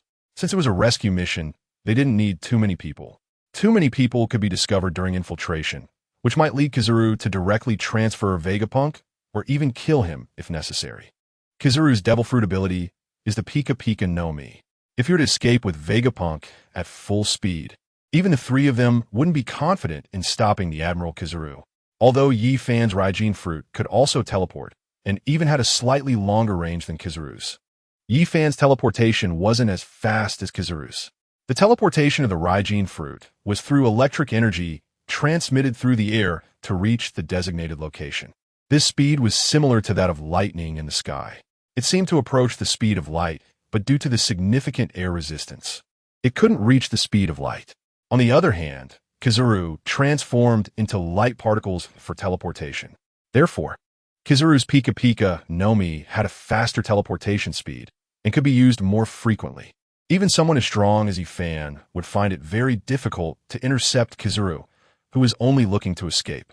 Thus, their operation this time was to infiltrate and rescue, rather than directly destroy the island and then rescue. They could only successfully rescue Vegapunk if they protected him before Kizaru discovered them. This is why other commanders of the Freedom Alliance did not participate, and Yifan did not deploy the top experts from the Beast Pirates. The small boat they specifically chose was to stealthily infiltrate the island. Suddenly, a storm arose on the sea. This was very normal weather on the Grand Line. In fact, it was not unusual for a massive tsunami dozens of meters high to suddenly appear on the Grand Line. In the pirate world, except for the relatively stable climate of the Four Seas, which is similar to Blue Star's climate. The climate in the Doldrums, Grand Line, and New World is extremely extreme. However, when Kizaru saw such a storm mixed with strong winds and heavy fog, he smiled and said, "Take Mr. Vegapunk to the safety capsule." Several members of the God Knights immediately brought Vegapunk to a mysterious device. It was a small room made entirely of metal, resembling an astronaut's capsule, barely able to fit one person inside. This device was indeed a rocket. If Kizaru could not guarantee Vegapunk's safety, he would launch this rocket targeting Mary Geos. Clearly, they had prepared in advance for Dragon's arrival. In a dark room, CP0 agents were in the corners of the room. They used their abilities to ensure that the room was not detected by observation hockey. Inside the room, apart from these CP0 agents, every person was a terrifying powerhouse. Blackbeard Teach, Shiryu of the Rain, Admiral Akainu, Admiral Fujitora, Admiral Greenbull, and the head of the Navy Criminal Investigation Bureau. Black Horse Tiansheng, along with Admiral Kizaru, who was on the island as bait. There were 7 powerful figures on the sea in total. Additionally, there were 10 complete pacifists on the island. This was a perfect trap, a terrifying force that could wipe out any pirate crew. This plan had been devised by the Navy after Bartholomew Kuma was rescued by Sabo. The Freedom Alliance was indeed strong, but the real top combat power was only 2 people, Dragon and Sabo. Regardless of whether Yi Fan, who had close ties to the Freedom Alliance, would come to this island, as long as they killed Dragon and Sabo, they wouldn't suffer losses. In fact, if Yi Fan didn't come, they could take the opportunity to control Blackbeard Teach. Blackbeard Teach had agreed to the Navy's requests and naturally received numerous benefits, such as public recognition of his status as one of the 4 emperors and allowing the countries he controlled to trade directly with the Celestial Dragons, among other conditions. In exchange for his assistance in killing Yi Fan, the small boat did not land on the island. Sabo carefully confirmed the life card in his hand and said, "Vegapunk is on this island." After the doctors of the Freedom Alliance dismantled Kuma's body, they found this life card in his heart. This was the oldest tool for determining the location of friends in the pirate world. They didn't expect Vegapunk to use it as well. There were no advanced high-tech positioning instruments as they had imagined. Hidden within Kuma's body was merely a life card. It was this piece of paper, which had no technological content, that managed to evade Kizaru's detection. Dragon said, "I have confirmed that Admiral Kizaru is on this island, and there's also a squad of God Knights nearby. I will hold them off, and you and Sabo go rescue Vegapunk. As soon as you find Mr. Vegapunk, use the ability of the shambles to leave. Don't worry about me. I have the ability to retreat." The 3 quickly arranged their combat tasks. The small boat broke through the fog and quickly approached the island. In Yi Fan's observation hockey, the entire layout of the island had already been seen. It was a massive ship disguised as an island, allowing it to move across the 4 seas and the Grand Line, making it impossible for outsiders to determine the location of the island. As the 3 of them approached the island, their figures moved like lightning, directly jumping from a small boat to the island. Yi Fan and Sabo quickly moved through various cover towards the place where Vegapunk was being held. The dragon actively attacked the yellow ape. As long as he could entangle the yellow ape, no one on this island could stop Yi Fan and Sabo. The dragon's plan was very perfect. If it was just the yellow ape guarding this island, they could succeed easily. However, when several people walked out from the room in the shadows, the dragon immediately recognized it as a trap set against them. Nevertheless, even if it was a dragon's den, they had to venture in. Chapter 210. The 3 Great Disaster Fruits. Yi Fan said to Sabo, "You go save Vegapunk on your own. Without my help, the dragon can't hold on." Sabo's observation hockey was weaker than Yi Fan's. Just as he was about to say that leaving the yellow ape to the dragon was no problem, he saw several powerful figures emerging from the shadows. He no longer hesitated or concealed his presence, because this was a trap, and their little maneuvers were now pointless. Sabo rushed towards the laboratory with his fastest speed. He had to face the masters guarding Vegapunk alone. But going there was the simplest task. There were only a few enemies with Vice Admiral strength beside Vegapunk. Meanwhile, the dragon and Yi Fan had to face the siege of several Admiral-level experts. The longer he delayed, the greater the danger to the dragon and Yi Fan. He had no time to respond now and could only advance towards the heavily guarded laboratory with his fastest speed. Akainu, it's been a long time, Dragon. From the moment you defected from the Navy, I've wanted to capture you and imprison you in Impel Down. You won't escape today. In his younger days, Dragon was also an elite student of the Navy headquarters. Akainu and the Yellow Ape were his classmates. Even Dragon's wife was introduced by the Yellow Ape as a cousin back then. At that time, he did not know that his wife was one of the legendary celestial dragons, second only to I'm in power over the seas. Dragon, I didn't expect to be fighting you two old friends today. I won't back down. For the justice in our hearts, let's not hold back. Dragon's observation haki swept across the entire island. It seemed that there were indeed no admiral-level combatants within the island. Sabo should be able to handle it alone. Currently, Sabo had just obtained the powers of the Logia-type water fruit. His strength had not yet reached admiral-level combat capability. In the distance, Blackbeard exchanged a glance with Shiryu of the Rain. The latter immediately understood what was meant and disappeared into thin air. Seeing that Shiryu had vanished and that observation haki couldn't detect him, Akainu and the other Navy members were momentarily stunned before regaining their composure.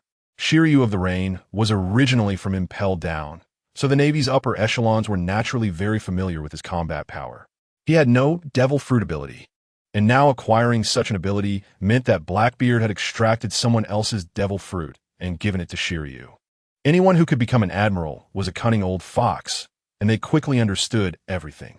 The Yellow Ape said, I didn't expect you to give Shiryu such devil fruit powers. Trying to use this ability to ambush Dragon and Yi Fan will be ineffective. I think Blackbeard, you want him to ambush Sabo, right? Blackbeard's intentions were discovered by the Navy, but he felt no embarrassment. When he learned that the island cooperating with the Navy was the one holding Vegapunk, he forcibly brought Shiryu here. Shiryu was undoubtedly a genius. His development of the transparent fruit ability far surpassed Absalom's. Not only could he turn himself invisible, evading observation haki, but he could also make others invisible. Blackbeard, of course, did not just want to kill Yi Fan. If he could take Vegapunk away, that would be best. Even if he couldn't take him away, relying on Shiryu's ability to infiltrate Vegapunk's laboratory and steal as much of the research results as possible would also be a very good thing. This was Blackbeard's intention. When the Yellow Ape pointed it out, he remained unflustered. If the Navy dared to turn against him at this moment, he would assist Dragon and Yi Fan, leveling the playing field in terms of combat power. So even if the Navy became aware of his objectives, Blackbeard was confident that they would still compromise with him. Blackbeard said, Shiryu against those two is certainly not effective, but secretly killing Sabo to protect Vegapunk's safety is still doable. Upon hearing Blackbeard's response, the Yellow Ape smiled and gave Dragon a knowing look. The Yellow Ape and Dragon had fought together in the Navy for several years. He was very familiar with Dragon's abilities and character. Akainu also immediately understood the Yellow Ape's meaning. After all, the three of them were among the top-performing elite Navy students of that batch. Akainu and the others remained still. Dragon made his move. With a single Dragon Claw technique, he directly clawed at the void. Subsequently, a bloody heart was grasped in his hand. It was Shiryu of the Rain in his transparent state. He could evade observation haki's perception, but he could not evade the wind. Losing his heart, Shiryu of the Rain astonishedly uttered his last words before dying. How is this possible? How could you find me? The Yellow Ape, Dragon's fruit ability, is the Logia-type hurricane fruit. As long as there is wind, no one can escape his detection. In this world, there are three powerful disaster devil fruits. The Quake fruit, representing earthquakes, the Magma fruit, representing volcanic eruptions, and the most terrifying disaster in these seas is the hurricane, which is Dragon's fruit ability. A hurricane is not merely strong winds. It also brings heavy rainfall and tsunamis. For island nations built on the sea, a hurricane is a terrifying disaster that can destroy multiple countries.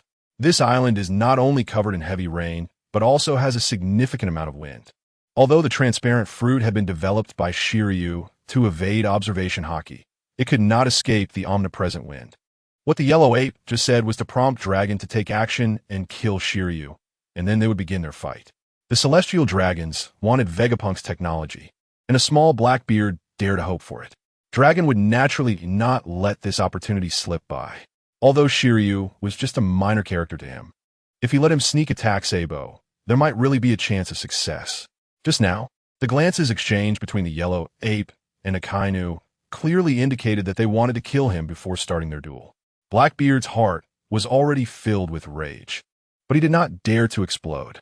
Now he is the only one left, while the Navy still has such a high level of combat power. If they turn against him, it's even possible that both sides will join forces to take him down. But the strongest subordinate of mine was killed by the Navy and the Free Alliance like this. I will definitely take revenge someday. I, Blackbeard Teach, will one day destroy the Navy, the Free Alliance, and the Beast Pirates all together.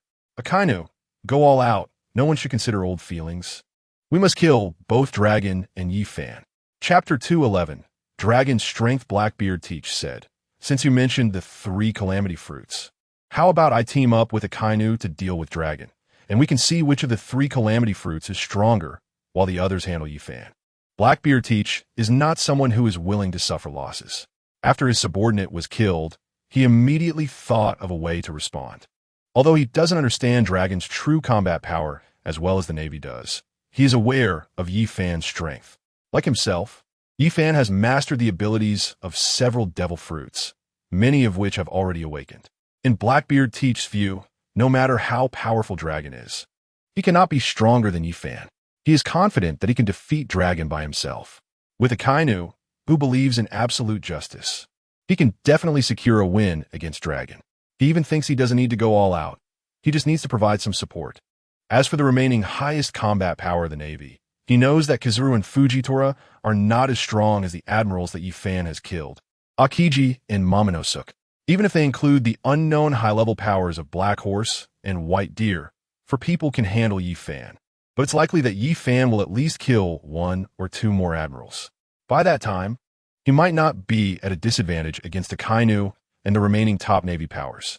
If Akainu wants to kill Dragon, even with his support, he will inevitably suffer serious injuries, and the combat power of the remaining Navy admirals is obviously weaker than his own. This is also a mistake in Blackbeard's intelligence. He doesn't know that among these people, the strongest is Kizuru, who is a celestial dragon from the upper 3 clans. This division of labor also aligns with the Navy's combat strategy. The only one capable of breaking through Yifan's defenses is Kizuru's celestial dragon haki. The other 3 are just providing support. In fact, in Akainu's heart, it would be best if both Kizuru and Yifan died together. Kizaru is a thorn in the Navy among the celestial dragons. In his eyes, the celestial dragons should enjoy their blessings in the Holy Land. A force like the Pacifist should be completely controlled by the Navy. Akainu, who believes in absolute justice, actually doesn't want to obey the celestial dragon's orders. Seeing Blackbeard Teach suggestion, Fujitora is now the leader of the Dove faction, and Admiral White Deer is a lackey of Kizuru and the 5 elders. As long as Black Horse Tiansheng does not get seriously injured in this battle, he is the only one who is a loyal subordinate of Akainu. The current Navy can be said to be riddled with holes. Akainu said, "Okay, I will join you in dealing with Dragon, and the rest will handle Yifan." After speaking, Akainu stepped out first. Massive fire. He actively launched an attack on Dragon. This is also a completely different personality from Sengoku. Just like Sengoku, who only acted at the last moment during the Marineford War, showcasing his admiral's demeanor. Akainu, when facing the enemy, will strike first. One is a general, and the other is a commander. Blackbeard Teach followed behind Akainu and launched an attack on Dragon. Tremor. The terrifying power of the Tremor fruit struck Dragon with a punch. The shockwaves of massive fire and tremor hit Dragon's body and immediately scattered it. Soon, Dragon's figure reappeared in the sky nearby. Akainu frowned. Even if the fruit ability awakens, it shouldn't be able to do this. Their attacks all covered haki, and simply relying on elementalization shouldn't be able to completely ignore their attacks. Akainu, I didn't expect you to master this kind of power, which exceeds the power of awakened fruit abilities. Dragon, since I want to overthrow the celestial dragons, I must understand how terrifying they are. Without mastering such power, how can we challenge the celestial dragons and restore freedom to all the slaves in this world? Yifan, who was nearby, also perked up his ears and listened seriously to their conversation.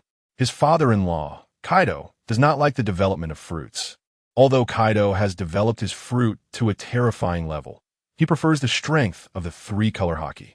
Perhaps Kaido is also deeply influenced by Pirate King Roger. Like red-haired Shanks, he believes that the three-color haki far surpasses the power of devil fruits. On the contrary, Dragon and Akainu are just the opposite. Their fruit abilities have been developed to the limit. They also revealed an important piece of information. After the fruit ability reaches awakening, there's a new form. Just think about it. Every time Luffy goes through a major plot, his fruit ability develops a new form. Luffy in Gear 5th is definitely not the end. So what is the ultimate form of the fruit ability? Akainu. Even if you master the domain, dreaming of defeating the celestial dragons is wishful thinking. Blackbeard Teach was secretly shocked. After awakening, there is actually a state called the fruit domain. Fan. So that's how it is. The domain is the ultimate form of fruit abilities. Whether it's permanently changing the terrain or transforming the surrounding matter into the attributes of the fruit after awakening. These are not the ultimate form of the devil fruit. The ultimate form is to merge oneself into the environment created by the fruit. This means that within a range of dozens of kilometers around this island, every gust of wind could be the body of Dragon. As long as the wind within Dragon's domain does not stop, he will not be hit or harmed. This is the most terrifying aspect of the Logia type. On this sea, it has always been said that Logia is the strongest, while Zoan is the weakest. But after entering the New World, every pirate has mastered haki, and the Logia type has become the weakest devil fruit, especially the Flame fruit. Any strong person can use the ability of flames, making the Zoan type appear extremely powerful. The strong physique of the Zoan type, combined with the three-color haki, can crush all other fruits. And today, Ifan finally witnessed the state of the Logia type developed to its limit, the domain. After the devil fruit is developed to its limit, it realizes its own domain. The Logia type then appears very powerful and terrifying. Even the joint efforts of Akainu and Blackbeard cannot touch Dragon's true body. This power is truly terrifying. This is Dragon's strength. The celestial dragons from the upper three clans also want to secretly ally with the terrifyingly powerful D clan. Dragon's current power has undoubtedly surpassed that of his father, the Navy hero Carp. At the same time, it has opened a new world for Yifan. It turns out that he can become even more powerful, mastering the abilities of multiple devil fruits. If he truly manages to enhance all the devil fruits to the level of a domain, he should have the capacity to defeat him. It seems that this trip today was not in vain. With his time gravity house, he believes that after spending hundreds of years, he can still develop the fruits to the level of a domain. The D-Clan's talent is formidable, and their bloodline is impressive. But with his advantages, what is there to fear? Chapter 212. Fruit Domain Blackbeard Teach. The domain cannot be activated as long as there is no wind nearby. Blackbeard Teach has always believed that his fruit ability is the most terrifying power on this sea. He never expected that this guy, Dragon, would develop his fruit abilities to a domain he had never considered. This is unforgivable. Blackbeard Teach, is the strongest person in the world regarding fruit abilities. With this thought, Blackbeard Teach launched his attack. Quake the sea. As Blackbeard Teach's words fell, the seawater around the island was shaken into the air, creating two massive tsunamis over 1,000 meters high, rushing towards the island. I will use seawater to cover the entire island's wind. Let's see how you still use your domain ability. Blackbeard Teach had a crazed expression. Dragon, suspended in the sky, simply extended one hand and waved it effortlessly. Hurricane Tornado. The winds over the entire island began to become incredibly violent. In just a brief moment, hundreds of gigantic tornadoes formed, colliding with the enormous tsunamis surrounding the island. A large number of tornadoes uprooted the trees on the island and flew toward the two massive tsunamis.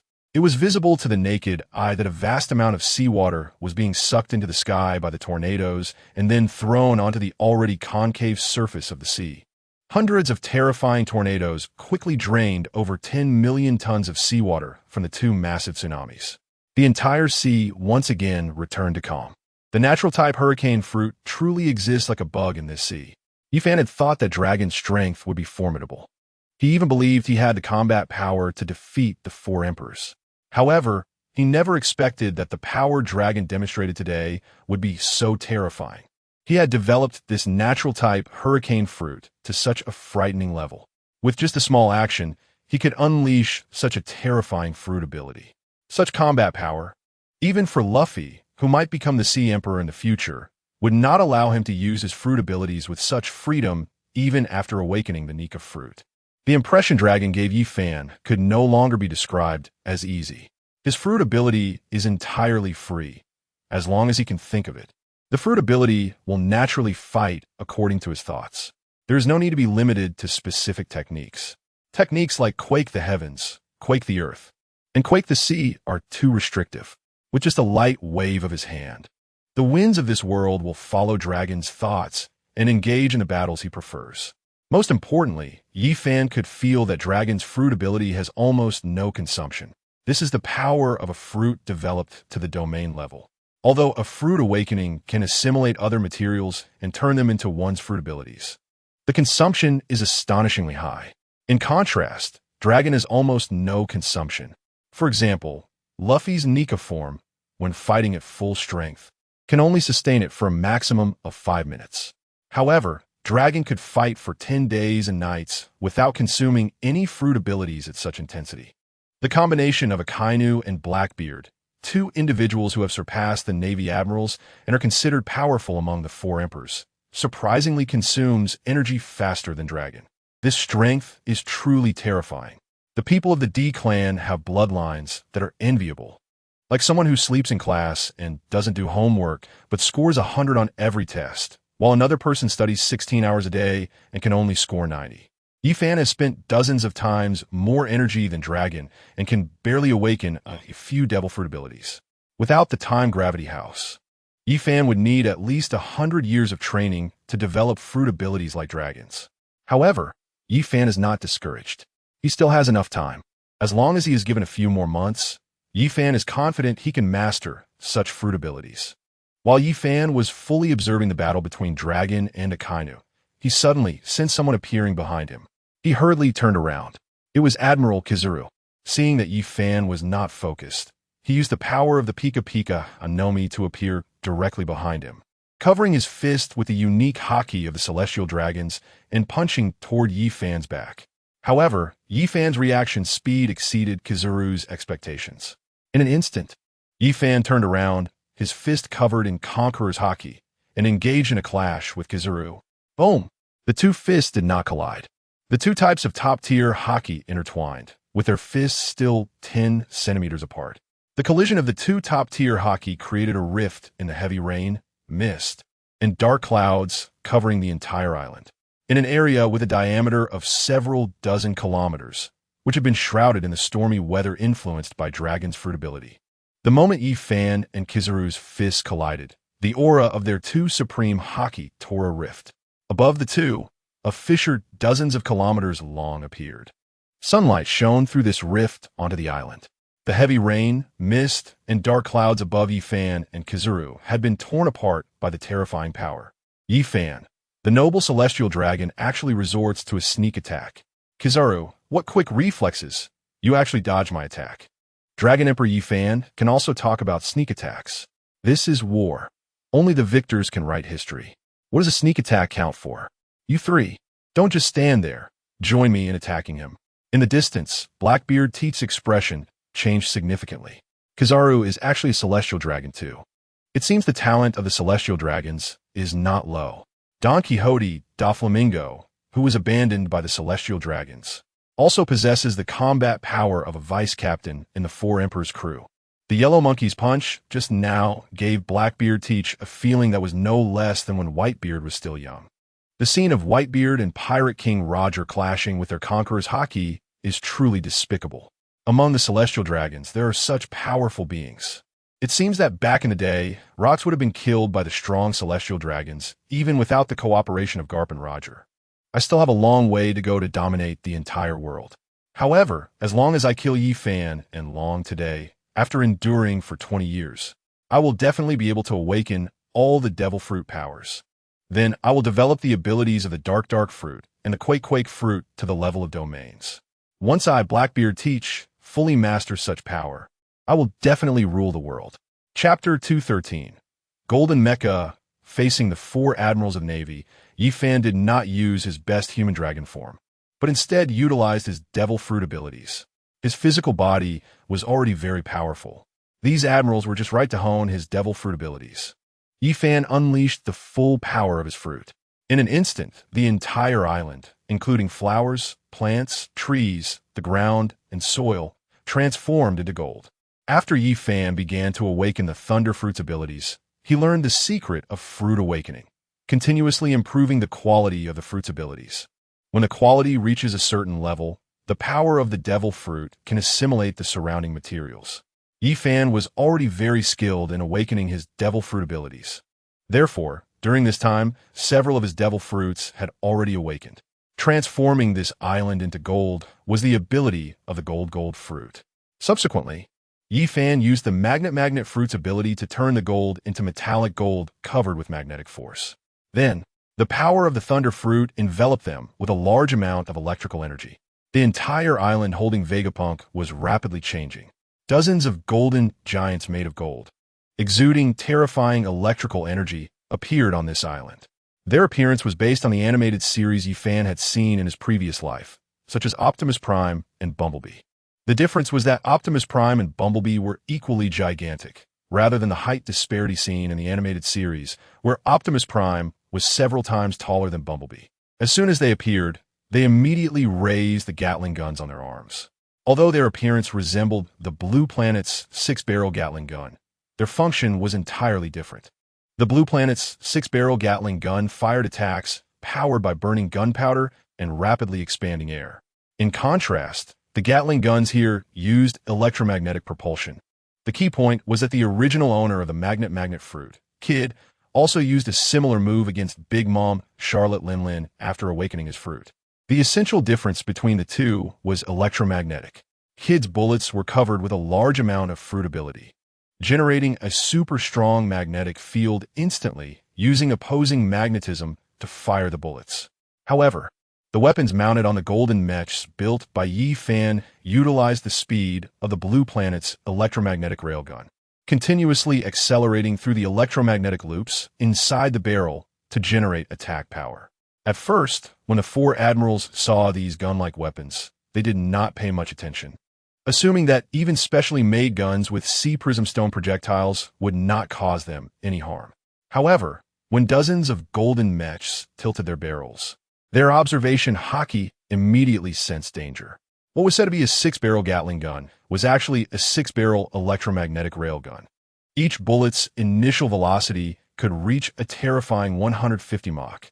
These bullets could directly fly to outer space over 100 kilometers away just by their own acceleration.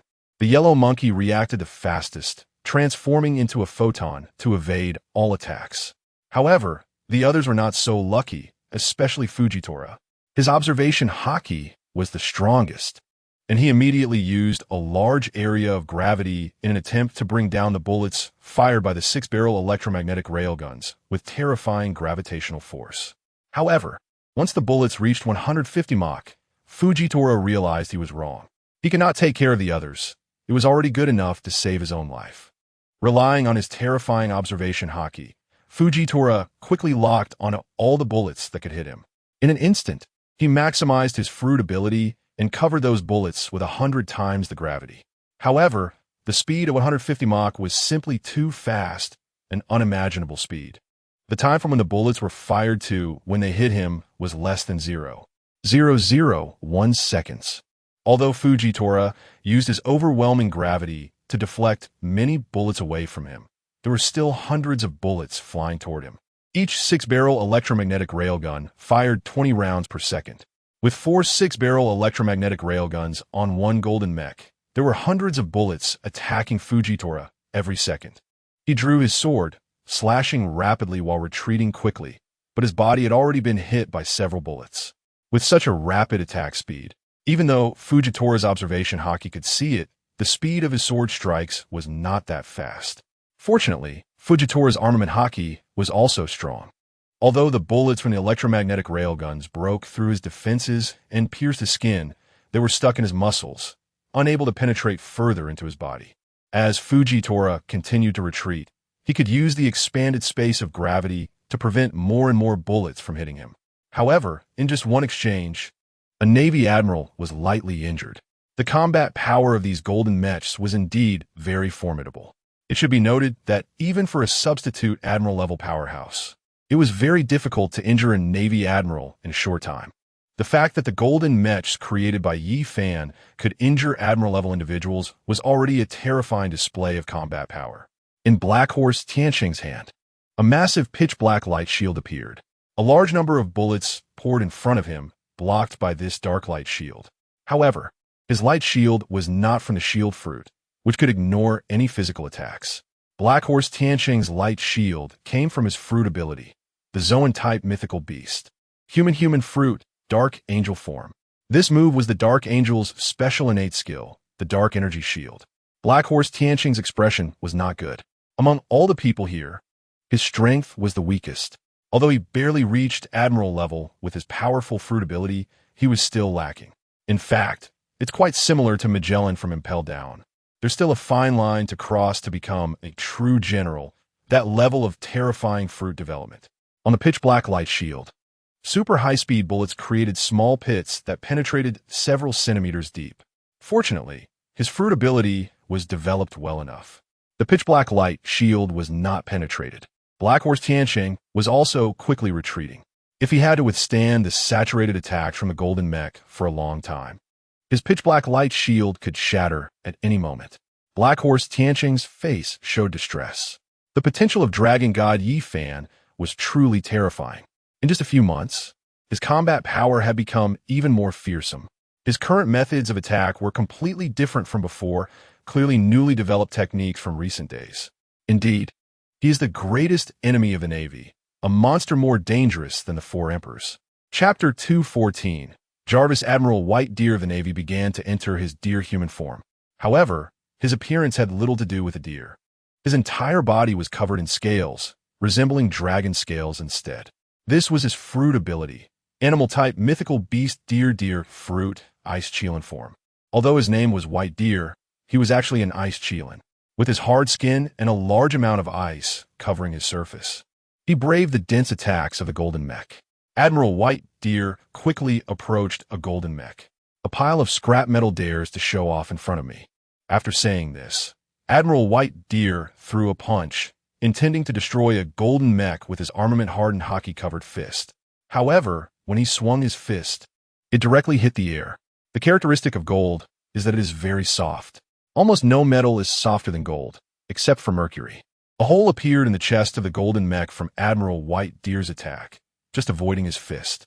At the same time, a large amount of electricity filled the entire hole in the chest.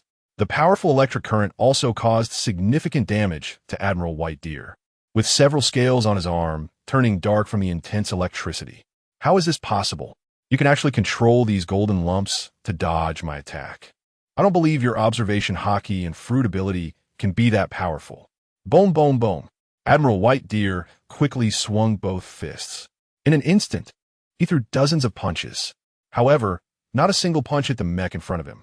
All were dodged by the golden mech, which removed the gold from the point of attack, leaving only the electrically charged cavity open. The one dodging Admiral White Deer's attacks was not Yi Fan's observation hockey. For example, the Biscuit Warrior from the Three Admirals had a very slow reaction speed. Even Luffy could easily dodge the Biscuit Warrior's attacks and use his agility to attack it. The reason is that the controller's observation hockey, after perceiving the opponent's attack, still needs to transmit their perception and commands back. This creates a delay in time. For powerful beings like them, even a millisecond delay seems too slow. Unless Yi Fan's observation hockey and reaction speed were more than 10 times that of White Deer, such operations would be possible. But how could that be? Admiral White Deer is the highest combat strength. Surpassing him by 10 times in observation hockey and reaction is impossible. Even Pirate King Roger, who has awakened his observation hockey to hear the voices of all things, cannot do that. How could it be? How could it be? Even if you could foresee the future, you wouldn't be able to dodge my attack. Admiral White Deer felt humiliated. If he were attacking Yi Fan and being toyed with by his fruit ability, that would be understandable. After all, Yi Fan's observation hockey had only reached the level of encountering the future, far from hearing the voices of all things. However, He was currently attacking merely the metal soldiers created by Yi Fan using his fruit ability. How could the gap be so enormous? Because he didn't know that these golden mechs were not actually controlled by Yi Fan. During this time, Yi Fan had acquired 3 plot points. He changed the storyline of the Giant Kingdom, obtained the great treasure Heavenly King, and caused the Sea King Princess Shirahoshi to awaken early. This ability was one of the plot points obtained from the lottery. This time, it was not a skill, but Jarvis from the Iron Man world, an advanced artificial intelligence. Without obtaining Jarvis, Yi Fan would not have been able to create these more than 10 golden mechs. The reason is simple. These things might still have some effect in battles at the level of the 3 admirals, as not everyone can awaken observation haki. Just like the battle between Luffy and the Biscuit Warrior was also very challenging. However, at the level of an admiral, that basically possess the following abilities. At least the awakening of basic observation haki to foresee the future, at least the fruit ability developed to awakening, and at least the armament haki that can achieve internal destruction, known as flowing cherry. These are the basics of combat power at the admiral level. If it were at the level of the 4 emperors, there would be an additional requirement of conqueror's haki for entangling attacks. In battles of such a level, the attack methods of Biscuit Warriors are as laughable as children's toys. They cannot attack the enemy or evade the enemy's attacks. Occasionally, they can serve as a shield. And that's about it. However, with the advanced artificial intelligence Jarvis, everything was different. The ultra-high-tech algorithms and enormous computing power under Jarvis's control meant that even the attack speed of Admiral White Deer was far from the limit of Jarvis's computing power. This was why these golden mechs could easily evade Admiral White Deer's attacks. Kizaru reverted from elementalization back to human form and immediately issued the command to attack. On the island, 10 peacekeepers modified by Vegapunk stood in front of several Navy admirals. They opened their huge bare paws, activating the abilities of the Machi Machi fruit, directly deflecting the high-speed bullets flying everywhere. At the same time, their eyes emitted 2 lasers, starting to attack these golden mechs. This was the complete form of the peacekeepers. They no longer only had eyes with Kizaru's shining fruit genetic factor. Their paws also possessed the power of the tyrant's meat fruit, able to deflect enemy attacks. The most terrifying aspect was that the fruit abilities of these peacekeepers had been developed to a very high level. This was the core of Vegapunk's research all along. The Celestial Dragons hoped that Vegapunk could at least replicate the most advanced cyborgs of the future technological kingdom. Based on this, it would be best to have the powers of multiple devil fruits. Vegapunk initially extracted Kaido's fruit ability to create the devil fruits. He deceived the Celestial Dragons by saying he had failed. However, when Yefan also possessed the same devil fruit ability, the Celestial Dragons naturally realized that Vegapunk had succeeded. Vegapunk, feeling helpless, produced a large number of bloodline factors containing fruit abilities. The experimental targets shifted from the captured Beast Kaido to Bartholomew Kuma and Admiral Kizaru. The lasers fired by the pacifistas actually come from Kizaru's Pika Pika no Mi ability. By using Kizaru's bloodline factors as the cultivation target, they were able to create abilities that allowed the pacifistas to have the attack power of the Pika Pika no Mi. Their palms embody the power of Kuma's Nikyu Nikyu no Mi, and it is even the awakened ability of the Nikyu Nikyu no Mi. Although they are not yet capable of developing abilities as terrifying as Kuma's, they can easily repel attacks using the Nikyu Nikyu no Mi. Chapter 215. Technological Duel. Each of these 10 pacifistas has 10 hearts. These pirate hearts belong to pirates with bounties ranging from 10 million to 30 million berries. On the Grand Line, they're all captains of their own pirate ships. Law, in order to obtain the position of Warlord of the Sea, has worked hard, killing 100 pirates in succession. Using his Ope Ope no Mi ability, he extracted their hearts, maintaining their vitality. Such a method is something that ordinary people truly cannot achieve. An admiral could easily kill 100 such pirates, but it is impossible to keep their hearts alive and install them on the pacifistas. In fact, these hearts are merely Vegapunk's delaying tactic. His true strength now allows him to directly attach bloodline factors to weapons. For example, he can endow various famous swords with devil fruit abilities without needing artificial devil fruits. He just needs to extract bloodline factors and cultivate them. The need for a large number of powerful pirate hearts is merely to buy time. Unexpectedly, the Navy directly found Law and had him use his Op no Mi to extract hearts, easily meeting Vegapunk's needs. However, Vegapunk played a little trick. Originally, one heart could only use one bloodline factor, but Vegapunk used 3 hearts to utilize a single bloodline factor. Currently, the pacifistas possess only 3 types of fruit abilities. One is Kuma's Nikyu Nikyu no Mi ability, one is Admiral Kizaru's Pika Pika no Mi ability, and the last one is Akainu's Magu Magu no Mi ability. Vegapunk has essentially stripped the Navy Admiral of his resources, utilizing 100 pirate hearts and 3 powerful fruit abilities to create 10 pacifistas. This was originally Kizaru's trump card. The current pacifistas are far stronger than during the Marineford War. The Marineford War could only deal with pirates who couldn't even master hockey. Someone of Hancock's caliber could easily defeat 100 pacifistas alone. Now, possessing 3 fruit abilities, especially the Nikyu Nikyu no Mi ability, has made the pacifistas no longer fear ordinary hockey attacks. The Nikyu Nikyu no Mi ability allows them to directly rebound attacks from opponents and even bounce back damage they receive. It can be said that it is a very powerful fruit ability for both offense and defense. Before arriving on this island, these 10 pacifistas had already caught Yefon's attention. Under Yefon's Byakugan investigation, he could clearly see that the internal structure of the pacifistas was completely different from that during the Marineford War. Each pacifista has 10 hearts that are still beating rapidly. If it were the original storyline at the Celestial Dragon meeting a year later, all the kings of the major allied countries would call upon the other allied country kings to vote to abolish the warlords of the sea. At that time, the Navy, having gained a mass production of Vegapunk's new weapons, would decide to replace the warlords of the sea with these new weapons.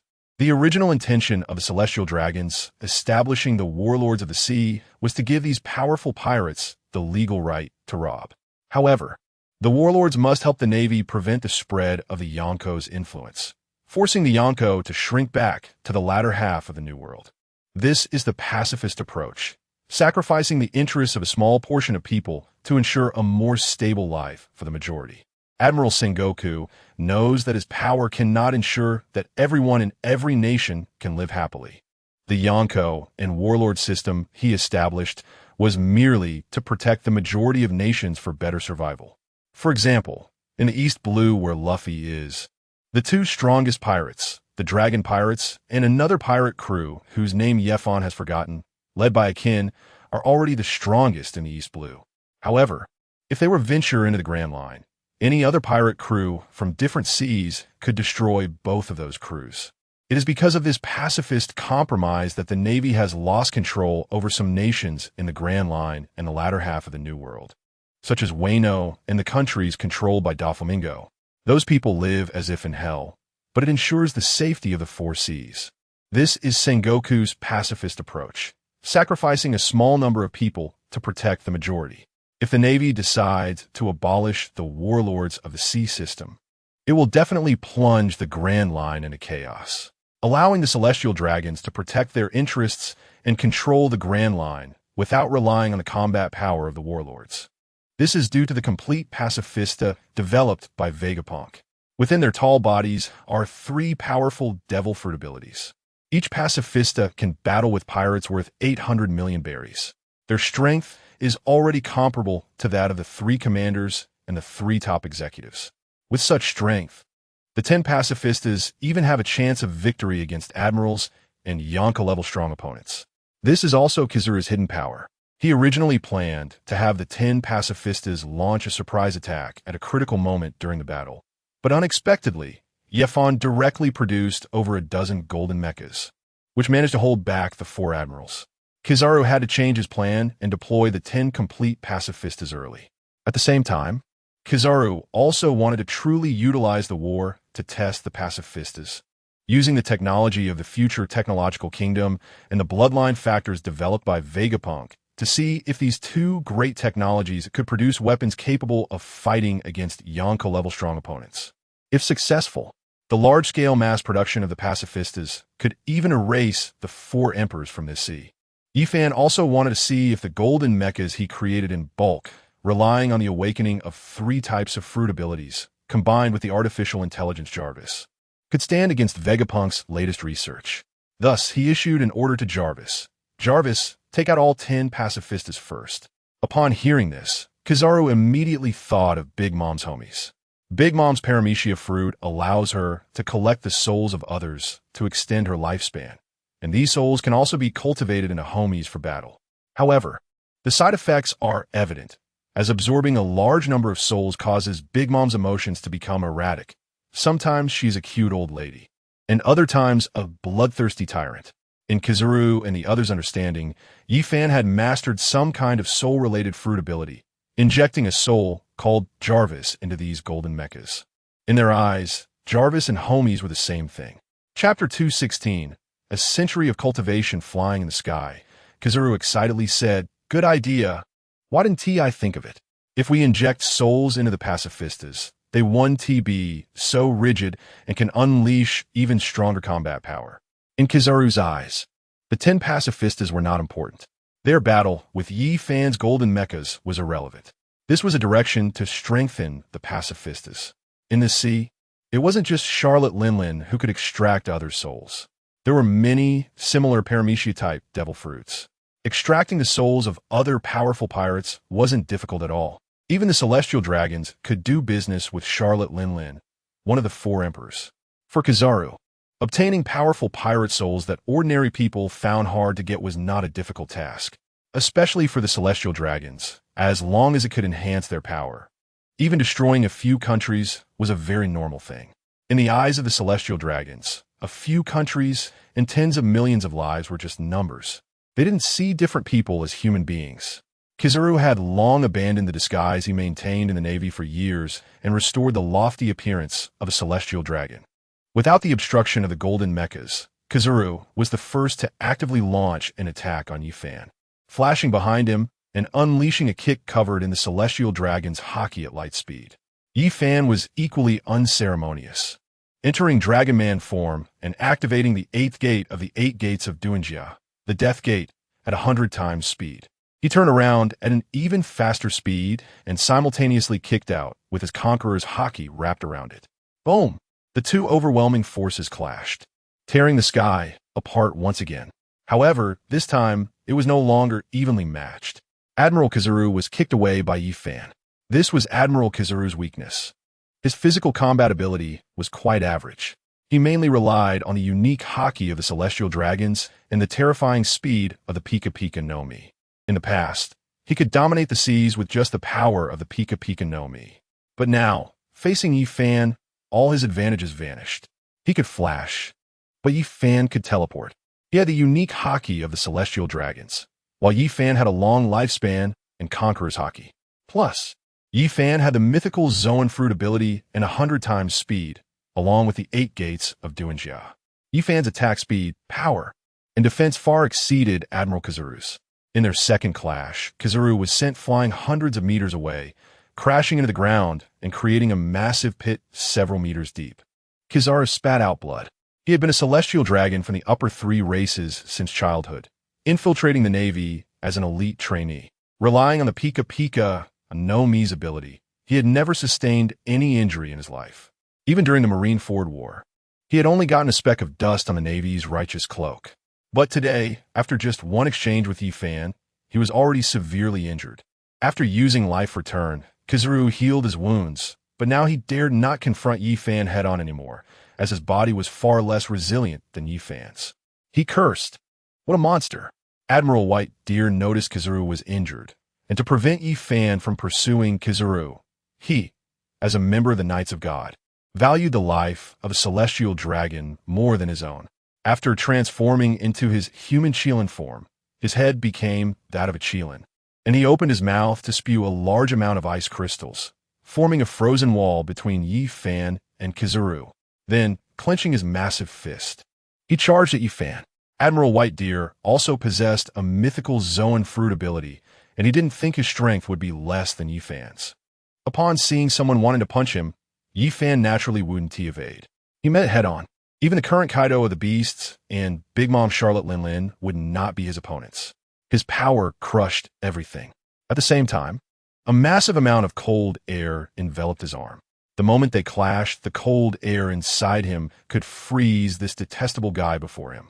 Watching Admiral White Deer with such naive thoughts, Yi Fan found it very amusing. His wife Yamato also possessed a powerful form, which was quite similar to White Deer's Ice Chillin' fruit ability. Yi Fan and Yamato often sparred, not just in direct exchanges, but even in battles involving burning ivory clams and freezing abalone. Such a degree of icy aura thought to harm him? What a dream. He didn't even need other fruit abilities. Just the animal type, mythical Zoan, fish fruit, purple dragon form, contained various natural abilities such as fire and wind blades. As Admiral White Deer approached, a ball of blazing fire suddenly appeared on Yi Fan's fist.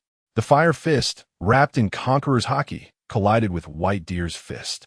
He immediately sensed a terrifying force that almost shattered every finger on his hand. What terrifying power! The flying Admiral White Deer was left with only this thought in his mind.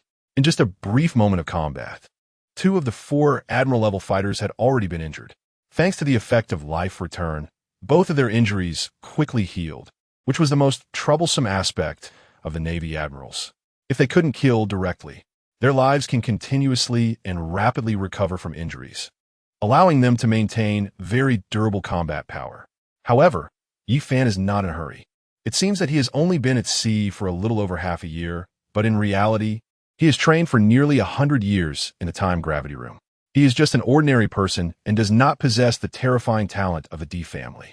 Yi Fan's powerful physique has been forged through years of hard training. He has discovered that the greatest improvement in his abilities comes from the skills he initially overlooked, the Ghost Back. The enhancement of combat power from the Ghost Back is far inferior to abilities like the 8 Gates of Duanjia. In fact, for Yi Fan's strong body, the improvement is minimal. However, after long training in the time gravity room, Yi Fan discovered a characteristic of the Ghost Back. Each time he trains the strength of the Ghost Back, his muscles become slightly stronger. Although this increase is very weak, it allows Yi Fan's stamina, endurance, strength, speed, and agility to improve simultaneously. This means that the training of the Ghost Back has nothing to do with bloodlines. Anyone can reap rewards for their efforts, without the limitations of talent or other innate conditions. Furthermore, as Yi Fan's muscle strength increases, the amount of fruit power contained within him also significantly rises, giving him more fruit power than ordinary people. Chapter 217. 40 years of planning. After a long period of training the Ghost Back, Yi Fan now possesses multiple devil fruits. But each of his devil fruit abilities is several times more powerful than that of an average person. This is the strength of the Ghost Back. After extensive physical refinement, Yi Fan's body can withstand more genetic factors. He is not currently showcasing his strongest power because, through his Byakugan, he has already seen that Dr. Vegapunk is confined in a metal capsule. Below the capsule are dozens of bottles of cola. In the pirate world, this cola is not a thirst-quenching drink, but a high-energy fuel. For example, rockets in Blue Star require dozens or even hundreds of tons of fuel to launch satellites into space. However, in the pirate world, just 3 bottles of cola can allow the Thousand Sunny to fly for dozens of kilometers. The energy produced by this miraculous cola is extremely terrifying.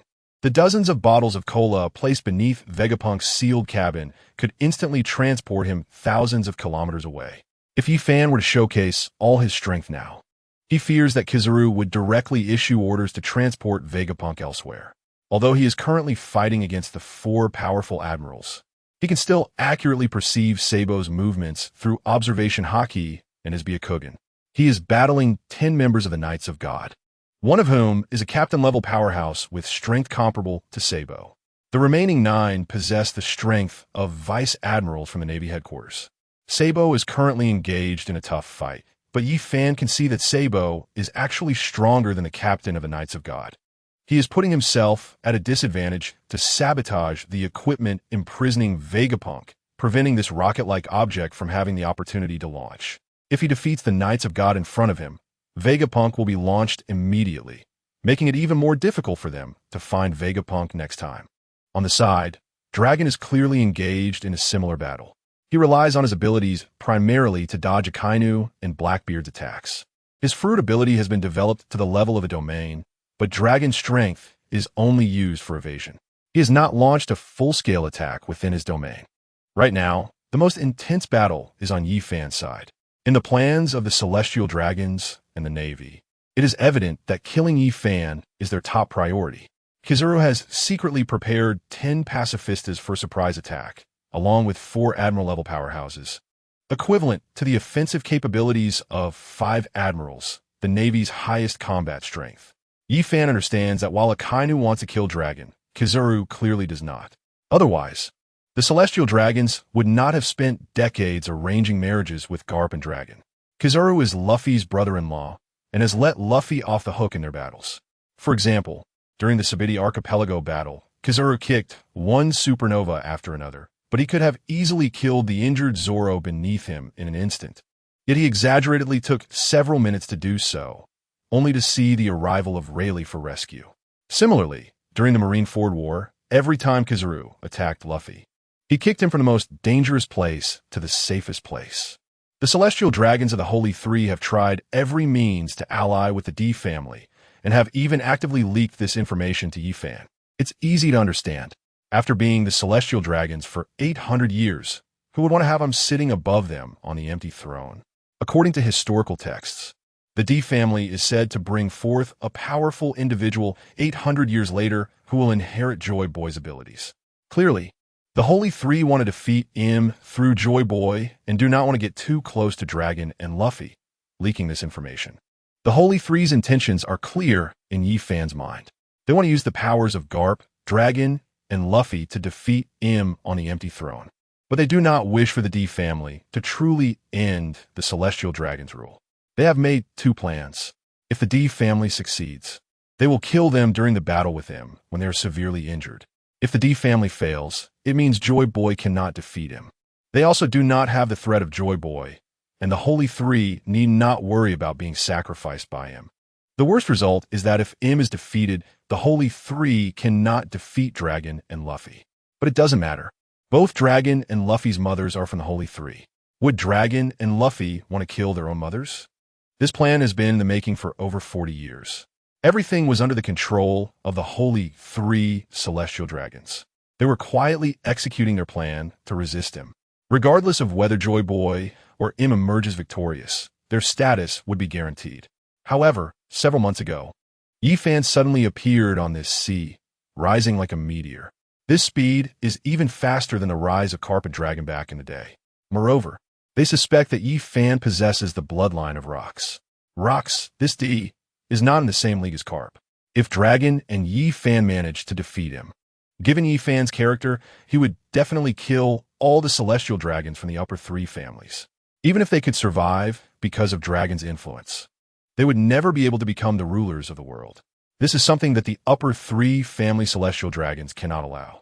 The 5 elders and the Navy want to kill Dragon and Yifan the most. However, in the eyes of the upper 3 family Celestial Dragons, they only want to eliminate Yifan, this variable that suddenly appeared in the last 6 months, to restore history back to the trajectory they control. This is why Kizaru revealed during his battle with Yamato that he is Luffy's uncle. No matter what, he cannot allow the Beast Pirates and the Freedom Alliance to unite against the Celestial Dragons. With 4 Marine Admirals plus 10 complete pacifistas, this lineup, in Kizaru's view, even Yifan wouldn't stand a chance. A Yonko-level pirate facing such an onslaught would undoubtedly die. However, at the start, Kizaru's carefully planned great situation was disrupted by Yifan's golden mech. Now, it is very difficult for the 4 of them to kill Yifan. As long as Yifan escapes with all his might, even 4 admirals wouldn't be able to stop him. Chapter 2:18. 5 Stages of Conqueror's Haki in the Underground Laboratory. Sabo finally found an opportunity. He opened the gourd at his waist. This gourd is very small. Most people would only think of it as a small water bottle. But when the gourd cap was opened, a massive amount of seawater gushed out, flooding the entire basement. After a brief battle, Sabo had already confirmed that the members of the God Knights possessed the powers of devil fruits. The current Sabo is completely different from the original work. In the original story, Sabo would acquire Ace's Flame fruit a year later and quickly develop its abilities to awakening, becoming the terrifying Flame Emperor Sabo. But now, Ace is not dead, and Sabo has obtained the precious Logia-type water fruit according to the trajectory of fate. He has just acquired it not long ago, but already possesses powerful water control abilities. On the surface, the gourd appears to hold only 1 liter of seawater. But under Sabo's ability, he compressed hundreds of tons of seawater into this gourd. When he opened the gourd cap, hundreds of tons of seawater instantly flooded the entire underground basement. The members of the God Knights, soaked in seawater, could not resist as their abilities had not awakened, and they instantly lost their combat capabilities. The seawater, under Sabo's control, merely moved around him without touching his body. One stream of seawater immediately surged into the rocket that was about to launch Vegapunk, entering the rocket's interior through the gaps. Within the seawater, dozens of hands formed, accurately severing the connected wires. There was nothing left to control those dozens of bottles of cola, and Vegapunk would not be launched. Only then did Sabo prepare to break the hatch and rescue Vegapunk. Everything Sabo wanted to do was seen by Yi-Fan. Now, he no longer needed to hide his strength. Behind Yi-Fan, although covered in scales, he still formed a terrifying demon back. At this moment, he was completely enveloped in the terrifying Conqueror's Haki. The horrifying Conqueror's Haki emanating from Yi-Fan completely covered the entire island. The walls on the ground cracked due to this terrifying Conqueror's Haki. Not to mention people, even lifeless stones, soil, and the air in the sky felt Yi-Fan's terrifying Conqueror's Haki. Even the highest combat powers of the Navy felt this terrifying pressure. The most severely affected were Sabo and the Black Horse Tiancheng, as they had the lowest strength. Kizaru exclaimed, "How is this possible? This Conqueror's Haki is already comparable to Red-Haired Shanks. Red-Haired Shanks is known as a user of the face fruit, but he can make the 5 elders and the Marine Admiral give him face, relying on his terrifying strength. Because even Rocks, Pirate King Roger, and the world's strongest man, Whitebeard, could not destroy surrounding objects just by releasing their Conqueror's Haki at full strength.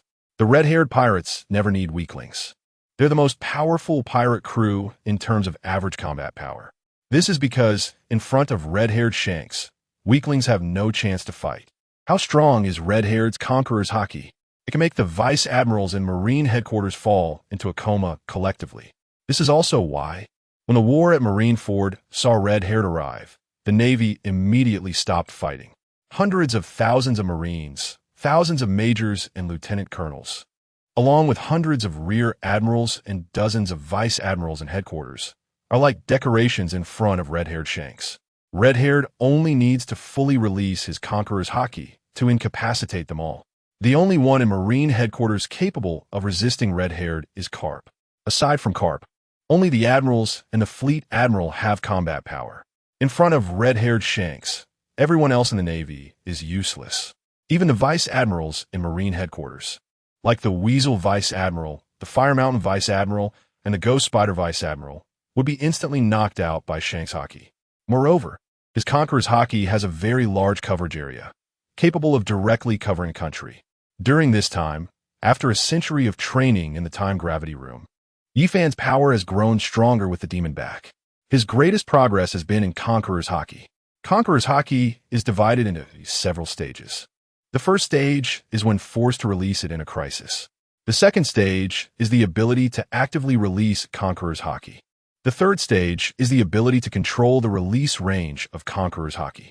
For example, when Dark King Rayleigh releases Conqueror's Haki, he can only incapacitate the Celestial Dragon's guards without harming the Straw Hat Pirates. The fourth stage is Conqueror's Haki wrapping, allowing for attacks that are even more terrifying than armament Haki. The fifth stage is Haki manifestation, where, when releasing Conqueror's Haki, one can directly damage a wide range of surrounding objects relying on their kingly aura. Red-haired Shanks has such powerful influence that even Kaido, Charlotte Linlin, the fleet admiral, and the 5 elders must give him face. It is precisely because red-haired Shanks has mastered the application of the 5th stage of Conqueror's Haki that he possesses the ultimate Conqueror's Haki. It is a power that no weakling can withstand, a force that all powerful beings of the sea are reluctant to confront. After reaching the 5th stage, one can envelop their entire body with Conqueror's Haki. Whitebeard, Charlotte Linlin, and Kaido of the Beasts, the 3 of them, can attack with their fists or weapons wrapped in Conqueror's Haki and become Emperors of the Sea. However, even these three powerful figures cannot achieve the full body wrap of Conqueror's Haki, as it requires an immense amount of it. Even the Emperors of the Sea do not possess such a terrifying quantity of Conqueror's Haki.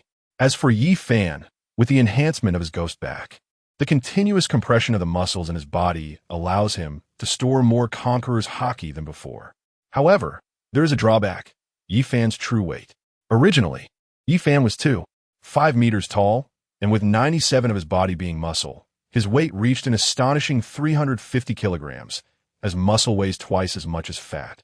With the enhancement of his ghost back abilities, Yi Fan still appears to be a muscular man in an inverted triangle shape. However, the muscles inside his body have been infinitely compressed by the power of his ghost back. Now, the quality of the muscles in his body is 10 times that of an ordinary person's muscles. Yi Fan's weight has now reached a terrifying 500 kilograms, nearly the weight of an elephant. This has finally allowed Yi Fan to accumulate a vast amount of Conqueror's Haki, making him the second person in this sea to master the 5th stage of Conqueror's Haki. Chapter 219. The Great Dark Annihilation Sword. The terrifying momentum of Yi Fan's Conqueror's Haki directly knocked out the members of the Divine Knights who were just fighting with Sabo. Since he had already rescued Vegapunk, Yi Fan did not intend to hide any of his strength. The Navy present wanted to kill him, and he equally wanted to kill them. They were among the few strongest forces still available to the Celestial Dragons. Once the king was fully energized and Vegapunk was secured to repair the damaged aircraft found by rocks, Yi Fan felt he could consider going to war with him. Now, he could tear apart his relationship with the Navy. Since you want to kill me, I will take out your elite forces here today. This time, Yi Fan finally showcased his formidable strength. His entire body was enveloped in the state of Conqueror's Haki, covered in black lightning. With a speed surpassing that of a cannonball, Yi Fan shot out. In less than 0.001 seconds, he was already beside Haima Tiancheng, who was the weakest among them. Haima Tiancheng's observation Haki sensed a terrifying crisis.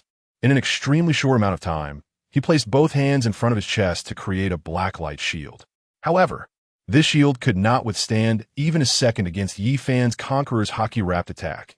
It shattered instantly. Behind Haima Tiancheng, 2 pairs of massive black angel wings tightly wrapped around his body, relying on the defense of his Zoan Fruit abilities to withstand Yi Fan's attack. Boom! Haima Tiancheng was sent flying by Yi Fan's punch, with a bleeding hole appearing on his black angel wings. Yi Fan's punch had already inflicted tremendous damage on him. After being driven underground for dozens of meters, with nearly all his bones shattered, Haima Tiancheng quickly shot out from the ground towards Yi Fan's position. It turned out that at the moment they made contact, Yi Fan used the power of the magnet fruit to turn his body into a negative pole. When Yi Fan turned his fist into a positive pole, a terrifying magnetic field formed between them, like 2 magnets. Haima Tiancheng quickly flew toward Yi Fan's fist. With such speed, if he were hit, he would surely be killed. Haima Tiancheng used all his strength to activate his ability to return to life, quickly recovering from his injuries. At the same time, he produced a pitch-black longsword in his hand. Since his shield could not withstand Yi Fan's attack, he could only use his most powerful attack in a head-on confrontation, hoping for a slim chance of survival. In an instant, with his rich combat experience, Haima Tiancheng came up with a response to the imminent crisis. This move was called the Great Dark Annihilation Sword. This sword contained all the abilities controlled by the Dark Angel form. Kaido's dragon form controls wind, fire, thunder, and lightning, while the Dark Angel controls negative emotions and viruses such as plague, sorrow, hatred, and resentment. Don't underestimate these negative emotions. Just like when Princess Perona first fought Luffy and his crew, she almost wiped out the Straw Hat Pirates using these negative energies. If it weren't for Usopp in a desperate situation, the Straw Hat Pirates would have been completely annihilated by Perona alone.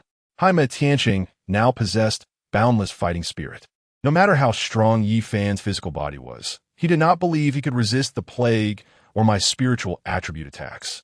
Thinking of this, Haima Tiancheng even fantasized about breaking through Yi Fan's defenses with one sword. Even if he couldn't kill him, he could heavily injure Yi Fan, leaving him to be attacked to death by others. At this moment, a cruel and happy smile even appeared on Haima Tianqing's face. As one of the few top hawkish powerhouses in the Navy, like Admiral Greenbull and Fleet Admiral Kaido, he found great joy in ruthlessly killing pirates. Let me show you the power of my fruit ability. Haima Tianqing's move, the Great Dark Annihilation Sword, once cut down, annihilating thousands of pirates on an island where several pirate crews temporarily resided and traded. After Haima Tianqing unleashed that sword, some pirates died from the plague. Some committed suicide due to overwhelming pessimism, and many others killed their comrades with whom they had shared hardships. With just one sword, thousands of pirates on that island were wiped out. Since becoming the head of the Navy's Criminal Investigation Bureau, Haima Tianqing hadn't made a move for a long time. But this time, his Great Dark Annihilation Sword was dozens of times more powerful than before. The long-accumulated fruit ability unleashed in this instant could even annihilate a small country.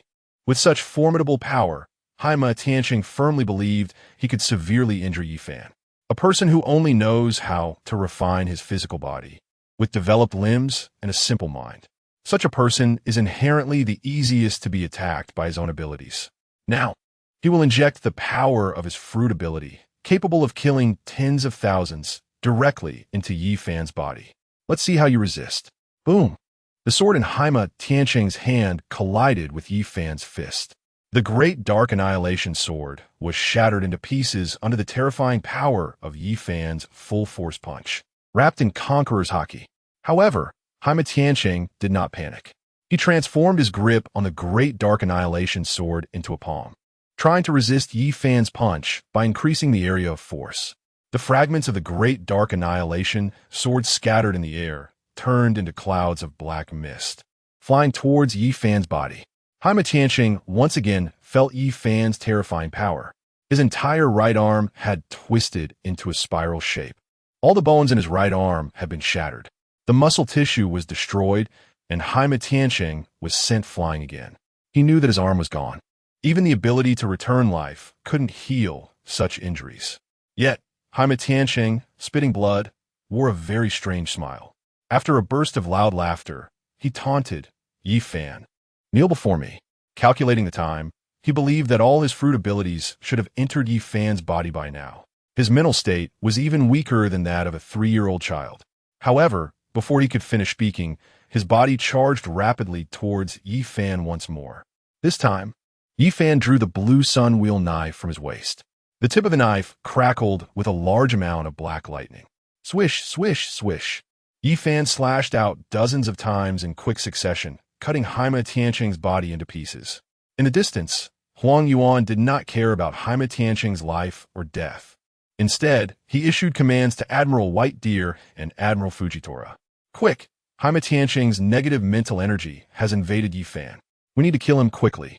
Chapter 220. The terror of overbearing entanglement. Fujitora smiled and drove his sword into the ground, shouting, "Helm Master." A powerful gravitational force surrounded Yifan. This time, it reached a gravity of 120 times, much stronger than the hell travel Fujitora used before. As a result, Fujitora had to keep his sword embedded in the ground to use the super strong power to bind Yifan in place. Admiral White Deer immediately seized the opportunity. Frozen hell. A massive amount of cold air was released from his mouth, instantly generating a large number of ice blocks. In an instant, Yifan was wrapped up by ice blocks as large as mountains, leaving only his head exposed. Huang Yuan immediately seized this hard-won opportunity. With gravity plus such a massive iceberg, all the force was applied to Yifan's body. Even if he was powerful, he could hold Yifan for a few seconds. Moreover, Yifan was currently under the negative mental curse of Haima Tianqing. Such an opportunity might never come again. The combined efforts of 3 Navy admirals to trap Yifan, even if it was only for 2 or 3 seconds, was more than enough for Huang Yuan. He instantly flashed in front of Yifan. The special haki of the celestial dragons covered his fist, and he punched directly at Yifan's forehead. However, this punch did not hit Yifan. Yifan easily dodged it and executed a black tiger heart-piercing move, accurately hitting Huang Yuan's heart. Admiral Huang Yuan's heart was pierced by Yifan in one strike. The power wrapped in Conqueror's Haki surged wildly into Huang Yuan's entire body. Admiral Huang Yuan had an expression of disbelief on his face. He reacted quickly, using the power of the Goro no Mi to flash several hundred meters away. However, that bloody hole in his chest could not be repaired no matter how he used the ability to return life. It was not so easy to kill a Navy admiral. But just now, Yi Fan had already been fully controlled by the combined efforts of 3 Navy admiral-level powers. Huang Yuan did not defend at all. He only wanted to use all his strength to kill Yi Fan in one strike. This time, Huang Yuan only attacked, with no defense whatsoever. But he did not expect that even with the full efforts of 3 admiral-level powers, they could not hold Yi Fan for even a second. It wasn't that he was careless. It was just that this battle had surpassed Huang Yuan's decades of combat experience. In his heart, he believed that no matter how strong a person was, in such a situation, they could at least be controlled for a few seconds. Yet Yi Fan was the exception. Haima Tianqing's fruit ability did not harm Yi Fan at all. First, Yi Fan was covered in Conqueror's Haki wrapped in lightning. There were no dead angles on his body. Whether it was Armament Haki or Conqueror's Haki, both had the effect of restraining fruit abilities. Haima Tianqing's strongest attack had already consumed a large amount of his fruit ability before it even got close to Yi Fan's body, entangled by Conqueror's Haki. Secondly, Mai Pulu's defense intercepted the remaining mental and poison attribute attacks outside Yi Fan's surface. In fact, Haima Tianqing's move did not cause any harm to Yi Fan. The gravity from Fujitora and the freezing from Admiral White Deer seemed to have controlled Yi Fan. In reality, within a few centimeters of Yi Fan's body, their fruit abilities were being rapidly consumed by Yi Fan, who was wrapped in Conqueror's Haki. If it were just this, relying on Fujitora and White Deer's abilities, they would definitely notice. They would know that Yi Fan had not truly been controlled by them. However, at this moment, Yi Fan secretly used the power of the Eternal Kaleidoscope Sharingan. Using the skill of Pure Land of Bliss, it was impossible to instantly control 2 Navy admirals. But he only needed to give them an illusion, making them unaware that their fruit abilities had been restrained by Yi Fan's Conqueror's Haki. This was still very easy. The encounter between the 2 sides lasted only 2 or 3 seconds. In fact, Yi Fan had secretly engaged with them several times. Relying on various skills he had acquired, he successfully deceived the 4 powerful admiral-level fighters, allowing Yi Fan to successfully execute one attack that directly pierced Huang Yuan's heart, eliminating the strongest among them. Admiral White Deer looked very grim. "Bastard, you actually dared to kill a deity, unforgivable." He spoke the most ferocious words. General White Deer did not attack Yi Fan. Instead, he quickly approached Admiral Kizaru, exhaling a chilling breath that enveloped Kizaru's entire body. Then he said to the others, "You all hold them off. I need to take Kizaru back to the Holy Land for treatment." After saying this, General White Deer immediately picked up Kizaru and left the area. Although General White Deer is now an admiral in the Navy, he is still a member of the Knights of God. In his eyes, whether it's Fleet Admiral Akainu or the remaining admirals, even the lives of Vegapunk combined are not as important as Admiral Kizaru. As one of the leaders of the Knights of God, he knows Kizaru's identity. Kizaru is not an ordinary celestial dragon. He is one of the upper 3 families of celestial dragons. If Kizaru were to suffer such injuries, an ordinary person would undoubtedly die. However, with White Deer around, there is still a glimmer of hope. By utilizing the power of the Ice Qilin, as long as he exerts his fruit ability to the fullest, he can freeze all of Kizaru's cells instantly. This would delay Kizaru's injuries and allow him to fall into a deep sleep, as long as they can hold on until they return to the Holy Land Mariewa, where there are many special fruit users and a large number of miraculous medicines. They might be able to save Admiral Kizaru's life. As for whether the Navy's operation would fail this time, or whether Akainu and the others would be killed, General White Deer does not care. He does not care about the position of Admiral in the Navy. The Knights of God are the ones with the greatest power beneath the celestial dragons. In fact, several of their leaders have imprisoned and punished numerous lower 3 families of celestial dragons. Watching General White Deer flee, Akainu already knew that they had failed once again. He and Blackbeard could not defeat Dragon. Dragon's attack power is unknown, but his survival ability in the domain is terrifying. Fujitora and Black Horse Tianqing let alone defeat Yi Fan, are just hoping that the severely injured Black Horse Tiansheng doesn't get killed by Yi Fan. Blackbeard Teach, who stood behind Akainu, could see the situation clearly.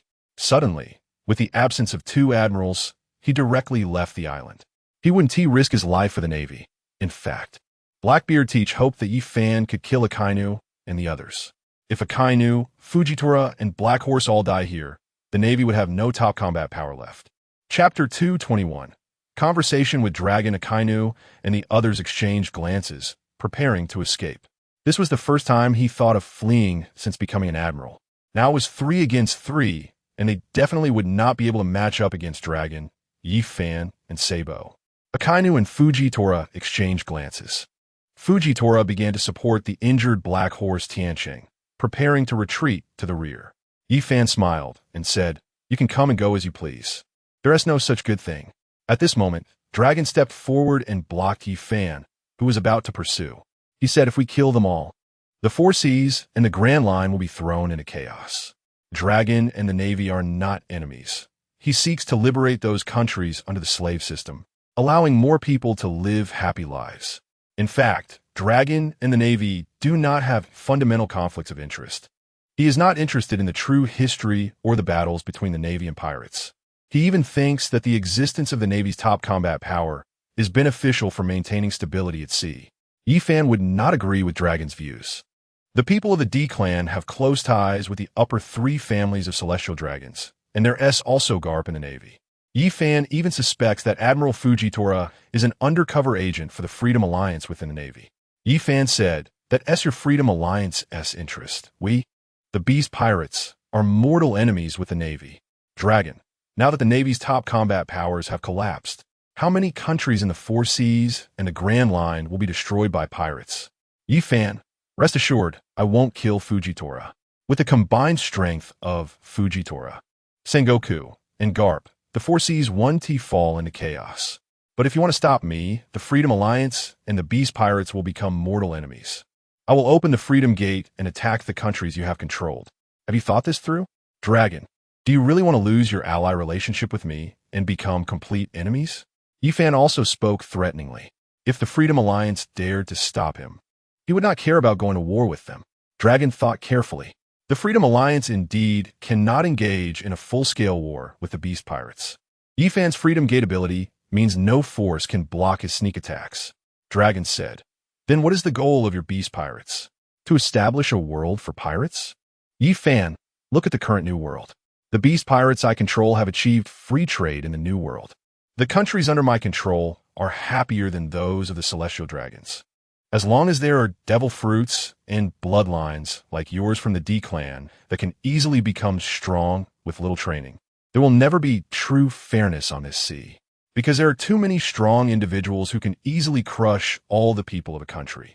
What I can do is only to make these countries relatively fair, only by eliminating the Celestial Dragons, abolishing the expensive heavenly gold, and establishing a powerful navy to ensure the security of trade routes can this world truly return to peace. You want to establish a world where people of different races and bloodlines are completely equal, like Joy Boy, but that is impossible. Yi Fan's words hit Dragon hard. What he has always wanted to establish is a huge country like Joy Boy, where everyone lives completely fairly. This is Dragon's ideal nation. However, hearing Yi Fan's words, in a world with devil fruits, there will always be powerful individuals far exceeding ordinary people appearing at any moment. That is not the most critical point. Even people from their D clan, with their special powerful bloodlines, can easily annihilate a country with just simple training, even without devil fruits. Such a world, a truly ideal nation, cannot exist. Even if it becomes as strong as Joy Boy, there will still be powerful figures like him, leading 20 strong countries to destroy such a perfectly equal nation. And what Yi Fan said about reducing heavenly gold and using the most powerful fleet to maintain the stability of maritime trade might truly be the hope for more people to live relatively fair lives. A completely equal nation is impossible. A strong person can surpass the labor capacity of ordinary people by 100-fold, 1,000-fold, or even tens of thousands of times in a single day. Why should they receive the same material rights as ordinary people? After thinking, Dragon sighed and said, "All right, I don't care if you harm the lives of Fujitora, Akainu, and Black Horse Tiancheng." Dragon finally decided to let go. Dragon had observed Yi Fan's actions. After Yi Fan took control of the New World, implementing free trade among nations and reducing taxes, many countries in the New World now lived even happier lives than those in the EC.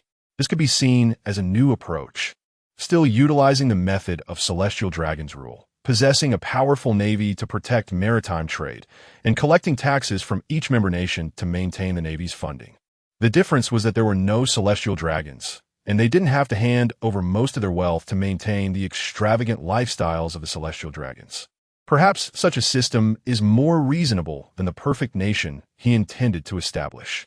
Absolute fairness is difficult to achieve, while relative fairness, protecting the interests of the majority at the cost of a minority, is relatively easier to accomplish.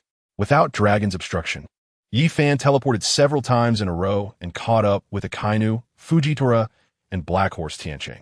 They were merely using the power of the gravity fruit and moonwalk to escape across the sea, which could not compare to Yi Fan's combat power. Looking at Yi Fan blocking their path, the three felt a sense of panic.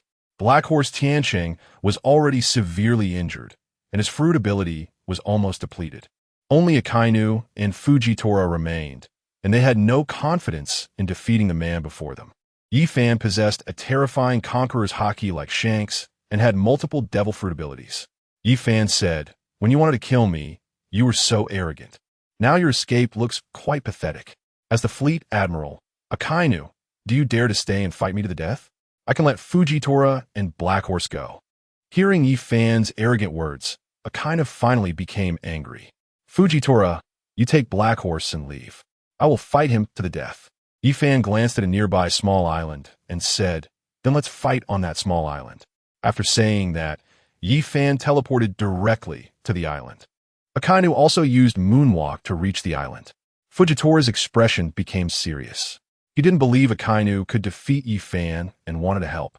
But looking at the incapacitated Black Horse Tiancheng in his arms, he realized that if he intervened, Black Horse would surely die. After contemplating, he thought, "I hope Akainu can escape alive." Chapter 222. Final battle with Akainu. When Akainu landed on the island, the entire island instantly transformed into a massive volcano. The ground turned into magma, and a volcanic crater on the island was continuously spewing large amounts of lava. From the high sky, blobs of magma fell like raindrops. Thick black volcanic ash spread over the surrounding sea, quickly covering the entire sky. The whole world plunged into darkness. On the ground, large amounts of lava mixed with seawater, and the black-red magma rolled on the sea surface. This scene resembled a hell where demons lived in legends.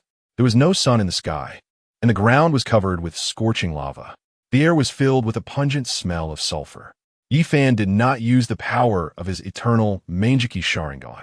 Although the winter cold domain could instantly freeze the island, it would require continuous consumption, and the power of the eternal Mangeki Sharingan also needed a large amount of energy. There was no need for him to counterbalance ice and fire. Yi Fan's feet stood on the scorching lava, which could not harm his skin. With each step he took, large patches of lava turned into gold. As Yi Fan walked toward Akainu, a golden path formed beneath his feet. Watching Yi Fan gradually approach, Akainu had good martial arts skills, but they were far inferior to the powerful Zoan-type abilities. He was better at wide-ranging, high-damage attacks. Great Eruption.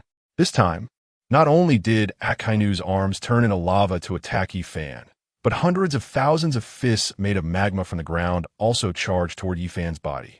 Yi Fan still walked toward Akainu unhurriedly. On the golden path beneath his feet, golden mechas appeared. However, these mechas did not resemble humanoid shapes like Autobots, but looked like the thousand-handed Avalokiteshvara with numerous arms. Their golden arms aimed at the massive fire attacks made of magma. Boom, boom, boom. The collision of gold and magma quickly consumed both sides' fruit powers. The air was filled with molten gold liquid, and fragments of dark red lava flew through the sky after the collision, creating a dangerous yet extraordinarily beautiful scene, like the golden rain formed by fireworks after winning a championship. In the face of Akainu's attacks, Yi Fan walked forward indifferently. Akainu's attacks were completely blocked by the golden mechas. Relying solely on his observation haki, Yifan could not achieve such a crushing victory. Akainu's development of the magma fruit was second only to dragon strength. Faced with such a wide-ranging, multi-angle saturated attack, Yifan appeared so relaxed, which was naturally thanks to Jarvis. The mechas controlled by Jarvis could easily withstand Akainu's attacks without requiring Yifan's observation haki to participate. This was the reason Yifan could overpower Akainu. More than 10 seconds passed, and Akainu stopped attacking. In a short time, the muscular Akainu had unleashed thousands of great fire attacks with his hands. The total speed of the magma attacks he controlled on this island had exceeded tens of thousands. In such a short time, he had launched tens of thousands of attacks. Even as Fleet Admiral Akainu, his stamina was rapidly depleting, and his fruit ability had consumed a tremendous amount. Yet the man before him, a mere 25-year-old pirate who had just appeared on the seas for half a year, had effortlessly blocked his attacks. Akainu felt that all his decades of experience had been in vain. He was being overpowered in fruit abilities by a young man. As he watched Yifan draw closer, Akainu could no longer endure it. His entire body entered a state of merging with magma. His body remained human, but every pore was constantly emitting large amounts of high-temperature magma, dripping in all directions. Akainu clenched his fists and launched a close-range attack on Yifan. There was no other choice. However, in a battle of fruit abilities, Akainu was horrified to discover that he could not outlast Yifan. Since that was the case, he could only engage in close combat with Yifan. He didn't believe that his decades of combat experience and a punch capable of breaking half of Whitebeard's face would be inferior to this young man in close quarters. Moreover, he had great confidence in his fists. In his younger days, Akainu, while still a vice admiral, was a great swordsman, a renowned swordsman on the seas. However, after obtaining the magma fruit, he gave up using weapons. In his eyes, all famous swords in the world could not match the attack power of the magma fruit.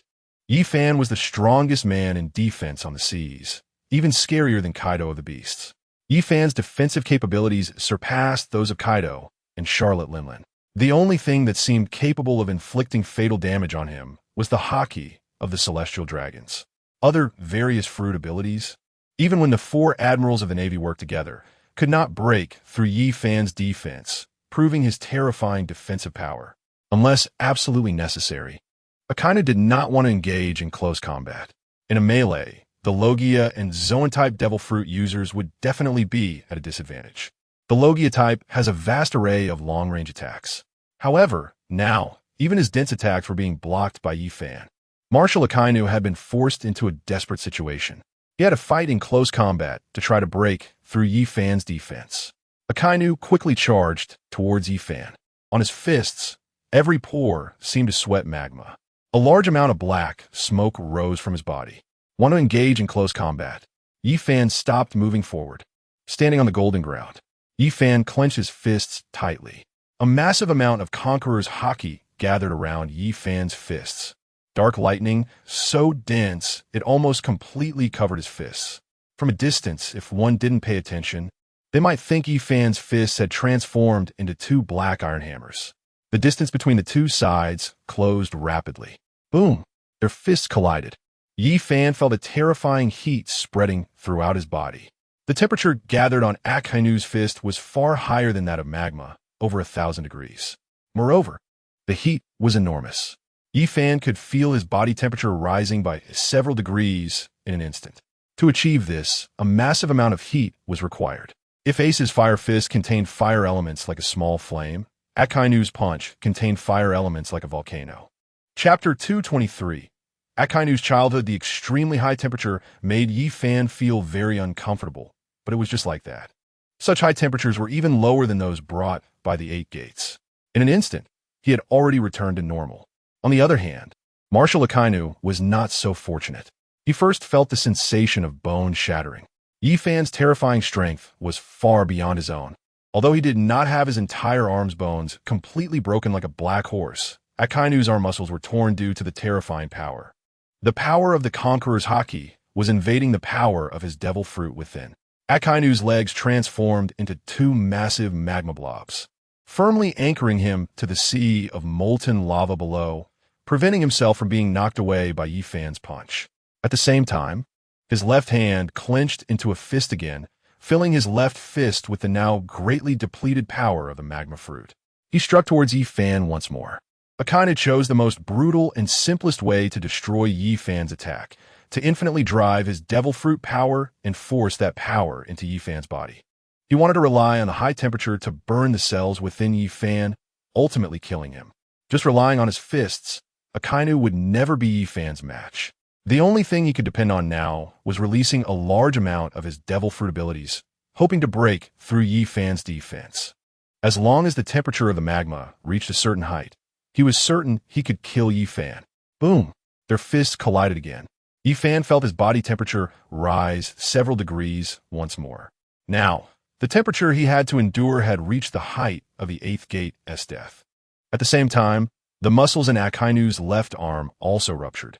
However, despite being seriously injured, Akainu still did not intend to retreat. He desperately used the power of life repayment to forcefully repair his right arm's wound. His right fist struck towards Yi Fan again. So that's how it is. He wanted to rely on his own resilience to infuse the power of the magma fruit into my body in the shortest time possible. A good idea, but naive. Yi Fan's right eye transformed into the eternal kaleidoscope Sharingan. In an instant, the skill of the winter domain was activated, freezing both Akainu and Yi Fan's bodies together. A massive ice block with a diameter of several hundred meters tightly wrapped around the two. Soon, the ice block began to melt rapidly. Before long, due to the sea of magma and the heat within their bodies, this huge ice block measuring several hundred meters in size melted away. Akainu's face turned ashen. As a user of the magma fruit, he could clearly feel that Yi Fan had just dissipated all the heat from his body into the ice block. All his efforts had been in vain. Relying on heat to burn Yi Fan to death was impossible. Multi-fruit users were truly terrifying. Such power was almost a nemesis to any single fruit user.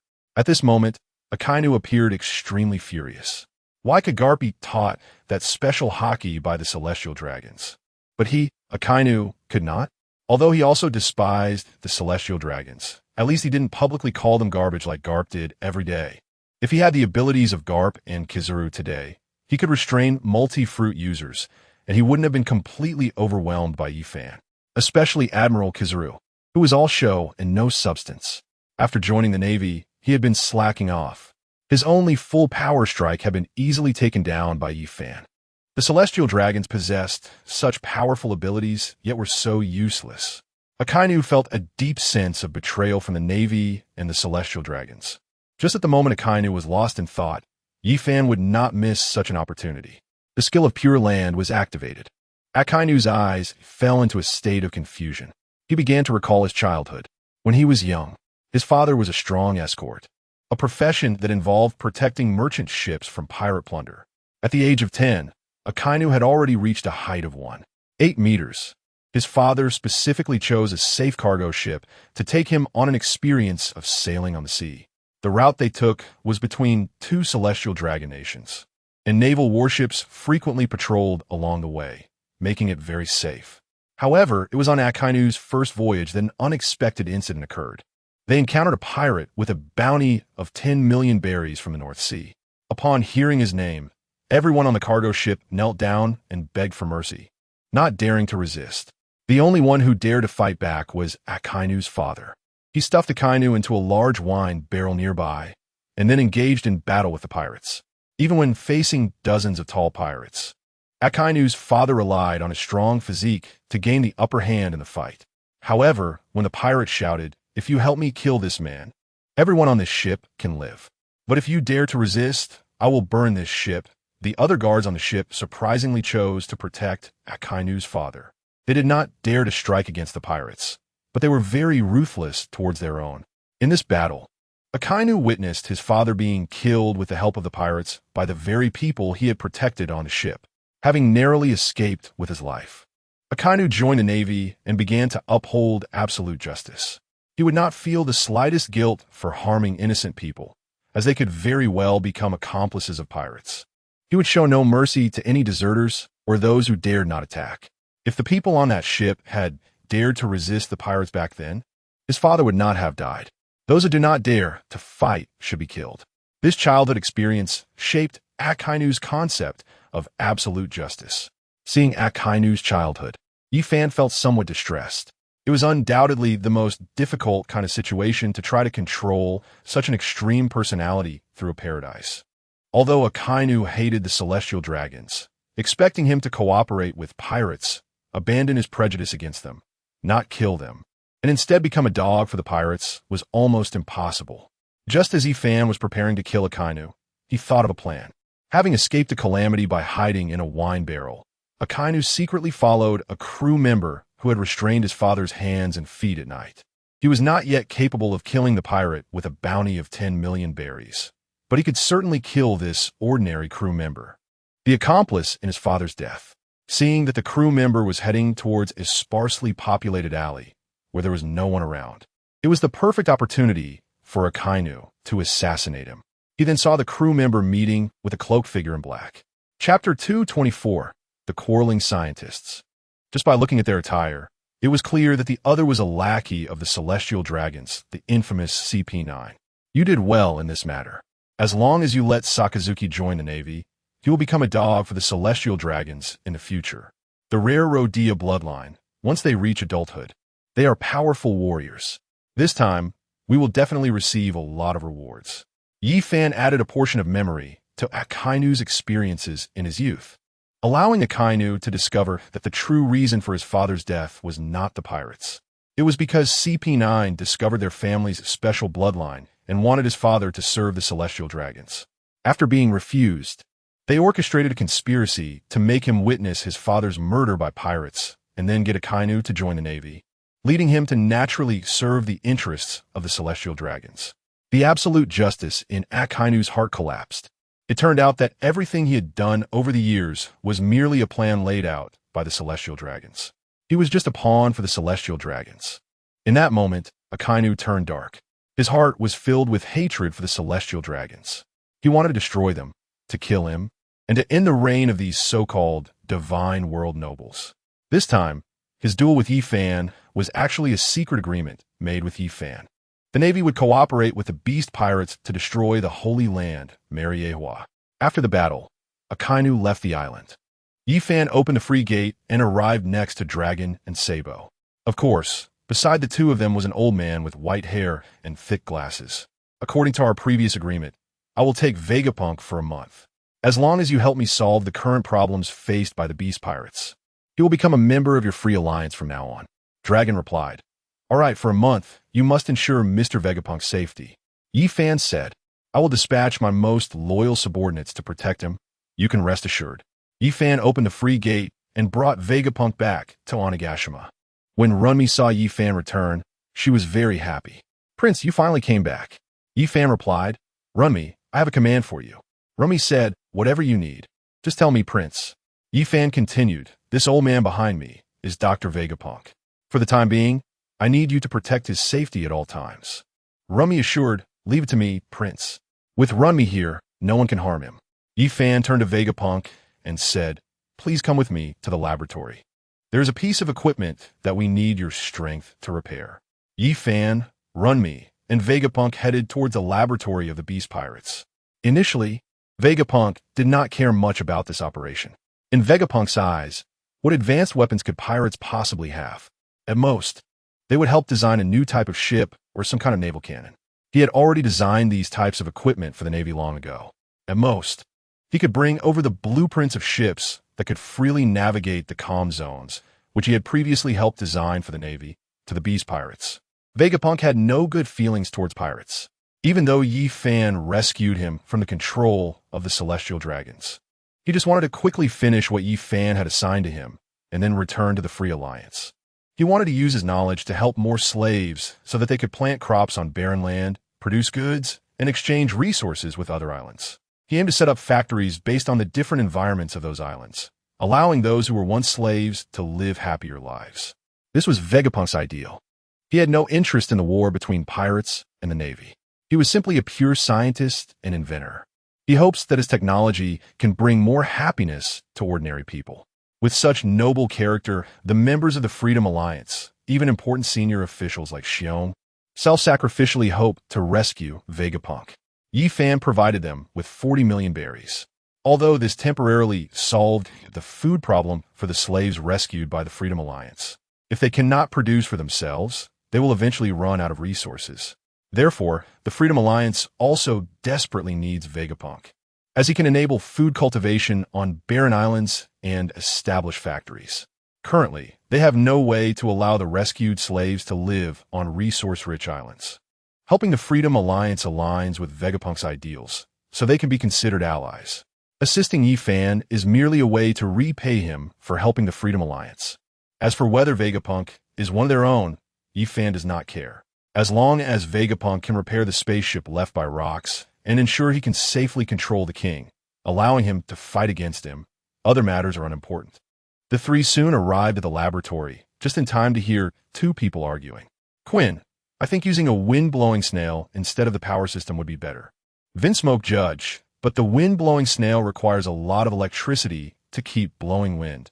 I think using cola would be better. The wind-blowing snail is the power system of the Arc Maxim. It only needs a large amount of electricity to continuously blow out gas. If Enel had not been killed by Yamato, he would have followed the original storyline and, through a large amount of electricity, eventually flown to the moon using the wind-blowing snail. At this moment, a voice suddenly came from behind them. Why not repair the energy reactor? That way, the ship's ion engine can operate normally. Upon hearing this, Quinn and Vinsmoke Judge did not turn their heads. Quinn shouted, "It's easy for you to say. Even the future technology kingdom doesn't fully control the energy reactor technology.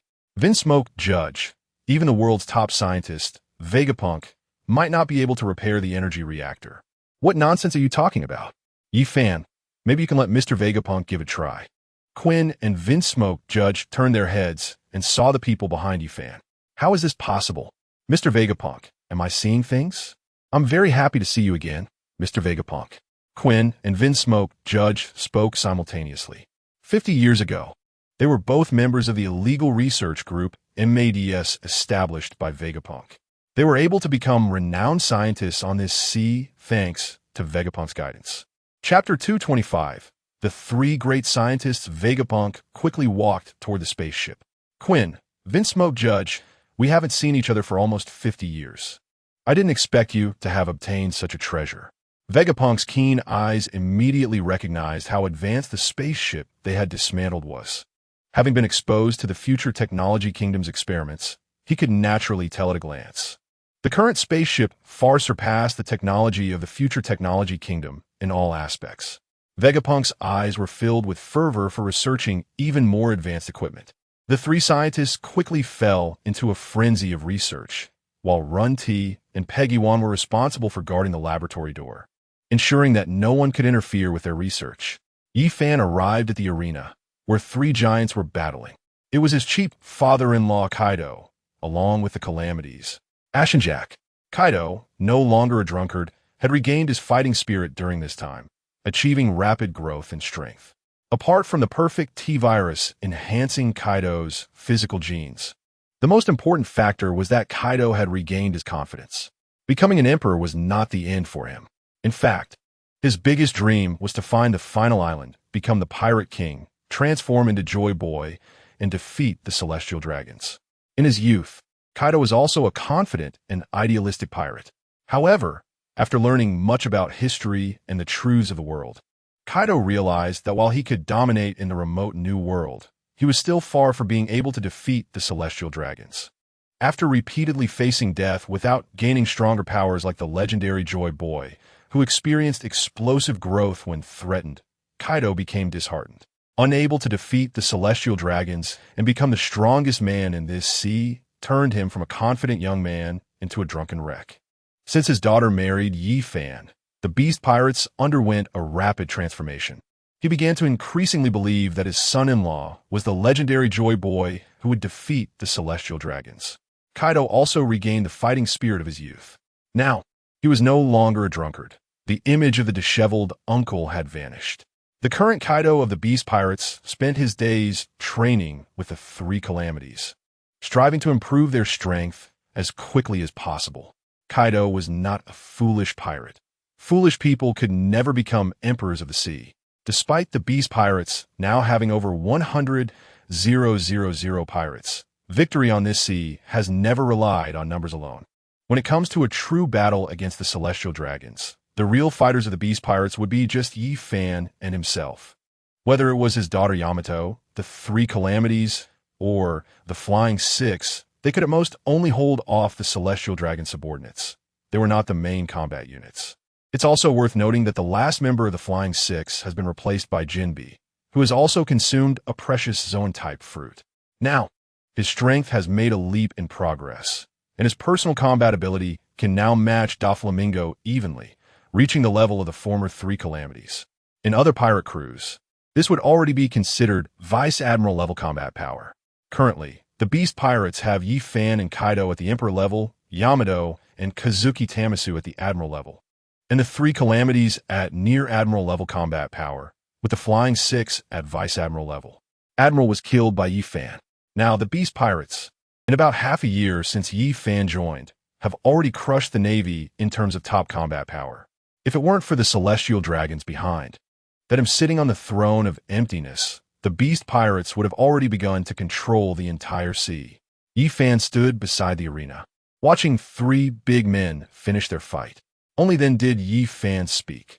Father-in-law, Vegapunk has been brought to Onigashima. Upon hearing this, Beast Kaido laughed heartily for a while. Good.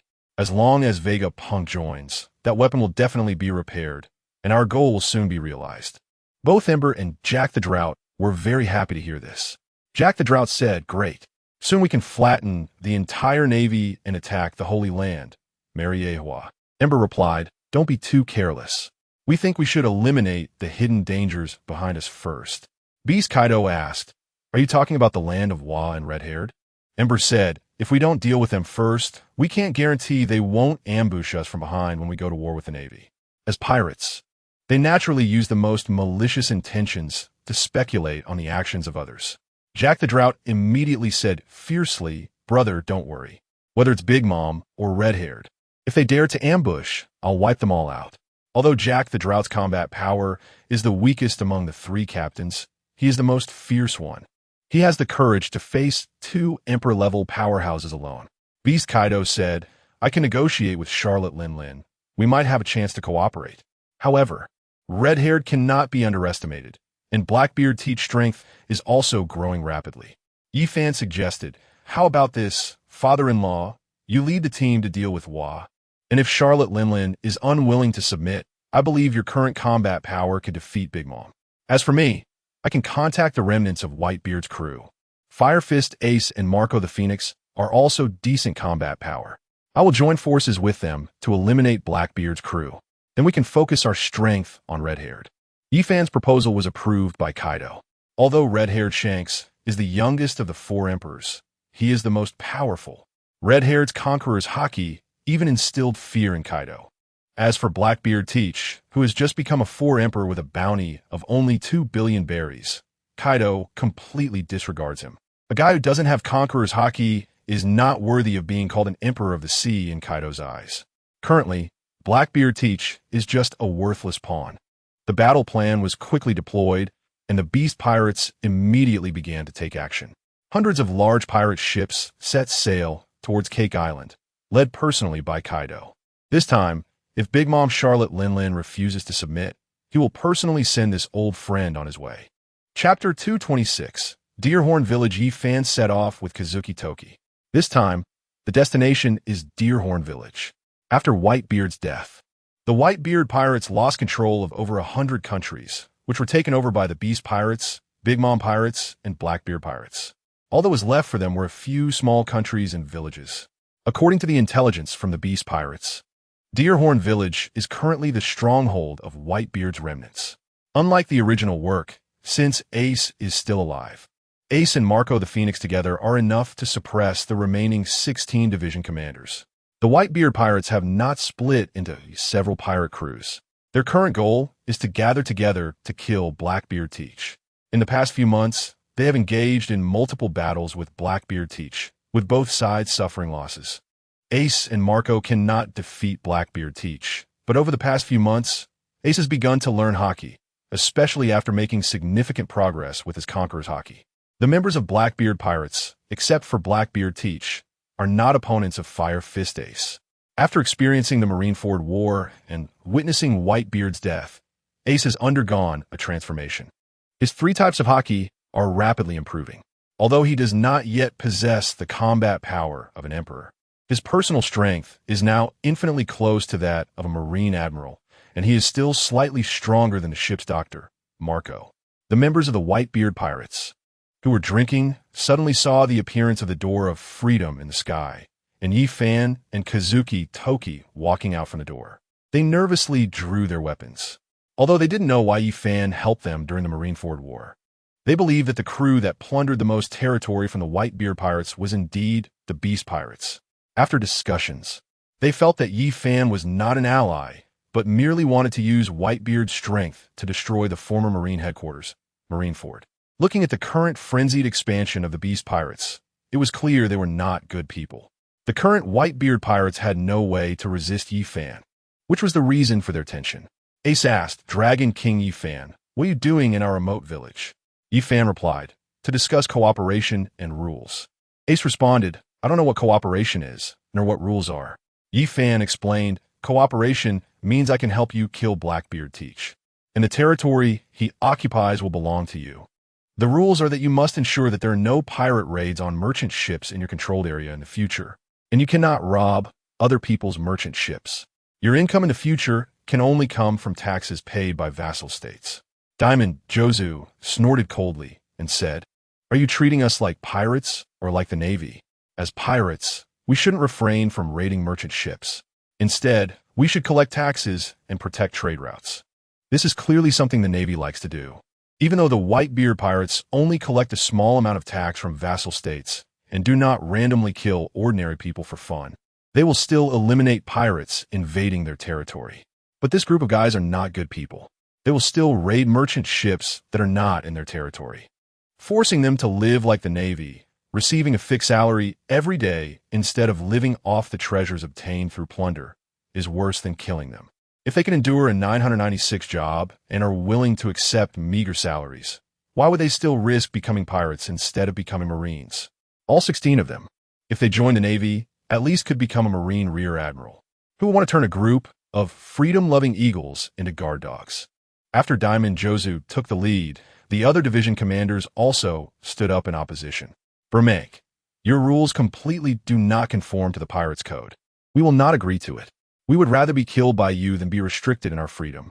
Setting sail to become a pirate is about enjoying freedom and equality. I want to do what I want, and whoever is stronger can control more wealth. That is true freedom and equality. That is the world of pirates." All the division captains, except for Ace and Marco, are ready to fight Yi Fan. "Yi Fan, do you think you can resist my rules with just you all?" Yi Fan's Conqueror's Haki began to unleash its full power. The ground started to crack inch by inch around him. Thud, thud, thud, thud, thud. First, the ordinary crew members of the Whitebeard Pirates began to faint. Then, the division captains started to kneel on the ground, struggling to hold on. Fasa was already completely lying on the ground. How could this be? How could he be so powerful, even more terrifying than red-haired? After saying that, he also fainted. Spydall Kyle, Dad's Conqueror's Haki won't even allow me to kneel on the ground. Damn it. Spydall Kyle also fell into unconsciousness. Flower Sword Vista inserted his sword into the ground, barely supporting his body. However, his gradually bending body slowly began to lose its strength. He directly knelt on the ground, but he was stronger than the others. He was just kneeling and did not faint. Damn it, damn it, damn it, why are my legs so useless? Stand up for me. However, no matter how he struggled, his whole body lost strength. Flower Sword Vista could only kneel on the ground with great difficulty. Ace was standing there, but still had to endure Yi Fan's pressure. Enough, Yi Fan, don't bully us too much. Ace also unleashed his Conqueror's Haki, but it only lasted for a few seconds before being completely suppressed by Yi Fan's Conqueror's Haki. He could only barely reach the 3rd stage of Conqueror's Haki, which is the designated area release. He couldn't even do the Haki wrap. How could he compete with Yi Fan, who is now at the 5th stage? Conqueror's Haki can cover a country, inflict physical damage, and wrap around the entire body. The intensity of the two people's Conqueror's Haki is like the difference between clouds and mud. At the scene, except for Ace and Marco, everyone else was either kneeling on the ground or unconscious. Yi Fan then said, "Just as you said, only the strong can set the rules. My rule is that pirate crews that gain territory must not plunder and must protect the safety of their territorial sea lanes. Marco, do you want to go to war with the Navy and rely on great pirates to maintain the balance of the world?" Yi Fan, as expected of Marco, you immediately understood my meaning. I don't want to make the sea even more chaotic after defeating the celestial dragons. My goal is to make the sea a place where everyone can live relatively fairly. Chapter 227, Skull Island Ace. Your idea is more terrifying than Joy Boy's. He only wanted to establish an ideal country 800 years ago, but you want to change the whole world. Yi Fan, people must have dreams. My dream is to establish a world that belongs to my ideals. If you become my enemy, I will kill you. If you are my ally, I will help you defeat Blackbeard Teach. Ace and Marco are now drenched in sweat. Yi Fan has completely covered them with the pressure of his Conqueror's Haki. Ace, all right, I agree to your demands. If it were the old Ace, he would never have softened his stance. But after Dad died, the dozens of affiliated pirate crews disbanded, and the 16 division captains were not united. He has seen the harshness of the world. To ensure the survival of the remnants of Whitebeard's crew, he was forced to agree to Yi Fan's demands. Thinking to himself, he must become stronger so that he can live with dignity. When Whitebeard was alive, they were like flowers in a greenhouse, not fully experiencing the brutality of the sea. After Whitebeard's death, they have suffered too much humiliation. After reaching an agreement, Yi Fan retracted his Conqueror's Haki through Ace and their intelligence. Yi Fan learned that Blackbeard had abandoned Hive Island after failing to ambush him and had hidden in the relatively concealed Skull Island. It is shrouded in mist year-round. Those unfamiliar with the route can hardly find the island. The vast fog affects even observation Haki. Moreover, compasses and other navigational tools lose their effectiveness in that sea area. It's like walking with your eyes closed. You cannot walk in a straight line. In that fog, even experienced helmsmen will find their ships deviating from their course. They will either be forever trapped in the fog or slowly make a big turn away from that sea area. The name Skull Island suggests that if you try to navigate to Skull Island, you will die and become a skeleton. This island used to be the territory of the Whitebeard pirates. They had once been to that Skull Island. When they learned that Blackbeard Teach led his crew to escape to Skull Island, Ace gathered all the division captains, preparing to launch a surprise attack on Blackbeard Teach together. Their original plan was that even if they couldn't defeat Blackbeard Teach, as long as they destroyed their pirate ship, they would be trapped on Skull Island forever. Ordinary ships would not navigate in the waters near Skull Island. Now, with Yi Fan's involvement, Ace felt that he could even kill Blackbeard Teach himself to avenge Dad. This time, only one pirate ship set sail. They didn't need too many ships to ambush Blackbeard. After all, Blackbeard Teach is not a pirate willing to fight to the death. When faced with a life-threatening situation, he might even abandon all his crew and escape alone.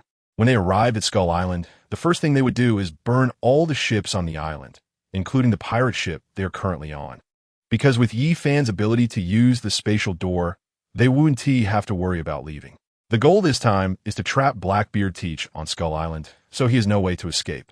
For a strong person like Blackbeard Teach, if he tries to escape with all his strength, he does not want to fight. Even Yi Fan would find it very hard to kill him. After sailing for a day on the sea, they reached the foggy area. Marco took out a permanent compass and said, "This permanent compass can reach Skull Island." A permanent compass is created on an island by establishing a magnetic field over several days, which can permanently mark the location of that island. Yi Fan thought to himself, "Fortunately, I found them in advance. Otherwise, relying on myself, I wouldn't know how long it would take to completely eliminate Blackbeard Teach in this fog." Just now, he had used his observation Haki, which only covered an area of less than a kilometer. The ability of the Byakugan was also affected by the fog, making it difficult to see very far. Luckily, Ace and the others were leading the way. They smoothly arrived at Skull Island. Yi Fan confirmed through his Byakugan that Blackbeard Teach and his crew were indeed on this island. He said to Ace and the others, "The target is confirmed to be on the island. Prepare to act." This island had no dock. The ships directly beached on the shore, and a few people jumped up the dozens of meters high cliffs. Then, Fire Fist Ace activated his Flame fruit ability, directly burning their ship as well as Blackbeard Teach's fleet. On this island, there were only a few hundred pirates, all elite members of the Blackbeard Pirates. After Yifan's failure to cooperate with the Navy nearby, Blackbeard Teach knew that he would definitely be hunted down by Yifan. The patient Blackbeard Teach thought of this very hidden Skull Island. This unknown island, aside from a few members of the Whitebeard Pirates, hardly anyone in the vast sea knew about it. However, unfortunately, when they fled to Skull Island, they were spotted by remnants of the Whitebeard Pirates who were waiting to take revenge from afar. Although the island was shrouded in fog with no food or resources, the Blackbeard Pirates brought supplies from over a dozen ships. They were not lacking in food and drink, and the few hundred pirates were happily holding a banquet. Without Yifan's attack, it seemed that Blackbeard Teach planned to hide here for at least a few months, because in his view, the Beast Pirates would soon engage in full-scale war with the Celestial Dragons in a few months. Even if the Beast Pirates didn't want to fight the Celestial Dragons, the Celestial Dragons wouldn't allow such a colossal threat to exist. Once both sides went to war, regardless of whether the Beast Pirates won or lost, they would no longer be able to target Blackbeard Teach. If they lost, Yifan would be killed by the Celestial Dragons. If they won, the Beast Pirates would control the entire sea. There would be no time or energy to search for his whereabouts in the New World. It can be said that Blackbeard Teach had a good plan, but the only regret was that his hiding place on Skull Island was discovered by the opposing Whitebeard forces. Coincidentally, the people of the Whitebeard Pirates were among the few who knew about this island. Seeing the raging fire rising from the sea, all the pirate ships and their supplies were engulfed in flames. All the members of the Blackbeard Pirates were furious. Without their ships, they could not leave this place. Now, these people all had devil fruit powers, making them unable to touch the seawater. Some wanted to trap them on this island. How could these vicious pirates not be enraged? A group of several hundred pirates charged towards the seaside.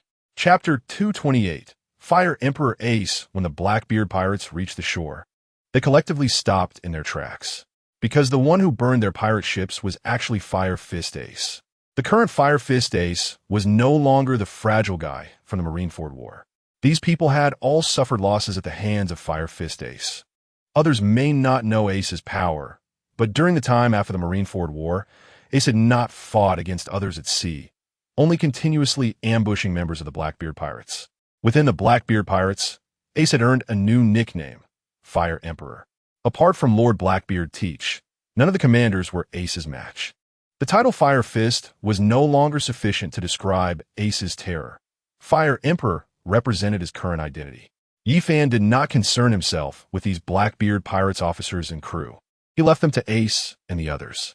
Although Yifan's group consisted of less than 10 people, with Ace and Marco, two powerful Vice Admiral level fighters, and the likes of Diamond Jaws and Flower Sword Vista, all of whom were strong pirates, it was more than enough to deal with the Blackbeard Pirates officers. Meanwhile, Yifan, along with Kazuki Toki, locked onto their target, Blackbeard. Upon seeing Yifan's arrival, Blackbeard Teach's first thought was to escape. He never expected that he would be found by Yifan even after hiding on such a remote island. Glancing at Ace and Marco, he found these remnants of Whitebeard truly detestable. If it weren't for them, Yifan would definitely not have been able to find him. In the future, I must kill them all. Although Blackbeard Teach felt resentment in his heart, he was not slow to escape. Upon leaving Impel down, he lamented his lack of flight ability, which would be very awkward in the Calm Belt. Hence, his 8th Devil Fruit ability was the Zoan-type Owl Fruit, allowing him to transform into an owl. Although it was just an ordinary Zoan-type Devil Fruit, it granted him 2 abilities: the ability to fly and night vision, allowing him to see the movements of enemies clearly even at night. It was a functional fruit ability. As soon as Yifan and the others approached Skull Island, Blackbeard Teach spotted Yifan. He knew he was no match for Yifan and chose to flee immediately. This was also why Yifan did not use his Conqueror's Haki to stun those Blackbeard Pirates small fry. They were not important and could be left to the Whitebeard Pirates. Yifan used his teleportation skill to begin chasing Blackbeard Teach. His speed was fast. The owl was originally a bird adept at flying, hunting, and ambushing. Don't be deceived by its cute appearance. When hungry, an owl can even catch an eagle of the same size. Coupled with Blackbeard Teach's fruit ability, the Logia-type wind fruit, each flap of his wings could create a strong wind, propelling him far away. His flying speed was much faster than Marco, the pineapple head. However, in Yifan's eyes, his speed was still not fast enough. With just 2 teleports, Yifan intercepted Blackbeard Teach in front of him, his fist wrapped in Conqueror's Haki, striking out. Seeing Yifan suddenly appear in front of him, Blackbeard Teach did not hold back either, throwing a punch filled with tremor power to clash with Yifan. In the air, both sides could not leverage their strength. Both parties' bodies were pushed back due to the immense impact. However, Blackbeard Teach's body was retreating towards Skull Island. On the ground, a figure was running swiftly. It was Kazuki Toki, wearing a mask. As she watched Blackbeard Teach approach her, she decisively drew her sword, Kinemon, leaping high into the air to strike at Blackbeard Teach. In the air, Blackbeard Teach, with his rich combat experience, stabilized himself using the powers of the barrier fruit. Then, he activated the sword fruit, summoning 2 swords into his hands. At the same time, the owl wings on his back vanished, transforming into 8 octopus tentacles. Each tentacle bore a sword. He was afraid of a direct confrontation with Yifan. But that didn't mean just anyone was qualified to fight him. This masked woman was merely one of Yifan's subordinates. How dare she attempt to ambush Blackbeard Teach? He was destined to become the strongest of the 4 emperors. Blackbeard Teach activated the powers of the wind fruit again, flying towards Kazuki Toki. He intended to eliminate Yifan's subordinate first before focusing on Yifan himself. 10 swords against 1? How could Blackbeard Teach possibly lose? Even red-haired Shanks wouldn't stand a chance against him in a physical confrontation without using his Conqueror's Haki. Over 30 years ago, when he was still young, he had faced both red-haired Shanks and Buggy the Clown alone without losing ground. 30 years later, relying on his physical abilities, he had even managed to scratch half of red-haired Shanks' face.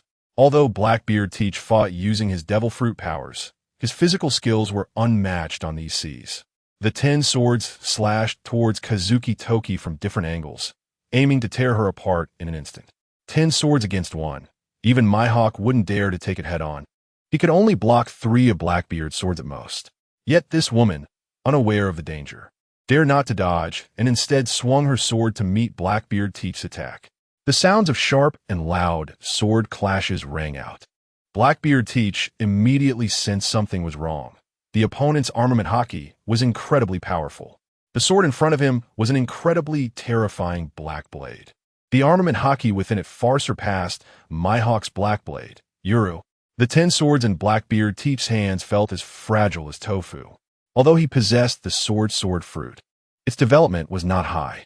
It was sufficient against ordinary swords, but when facing Kinemon, who had been nurtured by the strongest swordsman in the Navy for 800 years, the gap was too vast. The 10 swords in Blackbeard Teach's hands were all severed by Kazuki Toki. Finally, her blade struck Blackbeard Teach's chest, leaving a massive wound over 50 centimeters long, erupting with a large amount of blood. Blackbeard Teach was wounded by Kazuki Toki's strike. Chapter 229, Toki / Ah.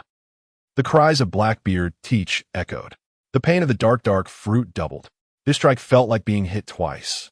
Tears streamed from Blackbeard Teach's eyes as he fell from the sky to Skull Island.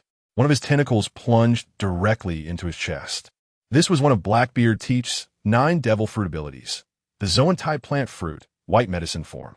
White medicine was a miraculous plant capable of rapidly healing injuries. It was also a rare and precious healing material in the seas. Once a large amount of white medicine was injected into Blackbeard Teach's chest, his wound began to visibly heal at an astonishing speed. It was yet another auxiliary devil fruit ability, greatly enhancing Blackbeard Teach's endurance.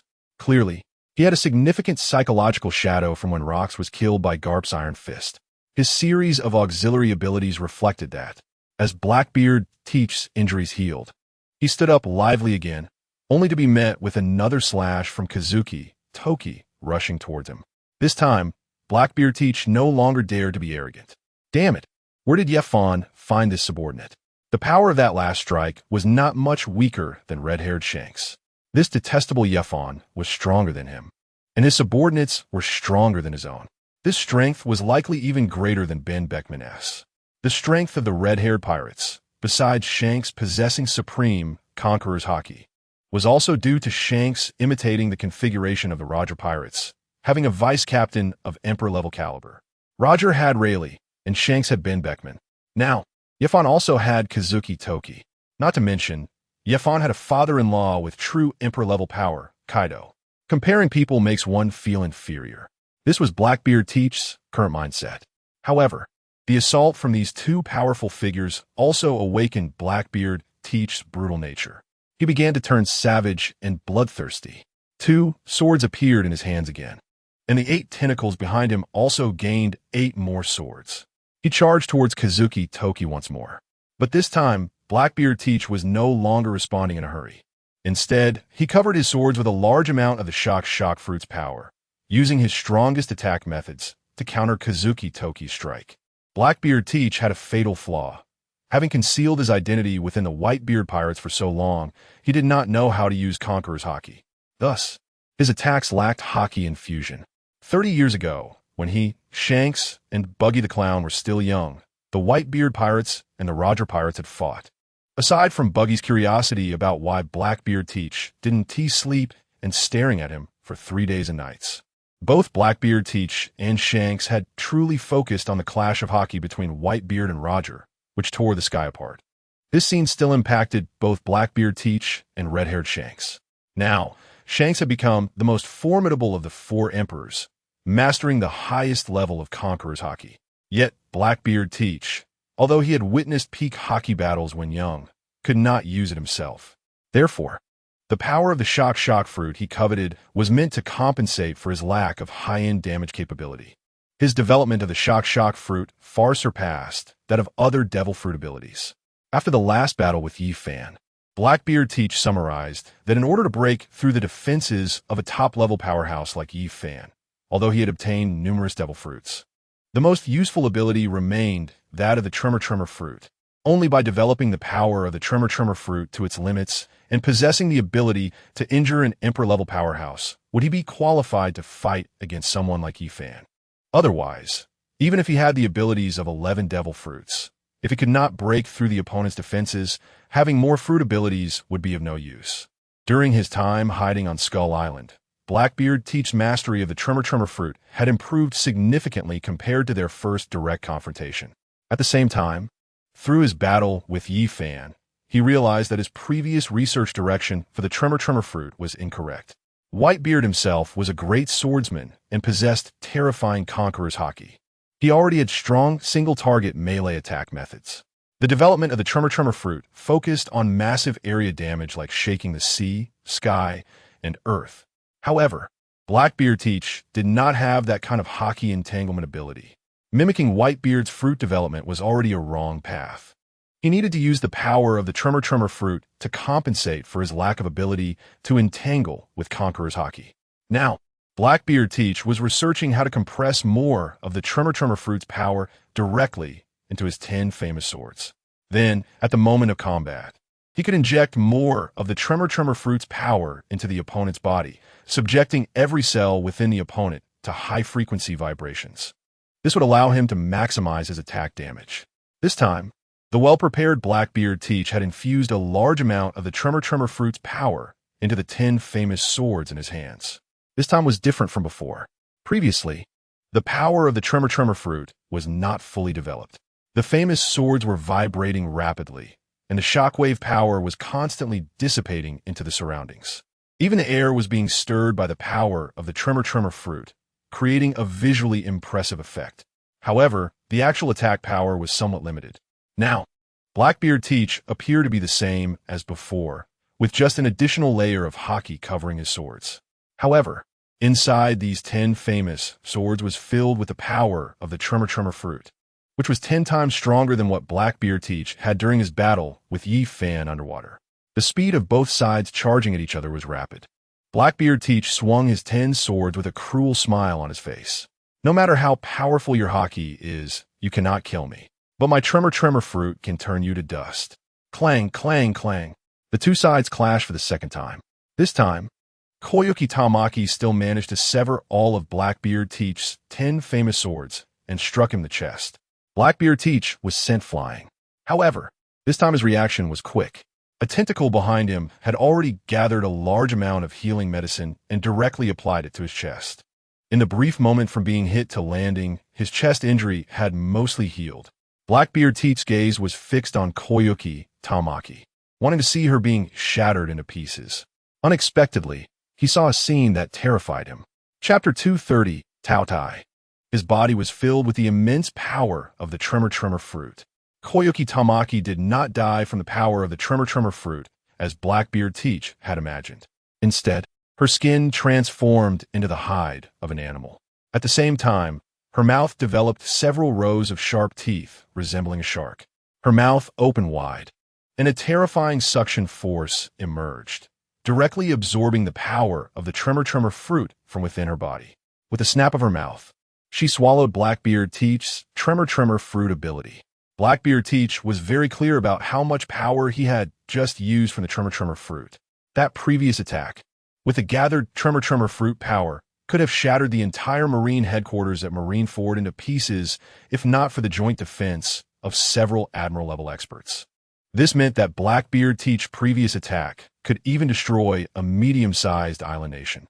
Such a terrifying power from the Tremor fruit, when extracted from the opponent's body, was not spit out, but rather swallowed. Even a Sea King would be shattered in her stomach. Yet, looking at Koyuki Tamaki, Blackbeard Teach saw her enjoying the moment. Even with her mask on, one could see her expression like a person who had not eaten for days suddenly enjoying a lavish feast. This was indeed a true feast because Koyuki Tamaki's Devil Fruit ability was the Zoan-type mythical beast lizard fruit in its Tao Tai form. Tao Tai is a mythical beast known for its insatiable appetite, capable of consuming everything in sight, even resorting to devouring its own body when food was scarce.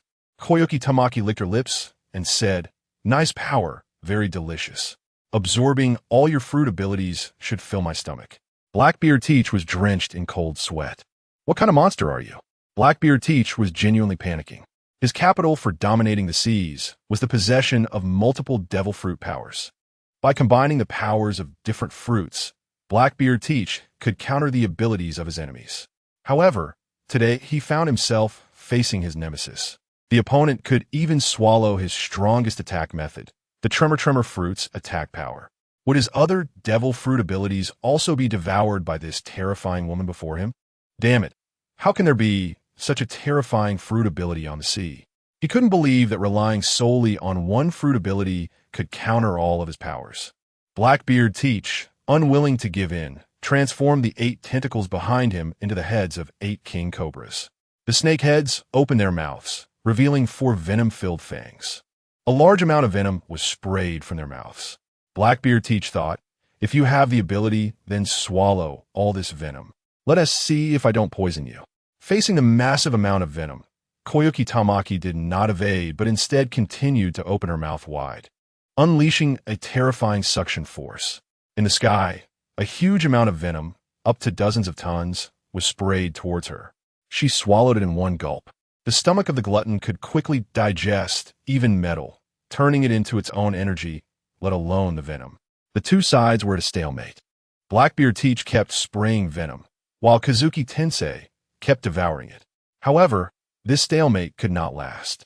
Soon, Blackbeard Teach ran out of fruit ability and could no longer spray a large amount of venom. On the other hand, Kazuki Tensei's petite body, after absorbing an unknown amount of venom, still maintained its slender figure. This venom was immediately converted into energy within her body after passing through her stomach. Kazuki Tensei felt she was already at 80 capacity. Previously, she would need to devour several Sea Kings to achieve such an effect. Now, just at the beginning of the battle, she could exert herself to the fullest. In stark contrast, Blackbeard Teach felt empty. He resembled a hollow prince. His originally dark complexion had turned slightly pale. After exerting his fruit ability to the limit, even he felt his legs weaken. His waist ached faintly, and he could no longer hold on. He was terrified to realize that he couldn't even fight against Yafan, let alone defeat the subordinates Yafan brought. At first, Kazuki Tensei, when she was still General Peach Rabbit, had the advantage of high attack, but low defense and low health as an assassin type. However, after consuming the mythical beast fruit and devouring a large number of sea kings during this time, her physical body began to grow stronger. Now, the low defense and low health were no longer an issue. The current Kazuki Tensei was like a heavily armored warrior. She resembled a six-piece equipped Poppy with attack, defense, and health, just like an indestructible little cockroach. Her subordinates were clearly no match for Fire Fist Ace and Pineapple Head Marco. Meanwhile, she had Yefon hovering in the air, watching closely. Even if she exerted all her effort to defeat the woman in front of her, Blackbeard Teach felt he would still be killed by Yefon. He had only one thought in his mind: to escape quickly. But how to escape was a problem. Although he could fly now, the power of his two fruits was not as fast as Yefon's Thunder Fruit. What to do? He couldn't escape, nor could he fight back. For the first time in decades, Blackbeard Teach felt he had fallen into a desperate situation. Yefon looked at Blackbeard Teach, who was like a trapped beast. He wanted to see how much Kazuki Tensei had improved during this time. She was an important fighting force among his subordinates. Moreover, Yefon needed to probe Blackbeard Teach's true strength. This time, he intended to completely kill Blackbeard Teach. He could not allow him to ally with the Celestial Dragons against himself. Blackbeard Teach could be said to be the purest pirate. For his own interests, he could cooperate with the Navy or the Celestial Dragons, as long as it served his interests. Among the four emperors, the ones most likely to cooperate with the Celestial Dragons were Blackbeard Teach and Red-Haired Shanks. Shanks was a powerful existence with fewer appearances. However, Yefon, who had crossed into the pirate world for almost a year, remembered that Red-Haired Shanks could meet directly with the Five Elders. Yefon even suspected that Shanks was also a Celestial Dragon or even a member of the Upper Three families, a more powerful Celestial Dragon. Over the past 800 years, the Upper Three families of the Celestial Dragons had inserted countless nails across this sea. Chapter 231, the fourth stage of armament hockey. Moreover, Shank's former captain had collaborated with the Navy to kill Rox. The configuration of red-haired Shank's pirate crew was entirely a replica of Pirate King Roger's crew back in the day. Now, Yefon had to exert all his strength to kill Blackbeard Teach, and then mobilize all his power to kill the red-haired pirates. Only then could he ensure the safety of his rear. There was only about half a month left until the Celestial King was fully charged. Yefon needed to clear all obstacles to prepare for the showdown with him. He never naively believed that obtaining the great treasure and the legendary Celestial King would qualify him to defeat him, a being that had already become godlike 800 years ago. Just how terrifying would he be? Yefon could only amplify Im's abilities infinitely and would not think that he could easily defeat Im just by using the Celestial King to destroy his trump card. Hovering in the air, Yefon continuously used his Sharingan, Byakugan, and Observation Haki to lock onto Blackbeard Teach. Fearing that Blackbeard Teach might obtain a fruit similar to Kaido's or possess an escape method akin to Green Bull's. His goal for coming here today was to confirm Blackbeard Teach's death. After absorbing a large amount of resources, Kazuki Tensei was now filled with power and had entered her hybrid form. This was a state Kazuki Tensei despised because her smooth skin would transform into the disgusting skin of a beast. The glutton was not a beast with a beautiful appearance. On the contrary, this legendary beast was very ugly. Kazuki Tensei did not like her hybrid form. However, now, facing a powerful opponent like Blackbeard, she began her most powerful combat form. Gripping Kinpyra tightly, she charged quickly towards Blackbeard Teach. Suddenly, she felt that the resistance to her advance was growing stronger. The immense power made her feel as if she were moving through thick glue. This was Blackbeard Teach's repulsion fruit, attempting to restrict Kazuki Tensei's speed. Moreover, the closer she got to Blackbeard Teach, the stronger the repulsion she felt. Blackbeard Teach saw that his fruit ability was effective and did not rush to attack Kazuki Tensei, but instead thought about how to safely leave this island. He had already seen that Ace and Marco had defeated most of Blackbeard's crew. Now only a few officers were still struggling to hold on. It could even be said that if they weren't trapped on Skull Island, they might have already fled. It was because all the ships had been destroyed that they could only barely resist. Looking at the time, his subordinates could last at most a few more minutes. They might not be able to hold out any longer. If they didn't escape soon and got surrounded by Fire Fist, Ace, and Phoenix Marco, they would truly have no chance today. Watching Kazuki Tensei desperately approaching him and Yefan watching from the air, Blackbeard Teach suddenly struck the sea with a punch, causing the surrounding ocean's surface to tremble. Under the influence of the Tremor fruit, a massive tsunami over 1,000 meters high instantly formed around him. With the power of the Tremor fruit, at least dozens of towering tsunamis surged towards Skull Island. This was the strategy Blackbeard Teach devised. Among those present, only Yifan could keep up with him. However, Yifan couldn't casually use his teleportation ability. If he teleported directly into the sea, his fruit powers would be restricted, weakening his body, and he could even be countered by Blackbeard Teach. As a massive amount of seawater surged into the sky, Blackbeard Teach used the repulsion fruit against Yifan, who was in the air. Then, the octopus tentacles behind him transformed into wings, activating the Wind fruit's powers. Blackbeard Teach prepared to fly towards the shore. At that moment, he suddenly sensed a terrifying crisis. Turning around, he saw Kazuki Toki completely ignoring his repulsion fruit ability, rapidly charging towards him. How could this be possible? The armament haki could achieve such a level. Blackbeard Teach's observation haki was quite good, and he immediately understood the reason. The Kinemon in Kazuki Toki's hand emitted an incredibly terrifying armament haki. It was known that armament haki generally had several levels.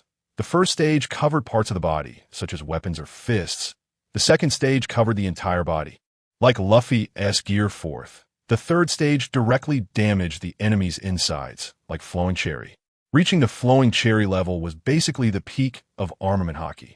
However, now Kazuki Toki had actually used the fourth form, externalizing armament haki.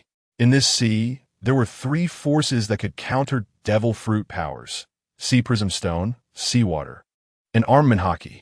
Yet Armament Haki could only counter when in contact. No one had ever externalized Armament Haki before Kazuki Toki. Only Conqueror's Haki could be externalized. But today, Kazuki Toki had achieved this. She exuded a massive amount of Armament Haki, directly nullifying Blackbeard Teach's repulsion fruit. Without the limitation of the repulsion fruit, Kazuki Toki's formidable speed quickly approached Blackbeard Teach, who was trying to get up and escape. A sword imbued with armament haki pierced into Blackbeard Teach's back. A massive amount of armament haki flowed through Blackbeard Teach's body, tearing apart every cell within him. However, this was not the end. In the sky, Yifan, who had been inactive for a long time, suddenly teleported in front of Blackbeard Teach. Yifan had drawn the Blue Sun Wheel Sword, crackling with black lightning. This was Yifan's Conqueror's Haki Wrapped attack. Simultaneously, he stabbed into the other side of Blackbeard Teach's chest. In the sea, two individuals with the strongest armament haki and Conqueror's haki simultaneously unleashed their most powerful forces into Blackbeard Teach's body. In just a brief moment, Blackbeard Teach didn't even have time to scream. Every cell in his body was destroyed by the two overwhelming haki.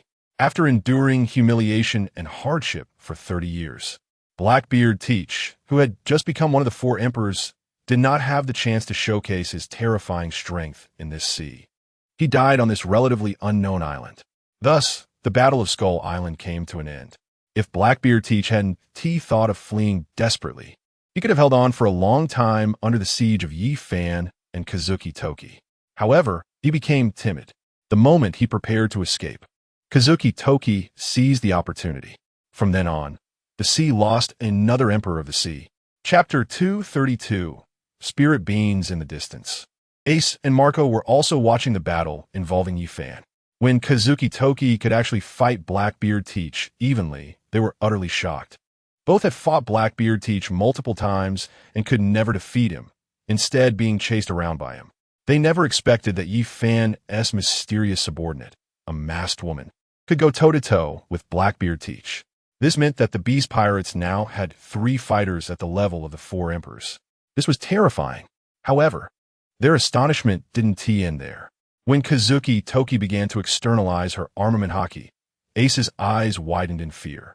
His current title was Flame Emperor because his Flame fruit had been developed to a terrifying level. In the past, his Fire Fist could burn down a few pirate ships at most. Now his Fire Fist could set an entire island ablaze. truly possessing the combat power to annihilate a nation. However, if he faced Kazuki Toki, his fruit abilities would lose any effect. Ace knew he absolutely could not withstand Kazuki Toki's terrifying slashes without his fruit powers. He never expected that even Yi Fan's subordinate could defeat the Whitebeard pirates. After their father passed away, they were like a scattered sand. After executing all the members of the Blackbeard pirates, Yi Fan opened a portal and said to Ace, "This door leads to Deerhorn Village. The cooperation is complete. You can take over Blackbeard Teach territory, but you must abide by our agreement." After saying this, Yi Fan ignored Ace and Marco. Their current combat power posed no threat to the Beast Pirates. If they were given another 2 or 3 years, Ace might become a 4 Emperor's-level powerhouse. However, it didn't matter anymore. Just as Yi Fan didn't take Luffy's Straw Hat Pirates seriously, in less than a month, he would be engaged in a decisive battle with the Celestial Dragons. By the time they became 4 Emperors, he would already be seated on the Void Throne, becoming the ruler of the world, or be killed by him, with the entire pirate world erased by him. Yi Fan opened another portal and returned to Onigashima. After spending 3 days on Onigashima, his cheap father-in-law Kaido returned, accompanied by the 3 admirals and Big Mom Charlotte Linlin, whom Yi Fan hadn't seen in a long time.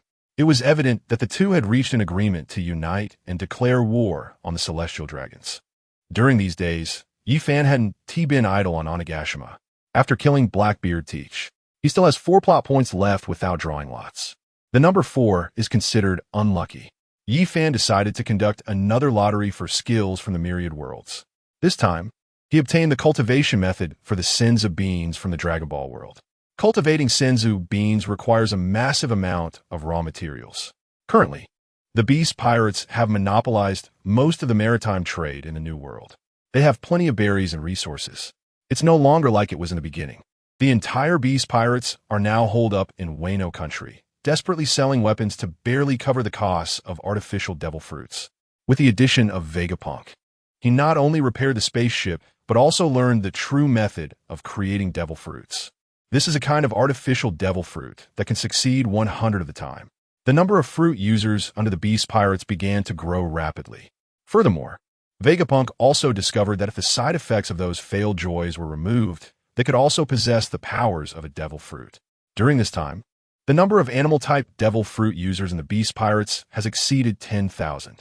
In these 3 days, Yi Fan cultivated 10 Senzu beans. Senzu beans are incredibly valuable. Their effects far surpass those of the perfect T-virus. No matter how serious the injury or how much stamina is consumed, eating a Senzu bean can instantly restore a person to peak condition. Yi Fan and Kaido are basically not afraid of getting hurt. There are very few people in this sea who can harm them due to their super strong defenses. However, they're concerned about stamina consumption. In the unaltered plot, Yi Fan's foolish father-in-law was consumed to death. Carrying Onigashima into battle is already extremely exhausting. He also went through a wheel battle, first dealing with the Red Scabbard alone, then facing Law and Kid one-on-one, and endured all the one-time ultimate moves. Not to mention, he fought Luffy twice during this time, all while carrying Onigashima and flying hundreds of kilometers. He really tried everything, yet still ended up being killed by Luffy. But with Senzu beans, the situation is completely different. Kaido can eat one after defeating the Red Scabbards, another after dealing with Law and Kid, and another after taking down Zoro. After fighting Luffy twice, he could still eat 3 more. With Luffy's combat power lasting only 5 minutes, even 10 of him would not be a match for Kaido. If Kaido had these 10 Senzu beans, he could single-handedly punch through the entire Straw Hat crew twice. That is the power of Senzu beans, instant recovery from injuries and stamina. This is truly an invincible medicine. Holding the 10 Senzu beans in his hand, Yi Fan entered the hall and saw Charlotte Linlin. Once the beauty of the sea, now an old hag, it seemed she did not genuinely submit to the Beast Pirates. Just looking at where she was sitting made it clear. She was sitting in Yi Fan's position, a place that should be equal to Kaido's. Clearly, this old hag still did not understand that she could only be an affiliate of the Beast Pirates now.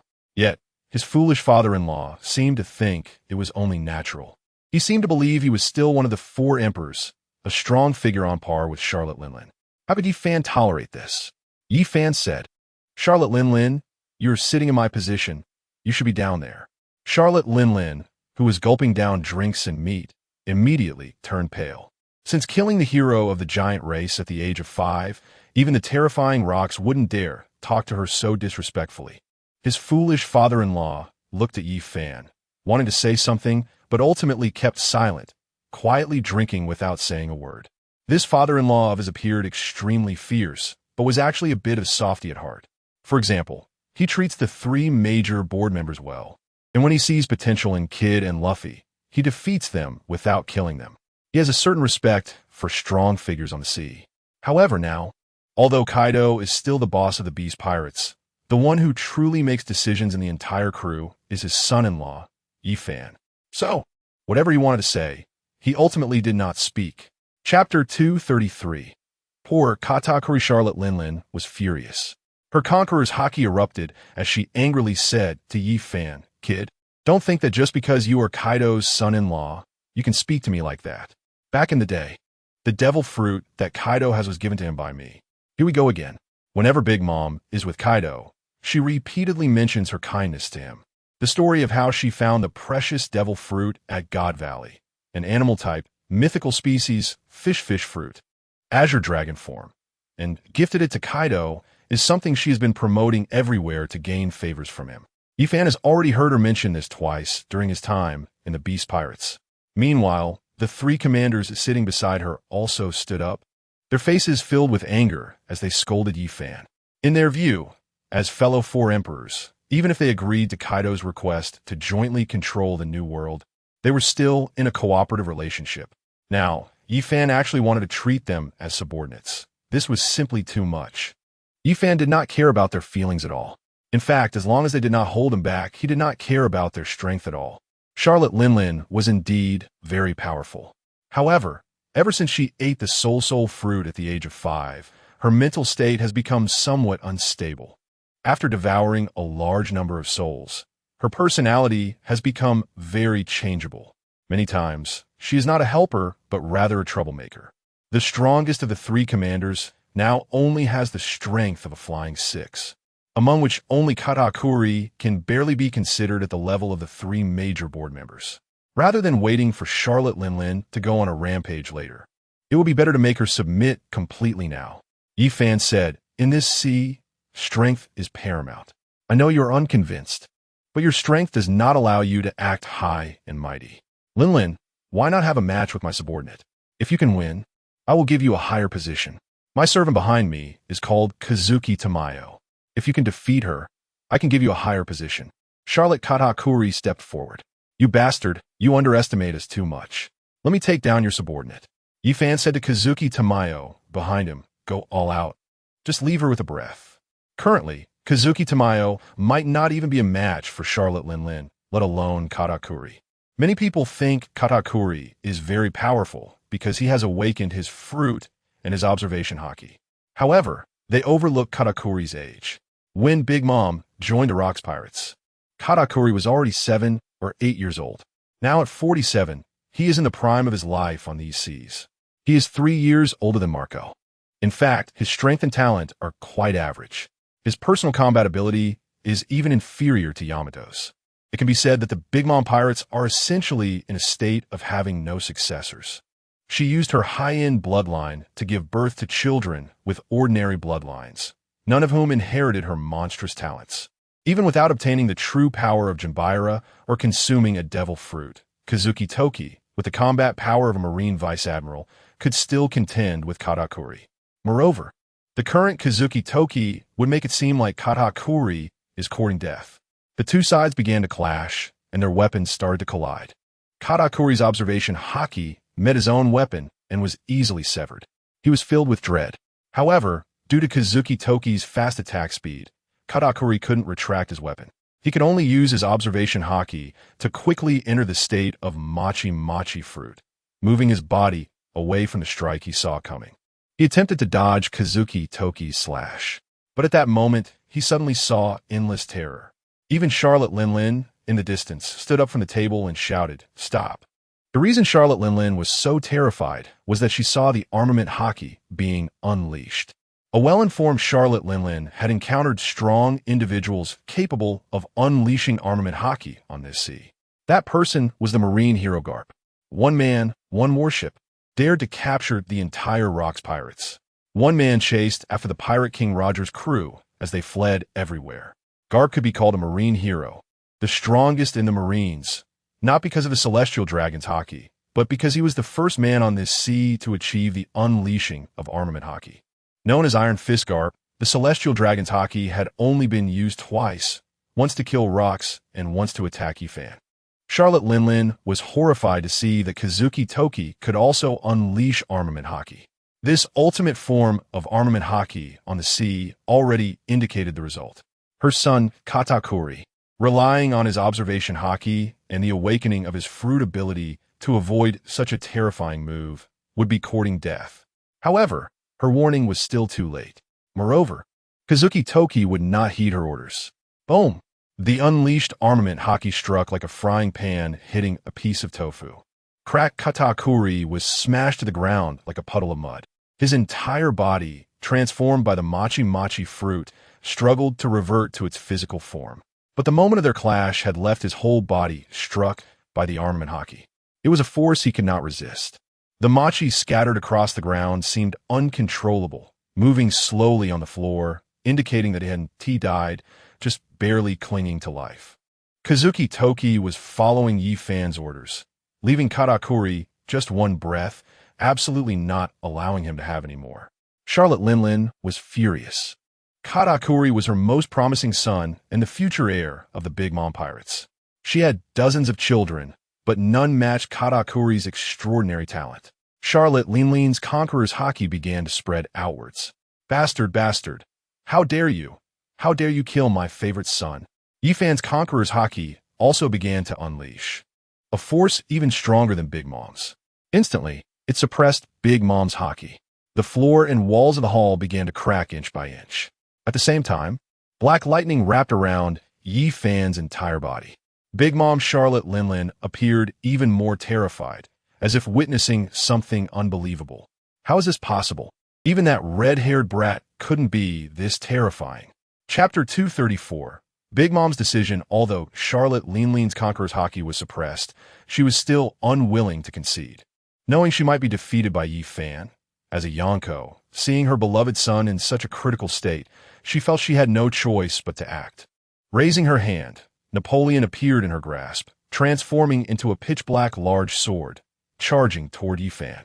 The terrifying Conqueror's hockey enveloped Napoleon as she swung it down toward Yifan. Yifan did not move, for Kazuki Toki was right beside him. Kazuki Toki's Jinbaira blocked Charlotte Linlin's attack. The clash of Conqueror's hockey and armament hockey produced a terrifying effect. The immense power caused the entire hall to tear apart at the point where the two fought. The floor, walls, and even the tall ceiling of the hall split open under their intense force. Following that, the clouds in the sky were also torn apart by their powerful energies. Big Mom Charlotte Linlin was unwilling to accept that her attack was so easily blocked. She shouted, "Aya," and exerted even more strength. However, the Jinbaira in Kazuki Toki's hands remained unmoved. The two sides held their ground for a long time. Charlotte Linlin was horrified to discover that the Beast Pirates were not only stronger than her, but even Yifan was stronger than her. Even the guards beside Yifan were stronger than her. Her pirate crew, originally suppressed by numbers, now had at least several thousand Devil Fruit users according to Big Mom's intel. Her crew was no longer a match for the Beast Pirates.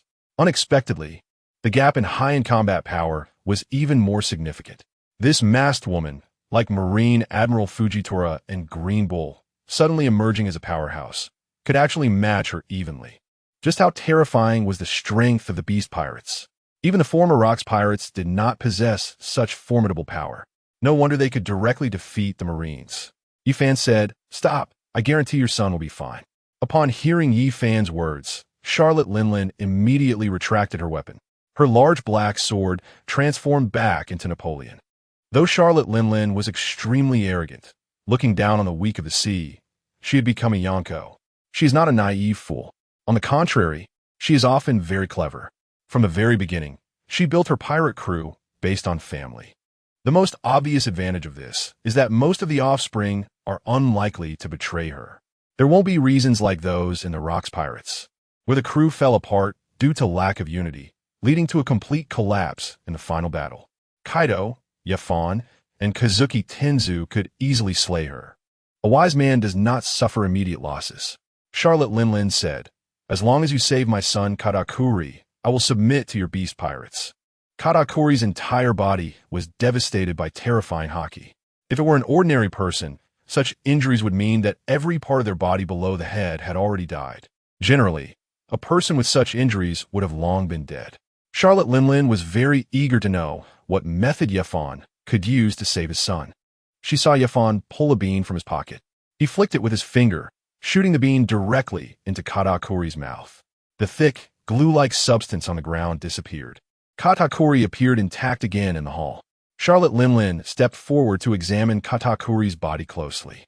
"My son really has recovered. This bean is truly amazing," Yafan said. "This magical bean is called a Senza bean. It is extremely rare and precious, but its effects are very powerful, no matter how severe the injury. As long as there is still a breath of life, eating this bean can restore all injuries and even bring combat power back to its peak." Charlotte Linlin exclaimed, "What a treasure! Can you give us some of these beans?" Yafan opened his pocket, and Charlotte Linlin saw 9 Senza beans inside. Yafan said, "There are 9 left. I can give you one in advance, and after we eliminate the red-haired pirates, I will give you 2 more." Charlotte Linlin replied, 3 Senza beans are not enough to make our Big Mom pirates fully engage in war with the red-haired pirates." Yafan responded, "You misunderstand. The red-haired pirates are known as the Iron Wall Pirates. They don't have that many subordinates. Me, my father-in-law Kaido, my assistant Kazuki Tenzu, and you, Charlotte Linlin. The 4 of us are enough to eliminate the red-haired pirates.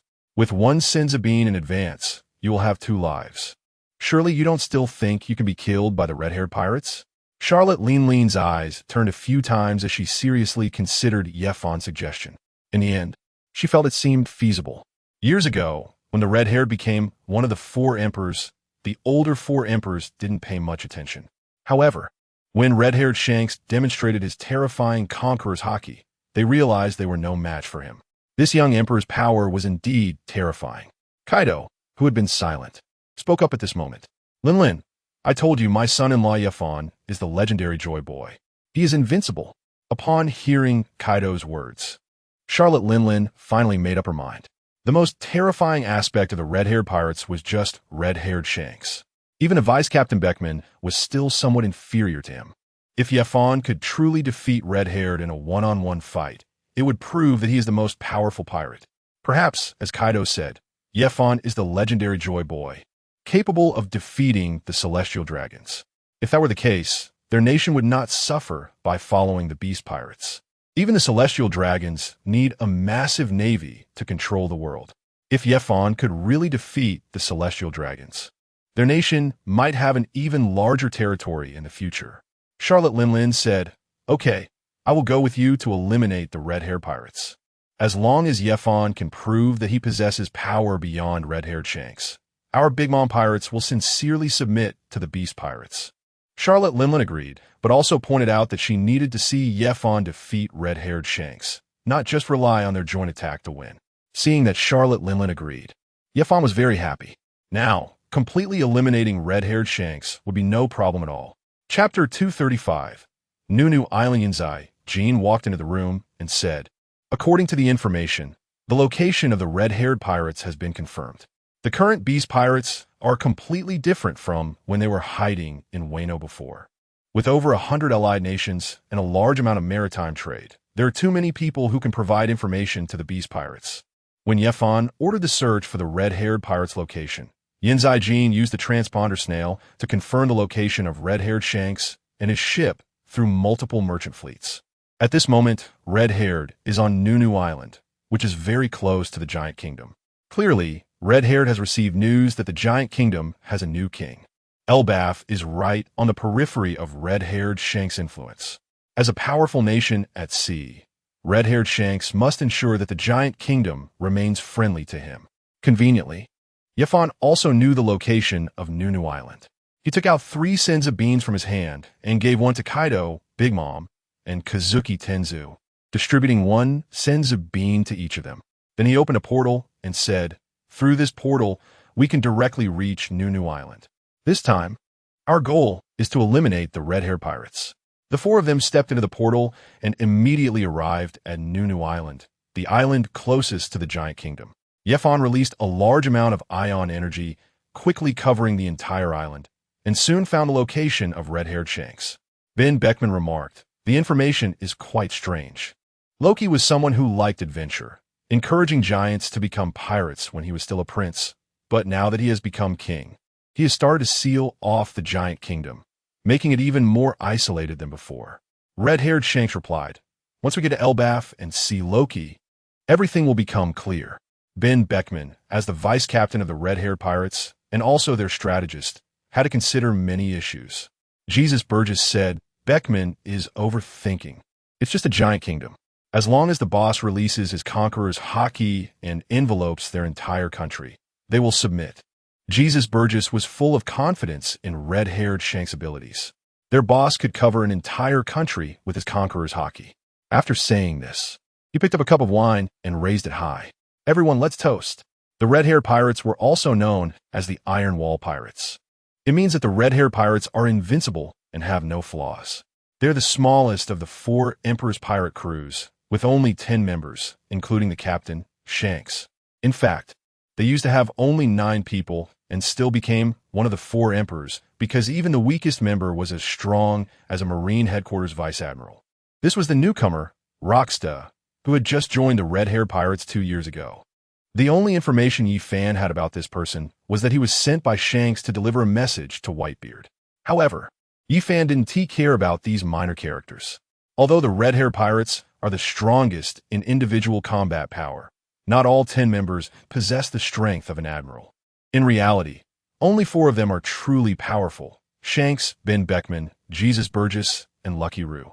Aside from Shanks, the most famous is undoubtedly Jesus Burgess, as he is the father of Usopp, the sniper of the Straw Hat Pirates. As for the other members, their strength varies. In fact, the future Straw Hat Pirates will have a similar configuration. Aside from Luffy, the high-end combat power is only Zoro, Sanji, and Yamato, who hasn't had her storyline altered. Characters like Robin, Jinbe, Frankie, Chopper, Brook, and Usopp can only be considered second-tier combatants. Although Chopper has once earned a bounty of 50 berries and withstood a blow from Big Mom while fighting for a bounty of 50 billion berries, those were just occasional outbursts. The red-haired pirates have a similar configuration.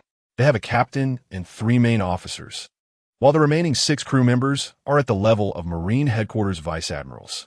The 10 of them, including a gorilla, started drinking together, not paying much attention to the changes in the giant kingdom. Who are they? They are the red-haired pirates. After finishing their drinks, Shanks stood up and looked out at the street outside the bar. Seeing the captain's unusual expression, everyone noticed the situation outside. 2 tall figures, slightly smaller than the giants that occasionally appear on the street, were walking down the street. These 2 tall figures were naturally Kaido and Charlotte Linlin. On the side of the street were 2 smaller figures, Yi Fan and Kazuki Tamako. Watching the arrival of these individuals, the members of the red-haired pirates nervously picked up their weapons. Facing either Kaido or Charlotte Linlin alone, they would not feel the slightest bit of tension. However, today, the pressure from the 2 emperors made the crew of the red-haired pirates feel a hint of crisis. Of course, it was just a hint. They wouldn't be tense even against Admiral Sengoku and the 3 admirals. This is the confidence of the red-haired pirates. Ben Beckman said, "2 emperors have come to our red-haired pirates' territory. What do you want?" Ben Beckman didn't think they were here to fight. In his mind, the Beast Pirates have been making a lot of noise lately, expanding wildly and defeating the Marines. It seemed they wanted to go to war with the Celestial Dragons, just like the former Rocks Pirates. The goal of the red-haired pirates, however, was the final island, the legendary Great Treasure. In Ben Beckman's mind, he believed they were here to negotiate, wanting to fight against the Celestial Dragons together, rather than to engage in a decisive battle. They didn't know that Yi Fan had secretly found the Great Treasure and used the power of the Pure Land to awaken Princess Shirahoshi's powers ahead of time. The awakening time of the great treasure had already been advanced by nearly 2 years compared to normal circumstances. Kaido said, "There's nothing to discuss. We came here to eliminate you, so that Shanks doesn't pull a sneak attack on us like Roger did when we go to war with the Celestial Dragons." Upon hearing Kaido's words, Shanks drew his famous sword, Griffin, one of the 12 Supreme Blades. Ben Beckman pulled out his pistol, and Jesus Burgess took out his sniper rifle. Shanks said, "You think you can eliminate the red-haired pirates with just the two of you? That's incredibly arrogant. Kaido, Charlotte Linlin, today I will teach you a lesson." Although Shanks is generally friendly towards Luffy and ordinary people, don't mistake him for someone with a good temper. Just like when Kid challenged Shanks and ended up having his arm severed, he is also a ruthless pirate who has destroyed a country. Chapter 236. The true face of Shanks. The battle between both sides was about to erupt. Inside the tavern, a few big men were happily drinking, unaware that they were very close to death. They were gathered around, placing bets. One of the big men, wearing a cowboy hat and had scars on his face, even started a betting pool, wanting to see who would win. The other drunkards in the tavern also began to participate. Drunks and gamblers are inseparable. The people in this small tavern had never seen the terror of the sea and didn't know what horrifying existence the two sides of the battle were. Shanks suddenly retracted his griffin and said to Kaido, "There are civilians here. Not far from Nunu Island, there's a deserted island where we can duel." Shanks still had a heart and didn't want to destroy this small town or even this country because of a battle between powerful beings. A fight among such powerful beings could easily devastate a country or an island.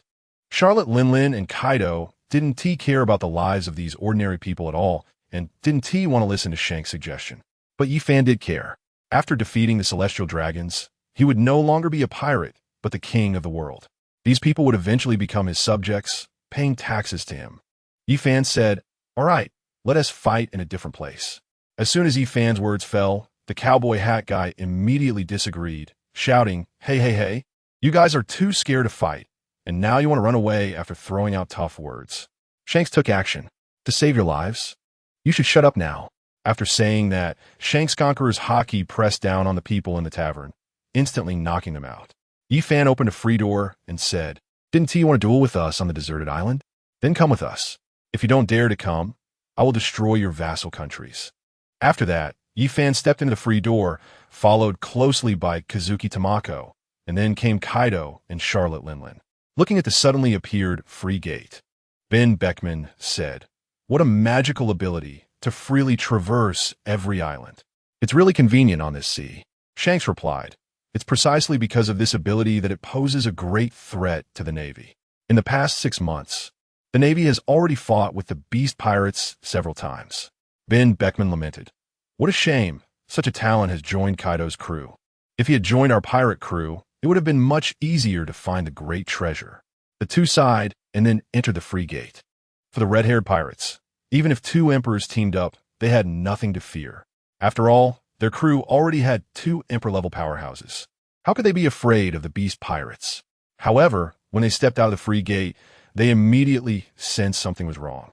This was not the deserted island next to Nunu Island, but an unknown island.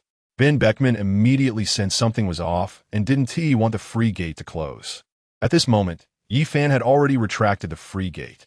Yifan said, "Don't worry, this is an island I discovered in a windless zone. There are no other islands within hundreds of kilometers, making it very suitable for battle." Jesus Burgess exclaimed, "Bastard, you despicable guy. We have no way to leave here." Yifan replied, "You red-haired pirates are not devil fruit users, so you don't fear the sea. If you win, you can naturally leave here. If you lose, I will kill you all." Ben Beckman countered, "We are all pirates. Our territories do not conflict. Why must it be a fight to the death? Moreover, the 4 of you might not necessarily win against us." Yifan said, "Others may not know, but as Shanks' right-hand man, you must know his close relationship with the Gorosei. I hope it won't be like back in the days of Rocks, where Roger ambushed from behind while fighting the Celestial Dragons." Jesus Burgess shouted, "Don't slander us. Our captain could never be connected to the Gorosei." Bendick Snake added, "What baseless accusations. This is too ridiculous." Yifan replied, "Your captain doesn't dare to refute. What are you even rebutting about?"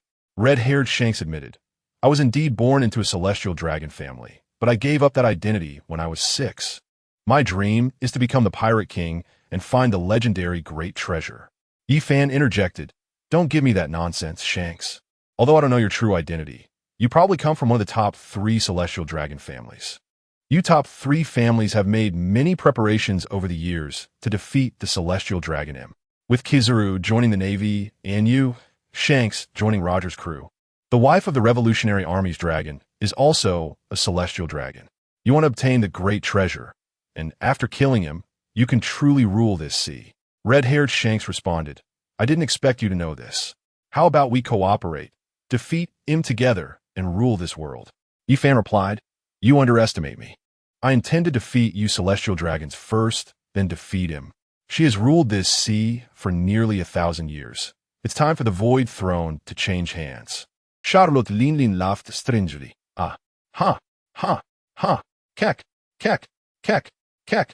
She was surprised to find that Admiral Kizaru was a celestial dragon, and red-haired Shanks was also a celestial dragon. She had always thought that celestial dragons were useless, but to her surprise, there were such powerful individuals among them. Yifan explained, "Celestial dragons are stronger than you think, which is why we need to unite with you nations and gather all forces to resist them." Jesus Burgess exclaimed, "How could this be? This isn't real. The captain can't possibly be a celestial dragon." The kind-hearted Jesus Burgess still couldn't believe it. Boom, the sound of a gunshot rang out. Jesus Burgess was shot in the vest. The shooter was Ben Beckman from the Red-Haired Pirates. Jesus Burgess turned around in disbelief. Before he could finish, he collapsed to the ground, lacking the strength to speak. Lying on the ground, Jesus Burgess had not yet breathed his last. He was just unwilling, with a puzzled expression, staring at his former companions. Chapter 237, The Terror of Red-Haired. With unwilling eyes, he stared at Ben Beckman. Ben Beckman said, "Both Shanks and I are celestial dragons, and the remaining officers are our loyal knights trained for the top 3 families. Everyone in the Red-Haired Pirates, except for you, is one of us. Now you can die in peace." Red-haired Shanks did not care about Jesus Burgess' life or death. He had only discovered his shooting talent on a small island in the East Blue and tricked him onto the pirate ship. Now that the mask had been torn off, red-haired Shanks no longer hid his true nature and directly eliminated the hidden danger within his crew. Red-haired Shanks stated, "Since you know our goals as celestial dragons of the top 3 families and still dare to oppose me, do you really think I'm as useless as Kizaru? However, relying on just the 4 of you to oppose the red-haired pirates is still too naive. The woman who always wore a mask should be the former Marine Admiral Peach Rabbit. On the surface, you killed her, but in reality, she is secretly allied with you." After saying this, red-haired Shanks unleashed his conqueror's haki with all his might. In an instant, Kazuki Toki's mask shattered. Red-haired Shanks revealed a surprised expression. The face beneath the mask was not the Peach Rabbit he had imagined. Although her appearance was similar to that of women from Wano, it was indeed another woman. The reason was simple. Red-haired Shanks' violent conqueror's haki shattered Kazuki Toki's mask, but it could not shatter the thin truth. This was Yifan's ability. Kazuki Toki said, "I don't know who you're talking about, Peach Rabbit. I am Yifan's bodyguard ninja, Kazuki Toki." Kazuki Toki's blissful state was different from others. For Akainu and Loki, Yifan only altered part of their memories. However, Peach Rabbit was on the verge of death at that time, meaning many of her brain cells responsible for memory had already died. This allowed Yifan to easily create a complete memory for such a powerful individual. A memory that spanned decades, with a complete childhood and adolescence. Therefore, Peach Rabbit had truly disappeared. She was now Kazuki Toki, Yifan's personal bodyguard ninja. Red-haired Shanks remarked, "It seems I underestimated you, but it doesn't matter. I still have confidence in completely resolving you on this island. Do you know why no one in my pirate crew uses devil fruits? Do you know why, apart from useless ones like Kizaru, no one from the top 3 families consumes devil fruits? Because those who consume devil fruits cannot defeat him. Yifan, why did you still let Luffy eat the Nika fruit?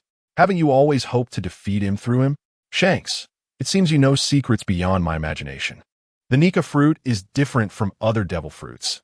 It is a devil fruit transformed from the spirit of the devil tree. I originally intended to give it to Ace, But I didn't expect that the Nika fruit would choose Luffy. Yi Fan, so you could watch Ace be executed during the Marineford War. But you couldn't let anyone harm Luffy. That's the reason why the red-haired pirates arrived at Marineford at the last moment, isn't it? If you hadn't changed the plot yourself, it would have turned out like Ben Beckman raising his gun and Kizaru surrendering. They knew each other all along. Protecting Luffy was just an act. These celestial dragons are truly cunning. But why do they say that those with the power of devil fruits cannot defeat him? Whether it's Roger or Garp, they don't use the power of devil fruits. There's definitely something hidden that he doesn't understand. Could it be that M's ability can easily counter all devil fruit users? However, my power doesn't rely solely on the power of devil fruits. The powers of these few devil fruits are merely aids for me. Shanks withdrew his Conqueror's Haki. Such Haki that can cover a country is indeed terrifying. Then, Shanks drew his sword Griffin again.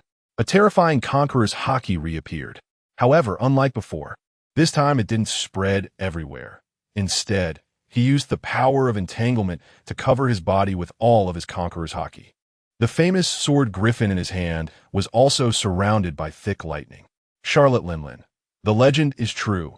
You have actually mastered the full-body entanglement of Conqueror's Haki. Charlotte Linlin even trembled slightly.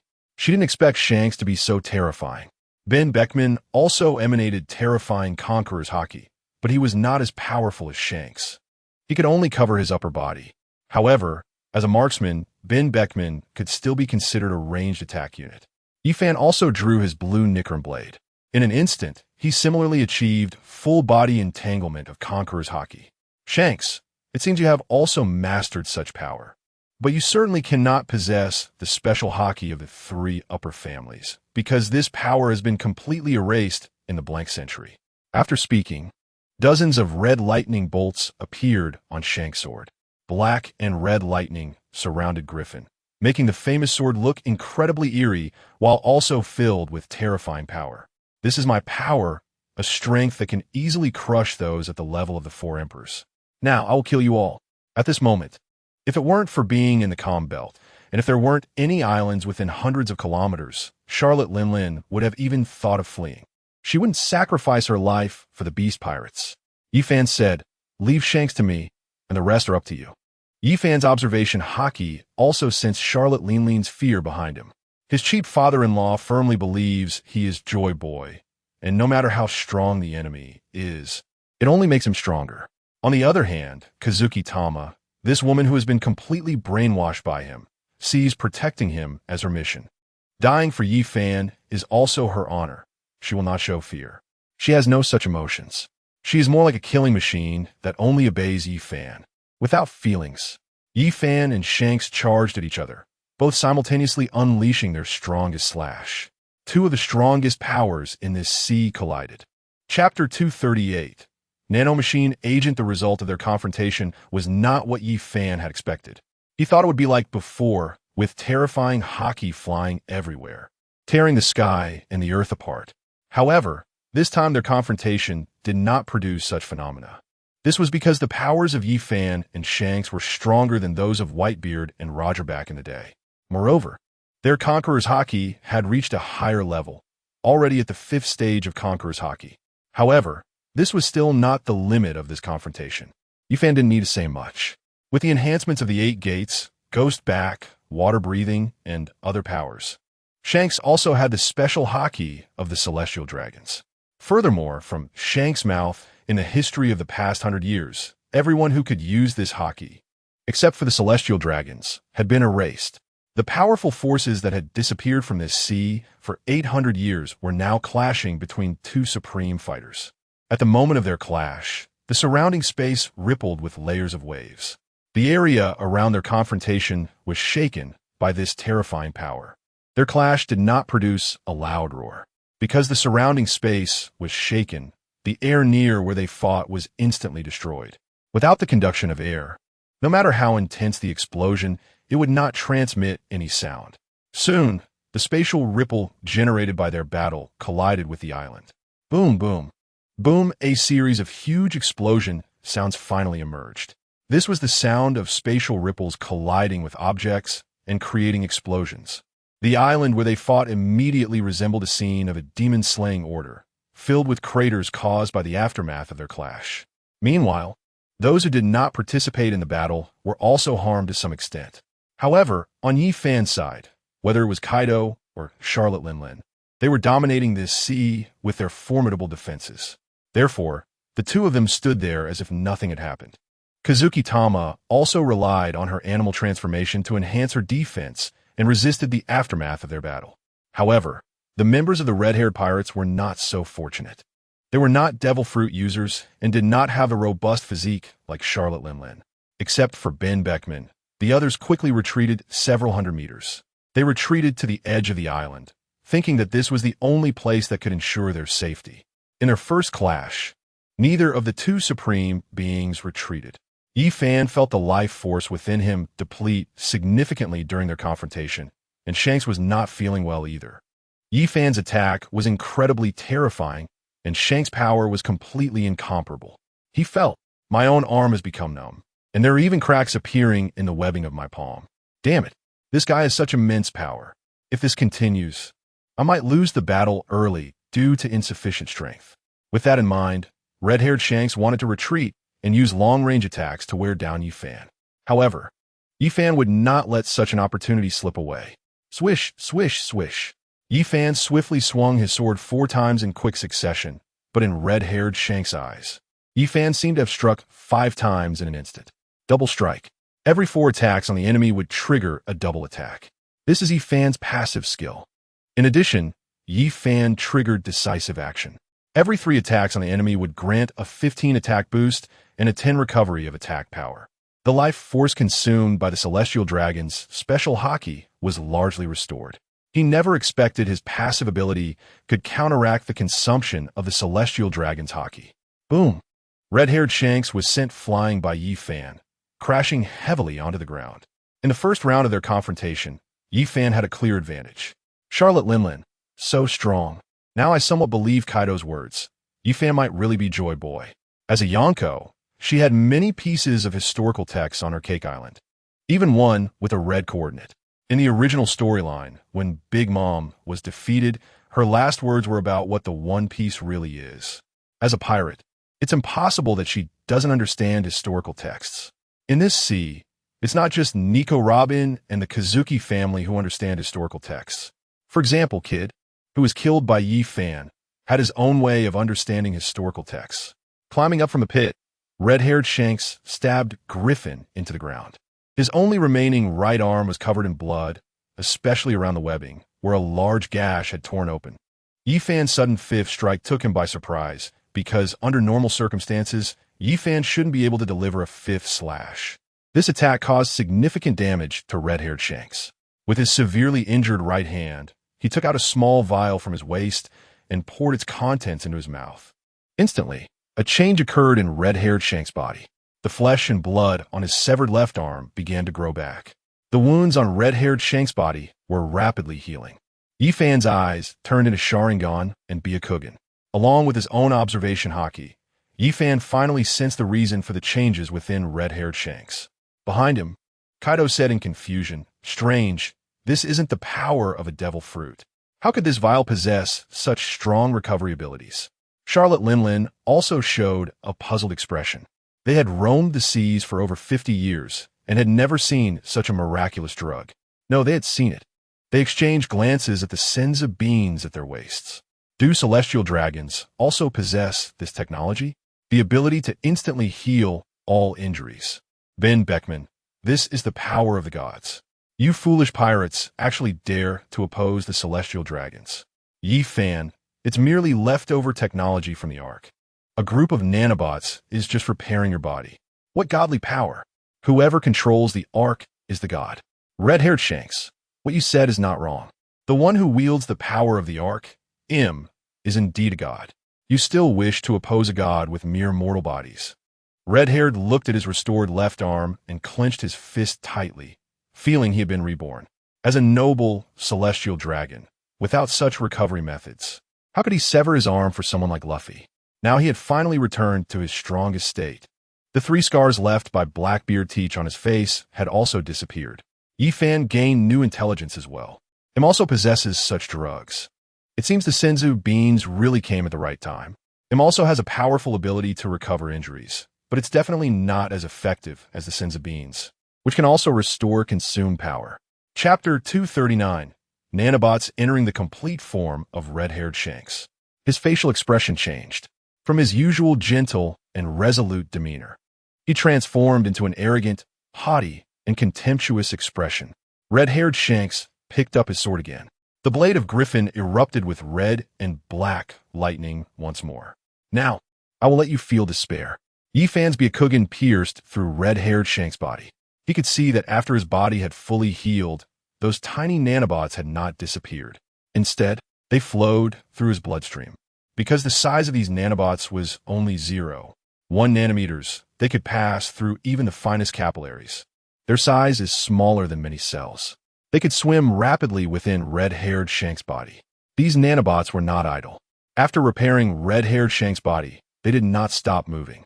Instead, they continuously reinforced red-haired Shank's body, enhancing the strength of his muscles. Terrifying technology indeed. Watching red-haired Shanks charge at him, Yifan's Blue Sun Wheel Sword also erupted with terrifying Conqueror's Haki. The two sides clashed once more. However, just as the Sun Wheel Sword was about to collide with Griffin, Yifan's observation Haki heightened his alertness. At the same time, the Sharingan in his eyes clearly observed that the sword that was supposed to collide suddenly changed direction at an odd angle, slicing towards his abdomen. Although Yifan sensed the danger, at that moment, red-haired Shank's speed had reached its peak. This meant that even though he saw red-haired Shank's action clearly, he could not stop it. The Momo fruit's speed increased 300-fold. Yifan quickly stepped back with all his might, dodging the attack that could have cleaved him in half. However, his reaction was still a fraction slow.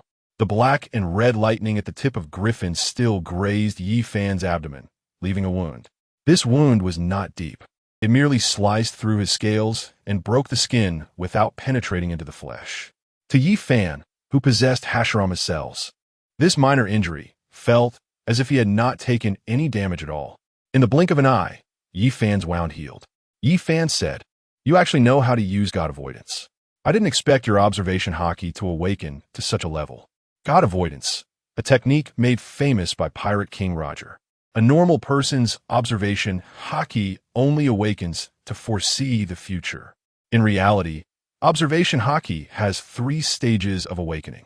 In the first stage, briefly encountering the future is something many people can do, but it is useless against strong opponents. For example, Luffy, who has not changed the plot, fights Kaido. He has already realized the ability to foresee the future. Kaido's Thunderbagua specifically counters this observation Haki. Luffy can only briefly foresee the future. However, Kaido's Thunderbagua is too fast for him to dodge.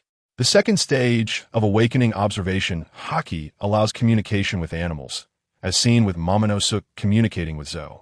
The third stage of awakening observation Haki is listening to the voices of all things. In the past few decades, only Pirate King Roger has awakened to such a level. Thus, he invented techniques like Shinbiki. By listening to the enemy's heart, he could predict their attack trajectory, and then at the moment of engagement, he would burst forth with incredible speed, dodging the enemy's strike and attacking their weak points. This is Shinbiki. It appears similar to many moves in martial arts that involve dodging enemy attacks while countering, but the essence is different. This is achieved through the powerful awakening of observation Haki, which directly eliminates all of the enemy's attack intentions. Red-haired Shanks, using the Pirate King's famous technique to kill you. Would you consider that a form of happiness? Yifan, it's actually quite simple to counter you. I just need to be fast enough. In an instant, Yifan opened the 8th gate of the 8 gates of Duanjia, coupled with the awakened Momo fruit, achieving a speed of 300. Yifan's speed has far surpassed Shanks by several times.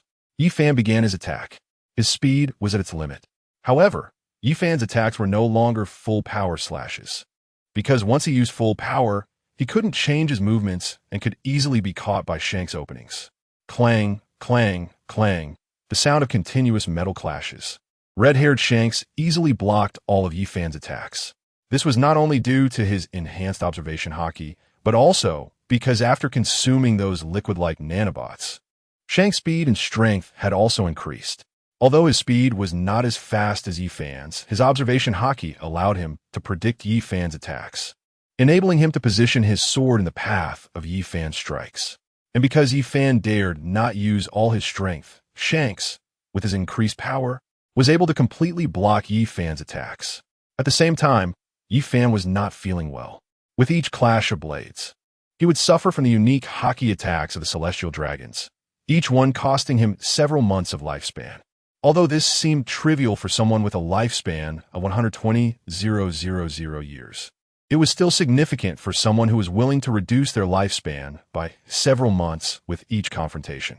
Yi Fan was not like Luffy, who burned his life from the second gear onward and had burned away several lifetimes by the fifth gear, yet was still only 19 years old. Yi Fan launched another slash at red-haired Shanks.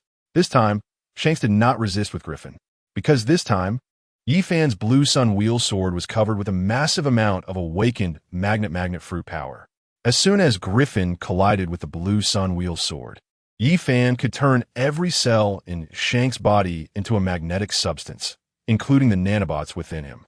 Yi Fan managed to crack Shanks' technique. However, he was still evaded by Shanks using the method of listening to the voices of all things. The two sides created distance in the battle. Yi Fan, it seems I still can't do it. Listening to the voices of all things is truly a bug. Red-haired Shanks, the power of devil fruits is useless in the eyes of someone who has developed all three types of haki to their peak. All fruit abilities are just jokes, especially since I also possess the unique haki of the celestial dragons, the holy haki. Yi Fan, you celestial dragons are truly arrogant, always referring to yourselves as gods. Red-haired Shanks, in your current state, your stamina must be greatly depleted. Can you last an hour, 2 hours, 3 hours? You definitely can't last 3 days and nights. You will die today. Chapter 240, Holy Haki. Whether it's the 300 times speed of Momo or the 8 gates of Duanjia, each type of power is extremely exhausting in terms of stamina. Yi Fan's consumption is naturally far greater than that of red-haired Shanks. And the key point is that Shanks has now entered an energy-saving mode. He no longer surrounds himself with Conqueror's haki. Now, Shanks only infuses his sword, Griffin, with haki. Every second, his consumption is less than 1/10 of Yi Fan's. Even if Yi Fan has several times Shanks' stamina, if this continues, the one who will ultimately lose can only be Yi Fan. Seeing this situation, Kaido and Charlotte Linlin were not worried. Instead, they were very pleased.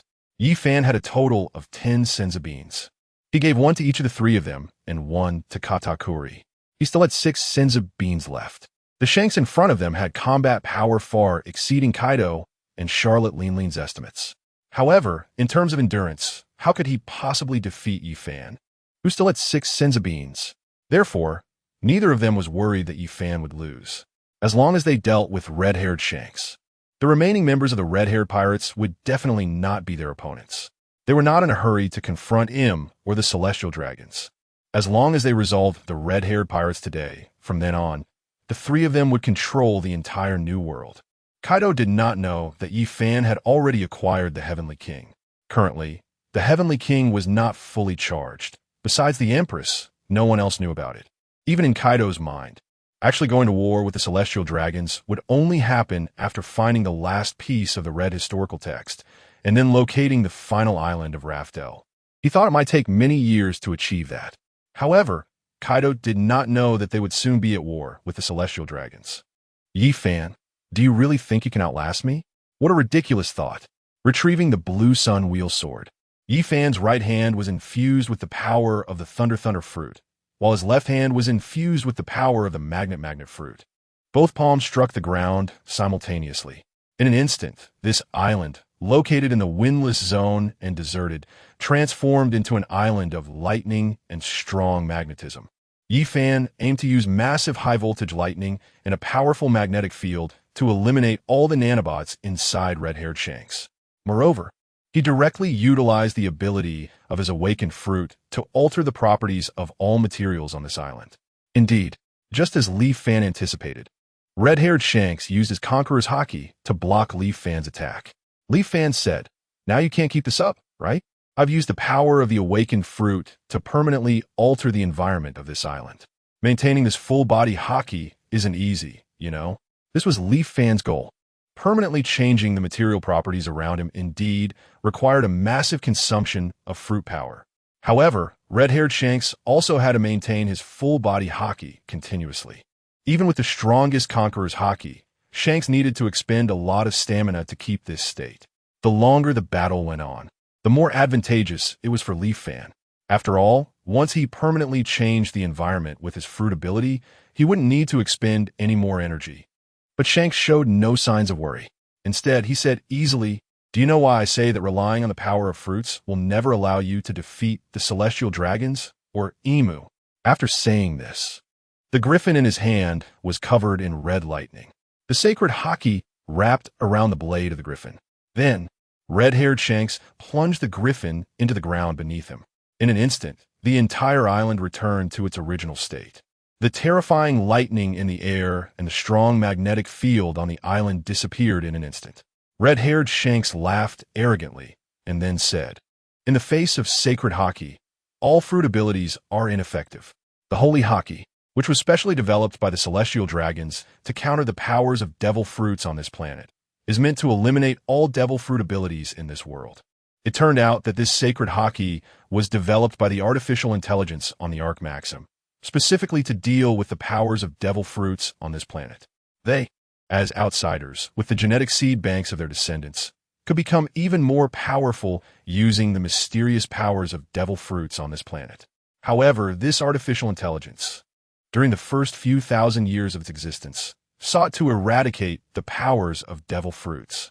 To achieve this, it even went so far as to wipe out all life on the planet once. Leaf Fan didn't understand why it was done this way, but evidently, the celestial dragon ultimately failed.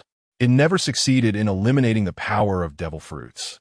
However, although the celestial dragon failed, it developed this special haki, referred to as sacred haki by the celestial dragons, which can purify the awakened powers of devil fruits.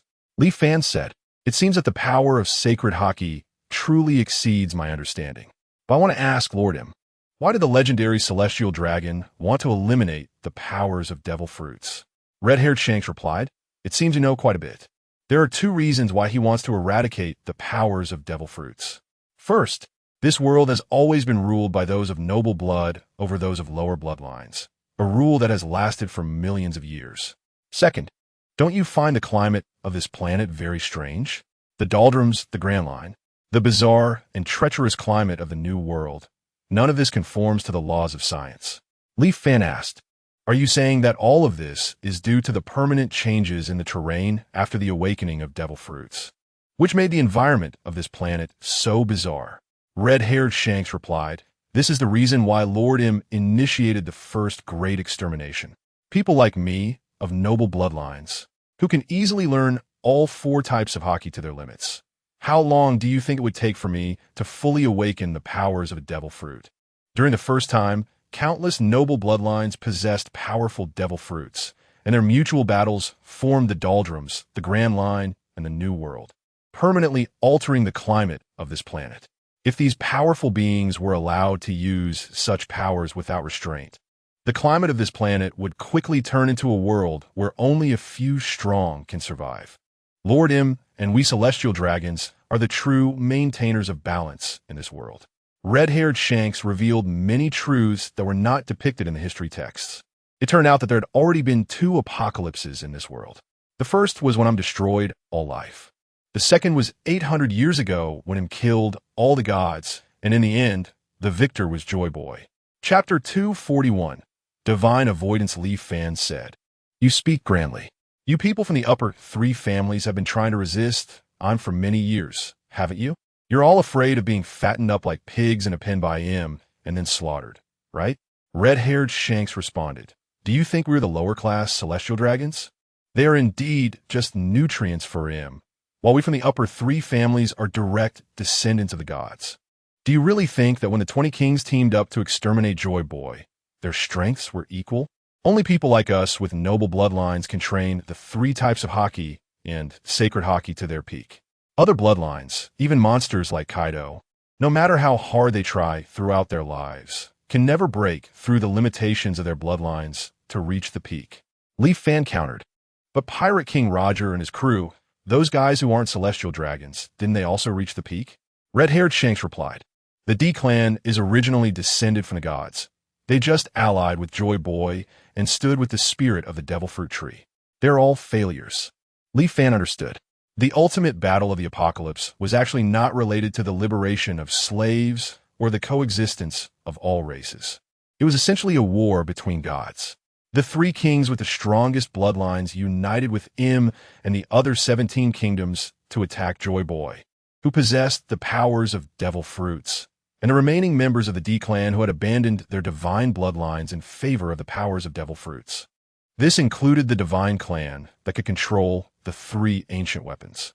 In this battle of the apocalypse, Im emerged victorious. He killed Joy Boy, and the power of the devil fruit tree would not be destroyed. Given time, it could revive, and this time was 800 years.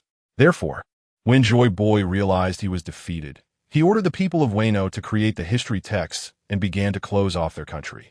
They built a wall thousands of meters high around the perimeter of their country, causing changes in the surrounding ocean. As a result, the territory of Wano now is only 1/10 of what it used to be, and they only reside on the peaks of Wano from back then. The benefit of doing this was that anyone wanting to enter Wano would have to climb a cliff over 2,000 meters high. Moreover, due to rising sea levels, Wano was always surrounded by terrifying hurricanes. Through this completely isolated Wano, they protected the last secrets of Joy Boy. In fact, all of this was not important. As long as the power of the Nika fruit is fully accumulated and the person from the D family is found to consume the Nika fruit, Joy Boy will begin to resurrect. All of this has nothing to do with effort, optimism, friendship, or struggle. The tree spirit of the devil tree chooses the person with the strongest bloodline and transforms him into Joy Boy. Luffy, possessing the best bloodline of the D family, with a mother who has the true divine bloodline of the upper three families of the celestial dragons, has a bloodline far stronger than that of Ace, who is merely from the D family. Naturally, the Nika fruit chose Luffy, not Ace. Red-haired Shanks. Now, let me show you just how terrifying the ultimate three-color hockey is. After saying this, red-haired Shanks charged at Yi Fan with his sword again. This time, Yi Fan remained cautious.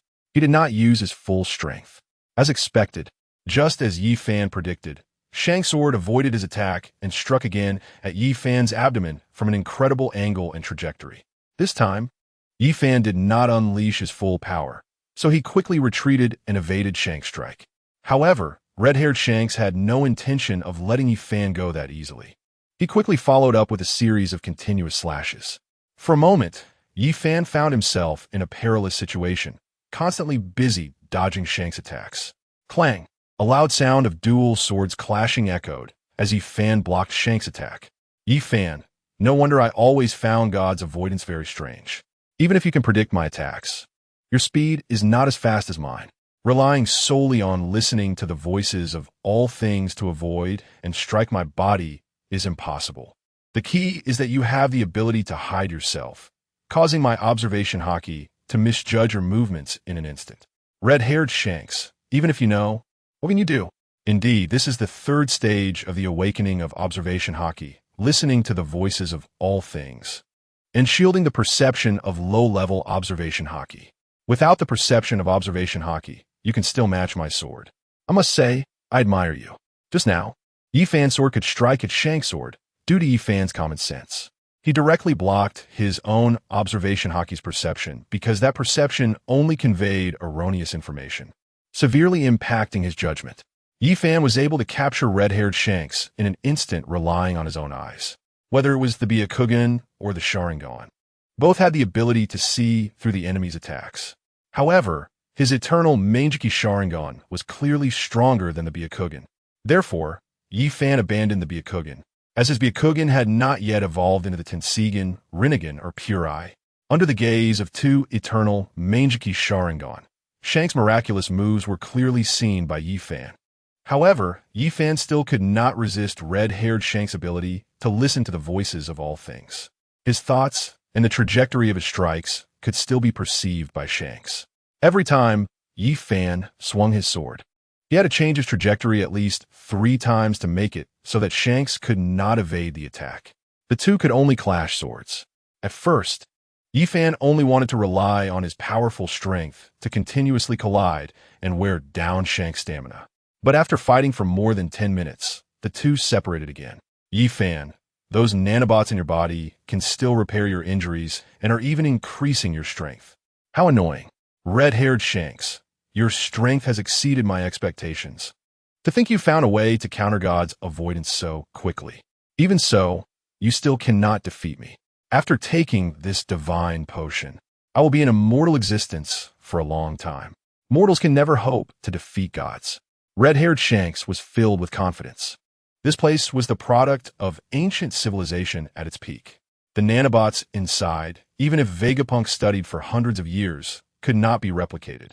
Each nanobot, though only 0.1 nanometers in size, has enough energy within to operate for decades. And this battle cannot last for decades. Therefore, red-haired Shanks was certain of his victory. Chapter 242. Captain John's treasure on this uninhabited island. There were actually people. In a cave on a distant hill. There were two individuals who could clearly hear the conversation between red-haired Shanks and Yifan, although they were 1,000 miles away. The voices filled with conqueror's haki from Shanks and Yifan still echoed throughout the island. These two individuals were none other than Buggy the Clown, who did not change the plot, and the strongest first mate, MR3. During the Impel Down incident, Buggy helped Luffy, and as a reward for Luffy, Captain Buggy finally obtained Captain John's treasure map. After participating in the Marineford War, Buggy successfully became a warlord of the sea. Using his identity as a warlord, he did not engage in legal plundering or occupy a country. Instead, he started a maritime courier company. Most people thought he was researching maritime courier just to earn a lot of berries, but in fact, Buggy the Clown was trying to develop a ship that could navigate various seas because Captain John's treasure map was located in the dangerous doldrums. With Buggy's strength, combined with the might of the strongest first mate MR3, they did not possess the capability to slay massive sea kings in the doldrums. After much effort, they finally purchased a small naval vessel, equipped with a large amount of sea prism stone and steam power, along with the wealth accumulated from their courier company to establish supply points on multiple islands.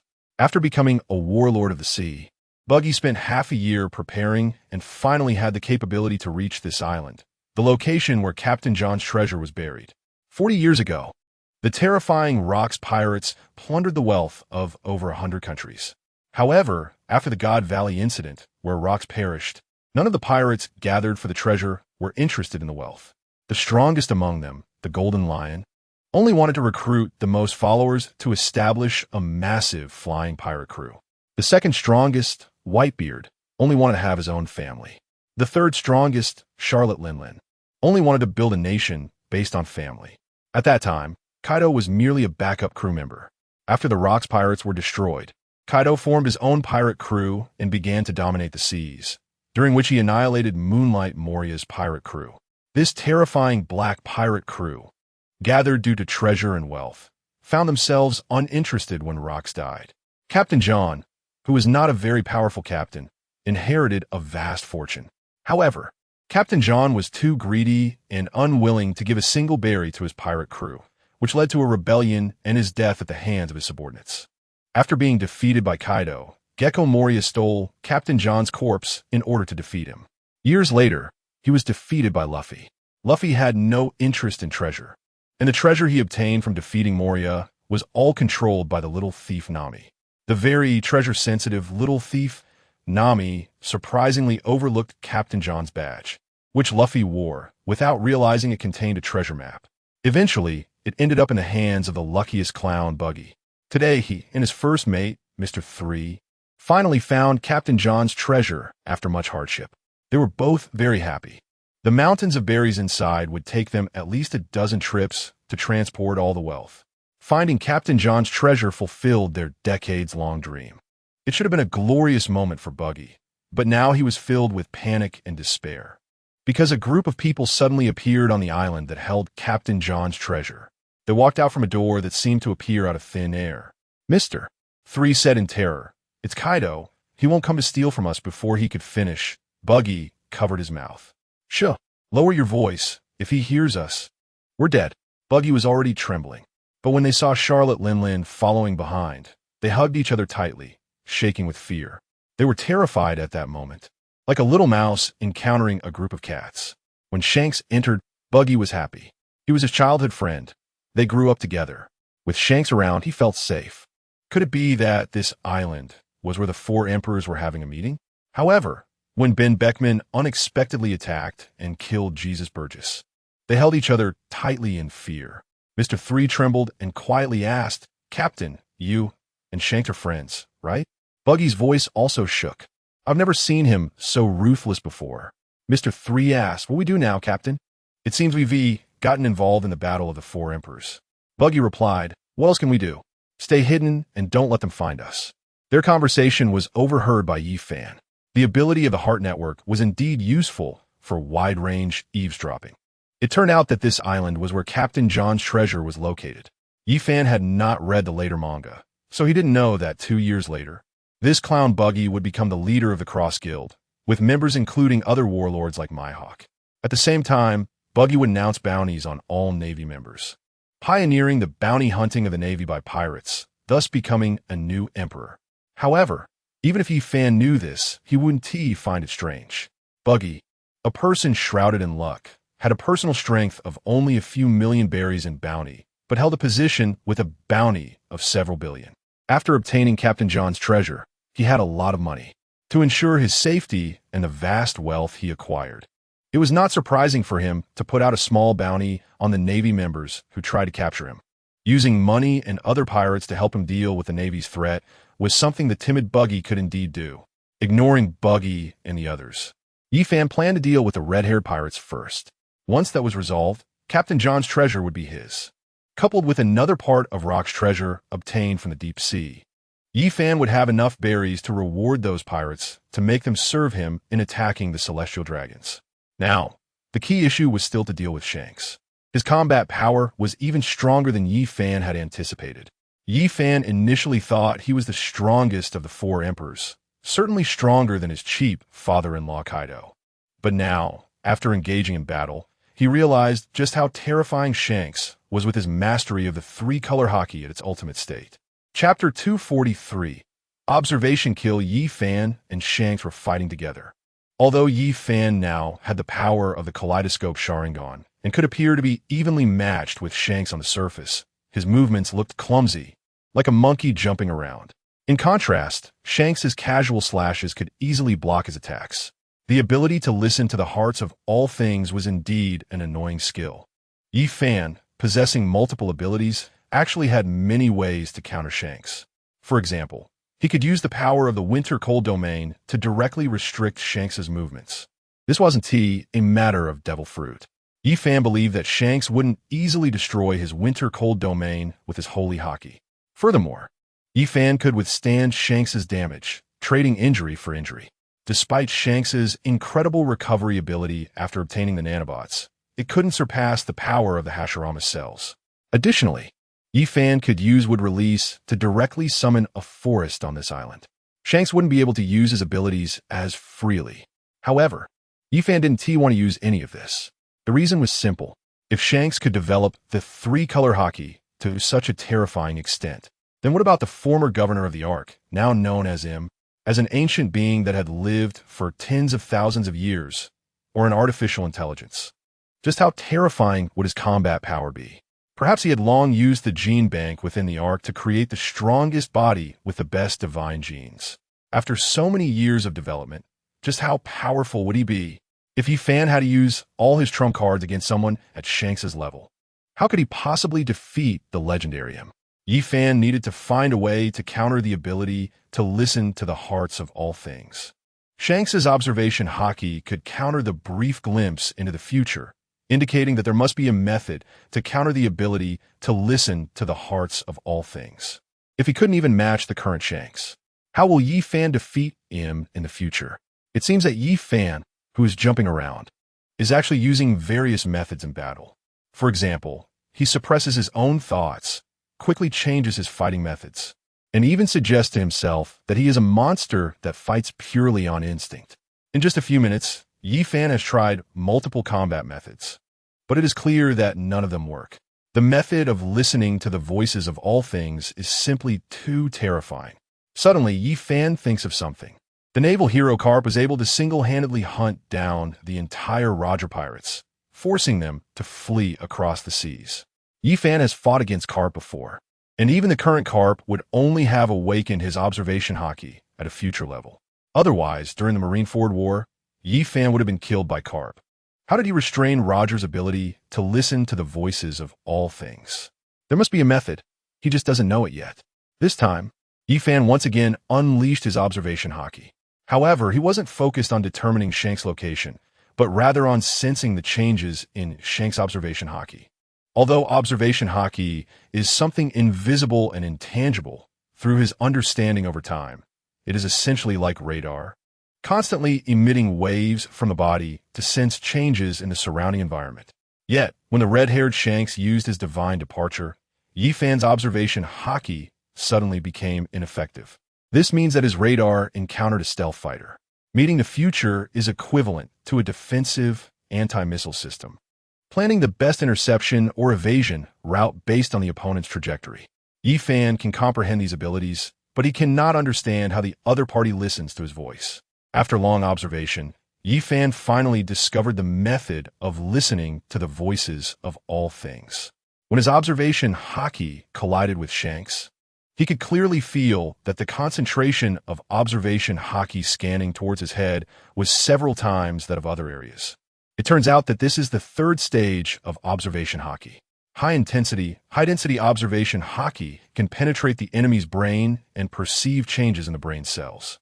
In other words, it is not about listening to the voices of all things, but directly using powerful observation haki to detect the brain's operations. By observing the different actions of brain cells, one can understand the opponent's thoughts. And the observation kill counters the opponent's foresight by completely enveloping one's own body with observation haki. As long as the opponent's observation haki comes over, it can cancel each other out and consume each other's observation haki. This achieves a temporary invisibility. No wonder Shanks cannot maintain a continuous state of invisibility, preventing the opponent's observation haki from discovering him. Because this method consumes a lot of energy. Listening to the voices of all things requires consuming dozens of times more observation haki than meeting the future. Additionally, sustaining the ability of observation kill for a long time is also something red-haired Shanks cannot maintain for too long. After understanding everything, Yi Fan immediately stopped using the method of perceiving the enemy with observation haki, because his observation haki is not as powerful as Shanks. And as long as he protects his head, Yi Fan does not need to resist all of Shanks' observation haki. He only needs to cancel some of it. The information in Yi Fan's mind, in Shanks' eyes, appears fragmented. Thus, he is unable to predict Yi Fan's complete attack route. As Yi Fan does this, he can clearly see in his kaleidoscope Sharingan that in less than 0.1 seconds, Shanks' expression becomes very grim. Although his complexion returns to normal in an instant, it still does not escape Yi Fan's observation. It seems effective. Now, he must truly test whether he can restrain the combination of observation kill and the ability to listen to the voices of all things like Carp did back in the day. This time, the blue sun blade in Yi Fan's hand is filled with terrifying Conqueror's haki. The black lightning on the blade is exceptionally dense, even expanding its range. Yi Fan's speed of impact is like a flash of lightning. With the power of the 300-fold Momo fruit and the 8 gates, Yi Fan's speed has reached the human limit. As soon as he starts running, his speed breaks the sound barrier, accompanied by a series of explosive sonic booms. An immensely powerful slash filled with Conqueror's haki is unleashed, striking down towards red-haired Shanks with full force. Chapter 244. Shattered as Yi Fan prepares to deliver this strike, red-haired Shanks immediately chooses to retreat. He has realized the problem. His ability to listen to the voices of all things is faltered. He can only hear half of Yi Fan's thoughts, not the whole. With such a fierce attack, even a slight loss of information means he cannot grasp Yi Fan's true attack route. If it were the Pirate King Roger, he would have fought on despite realizing that his observation haki was countered. However, red-haired Shanks will not do that. After realizing his noble identity and discovering that he can issue commands to the Gorosei, along with understanding that he is the most noble person on the seas. Shanks no longer has the courage to take such risks. As he retreats, he withdraws the Conqueror's haki and divine haki from his body, while the blade of Griffin shows a thick black hue, indicating the use of armament haki. Boom! The Griffin in red-haired Shanks' hand shoots out dozens of black blades of light, demonstrating that he can also unleash armament haki. In an instant, he forces Yi Fan back. Yi Fan, I didn't expect you to have mastered all 3 types of haki to their peak. Red-haired Shanks. Is that surprising? We celestial dragons of the upper 3 races are, after all, gods. We possess the best bloodlines in the world. So it is natural for us to easily master the peaks of the 3 types of haki that others find hard to achieve. The celestial dragons of the upper 3 races, or those of the D lineage, are all descendants of powerful gods. From the moment they are born, they possess talents that far exceed those of ordinary people. The warlords who have dominated the Grand Line for over a decade. Luffy defeated them in just over a month of sailing. In just 2 years at sea, he has beaten those at the level of the 4 emperors. By the age of 20, he can become the strongest force on these seas. Is this the bloodline power of the D lineage or the celestial dragons of the upper 3 races? Such a powerful bloodline. It's not wrong to be called a deity in front of ordinary people. They all possess super strong bloodlines. It's just that the 3 upper clans have allied with him, while the D clan has allied with Joy Boy. However, in front of Yi Fan, they can't be considered deities. After all, he is a man with an external advantage. Yi Fan, in front of me, you shouldn't boast about your bloodline. Your power is far inferior to mine. You call yourselves deities, but I'm the king of all gods. Red-haired Shanks, arrogant. Do you think that by breaking my divine avoidance, you could defeat me? Divine Slash. Red-haired Shanks unleashed his second move. The Griffin in his hand was filled with 3 types of power: the dominance of black lightning, the divine majesty of red lightning, and the dark aura of armed color haki. Red-haired Shanks' use of armed color haki surpassed Kazuki Oden. Red-haired Shanks has truly mastered all 3 colors of haki to their peak and fused these powers into his slash. In this move, Yi Fan found he could not evade. A powerful observation haki locked onto Yi Fan's body. Yi Fan could only use his observation haki to protect his head, isolating red-haired Shanks' ability to hear the voices of all things. However, this meant that all of Yi Fan's attacks and evasion movements were completely within Shanks' perception. Nevertheless, even in such a disadvantageous position, Yi Fan did not back down. The 8 gates of Duanjia and the power of the Oni's back were fully activated. At the same time, the ability of the Momo fruit was modified, granting Yi Fan 300 times the power. Yi Fan simultaneously wielded his most powerful slash. The distance between the 2 wielding their weapons was still dozens of meters, but the ground behind them was being torn apart inch by inch. The faint power radiating from both of them was already beyond what ordinary rocks could withstand. The ground cracked, rocks turned into small stones, and stones turned into sand. The 2 had yet to engage in direct combat, but the ecological chain on this deserted island was already being destroyed. Boom! The Blue Sun wields sword and the Griffin. 2 famous swords collided in midair as they were just a meter apart due to their master's terrifying power. Neither side stopped. They continued to exert their full strength, gradually pushing the 2 swords toward each other. Boom! In the end, the 2 separated. It wasn't that they were out of stamina, but rather that the island beneath them could not withstand it. Their confrontation had literally torn the island in half. Clown Buggy, not good. The island is about to split. My treasure won't be harmed, right? MR 3. Captain, shouldn't we be more worried about our lives right now? Clown Buggy, treasure is everything to me. Even if I die, I must protect my treasure. Clown Buggy ran toward the cave. His head was the most anxious, flying the fastest, already detaching from his body. Then, his 2 arms also detached and flew quickly ahead. I have to say, Clown Buggy's split fruit ability is full of comedic elements. Boom!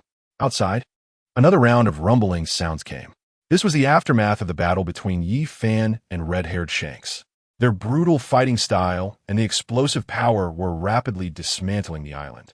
From being split in half to shattering into dozens of smaller islands, this island, which had existed in a windless zone for many years, had completely lost its former appearance. Both sides stopped again, releasing their three-color haki and divine haki with all their might. Even someone as strong as red-haired Shanks began to breathe heavily. Red-haired Shanks said, "If this is the extent of your power, you have no chance of defeating him. You have no idea how powerful his weapons are." Yi Fan, the weapons hidden among the flowers in the land of the gods. Red-haired Shanks, I didn't expect you to know about the flowers as well.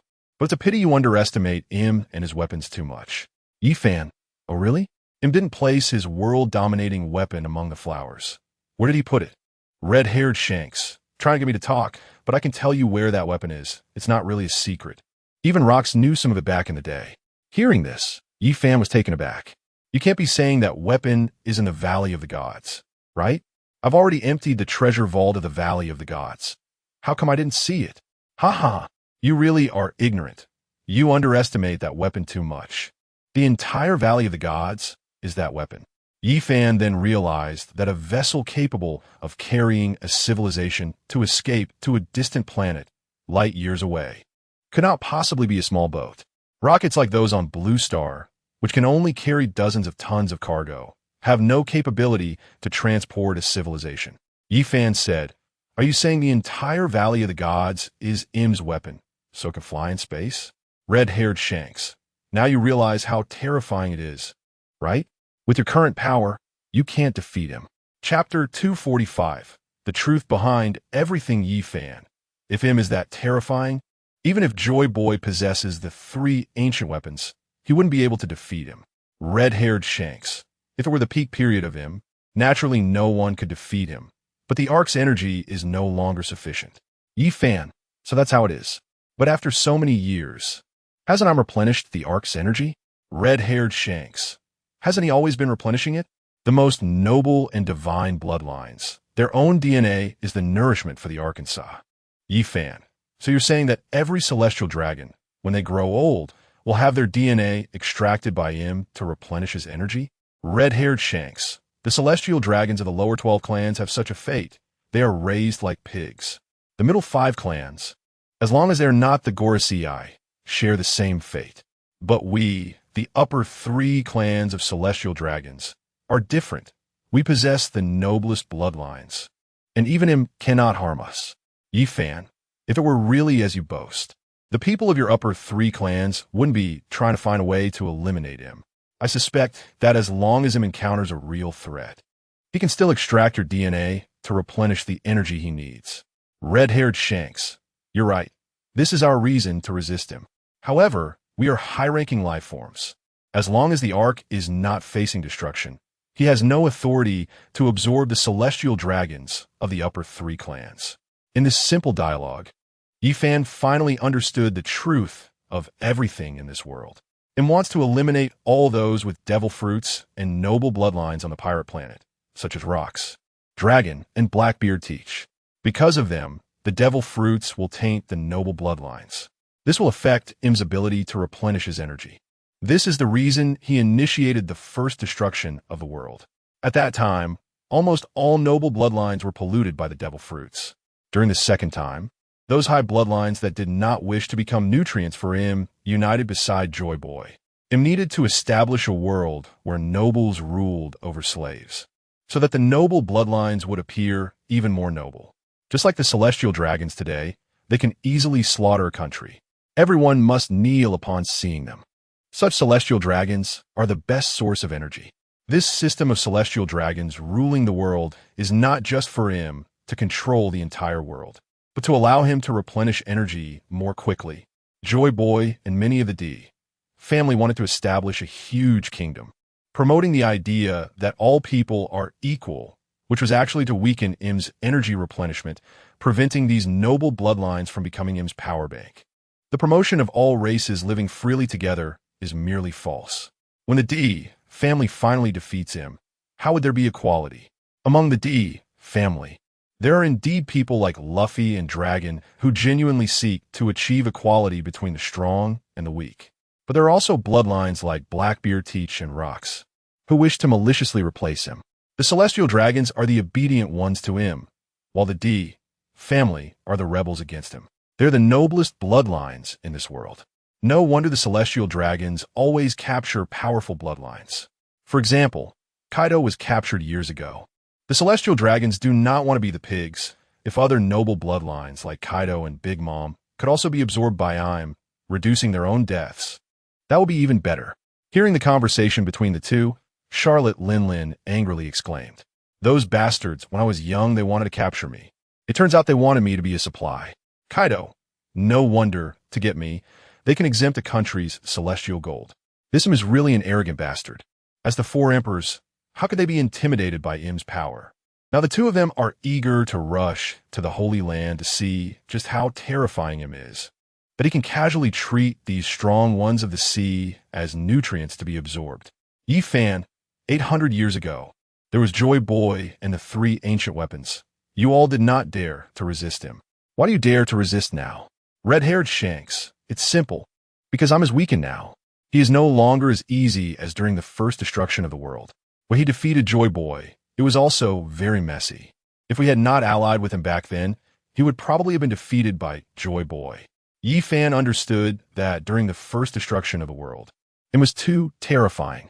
So the top three bloodlines of the celestial dragons chose to obey him.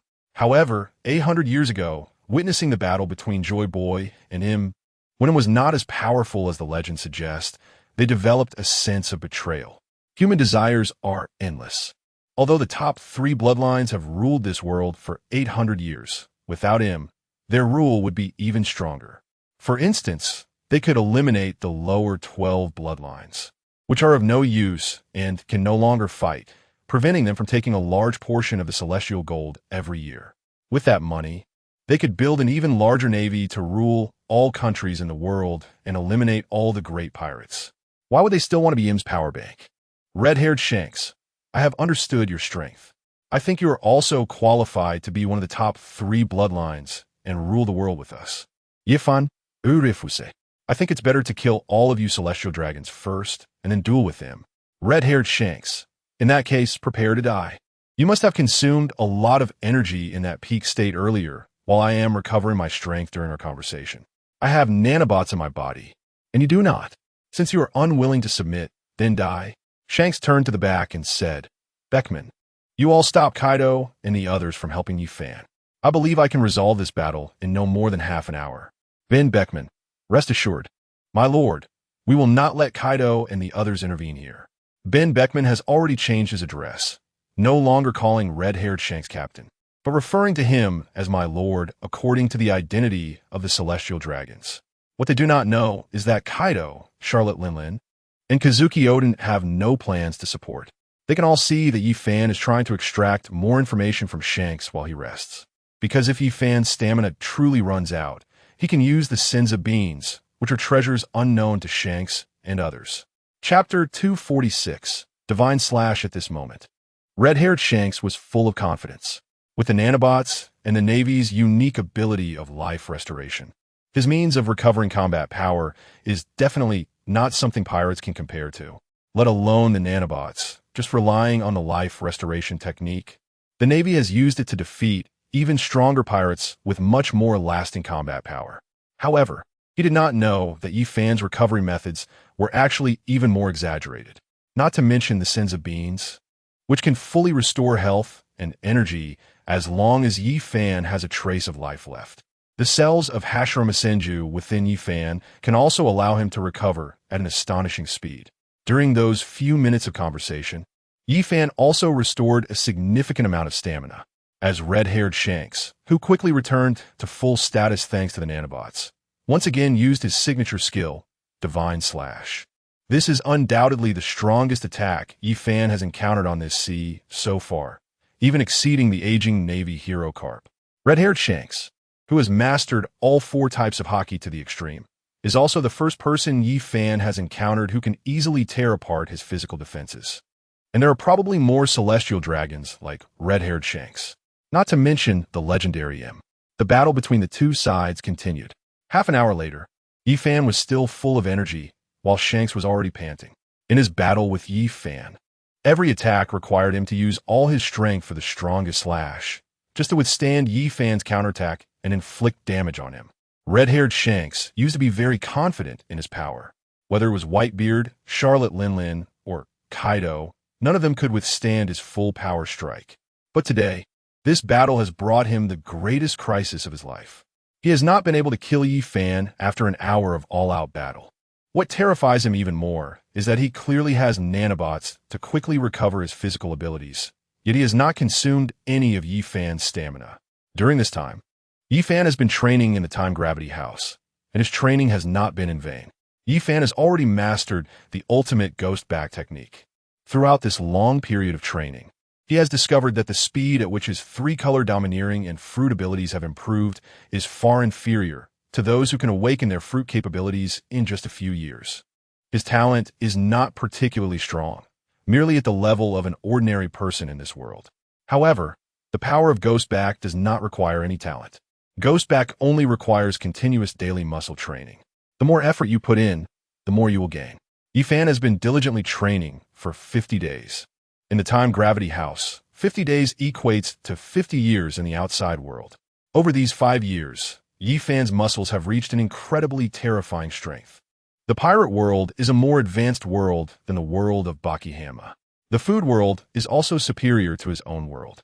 With the influence of a large amount of Sea King meat, Yi Fan has fully absorbed a massive quantity of Sea Kings, transforming their blood and flesh into the incredibly terrifying ghost back he possesses now.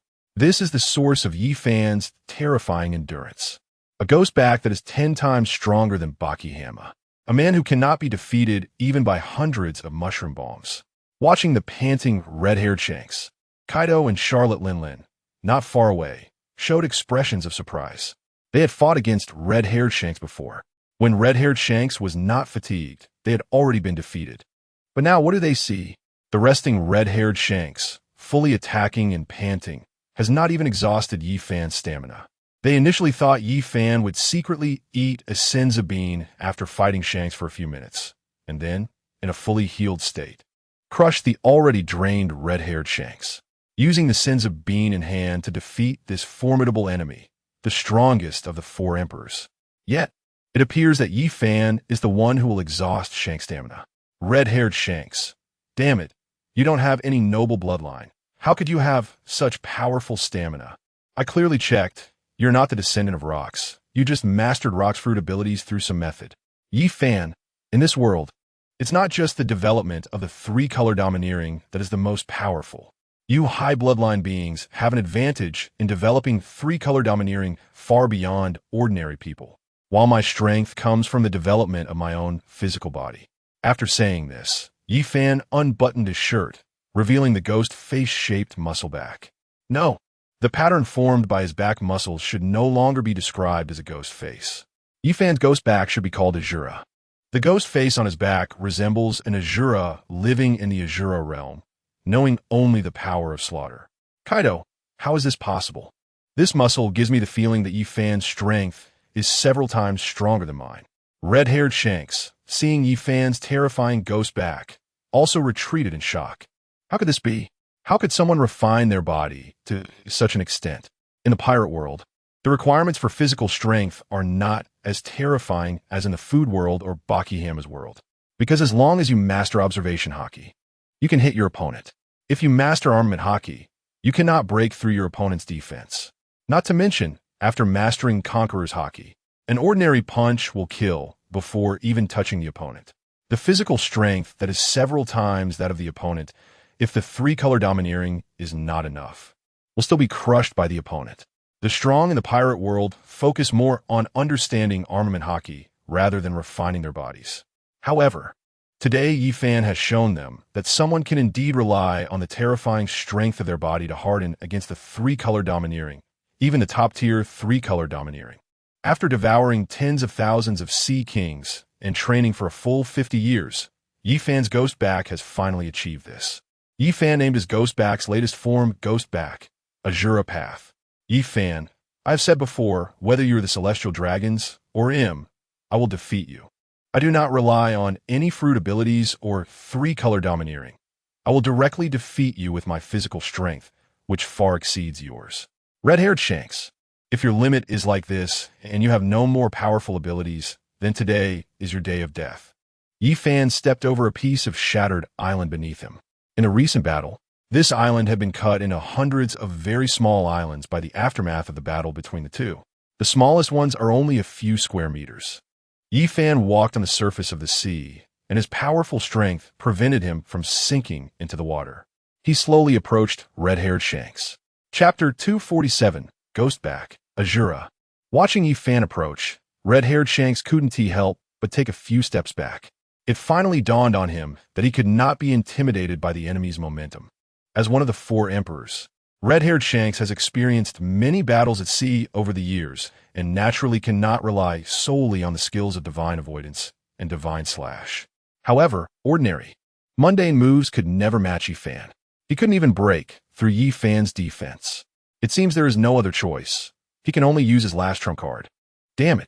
He never expected that red-haired Shanks would find himself in such a desperate situation, forced to this extent by a younger opponent. However, there was no other way. This was the calm belt, and he had been too careless. Even if he wanted to escape, it was impossible. The calm belt spans at least a few hundred kilometers. Facing Yi Fan, who can fly, red-haired Shanks would have no chance of survival after leaving this island. Moreover, it was not just Yi Fan who could fly. Kaido and Charlotte Linlin could also fly. Leaving this almost destroyed island, the members of the red-haired pirates would undoubtedly perish. Realizing this, red-haired Shanks was forced to use his last trump card. This was a devil fruit he had been desperately searching for. Although influenced by Pirate King Roger, and later learning that he was one of the celestial dragons, after the dissolution of Roger's crew, Shanks was invited to the Holy Land by the celestial dragons.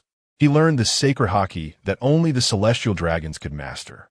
In addition, he also obtained a precious devil fruit.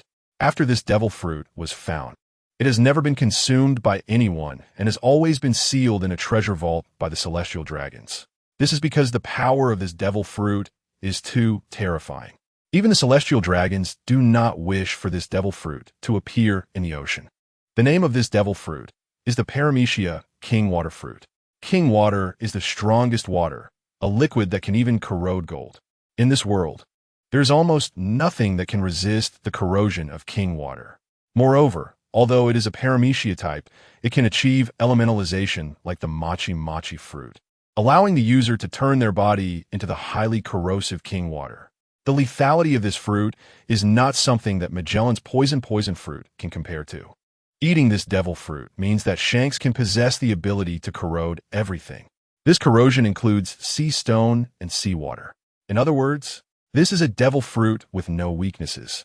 Even seawater and sea stone cannot restrain the abilities of the Paramecia King Water Fruit.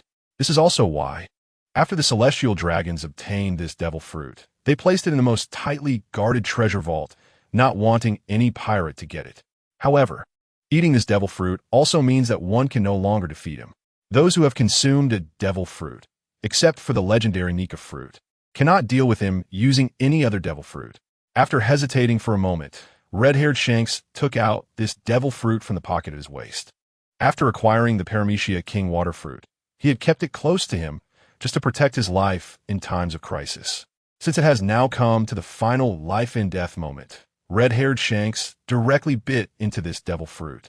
When Yi Fan saw Shanks' action, he stood on the surface of the sea without moving forward and said mockingly, "Red-haired Shanks, didn't you always hate the abilities of devil fruits? I didn't expect you to prepare a devil fruit for yourself. Don't you think it's sad to become the person you hate the most?" Feeling the new abilities he had gained, red-haired Shanks said, "Those words won't work to mock me. Since we've reached the life-and-death moment, I'll show you my trump card and let you see my strongest state." Shanks picked up the griffin and casually threw it to Ben Beckman behind him, saying, "This knife is for you. I won't need a knife anymore." The griffin is one of the 12 supreme grade greatswords, one of the most powerful weapons in this sea. It was a famous sword that the Dark King Rayleigh had painstakingly found and gifted to Shanks for his birthday. Shanks had also used this famous sword to become a powerful swordsman. However, now red-haired Shanks discarded the weapon he had used for many years because he no longer needed it. Just like Akainu, who became famous as a great swordsman. After obtaining an incredibly powerful devil fruit, red-haired Shanks discarded his knife. He wanted to use the power of the devil fruit, a power stronger than a knife. Yi Fan, I'm very curious about what kind of devil fruit can make you so confident. After speaking, Yifan lightly tapped the surface of the sea with his toes.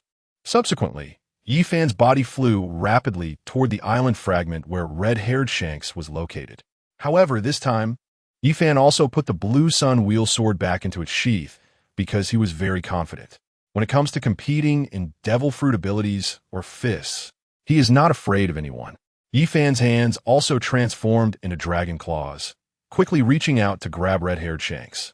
The devil fruit that red-haired Shanks just ate appeared to be transparent, like ordinary flowing water. Could it be the Logia water fruit, since it can absorb multiple fruit abilities?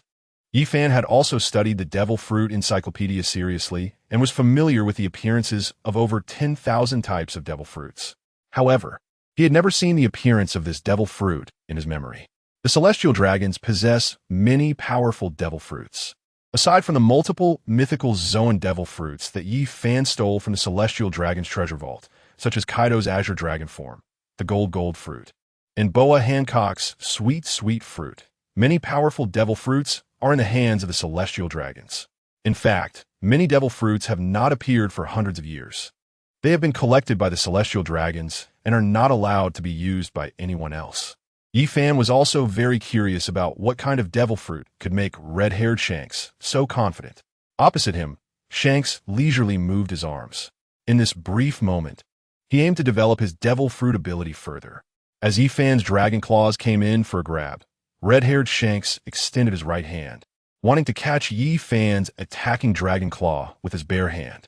Shanks actually dared to use his hand to receive the attack. Naturally, Yifan would not be afraid. Chapter 248, Paramecia King Water Fruit. When the fists of both sides collided, red-haired Shanks' fist suddenly turned into liquid, wrapping around Yifan's dragon claw. The difference this time was that when launching the attack, Shanks' right fist was covered with both Armament Haki and Busashoka Haki. When Yifan attacked, he was in dragon form, not using the lightning from the Goro fruit or the magnetic field from the magnet fruit. This is because in those states, Yifan could not use Busashoku and Haki. Busashoku and Haki can restrain others' devil fruit abilities while also restraining one's own abilities. It is possible to cover one's devil fruit abilities with Busashoka Haki. In Yifan's impression, only the Gum fruit could do that. Just as he reached this point, Yifan's reaction slowed down by 0.1 seconds. When his entire right arm was covered by King Water, Yifan quickly withdrew. Red-haired Shanks did not pursue. He wanted to see if his fruit ability was as powerful as the legend said. ZZZT, ZZZZT, ZZZZT. Yifan's right arm emitted a strong corrosive sound. The clothing on his entire right arm was corroded away in an instant. At the same time, the King Water began to corrode the dragon scales on Yifan's arm. After reacting quickly, Yifan plunged his entire arm into the seawater. Quickly stirring, the seawater and the aqua regia on his arm quickly fused and diluted. This piercing pain was slightly alleviated. Such terrifying corrosiveness. Maipula's defense, combined with his own dragon scales after transforming, couldn't withstand the opponent's damage. After the chemical reaction between aqua regia and seawater, a large amount of pungent white smoke rose. Yifan recalled the almost forgotten memories of his chemistry experiments from his previous life. The fruit ability of red-haired Shanks was similar to that of concentrated sulfuric acid, a highly corrosive liquid. Moreover, it could be activated at any time when covered with Armament Haki and Conqueror's Haki, and could freely change its form. So strong. Such a terrifying fruit. If it were anyone else, even his cheap father-in-law Kaido, they would not have Maipula's defense. Just from that exchange, one arm could have easily been rendered useless. Taking his right arm out of the seawater, Yifan could see that there were already more than a dozen deep holes on his arm, having burned through the dragon scales and into the flesh. The most severely damaged was his right hand. The skin was almost completely burned away, with many areas even showing finger bones. No wonder it hurt so much just now. This was Yifan's first encounter in the pirate world with an opponent's fruit ability that could easily injure him. Yifan, very strong Shanks. Now yours has finally made me feel an intense desire to fight. Red-haired Shanks was about to mock him, having been pressed and beaten by Yifan all along. Now, with his right arm heavily injured, he thought, how can a mere mortal fight against the celestial dragons? But then red-haired Shanks saw that Yi Fan's right arm, which had just been heavily injured, was recovering at a visibly fast speed, much faster than his arm could be repaired by nanomachines. Red-haired Shanks said in horror, "Impossible. This can't be. How do you also have the holy potion? Such a potion, let alone the celestial dragons. Even I'm had very little left. These are non-renewable resources. The top-tier potions that could only be produced during the peak period of a level 3 civilization. Even in stock is not much. How could Yi Fan possibly have the holy potion?" Yi Fan's recovery ability relied on the rapid proliferation of the cells from Hashirama, not the Nanamakine's healing. But in red-haired Shank's eyes, Yi Fan had not used any fruit ability, yet could quickly recover from his injuries. It must be the holy potion. Otherwise, there is no other medicine in this world that could achieve such rapid recovery. Even Admiral Green Bull wouldn't be able to recover so quickly after such corrosive aqua regia. Red-haired Shanks simply couldn't understand what Yi Fan's fruit ability was, how he could have such a terrifying recovery ability. Then, red-haired Shanks relaxed. As long as his aqua regia fruit could hurt Yi Fan, then today's victor would definitely be him. Red-haired Shanks' bloodline was undoubtedly the best in this sea. Just after consuming the Paramecia-type aqua regia fruit, his development of this fruit ability was already very powerful. Suddenly, behind red-haired Shanks, several giant aqua dragons appeared, resembling Magellan's poison dragon, but they were all composed of aqua regia, possessing far greater lethality than the poison dragons. Looking at Yi Fan retreating to the surface of the sea, red-haired Shanks once again revealed a cruel smile. He extended a finger, beckoning to Yi Fan, saying, "Do you still dare to attack?" Red-haired Shanks' tone was filled with disdain. This was also the most humiliating day since he entered the sea. Well, has red-haired Shanks ever been chased around and beaten? Today, he was completely pursued and beaten by Yi Fan, who was incredibly fast and had strong attacks. Most of the time, red-haired Shanks was just defending against Yi Fan's high-speed slashes. Now, the tables had turned. He could chase Yi Fan down. Because he believed Yi Fan was not a fool, he definitely wouldn't dare touch his fruit ability, Aqua Regia. His taunts held a glimmer of hope, hoping Yi Fan was a simple-minded pirate who would disregard everything for pride. If he really wanted to attack him, that would be the best. Now, red-haired Shanks' development of the Aqua Regia fruit directly imitated the attributes of the poison fruit. If he were to develop the application of the Aqua Regia fruit himself, red-haired Shanks' talent could achieve that, but it would take a long time. So, before consuming the Aqua Regia fruit, red-haired Shanks had simulated countless times in his mind how to develop the Aqua Regia fruit. In the end, he chose the shortcut, using Magellan's experience in developing the poison fruit. Now, the dozens of aqua dragons behind red-haired Shanks were ready. As long as Yi Fan dared to take the initiative to attack, he would be overwhelmed by the aqua dragons, surrounded by a large amount of Aqua Regia, facing only death. Suddenly, red-haired Shanks saw Yi Fan once again tap the surface of the sea with his toes, rapidly charging toward him. Although he hoped Yi Fan would take the initiative to attack and seek death, seeing this scene, red-haired Shanks revealed a puzzled expression. This guy wouldn't have any trump cards, would he? Chapter 249. Confused Shanks. As Yi Fan approached red-haired Shanks, Shanks was about to control the giant aqua dragons behind him to attack Yi Fan. Suddenly, a cracking sound of shattering echoed. Red-haired Shanks then realized that the aqua dragons he had formed with his fruit ability had already been frozen into ice sculptures. When he wanted to command these aqua dragons made of Aqua Regia to attack, they had all been frozen into ice sculptures. This was the power of Yi Fan's Eternal Kaleidoscope, Sharingan's Winter Domain. Yi Fan initially did not plan to use the power of a Sharingan and intended to rely solely on his three-color haki and fruit ability to defeat red-haired Shanks. However, the Aqua Regia fruit ability was too annoying, completely countering his purple dragon form fruit ability.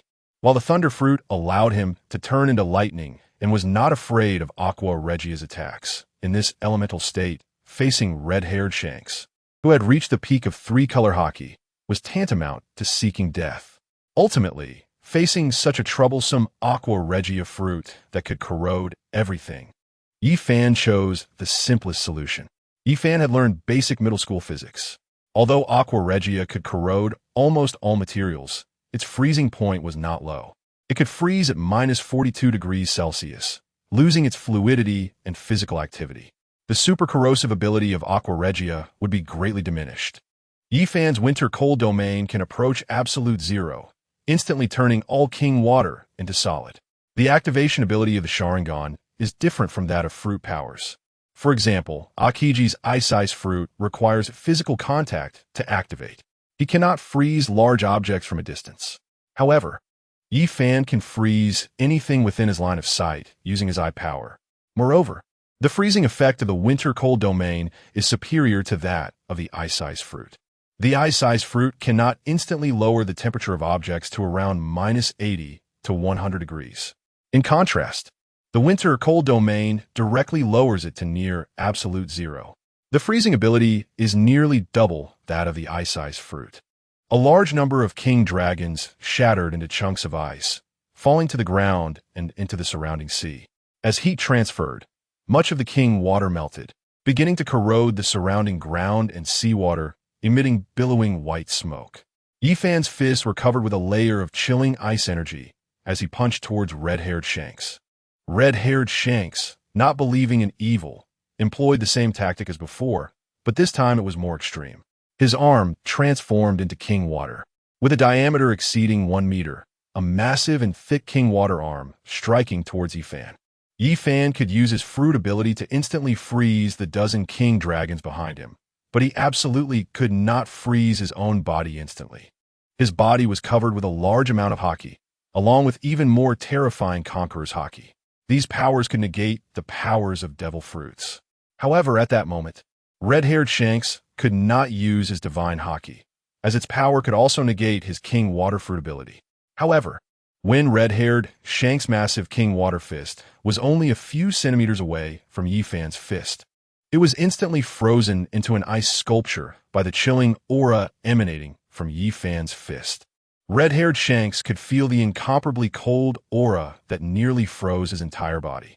How could this be possible? Besides divine haki, how could there be a power that could counteract both armament haki and conqueror's haki? Yifan's fruit ability surprisingly was not affected by the two types of haki at all, directly freezing his arm.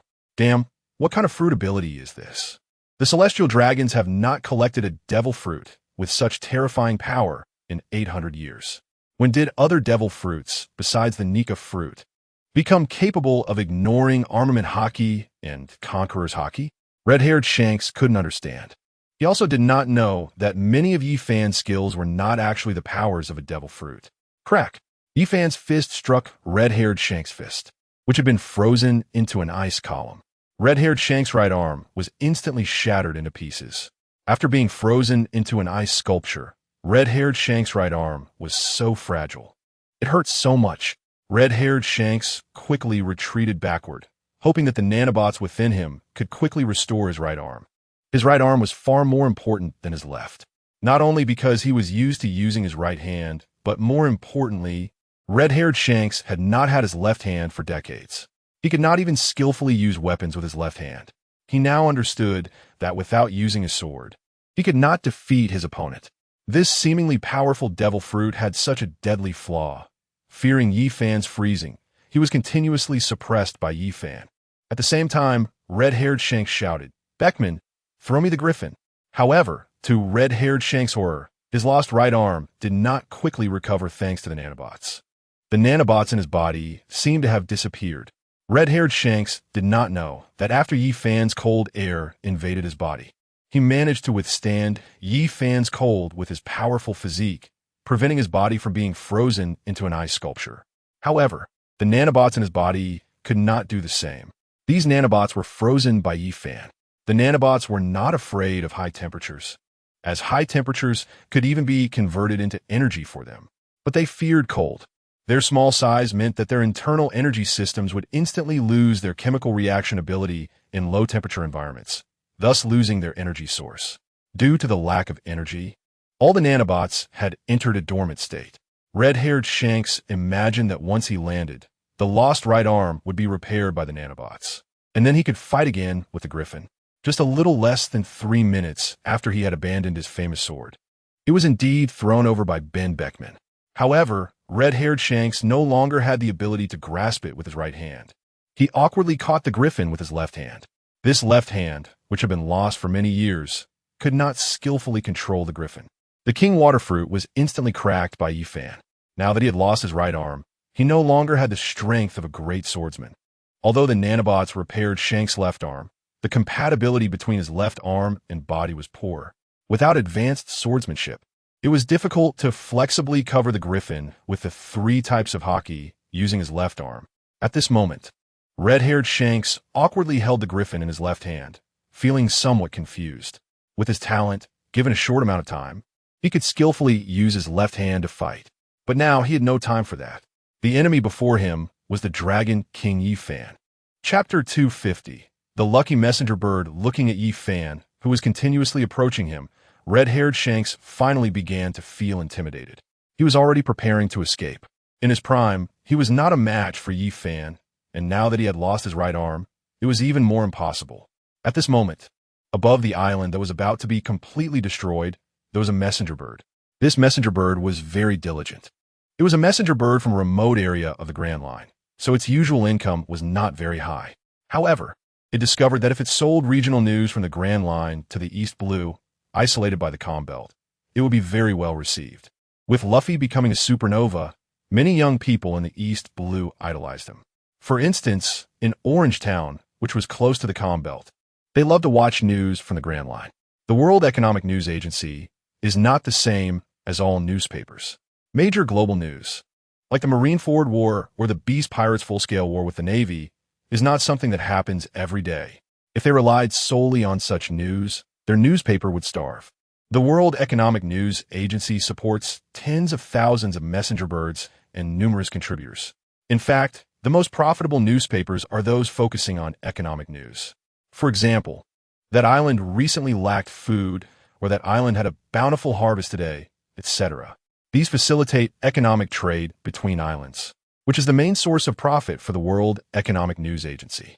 However, regional newspapers will limit their coverage area. After all, not all caravans can travel all the way from the East Sea through the Grand Route to the New World for trade. Therefore, newspapers are published separately in different regions. The East Sea, West Sea, South Sea, North Sea, and the Grand Route are divided into the front half and back half, along with the New World, which is composed of dozens of completely different local newspapers. This news bird, due to its poor location on the Grand Route, usually has low newspaper sales. However, it inadvertently spends several hours daily flying back and forth across the doldrums and discovers that such newspapers are extremely popular in the East Sea. Many people in the East Sea seem very eager to learn about the happenings on the Grand Route. As a result, it often carries a large number of Grand Route newspapers to sell in the East Sea. And today is its lucky day. While crossing the doldrums, it unexpectedly saw 3 of the 4 emperors, Kaido, Charlotte Linlin, and Shanks, on an uninhabited island below. Along with them are the strongest first mate, Dragon Emperor Yifan, and Ben Beckman. A battle among the 4 emperors. What big news! As long as it reports this news, the payment for the article could allow it to eat for a lifetime. Excitedly glancing at the long focus camera hanging around its neck, it is a very diligent news bird.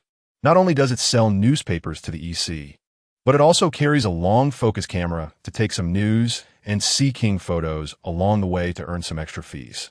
Today is truly its lucky day. Click, click. The battle between Yifan and Shanks is captured on film. At the same time, it doesn't forget to include Kaido, Charlotte Linlin, and Ben Beckman, who are not engaged in the fight nearby. It shouts, "I've struck it rich." Luckily, it has this 120x telephoto lens. Otherwise, it wouldn't have been able to capture these moments. Their battle is so terrifying that an island has been destroyed. What an exciting fight. The strength of the 4 emperors is truly frightening. No wonder they can become emperors of the sea. Wow, wow, wow. Shanks' grown arms. What kind of ability is this? Oh my god. Shanks' right arm was directly smashed off by Dragon Emperor Yifan with a punch. It looks like Yifan is going to win. Even a not-so-powerful newsbird can see the situation in the battle. Naturally, the strong ones present can also see it. As Shanks prepares to escape, Kaido, Charlotte Linlin, and Kazuki Tenjiro, who had been standing still, have already started to take action. The three of them are chasing down the 8 opponents without any sign of weakness. Even Ben Beckman, the strongest among them, might not be a match for Kazuki Tenjiro. Meanwhile, Yi Fan is pursuing the rapidly fleeing Shanks. Now, with Shanks injured and defeated, the battle is coming to an end. Having enjoyed the status of a Emperor and the power of the Celestial Dragons, Shanks cherishes his life immensely. In fact, living longer is the instinct of every living being. However, not everyone is qualified to escape from Yi Fan's pursuit. Yi Fan doesn't even need to use the Thunder Fruit's teleportation ability. He only relies on his superhuman physical prowess to run quickly across the sea and catch up with Shanks, who is using Moonwalk. The island Yi Fan specifically chose is right in the middle of the doldrums, with hundreds of kilometers of distance in both directions. Even if he runs in the right direction, leaving the doldrums to reach other islands will take a long time, especially while facing Yi Fan's pursuit. Along the way, Shanks tries countless times to push Yi Fan back with the griffin in his hand, but Yi Fan easily blocks every attempt. Water-breathing 11th form, Calm. Yi Fan uses a technique he hasn't utilized in a long time on this sea. The final skill of water breathing. A large amount of seawater surges toward Shanks, who is suspended in the air. If he hadn't used the Paramecia-type King's Fruit, Shanks wouldn't fear this seawater. However, now that he has become a Devil Fruit user, this seawater weakens his body. If it were during Shanks' prime, he would only need to unleash his Conqueror's Haki to prevent the seawater from getting close to him.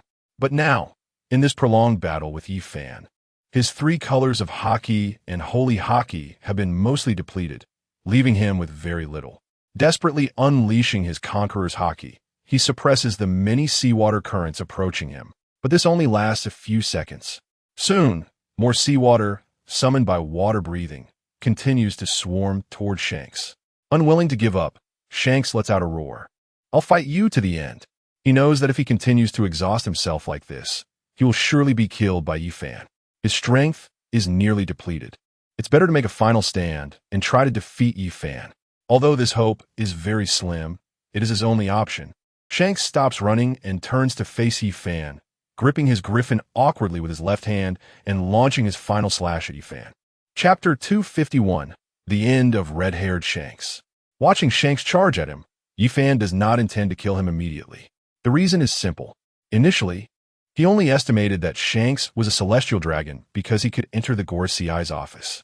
Even the lower 12 families of celestial dragons look down on pirates, even if that pirate has become a emperor, let alone the rulers of the upper 5 families, the Gorosei.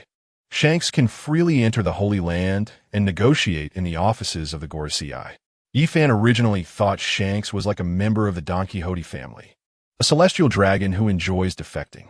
However, he did not expect that Shanks is actually an upper 3 family celestial dragon and knows many secrets. Yi Fan wants to find out what other secrets Shanks knows. With this in mind, he finally uses the technique Tree World Descends, which he has rarely used on this sea. Ninjutsu is not the power of a devil fruit and will not be affected by seawater. The formation of Tree World Descends will not be hindered by this sea. After a long period of training, Yi Fan has become very proficient in this technique.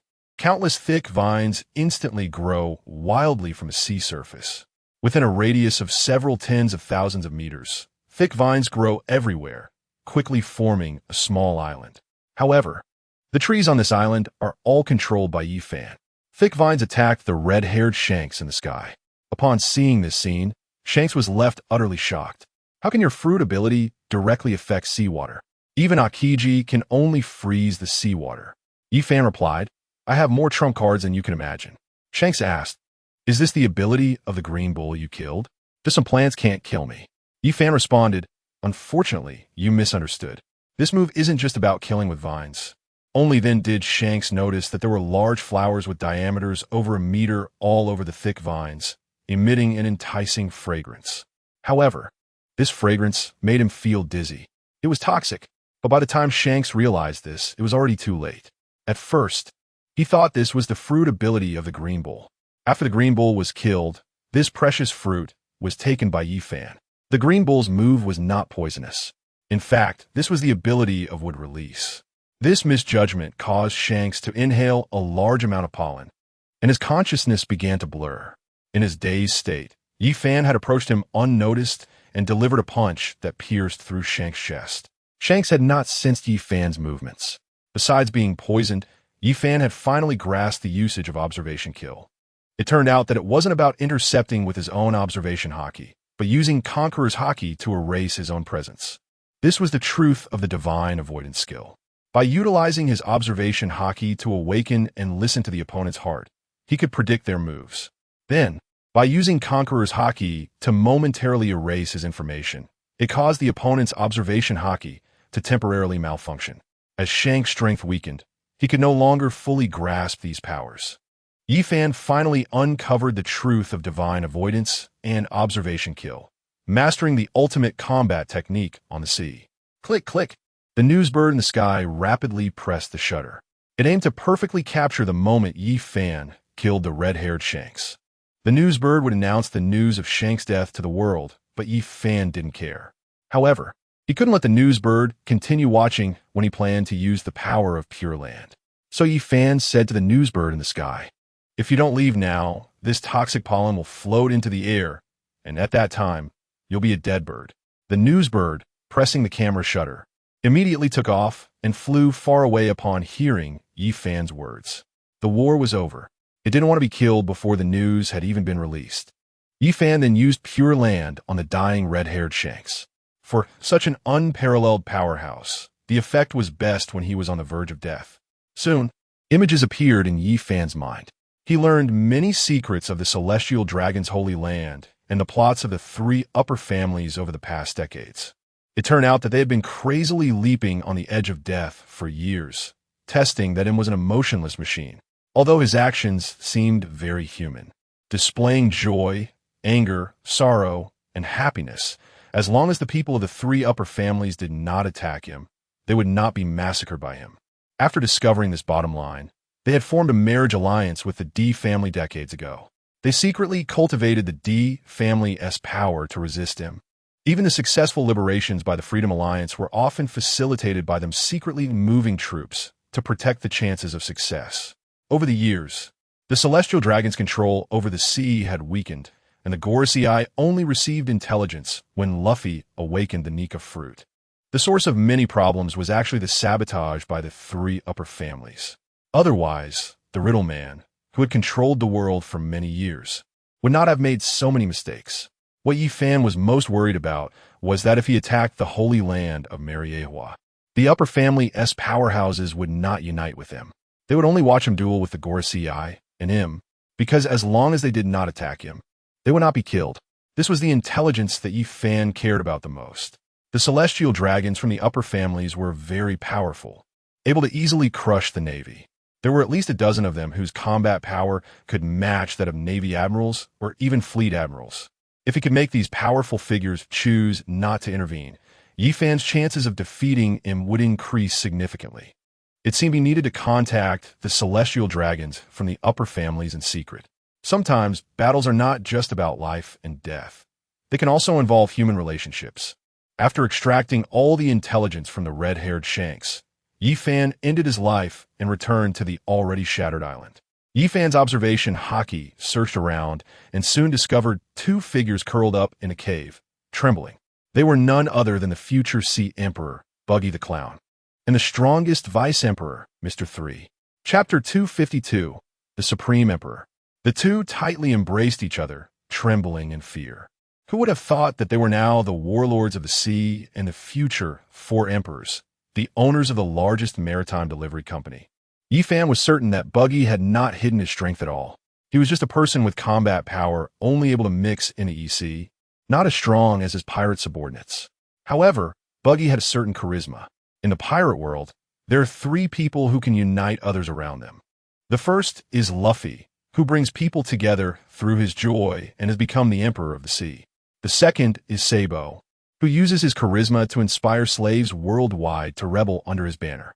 The third is Buggy, who, although lacking strength, attracts many pirates around him with his boastful charm. In fact, there is a fourth person, Yi Fan. He continuously grows stronger, defeating the Navy and the Celestial Dragons, which has led to the rapid expansion of the Beast Pirates. Looking at the trembling duo, Yi Fan did not see Buggy as a threat to him and said, "Thank you for your treasure. I want to be polite." After speaking, he opened a spatial door. He placed his palm on the mountain of berries, and a magnetic field appeared around it.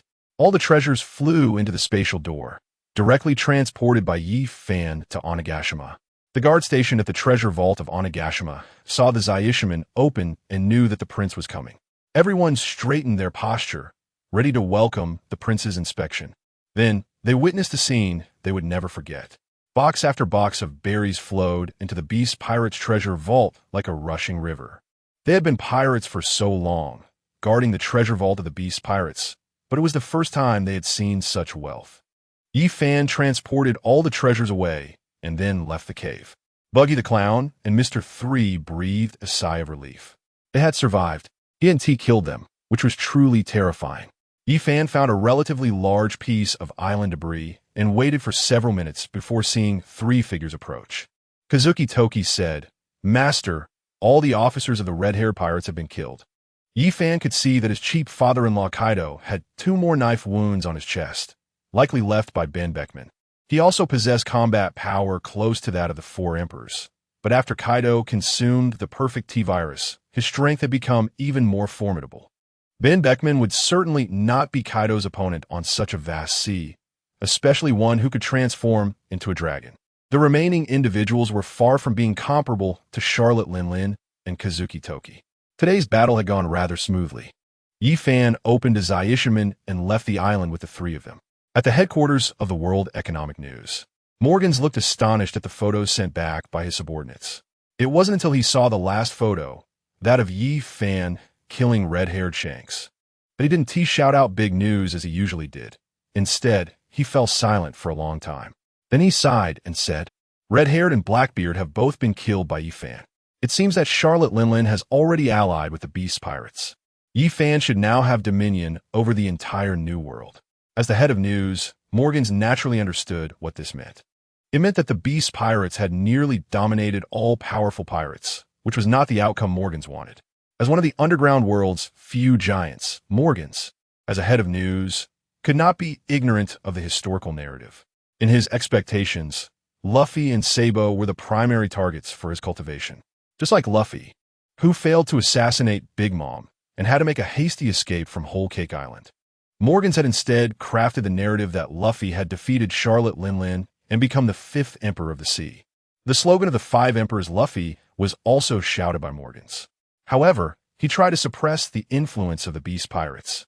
In his vision, if he gave Luffy some time to grow, once Luffy defeated the 4 Emperors and became the Pirate King, he would lead everyone to resist the Celestial Dragons together. But now, all the scripts have been thrown into chaos since Yi Fan joined the Beast Pirates. After much hesitation, Morgans decided to add fuel to the fire, making the sea even more chaotic. Yi Fan slays red-haired, Charlotte Linlin submits, becoming the only supreme emperor of the sea. This headline began to spread across the seas. Morgans exaggeratedly portrayed Yi Fan as the only emperor of the sea, greater than the celestial dragons, who must bow at Yi Fan's feet. In the 5 Elders' office, St. Stavros exclaimed, "How is this possible? Red-haired has actually been killed." St. Nicholas replied, "The New World is no longer under control. It seems we must ask Lord M to take action." St. William asked, "Is it really necessary? We might all die." St. Ferdinand said, "Just to kill Yi Fan. Kaido and Charlotte Linlin's people should be enough. It doesn't have to be us." St. Mohanda agreed, "I concur. If we don't ask Lord M to intervene now, things will truly spiral out of control. By the way, send the Holy Knights to control all the lower 12 celestial dragons, confining them in the City of Gods. And no one is allowed to go out." Agreed, agreed, agreed, agreed. All 5 elders discussed and reached a conclusion. The 5 of them went to the flowers, preparing to visit Lord M, the true ruler of the world seated on the throne of Void. Yi Fan and the others returned to Onigashima. Yi Fan issued orders to the Calamity of Fire, saying, "Red-haired Shanks and his crew have been killed. Now, I want you to lead the Flying Six and eliminate all the affiliated pirate crews of the red-haired pirates without leaving any survivors." Although the red-haired pirates had only 10 members, they, like the Straw Hat Grand Fleet, had many affiliated pirate crews totaling around 10,000 people. Among them, it was uncertain how many were CP0 agents. Therefore, Yifan did not plan to recruit the remnants of the red-haired pirates, but instead issued orders to kill them all. Otherwise, if a war broke out with the Celestial Dragons, these people could become a troublesome factor by launching sneak attacks from behind. The calamity of fire followed Yifan's orders, leading the Flying Six, along with dozens of true fighters, 2,000 gifted individuals, and several hundred large pirate ships, to head towards the territory of red-haired Shanks. Chapter 253. Two pieces of information in the Palace of Dressrosa. Doflamingo was reviewing today's tax revenue. Ever since his kingdom became a trading hub for the New World and the Grand Line, the Don Quixote Pirates business had shifted from primarily arms trading to being a major marine trading intermediary. Due to his childhood life resembling that of a beggar, Doflamingo was particularly obsessed with berries and wealth. While reviewing the recent accounts on his throne, a special din mushy on his desk suddenly rang. Doflamingo immediately set down the account book, looked around, and seeing no outsiders, he answered the call. "I need you to do something for me. Launch a surprise attack on the Beast Pirates." Doflamingo responded, "Are you five elders crazy? The Navy can't even defeat the Beast Pirates, let alone me, and the Beast Pirates are my most loyal allies." The five elders replied, "Lordom is ready to extinguish the Beast Pirates' light. You should know what to choose. If you succeed, you will restore your identity as a celestial dragon and become the head of the Don Quixote family." Doflamingo's identity was also that of a celestial dragon, but his father had given up that identity when he was a child. He was aware of the terror of him extinguishing the light, the ultimate terrifying weapon on the sea. If Lordom used that weapon, the Beast Pirates would surely be erased from history. It seemed that he had to choose a side again. There are no permanent enemies, nor are there permanent friends. Although Kaido of the 100 Beasts treats himself well and has earned a vast fortune through trade, placing the transshipment points in countries under his control, he is still faced with the wrath of Lordom. After much contemplation, Don Quixote Doflamingo ultimately replied, "As long as you can guarantee that Kaido and Yifan are killed, I can assure you that the other factions of the 100 Beast Pirates will not leave the New World and cause chaos in the seas." The Gorosei responded, "Good. As long as you can do that, you will regain your identity as a celestial dragon." The two sides happily reached an agreement. After hanging up the phone, Doflamingo continued to act as if nothing had happened, reviewing his accounts. He knew that if he made any moves before him killed Kaido and Yifan, he might be killed by the 100 Beast Pirates himself. It was better to wait for the big shots to finish their battle, and then he could reap the benefits. However, Doflamingo did not know that on a high lookout tower, Violet was watching him closely, clearly seeing his recent phone call actions. Violet, the former princess of Dressrosa, had allied with the enemy Doflamingo to save her father's life. One day, Yifan secretly met her and taught her how to read lips to understand what others were saying. She is a user of the staring fruit, which allows her to see everything within a radius of 4,000 kilometers. It was thanks to this fruit ability that she was able to protect her life and her father's. After hearing Doflamingo's words, Violet was very happy and took out a din mushy to call Yifan, directly informing him of the conversation between Doflamingo and the Gorosei. Yifan replied, "Well done. After I eliminate Doflamingo, you will rule the Dressrosa Kingdom." He had not expected that the undercover agent he had placed in the Don Quixote family would play such a role today, gathering two pieces of intelligence. Yifan did not care about Doflamingo's betrayal. His strength was even inferior to that of the three admirals. Although he was considered a powerful fighter among the 7 warlords, he was still far from the level of the Yonko.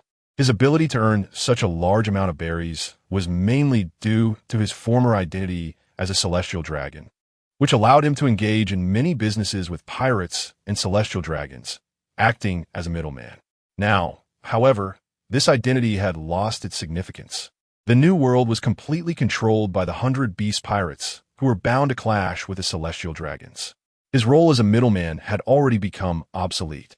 The main forces, including the 3 main members and the Flying Six, were pursuing the remnants of the red-haired pirates.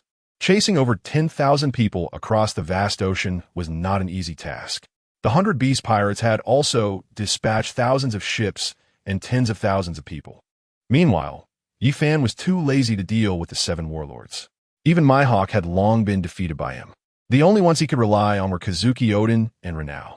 There were also quite a few samurai who had surrendered from Wano, whose combat power would not be weaker than Doflamingo's subordinates. This would ensure their complete annihilation. With Yifan and Oden's orders, over 100 samurai, in coordination with Kazuki Oden, directly used the free gate to begin their assault on Dressrosa, one of the 20 oldest kingdoms. The first king of the Dressrosa kingdom was actually a member of the Don Quixote family. 800 years ago, after following him to defeat Joy Boy, they abandoned their royal status and became one of the 12 families of celestial dragons.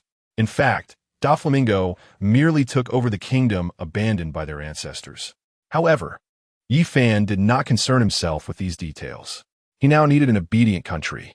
The Dressrosa kingdom was a large nation, and if it fully engaged in war with the celestial dragons, it would become an unsafe factor.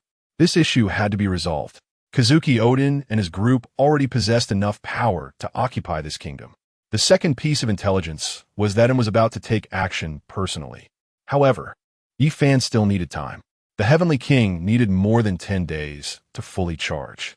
Moreover, even with Vegapunk, the damaged ship left by rocks would take a long time to repair. After all, it was a weapon from the Arkansas. Even the future technology kingdom was at least hundreds of years behind the Ark's technology. Although he was about to go to war with them, he was not yet prepared. He needed at least the Heavenly King to be fully charged before proceeding. Yifan pondered for a long time and felt that he needed to at least stabilize him. Now is not the time for a full-scale war. With this in mind, Yifan sent a request for peace talks to the Gorosei through Akainu. Yifan and Kaido were willing to negotiate with the celestial dragons. He, Kaido, and his wife Odin wanted to become celestial dragons of the upper 3 families. Meanwhile, the 3 main members and the Flying 6 wanted to become their controlled Knights of God. If the Gorosei agreed, Yifan could disband the 100 Beast Pirates and allow the celestial dragons to regain control of the New World. This would essentially mean the surrender of the 100 Beast Pirates. Chapter 254. The cry of the 12 families of celestial dragons. The information transmitted by Akainu sparked heated discussions among the Gorosei. St. Ferdinand said, "Could this be a scheme by Yifan and Kaido? I don't think they would easily give up everything they have now." St. William replied, "According to the intelligence, they are having Vegapunk help create a weapon which is not yet ready. I think they might be stalling for time." St. Stavros added, "Regardless of what the weapon is, unless it's the long-lost Heavenly King, there are no other weapons that can threaten him. Even Vegapunk's technology is far inferior to the power of the Arkansas." At this moment, a loud commotion suddenly erupted in the Gorosei's conference room, so loud that it interrupted their discussion. Those brave enough to shout loudly at the entrance of the Gorosei were, of course, the celestial dragons. These included not only all the 12 families of celestial dragons, but also those from the 5 families. After receiving the order that the Holy Knights forbade them from leaving Mariewa, they realized that the long-unused power of him to extinguish the lights was about to be activated. They were the energy source to launch this weapon, and would absorb all their lifespans to activate this weapon. In other words, once the plan to extinguish the lights began, most of them would be killed. Which celestial dragon would be willing to sacrifice their noble life to take the lives of pirates? Originally, they had no choice. However, now that the 100 Beast Pirates had actively requested peace and sought to attain the status of the upper 3 families, although Kaido, Yifan, and Odin would become celestial dragons of the upper 3 families, they were still just 3 individuals. For the lower 12 families of celestial dragons and the middle 5 families, there is no impact at all. The New World has once again returned to the control of the celestial dragons. The heavenly gold they receive each year may even increase, sacrificing their own lives to launch an attack, and after the peace talks, they can obtain a large amount of wealth instead. Is there even a choice for the lower 12 families and the middle 5 families of celestial dragons? They certainly hope to negotiate with the Beast Pirates. The door to the meeting room of the 5 elders opened. Thousands of celestial dragons, all wearing glass domes on their heads, could be seen shouting in unison. Leading them were several members of the 5 elders' families. "We want peace talks. We do not want war. We want peace talks. We do not want war." The shouts of the thousands of celestial dragons were louder than ever. It was the first time in many years that they stood together under the scorching sun, shouting slogans. Many of them were already sweating profusely from the heat, but no one complained. If their protests failed and war truly broke out, they did not know how many of them would die. Who would be willing to die for war when they could enjoy the most luxurious life in the world?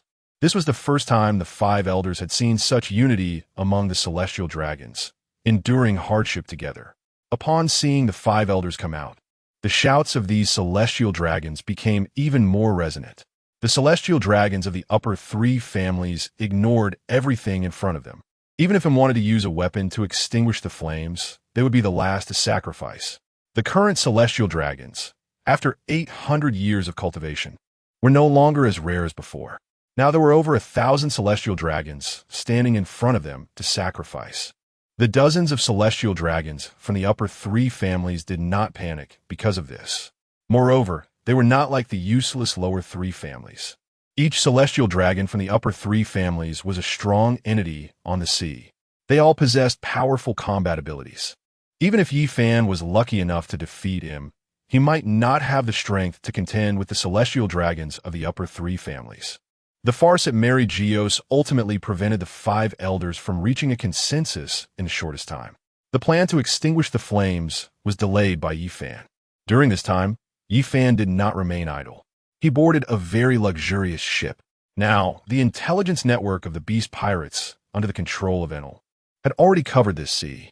The news of the celestial dragons being summoned back to Mary Geos could not escape Yi Fan's notice. And this luxurious cruise ship could only be sailing on the sea thanks to the celestial dragons of the upper three families. Yi Fan indeed needed to find such an opportunity to negotiate with the celestial dragons of the upper three families.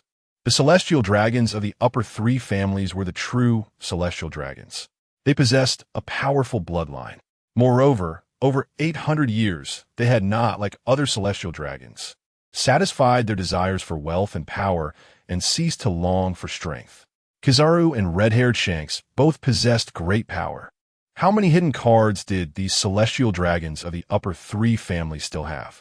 How much powerful hidden strength did they possess? Yi Fan was also unclear. He currently had no need to be enemies with the celestial dragons of the upper three families. Presumably, the celestial dragons of the upper three families felt the same way. Otherwise, why would they appear so openly on the sea at such a moment? Was it not to let Yi Fan discover their luxurious ship? Looking at the deck, the sudden appearance of a spatial door revealed a celestial dragon enjoying fine wine and desserts alone on the deck, smiling. Clearly, this celestial dragon from the upper three families also wished to have a conversation with Yi Fan. This meeting was not only needed by Yi Fan. The celestial dragons of the upper three families needed it too. Although they were two people who had never met and their forces had never interacted, at this critical moment and location, both sides coincidentally thought of meeting each other, facilitating a meeting between these two powerful forces on the sea. Nice to meet you. My name is Helagong, and I can represent the opinions of the celestial dragons of the upper three families. Hela is also a name of a deity, controlling marriage, childbirth, and family, with a status akin to that of Enwa in ancient dragon lore.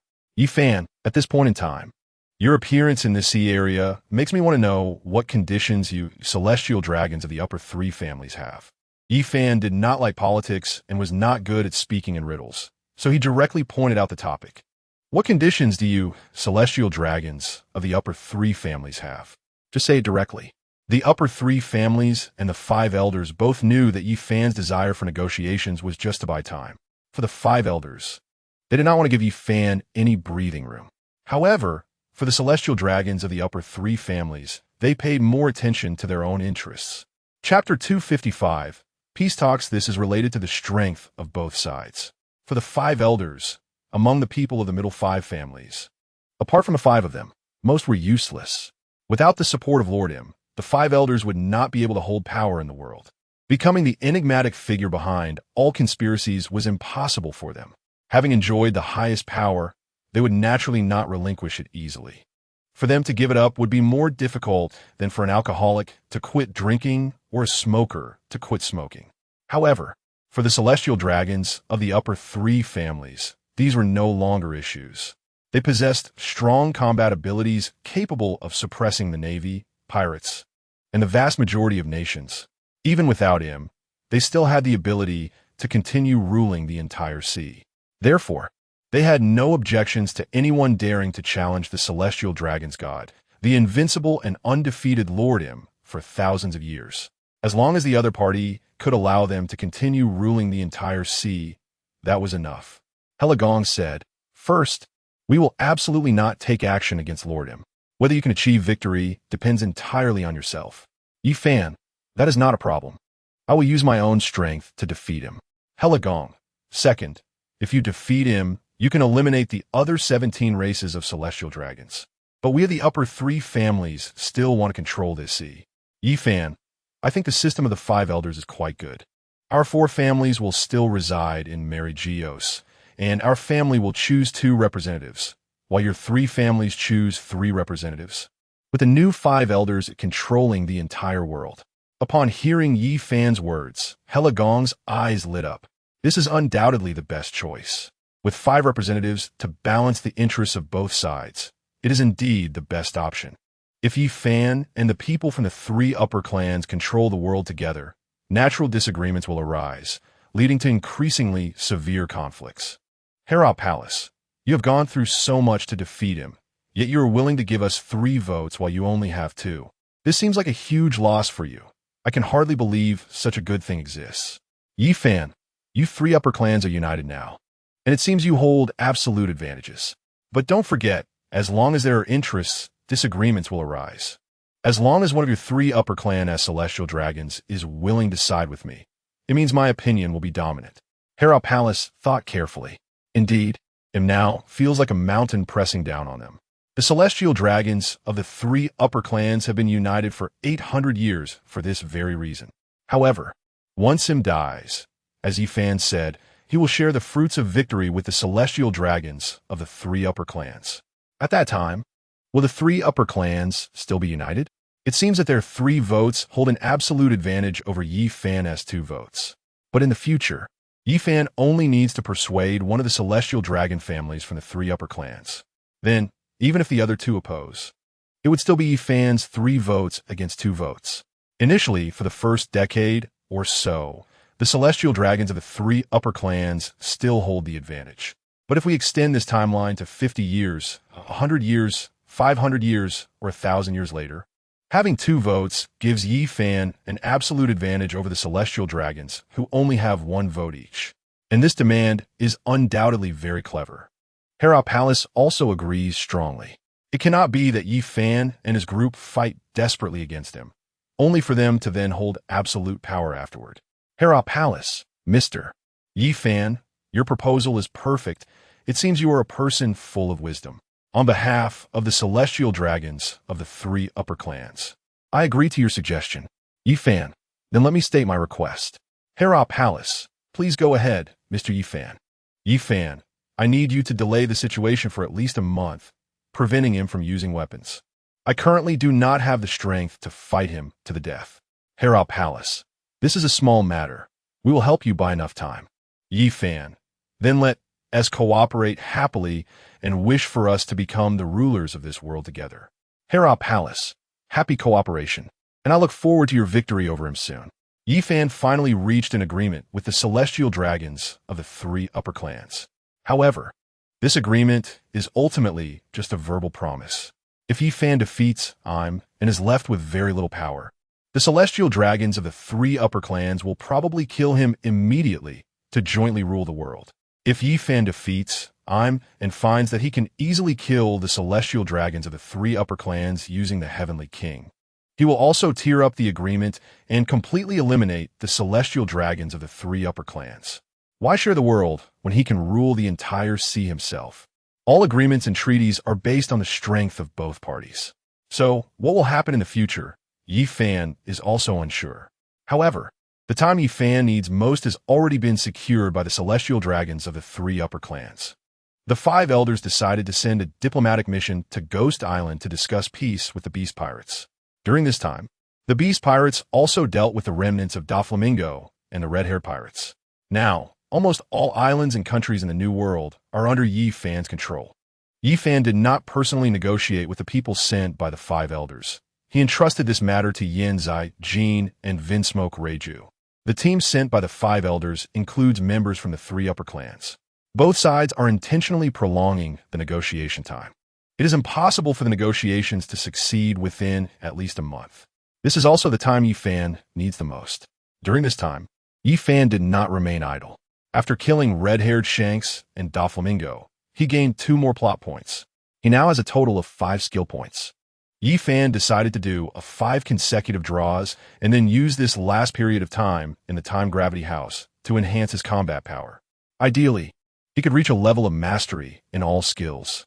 This way, he can ensure that he can defeat Im and still retain enough power to counter the celestial dragons of the 3 upper clans afterward. Otherwise, he would just be working for the celestial dragons of the 3 upper clans.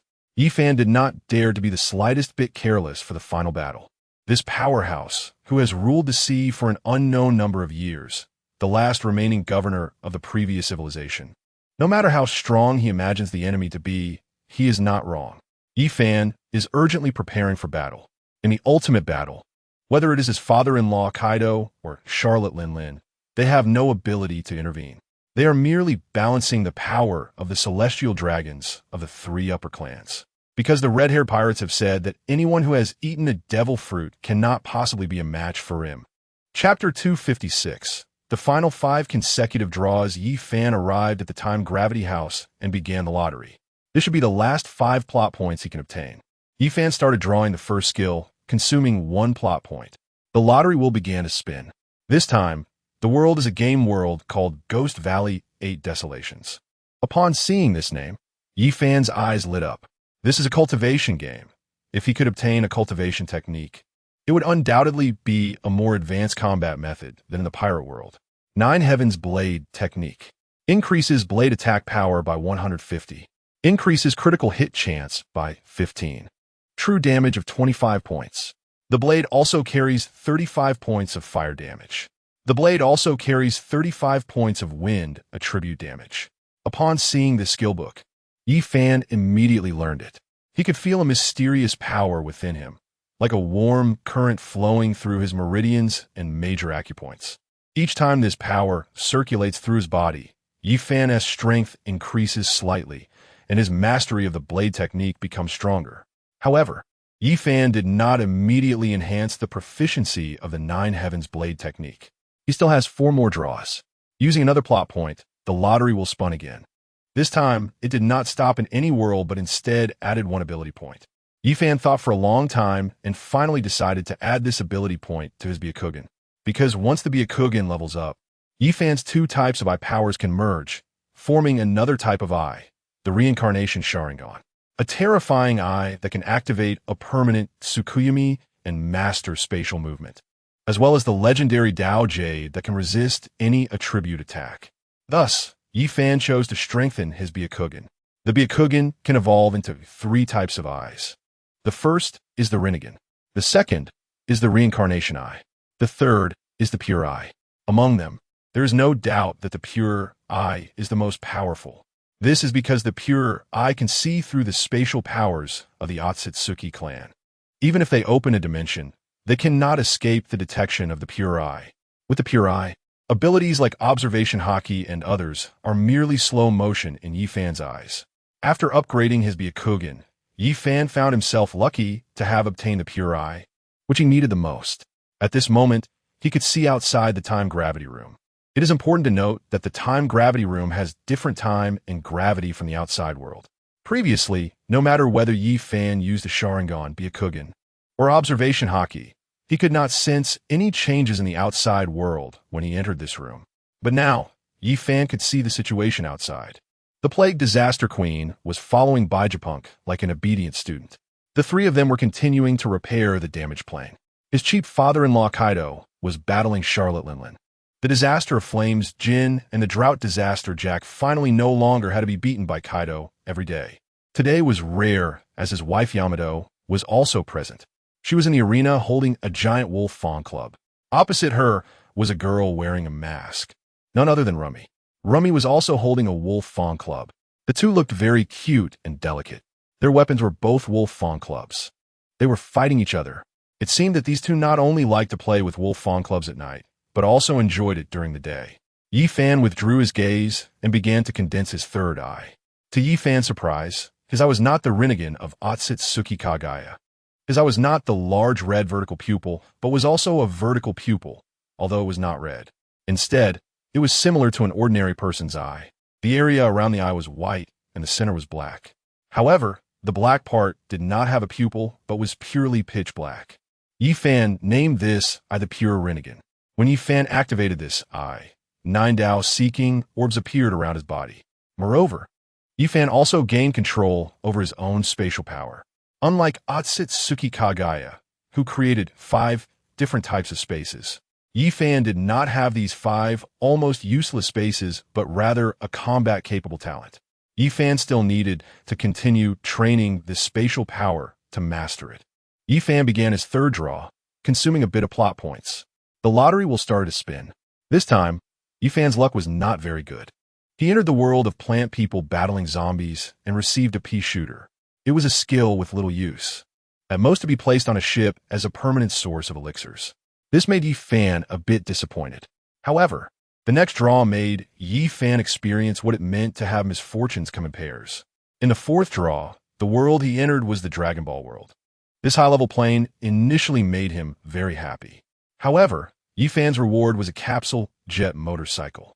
This motorcycle had no wheels and relied on jet propulsion to hover about half a meter above the ground, ignoring terrain and even able to travel on water.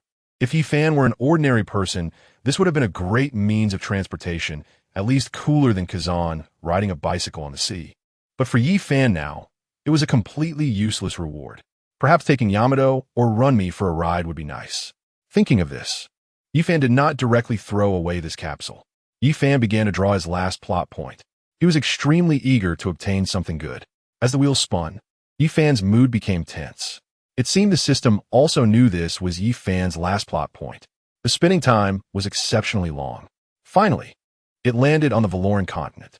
The ultimate move of the Time Assassin, Time Rift, return to 4 seconds ago and deal massive damage to the enemy, while also restoring his own state to that of 4 seconds ago. Seeing this ability, Yi Fan smiled. He now had control over some powers of time and space. Time and space are the most powerful and terrifying forces in this world. Today's harvest could be considered very rich. Yi Fan did not waste the plot points he had accumulated for so long. Now he was more confident in defeating him. Now, he would take advantage of this last period to quickly familiarize himself with his new skills and strengthen his own power.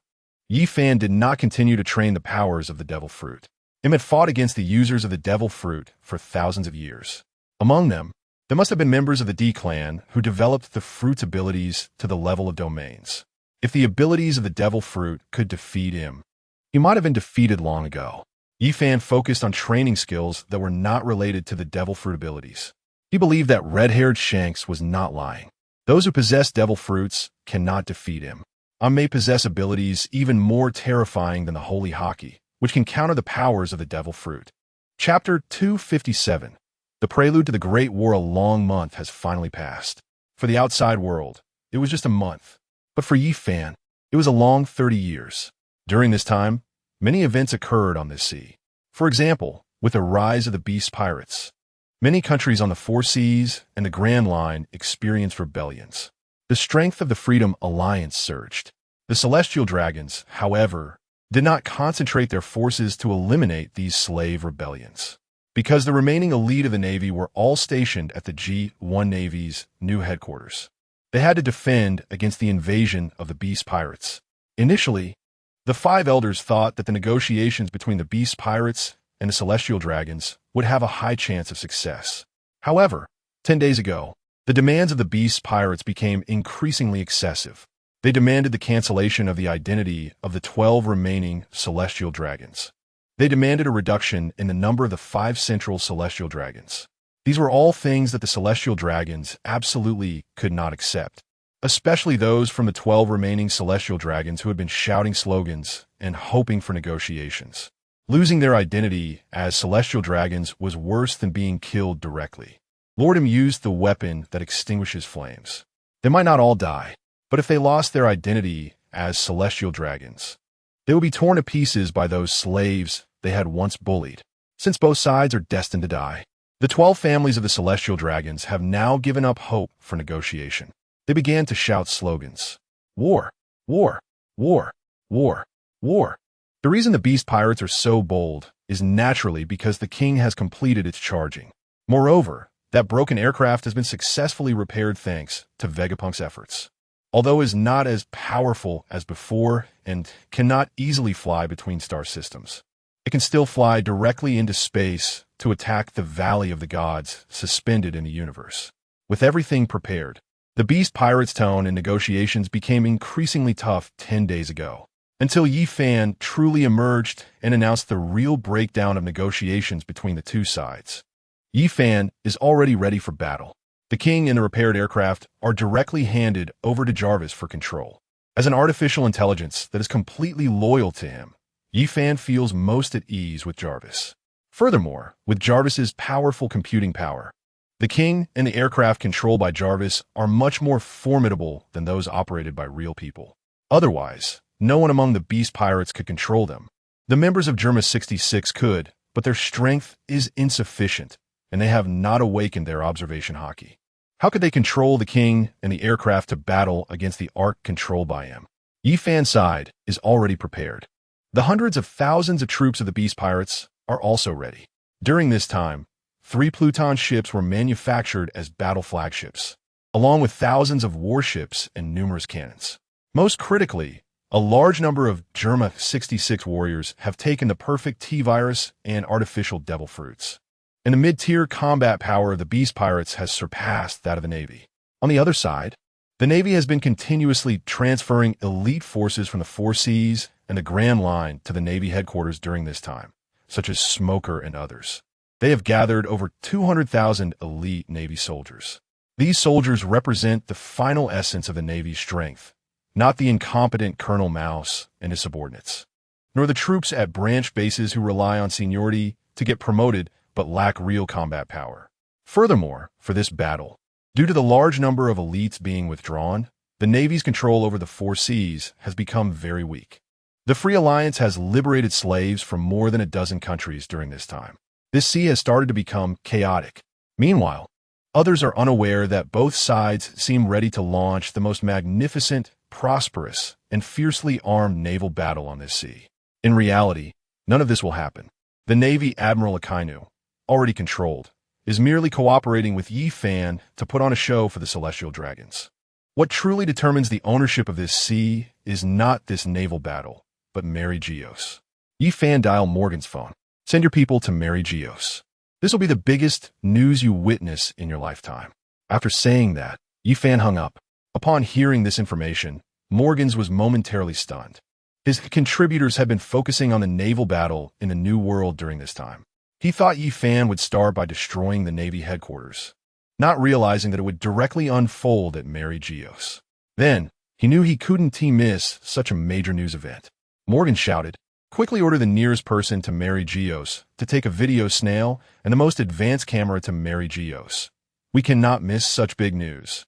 A month later, the Beast Pirates ultimately decided to challenge the Celestial Dragons, who have controlled the world for 800 years.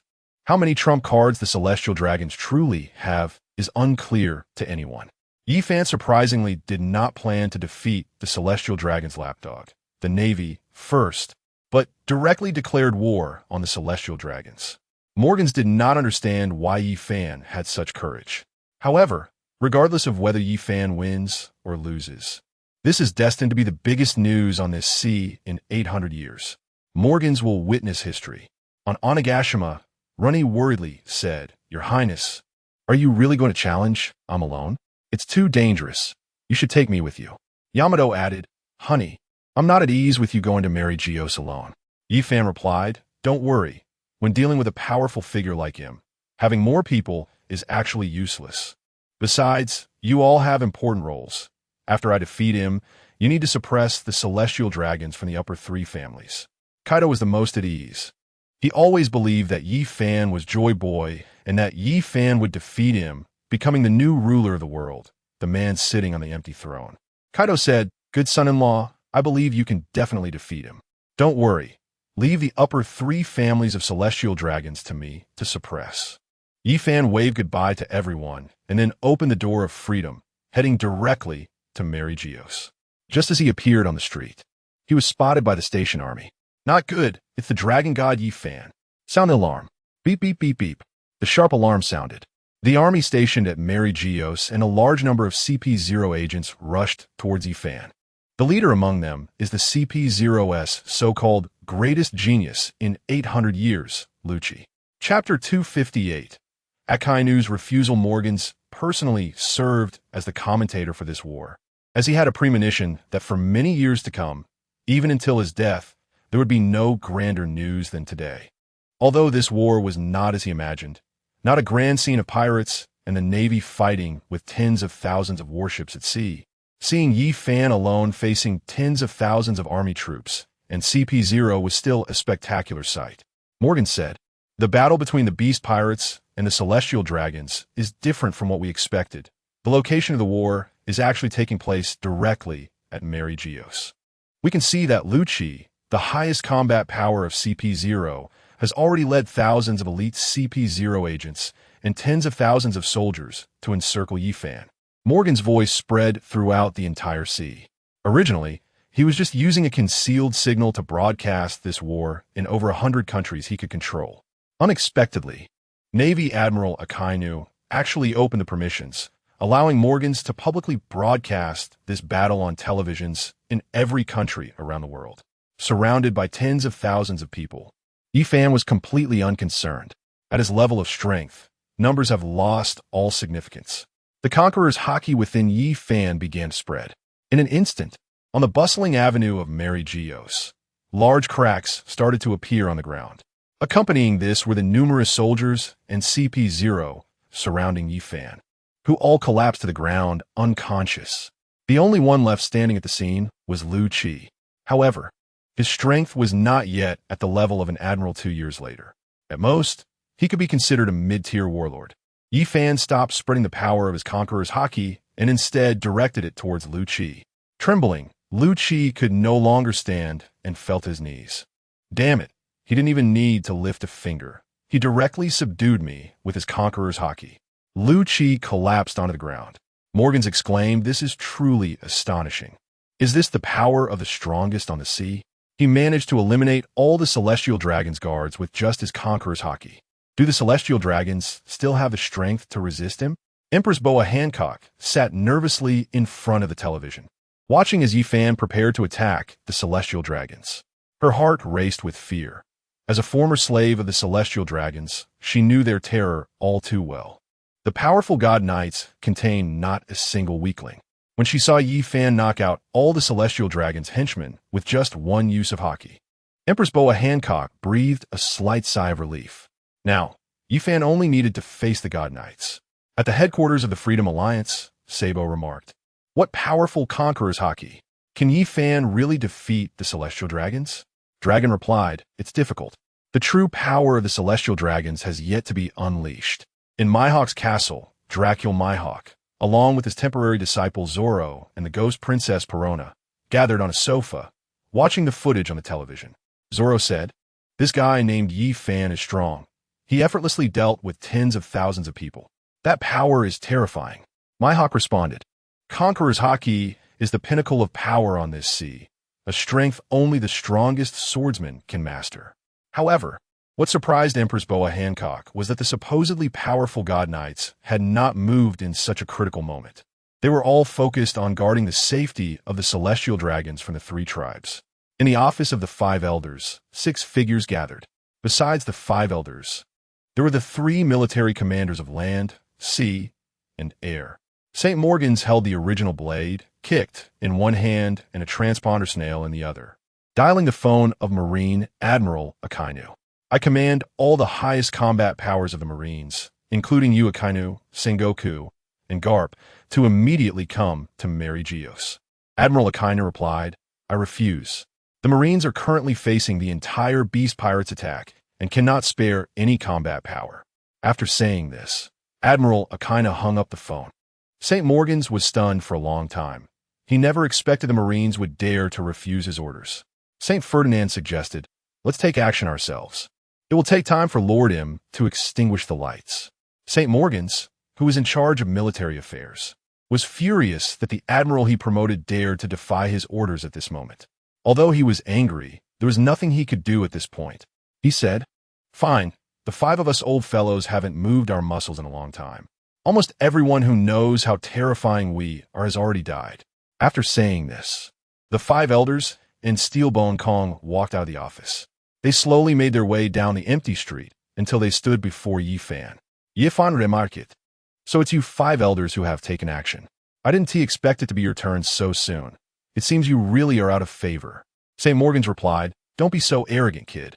The reason we can be 5 elders is not because of our status as celestial dragons, but because we are powerful enough.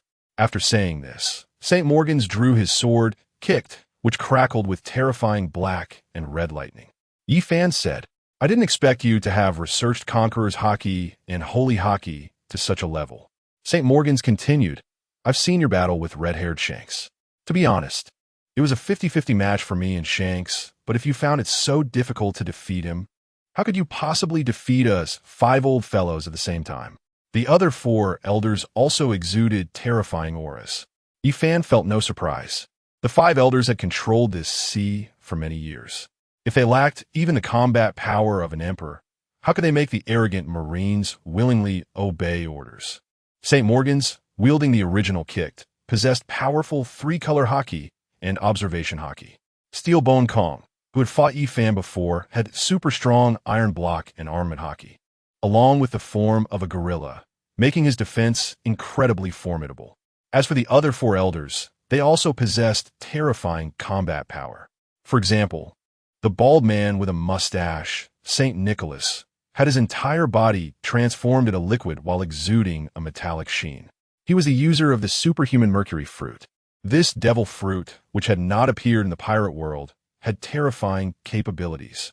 In his liquid mercury form, he could freely change his body like a natural type. Liquid mercury is a terrifying poison, while solid mercury is an incredibly sharp metal.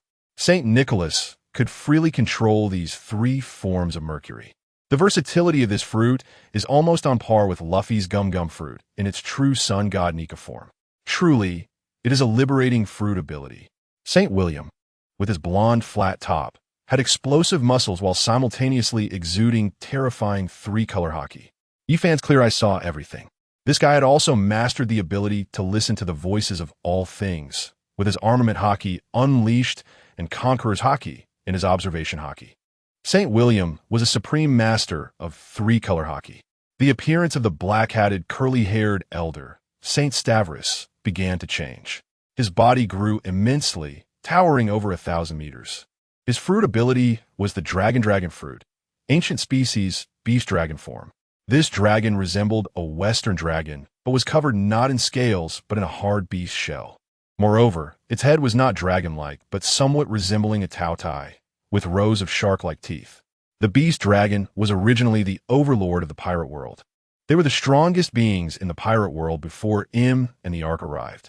Capable of flying and swimming in the deep sea, they were truly the strongest creatures in the pirate world across land, sea, and air. However, after Im arrived, he almost wiped out all these powerful beasts, leaving only a few docile ones, like the Lord of Elephants and the giant Sea Kings in the deep sea, who obey the commands of the Sea King. The only one that Yi Fan couldn't gauge was St. Ferdinand, who had goat beard. He didn't show any of his 3-color Haki or fruit abilities. However, Yi Fan didn't care about what his abilities were. After 30 days of training in the Time Gravity House, his strength was already far beyond the level when he killed red-haired Shanks. If the few of them only had the fighting power of red-haired Shanks, they would not be able to match him. Yi Fan, is this all the strength you have? I'm really disappointed. Say Mohanda. Oh, really? Stop just talking big and come at me with a strike.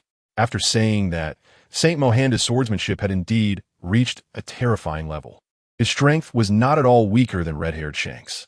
In the past, Yi Fan could only rely on his immense power to withstand such slashes, constantly exhausting the opponent. But now, Yi Fan completely disregarded such power. However, Yi Fan was not ready to reveal his trump card in front of them. He still only used his 3-color haki to battle the 5 elders. As expected, when Saint Mohanda approached him, he indeed used observation haki to conceal his presence. He wrapped his body in Conqueror's haki, trying to block Yi Fan's observation haki's probing.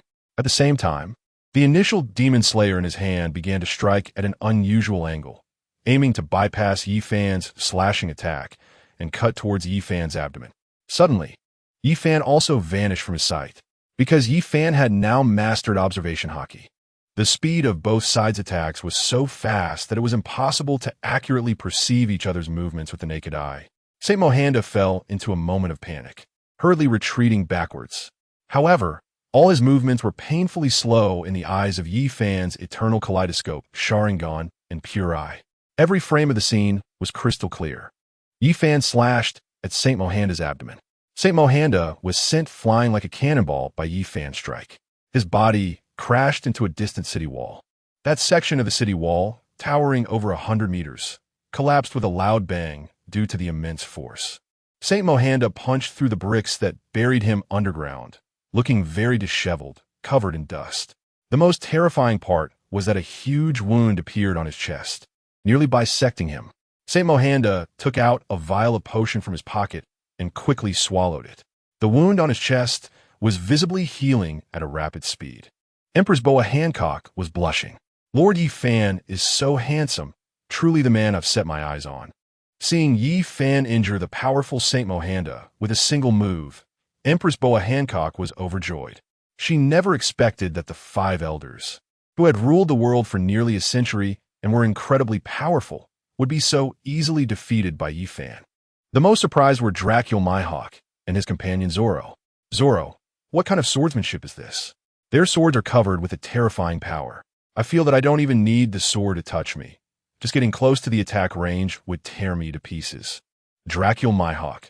This is the power of Conqueror's haki entwined. Red-haired Shanks relied on this kind of swordsmanship to dominate the seas and become one of the 4 emperors. This is a power only a 4 emperor-level strong person can wield. Zoro immediately knelt on the ground and sincerely said, "Master, please teach me this kind of power. I also want to learn such powerful slashes." Dracul Mihawk awkwardly replied, "Sorry, I don't currently possess such power." However, Zoro was astonished by what happened next. Saint Mohanda used observation haki, and then Yi Fan also used such power, clearly able to see their movements. Why did it feel like they seemed to vanish in an instant? This swordsmanship is too terrifying. Zoro looked at Dracul Mihawk with a puzzled expression. Dracul Mihawk was equally confused and cursed internally. How are they doing this? I don't understand either, and I want to know just as much as you do. Why are you asking me? Zoro shot another glance, meaning to say, "Master, aren't you the world's #1 swordsman? How could there be swordsmanship in this world that you don't understand?"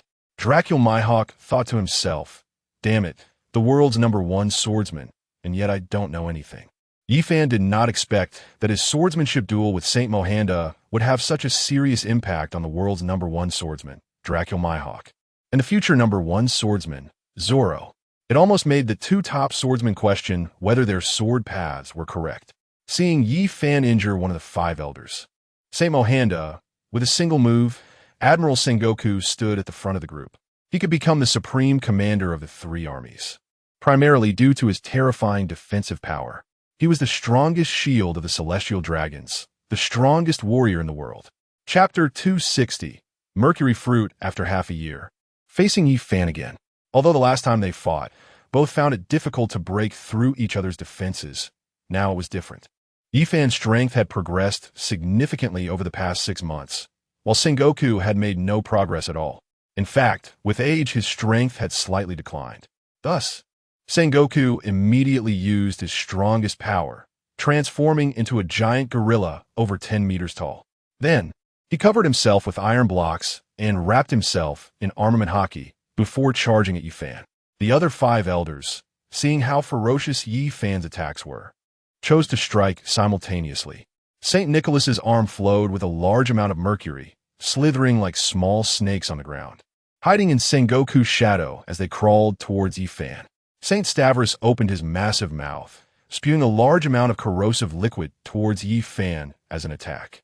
In the face of the three attacks, Yifan lightly tapped his toes and exploded with incredible speed, dodging the toxic spray from Saint Stavros. Then, he swiftly evaded Sengoku's dual punches. The dozens of mercury snakes hiding in Sengoku's shadow suddenly transformed from flowing liquid into smooth, sharp hidden weapons, shooting towards Yifan. Yifan remained calm. In midair, he pulled out the blue Nicaron blade. The sound of clashing metal rang out as he cut through the mercury snakes, slicing them apart and sending them flying. However, they suddenly transformed into liquid shapes midair. Again, they turned into hundreds of daggers, shooting towards Yifan from all directions, leaving almost no blind spots. To others, it might seem like there was no angle to dodge. However, in Yifan's eyes, it was filled with loopholes. The direct distance and speed of these weapons still left plenty of gaps to exploit. Yifan directly used the power of the Thunder Fruit to teleport out of the encirclement. Clang, clang, clang. These mercury hidden weapons collided with each other. Yifan didn't want to be constantly disturbed by these hidden weapons. He simply opened his left hand and squeezed hard. A massive magnetic force compressed all the mercury into a ball. Then, the power of the gold fruit was activated, turning this mercury into gold, which he then threw towards St. Nicholas, saying, "Here, S your mercury back." This ball of gold began to transform in midair, changing into dozens of golden snakes. Gold is already a very soft metal. Although it is not as soft as liquid mercury, it is one of the softer solid metals. Yifan used St. Nicholas's technique to return it to him. The meaning was simple. I have countered your move. Now I return the same move to you. Can you counter it? In this regard, Yifan still had the temperament of a young man. However, it had no effect on St. Nicholas. The five elders had ruled these seas for many years. Every meeting involved countless schemes and conspiracies. Even a few words could determine a nation's fate, like the extermination order against O'Hara, which directly destroyed a nation full of scholars. How could St. Nicholas act like a young man, using the awakened powers of the fruit to assimilate the enemy's attacks? Such operations are highly difficult and dangerous. St. Nicholas simply split off a large amount of mercury again and shot it towards the golden hidden weapons in the air. After the powers of the two fruits canceled each other out, they turned into scrap metal. The five elders surprisingly did not engage, but used such a simple method instead. This reaction left Yifan quite surprised. He did not expect the five elders to show no regard for their own dignity and resolve the current battle using the simplest and most effective means. However, upon reflection, it was understandable. The five elders were politicians sitting at the highest positions. Yifan's pirate-like calculations were completely ineffective against them. What they saw as overwhelming the weak, or using a giant to crush an ant, did not matter to them. The process was unimportant, but the result was crucial. This made Yifan withdraw his dismissive attitude. These five old guys were not simple. After all, they had ruled these seas for nearly a century. At this moment, a pair of huge fists came crashing towards him again. It was Steelbone Kong, who had turned around and was roaring in anger. "Yifan, do you no longer have the courage to fight me fist to fist?" Yifan ignored Steelbone Kong's roar. This guy was tough, but his movement speed was very slow. Yifan easily dodged Steelbone Kong's attack again and launched an attack towards the distant Saint Ferdinand. He was the only one among the five elders who had not shown his abilities. Yifan felt he needed to figure out his attacking methods to prevent this guy from launching a sneak attack. He had gained some understanding of the abilities and attacking methods of the others from their brief encounters. However, Saint Ferdinand was too mysterious. He was neither a fruit user nor a master of the three-color hockey. An ordinary old man, even sitting in the position of a five elder, would not dare to face him today. Yet, Saint Ferdinand gave Yifan the feeling that he neither knew hockey nor had fruit abilities. This feeling made Yifan feel very conflicted and awkward, so he decided to test Saint Ferdinand's abilities first.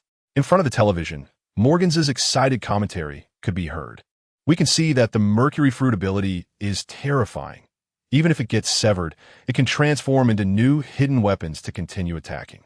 If it were an ordinary strong person facing such an attack, there would be no way to resolve it.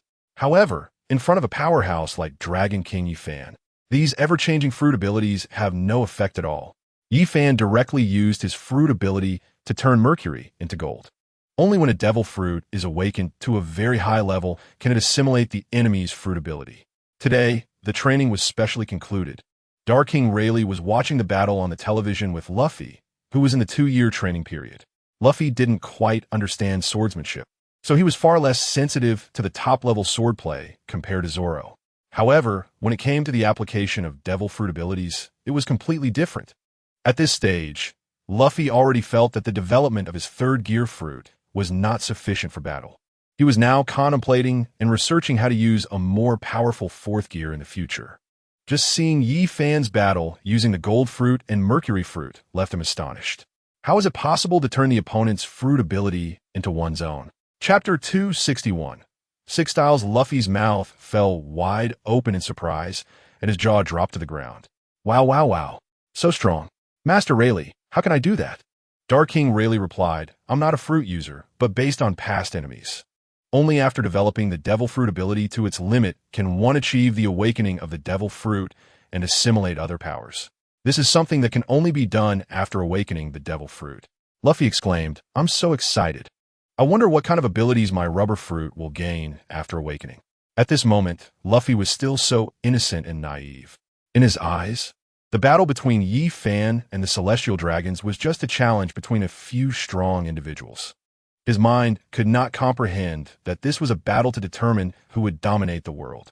Dark King Rayleigh, as one of the few who had reached the final island Raftel, knew very few of the secrets of this world. Among them was the terrifying true power of the Celestial Dragons. For what reason could they control these seas for 800 years? Historically, there have been many terrifying super pirates like rocks. Why could they not defeat the Celestial Dragons? In Dark King Rayleigh's eyes, these Celestial Dragons were like foolish pigs. He had personally killed Celestial Dragons before. However, now seeing the actions of the Five Elders, he finally understood how terrifying the Celestial Dragons truly were. Each of the Five Elders had combat abilities that were more formidable than his own, which had already aged. It is worth noting that the Five Elders were even older than he was. The foundation of the Celestial Dragons is indeed not simple. This guy, Yi Fan, killed red-haired Shanks. As for Rayleigh, the Dark King, he doesn't know whether it would be better for Yi Fan to die at the hands of the Gorosei, or for Yi Fan to defeat the Gorosei and truly end the Celestial Dragon's reign. I just hope Luffy can grow quickly. I hope he can become Joy Boy soon. Rayleigh looked down at Luffy, who was grinning foolishly. Can this simple-minded guy really become as powerful as the legends say? Saint Ferdinand faced Yi Fan's powerful slash without any panic. With a foot of iron block, he kicked towards Yi Fan's Sunwheel blade, hitting the lower part of the blade, the most difficult area to exert force. Boom! Both sides were sent flying backward into the air. Although Yi Fan's strength was greater, Saint Ferdinand's quick kick struck at Yi Fan's weak point during his attack. In midair, Yi Fan couldn't increase his power and was actually kicked away by Saint Ferdinand. Yi Fan had considered many ways Saint Ferdinand might respond, but he never expected that the opponent would actually use the Marine Six Styles, a technique that had almost been completely phased out in the New World. It turned out to be the signature move of this Gorosei. This powerful martial art, which was quite impressive in the East Blue, often gets beaten up in the Grand Line, and has become completely ineffective in the New World, yet Saint Ferdinand developed it to such a level, directly countering Yi Fan's slash with his body and resulting in a draw. Saint Ferdinand flew backward, smashing a heavy city wall and creating a massive hole. However, for Yi Fan, this impact would not cause any harm to his body. But behind him, Steelbone Kong, who had transformed into a gorilla, launched a sneak attack. Yi Fan was not in a one-on-one situation, but rather a 1-against-6, facing 6 of the strongest individuals from the sea, each with combat power surpassing that of a Marine Admiral. Steelbone Kong opened his 2 massive palms and excitedly said, "Got you now, die." Yi Fan easily dodged Steelbone Kong's attacks, leaving the old man extremely frustrated. What he hated the most was being toyed with by someone using speed, a domain he was not good at. It made him feel like a dog being played with, no matter how he attacked. He couldn't even touch the hem of Yi Fan's clothes. No one likes that feeling. Moreover, he was Steelbone Kong, the top subordinate of the Gorosei, the supreme commander of the 3 armies. This time, with Yi Fan retreating in midair, Steelbone Kong thought he could finally catch him. The 2 giant palms were about to come together, ready to squash Yi Fan like a mosquito. However, before his palms could touch Yi Fan's body, they were forced apart by a terrifying power, sending Steel Bone Kong flying. In midair, Yi Fan's eyes transformed into the eternal kaleidoscope Sharingan. A blue giant, Susan, enveloped Yi Fan, making him a giant over 300 meters tall. Under Yi Fan's control, Susanoo drew two massive katanas made entirely of chakra and slashed at the retreating Steel Bone Kong. The attack hit Steel Bone Kong accurately, but it did not kill him. However, it sent him flying far away into the street. Boom! Steel Bone Kong carved a long trench several kilometers in length on the street. He was now 10 kilometers away from the battlefield. Blood trickled from the corner of his mouth, leaving a mark on his gorilla-like face. That last strike had indeed caused significant internal damage. This kid's growth and strength is terrifying. Perfect, I can use this opportunity to slowly reach the battlefield. Steel Bone Kong had gained the favor of the Gorosei during a mission back when he was a Marine Rear Admiral. Since then, he had risen through the ranks to become a Marine Admiral and then Fleet Admiral. Initially thinking that being Fleet Admiral was the end point, he never expected to be promoted to the Supreme Commander of the three armies because the Gorosei trusted him so much. He sat in the highest position a normal person could hold, aside from the Celestial Dragons. However, this does not mean Steel Bone Kong could sacrifice himself for the Celestial Dragons like CP0. He flattered the Gorosei and acted as their dog for the sake of power, not out of loyalty. If Steel Bone Kong had resisted with all his might, he wouldn't have been sent flying over 10 kilometers. At least within 2 or 3 kilometers. He could have stabilized himself. During the previous fight, he could clearly feel that Yi Fan had not used all of his strength. It felt more like Yi Fan was playing with the Gorosei, and the Gorosei were also buying time, preparing weapons for Lord M. Being too close to the battlefield, Steel Bone Kong feared that even if the Gorosei won, Lord M's weapons might eliminate both Yi Fan and himself. Although he was important to the Gorosei, he was merely the most obedient and strongest dog of the Celestial Dragons. To kill Yi Fan, sacrificing Steel Bone Kong was something the Celestial Dragons could do without any psychological burden. Chapter 262, Akainu and Sengoku. What Steel Bone Kong just did was actually to temporarily leave the battlefield. He had put in a lot of effort to prepare this move because he dared not openly deceive the Gorosei. Yi Fan's Susanoo's powerful slash had indeed reached the level of breaking through his defenses. Moreover, even if Steel Bone Kong had fully resisted, he would have been sent flying several kilometers away, just not as exaggerated as the current distance of over 10 kilometers. He had already left the Holy Land, Mariehua, and was now on the Red Earth continent. Steel Bone Kong looked very difficult, holding his chest wound, bloodied all over.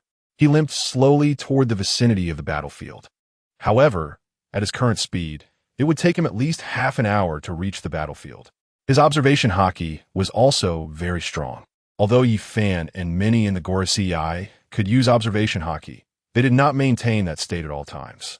Steel Bone Kong was cautiously using his observation haki to observe the situation on the battlefield. At this moment, the highest combat power still alive in Marine headquarters, Akainu, Fujitora, Sengoku, and Vice Admiral Tsuru, sat in the high-level conference room of Marine headquarters. Sengoku and Garp, who were originally retired, were not qualified to participate in this meeting. However, there were truly no strong fighters left in Marine headquarters. Facing such a powerful enemy as Yi Fan, even the Marine Vice Admirals would be knocked out by his Conqueror's haki. The four of them watched the footage displayed on the television. Kapu, I didn't expect Steel Bone Kong to be old now. Just now, Yi Fan slash has also severely injured Steel Bone Kong. Sengoku, we are already old folks from the old era. The young people nowadays are truly terrifying. Vice Admiral Tsuru, are we really not going to assist the Holy Land? Akainu, with our current strength, if the three of us leave, Charlotte, Linlin, and Kaido can kill all 200,000 elite stationed at the Navy headquarters. In that case, even if we kill Yi Fan, what difference would it make? The Navy would completely lose its future and control over the sea, and all nations would fall into war. As the Fleet Admiral, I will not allow the Navy to perish under my command. Akainu's words were straightforward. In fact, deep down, he was cheering for Yi Fan. It would be best if Yi Fan could kill all the Celestial Dragons. Not only would it help him get revenge, but from then on, the Navy would no longer be oppressed by the celestial dragons. They would no longer be a dog, but a tiger released from its cage. Kapu, haha Kainu, I have never liked you, but this time your decision is really to my liking. We are the Navy, not the dogs of the celestial dragons. We cannot sacrifice the future of the Navy to protect the interests of the celestial dragons. Only Vice Admiral Tsuru expressed concern. If the celestial dragons are destroyed, we may not be able to compete against the beast pirates. Kapu, don't worry, even if I have to risk my life. I won't let the beast pirates cross the G1 Navy headquarters. At least we could defend the Grand Line and the Four Seas. Former Fleet Admiral Sengoku. Even in the past, we didn't have much control over the New World. I will do my utmost to trap the beast pirates in the New World and prevent chaos across the seas. Vice Admiral Tsuru. But now, many countries have joined the Free Alliance in the Four Seas and the Grand Line. This is also what Vice Admiral Tsuru is worried about. Gabriel Dragon leads the Free Alliance, which is eroding the Navy's territory.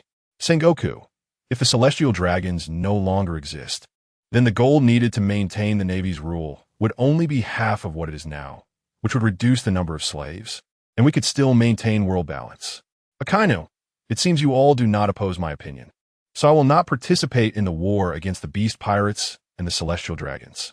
At this moment, our Navy's most important task is to defend the G-Navy headquarters and prevent the beast pirates from entering the Grand Line. The highest combat powers of the Navy reached a consensus. In this final battle, they all chose to preserve the Navy's strength.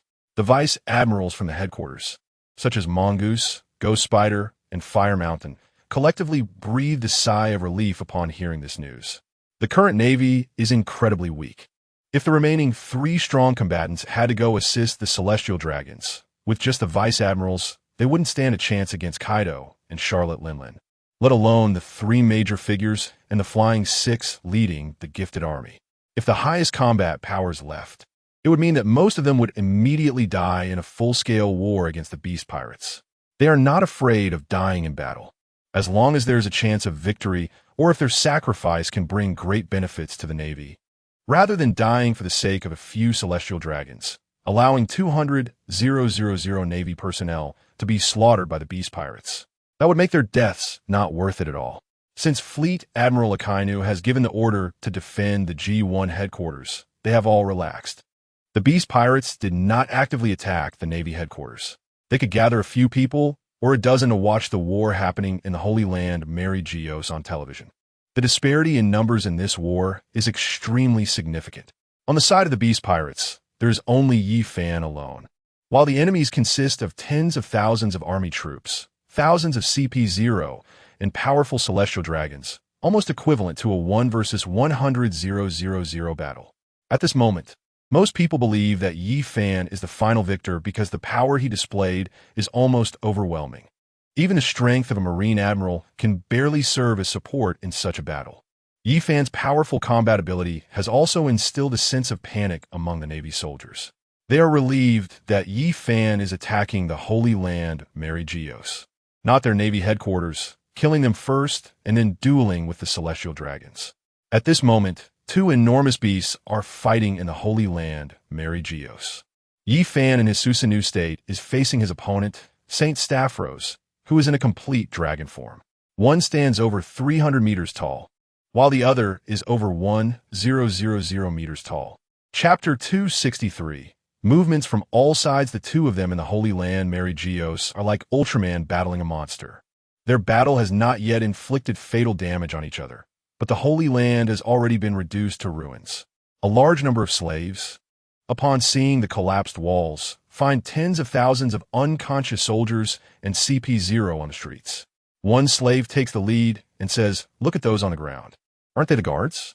Another slave responds, "Let me see, my eyesight is good." Indeed, they're the guards. All the guards of Mary Geos are dead. The celestial dragons are not around, and even the Night Watch is dead. We are free. This statement caused a stir among the slaves. Hundreds of thousands of slaves of the celestial dragons began to rush out from the celestial dragons' residences towards the outside of Mary Geos. Neither Yi Fan nor the 5 elders would care about the escape of these slaves, let alone the slaves. Even the lives of the celestial dragons are not the main concern in this battle. As long as they can kill Yi Fan and eliminate the threat to the celestial dragons, they can regain control over the sea. By then, there would be as many slaves as they wanted. The dead celestial dragons can be replaced by the living ones producing more. Oh, whoa, it hurts so much. Saint Stavros let out a painful howl. His chest was slashed by 2 giant wounds from Yi Fan's Susanoo, gushing a large amount of blood. While he was fighting Yi Fan, the other 5 elders naturally would not sit idly by. However, the attacks from the others were perfectly blocked by Yi Fan's abilities on the Susanoo. For a moment, he couldn't break through Yi Fan's defense.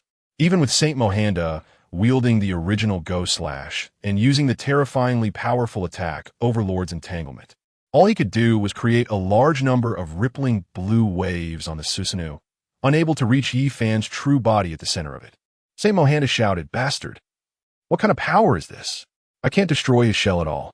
Saint Stavros added, "If you don't hurry up and think of a way, I'm going to be killed." At this moment, Saint Stavros was the most anxious. His towering body, over 1,000 meters tall, gave him the strongest defensive power. However, he was also the easiest target to attack. Yi Fan's main target had turned into Saint Stavros. Morgan observed, "We can see that even if the 5 elders join forces, they don't seem to be a match for Dragon God Yi Fan." With a large-scale collapse of buildings, many slaves have already begun to flee, following the direction of Morgan's finger. The scene shifted to footage captured by other reporting birds around Mariewa.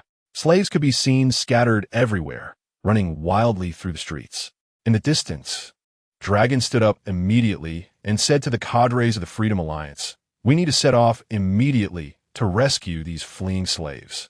Sabo stood up as well. They were no longer concerned about the outcome between Yi Fan and the Celestial Dragons.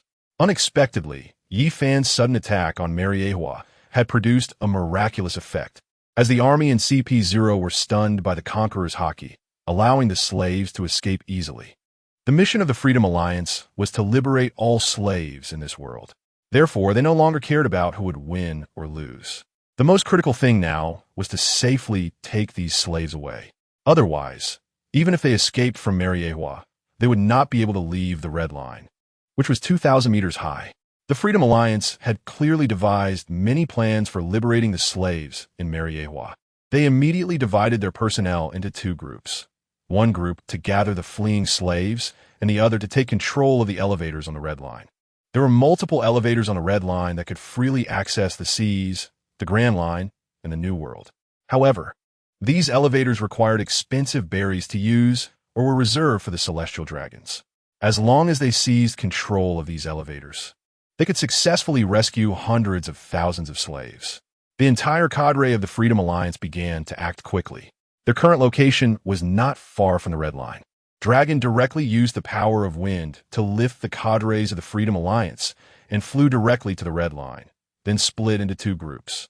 The strongest, Dragon and Sabo, were responsible for escorting the escaping slaves, as they were worried that there were still powerful celestial dragons among them hunting these slaves. The guards of the elevators were not strong.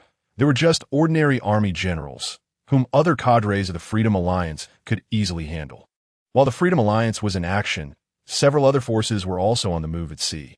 The king of Loan Sharks, Field, issued orders to his subordinates. From today onwards, refuse to lend money to any kings with turmoil in their countries, and quickly retrieve the high-interest loans already given to those countries. Field, who had become the king of Loan Sharks, had a keen eye. Clearly, regardless of whether the Celestial Dragons won or lost this battle, the escape of hundreds of thousands of slaves meant that even if they achieved victory, they would not be able to help those countries that had turned most of their people into slaves to pay the heavenly gold. Lending money to those doomed kings would not only fail to yield interest, but could also result in losing the principal. Field, who was sensitive to changes, immediately began to cut losses. He initially thought that although Yi Fan was powerful, he wouldn't affect the rule of the Celestial Dragons. Now it seemed that the 5 elders would soon be defeated by Yi Fan, and the legendary weapon that could destroy the world had not yet appeared. It was clear that whether Yi Fan won or lost, the foundation of the Celestial Dragons' 800 years of rule would be damaged. Field, the king of Loan Sharks, actually disliked the chaotic sea. Too much chaos meant that his principal might not be recoverable. The king of shipping, Umit, suddenly received a large order. The people of the Freedom Alliance needed him to provide cargo ships to transport hundreds of thousands of people to the elevators at the Red Line. If it were before, he would never have dared to take on such a job, as it was obvious that these hundreds of thousands of people were the slaves of the celestial dragons. But now, not seizing such an opportunity would be foolish. Especially since the Freedom Alliance had looted Gold City, they were not short of berries. For this urgent task, the Freedom Alliance offered 3 times the payment. At a critical moment, Saint Ferdinand, a master of the 6 styles, stepped forward. The ultimate secret technique of the 6 styles, Iron Gale Finger, saw his index finger turn pitch black, unlike the black from hockey. This was an absolute black, so dark that it did not reflect light. Seeing this black made one feel dizzy, as if gazing into a black hole. Saint Ferdinand pointed his finger at the blue body of the Susanoo, causing huge waves and numerous cracks to form. This move of Saint Ferdinand was too concentrated in power, resulting in Yi Fan's controlled Susanoo not being completely immune to its damage. However, Saint Ferdinand also paid a huge price. His index finger could not withstand such terrifying power and had twisted and deformed, resembling a limp worm, with the bones completely crushed. But after taking the nanobug serum, Saint Ferdinand quickly recovered. Seeing this opportunity, Saint Mohanda did not hold back. He poured all his Conqueror's Haki into the original Go Slash, and then chose a piercing attack rather than the usual slashing one. He stabbed towards a crack on the Susanoo, aiming for Yi Fan's true body. It was no longer possible. The Susanoo had reached its limit. If Yi Fan remained inside, his body would surely be pierced by Saint Mohanda's original Go Slash. Yi Fan had no choice but to actively deactivate the Susanoo, draw out the blue sun wheel blade at his waist, and then use observation Haki to evade Saint Mohanda's attack. A blade slashed towards Saint Mohanda's abdomen. The same move had been used on him once before. This time, Saint Mohanda reacted quickly. Upon seeing Susanoo being dispelled by Yi Fan, he forcibly halted his advance and rapidly retreated. However, Yi Fan's speed was even faster. Yi Fan's strike still hit Saint Mohanda, leaving a shallow cut on his body. Having taken the nanomachine serum, this minor injury would soon be repaired thanks to the Nanamakine's healing abilities, restoring him to full strength in a short time. After a series of exchanges, in the end, aside from the transformed giant beast dragon form of Saint Stavros, no one else was seriously injured. Forgetting about the intentionally wounded Steelbone Kong, upon seeing that Yi Fan had cancelled Susanoo, Saint Stavros also ceased being reckless and continued using the giant beast dragon form. He had come to understand that fighting in this form made him a target for Yi Fan, and he would be the one to suffer severe injuries. He decisively transformed into his human dragon form and then took out a nanomachine serum from his pocket, swallowing it in one gulp. The multiple wounds on his chest inflicted by Yi Fan's strikes were also healing rapidly. Unexpectedly, after fighting for half a day, aside from a small portion of the buildings in Mariehua being destroyed, neither side had suffered any injuries, reverting back to the starting point of the battle. Saint Stavros, Yi Fan, although you are powerful, you are still far from being able to challenge Lord M and the entire Celestial Dragons. If you submit to us now, you can regain your previous conditions and become a Celestial Dragon. Otherwise, your final fate will only be death. Yi Fan, indeed, arrogance is the nature of the Celestial Dragons. Each of you has been wounded by me, yet you still believe you can harm me even a little. You seem to have forgotten how I killed Red-Haired Shanks. As an elite of the upper 3 families of Celestial Dragons, even he had the nanomachine serum. Upon hearing Yi Fan's words, the 5 elders retreated a few steps. Yi Fan indeed had a way to eliminate them. The nanomachine serum could not guarantee recovery from all the damage Yi Fan had caused. When the news bird in the sky transmitted the conversation between both sides to the entire sea, it immediately caused a sensation. Morgan's tone became exaggerated. This was his reaction after hearing the big news, the great secret, and his adrenaline surged. Oh my God, this is a huge news. The red-haired Shanks, who was killed by the dragon-bodied Yi Fan, is actually a celestial dragon, and one of the noblest upper 3 families of celestial dragons. This is a colossal news, a tremendous secret. Although one of the 4 emperors, red-haired Shanks, had died, It was confirmed that the celestial dragon's influence had infiltrated every corner, even among the four emperors. There were celestial dragons. Meanwhile, Luffy, who was holding a piece of roasted meat and watching the live broadcast on TV, stood up in shock and roared. How could it be? How could Shanks be dead? That despicable guy not only killed Shanks, but also spread rumors that he is a celestial dragon. How wicked! After a moment of silence, Rayleigh said, he is not lying. Shanks is indeed a celestial dragon. Back in the day, after Captain Roger and your grandfather, Mr. Carp, defeated the legendary pirate rocks at God Valley, we also plundered a ship full of celestial dragon treasures. When the ship set sail, having already left God Valley, we heard the cries of a baby, and that was when we realized that red-haired Shanks was sleeping among a pile of treasures. The Dark King Rayleigh slowly explained to Luffy why they took red-haired Shanks on board. Luffy's worldview nearly collapsed. The red-haired Shanks he respected the most.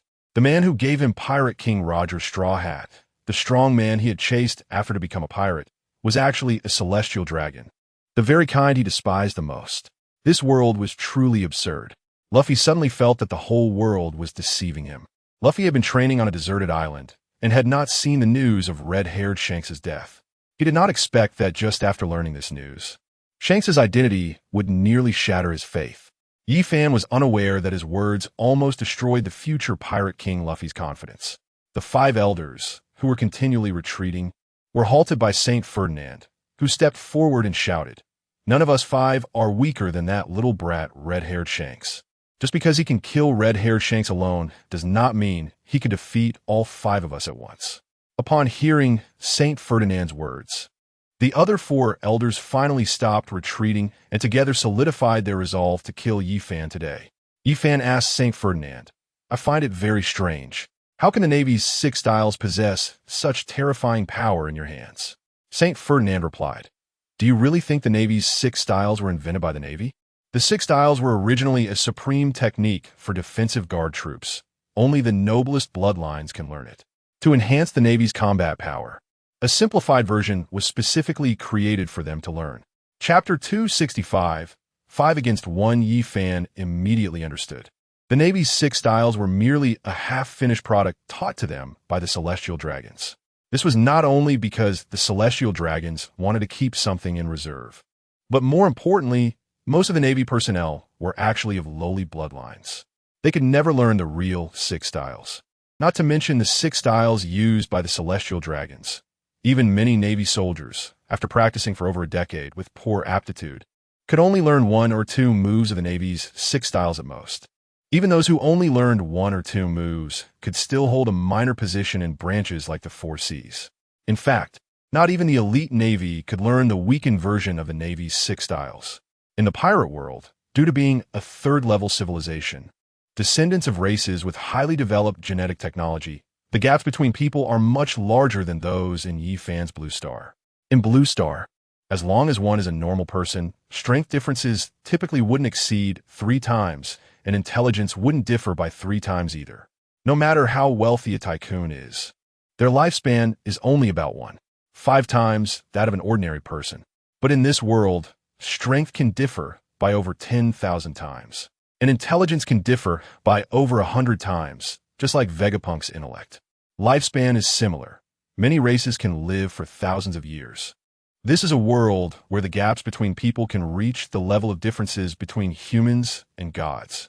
Yi-Fan did not expect that the technique he deemed a joke, the 6 styles, would be the one to break his Susanoo. The Celestial Dragons indeed have many trump cards. However, Yi-Fan did not care about this. With both hands on the ground, the entire street and numerous surrounding buildings turned to gold. Simultaneously, they were imbued with magnetism. A total of 25 golden mechs began to rise from the ground. Yi-Fan said, "Just now, you 5 had a great time beating me. Now it's your turn to play with my golden mechas. It's still 5 against 1. Saint Mohanda, Yi-Fan, you bastard, you underestimate us too much, using such childish tactics against us. Yi-Fan, whether it's childish or not, you 5 should defeat these golden mechas first." Boom! 25 mechas began to take their positions. Da-da-da! The electromagnetic Gatling guns fired super high-speed bullets at the 5 elders. Upon seeing this, the 5 elders realized it was bad. Although they had heard from Akainu and the others about the terrifying combat power of the golden mechas, they did not expect the speed of the bullets to be so fast. Saint Stavros, in his dragon-human form, already had very strong defense. He covered his entire body with armed color hockey, crossing his arms in front of him. The blonde flat-top Saint William, a master of 3-color hockey, released his armed color hockey to form a shield in front of him. He was the one among the 5 elders who withstood this wave of attacks the most easily. Saint Nicholas transformed his entire body into flowing mercury. Even if high-speed bullets penetrated his body, he would not be harmed. However, he was consuming a massive amount of mercury fruit ability every second. Saint Ferdinand, a master of the 6 styles, used iron blocks all over his body. The bullets hitting him made a clanging sound, but could not break through his defense. Saint Mohanda, as a swordsmanship master, found himself in the most awkward position at this moment. No matter how fast he waved his initial greatsword, he couldn't outpace the numerous bullets pouring out. He could only retreat and dodge while trying to block as much as possible, shouting, "You all need to think of a way quickly. These bullets are endless, and delaying is useless." The 5 elders' observation hockey could already sense the situation. The ground had turned to gold. The golden mechas standing on such ground would produce a large amount of gold every second, but they could directly fuse the gold on the ground into the mechas. This meant that despite the seemingly short attack time, they had already produced tons of gold. In such an environment, the ammunition for these golden mechas was virtually infinite. Most of the ground and buildings in the Holy Land, Mariewa, had been assimilated into gold by Yi Fan's gold fruit ability. These golden mechas would not exhaust their ammo due to the high-speed bullets. Besides, it was difficult for Saint Mohanda to consume under such dense firepower. And Saint Nicholas also found it hard to resist. The firing speed of the 6-barrel Gatling guns was simply too fast. Each golden mecha had 4 6-barrel Gatling guns, plus 5 mechas targeting him. This meant he had to endure the fierce firepower coverage of 26-barrel Gatling guns every second. His mercury fruit ability was being consumed at an enormous rate every second. Saint Ferdinand said to the other 2, "Let's attack together and quickly deal with these toys. Otherwise, we'll be embarrassed." Saint Ferdinand looked up at the sky, where dozens of newsbirds with camera snail devices were present. He also became anxious. As one of the 5 elders, being toyed with by Yi Fan like this left them with no dignity. Saint Ferdinand was the first to launch an attack on the golden mechas. With Moonwalk and Gale Foot, Saint Ferdinand quickly approached a golden mecha and kicked it with a foot covered in iron blocks, aiming to turn this golden mecha into scrap metal. However, to his surprise, the gold in the abdomen of the golden mecha flowed rapidly, causing Saint Ferdinand's attack to miss. It should be noted that even a master of the 6 styles like Saint Ferdinand would find it very difficult for a Marine Admiral to evade his attacks using elementalization. Generally, top masters at sea, even someone like Karakuri who had awakened his fruit ability and could foresee the future, would also struggle to react to Saint Ferdinand's super high-speed attacks. Saint Ferdinand's attack speed was at least 10 times faster than Luffy's during his 4th gear. However, the golden mechas, created by Yi Fan, easily dodged Saint Ferdinand's attack. This surprised him slightly. It was indeed as reported. These golden mechas also possessed strong observation hockey. What he did not know was that this was the work of a super artificial intelligence. When these golden mechas were generated, their control systems had already been implanted with Jarvis by Yi Fan. Saint Ferdinand, Saint William, use your observation hockey to deal with them. Saint Ferdinand misjudged and thought that observation hockey was an effective method, so he assigned the task of quickly destroying these golden mechas to Saint William. Saint William grinned and said, "Old buddy, I told you long ago that 3-color hockey is more practical than the 6 styles. Watch me deal with these modified beings." Chapter 266. The shouts of the slaves, Saint William immediately used observation hockey and charged towards the nearest golden mecha. However, to Saint William's surprise, his attack combining observation hockey with the Wrapped Conqueror's hockey still missed. The golden mecha opposite him again dodged his attack. Saint William, how is this possible? My observation hockey was actually countered. The golden mechas had such powerful combat power not only because of Jarvis's control. After Yi Fan opened his 3rd eye, he gained the abilities of Pain from the Akatsuki and even stronger than Pain's eyes. These 25 golden mechas shared vision with Yifan, and the ability to see through everything with the allowed these golden mechas to also possess the ability of the. Now, the golden mechas had become even more terrifying after Yifan obtained the. They were no longer simple robots. Under Jarvis's influence, they had developed super high intelligence. With the effect of the, they had the ability to see through all attacks. Their reconnaissance abilities were on par with the awakened observation hockey of Pirate Roger and red-haired Shanks. Possessing a super-fast reaction brain, strong reconnaissance capabilities, and powerful attack means. These golden mechas now had combat power comparable to that of a Marine Admiral. In fact, in a 25 against 5 scenario, the golden mechas might even have better coordination and thus gain an advantage over a Marine Admiral. The strength of the 5 Elders was at least equivalent to that of a Marine Fleet Admiral, or even stronger, and they would not be in an absolute disadvantage in a 25 against 5 battle. St. William, this is infuriating bastard. We have invested so much money and precious resources, yet the pacifists we have researched are not as powerful as the cyborgs you casually create. The 5 Elders and the Celestial Dragons have always wanted to study the power of technology. In their view, pacifists, who can only obey orders, are the most suitable watchdogs for the interests of the Celestial Dragons. In the Navy, various notions of justice lead to many unruly sailors. For example, the Navy hero Garp is a disobedient dog. He refused to swear loyalty to the Celestial Dragons and even declined the position of Admiral. Now, the Admiral they promoted to Kaido, in such a critical moment for the Celestial Dragons, actually refuses to support Mary Geos. The reason is even more ridiculous. If they leave the Navy headquarters, the 200,000 sailors stationed there could be killed by the Beast Pirates. What a laughable reason. Can the lives of 200,000 sailors be more important than the lives of the Celestial Dragons? The Celestial Dragons have controlled the world for many years, completely disregarding the lives of others. Whether it's the lives of the people from allied countries or the Navy that has pledged loyalty to them, all their contributions mean nothing compared to a single hair on the Celestial Dragons. This is the arrogance of the Celestial Dragons, a mentality that inevitably arises from ruling the world for 800 years. They captured Vegapunk, trying every means to enhance the power of the pacifists. Their ultimate goal is to have these cyborgs replace the Navy, to turn the power of the sea into cyborgs that absolutely obey orders. However, the Celestial Dragons have worked hard for so long without achieving the desired effect. Yet now, Yifan's golden mechas have easily accomplished what they wanted. Yifan is truly a monster. In such a short time, he has created so much that the Celestial Dragons desire but cannot obtain. However, the current battlefield does not allow the 5 Elders to lament.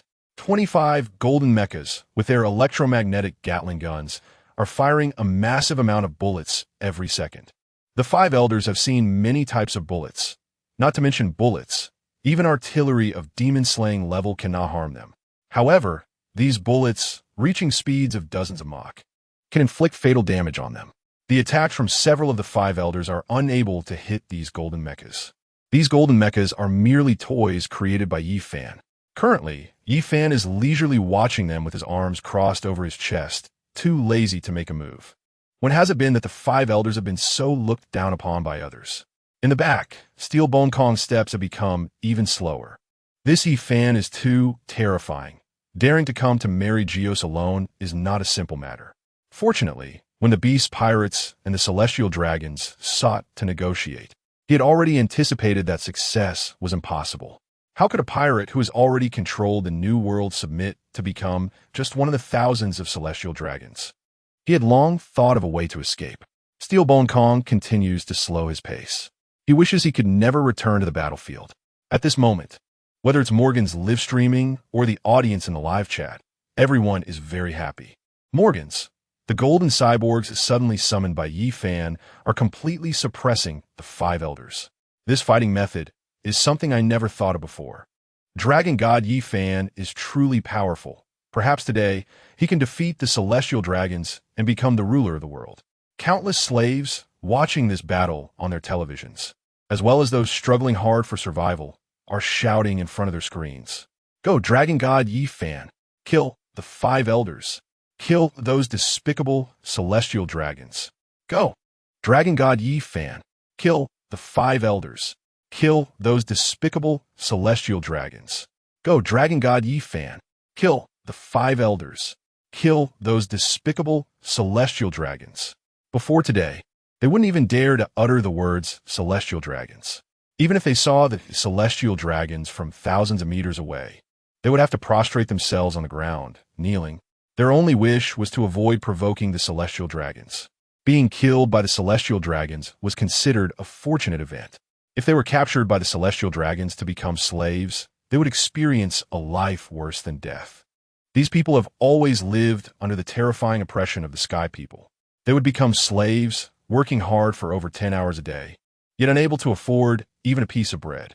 The root of all this is the expensive heavenly gold. More than 95% of their labor harvests ultimately become taxes for the nobility and the celestial dragons. Those kings and nobles would not give up their lavish lifestyles just because it was difficult to pay the heavenly gold. This is the reason why the majority of people in most countries in this world live in suffering. Chapter 267, The Despair of the 5 Elders. And today, they finally saw on a live broadcast that for the first time in 800 years, a powerful individual dared to openly declare war on the celestial dragons. And in the battle against the celestial dragons, he holds the absolute advantage. All the slaves and the lower-class populace are feeling elated at this moment, shouting to cheer on Yi Fan while cursing the lofty celestial dragons to be killed. Although their cheers cannot be heard by Yi Fan and have no actual impact on the war, they still believe that their loud shouts can somehow boost Yi Fan's fighting spirit. In Mary Geos, after several attempts, St. Nicholas finally thought of a solution.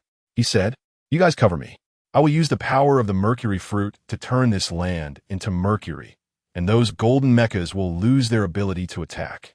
The other 4 or 5 elders thought it was a good idea.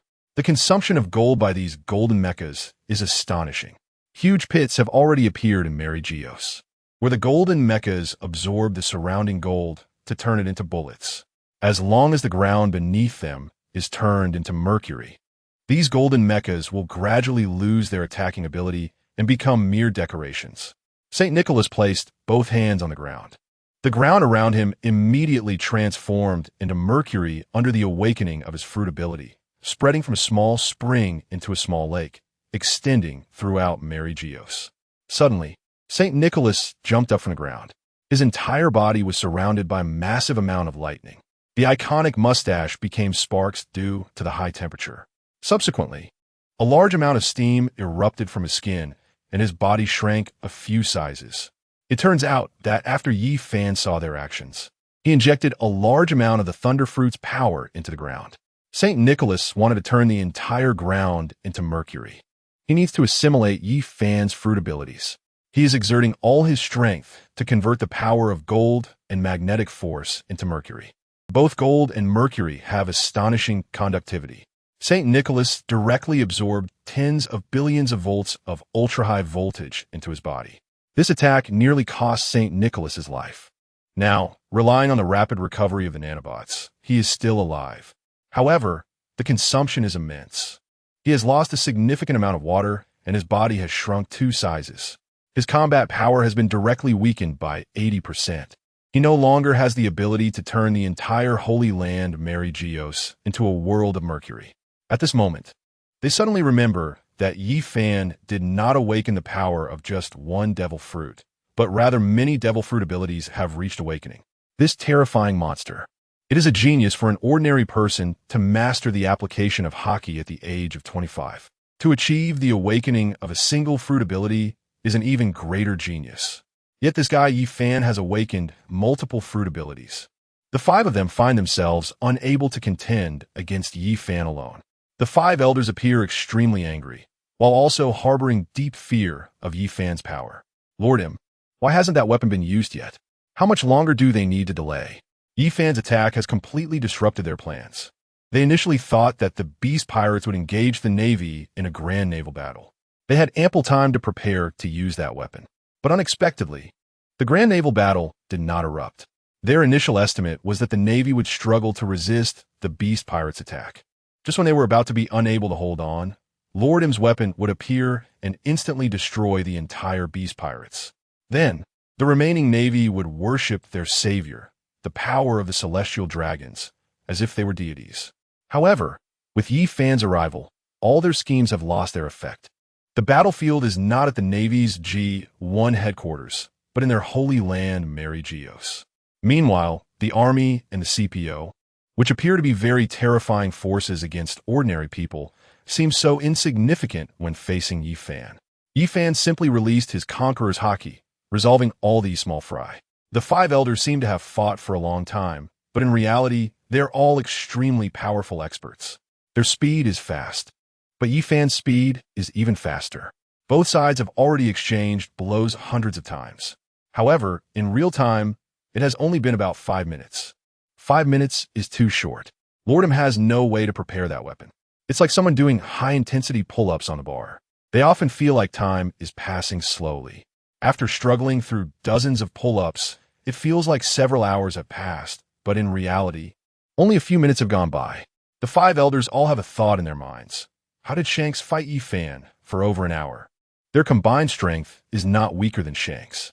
Yet, the five of them working together find it so difficult to contend with Yi Fan for even 5 minutes. Moreover, St. Nicholas has already become a waste. He has very little combat power left. Most importantly, they feel that they probably cannot withstand Yi Fan for an hour. They might not hold out until Lord M's support arrives. Before the battle, they were full of confidence, thinking that Yi Fan was only slightly stronger than Shanks. The five of them believed that not only could they resist Yi Fan for an hour, but it was also possible to defeat him. However, now, the terrifying reality tells them that even if the five of them work together, they probably cannot withstand Yi Fan for an hour. Yet, the five elders have no way out. The reason is simple, because the five of them are Lord M's true lackeys. M hardly manages anything, spending all day in the flower room. The five of them enjoy the highest power in this world. They have controlled this world for nearly 100 years. They have no retreat. They must buy enough time for Lord M to activate that weapon. If they dare to flee, even if Lord M wins, they will lose their status as the five elders. St. Ferdinand said, "Since it has come to this moment, let's use that move." The other five elders fell into a brief silence upon hearing this.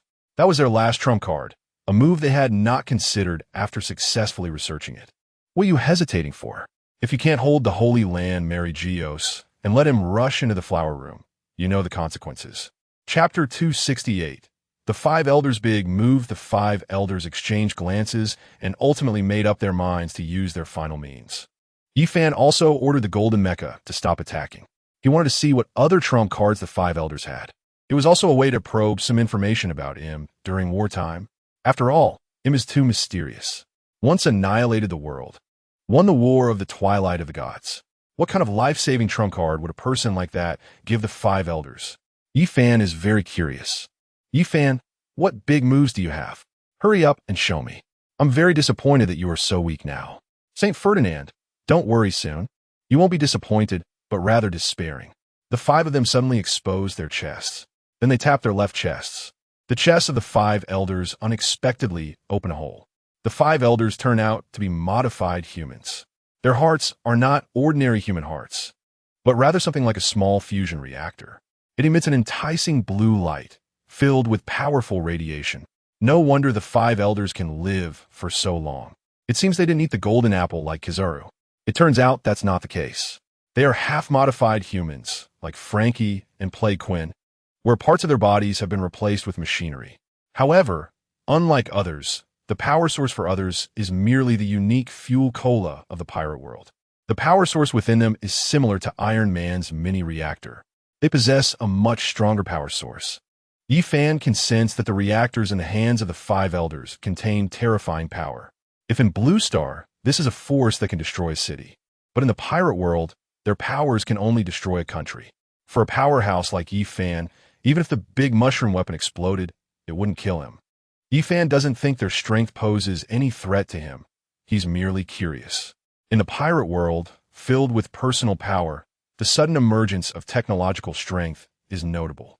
In a relatively well-preserved laboratory in the kingdom of future technology, Frankie is studying the knowledge of the kingdom and happens to turn on the TV, witnessing this scene. His eyes widen immediately. What is this? This small thing emits energy that I can feel is thousands, even tens of thousands of times stronger than Cola energy. Having returned to the Free Alliance on a mysterious island, Vegapunk also turns on the TV to watch this battle. Seeing the items held by the five elders, Vegapunk excitedly exclaims, isn't this the solar energy I've been desperately pursuing? The celestial dragons actually possess such power. Let me see how powerful this solar energy can be. At this moment, Vegapunk is incredibly excited. For someone who has completed his studies of all the knowledge in the kingdom of future technology, witnessing a more advanced technology is both rare and thrilling. The pirate world is completely different from Blue Star. On Blue Star, there are tens of thousands, even hundreds of thousands of scientists researching various technologies. Although their intelligence may not match Vegapunk's, they can collaborate, progress together, and specialize in different fields of science. However, in the pirate world, it's different. Vegapunk is alone. He has painstakingly educated a group of scientists, such as Queen the Plague, but they belong to different factions. This means that the technological advancement in the pirate world relies solely on Vegapunk. Climbing the peak of technology alone is most painful, not because of loneliness, but because others cannot understand his technology. For a genius like Vegapunk, since his teenage years, others have been unable to comprehend his intelligence. Loneliness has become the norm. The most difficult part is that his energy is limited. He can learn all the technologies invented by past humans, but researching new technologies is incredibly challenging. Each time he breaks through a technological barrier, it requires a long time. Vegapunk stares intently at the screen before him. However, unlike others, his brain is rapidly analyzing the heart of the five elders, which, in his eyes, has been deconstructed into thousands of parts, searching for their internal core structures. This feels somewhat like the philosophical concept of seeing mountains not as mountains, seeing water not as water. When the five elders each take out their own hearts, in fact, aside from a few scientists in this world, others do not know what these things are. They merely think that the blue glowing objects look beautiful, resembling the crowns of the five elders. In the eyes of ordinary people, these glowing objects should be rare treasures. The five elders place their hearts together, and the parts on the hearts begin to change rapidly. Vegapunk's eyes are nearly glued to the TV. He carefully observes the movement of these parts. Many of these structures align with his thoughts, but some parts have structures entirely different from what he imagined. He believes many of the parts are completely redundant and serve no purpose other than to increase the volume and weight of the energy source. However, as these parts continue to shift and the five hearts combine, Vegapunk finally understands. Those seemingly redundant parts are not without function. They can combine 5 miniature nuclear fusion reactors into one unit, unleashing 5 times the previous power. The energy output can be even more terrifying. Most importantly, the instantaneous explosive energy can increase tenfold compared to before. Vegapunk thinks, what a brilliant design, a genius idea. In front of the TV, Vegapunk and a few other scientists are present. Others are not concerned about the power of this technology. They are more interested in the purpose behind the five elders' actions and whether this ability will affect Yi-Fan. They hope to see Yi-Fan triumph over the five elders. Once the five hearts are fully integrated, the combined heart emits a tremendous suction force, drawing the bodies of the five elders towards it. Their bodies begin to disassemble like machines. The five individuals ultimately transform into a terrifying and grotesque monster with 5 heads, 10 arms, and 10 legs. The appearance is highly deformed, yet it perfectly combines the 5 abilities that each of the 5 elders excels in. Now, the 5 elders have become a single life form. They possess the strength of an extraordinary swordsman, the most powerful 6 powers, the formidable 3 types of Haki, and the powers of 2 devil fruits, the Mercury fruit and the Zoan-type ancient beast dragon form. Chapter 269. The conspiracy of the 3 upper races of celestial dragons from this point onward. The sea is devoid of Saint Mohanda and the other 4. They have transformed into a brand new life form, named the 5 Elders. This is also why the 5 Elders do not wish to use their trump cards until the final moment of despair. Because once they do, it means they have lost their lives. This fusion is completely irreversible. In other words, the thoughts of the five will merge into one. They are essentially dead. What is born now is a completely new life, a monster with the strength and abilities of all five. My name is Saint Five Elders. From today on, I am the strongest person on this sea, second only to Lord M. In the depths of Mariehua, in the land of the gods, all the upper three races of celestial dragons have gathered. Outside their rooms are the strongest troops they have cultivated over the years, the Knights of God, safeguarding their residents from the distant battle in Mariehua that cannot reach them. Hera Palace says to the man beside her, I didn't expect Yi Fan to force the ultimate form of the five elders so quickly. Saint Zeus replies, I told you. Even when battling Shanks, Yi Fan was hiding his true power. He is a very terrifying person. Saint Odin adds, it is precisely because of our long-term investigation revealing his capabilities that we temporarily gave up cultivating the D-Clan. Now is the time for us to reap our rewards. Hera Palace responds, if Yi Fan really defeats him, do you truly believe that Yi Fan and his beast pirates will spare us? Saint Zeus, we should say we won't let them off the hook. Regardless of whether Yi Fan wins or loses, even if he doesn't die, he will be severely injured. At that time, it will be our chance to clean up everything. Both the beast pirates and the Freedom Alliance can be destroyed. Hera Palace, I won't allow you to hurt my son, Dragon. Saint Odin, don't worry. I won't harm my son-in-law, Dragon, or my grandson, Luffy. They both possess the excellent bloodlines of our upper three clans and can become part of us. Hera Palace is actually Carp's wife, and Saint Odin's daughter, who is Dragon's wife. The upper three clans are truly willing to invest. They actually sent a clan leader to marry Carp and sent the eldest daughter of a clan leader to marry Dragon, to gain the power of Joy Boy. They are even willing to sacrifice themselves. Moreover, this plan had already begun decades before Joy Boy was even born. If the celestial dragons of the lower 12 clans are raised like pigs in a pen, fattened up to absorb their genes and replenish the Ark's energy, the five elders are like 5 old foxes. They enjoy using various schemes to control the entire world. The celestial dragons of the upper three clans are like cunning demons in hell. They enjoy the resources of the upper three clan celestial dragons while secretly plotting for over 100 years to overthrow Joy Boy and become the true rulers of this world. They have also arranged 2 pawns in this world. One is the infant Shanks on Pirate King Roger's ship. The other pawn is Admiral Kizaru. Saint Zeus said to Kizaru behind him, now your heart has been replaced by the Sacred Heart. Go with Admiral White Deer to seize the position of Fleet Admiral. Saint Odin added, you can use Hera Palace's identity to threaten Carp not to intervene, and then use the Navy's rules. The winner of the duel becomes the Fleet Admiral, forcing Sengoku not to intervene. With the Sacred Heart, defeating your old friend Akainu should be no problem, right? After Yi Fan destroyed Kizaru's heart, he returned to the land of the gods and had his original heart replaced with the type from the 5 elders. Now, Kizaru's combat power is even stronger than before. Kizaru said, rest assured, clan leader, I am confident I can defeat Akainu. We trained together since we were teenagers, and I know Akainu's abilities very well, but he doesn't know my fighting style as clearly. I have the information to defeat him and become the new Fleet Admiral. Saint Zeus, then you should set off now. We need to truly control the power of the Navy. The celestial dragons of the upper three clans are not only laying plans in the D-Clan. They have also placed pawns within the Navy and pirates. At the crucial moment, Kizaru controls the Navy and Shanks controls the pirates. Unexpectedly, both of them nearly got killed by Yi Fan. However, with just Kizaru, the goals of the upper three clans can still be achieved. Now, the Navy headquarters has 200,000 elite troops. As long as Kizaru seizes Akainu's position as Fleet Admiral, these 200,000 elite Navy troops will be enough to battle the Beast Pirates. As for Kaido and Charlotte Linlin, they can just send 2 experts to handle them. The combat power of the 4 emperors is not taken seriously by the celestial dragons of the upper three clans. In their minds, as long as the upper 3 clan celestial dragons take action, they can quickly defeat the Beast Pirates. The most critical factor now is whether Yi Fan can defeat him.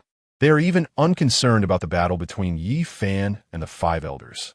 According to their secret investigations, the combined 5 elders would not be Yi Fan's opponent and wouldn't even be able to force out Yi Fan's true trump card. It seems that all of Yi Fan's movements are under the control of the upper 3 clan celestial dragons. Kizu, who has been revived, and the new Admiral White Deer have been staying in the land of the gods and have not returned to the Navy headquarters. This is actually a contingency plan. If the Beast Pirates are foolish enough to choose to start a battle at G1 Navy headquarters, they might be wiped out by him along with the Navy. If they are smart, they would send their strongest members to directly attack Holy Land Mariewa. They have sent Kizaru to seize power. The Beast Pirates, having lost their high-end combat power, cannot possibly contend with 200,000 Navy troops. What they did not expect is that Yi Fan alone would challenge the entire Holy Land Mariewa. However, this does not matter much. The upper 3 clan celestial dragons have dozens of individuals with the strength of an admiral and fleet admiral. Sending out just 2 more can hold back Kaido and Charlotte Linlin. For the upper 3 clan celestial dragons, this little surprise does not affect the overall situation and will not affect the results they pursue. The combined Saint 5 Elders has become very arrogant. He began to actively attack the 25 golden mechas. Chapter 270, Saint 5 Elders. Although the current Saint 5 Elders appears very strange and ugly, his strength has surged dramatically. His surface is covered with powerful armament hockey, combined with the top-level 6 styles technique, Iron Block. His skin is like the scales of a giant beast dragon. The triple defense of Saint 5 Elders no longer needs to diligently evade damage from the attacks of the 50 golden mechas. The original Demon Slayer in his hand unleashed terrifying area slashes. Even with Jarvis's control, those golden mechas could not evade. The biggest problem with the golden mechas is their slow movement speed. The heavy weight of gold, even when controlled by electromagnetic force, appears incredibly slow. In a short while, the golden mechas that once forced the 5 Elders into a desperate situation were all destroyed by the Saint 5 Elders. Standing in front of Yi Fan, Saint 5 Elders excitedly said, "Yi Fan, I must thank you, little brat. If it weren't for you forcing those 5 useless ones into a corner, I wouldn't have been born." The voice of Saint 5 Elders is extremely eerie. His 5 heads speak simultaneously, each with a different tone, blending together. Some sounds combine to form beautiful symphonies, while others create eerie howls. The 5 Elders, with their authoritative presence, speak with great majesty. However, the speech of their combined form, Saint 5 Elders, sounds like a devil from hell, creating a chilling and malicious sound. "Yi Fan, you don't need to thank me, as you will soon be killed by me." Saint 5 Elders, you little brat really loves to fantasize, or rather, arrogantly fantasize. I possess 5 supreme powers. I am an invincible existence in this world. Do you dare to take my slash head on now? After saying this, the original Demon Slayer in his hand slashed towards Yi Fan at an incredibly swift and bizarre angle. With top-level 6 styles physical techniques, Saint 5 Elder's sword-swinging speed is extremely rapid. With top-level swordsmanship, Saint 5 Elders possesses incredibly exquisite swordplay, adding the terrifying power granted by the behemoth dragon form. The combination of the 3-color hockey and the holy hockey from 5 people brought his hockey to a terrifying peak. This strike with technique, power, speed, hockey entanglement, and armed color hockey coverage, along with the holy hockey entwined, reached the pinnacle of power over this sea.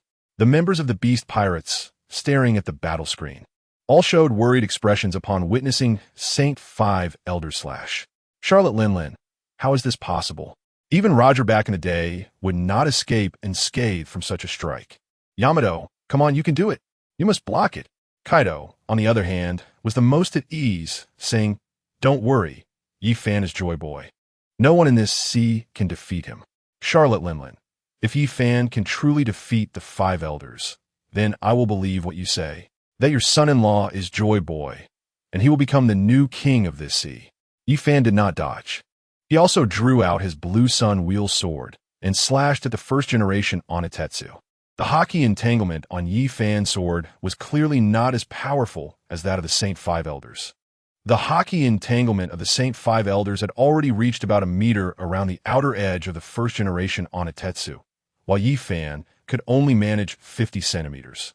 His hockey entanglement was only half that of the Saint 5 Elders, not to mention that the first-generation Onitetsu was also covered with terrifying holy hockey. Considering his current power and speed, he was no longer weaker than Yi Fan. In this sea, apart from Kaido, no audience believed that Yi Fan could withstand such a powerful attack from the Saint Five Elders. Clang! The two weapons collided.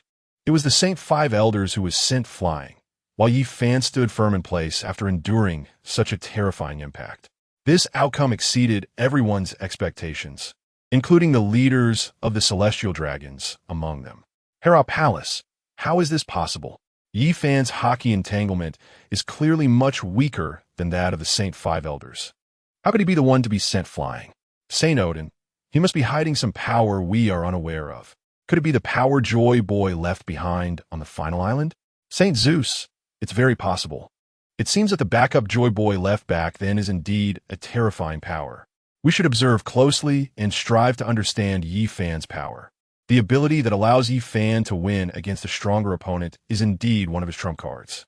Nine Heavens Sword Technique. Increases sword attack power by 150. Increases critical hit chance by 15. And deals 25 points of true damage.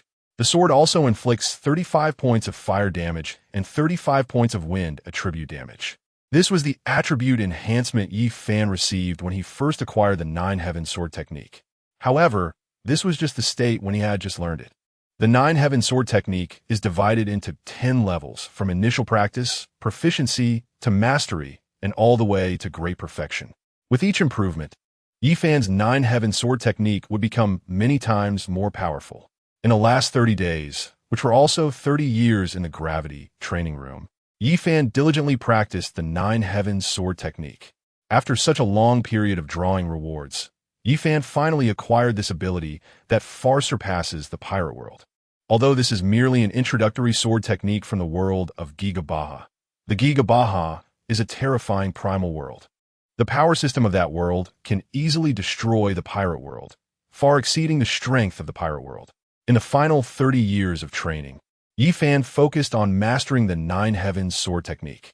With the strength of the demon back and his own robust physique, Yi Fan finally learned the Nine Heavens Sword Technique to a state of great perfection. The previous strike seemed to show that the power Yi Fan used was far from as strong as that of the Saint Five Elders. However, under the enhancement of the Nine Heavens Sword Technique, Yi Fan's power actually exceeded that of the Saint Five Elders by several times. As a result, the Saint Five Elders was easily sent flying by Yi Fan's strike. In the distance, Steelbone Kong completely stopped his forward momentum. Originally, after the Saint Five Elders completed his fusion, he quickened his pace. After the Saint Five Elders effortlessly destroyed all the golden mechas and displayed immense power, he even started to jog. However, after the Saint Five Elders was easily sent flying by Yi Fan, Steelbone Kong froze in place, afraid to move. Both monsters on the battlefield could easily kill him. Not only did he dare not move, but he even wanted to flee, crashing through dozens of palaces. The Saint Five Elders, seeing the first generation Onitetsu in his hand has been severed, roared in anger. How is this possible? How could you possess such powerful strength? Chapter 271. It appears the Saint Five Elders let out an angry roar. How could he, who already possessed such terrifying power, be defeated by Yi Fan? He was unconvinced. He threw away the first generation Onitetsu in his hand and scanned his surroundings, noticing numerous famous swords on the weapon racks in the Celestial Dragon Palaces he had destroyed. With a wave of his hand, these weapons flew into his grasp. Now, the Saint Five Elders held a weapon in each of his 10 hands. Although they were not as sharp as his first generation Onitetsu, every famous sword collected by the Celestial Dragons was not an ordinary item. In the sea, they would also be coveted by pirates. Now holding 10 weapons, the Saint Five Elders regained his confidence. No matter how sharp your weapon is, can you break one or two of my swords? Can you cut through all 10 famous swords? The Saint Five Elders fell into a false sense of strength. He believed that it wasn't that his power was inferior to Yi Fan's, but rather that the weapons in his hands were not as sharp as Yi Fan's sword. Once again, the Saint Five Elders charged at Yi Fan with full confidence. The 10 swords were all covered with terrifying power. Just a moment ago, he had been sent flying thousands of meters by Yi Fan. Now this distance was nothing significant for the Saint Five Elders. His 10 arms ran swiftly, and in just a few seconds, he had already reached Yi Fan. The 10 swords simultaneously launched his second attack against Yifan. Clang, clang, clang. A series of sounds from the clashing swords. The 10 famous swords just acquired by the Saint Five Elders were once again severed by Yifan. This time, the Saint Five Elders finally transitioned from arrogance to clarity. At this moment, he finally understood that his current power was completely suppressed by Yifan. The Saint Five Elders was trembling all over, his 20 eyes filled with panic. Turning around, the Saint Five Elders fled into the distance. The direction he ran was the only building in Mary Geos that remained intact. Among the flowers, at this moment, within Yifan's observation hockey perception, a figure appeared. Dressed in a black robe with a hood that obscured his face, he slowly emerged from between the flowers. His pace seemed slow, but in reality, it was incredibly fast. This power resembled the ability to compress space. It meant that he only moved an inch in distance, but he compressed the space of the earth, equivalent to an ordinary person walking 1,000 meters. This person was the legendary M, the sole master of the Void Throne, the only ruler in this world. He was the highest, the strongest, the holiest being in this world, the only deity, the only sage. He was unique and the most powerful. M had only taken a few slow steps and had already arrived in front of Saint Five Elder Stars. He gently raised his hand, and an incomparably terrifying power disassembled the body of Saint Five Elder Stars into individual DNA strands. Subsequently, these entered M's body. M had absorbed the power of Saint Five Elder Stars. Then, with a wave of his hand, a pitch-black space appeared beside him.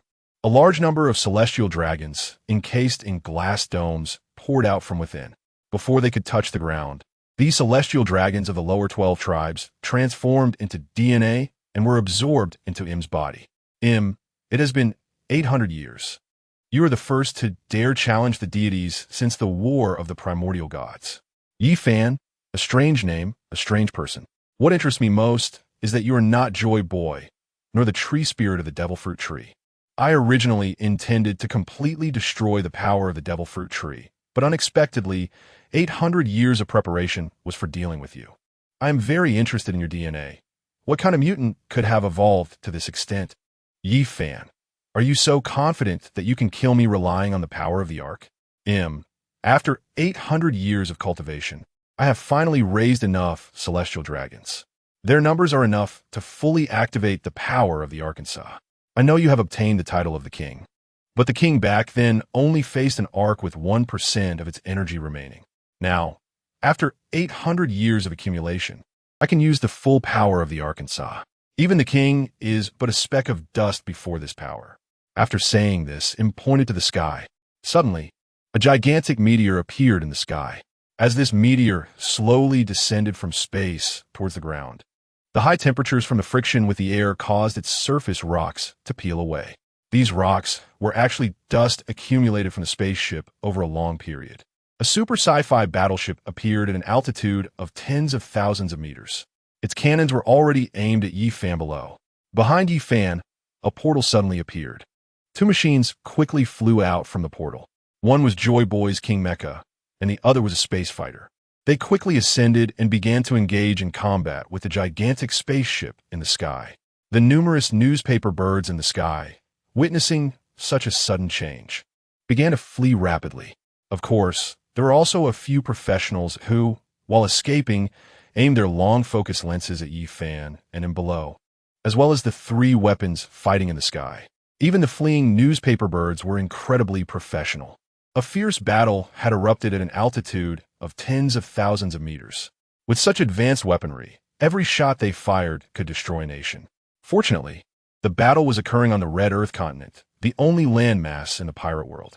If it had taken place elsewhere, every round of cannon fire would have caused a country with millions of people to disappear. Boom, boom, boom, boom, boom.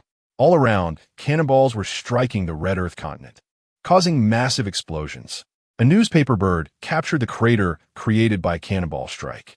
On the Red Earth continent, numerous craters with diameters reaching tens of thousands of meters and depths of hundreds of meters had already appeared. This meant that the power of these cannonballs was more terrifying than the million-ton-level big mushroom clouds in the Blue Star world. M watched the battle in the sky with an excited expression, saying, "I didn't expect you could alter the control system of the king. It seems to be an advanced artificial intelligence that makes the king so agile. If it were Joy Boy's king, it would have been destroyed long ago. Yifan, there are many more things that will pique your curiosity. If I hadn't made sufficient preparations, how could I dare challenge you? I'm not an idiot like Joy Boy." Chapter 272, Goddess of Life. The battle between the king and the Ark attracted everyone in this world. Charlotte Linlin. Is this the legendary weapon that can destroy the entire world by consuming lifespan? It's truly terrifying. Akainu, the celestial dragons actually possess such a terrifying weapon. It has such powerful strength. It's truly despicable. Sengoku, don't worry. Even if wins, he still needs our navy to help him rule the entire sea.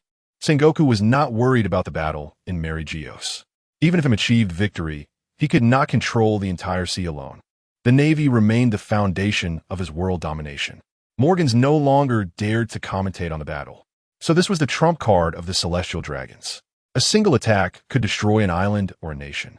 In just a few minutes, the three weapons in the sky had already fired hundreds of cannonballs. The entire Red Earth continent had hundreds of massive craters. There were only a few hundred countries in the pirate world. In other words, the battle just now could have killed everyone in all the countries of the pirate world. Countless kings, witnessing such a terrifying scene, were filled with immense panic. Many kings were so scared that they knelt down, praying that the victor would not destroy the world and annihilate their countries. In the eyes of these kings, whether Im or Yi Fan won, they could easily obliterate the world. How could there be such a weapon with terrifying power in this world? Capable of high-speed flight in the sky, a single attack could destroy a nation. Why did such weapons come to exist in this world? Many kings realized this and began to call for their guard organizations to prepare ships to spend some time at sea. The ships would definitely be much smaller than islands and could move, offering them a much greater chance of survival. At this moment, the most tense situation is between Long and Sabo. They originally thought that the celestial dragons would send powerful experts to hunt down these slaves. Unexpectedly, the celestial dragons didn't care about these fleeing slaves at all. However, now, the three terrifying weapons in the sky, and the aftermath of their battle, even if they don't hit the slaves below, just creating a crater thousands of meters away during their escape could bury these slaves under the debris. The two of them desperately helped these slaves resist the damage and guided them towards the elevator, striving to escape the Red Earth continent and quickly distance themselves from this incredibly dangerous place. The Holy Land Mary Geos has been completely turned into a dilapidated ruin because of this war. On this broken street, only two powerful beings remain standing. An hour ago, this was the most prosperous city in the pirate world, home to hundreds of thousands of people and possessing more than 30% of the world's wealth. Yi Fan and Im did not make a move, just calmly watching each other, waiting for the battle in space to end. Yi Fan, I have always wondered why you keep creating life on this planet, only to destroy this world because the life becomes too powerful. Im, the Ark was created by the Goddess of Life. It crossed dozens of light years from a destroyed planet to this one. Do you really think a powerful deity cares only about the continuation of their race? How could someone who has become a deity care about the lives of ordinary people? Even if the planet is destroyed, deities can still survive in the world. But the Goddess of Life, as her name suggests, needs a large amount of life to maintain her divine power.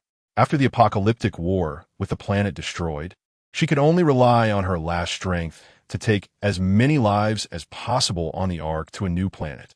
Unfortunately, during the apocalyptic war, the Goddess of Life suffered tremendous damage. She devoured all the lives on the entire ship and could not recover to her peak state, falling into a permanent slumber. Originally, the life inside the Ark was not due to a long journey of tens of thousands of years where they naturally died of old age. Because they could still reproduce within the Arkansas, they were actually devoured by the deity. Yi Fan, you repeatedly destroy the world and cultivate bloodlines like the celestial dragons to restore the power of the Goddess of Life? Im, you're mistaken again. The stars in the sky we see seem very close, but relying on the speed of the Ark's flight, they appear incredibly distant. Over an immensely long period, even the Goddess of Life, despite falling into slumber to reduce her consumption, could not extend her life without a large supply of life. When the Ark was halfway through its journey, she truly died. I confirmed her death after thousands of years of various experiments, and then my opportunity came. I spent another thousands of years to forge my current body using part of her remains, allowing me to steal the divinity of the goddess of life. After tens of thousands of years, I finally reached this planet and successfully possessed the divinity of the goddess of life. However, when I was ready to use the genes in the gene pool to recreate a flourishing world, a pasture of my own, I discovered that this planet was actually a living entity. In order to resist my power, it birthed the tree of life. But I named it the tree of evil to promote its malevolence, which is also the source of the devil fruit. Those noble bloodlines in the gene pool, after consuming the devil fruit, many of them even gained powers to resist me. The most critical point is that those who consumed the devil fruit had DNA from the tree of evil, and the will of a planet is also a form of deity. Deities cannot devour deities, meaning if all noble lives consumed the devil fruit, I would lose my energy supply. This is the origin of the First World Destruction War, as all noble bloodlines were corrupted by the devil fruit. Yifan realized that for ordinary people, the devil fruit should be called the divine fruit. But for him, the will of this planet is his enemy. It is the devil. He wants to destroy all life and the devil fruit. Thus, the First World Destruction began. Almost exhausting all his power, Im finally succeeded. To recover his strength, he began to sow the seeds of life on this planet for the second time, resulting in a second wave of life. Chapter 273. The true arc. Im continued to speak slowly. I did not expect that the second time would also fail. The will of the planet is immortal and indestructible, unless I directly destroy this planet. But if I destroy this planet, I would have no large supply of life, which leads to a vicious cycle. While I was weak, the lives of this planet had many powerful beings, even giving birth to Joy Boy, a life combined with the spirit of the tree of evil. However, while I lacked the least this time, while absorbing uncorrupted lives to replenish my power, I researched methods against the devil fruit and finally developed the Holy Dominance, a power that can easily kill any devil fruit ability. I finally achieved the last victory, whether it's Joy Boy or the three ancient weapons. All the corrupted noble bloodlines were killed. This is the blank 100 years, during which I killed all lives that dared to resist me, the seas stained with blood. What a waste. If they hadn't consumed the devil fruit, what a massive energy source they would have been. Afterwards, I established the current celestial dragon system. I don't need to ensure that everyone cannot consume the devil fruit. Opposing the will of the planet is too foolish. I only need to ensure that noble bloodlines like the celestial dragons can be absorbed by me. Moreover, I discovered a benefit. When the people of this planet believe that the celestial dragons are deities, the DNA of these celestial dragons surpasses that of ordinary people by tens of thousands of times. They could even be considered pseudo-deities, which can enhance the attributes of my divinity. This discovery made me very happy, and I specifically formulated various systems to allow these celestial dragons, whom I raised, to live recklessly on this planet. They control this world with the most brutal means, which is far more effective than using merciful methods to make everyone submit. Such celestial dragons become even more effective. Yifan, you treat this world as your pasture, seeing the celestial dragons as lambs in a pen, and others as fodder for the celestial dragons. Now that you have revealed all this, are you not afraid that everyone on this planet will unite against you? I would not have revealed all this, but I saw you, Yifan. You truly are a miraculous being, although you have also consumed the devil fruit. The power of the devil fruit is clearly suppressed perfectly by the DNA within you. Many of your abilities are actually not from this world. The most crucial thing is that although your defenses are strong, you have still been injured. I have sent people to extract your DNA. Even though I only absorb a tiny amount, it can enhance my terrifying energy and even elevate my divinity. As long as I defeat you and extract all the DNA from your body, my divinity can achieve ascension. I even have the ability to kill the will of this planet without destroying it. You have no idea how long I have waited for this day. I cannot kill the will of this planet.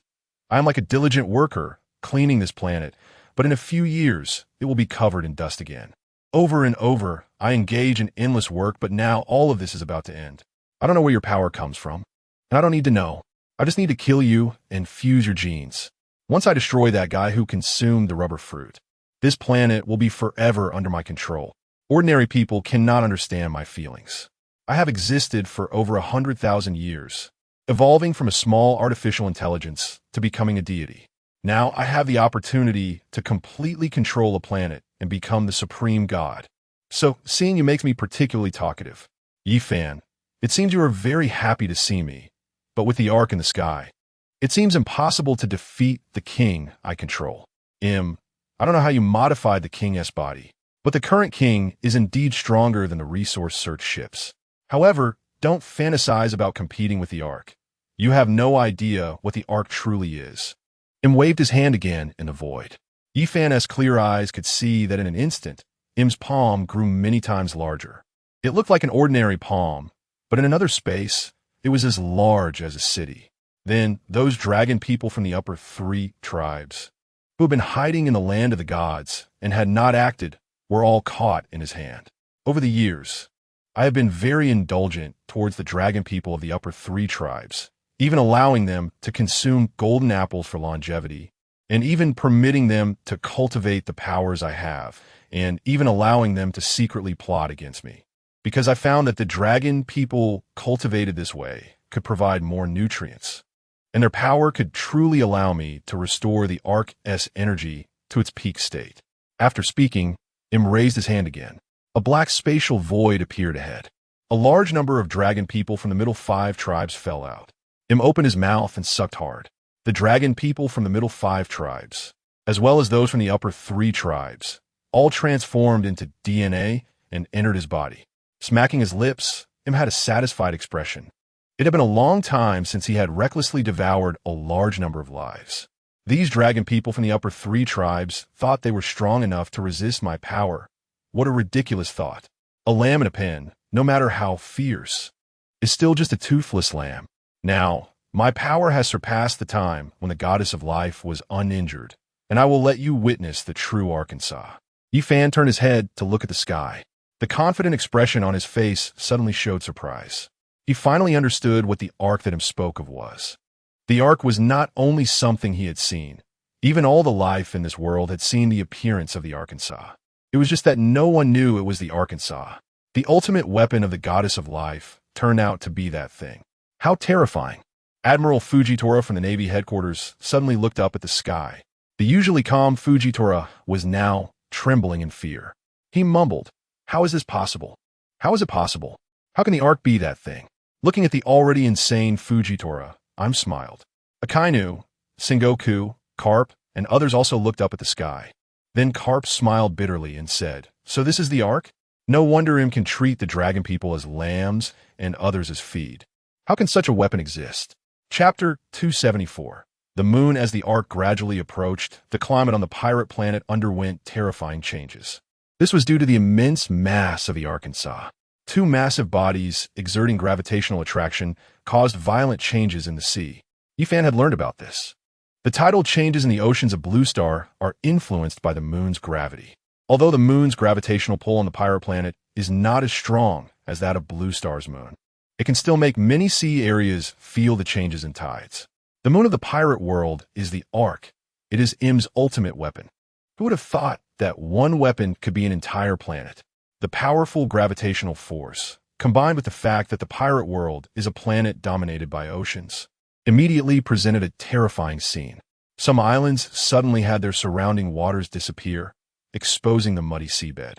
Some islands were facing tsunamis thousands of meters high, and the terrifying natural disasters swallowed entire countries. The arc had not yet launched an attack. Just by approaching the pirate world, numerous countries were destroyed. This is the terror of the Arkansas. It does not even need to attack. It only needs to fly around the pirate planet a few times while being very close. In this world, there would be hardly any life left to survive. Powerful navies like Akainu and Carp, and terrifying pirates like Kaido and Charlotte Linlin.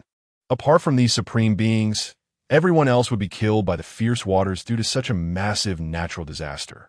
Morgan switched to several scenes showing islands and countries completely swallowed by the tsunami. Morgan's had witnessed all kinds of grand scenes. He controlled the news of the entire planet. However, he had never seen such an apocalyptic natural disaster. In a sorrowful tone, he said, "Admirals of the Navy, the Emperors of the Sea, the four Emperors, is there anyone who dares to stand up against him? If the moon continues to approach our planet like this, everyone will be killed by I'm." Morgan's words reached both the Navy and the Beast Pirates. Akainu was the first to stand up and said, "It's time for us to act. We can't let him continue. He will destroy all the countries." Carp also stood up. "Today, I find you quite agreeable, kid. I'll go with you. We can definitely defeat him." Vice Admiral Tsuru said, "Carp, you can't. You are not a devil fruit user, and you'll be instantly absorbed by him." Sengoku said, "Our Navy headquarters still has a few devil fruits. As long as Carp eats one, he won't be absorbed by him." Outside, Kizaru also stepped forward and said, "I'll go with you. We will fight him." Kizaru, who possesses the light fruit, actually arrived at the Navy headquarters a few minutes ago and witnessed Im's actions on the television. He was very interested in the god on the Void Throne. He did not immediately challenge Akainu for the position of admiral. However, when he saw that Im could effortlessly devour the celestial dragons from the three highest families, he realized that the notion that one could defeat Im after consuming a devil fruit was a lie meant to prevent the celestial dragons from consuming them, allowing him to control them at will. Admiral Kizaru saw that all the celestial dragons from the three highest families had been devoured by Im, and challenging Akainu was meaningless. What he wanted to do now was simple: kill him. Vice Admiral Tsuru said, "To ensure the safety of the Navy base, I think we should contact Kaido of the Beast Pirates." Meanwhile, in the conference room, Vice Admiral Garp had already rushed out, heading to the Navy headquarters warehouse. He planned to randomly select a devil fruit and then go fight him. Although Im only devoured the celestial dragons and not others, everyone was afraid that he had a means to directly kill those who had not consumed a devil fruit. Garp was quick. In just a few seconds, he entered the Navy warehouse, randomly found a devil fruit, and consumed it. For him, it didn't matter what kind of devil fruit it was, as his main combat method still relied on the three types of haki. In the conference room, Akainu had also contacted Kaido. This was the first time Akainu, who never compromises with pirates, reached an agreement with one. Together, they would go to Mariewa, as both the Navy and the four emperors needed to deal with him. They couldn't let him destroy the entire world. On Kaido's side, he originally didn't care about this. He still firmly believed that Luffy was Joy Boy and that he would defeat him. But upon hearing Akainu say that when the Ark reached the planet's atmosphere, almost all countries would be destroyed by the raging tsunami, he couldn't sit still.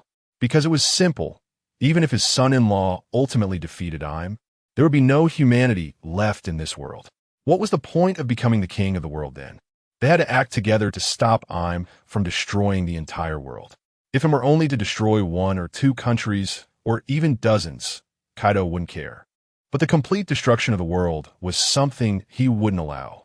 Kaido transformed into a giant dragon, and Charlotte Linlin stepped on homies, flying towards Mariewa together. It was not surprising for Charlotte Linlin to mobilize. She didn't care about the lives of others. But if all the islands and countries were destroyed, where would she get her desserts? Without desserts and cakes, she might as well be killed. She was a woman who couldn't live without food. On the Red Line, Dragon said to Sabo, now that they are leaving the Red Line, it will be even more dangerous. You take the cadres to protect their safety. I need to go to Mariewa to stop Im from destroying the world. Sabo also saw the exceptionally violent sea below the Red Line. Many waves had even exceeded 2,000 meters, reaching the height of the Red Line itself. At this time, letting hundreds of thousands of slaves escape through the ocean would be tantamount to killing them. The Free Alliance only had two great experts. If Dragon went to fight against him, Sabo had to stay behind to protect more people's safety in such a terrifying environment. Sabo said to Dragon, "Don't worry, I will ensure their safety." A gust of wind blew past. Dragon's figure transformed into the wind, and in just a few seconds, he arrived on the battlefield. Meanwhile, in Mariewa, there was another figure rapidly fleeing, Sengoku. With all the Gorosei dead and the celestial dragons also dead, he was escaping towards the Kingdom of Bridge, where the army was still under his command. Chapter 275. Planetary Will Yi Fan glanced at Dragon beside him and said lightly, "You are no match for him. You might as well find a way to save more people." Dragon replied, "Are you just going to quietly watch him destroy the entire world? Even if we can't win, we at least have to fight him, not directly give up." Yifan said, "Feel free." Dragon clenched his fists and launched his strongest attack at him. The sky was filled with terrifying hurricanes. Dragon's powerful punch struck directly at his chest. However, his entire body passed through him without being able to hit him at all.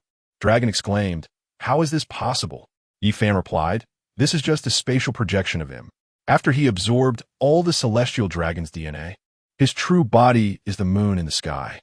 Im clapped his hands and said, "Wonderful. I didn't expect you could see through my true form. That's impressive. So why don't you attack the moon in the sky?" Yifan replied, 300,000 kilometers is too far. I don't have the ability to harm you from such a distance. Moreover, you'll come to find me to fight soon. I'm not in a hurry for this battle." Im asked, "Don't you care about everyone's lives?" Yifan answered, "I do, but I'll go to my death in a place far from this planet. I cannot defeat you." Im said, "Then just wait slowly. However, it won't take long. The ark's acceleration will increase, and in at most half an hour, it will reach the space above this planet." At that moment, a series of explosions finally echoed in the sky. The resource collection warships defending the Valley of Gods in the sky were finally destroyed by the Heavenly King. Without that, the warships capable of destroying an island in one shot, the Red Line became a very safe location, at least temporarily safe. However, once this place became the battlefield between Yifan and Im, it would likely become the most dangerous place. Yifan said to Dragon, "You can't participate in our war. You might as well take those slaves and head further away from the Red Line. The farther from Mariewa, the better. The Red Line is not just the Holy Land, Mariewa. The entire Red Line, like a belt, circles the entire pirate planet. The farther they stay from here, the safer they will be. Now is the final battle time." Yifan could not afford to be distracted for the sake of those slaves. If he lost to Im, everyone in this world might be wiped out by him, and then he would erase everything, replant the seeds of life, and cultivate a more obedient next generation of humans. For him, it didn't matter if all life on this planet was extinguished. As long as he defeated Yifan, he might find a way to absorb the power of the devil fruits and eliminate the planetary will. The dragon turned and left. Soon after, Carp, Akainu, and others arrived. The first to attack was Kizaru, followed closely by Carp. After trying, the high-ranking Navy officers found that they indeed could not harm him's projection. Looking up at the moon that was gradually approaching, everyone sighed helplessly. Carp said to Yifan, "Is there really nothing we can do to attack him before the moon gets closer? How can we save all the nations on this planet?" Yifan replied, "I can't do it with my current abilities, but the will of this planet can. If your grandson Luffy can communicate with the will of this planet, perhaps he can calm this violent climate." On the deserted island, the Dark King Rayleigh heard the words coming from the television. It turned out that a few fearless messenger birds were still broadcasting live in the sky, transmitting Yifan's words. Rayleigh immediately said to Luffy beside him, "Hurry and communicate with the will of the planet to calm the entire sea." Luffy looked confused and innocently replied, "Master, but I can't do that." Rayleigh suddenly remembered something and picked up the transponder snail to call Morgans. Before long, the live broadcast no longer showed Im and Yifan, but instead displayed scenes captured by messenger birds from around the world. Huge tsunamis swallowed entire countries and islands, appearing on the television screen. Seeing all this, the kind and naive Luffy finally had a strong reaction. His emotions changed dramatically. A painful roar erupted from him. The rubber fruit within him began to swell wildly, and then merged into the soil of the island below. Subsequently, a ball of light began to spread from the island where Luffy was, eventually enveloping the entire pirate planet. The entire pirate planet emitted a faint glow. Then, the raging sea suddenly calmed down. Countless nations that were about to be submerged by the fierce tsunami began to return to normal. Watching the tsunami that suddenly appeared and then disappeared, everyone let out laughter of relief. As for Luffy, his inflated body rapidly shrank like a deflated balloon, collapsing onto the ground and falling into a deep sleep. He had not yet matured and had only developed 3 gears, barely managing to use this power. Although he had calmed the sea, Luffy also needed a long sleep due to the exhaustion of his powers. As the sea calmed down, Dragon and Sabo also appeared at Mary Geos. In the distance, Kaido and Charlotte Linlin arrived at the battlefield, along with the 2 former Marine admirals, Sengoku and Akainu. Marine Admirals Fujitora and Kizaru, and the Marine Hero Carp, the strongest beings gathered at sea, facing Yi Fan and his 10 companions. They all had a common enemy, the master of the celestial dragons, Im, who had ruled from the throne of Void for thousands of years, controlling the fate of everyone in the pirate world.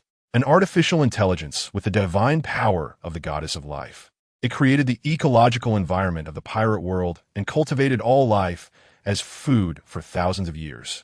A god that creates life and destroys life was finally challenged today by the 9 strongest beings on this sea, plus the Dragon King Yi Fan. This battle would determine the future of the entire pirate world. It was no longer just a matter of winning or losing a war. It was like the gorillas locked in a zoo challenging humanity. If the gorillas won, they would become the rulers of the planet. If humanity won, they would kill all the gorillas. This was a battle between 2 life systems, a success in killing gods or destruction by the gods. Chapter 276. Instant kill. The moon in the sky was getting closer to the pirate planet.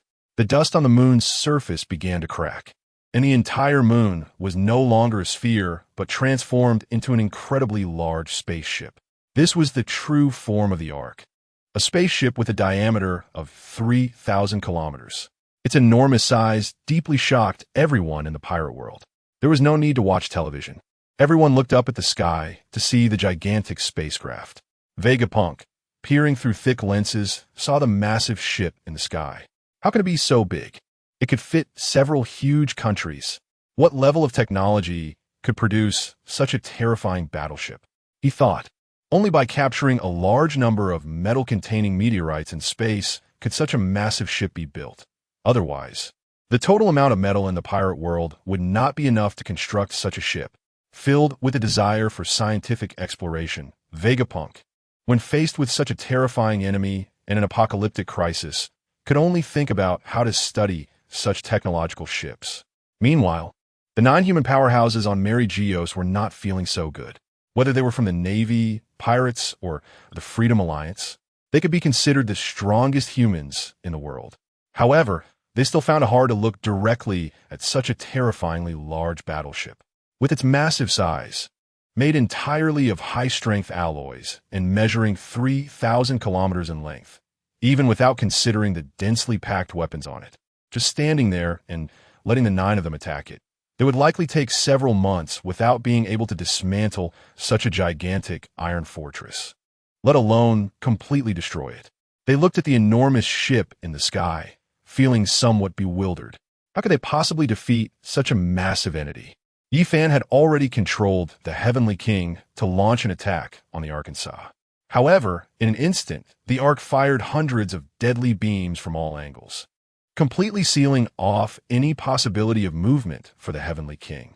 In a moment, it was destroyed by the Arkansas. Im declared, "There's no need to struggle. It's useless. You cannot resist the power of the gods." Then, Im extended his hand, emitting a terrifying red light. In an instant, Kaido, Akainu, and others were all rendered powerless, collapsing to the ground.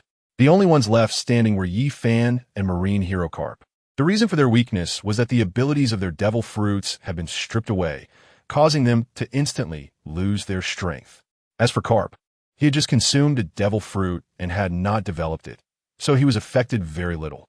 As for Yi Fan, although Yi Fan had absorbed multiple devil fruits and awakened their abilities, his true physical foundation relied on body techniques like the Demon Back and the 8 Gates of Duanjia. Now, he had also cultivated the 9 Heavens Blade technique.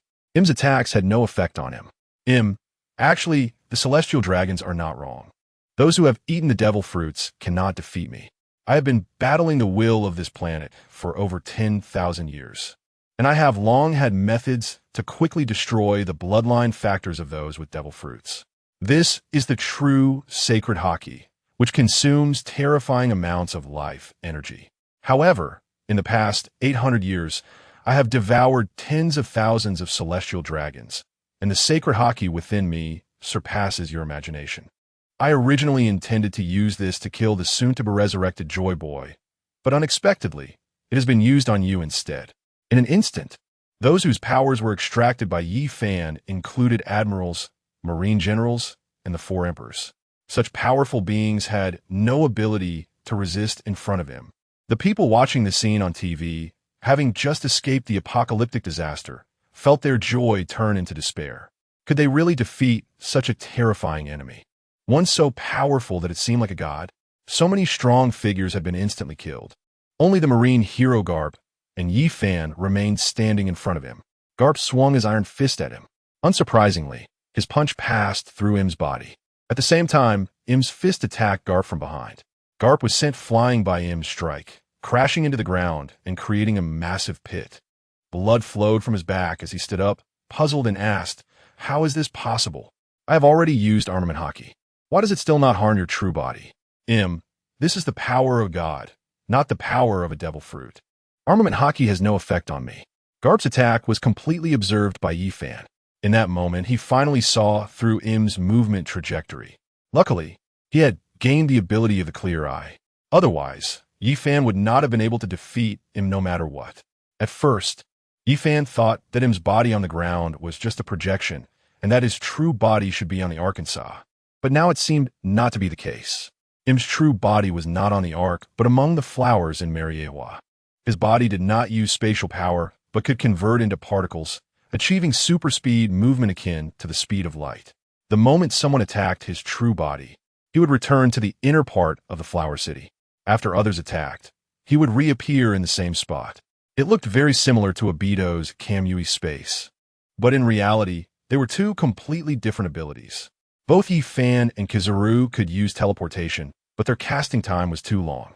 For example, if the plot had not changed, Kizaru would have been overwhelmed by the speed of red-haired Shanks due to the lengthy casting time. Yi Fan's teleportation was much faster than Kizaru's, but still not as terrifying as Im's.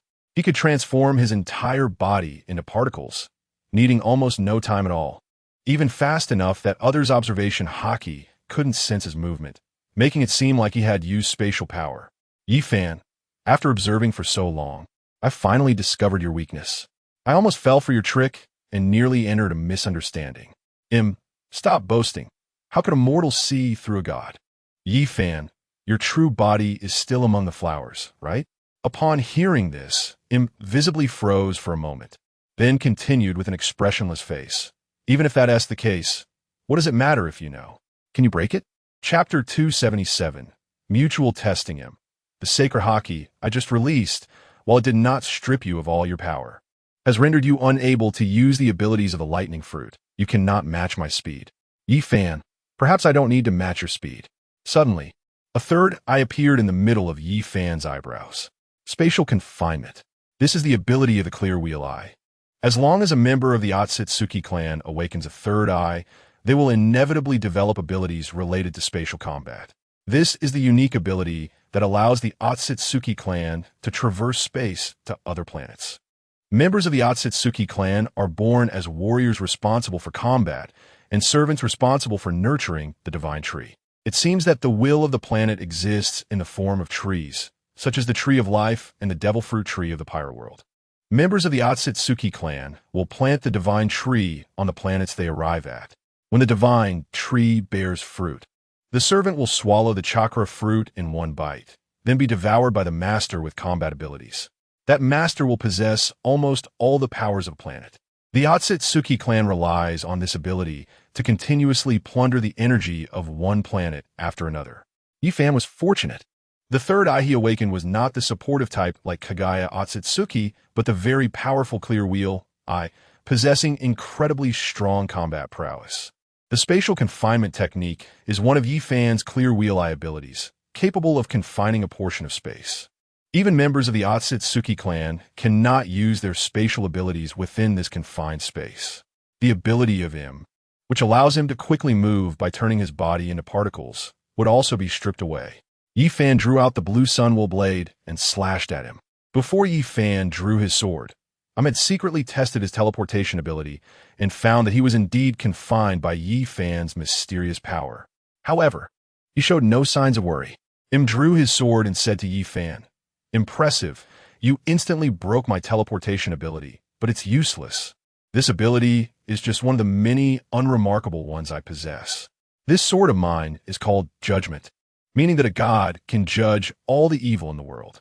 Boom! The two slashes collided. Yi Fan could feel him's terrifying power. His three-colored haki, sacred haki, and martial arts far exceeded ordinary humans.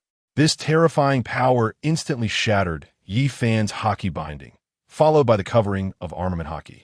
One slash sent Yi Fan flying 100 meters away.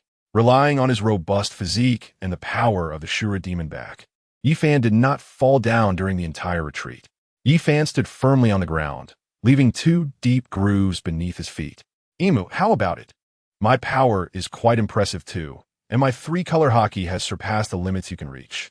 Thinking you can defeat me with the 3-color haki I taught you is just a dream. I've cultivated the 3-color haki for tens of thousands of years. At that moment, Yi Fan felt that Imu was like a chatterbox, his rambling even more than that of the celestial dragons. Yi Fan continued to run and launched a second attack on Imu. In an instant of confrontation, Yi Fan suddenly unleashed the power of the 9 Heaven Sword technique at the 3rd level, while simultaneously opening the 8th gate of the 8 gates of Duanjia, along with the power of the ghost back. With all his strength, he struck at Imu with a single sword. However, this time, Yi Fan was once again sent flying. Imu, surprised? I already knew you had a method to instantly increase your power. I didn't use all my combat strength in that last attack. Yi Fan, who was thrown hundreds of meters away, said, "Why don't you take a look at your chest?" At that moment, Imu looked down at his chest, where a wound had appeared without him realizing it. The true damage from the 9 Heaven Sword technique had left a shallow cut on Imu's chest. The wound wasn't deep, but the attached fire and wind attribute damage continued to cause ongoing destruction. At the same time, Yi Fan confirmed something else. This Imu was not a human flesh body, but a liquid life metal. A high-level metal that neither the pirate world nor Blue Star had invented. This metal was different from mercury, which only has a low melting point and can become liquid at room temperature. This liquid life metal was entirely different. It could freely change between liquid and solid states. Unaffected by temperature, it could remain solid at thousands of degrees or stay liquid at -100 degrees. Yi Fan had never seen such a shape-shifting metal before. The reason it had the word life in its name was that these liquid life metals also needed to absorb energy. Like humans, they needed to replenish energy to maintain their vitality. Losing energy meant the metal would die. It looked like metal, but also had its own life. This magical liquid life metal made up Imu's current body and endowed him with terrifying power. The wound on Imu's chest quickly healed with the aid of other liquid life metals. Imu curiously asked, "When did you attack my real body? You were able to injure even my body, which is that of the god of machinery." Yi Fan, as expected, you can't control your current body very well. You don't even feel pain. You can only rely on your 5 senses to judge if you're injured. Imu, that's not surprising. Even I can't merge the bodies of 2 gods into my own. This body is that of the god of machinery. Yi Fan, isn't the ark the property of the goddess of life? How did the god of machinery come into play? Imu, the god of machinery is the husband of the goddess of life. This ark is a gift from the god of machinery to the goddess of life. This resolved Yi Fan's confusion about how a god who controls life could build such a massive Arkansas rather than an ark. It was more like a terrifying space battleship. It turned out that this ark was created by another deity.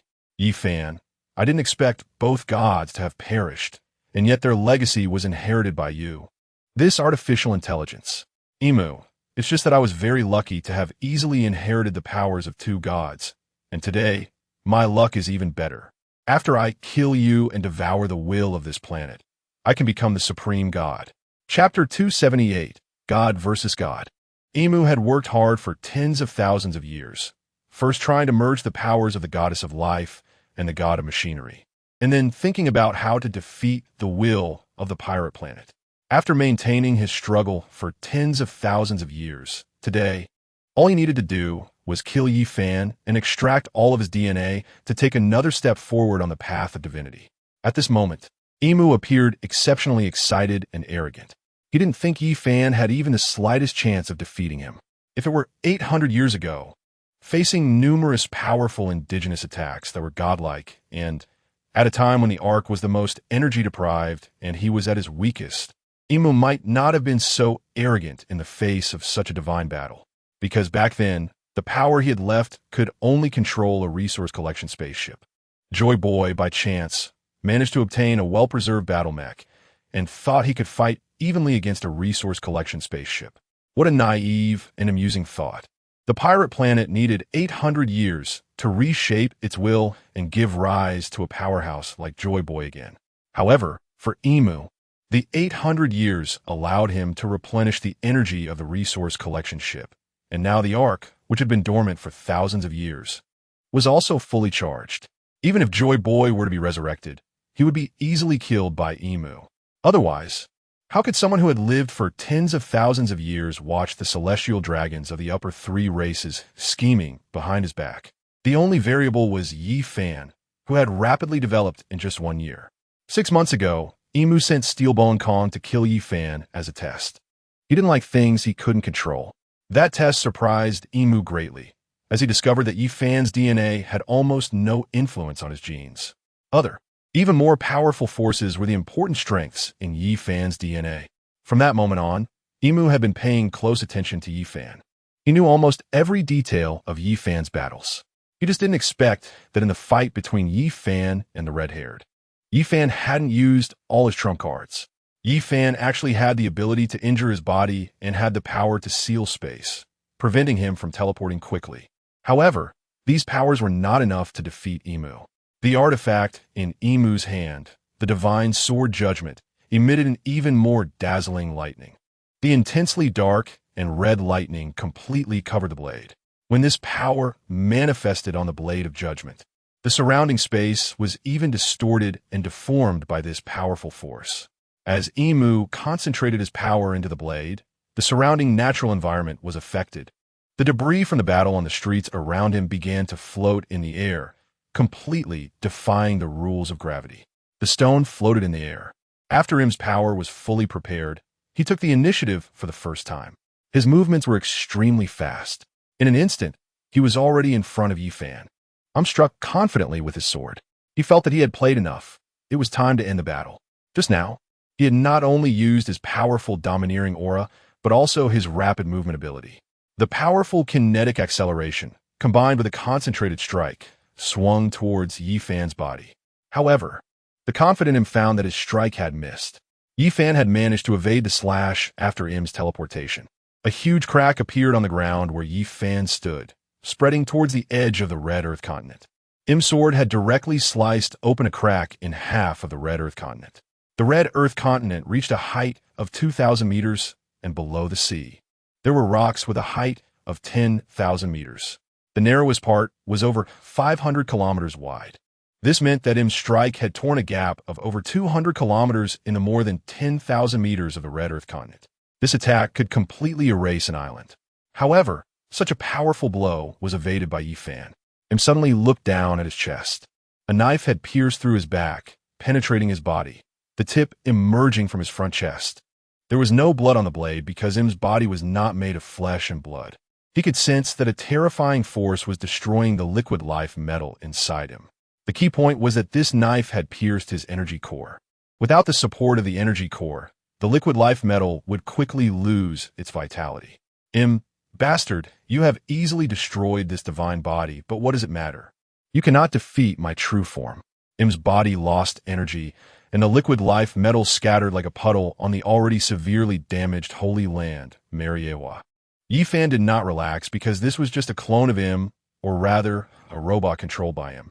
Floating above the pirate planet was a massive battleship the size of the moon, the Arkansas. That was Im's true form. Im was originally the artificial intelligence of the Arkansas. The entire Ark was his body. In space, countless cannons on the Ark had already locked onto Yi Fan. Suddenly, a door appeared in front of Yi Fan, which was Yi Fan's ability to use the door of free will. Yi Fan directly arrived on the Ark in the sky.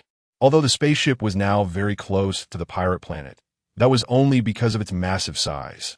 In reality, it was still over 100,000 meters away from the pirate planet. Yi Fan stepped out of the door of free will and arrived on the Arkansas. There was no air here, and space was filled with radiation. The side facing the sun could reach temperatures of 300 degrees, while the side facing away could drop to over minus 100 degrees. However, in space, without air, there was no heat conduction, so the perceived temperature for a person was not intense.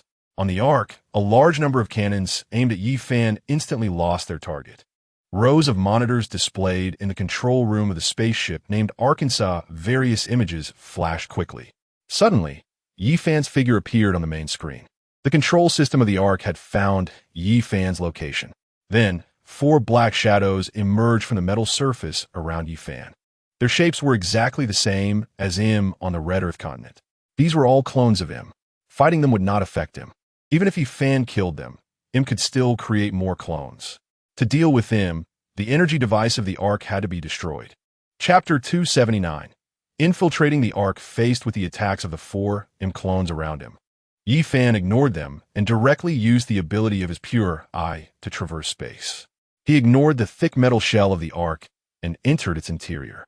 Yi Fan released his observation haki, but it was of no use.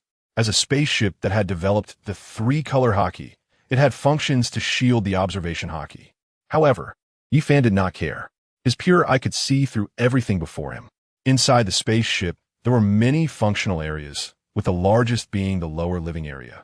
From the perspective of the goddess of life, it could be described as a breeding area. Inside, there were many exquisite rooms, activity rooms, playgrounds, bars, music halls, sports fields, etc. It could be said to be a place where people could live very happily. Yi Fan recalled a joke from the era of Blue Star. If Blue Star were invaded by aliens, defeated Blue Star people would not need to work or earn money. Their daily life would be happily eating, drinking, and having fun, only to be killed at 60. Many comments on such posts were that they would rather be invaded by aliens if they could live happily to 60. Compared to being a hard-working corporate slave, if one could truly live happily to 60, many would be very willing to become a happy lamb. And this spaceship's lower living area was equivalent to a giant breeding farm. Around them, there were many robots responsible for guarding them. However, it seemed that a war had occurred inside the Ark, as many guard robots had already been destroyed. Everywhere were disabled machine parts. Yi Fan even saw many destroyed kings. In addition, there were control areas, regions where deities lived, warehouses for combat ships, areas for resource collection ships, and dozens of other different types of areas. Soon, Yi Fan saw the area he wanted to find, the Ark's main control room. Why did he want to find this place? The reason was very simple. For a spaceship as large as a planet, Yi Fan wanted to know where the energy supply was, and he didn't know how long it would take to find it. If it were an Ark that hadn't exhausted its energy, it might be powered by a large fusion reactor. But now, it was clearly relying on the goddess of life's ability to absorb DNA to provide the energy source. And this energy source might just be a small thing, or even just a clone of him. Yi Fan wanted to find the energy supply source. Relying solely on himself to search would be as difficult as finding the location of the great treasure in the pirate world. Naturally, Yi Fan would not randomly wander around the Ark hoping for luck. He had his own methods. Looking not far behind him, Yi Fan saw another clone of him emerging from the ground. He continuously used his space-shifting ability to shake off Im's clone. Then, he quickly opened a portal and directly appeared in the main control room of the Arkansas. Yi Fan punched the outer shell of the controller, exposing its internal structure. It was completely different from the computers on Blue Star. Instead, it was composed of crystals placed in special containers, which made up the control system of the spaceship. Yi Fan didn't concern himself with the principles of this computer. He quickly used the power of his fruit to transform one of the crystals into gold and magnetic properties so that Jarvis could enter it. Just as he finished all of this, 4 clones of him appeared in the control room. They drew their weapons and launched an attack on Yi Fan. This time, Yi Fan did not choose to flee. He had to withstand the attacks from Im's clones. At the same time, a progress bar from Jarvis appeared in Yi Fan's mind. System analysis at 1%. System analysis at 3%. System analysis at 7%. Yi Fan's intention was to let Jarvis invade the Ark's control system and then find out where the energy source of the Ark was. This was much more convenient than searching for it himself. However, there was a problem. First, he needed to find a computer that would not have its connections cut. Not every computer in the rooms would do, because the Ark's controller was also an artificial intelligence. Even if it couldn't stop Jarvis's invasion, it could physically cut off the connection lines. To avoid this situation, Yi Fan chose the control room, as it was one of the easier places to find on the spaceship. Now, he faced the second difficulty. Not to mention that the programming languages of the two worlds were different. Even on Blue Star, there were many different methods for editing programs. Cracking encrypted programs was even more difficult. Moreover, it was about cracking a completely different kind of computer. Not only were the chip formats different, but their computers also didn't have CPUs, only computational crystals. Jarvis's initial cracking was merely cracking the algorithms of the computational crystals. After figuring out what kind of program could run on the computational crystals, the next step was to invade the ARC system and gain control over parts of the ARC system control permissions. What Yifan needed to do now was to buy time for Jarvis so that his program could run within these computational crystals. Only then could he copy a large number of programs into the various computational crystals within the Arkansas. If the computational crystal Yifan had transformed using his fruit ability was destroyed now, Jarvis's invasion would be considered to have never started and would be physically destroyed. Therefore, facing the 4 clones of him that appeared in front of him, Yifan could not retreat. He not only couldn't retreat, but also had to hold on until Jarvis's program could run within the computational crystals. Only then could Yifan leave without worrying about the clones destroying Jarvis's physical access point. This time, did not waste any words because he knew what Yifan was doing. Through Yifan's control over the king, understood that Yifan had his own operating system, even an artificial intelligence capability. It was highly likely that this artificial intelligence's level of development was not inferior to his own. Faced with such a program invasion, was extremely sensitive. In an era of advanced technology, he could use his program's invasion to control the computers of the entire planet, controlling all communication devices, cameras, and microphones. However, an invaded artificial intelligence would become a puppet of another artificial intelligence. This was a life and death battle for artificial intelligences. The 4 clones moved. Their roles were clearly defined. 2 of the clones aimed to entangle Yifan, while the other 2 clones intended to destroy the computational crystal that Yifan had modified, preventing Jarvis from continuing to invade the ARC's control system. Ding ding ding ding. Yifan alone transformed into 4 individuals, simultaneously swinging his sword towards the clones of him, blocking all 4 of them at once. Chapter 280. Computational Crystal. Yifan appeared to have split into 4 clones. This skill was somewhat similar to the Shadow Clone Jutsu from the world of Naruto, but it was entirely different. Yifan did not possess chakra. Although he could simulate chakra using his fruit ability and utilize Hashirama cells to perform would-release jutsu, he was completely unfamiliar with other ninjutsu. The world of pirates also had ninjutsu, such as the powerful ninjas in Wano country, but their ninjutsu was not in the same system as that in Naruto. Nor could one learn techniques from Wano country to gain powerful moves from the Naruto world. Yifan had just instantaneously split into 4 individuals, which was actually his short-range, space-shifting ability. For Yifan, this ability wasn't very taxing if used sparingly, but just now, he had used it 4 times in quick succession against his clones, resulting in a significant consumption of energy. Yifan's ocular power was decreasing rapidly. After all, he was not of the Tsutsuki bloodline, and even though he had gained the powers of their race, he could not use his abilities as freely as the Tsutsuki clan. Moreover, the members of the Tsutsuki family did not have such vast chakra when they hadn't consumed the fruit of the god tree, and they could not use their ocular powers recklessly. Yifan was now somewhat like Kakashi, possessing powerful eyes, but with a body that could not support the consumption of such eyes. However, fortunately, Yifan's physical quality was far superior to Kakashi's. Additionally, possessing Hashirama cells was akin to having the rare bloodline of the Tsutsuki clan, which allowed Yifan to barely use the powers of the purifying eye frequently in a short period. The 4 clones of him that Yifan had pushed back immediately charged towards Yifan's position again. At this moment, he had no time for any more nonsense. He senses danger. Regardless of how powerful Yifan's artificial intelligence was, for him, it was akin to being poisoned. If the invasion was not successful, even if he managed to eliminate it, he would likely end up causing a large number of computational crystals to be destroyed. If Jarvis completely invaded, it would be as if him had been poisoned to death, and he would be replaced by Jarvis. Yet him could not destroy the main control room, because it was simply the most powerful computer within the Arkansas. The quantity and quality of computational crystals in other areas were far inferior to this place. If he destroyed it, Im's computational power would be reduced by 70%.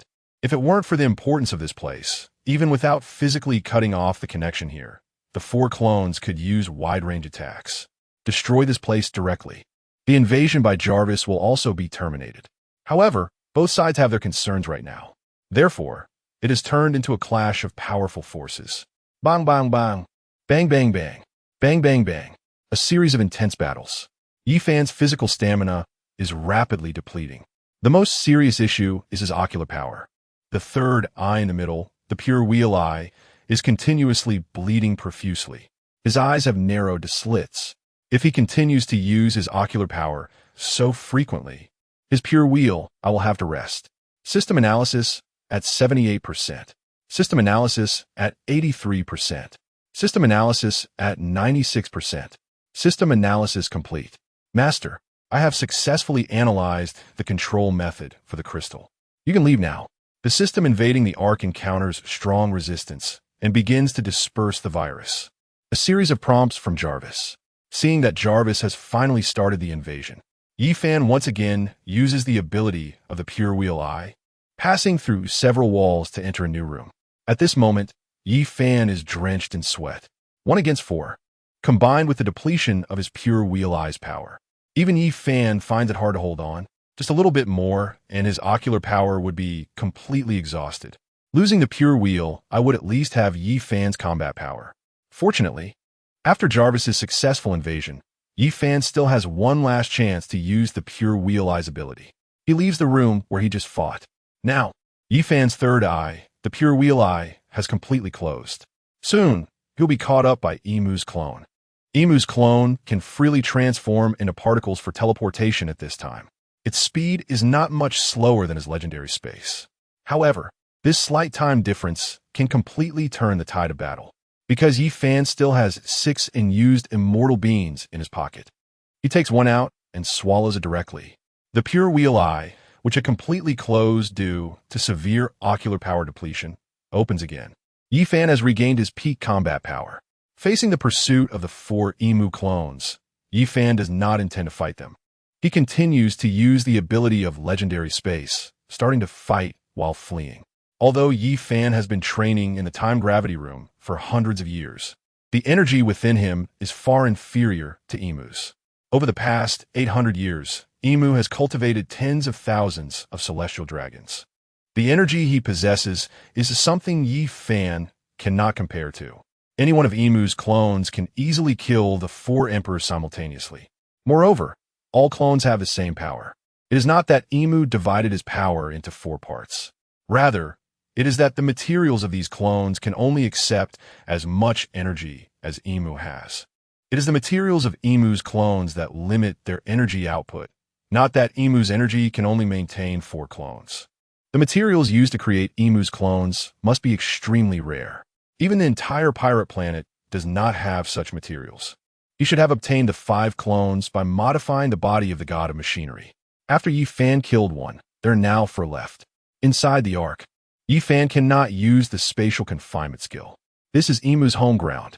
He cannot restrict Imu's ability to move rapidly through ionization. The difficulty of defeating Imu's clones is dozens of times greater than on the pirate planet. Super speed is not just about agile movements that can quickly evade attacks or quickly strike at enemies. Kinetic energy equals mass times velocity. The terrifying attack power generated by Imu using this speed is what Yi Fan fears the most. If he cannot find the source of Imu's energy, he can freely use this near light speed movement ability. Now, what Yi Fan needs to do is to buy as much time as possible while he still has stamina. He hopes that Jarvis can find out where Imu's energy source is stored. Jarvis's situation is also not easy now. He is an artificial intelligence, not weaker than Imu. However, this is Imu's territory, with completely different algorithms and hardware. Throughout, Jarvis has been suppressed and attacked by Imu. Fortunately, Jarvis is also not weak, frantically escaping through various calculation crystals, and for a time, Imu cannot quickly eliminate Jarvis. Chapter 281. The final divine battle. Yi Fan is rapidly fleeing. His stamina continues to deplete. When the pure wheel eye is about to close for the second time, Yifan again takes a medicinal immortal bean. He now has 4 immortal beans left. After restoring his stamina, Yifan finally hears the voice he has been waiting for. Jarvis, Master, I have found the energy storage location. It is a seemingly ordinary specimen room. Inside glass cases are various animals and various species of humans, such as humans with horns, humans with rabbit ears, and humans with wings on their backs. Among them, one glass case contains a female specimen. She is the power source of the entire Ark spaceship. Upon seeing this power source, Yifan is momentarily stunned. A human specimen that has been dead for an unknown period is actually the power source of the Arkansas. The entire Ark is as large as the moon.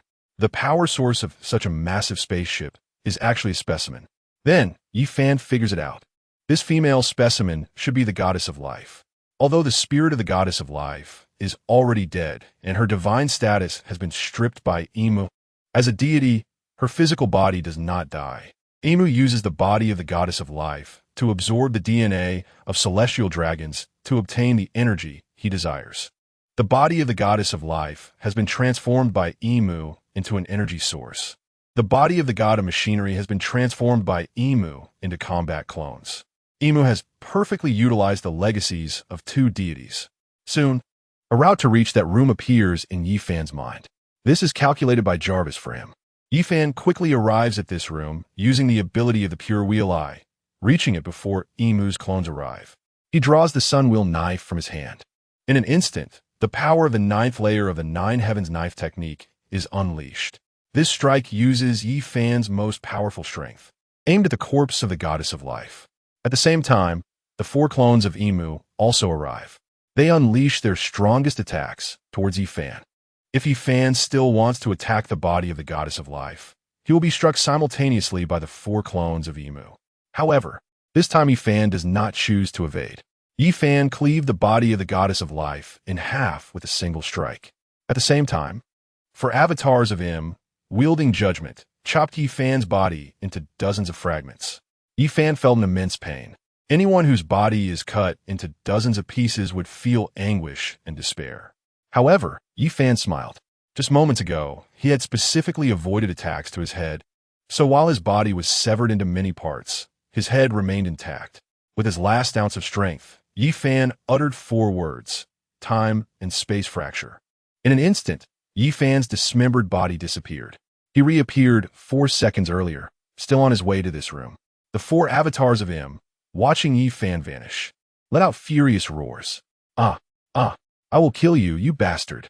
Having lost their energy source, Im could only rely on the power infused in these 4 avatars. He could no longer obtain any energy replenishment. In fact, he had spoken many words to Yifan, of which 99% were true. Only one was false, that he had stolen the divine essence of the goddess of life. This was a lie. As an artificial intelligence, he had no way to fully acquire the goddess of life's abilities. Had he truly been able to do so, he could have devoured the planetary will of the pirate world himself. He also could not devour the powers of the devil fruit. What Im could do was absorb part of the goddess of life's divine essence, allowing him to use her powers.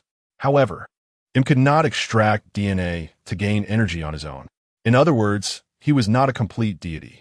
He needed to transfer the DNA obtained from the pirate world to the body of the goddess of life, which would then convert it into energy for him to use. Additionally, he could not utilize all of the goddess of life's energy at once. The 5 avatars he created using the body of the god of machinery could each only use 1/10 of the energy from the goddess of life's body. Now, with the body of the goddess of life destroyed by Yifan, her divine essence was also severed by Yifan's 9 Heavens Blade technique, and would not be able to obtain new divine power in the future. The most critical point was that he was now left with only 40% of his energy, which was also dispersed among the 4 bodies.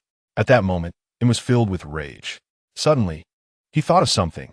As long as he killed Yifan and assimilated his DNA, he could completely devour the body of the goddess of life and truly absorb the devil tree as well. Considering that the divine essence was already fragmented, combined with the planetary will of the pirate world, Im might still be able to establish his own divine essence, making himself a true deity. With this thought, Everything hinged on whether he could kill Yi Fan. Yi Fan's legendary spatial abilities were incredibly taxing on his physical strength. Im could sense that every time Yi Fan used that ability, blood would pour from his eyes. As long as he could exhaust this cunning fellow, he would be the ultimate victor. Soon, Im found Yi Fan's location again based on the surveillance in the Arkansas. The four avatars of Im immediately transformed into particles and rushed toward Yi Fan. They appeared beside him. Yi Fan, holding the blue sunblade, said, "Now, it's time for us to settle our lives and deaths." At that moment, Im was not in a hurry. He and Yi Fan were destined for a war of attrition. Yi Fan's escape abilities were too powerful. Im said, "I didn't expect to underestimate you. You are even more formidable than I thought. You actually destroyed half of my divine essence. I will use your life to atone for your sins." Yi Fan replied, "Without any subsequent energy replenishment, what do you have to fight me with?" The final battle between the two began. This time, Yi Fan did not use his spatial traversal ability for defense, but instead channeled that power into a full-on attack. He unleashed his perfected Nine Heavens Blade technique without holding back. Each strike utilized all of his strength. Since Im could not replenish energy now, every bit he consumed increased Yi Fan's chances of victory. Both sides fought without restraint, letting loose in battle. In a very short time, the entire ark was riddled with holes.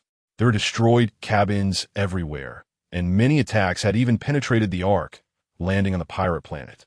Watching the increasing commotion on the ark, all the residents of the pirate world prayed for Yi Fan to be the ultimate victor in this final war. They had all come to recognize the cruelty of the deities. Chapter 282. King of the World Conclusion. Yi Fan's situation was not good. The main issue was that Im's speed was simply too fast. The ark was his main body, and Yi Fan's spatial confinement skill could not completely cover the entire Arkansas.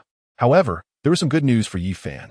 With Jarvis's continuous intrusion, Im's speed began to slow down. Achieving instantaneous particleization of his body required massive computational power. As Jarvis intruded, Im's computational power was greatly affected. Yi Fan saw clearly with his pure eyes that Im's speed had actually decreased by 1/3 compared to the beginning. However, his speed was still incredibly fast. Even if it was slowed down by 1/3, it was still very difficult for Yi Fan to cope. At that moment, Yi Fan suddenly thought of a method. Since he had already destroyed the divine essence of the goddess of life, he no longer needed to protect those computational crystals. As long as he could destroy as many of the computational crystals on the ark as possible, Yi Fan could now wreak havoc to reduce Im's computing power. With this in mind, Yi Fan ordered Jarvis to mark all the rooms in the ark with excess computational crystals. Subsequently, Yi Fan stopped directly clashing with the four avatars of Im and continuously used his spatial traversal ability to return to the ark's control room. This was definitely the place with the most computational crystals. Boom! Boom! Boom! Yi Fan swung his blade several times in quick succession. The terrifying sword energy destroyed the massive control center of the ark, which spanned tens of thousands of square meters. Soon after, the four avatars of Im reappeared beside Yi Fan. However, through Yi Fan's pure eyes, he observed that their speed had noticeably slowed down compared to before. With this thought, Yi Fan no longer hesitated. He used his spatial traversal ability again, this time targeting the ark's fire control system. The computational crystals here were responsible for the precise aiming of tens of thousands of cannons on the ark and required enormous computational power. After destroying the computational crystals of the fire control system, Yi Fan did not pause for even a moment. Once again, he arrived at the ark's propulsion system. Here, there were also a large number of calculation crystals. They were responsible for the ark's flight and the kinetic control of hundreds of engines. As more and more calculation crystals were destroyed by Yi Fan, he finally stood on the deck of the Arkansas. Above him was the pirate planet. Morgans had somehow found an astronomical telescope, and a video phone worm was aimed at the telescope's observation hole. The entire pirate world appeared on the television, showcasing Yi Fan standing on the ark's deck. 4 of the Im clones, who had lost almost all their computing power, also appeared on the deck. Yi Fan swallowed a fairy bean and regained his peak state. The ability to traverse space activated, and the 4 Im clones, whose movements had become very slow, could no longer resist Yi Fan's attacks. They were like mechas with super strong bodies, but only equipped with a 286 CPU. unable to process the vast data of these clones. The battle ended in just a few seconds. Yi Fan killed all 4 of his clones. In the pirate world, all the viewers guarding their televisions erupted in excited cheers. Yi Fan had finally won. The evil god had been killed. However, the matter did not end there. Yi Fan, through Jarvis, completely destroyed all the calculation crystals inside the Arkansas. Finally, he consumed another fairy bean and fully activated the power of the Pure Wheel Eye. Shinra Tensei. As Yi Fan's words fell, the entire arc began to collapse, ultimately condensing into a metal sphere. Yi Fan drove this metal sphere to a location 300,000 kilometers away from the pirate planet. Eventually, gravitational equilibrium was achieved, and the ark became a moon of the pirate planet once again. After this war, Yi Fan reached an agreement with the Navy and the Freedom Alliance. First, the Navy recognized Yi Fan as the New World Noble, the King of Kings, the ruler of the entire world, and all countries must swear allegiance to Yi Fan. Furthermore, Yi Fan disbanded the Beast Pirates, and from then on, there would be no pirates on these seas. However, the senior officials of the Beast Pirates became nobles and enjoyed noble treatment. Ordinary pirates became part of the Navy, and together with the Navy led by a Kaido, they maintained order at sea, protected merchant shipping, safeguarded the interests of various countries, and prevented wars between nations. The Navy still collected heavenly gold from all countries, but the proportion was significantly reduced, not affecting the living standards of the nations. At the same time, Yi Fan could only obtain 1% of the heavenly gold each year as living expenses for the world king and the nobles. All nations had to abolish slavery, and everyone lived as equals. Additionally, all countries could choose whether to have their original kings continue to lead or to adopt a parliamentary system, abolishing the monarchy. This was the demand of the Freedom Alliance. All pirates were deemed illegal organizations and would be eliminated by the Navy and Yi Fan. However, people were allowed to yearn for the sea and the freedom of sailing. These individuals would no longer be pirates, but navigators. And those who made discoveries in navigation would be rewarded. The abilities of Devil Fruit users were also greatly restricted. To ensure fairness, a rating system would be introduced. Those with great strength could choose to join the Navy after passing an assessment or receive corresponding level salaries. This meant that ordinary people used their taxes to pay salaries to the strong in exchange for equal rights for everyone. A series of complex agreements ultimately achieved peace in these seas. Yi Fan also became the world king. The destroyed Holy Land Mariehua was recently being rebuilt, only under a new name, Dragon City, meaning the city where the divine dragon resides, referring to the dragon god Yi Fan. A year later, in the Sabati archipelago, the Straw Hat Pirates reunited. Over the year, each of them had made significant progress in their personal strength. Wearing his straw hat, Luffy stood at the bow of the Thousand Sunny and shouted at the sea, "I, Luffy, am going to become the Pirate King." Behind him, Nami directly raised a large hammer and struck Luffy's head, causing a large bump. She shouted loudly in his ear, "You idiot, there are no pirates anymore. Yelling about becoming the Pirate King will get you imprisoned." Luffy rubbed his head and finally realized, "All right, there are no pirates anymore." Luffy stood at the bow again and shouted at the sea, "I, Luffy, am going to become the king of the seas." From then on, there was one less man dreaming of becoming the Pirate King on these seas, but one more who dreamed of becoming the king of the seas. Sulmadi, Yi Fan, who crossed in the world of pirates, originally wanted to live an ordinary life. Suddenly, one day, he was taken away by the Flame Calamity. It turned out that he was engaged to Kaido's daughter Yamato and simultaneously bound to the Multiverse Skill System. As long as Yi Fan could change the plot, he could gain lottery points to draw skills from the myriad realms. From then on, the Beast Pirates became magical.